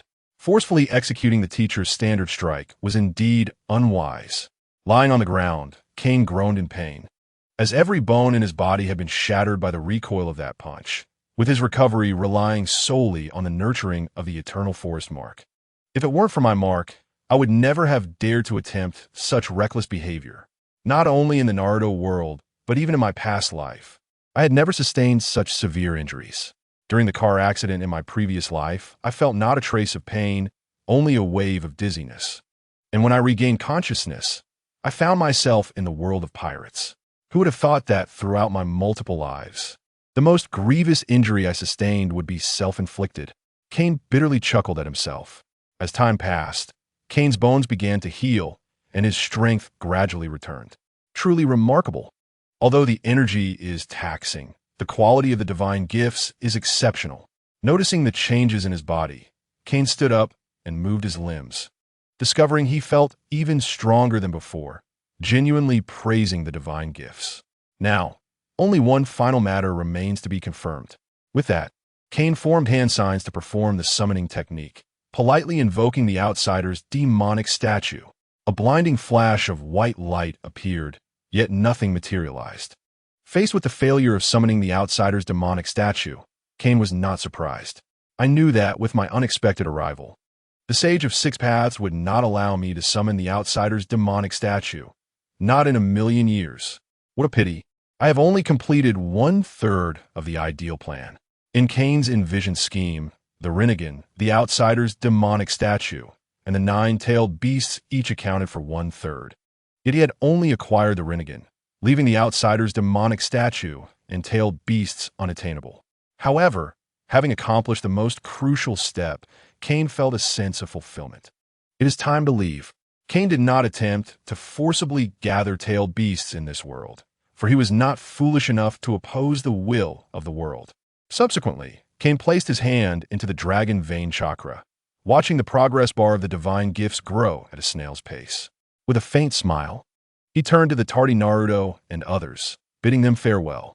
Once again, he experienced the sensation of weightlessness enveloping him, and when Kane opened his eyes again, he had returned to the timeline that constantly suppressed him. What an unpleasant feeling. What is this eerie silence? Sensing the familiar, oppressive aura, Kane stretched his neck and muttered a complaint, only to suddenly detect a colossal energy body appearing in the distance. Damn, could it be that the Ten Tails has finally emerged? That would be absolutely splendid. When Kain departed, Naruto had already begun his mission to rescue Gaara. Had events unfolded as originally intended, the Shinobi Alliance would not have formed until after the 5 Kage Summit, requiring a considerable amount of time for development. Kain had anticipated that he would need to feign for a while longer before taking action. However, upon arriving in this timeline, he was pleasantly surprised. Now, there was no need for him to laboriously gather tailed beasts.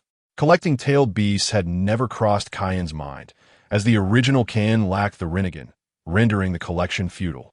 After traversing a parallel universe, Kain had acquired the Rinnegan and was naturally eager to discover the true nature of the Ten Tails. Let me search for my companions. Where are you all? In this timeline, Kain was not without his strengths. As he closed his eyes and carefully sensed his surroundings, a flash of red light surged forth. In the world of pirates, there could only be one dragon. Chapter 101. The initial starting point. Konoha's people, I rely on you. Under the command of Kakuzu, the Uchiha clan and Sarutobi team advanced together to unleash fire release techniques. Fire release, great fireball technique. We have reached this point. Observing the familiar scene before him, Kaien exclaimed that he had returned just in time. If the story continued to unfold, it would lead to Obito becoming the Jinchuriki of the Ten Tails, and at that point, it would be far too late to wrest the Ten Tails away. It appeared that his timing was impeccable. Despite the battlefield being overwhelmingly noisy, Kaien's thunderous roar, empowered by chakra, captured everyone's attention. "Who is that red-haired kid?" A young mist ninja muttered indignantly. "Exactly. While everyone else is fighting, that kid is just hiding over there." Another young IWA ninja chimed in. It was understandable why the young ninjas bore resentment towards Ken. After all, his roar had drawn far too much attention. "Shut up." An older lightning ninja admonished the two young men. That individual is a calamity of Konoha. Although Kaien had not been active in the ninja world for many years, his infamous reputation for nearly annihilating the IWA and Mist villages lingered vividly in the minds of the survivors. Calamity? The young IWA ninja pondered the implications of this title and suddenly recalled a terrifying event when a land of grass was devastated. "Silence," a Konoha Jonin reprimanded. "This is a time of war. No personal grudges should lead to conflict." Even from a distance, the murmurs of the crowd did not escape Kaien's ears. Observing the fear, astonishment, and reverence directed towards him by these ninjas, Kaien remained unfazed. Senjutsu True Thousand Hands. After performing the technique with his palms pressed together, Kaien did not make any unnecessary movements, directly controlling the colossal statue to advance toward the Ten Tails. "Retreat. Everyone quickly retreat. This place is no longer safe." Kakuzu, having grasped the situation from the command center, frantically transmitted this order into the minds of each ninja through a secret technique. During the retreat, both Madara and Kaien tacitly refrained from engaging, waiting for the lesser ninjas to withdraw. Once the ninjas had retreated, Uchiha Madara, with a relaxed expression, remarked, "It seems you are finally displaying some semblance of Hashirama." While Madara feigned ease, Obito, standing beside him, sensed that Madara was not as nonchalant as he appeared. After all, Madara had nearly lost his life to the Senjutsu True Thousand Hands back in the day, having survived only by sacrificing one of his Sharingan. The shinobi world Asajura was not a forgiving individual. Years ago, Kaien had forced him into a faked death to escape, and now he was unwittingly utilizing the very technique that had nearly led to his demise. It was no wonder Madara was furious. In response to Madara's teasing, Kaien sat motionless atop the head of the thousand-handed Buddha, eyes closed. "As long as I keep my eyes shut, no one will detect my Rinnegan. Truly, I'm a genius." With the final objective within reach, Kaien was determined not to complicate matters.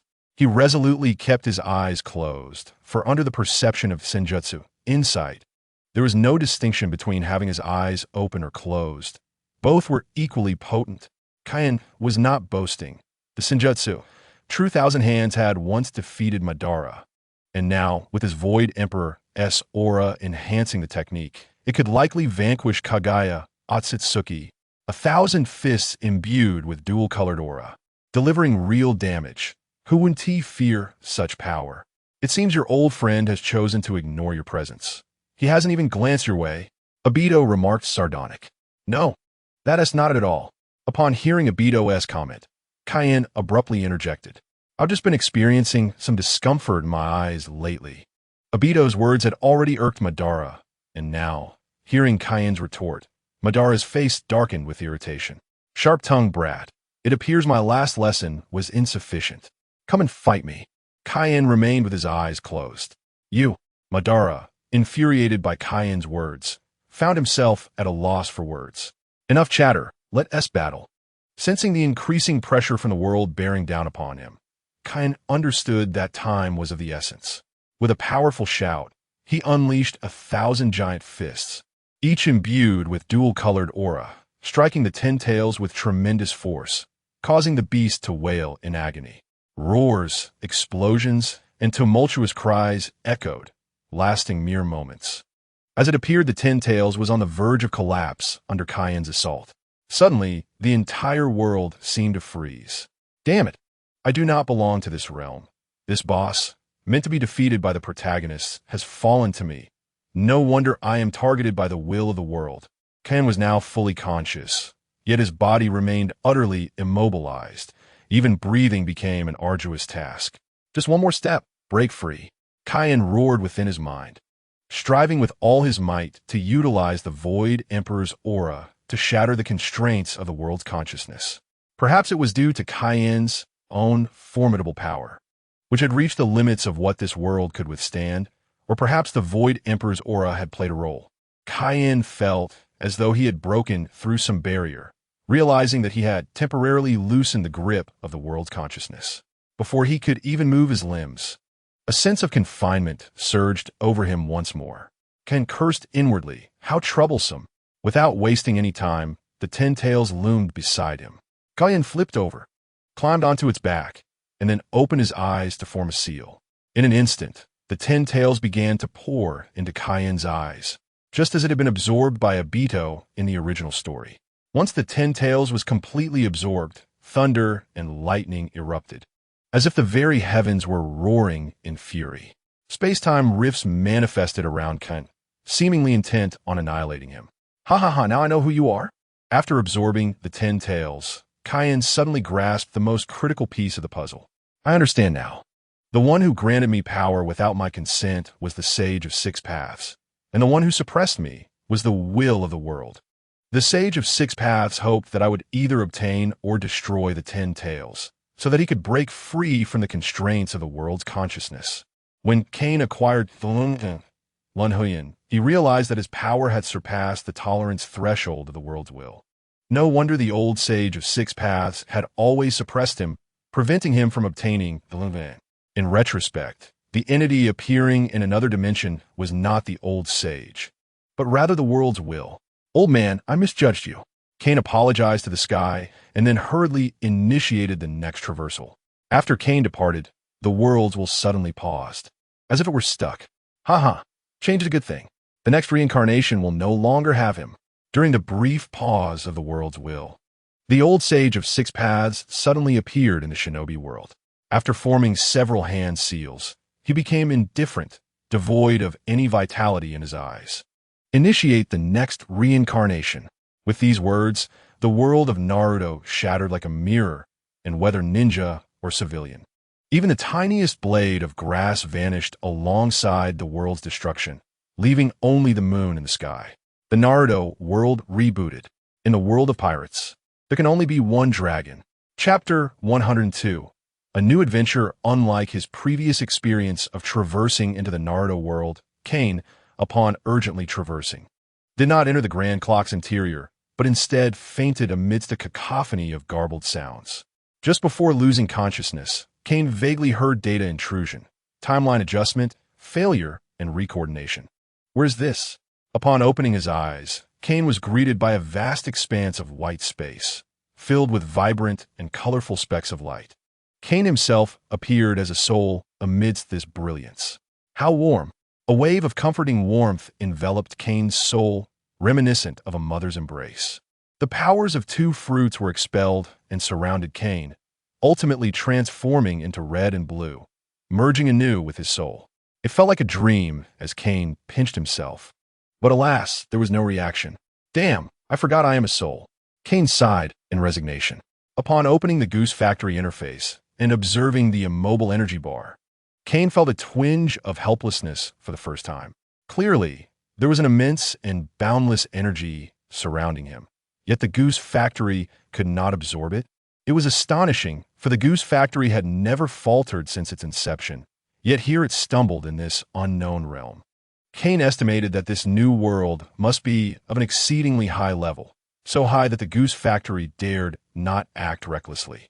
While Kane's mind was a whirlwind of thoughts, a voice suddenly resonated through the boundless void. I would like to ask for your assistance. What is up? Kane instinctively replied, only to freeze in place. Is there someone else here? Upon hearing Kane's response, the voice in the void seemed elated, and a vague figure materialized before Kane's soul. I apologize for meeting you in this manner. It is wonderful that you are willing to help. Kane gazed upon the towering soul figure, and his kin Bunchika Haki warned him frantically, alerting him that he was facing a higher dimensional being. We were supposed to be one and the same, but I am too weak now. The path ahead must rely on you alone. Wait, what do you mean by one and the same? Kane felt a sense of foreboding. The towering soul figure did not respond to Kane's query, perhaps due to the limited time. Your powers are too chaotic, and they have not fully integrated with you. I have purified them with my light. They should now wholly belong to you. There's a portion of power that is quite malevolent. I expelled it. Power itself knows no light or darkness. But some powers can cloud their master's heart, which is unacceptable. There are also two powers with excessive beastly nature. I have altered them, but their lower limits are high, and their upper limits even higher. I could not fully transform them in one go, so I leave that to you. Dark forces capable of obliterating the universe wander outside. Your mission is to help me retrieve those special black entities and seal them here. For certain reasons, I cannot leave this place, but I can suppress and purify them here. Of course, if you can purify them directly, that would be even better. Kane, why are you incessantly prattling on? I never agreed to any of this. The figure chuckled lightly. There's no need to be so glum. You are a person of justice, for I have read that from your heart. Whoa, you can read minds? Kane was somewhat startled, instinctively wanting to cover his head. In the previous two worlds, Kane had been considered a top-tier powerhouse, yet in the presence of this figure, he felt as feeble as an infant. It is not mind-reading. I can only comprehend darkness and light. Fortunately, you belong to the light. Hearing this, Kane fell silent. Indeed, it was fortunate to belong to the light. What if he belonged to the darkness? Where should I go to collect them? Kane inquired, lifting his head. The multiverse, countless universes. I will lend you my light. When you approach the darkness, it will guide you. The figure extended its hands, and a slender yet radiant light appeared in its palm. Upon seeing this beam of light, Kane's expression turned peculiar, and he instinctively pulled out another beam of light from the Goose Factory space. Compared to the light in the figure's hand, the light Kane held was exceedingly dim. However, apart from this difference, there was no variance, including size. You have light too. The figure's tone wavered for the first time. Wonderful, young man, no partner. We are kindred spirits. As it spoke, the figure's voice brimmed with longing. Unfortunately, it is too late, my partner. The figure flickered twice before urgently stating, since this is a choice of fate, let's not waste words. Release your mind and do not resist me. Despite knowing the figure meant no harm, Kane felt a chill run down his spine upon hearing this. Don't say such awful things. Soon after, the figure's essence surged into Kane's soul, leaving only a stream of consciousness wandering in the void. Partner, light is not merely a single beam. This was utterly devoid of any sensation. Kane had anticipated some transformation, perhaps immense strength, or even becoming a giant shouting, "Ha, ha, ha!" However, the reality defied Kane's expectations. From beginning to end, he felt no change, nor any illusion of enlargement. After a familiar sensation of dizziness, Kane finally arrived within the Grand Clock's interior. The interior of the Grand Clock had undergone a complete transformation. It was exceedingly vast, adorned with various clock patterns. Numerous items, capable of pinpointing coordinates, floated in midair, with portals beneath them, though these portals were dull in color, indicating they were temporarily unusable. Even a mysterious code hovered in the air, surrounded by chains formed from strands of temporal data, firmly binding it. This clearly indicates that this mysterious code is perilous. The only entity responding is the beam of light, which is currently darting around Kane, occasionally lunging towards him but halting before his body, seemingly awaiting Kane's command. Kane refrains from immediately seizing the light. Instead, he closes his eyes to contemplate his own power in detail. There is no notable change in his physical or spiritual strength.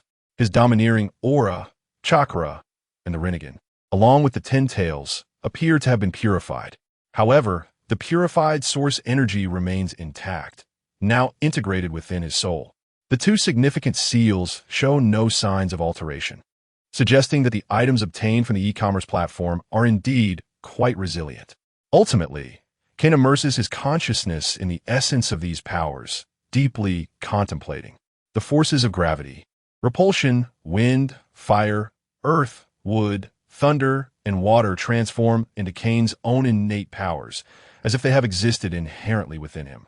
The most remarkable transformation is embodied in the red and blue beams of light, which quietly lurk within Kane's being. In the realm of pirates, there can only be one dragon. Chapter 103, M78, a nation suffused with dazzling white light. Architecturally, it does not resemble any particular era. Rather, it appears to belong to a futuristic world. Giants of various hues, red, blue, and silver, soar through the skies, creating a lively spectacle. In this nation resides a resounding name, the Land of Light. The Land of Light, known as Aoji, is the homeland of Ultraman. It is established on a planet named Aoji, located 3 million light-years from Earth within the 78 Nebula. This Land of Light boasts a critically significant structure, the Plasma Spark Tower, regarded as a sacred site by all Ultramen. Once, the Land of Light was akin to humanity. However, a sudden solar cataclysm nearly led to its annihilation. Subsequently, scientists urgently devised the Plasma Spark Tower to replace the sun. Under the illumination of this mysteriously powerful spire, the citizens underwent transformations. Here, the narrative might have concluded, but unforeseen changes emerged over countless years, culminating in the appearance of the Universe Patrol, which incites dread among all evildoers in the cosmos. How could this child, Ultraman father, with a solemn expression, pointed towards a beam of light coiled within the plasma spark? Although this beam is also light, it is evident that it does not harmonize with the plasma spark. Ultraman father refers to this beam as a child, sensing the vitality emanating from it. It is not uncommon in the Land of Light to refer to a beam of light as a child. In fact, most children in this realm are born from light. Ultraman King, wielding the Ultraman scepter, stepped forward, extending his right hand to gently beckon the light into his grasp. Kane, nurture this child well. I can sense pure light emanating from him. This is the finest gift fate has bestowed upon the Land of Light. Ultraman father, though perplexed, accepted the beam under Ultraman King's guidance. King, how should I cultivate him? Let him experience a joyful childhood like an ordinary child first. Subsequently, Ultraman King fell silent, standing atop the spire, observing the scene below. Following Ultraman King's directive, Ultraman father cradled the new beam of light and gradually retreated. In the 78 Nebula, within the depths of a particular structure, there exists a dim chamber. Inside, an array of bottles and jars lies haphazardly alongside bizarre mechanical devices entangled in various circuits. Affixed to the wall are two colossal crosses, each bearing a 30-meter-tall Ultraman. One possesses a body interspersed with silver and red, crowned with a crescent-shaped headpiece. The other is entirely crimson, with two small horns protruding from either side of its head. Ace and Taro, their gazes converge upon a singular point. There, a significantly younger Ultraman, known as Kane, stands before the crosses, observing with delight. Taro, exasperated, exclaimed, Kane, hasn't the experiment concluded yet? The Ultraman referred to as Kane glanced at him. Not yet.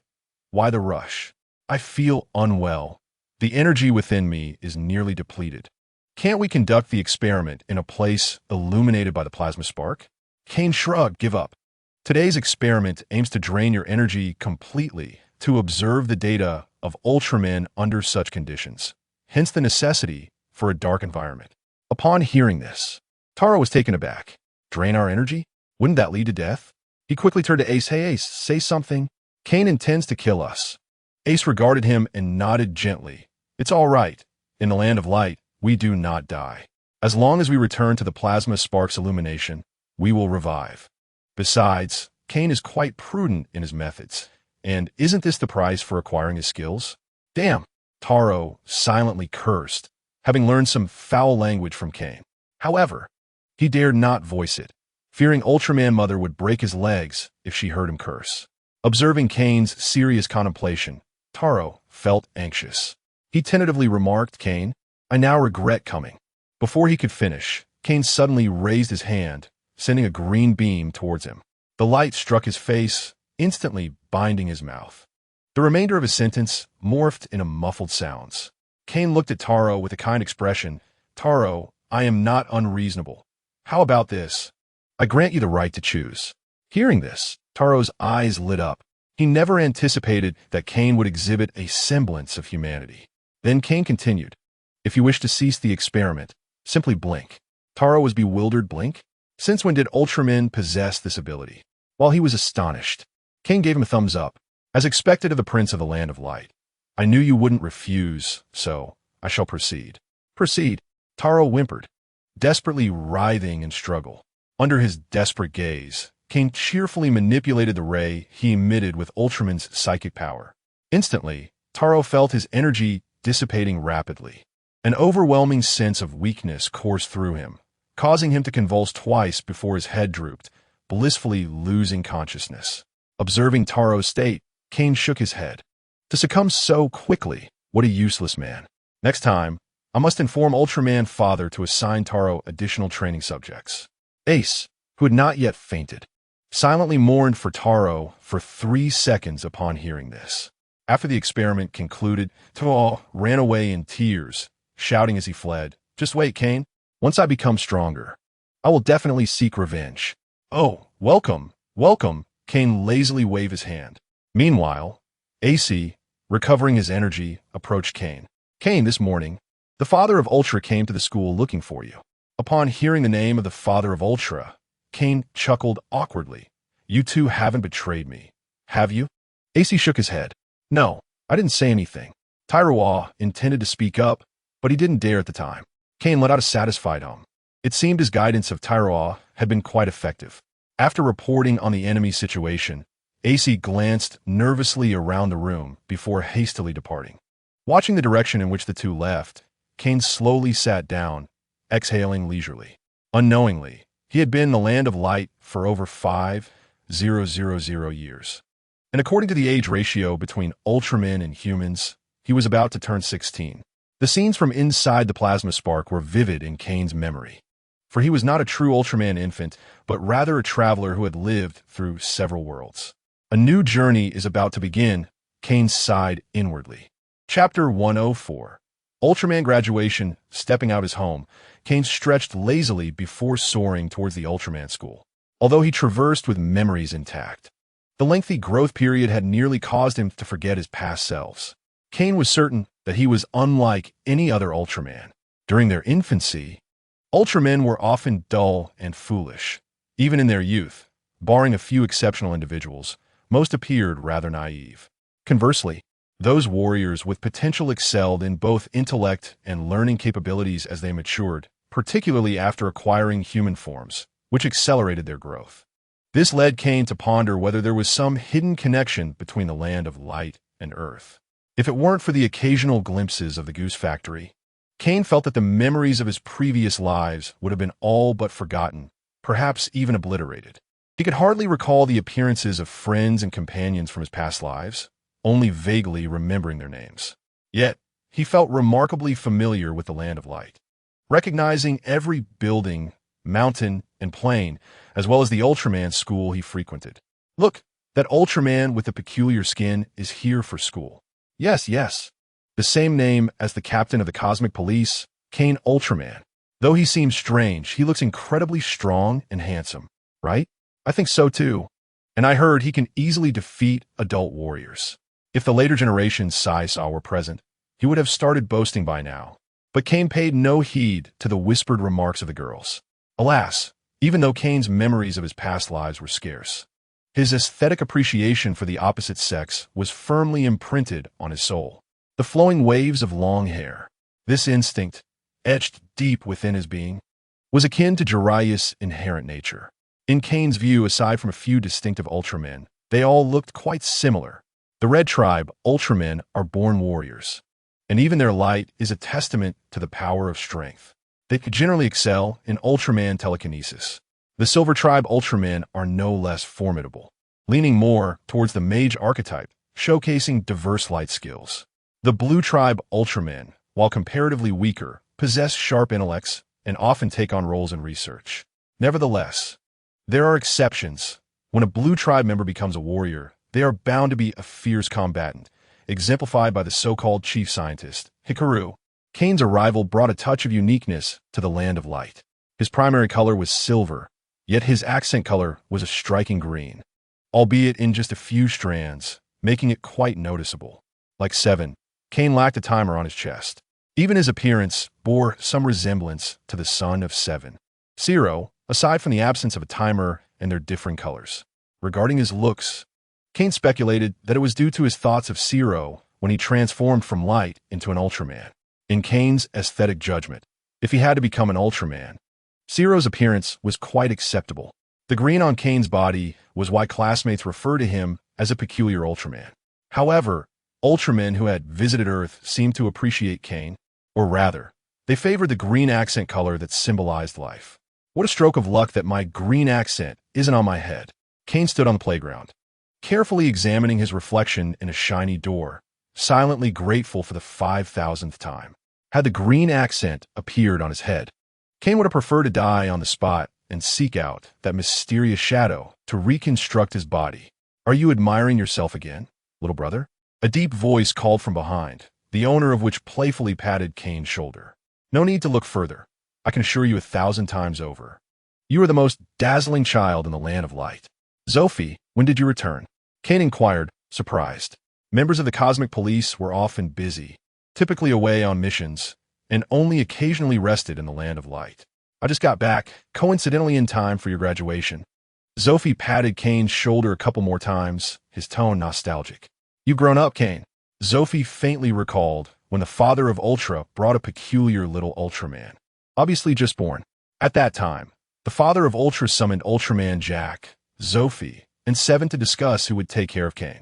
They were all young men back then, lacking the ability to raise a little Ultraman, and after much deliberation, they ultimately sent Kane to an Ultraman kindergarten. Most of the children there were war orphans, their parents having perished in battle for the Land of Light. And the kindergarten was the finest early education center in the Land of Light.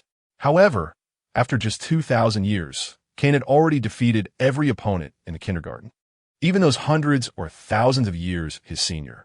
In a state of helplessness, the father of Ultra had to take Kane back, but by then, Kane was almost ready for school. Zophie, as the eldest among the brothers, reluctantly brought Kane home. To his surprise, Kane was exceptionally well-behaved and mature, far beyond what one would expect from a young Ultraman. This delighted Zophie, and the two began to refer to each other as brothers. Why speak such nonsensical words? Haven't I always been this way? Kane queried, puzzled by Zophie's sudden melancholic demeanor. Let us proceed. The graduation ceremony is about to commence. Today marks your debut. With that, Zophie dramatically tossed aside his cape and leaped onto the elevated platform of the playground. Debut. Kane mused, chewing on the word, and found Zophie's assertion entirely accurate. The graduation ceremony of the Academy, aside from the motivational speech by the father of Ultraman, primarily aims to select the most exceptional Ultraman newcomer, who will then journey to Earth. This is a cherished tradition of the Land of Light. The selection process is straightforward and vigorous. A battle. The strongest among them shall emerge victorious. Indeed, this is quintessentially Ultraman. Kane stroked his chin and surveyed the surroundings, huffing in disdain. There isn't a single capable fighter among them. The crowd of young Ultramen around him fell silent upon hearing Kane's remarks, some casting him furious glances, yet unable to voice their ire. Consequently, a few of the young Ultramen were restrained by their companions, creating a path for Kane. After all, the last individual who dared to provoke Kane had yet to recover from the hospital. It wasn't merely due to physical injuries, but rather profound psychological trauma. Have you ever seen a modified version of the 8-point light wheel with a diameter exceeding 30 meters? Such a massive 8-point light wheel, coupled with formidable cutting capabilities. Upon its introduction, the father of Ultraman deemed it a forbidden technique, prohibiting not only Kane from utilizing it in the Land of Light, but also forbidding his classmates from learning it. For once struck by this modified 8-point light wheel, there would be no opportunity for rescue. Chapter 105. Ultraman fears the cold now. The Ultraman Grand Tournament commences. With the father of Ultraman's declaration, Zophie stepped forward to announce the competition rules. This year's Ultraman Grand Tournament differs from previous iterations, as it adopts an elimination format.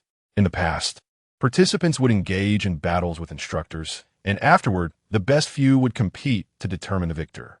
However, with the anomaly that is Kane, the first place is already a foregone conclusion. Thus, Kane will not participate. Following the establishment of the rules by Zhuo Fei, the young Ultramen ascended the stage in sequence according to the numbers previously assigned to them. When a victor finally emerges, Kane will decide whether to battle them. Observing their lackluster exchanges, Kane found himself rather bored. The Eternal Forest imprint, a product of the esteemed Goose Factory, continues to wield considerable influence, even as he becomes an Ultraman. As early as 3,000 years ago, Kane transcended the limitations of a typical Ultraman warrior, embarking on a journey towards the unknown realm. This was before Kane had even engaged in battle. If he were to truly experience combat, one could only imagine how formidable he might become. Remarkably, the training insights of Teacher Chiang are astonishing. Daily, he persists with 100 sit-ups, 100 push-ups, 100 squats, and a 10-kilometer run. Such a regimen is trivial for an Ultraman, given that Kane currently stands at a height of 40 meters. A few casual strides would suffice to complete a 10-kilometer run. Yet, the training insights insist on adherence, regardless of one's long legs allowing strides of dozens or hundreds of meters. Completing the daily regimen will yield enhancement.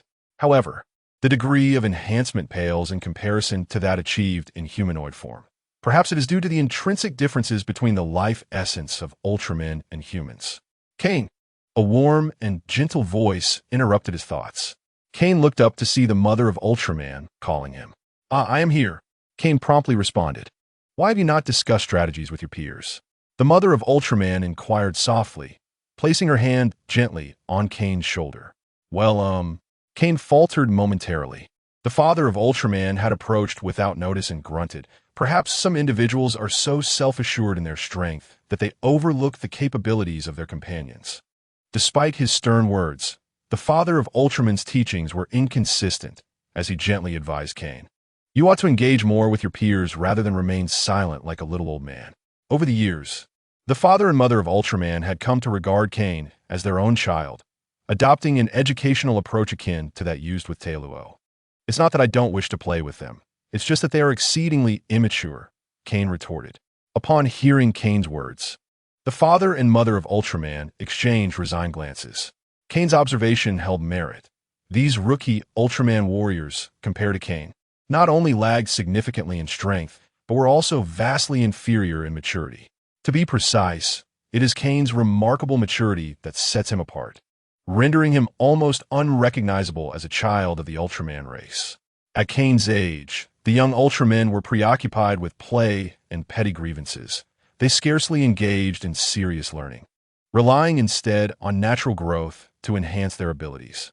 In contrast, Kane had understood the importance of training from a young age. By the age of 2000, he had developed his own fusion light skill. As he matured further, by the age of 4000, Kane had even created his own upgraded version of the 8-point light wheel, the cellular cutting 8-point light wheel. This formidable forbidden technique, upon its debut, severely injured Kane's instructor. Although Kane did not intend for harm, it left a profound psychological scar on his classmates. Eventually, it was the mother of Ultraman who intervened, providing psychological counseling to Kane's peers and classifying the skill as forbidden to quell the uproar. Moreover, Kane continued, noting the silence from the father and mother of Ultraman. "Brother AC is fine, but Taeluo, despite being so much older, was reduced to tears by me." Huh! The mother of Ultraman couldn't help but chuckle upon hearing Kane's words. Taeluo was several thousand years Kane's senior, already of an age to journey to Earth, yet he was frightened to tears by his younger brother Kane. Even returning home to complain, he hardly resembled an Ultraman on the brink of adulthood. "Oh, you must scare your older brothers less. I feel like AC has become somewhat peculiar lately." The father of Ultraman sighed, patting Kane's shoulder. "Nonsense. Isn't AC's peculiarity entirely normal? Even without me. The 8-point light wheel remains his signature skill." Kane quietly grumbled to himself. "By the way, when will I be able to learn the advanced light skills of the Land of Light? Surely, I cannot be confined to wielding the 8-point light wheel in close combat forever. After all, I am of the Silver Clan. Kane articulated a question that had been lingering in his mind. How are the auxiliary skills I assigned you to develop coming along? The father of Ultraman countered. Kane pondered for a moment in response, then raised his head and replied, Not too bad. I have developed the most crucial one, but I lack interest in the others. The development of skills was a minor task assigned to Kane by the father of Ultraman. The skills devised by elite Ultramen may not necessarily suit ordinary Ultramen. Yet the latter often lack the talent to develop skills that are appropriate for themselves. Thus, this task had been set aside until Kane's arrival. Upon hearing that Kane had developed the most crucial skill, the father of Ultraman's interest piqued. Do share. Ahem. The mother of Ultraman coughed lightly, as if to remind the father of Ultraman. What is it, Molly? The father inquired, puzzled. We agreed to refrain from discussing business while spending time with the children. The mother of Ultraman bluntly clarified. This agreement was mutually established by the couple, with the intention of providing Kane with the warmth and joy of a blissful childhood, akin to that of ordinary parents, rather than conducting their interactions in a perfunctory, hierarchical manner. After all, Kane is still some distance from adulthood. The father of Aot hesitated momentarily, but the crux of Kane's words profoundly captivated him. This time, Mary, for understanding the child's research outcomes, is also of paramount importance. The mother of Aot refrained from hindering the interaction between the two, as she was well aware of the priorities. She merely wished to remind Aot's father that Kane is not his subordinate, but rather his adopted son. There is no need for that, Aunt Mary. Compared to typical parent-child interactions, I prefer discussing combat techniques with the adults, Kane reassured Aot's mother. Indeed, Mary. You see, Kane does not enjoy behaving like a child. Rather, he prefers to engage in battle like a man. Aot's father, invigorated by Kane's remarks, raised his fists in demonstration, proclaiming that the mightiest Aot warrior is none other than Kane. While Kane conversed with Aot's parents, Zophie's voice echoed from a distance, urgently calling for immediate assistance to the medical room. Chapter 106. Aot fears the cold too. Zophie's shout drew the attention of everyone present, including the young Aots who paused their skirmishes, craning their necks in curiosity. In the nearby contest room, a Silver Clan little Aot stood frozen, wielding an incomplete form of the 8-pointed light wheel in close combat, seemingly stunned. Opposite him lay his adversary, a Red Clan little Aot, who was already sprawled on the ground, his chest indicator flashing erratically before succumbing to silence. Within the realm of light, especially in areas enveloped by plasma sparks, death among Aots is virtually non-existent, as they are beings of light energy, and the plasma sparks can endlessly replenish their energy. However, unforeseen circumstances do arise. One such scenario occurs when an Aot endures an attack of overwhelming strength, leaving no time to restore energy and heal. Another possibility is within the contest room, which is specially constructed to isolate the effects of plasma sparks, thereby simulating a real battle environment. Currently, the fallen Red Clan Aot faced a combination of both situations, having sustained an attack beyond his limits while simultaneously being in an area devoid of plasma spark exposure. In the midst of the rising panic, Aot's father soared into the air, commanding silence. Upon hearing his authoritative voice, all Aots looked up, finding reassurance in his presence. The contest will continue. The injured Aot will receive treatment. Do not allow distractions to disrupt your focus on the battle. As if affirming Aot's father's declaration, Kane followed him to the contest room, first delivering a swift kick to disperse the still twirling 8-pointed light wheel, then unleashing a beam of green light to envelop the fallen Aot.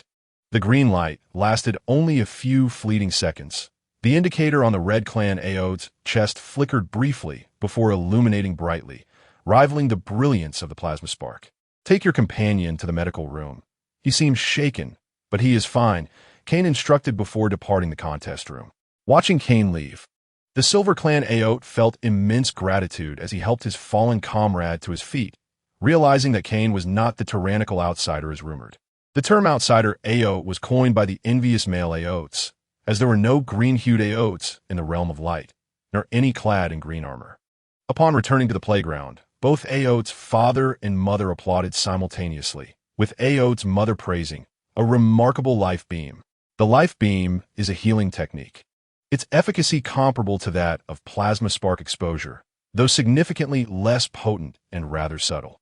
Currently, the most proficient user of the life beam in the realm of light is Aote's mother. However, judging by Kane's performance today, the title of the strongest life beam may soon change hands. Responding to Aote's mother's genuine compliment, Kane bashfully scratched his head, stating, "It is nothing. I merely relied on my own robust vitality." "That vitality is indeed impressive," Aote's father interjected, "and not everyone can wield the life beam." This sentiment rings true. Depending on their inherent traits, some Aotes excel in light manipulation, others in hand-to-hand combat, while some are adept in research. Yet, the life beam is a specialized skill exclusive to the Silver Clan Aotes, and it is of a relatively advanced nature. "Oh, it is nothing of note. Let's discuss my new discovery." Kane deftly shifted the topic, being well aware of his own abilities. Kane's life beam is fundamentally reliant on his formidable life force and the enhancements bestowed by that enigmatic Aote. Life, gravity, repulsion, wind, fire, thunder, earth, water, and even the mutated elements of ice, lava, vibration, magnetism, along with other positive and neutral attributes, were gifts from the mysterious Aote. This entity purified and evolved these traits, integrating them within Kane, thus becoming his innate abilities. Therefore, Kane humbly asserted that his life beam was trivial, as it was solely based on his capacity to transfer energy to others. Subsequently, Kane began to expound upon his new discovery and the skills developed in response to it. It is well known that Aotes are averse to cold, a trait that likely stems from their human origins. The universe is rife with criminals capable of generating extreme cold, and countless frigid planets abound. To remedy this flaw, I have meticulously devised a unique ray, which does not target adversaries but rather affects our own kind. Upon hearing this, Aote's father nodded, urging him to elaborate on the purpose of this ray. Specifically, this ray envelopes the Aote, allowing for adaptive evolution that imparts cold resistance to the light within them. Is it merely a simple training for cold resistance? Aote's father mused, suspecting the matter to be more intricate. Of course not, Kane countered. This ray is not a cold ray. It is a composite of multi-elemental rays, aimed at endowing the light within the Aote with cold resistance, rather than the Aote themselves. Aote's father was still reflecting on Kane's words when Aote's mother exclaimed, "Are you suggesting that your ray can enhance the light within the Aote to become less lethargic in extreme cold environments?" "Indeed," Kane responded, acknowledging her insight. "Do you have confidence, Kane?" "This is no trivial matter," Aote's father inquired, a hint of concern evident in his tone. "Rest assured," Kane replied nonchalantly. "I have already tested it on Taro and Ace, and it worked flawlessly." Aote's father's concerns were not unfounded. If one were to assert that Kane merely alleviated Ultraman's fear of the cold, then surely Oda Fu would be quite pleased, as such trepidation could indeed hinder combat performance. However, Kane has fundamentally altered the essence of Ultraman's light, thus encroaching upon the very source of Ultraman's power, warranting a degree of caution. To put it succinctly, Ultraman's fear of the cold is akin to that of a human, yet differs in that while humans may suffer frostbite, Ultraman's light within grows dormant in frigid conditions, thereby diminishing combat efficacy. Kane's objective is to transform the inertia of the light within Ultraman, rendering it impervious to the cold.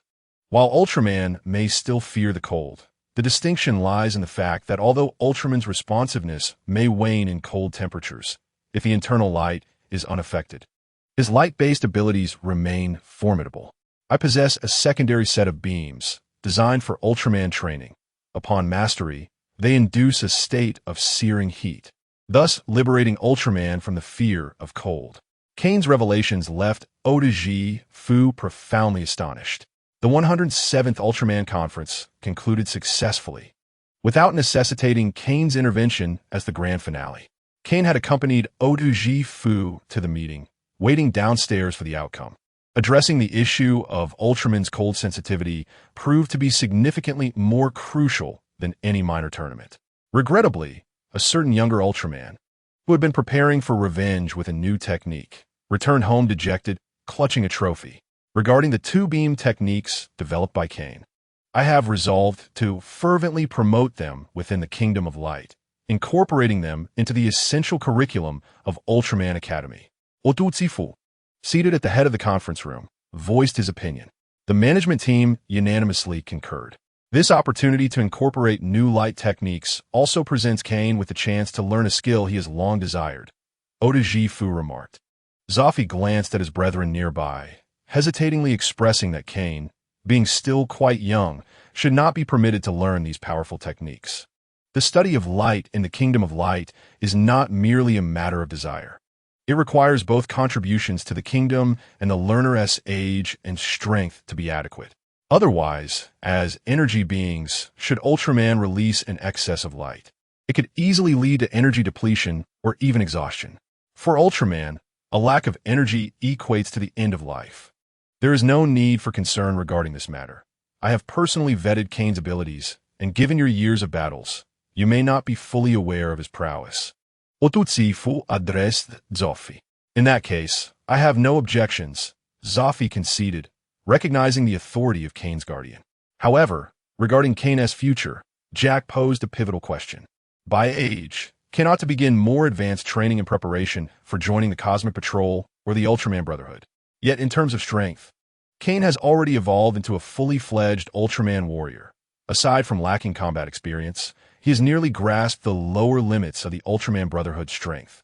This indeed presents a significant dilemma, and Otujifu found himself at an impasse. If Kane were to be recklessly dispatched on pursuit or assassination missions, it would be irresponsible of Otujifu. Conversely, keeping Kane in the Kingdom of Light would also be neglectful, as remaining there would not yield substantial growth. He must engage in battle. I propose that Kane be sent to Earth, for allowing him to remain in the Kingdom of Light is equally unwise. He must grow. Ace suggested sending Kane to Earth. At this juncture, Ace had completed his mission on Earth, which was currently in a transitional phase and in need of a new Ultraman to safeguard it. Moreover, Ace had personal motives for recommending Kane's dispatch to Earth. The newly developed version of the Hashiban light wheel and the ultra-cutting techniques were particularly appealing to Ace, yet due to the rules established by Otujifu, he could not engage with Kane directly. Thus, Ace covertly concealed a training manuscript in a specific location on Earth, accessible only through Kane's energy, further motivating Ace to advocate for Kane's relocation. In terms of hierarchy, whether by age or strength, it is more appropriate for Taro to undertake this task. Seven asserted with conviction. Are you certain? The assembly queried in unison. Did I fail to express myself clearly? What I meant was that Taro's strength is inferior to Kane's, and he requires further honing. Seven clarified. Letting Kane go is acceptable. I observe that he is languishing in the Kingdom of Light. Ace reiterated his proposal, drawing curious glances from the assembly. I say, Ace, could it be that you and Kane have struck some sort of agreement, perhaps concerning light techniques? Zoffy pondered aloud. Indeed, otherwise, why would you persistently advocate for Kane's journey to Earth? Jack concurred with Zoffy's line of thought. No, that is not the case. What could I possibly trade with him? Ace vehemently denied. Ace, while Kane possesses a mature mindset, it will be prudent to refrain from allowing him to learn overly destructive techniques until he has truly matured. There will be opportunities to pass them on later. Otujifu cautioned, then inquired, what exactly have you imparted to him? It is merely the Meteorum light. Ace responded somewhat evasively. Is that true? Seven expressed skepticism. I recall now. Kane cannot launch the timer beam due to the absence of a timer. Hence, I shared the application of the impact laser beam with him. Ace added. Are you certain that is all?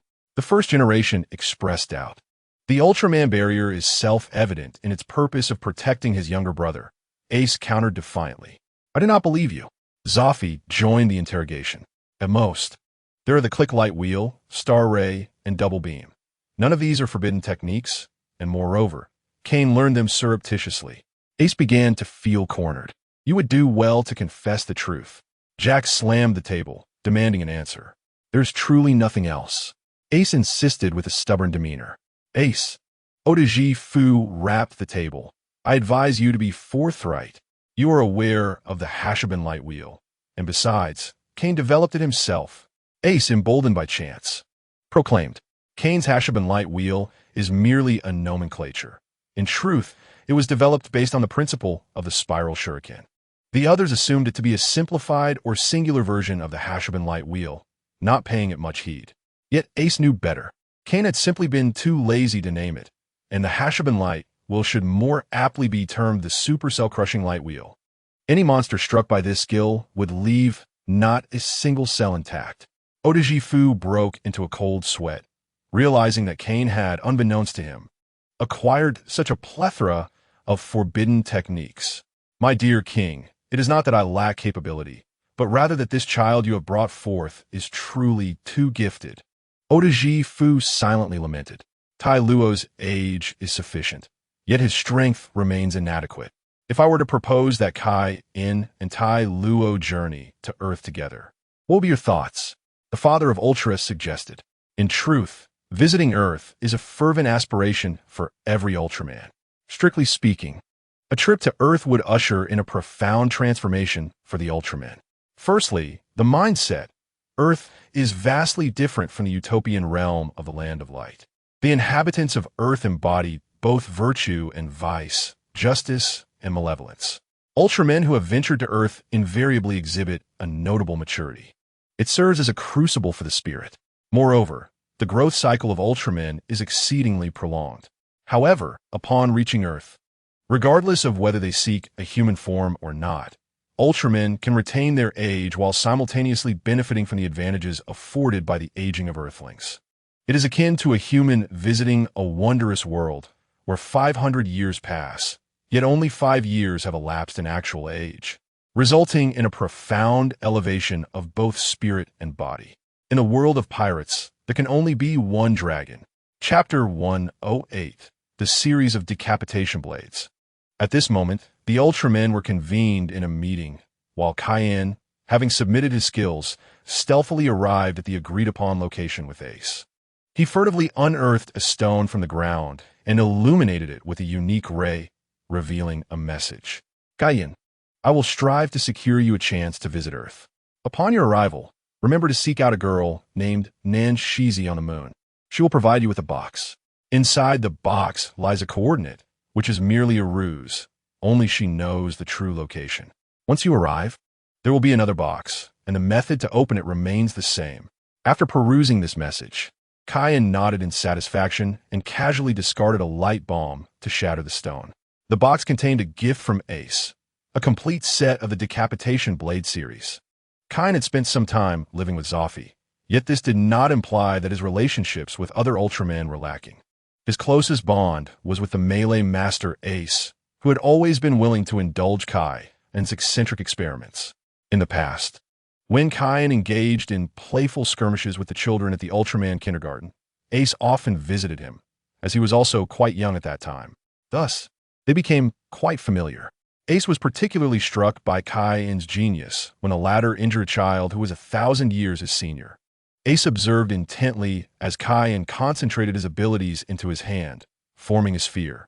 Initially, Ace assumed it was merely an ordinary energy orb, but he was utterly astonished when this seemingly mundane sphere executed a close-range attack, severely wounding another Ultraman.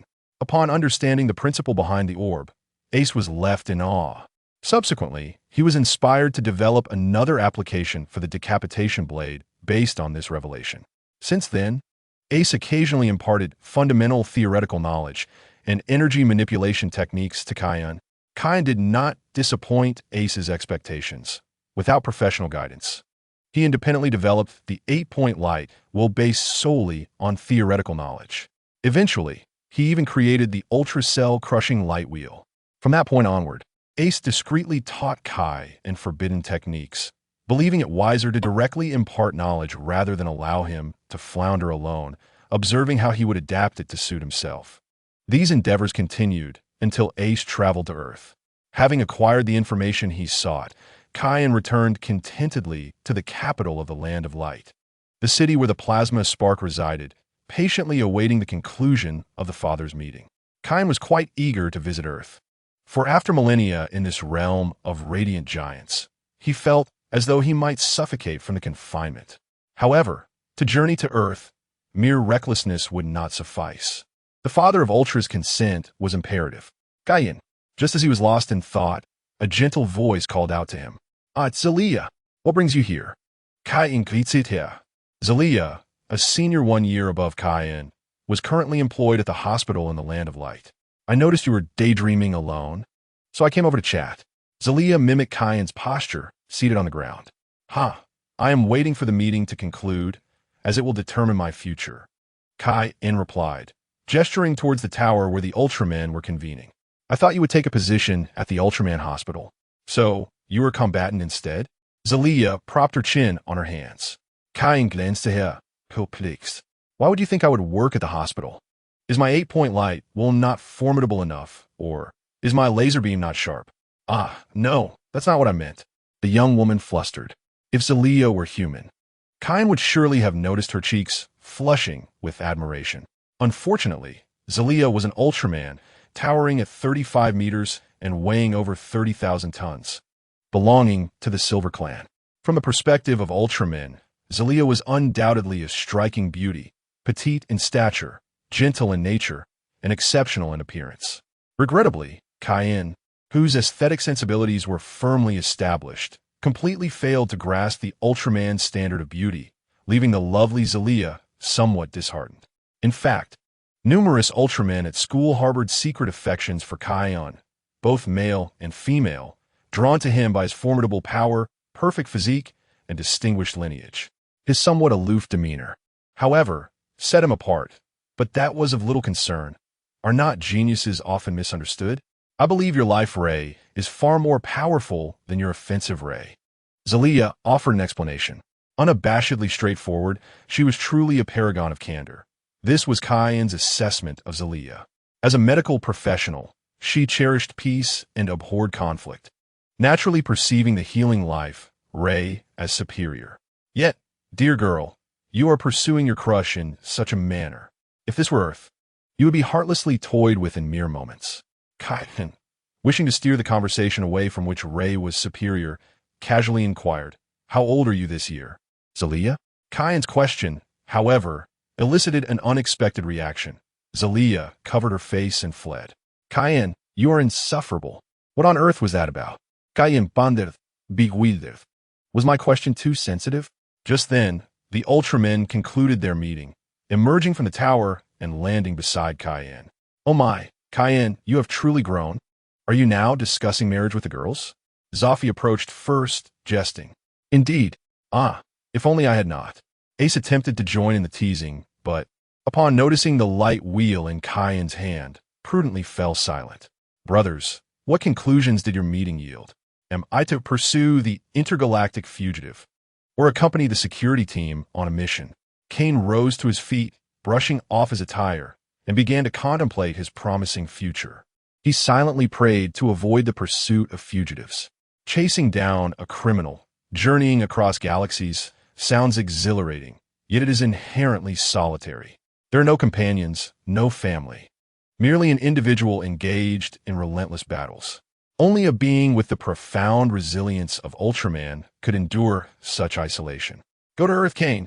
Your brothers all recommend that you venture to Earth for some experience.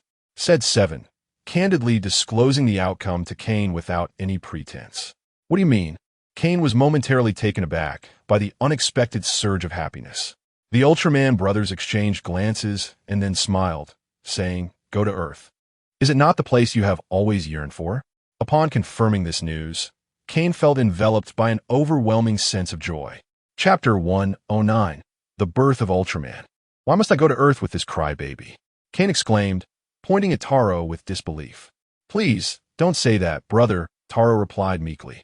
Although he referred to himself as Kane's brother, Taro resembled more of a younger sibling in Kane's presence. It was inevitable.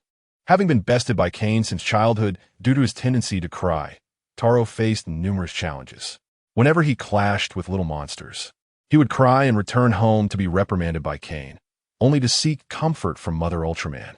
If he got into a scuffle with other children, he would cry, face Kane's reprimand, and then together they would confront those children ultimately returning home to face Mother Ultraman's wrath, resulting in Taro crying even more. Whenever there was a disagreement with Kane, he would cry again, and upon reporting to Father Ultraman, he would receive another reprimand, leading to Taro's continued tears. In Taro's recollections, he was either enduring punishment or on his way to it.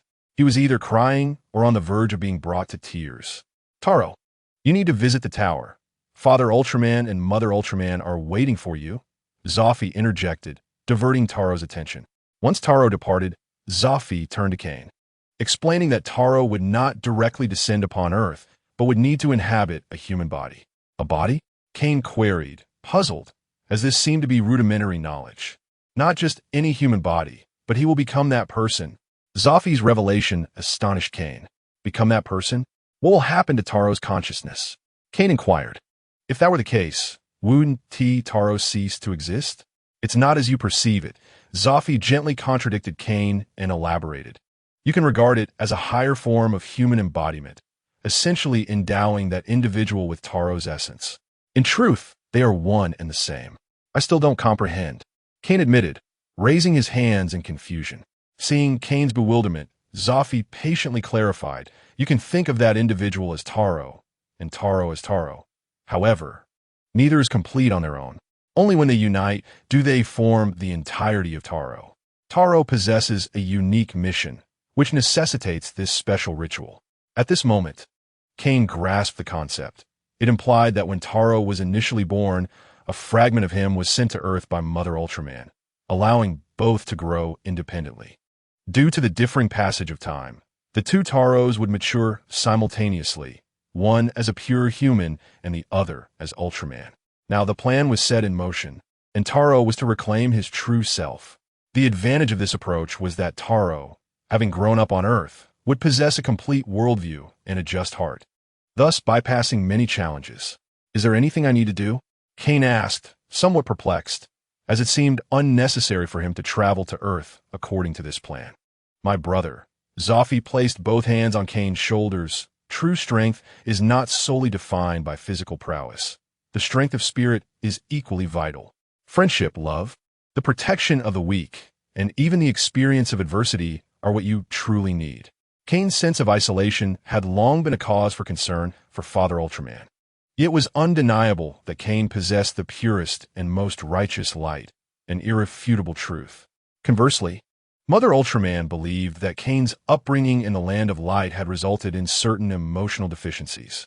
Thus, to ensure Kane could experience these essential aspects of life and undergo a transformation of the heart, it was decided that he should journey to Earth to discover his true essence. Very well, Kane shrugged, signaling his understanding.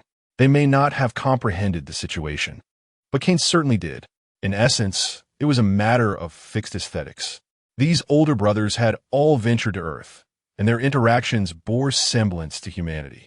However, the younger Ultramen Kane frequently encountered felt alien to him.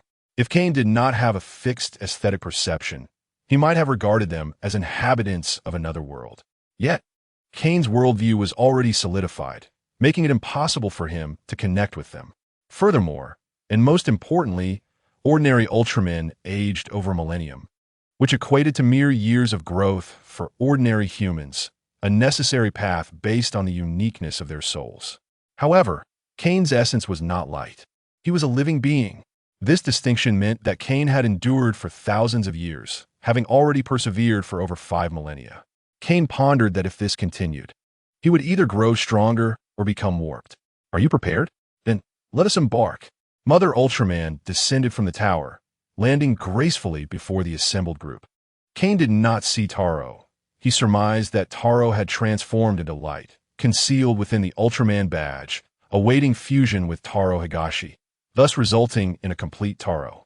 No wonder, Kane thought, stroking his chin in contemplation. I vaguely recall that in Taro's inaugural episode, Mother Ultraman announced the impending birth of the 6th Ultraman. So that was the implication. Moreover, he mused, no wonder Taro often weeps. Despite nearing adulthood, he can still be frightened to tears by me. The root cause lies in this absence, an essential part of him. Kane. Ace nudged Kane with his shoulder, noticing his deep thoughts. What is the matter? You seem lost in contemplation. Is something troubling you? No, nothing at all. Let us set off. Kane replied hastily. Once assured that Kane was ready, Mother Ultraman nodded and took flight, soaring into the cosmos. As the other Ultramen departed, Ace seized Kane's arm, reminding him, "Don't forget about the moon." "I understand," Kane acknowledged. "By the way, brother, you don't still have feelings for Nanshizi, do you?" Kane inquired curiously. "Is Hoshi no Seiji who clings to Nanshizi, not I?" Ace responded stiffly, prompting Kane to smirk. Who doesn't know that once the Ultramen of the Showa era merged with their human counterparts, they truly became one? If Hoshi no Seiji is still attached, isn't that essentially you? Kane hesitated for a moment, but ultimately reminded him, once you arrive on Earth, do your utmost to avoid romantic entanglements with humans. Isu's counsel was not without merit. Ultramen possess an almost endless lifespan, and typically, they do not die of natural causes, but rather in battle. Should one develop feelings for a human woman, it would inevitably lead to a painful reminiscence. Yet, who can truly predict the nature of love? Was it not the case that its previous Ultraman brothers each found themselves ensnared by their own affections? Surely, upon their return to the Land of Light, they did not fail to offer their warnings to Vu. However, despite the caution, once they arrived on Earth, events unfolded as they did. Observing that Kane appeared not to heed his words, Isu sighed deeply and then launched into the sky alongside it, in pursuit of the already distant Vu. Chapter Yao Yao Ling, Ultraman Voyage Kaiun. As this is your inaugural Chao Yin He Hang Xing, you must diligently learn. Instructed Ao Tua Zhimu. Chao Yin He Hang Xing is a navigational technique wherein the Ultraman rotates his body at extraordinary speeds to create a special realm known as Ya Kongjian. To the outside observer, this Ya Kongjian manifests as a red sphere. Utilizing this space allows Ultramen to leap through the stars, enabling instantaneous travel. Typically, Ultramen employ this method to reach particularly distant star systems. At this moment, Kane understood the gravity of the situation. Ain Kahangxing is no trivial matter. A moment's inattention could result in personal injury or a leap into an unknown galaxy. Let us proceed in order, announced Drew, placing Kane next to last Anisu at the rear. Once arrangements were complete, Alter Jiyumu hesitated no longer, leaping into the air and spinning rapidly until she transformed into a red sphere. "Children, I shall await you on Earth." With that, the red sphere soared into the cosmos, gradually accelerating. Upon reaching a certain velocity threshold, the sphere vanished in a burst of light. Let us depart as well. Kane, dear brother, focus on your studies and refrain from reckless actions. Caution, Zuofei. During Kane Hangxing, others could not intervene to prevent Kane from straying. Thus, any mishap would be his to bear. In truth, Chainka Hangxing can involve carrying others, as depicted in various instances within the original narrative. Nevertheless, Kaiun must inevitably mature. Undertaking Chao Yin He Hangxing alone is a fundamental skill for a distinguished Ultraman warrior. Even fledglings must learn to soar. Just before their departure, Kane suddenly halted and inquired of Vu. Taken aback by the unexpected question, Vu struggled to comprehend the nature of the inquiry. "Surely, you're not afraid?" He mused inwardly, assuming the worst. His intuition proved correct. Kaiun was indeed somewhat apprehensive. The vastness of the Ultraman universe is no laughing matter, teeming with formidable beings. As guardians of the cosmos, no Ultraman is without their share of peril. At present, Kaiun remained a delicate fledgling, and should he leap into an unfriendly realm, calamity could ensue. Guga, with your mastery of Gongshang skills, why have you not devised a method for time-space jumps? Kaiun posed a somewhat naive question. This left Isu momentarily at a loss for words. The inquiry was akin to asking a star player on a school basketball team why they did not pursue a career in the NBA. It is not a matter of desire, but rather capability. You shall resolve this conundrum yourself, dear Kaiun, Isu evasively replied. I have memorized the essence of my brothers.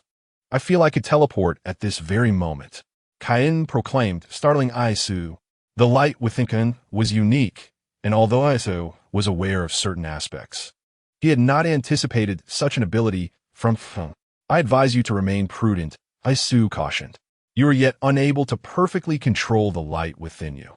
I suggest waiting until you reach maturity. By then, the light within you will stabilize, allowing you to conduct such perilous experiments. Upon reaching adulthood, the light within an Ultraman tends to stabilize. In simpler terms, the quality of the light becomes fixed, at which point Ultramen begin to explore energy development and utilization. For youthful Ultramen, energy remains in a growth phase, occasionally leading to loss of control or other complications. This is precisely why Asu urged caution regarding Kane's journey to Earth. It was not a matter of an inadequacy in strength, but rather an issue of age. In terms of strength and combat prowess, Kane would easily surpass the current Toa by a significant margin. Observing Kane's contemplative expression, Asu felt a twinge of anxiety. Do not dwell too much on these thoughts. Once you arrive on Earth, within 3 to 5 years, the light within you will stabilize. Fearing Kane's impulsiveness, Asu continued to press. What you must do now is hasten to Earth. With its relentless encouragement, Kane transformed into a red sphere, soaring into the cosmos. Seeing this, Asu promptly followed, using his thoughts to guide Kane's course. In the solar system, a multitude of Ultramen floated in the vastness of space, comprising the Ultraman brothers. As Kane gazed down upon the exquisite blue planet, a wave of exhilaration surged within him. At last, I have returned to Earth. Although it was a different world, this did not diminish Kane's affection for it. Brothers, if there is nothing more for me, I shall take my leave, Kane declared, barely able to contain his eagerness. Wait. Zuofei called out to him. Is there something else? Kane inquired, puzzled. After exchanging glances with a few of his fellow Ultramen, Zuofei slowly articulated. The King of Ultraman has informed us that the original trajectory of fate has shifted. You must exercise caution. Upon hearing these words, Kane paused. He had initially planned to refrain from intervening unless absolutely necessary, not due to any narrative design, but because it was an essential path for Kane's growth. However, given Zuofei's warning, he found himself reconsidering. What about Tai Lo? He asked, concerned that his interference might hinder his development, as lacking rich combat experience would indeed put him at a disadvantage. Do not worry about Hao. It seems that the monsters on Earth have erupted due to some mysterious cause. You two will likely find ample opportunities for battle. Upon hearing this, Kane felt a sense of relief. Is it due to the influence of darkness? He pondered silently. The enigmatic Ultraman's words had remained etched in his mind, and he could not forget them. Initially, he speculated whether this mysterious Ultraman could possibly be the first light of the universe. However, after careful contemplation, Kane felt that it did not seem quite right. If it were indeed Nuaya, he would undoubtedly bestow upon himself the Pelagi Shield, an artifact capable of traversing time and space. The Pelagi Shield possesses certain qualities akin to Nuaya's wings. Moreover, if it were Nuaya, he would likely not place himself in the Land of Light, but rather seek a time and space more conducive to Kane's growth, such as the era of Nai Kusei Cao Taiman. Go now. Kane, your foolish brother Taro is counting on you. Zophie observed that Mother of Ultra had already handed the Ultra badge to Dong Guang Tai Lang, signifying that it was time for the Ultra brothers to make their entrance. Kane nodded in acknowledgement and turned to soar into the Earth's atmosphere. The mysterious dark force seemed to have become dispersed. Kane could sense a small yet pure essence of darkness stirring on Earth. Chapter 111, Ultra Flying Kick. How magnificent Taro is. At this moment, Kane concealed his presence high above, witnessing Taro's debut as he valiantly battled Asteromus below. This was Taro's first appearance, and Kane had not intended to intervene. But unexpected events often transpire. As he saw Asteromus ensnare Taro with its tentacles, Kane found it increasingly difficult to remain aloof. Having spent thousands of years in the Land of Light, Kane regarded these Ultras as his comrades. Taro, being of a similar age and a childhood companion, stirred Kane's protective instincts upon witnessing his brother being bullied. Kane swiftly changed his course, diving from the heights. Ultra Flying Kick. Kane aimed at Asteromus below, executing the classic finishing move reminiscent of Leo. As Ultras are unable to speak, those on the ground merely heard a fierce roar before witnessing a burst of flames descending from above. What was that? wondered ZT team member Nan Yuan Zhongyan, who was known for his fondness for fishing. I do not know, but I have a feeling it is aimed at the super beast. Another ZT member replied gravely. At this moment, Asteromus was mercilessly assaulting Taro with its scythe, but Taro managed to evade its strikes and pushed Asteromus away. Boom! Seizing the opportunity, Kane, who had already locked onto Asteromus, plummeted from the sky, landing a decisive kick that obliterated the creature. Taro was somewhat befuddled, wondering how another Ultra had suddenly appeared. As the smoke cleared, Kane's form gradually became visible. Upon recognizing Kane, Taro nodded excitedly in acknowledgement. However, while Taro recognized Kane, once he reverted to Dongguang Tai Lang, he would not remember him. It might take some time for him to recall Kane. Although Taro's appearance was quite imposing and handsome from the perspective of Earth's inhabitants, Kane's visage might be deemed even more handsome. When Kane transformed into an Ultra, he envisioned the appearance of Sai Luo, with only the colors differing, while all other features remained the same. Wow, the newcomer is far more handsome than the Red Ultra. Praise ZT team member Roman Literelf Tion Shilong. Indeed, and this Ultra's strength is exceedingly formidable. Nan Yuan Zhongyan concurred. They must be acquainted, observed the deputy leader, Hua Yuan, noting this detail.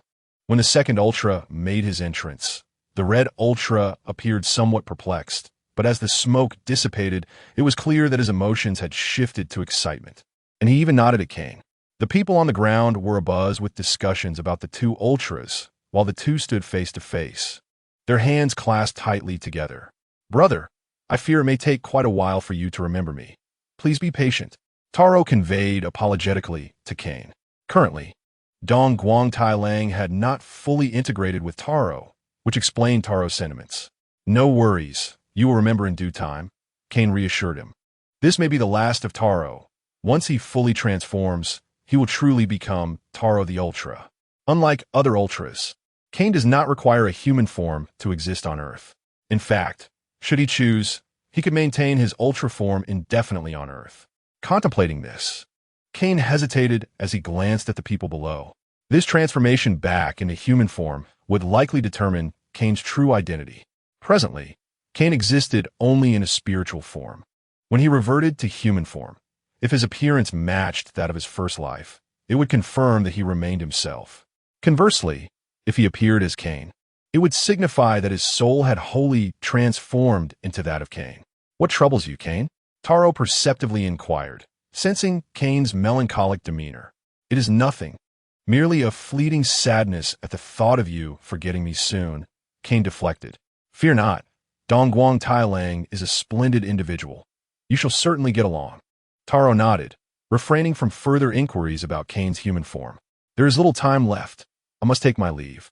Despite the reluctance in his heart, Taro's time on Earth had come to an end. However, this departure meant Taro would temporarily vanish until Dongguang Tai Lang fully matured and returned the Ultra badge to the Mother of Ultra. Only then would the transformed Taro reappear. Farewell, brother. This marked Kane's first utterance of the term brother towards Taro. Previously, Kane had always addressed Taro as Taro Gaga, a distinction that represented a significant shift in their relationship, indicating Kane's complete integration into this family. How wonderful! Taro never anticipated that Kane would bestow upon him such a delightful surprise at this moment of parting. Ding dong, ding dong, ding dong. The timer flashed urgently, seemingly urging Taro onward. Farewell, little brother. Taro patted Kane on the shoulder and leaped into the air, soaring toward the sunset. Goodbye, brother. After Taro's departure, Kane's form transformed into light and dissipated into the ether. Meanwhile, Taro, having transformed back into Dongguang Tai Lang, was invited into the ZT team by Captain Asai Nayu Teru, who was currently introducing him to his new home. All right, from now on, this will be your home. Captain Asahi Nayu Teru pulled Dongguang Tai Lang aside, speaking with a serious expression. Initially, Dongguang Tai Lang felt uncertain, but upon seeing Saori, his resolve shifted. Ahem, I still need to think this through. With that, Dongguang Tai Lang disregarded Captain Asahi Nayu Teru's calls and dashed outside. After running a distance, he faced the setting sun, untying his scarf, and seemed to glimpse the green grandmother, Mother of Ultra. Dongguang Tai Lang, from today onward, you shall fight on earth. Remember to care for your little brother. Originally, Mother of Ultra would have asked if he would feel lonely alone, but now that Kane was present, she naturally entrusted him with the responsibility of looking after his brother. A brother? Do I have a brother? Dongguang Taro was somewhat perplexed, but soon a solitary figure entered his line of sight. As he approached, he discovered that the boy was merely 15 or 16 years of age, with striking red hair. Was this really a child? Dyeing one's hair red at such a young age seemed rather outrageous. With that thought, Dongguang Taro stepped forward and grasped the boy's arm, inquiring, "What is your name?" "It is unacceptable for someone so young to have dyed hair. You ought to revert it. Understood?" The boy, who appeared to have recently wept, turned around and replied, "My name is Jiao Cayenne. I simply cannot find my way home." This boy was indeed Cayenne. Several hours had passed since he parted from Tai Luo, and he had been sitting by the river, lost in thought. Wasn't red hair just as valid as black hair? At that moment, Cayenne came to the realization that he could never return to his former self. Chapter 112. Aotukiayan cannot find her home? Dongguang Taro questioned, perplexed. Given the boy's age, he should be in middle school. How could he be lost? However, being naturally kind-hearted, Dongguang Taro did not dwell on doubts and gently asked, "What are the names of your family members?" "My family?" Cayenne glanced at Dongguang Taro and replied with a smile, "Ken and Mary." The subsequent words were too faint for Dongguang Taro to discern. After hearing Cayenne's words, Dongguang Taro stroked his chin and mused, "That sounds like a foreign name. Did you become separated from your parents?" He continued to inquire about his family. "Is there nothing else you can recall?" Yet, regardless of how Dongguang Taro pressed him, Cayenne merely shook his head, stating he either did not know or could not remember. Dongguang Taro began to feel the situation was becoming rather complicated. "You aren't suffering from amnesia, are you?" Dongguang Taro thought Cayenne seemed genuine rather than pretentious. He appeared more likely to be afflicted by memory loss. Upon hearing Dongguang Taro's words, Cayenne's eyes lit up. "Oh, how did I not think of such a brilliant excuse?" Cayenne was equally troubled. If he were to blend into Earth without employing certain tactics, it would be quite challenging, and using amnesia as a pretext was perfect. After all, he remembered nothing. Cayenne declared bluntly. Dongguang Taro scratched his head in frustration, uncertain of how to proceed. If he had a home of his own, he would gladly take care of Cayenne for a while, but he was currently residing at the captain's house. "Let's inquire at the nearby police station," Dongguang Taro suggested, unwilling to abandon Cayenne, a young boy who might cause trouble if left to his own devices. Cayenne nodded in agreement, expressing his consent to the proposal.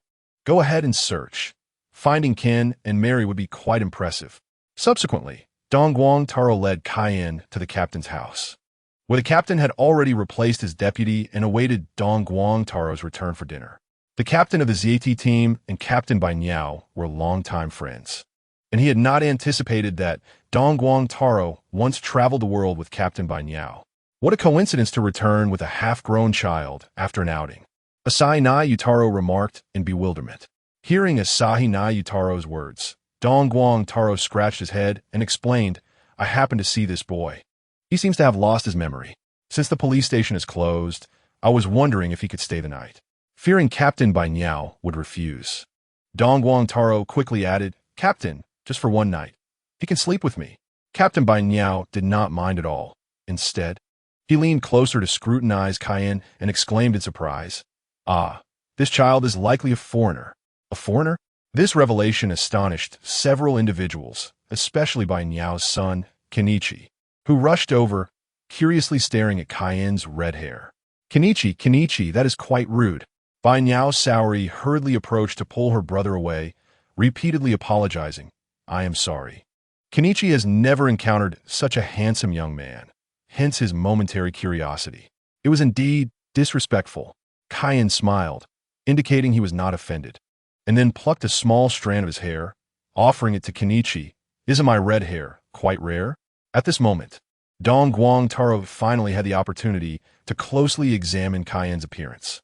This inspection took him aback. The boy was strikingly handsome, as if he had stepped out a comic book.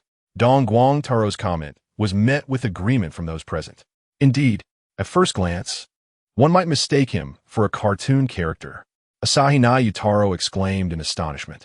Isn't he just a character from an anime? Kane silently lamented to himself. In the realm of two-dimensional art, his looks might be considered above average, but in the three-dimensional world, he was undeniably striking, with rosy lips and white teeth, sharp brows and starry eyes. His short red hair contrasted against his exceptionally fair skin. Why does the captain think Kane is a foreigner? Dong Guang Taro questioned, puzzled. In response to Dong Guang Taro's inquiry, Captain Bai Niao lightly tapped Dong Guang Taro's head and remarked, "You unlearned lad. After traveling the world with me for so long, can you not even distinguish between naturally colored hair and dyed hair?" Dong Guang Taro felt somewhat embarrassed. Scratching his head, I haven't paid much attention to such details. He had not thought much of it when he brought Cayenne along. From the moment he laid eyes on Cayenne, he felt as if they had known each other for ages, possessing an innate fondness for him. Let us settle here for now. We could discuss matters later. For now, let's eat. Ultimately, it was Captain Bai Niao, the head of the household, who made this decree. This is for the best. The police station would likely be of no help, and in the end, they would merely send Cayenne off to some random family. Bai Niao Saori concurred with her father's sentiment. A boy like Cayenne, who was still in his teenage years, would find it nearly impossible to be adopted. If his parents could not be located, this amnesiac youth would struggle to sustain himself. It was preferable that he stayed for the time being. As for financial matters, the Bai Niao family did not appear to be in want. Let us eat. Let us eat. The food is getting cold. Asainai zutado chukka. Emphasizing that dining was the most pressing concern. Come, Cayenne, let us dine together. Dong Guang Taro urged Cayenne toward the dining table. Captain Bai Niao was a very hospitable man, and there was no reason for Cayenne to feel uncomfortable. To that, Cayenne could not disagree. Captain Bai Niao was indeed warm-hearted, as he had freely taken Dong Guang Taro on a global adventure, likely even considering him as a prospective son-in-law. Reflecting on this, Cayenne glanced at Saori and mused, indeed. She is the epitome of a virtuous wife and devoted mother. After dinner, as they bid farewell to Asahi Yutaro, Cayenne temporarily stayed with Guang Taro, awaiting the next day's visit to the police station to determine his fate. The moon is indeed round, Cayenne thought, resting his head on his hands. Having claimed Dong Guang Taro's bed, while Dong Guang Taro sprawled on the floor, I raised my head to gaze at the bright moon, and lowered to think of my hometown. This was one of the few sentences that Cayenne could recall, implying that it likely expressed a longing for home. Cayenne? Cayenne? Dong Guang Taro called out, noticing Cayenne lost in thought. Huh? What is it, Guang Taro? Cayenne snapped back to reality. You rascal. No matter how I look at it, I must be older than you. You should address me as brother. Dong Guang Tairang initially intended to inquire about what Cayenne was thinking, but to his surprise, Cayenne addressed him directly by name. Oh, very well, Guang Tairang understood. Cayenne replied expressionlessly. Hey, what an unlikable fellow, Dong Guang Tairang thought to himself. But considering that Cayenne was a foreigner, perhaps calling someone by their name was simply their manner of speaking. Still unable to recall your hometown, are you? Dong Guang Tairang tentatively asked. Chapter 113. The Ultraman boxer from the beginning, Dong Guang Tairang found something peculiar. Although Cayenne claimed to have amnesia and appeared somewhat dejected, when Dong Guang Tairang observed him eating, conversing with others, and interacting with Jin, he did not seem to exhibit the traits of someone suffering from memory loss.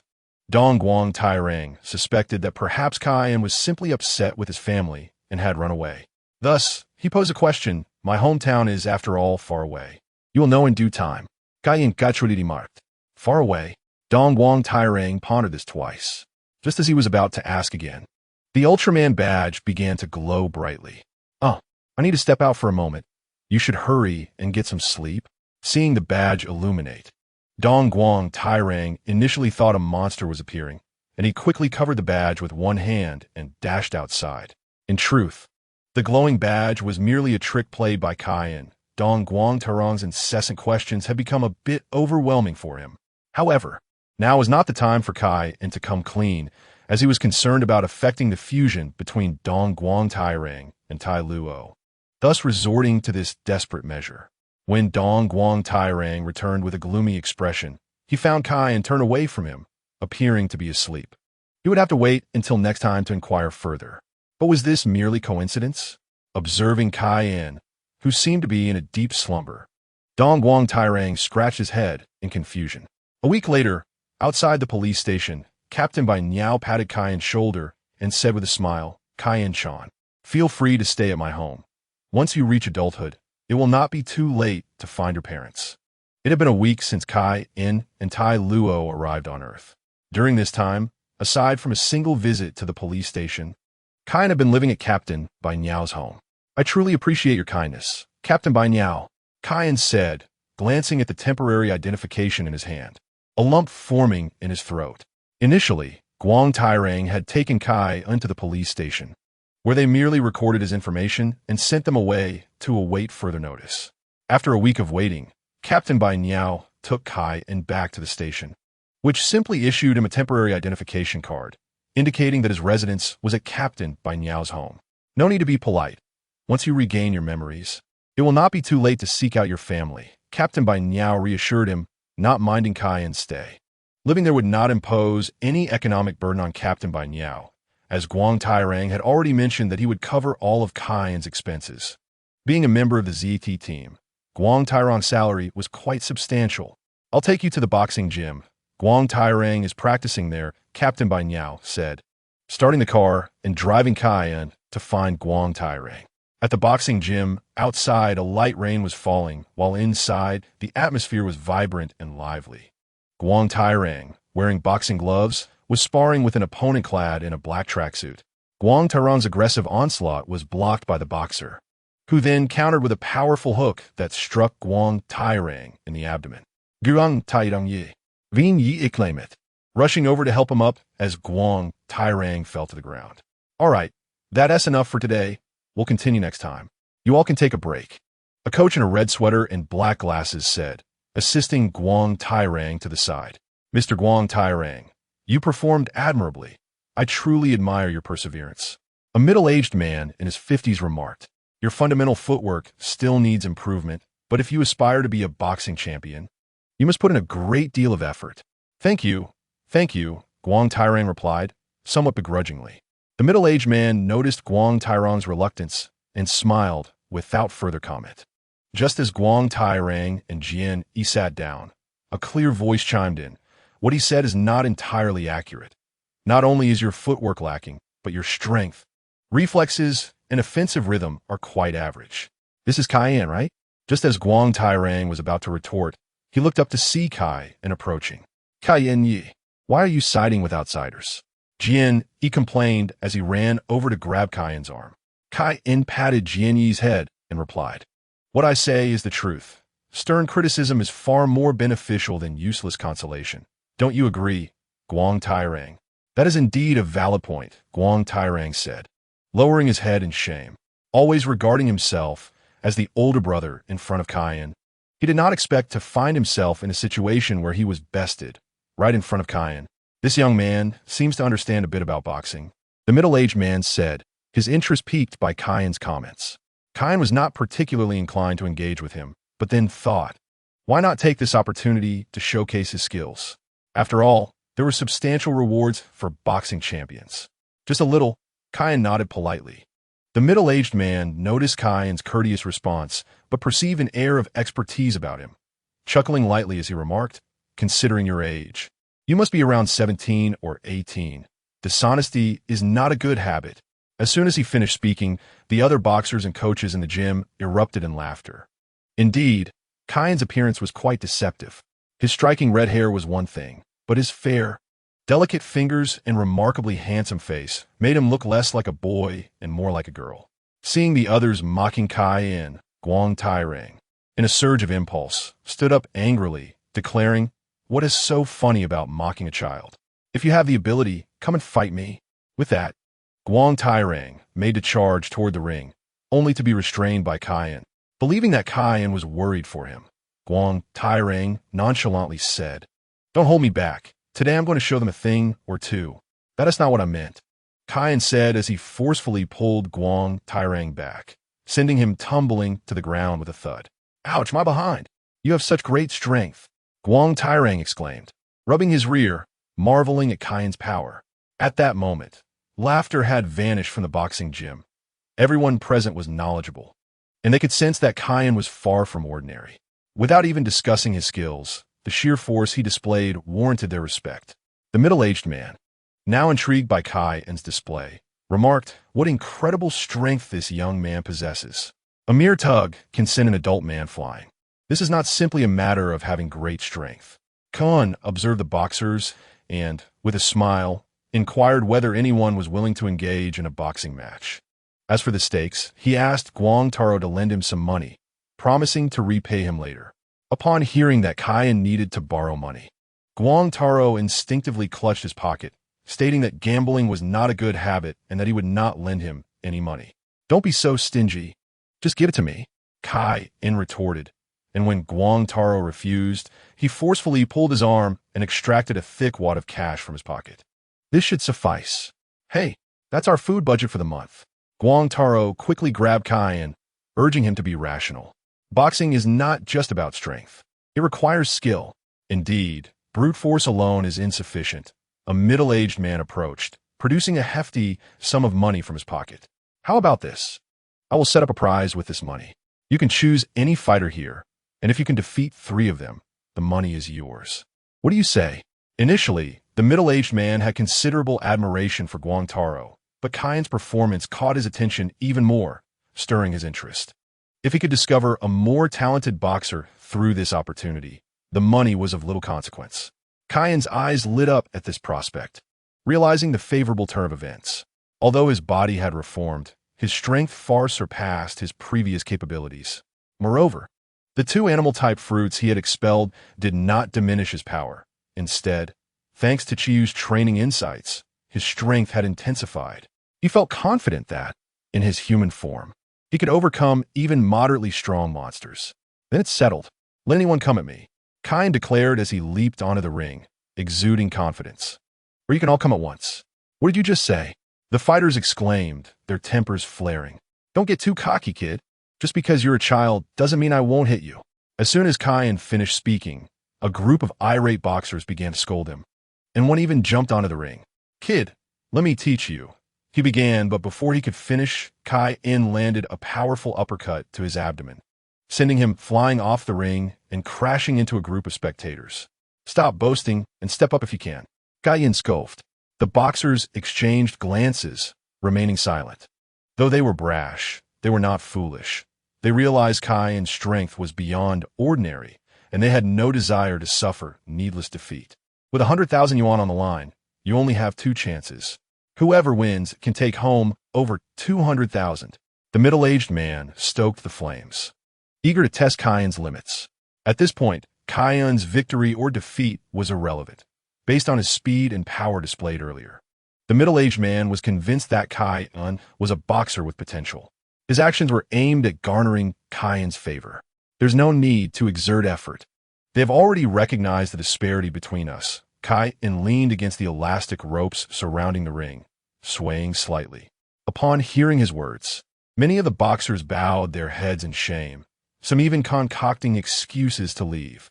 Observing that none dared to challenge Kyan, the middle-aged man readily handed over the thick stack of cash, then mimicking Kyan, leaned against the ropes.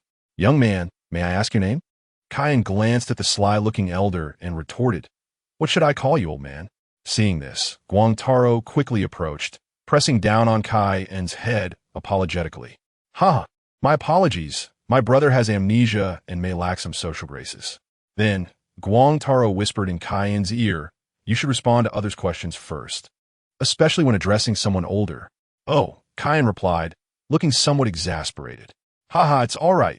Talented individuals often have unique personalities. My surname is Honda. Just call me Honda." The middle-aged man introduced himself. "My name is Kyan," Kyan said, extending his head for an introduction. Hello. I just heard Guang Taro mention that you have amnesia," Honda asked, somewhat perplexed. "Yes, Kyan has lost his memory and cannot find his parents. For now, I am taking care of him," Guang Taro answered on Kyan's behalf. Upon hearing this, Honda's eyes sparkled with excitement. A talented young boxer searching for his parents due to amnesia. What a compelling story. With that thought, Honda eagerly pulled Kai in closer and shared his idea. What do you think of this concept? Not much. I'm not interested in basketball. I just want to win some prize money to rent a place to live. Otherwise, I'll be sick from watching Guang Taro and the landlady get all lovey-dovey. Kayan Flati rejected Ondae's suggestion. But Guang Taro believed this could be a splendid idea. It would increase your visibility, prompting your parents to search for you. Why not? If you become a champion, it would be much easier to find your parents. After all, you would be a celebrity, Guang Taro argued. Honda chimed in, exactly. Not only that, but your exposure would increase significantly. Even if you can't find your parents, you could have a decent life through endorsements. No, I have no desire for fame. If it's merely a boxing match, I am not interested. But if it were underground fighting, the prize money would certainly be substantial. Kai-in firmly declined, reflecting on his origins in this world. If he were to speak of adoptive parents, then it would be the father and mother of Ultraman. Underground fighting. Guang Taro gasped, then sternly declared, absolutely not. That is not only illegal, but also extremely bloody. As he spoke, Guang Taro worried that Kai-in and Honda might make some strange agreement, and immediately pulled Kai-in away toward home. It's already quite late. You need to get to bed early. Hearing the mention of going home, Ken, who had been listening in confusion, promptly jumped up, exclaiming, let's go home. Let's go home. My sister must be worried sick. Upon hearing sister, Guang Taro became even more energized, dragging Kai-in out. Kai-in did not resist, following Guang Taro home, but before they left, he and Honda exchanged a knowing glance. As if to say, we shall meet here again. All right, no problem. The torrential rain poured down outside, and Kai-in caught a whiff of a monster's scent in the downpour. It seemed he would meet Tai Luo again tomorrow. Once home, Guang Taro wasted no time talking to Saori and quickly brought Kai-in inside. Kai-in, pursuing underground fighting is not a viable option. You should abandon that thought. Guang Taro, now, just like an ordinary person aside from his ability to transform, naturally opposed Kai-in's interest in underground fighting. Don't say that. I'm not adamant about it. I just thought the prize money was higher, Kai-in replied, looking a bit helpless. Do you want money to move out? Guang Taro probed cautiously. A little. Kai-in responded. Is it not true that you are unhappy living here? Guang Taolang has yet to fathom the underlying reasons. For heaven's sake, I am not a child anymore. I cannot bear to witness your daily flirtations with Saori, Kane remarked with biting sarcasm. This caught Guang Taolang off guard as he scratched his head, never having anticipated that this was the cause. Chapter 115. The Ultraman on the Moon. On this night, in a desolate seaside shack, a group of middle-aged men, intoxicated, were flailing about. Oblivious to the impending danger, they reveled in their inebriation. How delightful is this wine! One drunken man exclaimed as he swung open the door, intending to serenade the stormy night. Upon raising his gaze, he was rendered speechless by the sight before him. A colossal figure loomed in the valley, boasting two elongated horns and a massive tongue reminiscent of a chameleon. Terrified, the man fled back inside, stammering, Look, this is disastrous. His companions, engrossed in their merriment, impatiently pushed him aside, asking, What are you talking about? Oh no, there's a monster. A monster. After a brief scuffle, they finally realized something was amiss. A gargantuan creature's head was wedged at the door, its long tongue flicking hungrily around its lips. Help! Panic ensued, and they sobered up in an instant. The monster seemed to relish their frantic state, its tongue poised to strike. Just as it was about to ensnare them, a flash of crimson light surged forth, severing the creature's tongue. Thank goodness I made it in time. The savior was none other than Kane, donned in an Ace Ultraman mask. He had just dealt with a hapless family of sea turtle monsters, transporting them to the Bermuda Triangle. Originally, he had intended to seize the opportunity to visit the moon that evening, to rendezvous with his sister-in-law in Nanshizi. However, just as he prepared to slip away, he caught a whiff of the monster's presence. More alarmingly, this creature exuded a dark aura. Not all monsters from the Ultraman realm are malevolent. Many are simply cosmic beings. Yet, one certainty prevails. Any monster imbued with a dark essence is invariably linked to the universe's nefarious races or sinister forces. Using his mental prowess, Kane swiftly incapacitated the drunken men and erased their memories. With a bemused expression, He regarded the monster Kane'sFirst. Kane'sFirst evidently sensed an unusual aura, despite being a diminutive human. Kane instilled within it a profound sense of impending doom. Perhaps I should make my escape? Kane'sFirst pondered, only to dismiss the thought, reminding itself that it was now an ultra Kane'sFirst. Courageous monster, fear not the challenges ahead. It silently encouraged itself. I'm a monster. How can I be afraid of a mere human? Moreover, with the enhancements granted by that esteemed individual, I shall not relent. I must avenge the severing of my tongue. Kane'sFirst's expression fluctuated, shifting from determination to rage, then to a semblance of vulnerability, a remarkable display of emotion for a creature of its kind. Hey, are you going to make a move or not? Kane observed Kane'sFirst's immobility and was taken aback. This monster seemed rather foolish, as though it had an old bone lodged in its throat, and Kane felt compelled to speak out. Returning to reality, Kane'sFirst, upon hearing Kane's words, immediately donned a fierce demeanor, as if to assert, "Do not provoke me."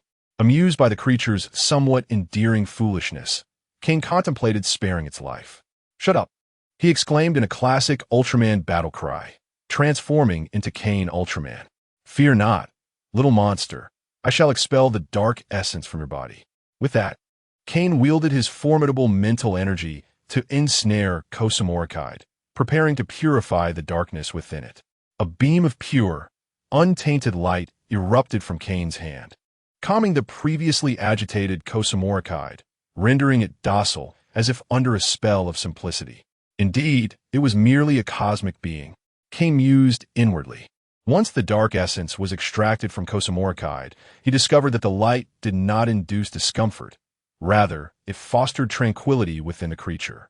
Subsequently, Kane levitated Kane'sFirst with his thoughts, soaring towards the cosmos. You cannot stay on the moon. I must continue my journey across the universe to address the monsters tainted by darkness. Kane firmly rejected. Kane'sFirst, realizing the gravity of its predicament, threw itself to the ground, rolling and whining. Having shed the dark essence, Kane'sFirst regained its faculties and, seizing the chance while Kane awaited Nanshizi on the moon, displayed a playful demeanor, pleading for Kane to take it in. As it turned out, Kane'sFirst possessed commendable combat prowess, with the unique ability to liquefy its form, rendering it nearly invincible. It could navigate through water, making it challenging to deal with unless one employed freezing rays. However, accompanying it would prove inconvenient for Kane, as he grappled with the dilemma of taking it along or leaving it behind to wander the cosmos. Abandoning it was clearly unacceptable, given its apparent lack of intelligence. Allowing Kane'sFirst to roam alone would inevitably lead to its capture by cosmic monster traders. Just as Kane was ensnared in indecision, a gentle feminine voice broke the silence. If you find yourself in a quandary, allow it to remain on the moon as my assistant. Startled, Kane realized he was in his Ultraman form, astonished that someone could evade his superior mental prowess. Turning to face the speaker, he exhaled in relief. It was none other than Nanshizi, appearing in her ordinary human form. Nanshizi continued, rebuilding the ecosystem on the moon is unlikely, but establishing a well-structured monster ecosystem may be feasible. The moon had become a near-lifeless planet after the rabbit super beast drained its warmth, and Nanshizi had struggled with how to restore it. Conveniently, Kane had brought Kane'sFirst at this pivotal moment. Since you, Sister Nanshizi, entertain this notion, let us allow Kane'sFirst to stay here with you. Kane nodded in agreement, then shifted into his human form. Upon seeing Kane in his human guise, Nanshizi gasped in astonishment. Have you found an extraterrestrial to serve as your human vessel? Kane shook his head, refraining from elaborating further, but stated, I have come to retrieve the belongings left to me by my brother. At this, Nanshizi nodded, extending her hand, and Kane's mind was suddenly flooded with an abundance of training memories. Kane, somewhat astonished, realized that the situation was not as initially agreed upon. He had not anticipated that Nanshizi possessed such remarkable abilities. With a faint smile, Nanshizi elucidated, this was originally a part of Ultraman's essence. Returning it to you is only fitting. Kane fell silent, feeling a pang of sorrow for his brother Ace. The techniques concerning light were the final shared memories between Beidou and Nanshizi, and her actions were merely an attempt to convey to Ace that all had been resolved. Chapter 116. An Ultraman misstep subsequently. After ensuring that Kasim Ma Li Ji Day was settled, Kane left within it a beam of healing light and soared into the cosmos. This light could prevent Kasim Ma Li Ji Day from losing control of its emotions and would heal its injuries. Although this light could not amplify itself, it could be replenished through the power of illumination, which was indeed a commendable ability. Kane then shifted his gaze to the dark aura he had just extracted from Kasim Ma Li Ji Day. He intended to carefully analyze this darkness and uncover its origins, especially since it had instilled fear in the enigmatic light giant. Previously, he had postponed his examination of the dark energy due to his engagement with light skills and a date with his sister-in-law. However, upon retrieving it, Kane was astounded to find that the darkness was attempting to merge with his light. This revelation startled him, prompting him to swiftly separate the two forces. Darkness, after all, was not a benign entity. It was, in a broad sense, the antithesis of light and simultaneously its nemesis. The two powers were intrinsically opposed. The prospect of their fusion raised Kane's concerns. In certain power systems, more is not always better. Darkness was something best avoided. Just as Kane contemplated sending this force to a mysterious realm, the elusive Urchong suddenly responded after a prolonged silence. Want to? Urchong weakly sent this message. Upon receiving it, Kane found himself at a loss for words. You, upon encountering trouble, choose to hide. Yet now that the coast is clear, you emerge to indulge. Since arriving in the Ultraman universe, Kane had sensed Urchong's presence, but despite his attempts to communicate, it remained stubbornly silent. However, he relented and granted permission for Urchong to absorb the energy. As for the possibility of Urchong being corrupted by this energy, Kane dismissed it as impossible. Having entered the Ultraman world, he had come to understand that Urchong represented a form of rule. It may not be overwhelmingly powerful or capable of extracting significant prizes, but one thing was certain. Urchong feared nothing except for a particular entity that preceded it, necessitating substantial time and energy for growth. Regarding the relationship between Urchong and himself, it could be interpreted as Urchong being Kane, yet Kane was not Urchong. It was a peculiar relationship that needed no further explanation. Observing the energy meter soar dramatically, Kane felt a sense of satisfaction. It would not be long before he could draw again. Each world reset the energy meter, and the intensity, purity, and essence of energy varied from one world to another, determining the level of rewards obtainable from each new realm. To put it simply, the height of this world dictated the quality of the loot Kane could acquire. Could it be that the energy, purity, and intensity in the Naruto world were even higher than in the pirate world? Kane suddenly noticed a long-ignored anomaly. The various bug-level seals in the pirate world were exceptions, remnants of Urchong itself, and whether more would emerge depended on Urchong's ability to replicate. However, other items, such as Valoran's notes, did not possess the bug of Saitama-sensei's training insights. Yet Kane seemed to have forgotten that Saitama-sensei's training insights were not particularly formidable.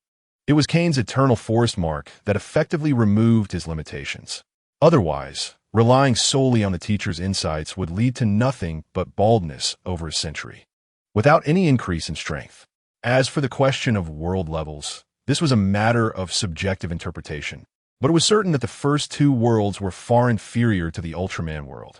One must remember that the Ultramen were embodiments of idealism.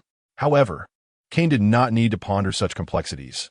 His immediate priority was to locate the dark energy to recharge Urchong. He decided to return to the Kingdom of Light and inform Ace of the unfortunate news. The thought alone filled Kane with trepidation, for he had hoped to leave a glimmer of hope, but now it all seemed bleak. With that, Kane transformed into his Ultraman form and lightly tapped his fingertip to his brow, activating instantaneous movement, now aptly termed temporal traversal. After a violent surge, Kane vanished from the vast universe, leaving behind a piercing scream. Damn it! The energy is out of control. This is a catastrophic Ultraman misstep. Cold and trembling, a wave of intense pain surged through Kane. and he sensed that the situation was dire. Could it be that this familiar sensation indicated that he had inadvertently activated Urchong? Was the Ultraman world a vast cosmic expanse? This sense of familiarity gave Kane the impression that he had engaged Urchong's coordinate positioning and subsequently traversed dimensions. He forgot that when using instantaneous movement in his humanoid form, it could barely be considered instantaneous. Once coordinates were set, provided there was sufficient energy, he could transform into Mondo and go wherever he wished. However, after transforming, he was no longer Kane, but Kane Ultraman. Ultramen were, by nature, embodiments of light. What would happen if light engaged in rapid movement? In the past, Kane would have been uncertain, but now he recalled the teacher's lesson. When light moves at high speeds, it causes time to flow backward or traverse through time rather than space. Lying on the ground, immobilized, Kane rambled incessantly. So, I am either returning to the past or leaping into the future. Or perhaps, during instantaneous movement, the fabric of time and space shattered, and I transitioned into a parallel universe. Kane now coveted the Parage Shield, which allowed for stable traversal through time and space, enabling Sai Xiao to transform into Mondo Sai Luo. He longed to go wherever he pleased. This injury was far more severe than Kane had anticipated. The Eternal Forest Mark was desperately mending his body, while the power of light continuously assisted in the rapid restoration. Yet, it remained insufficient, and Kane's physical deterioration accelerated alarmingly, leaving these two forces struggling to keep pace.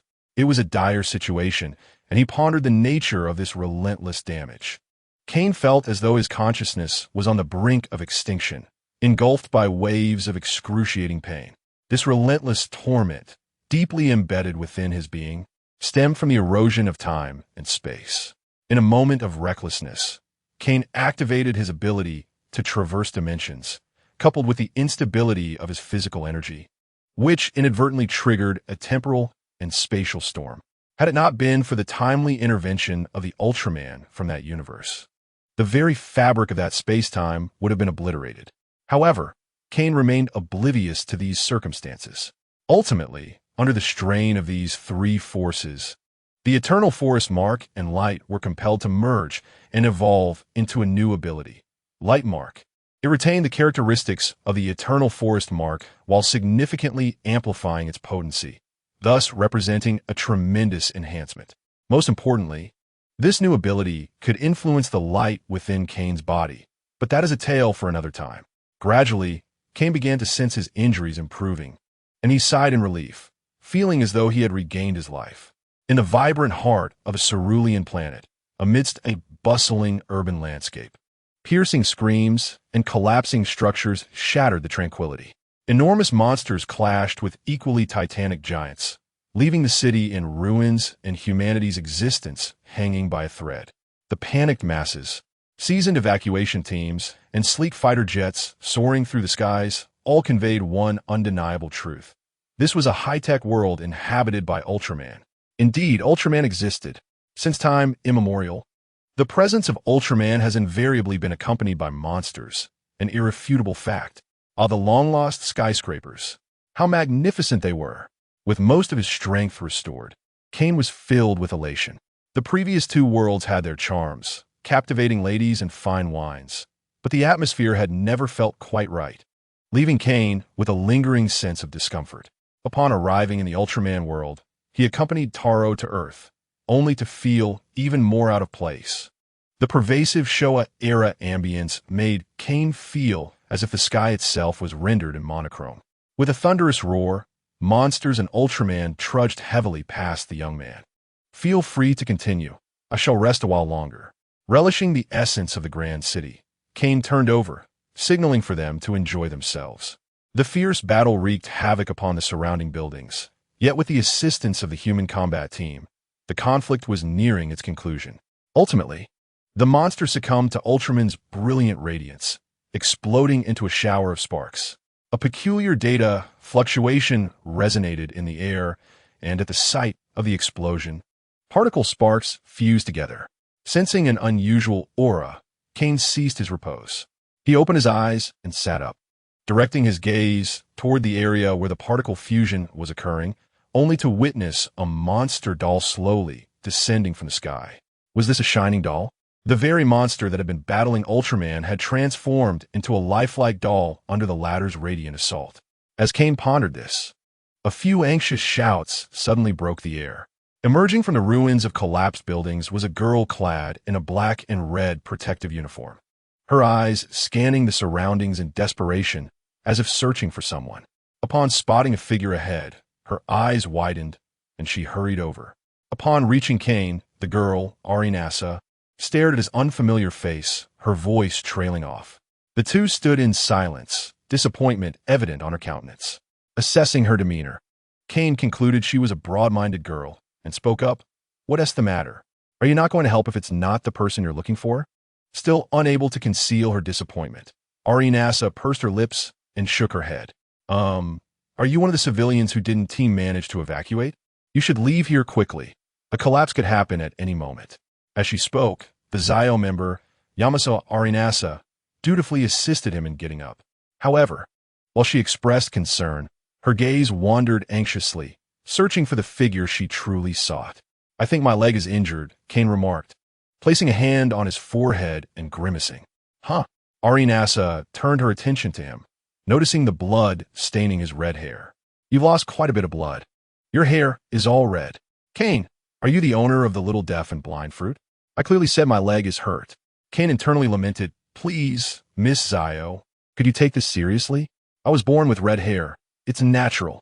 Arinasa finally grasped the situation, her expression tinged with embarrassment as she nodded an apology. "I'm terribly sorry for the trouble. Just wait here. They will arrive shortly. I need to search for other survivors."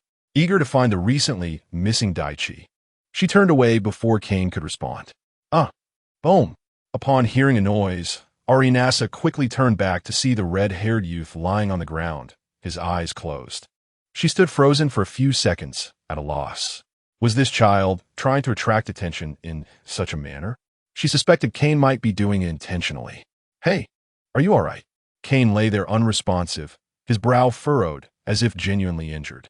Arinasa, feeling somewhat helpless, glanced at his wound and murmured in confusion. "Is this really okay?" "Of course. Do you really want to disturb Ultraman's human form right now?" Kane silently scoffed. Yet, Kane remained unmoving, leaving Arinasa with no choice but to stay by his side, her worry mounting. Just as this mix of anxiety and helplessness surged within her, a familiar voice called out in surprise, "Arinasa?"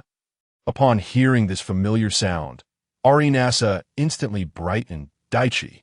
Turning to see Daichi standing nearby, her expression of joy quickly transformed into a frown of anger as she rushed over to confront him. "Where have you been? I've been searching for you for so long. Why did you act on your own? Do you know how worried I was?" At that moment, the monster's attack had nearly struck Daichi, and she had been prepared to take action. "I'm sorry for worrying you. It was Ultraman who saved me," Daichi replied, scratching his head awkwardly as he looked at Arinasa's furious expression. "Ultraman?" she asked in confusion. That giant who was fighting the monster just now appeared from a dazzling light, not only defeating the monster, but also saving her. Yet, how did Daichi know his name? "Oh no, I inadvertently mentioned Ultraman's name." Just as Daichi pondered how to cover up his slip, he suddenly felt a teasing gaze upon him, causing him to shiver involuntarily. "Who was that person?" Daichi questioned hesitantly, recalling how he had just seen Arinasa conversing with Kane. "He*s an injured civilian. I just saw him," Arinasa replied, turning to look while Daichi's gaze fell upon Kane, who had just moments ago waved at him, but had now abruptly closed his eyes and fainted. Is Dottie merely putting on a show? He had clearly just been awake. That individual evokes an oddly familiar sensation, as if he were akin to me. Yet, I cannot recall his essence, Aikisu. Huh? Upon hearing this, Dottie cast a puzzled glance at the terminal device in his hand, where a fleeting virtual data image appeared, revealing Aikisu, who had just battled the monstrous creature. "What is it? Did you just say something?" Minori suddenly turned her head, regarding Dottie with curious scrutiny. "No, nothing at all." Feeling guilty, Dottie hastily shook his head and added, "Oh, right, that individual appears to be severely injured. Shall we take him back to the base? I have already contacted the medical team, Minori mumbled. Nevertheless, Dottie hurriedly approached, crouching before the seemingly lifeless Kane, first casting a brave glance at the terminal in his hand, and then softly inquiring, "Hello? May I ask, are you all right at this moment?" "Dottie, why did you just walk over and ask that?" The Ultraman within the terminal spoke once more. Kane nearly burst into laughter, as he had surmised where this was. Aikisu's time and space. He opened his eyes, glancing at the startled Dottie, and then shifted his gaze to the terminal in his hand, revealing an expression of intrigue. Transforming an Ultraman into data to be contained within a communicator is indeed quite fascinating. Furthermore, this terminal can generate various cards to equip Aikisu, rendering the technological advancements of this world rather astonishing. Aikisu, can your headphones play music? Kane had long been curious about this matter, and since he had the rare fortune to encounter Aikisu, he posed the question directly. Aikisu, you know me. Synopsis, Sengoku. There must never be a second dragon on the ocean that is not under the control of the world government. Kane, I shall go and slay the adorable duo. This is the tale of Kane and his companions navigating the vast seas.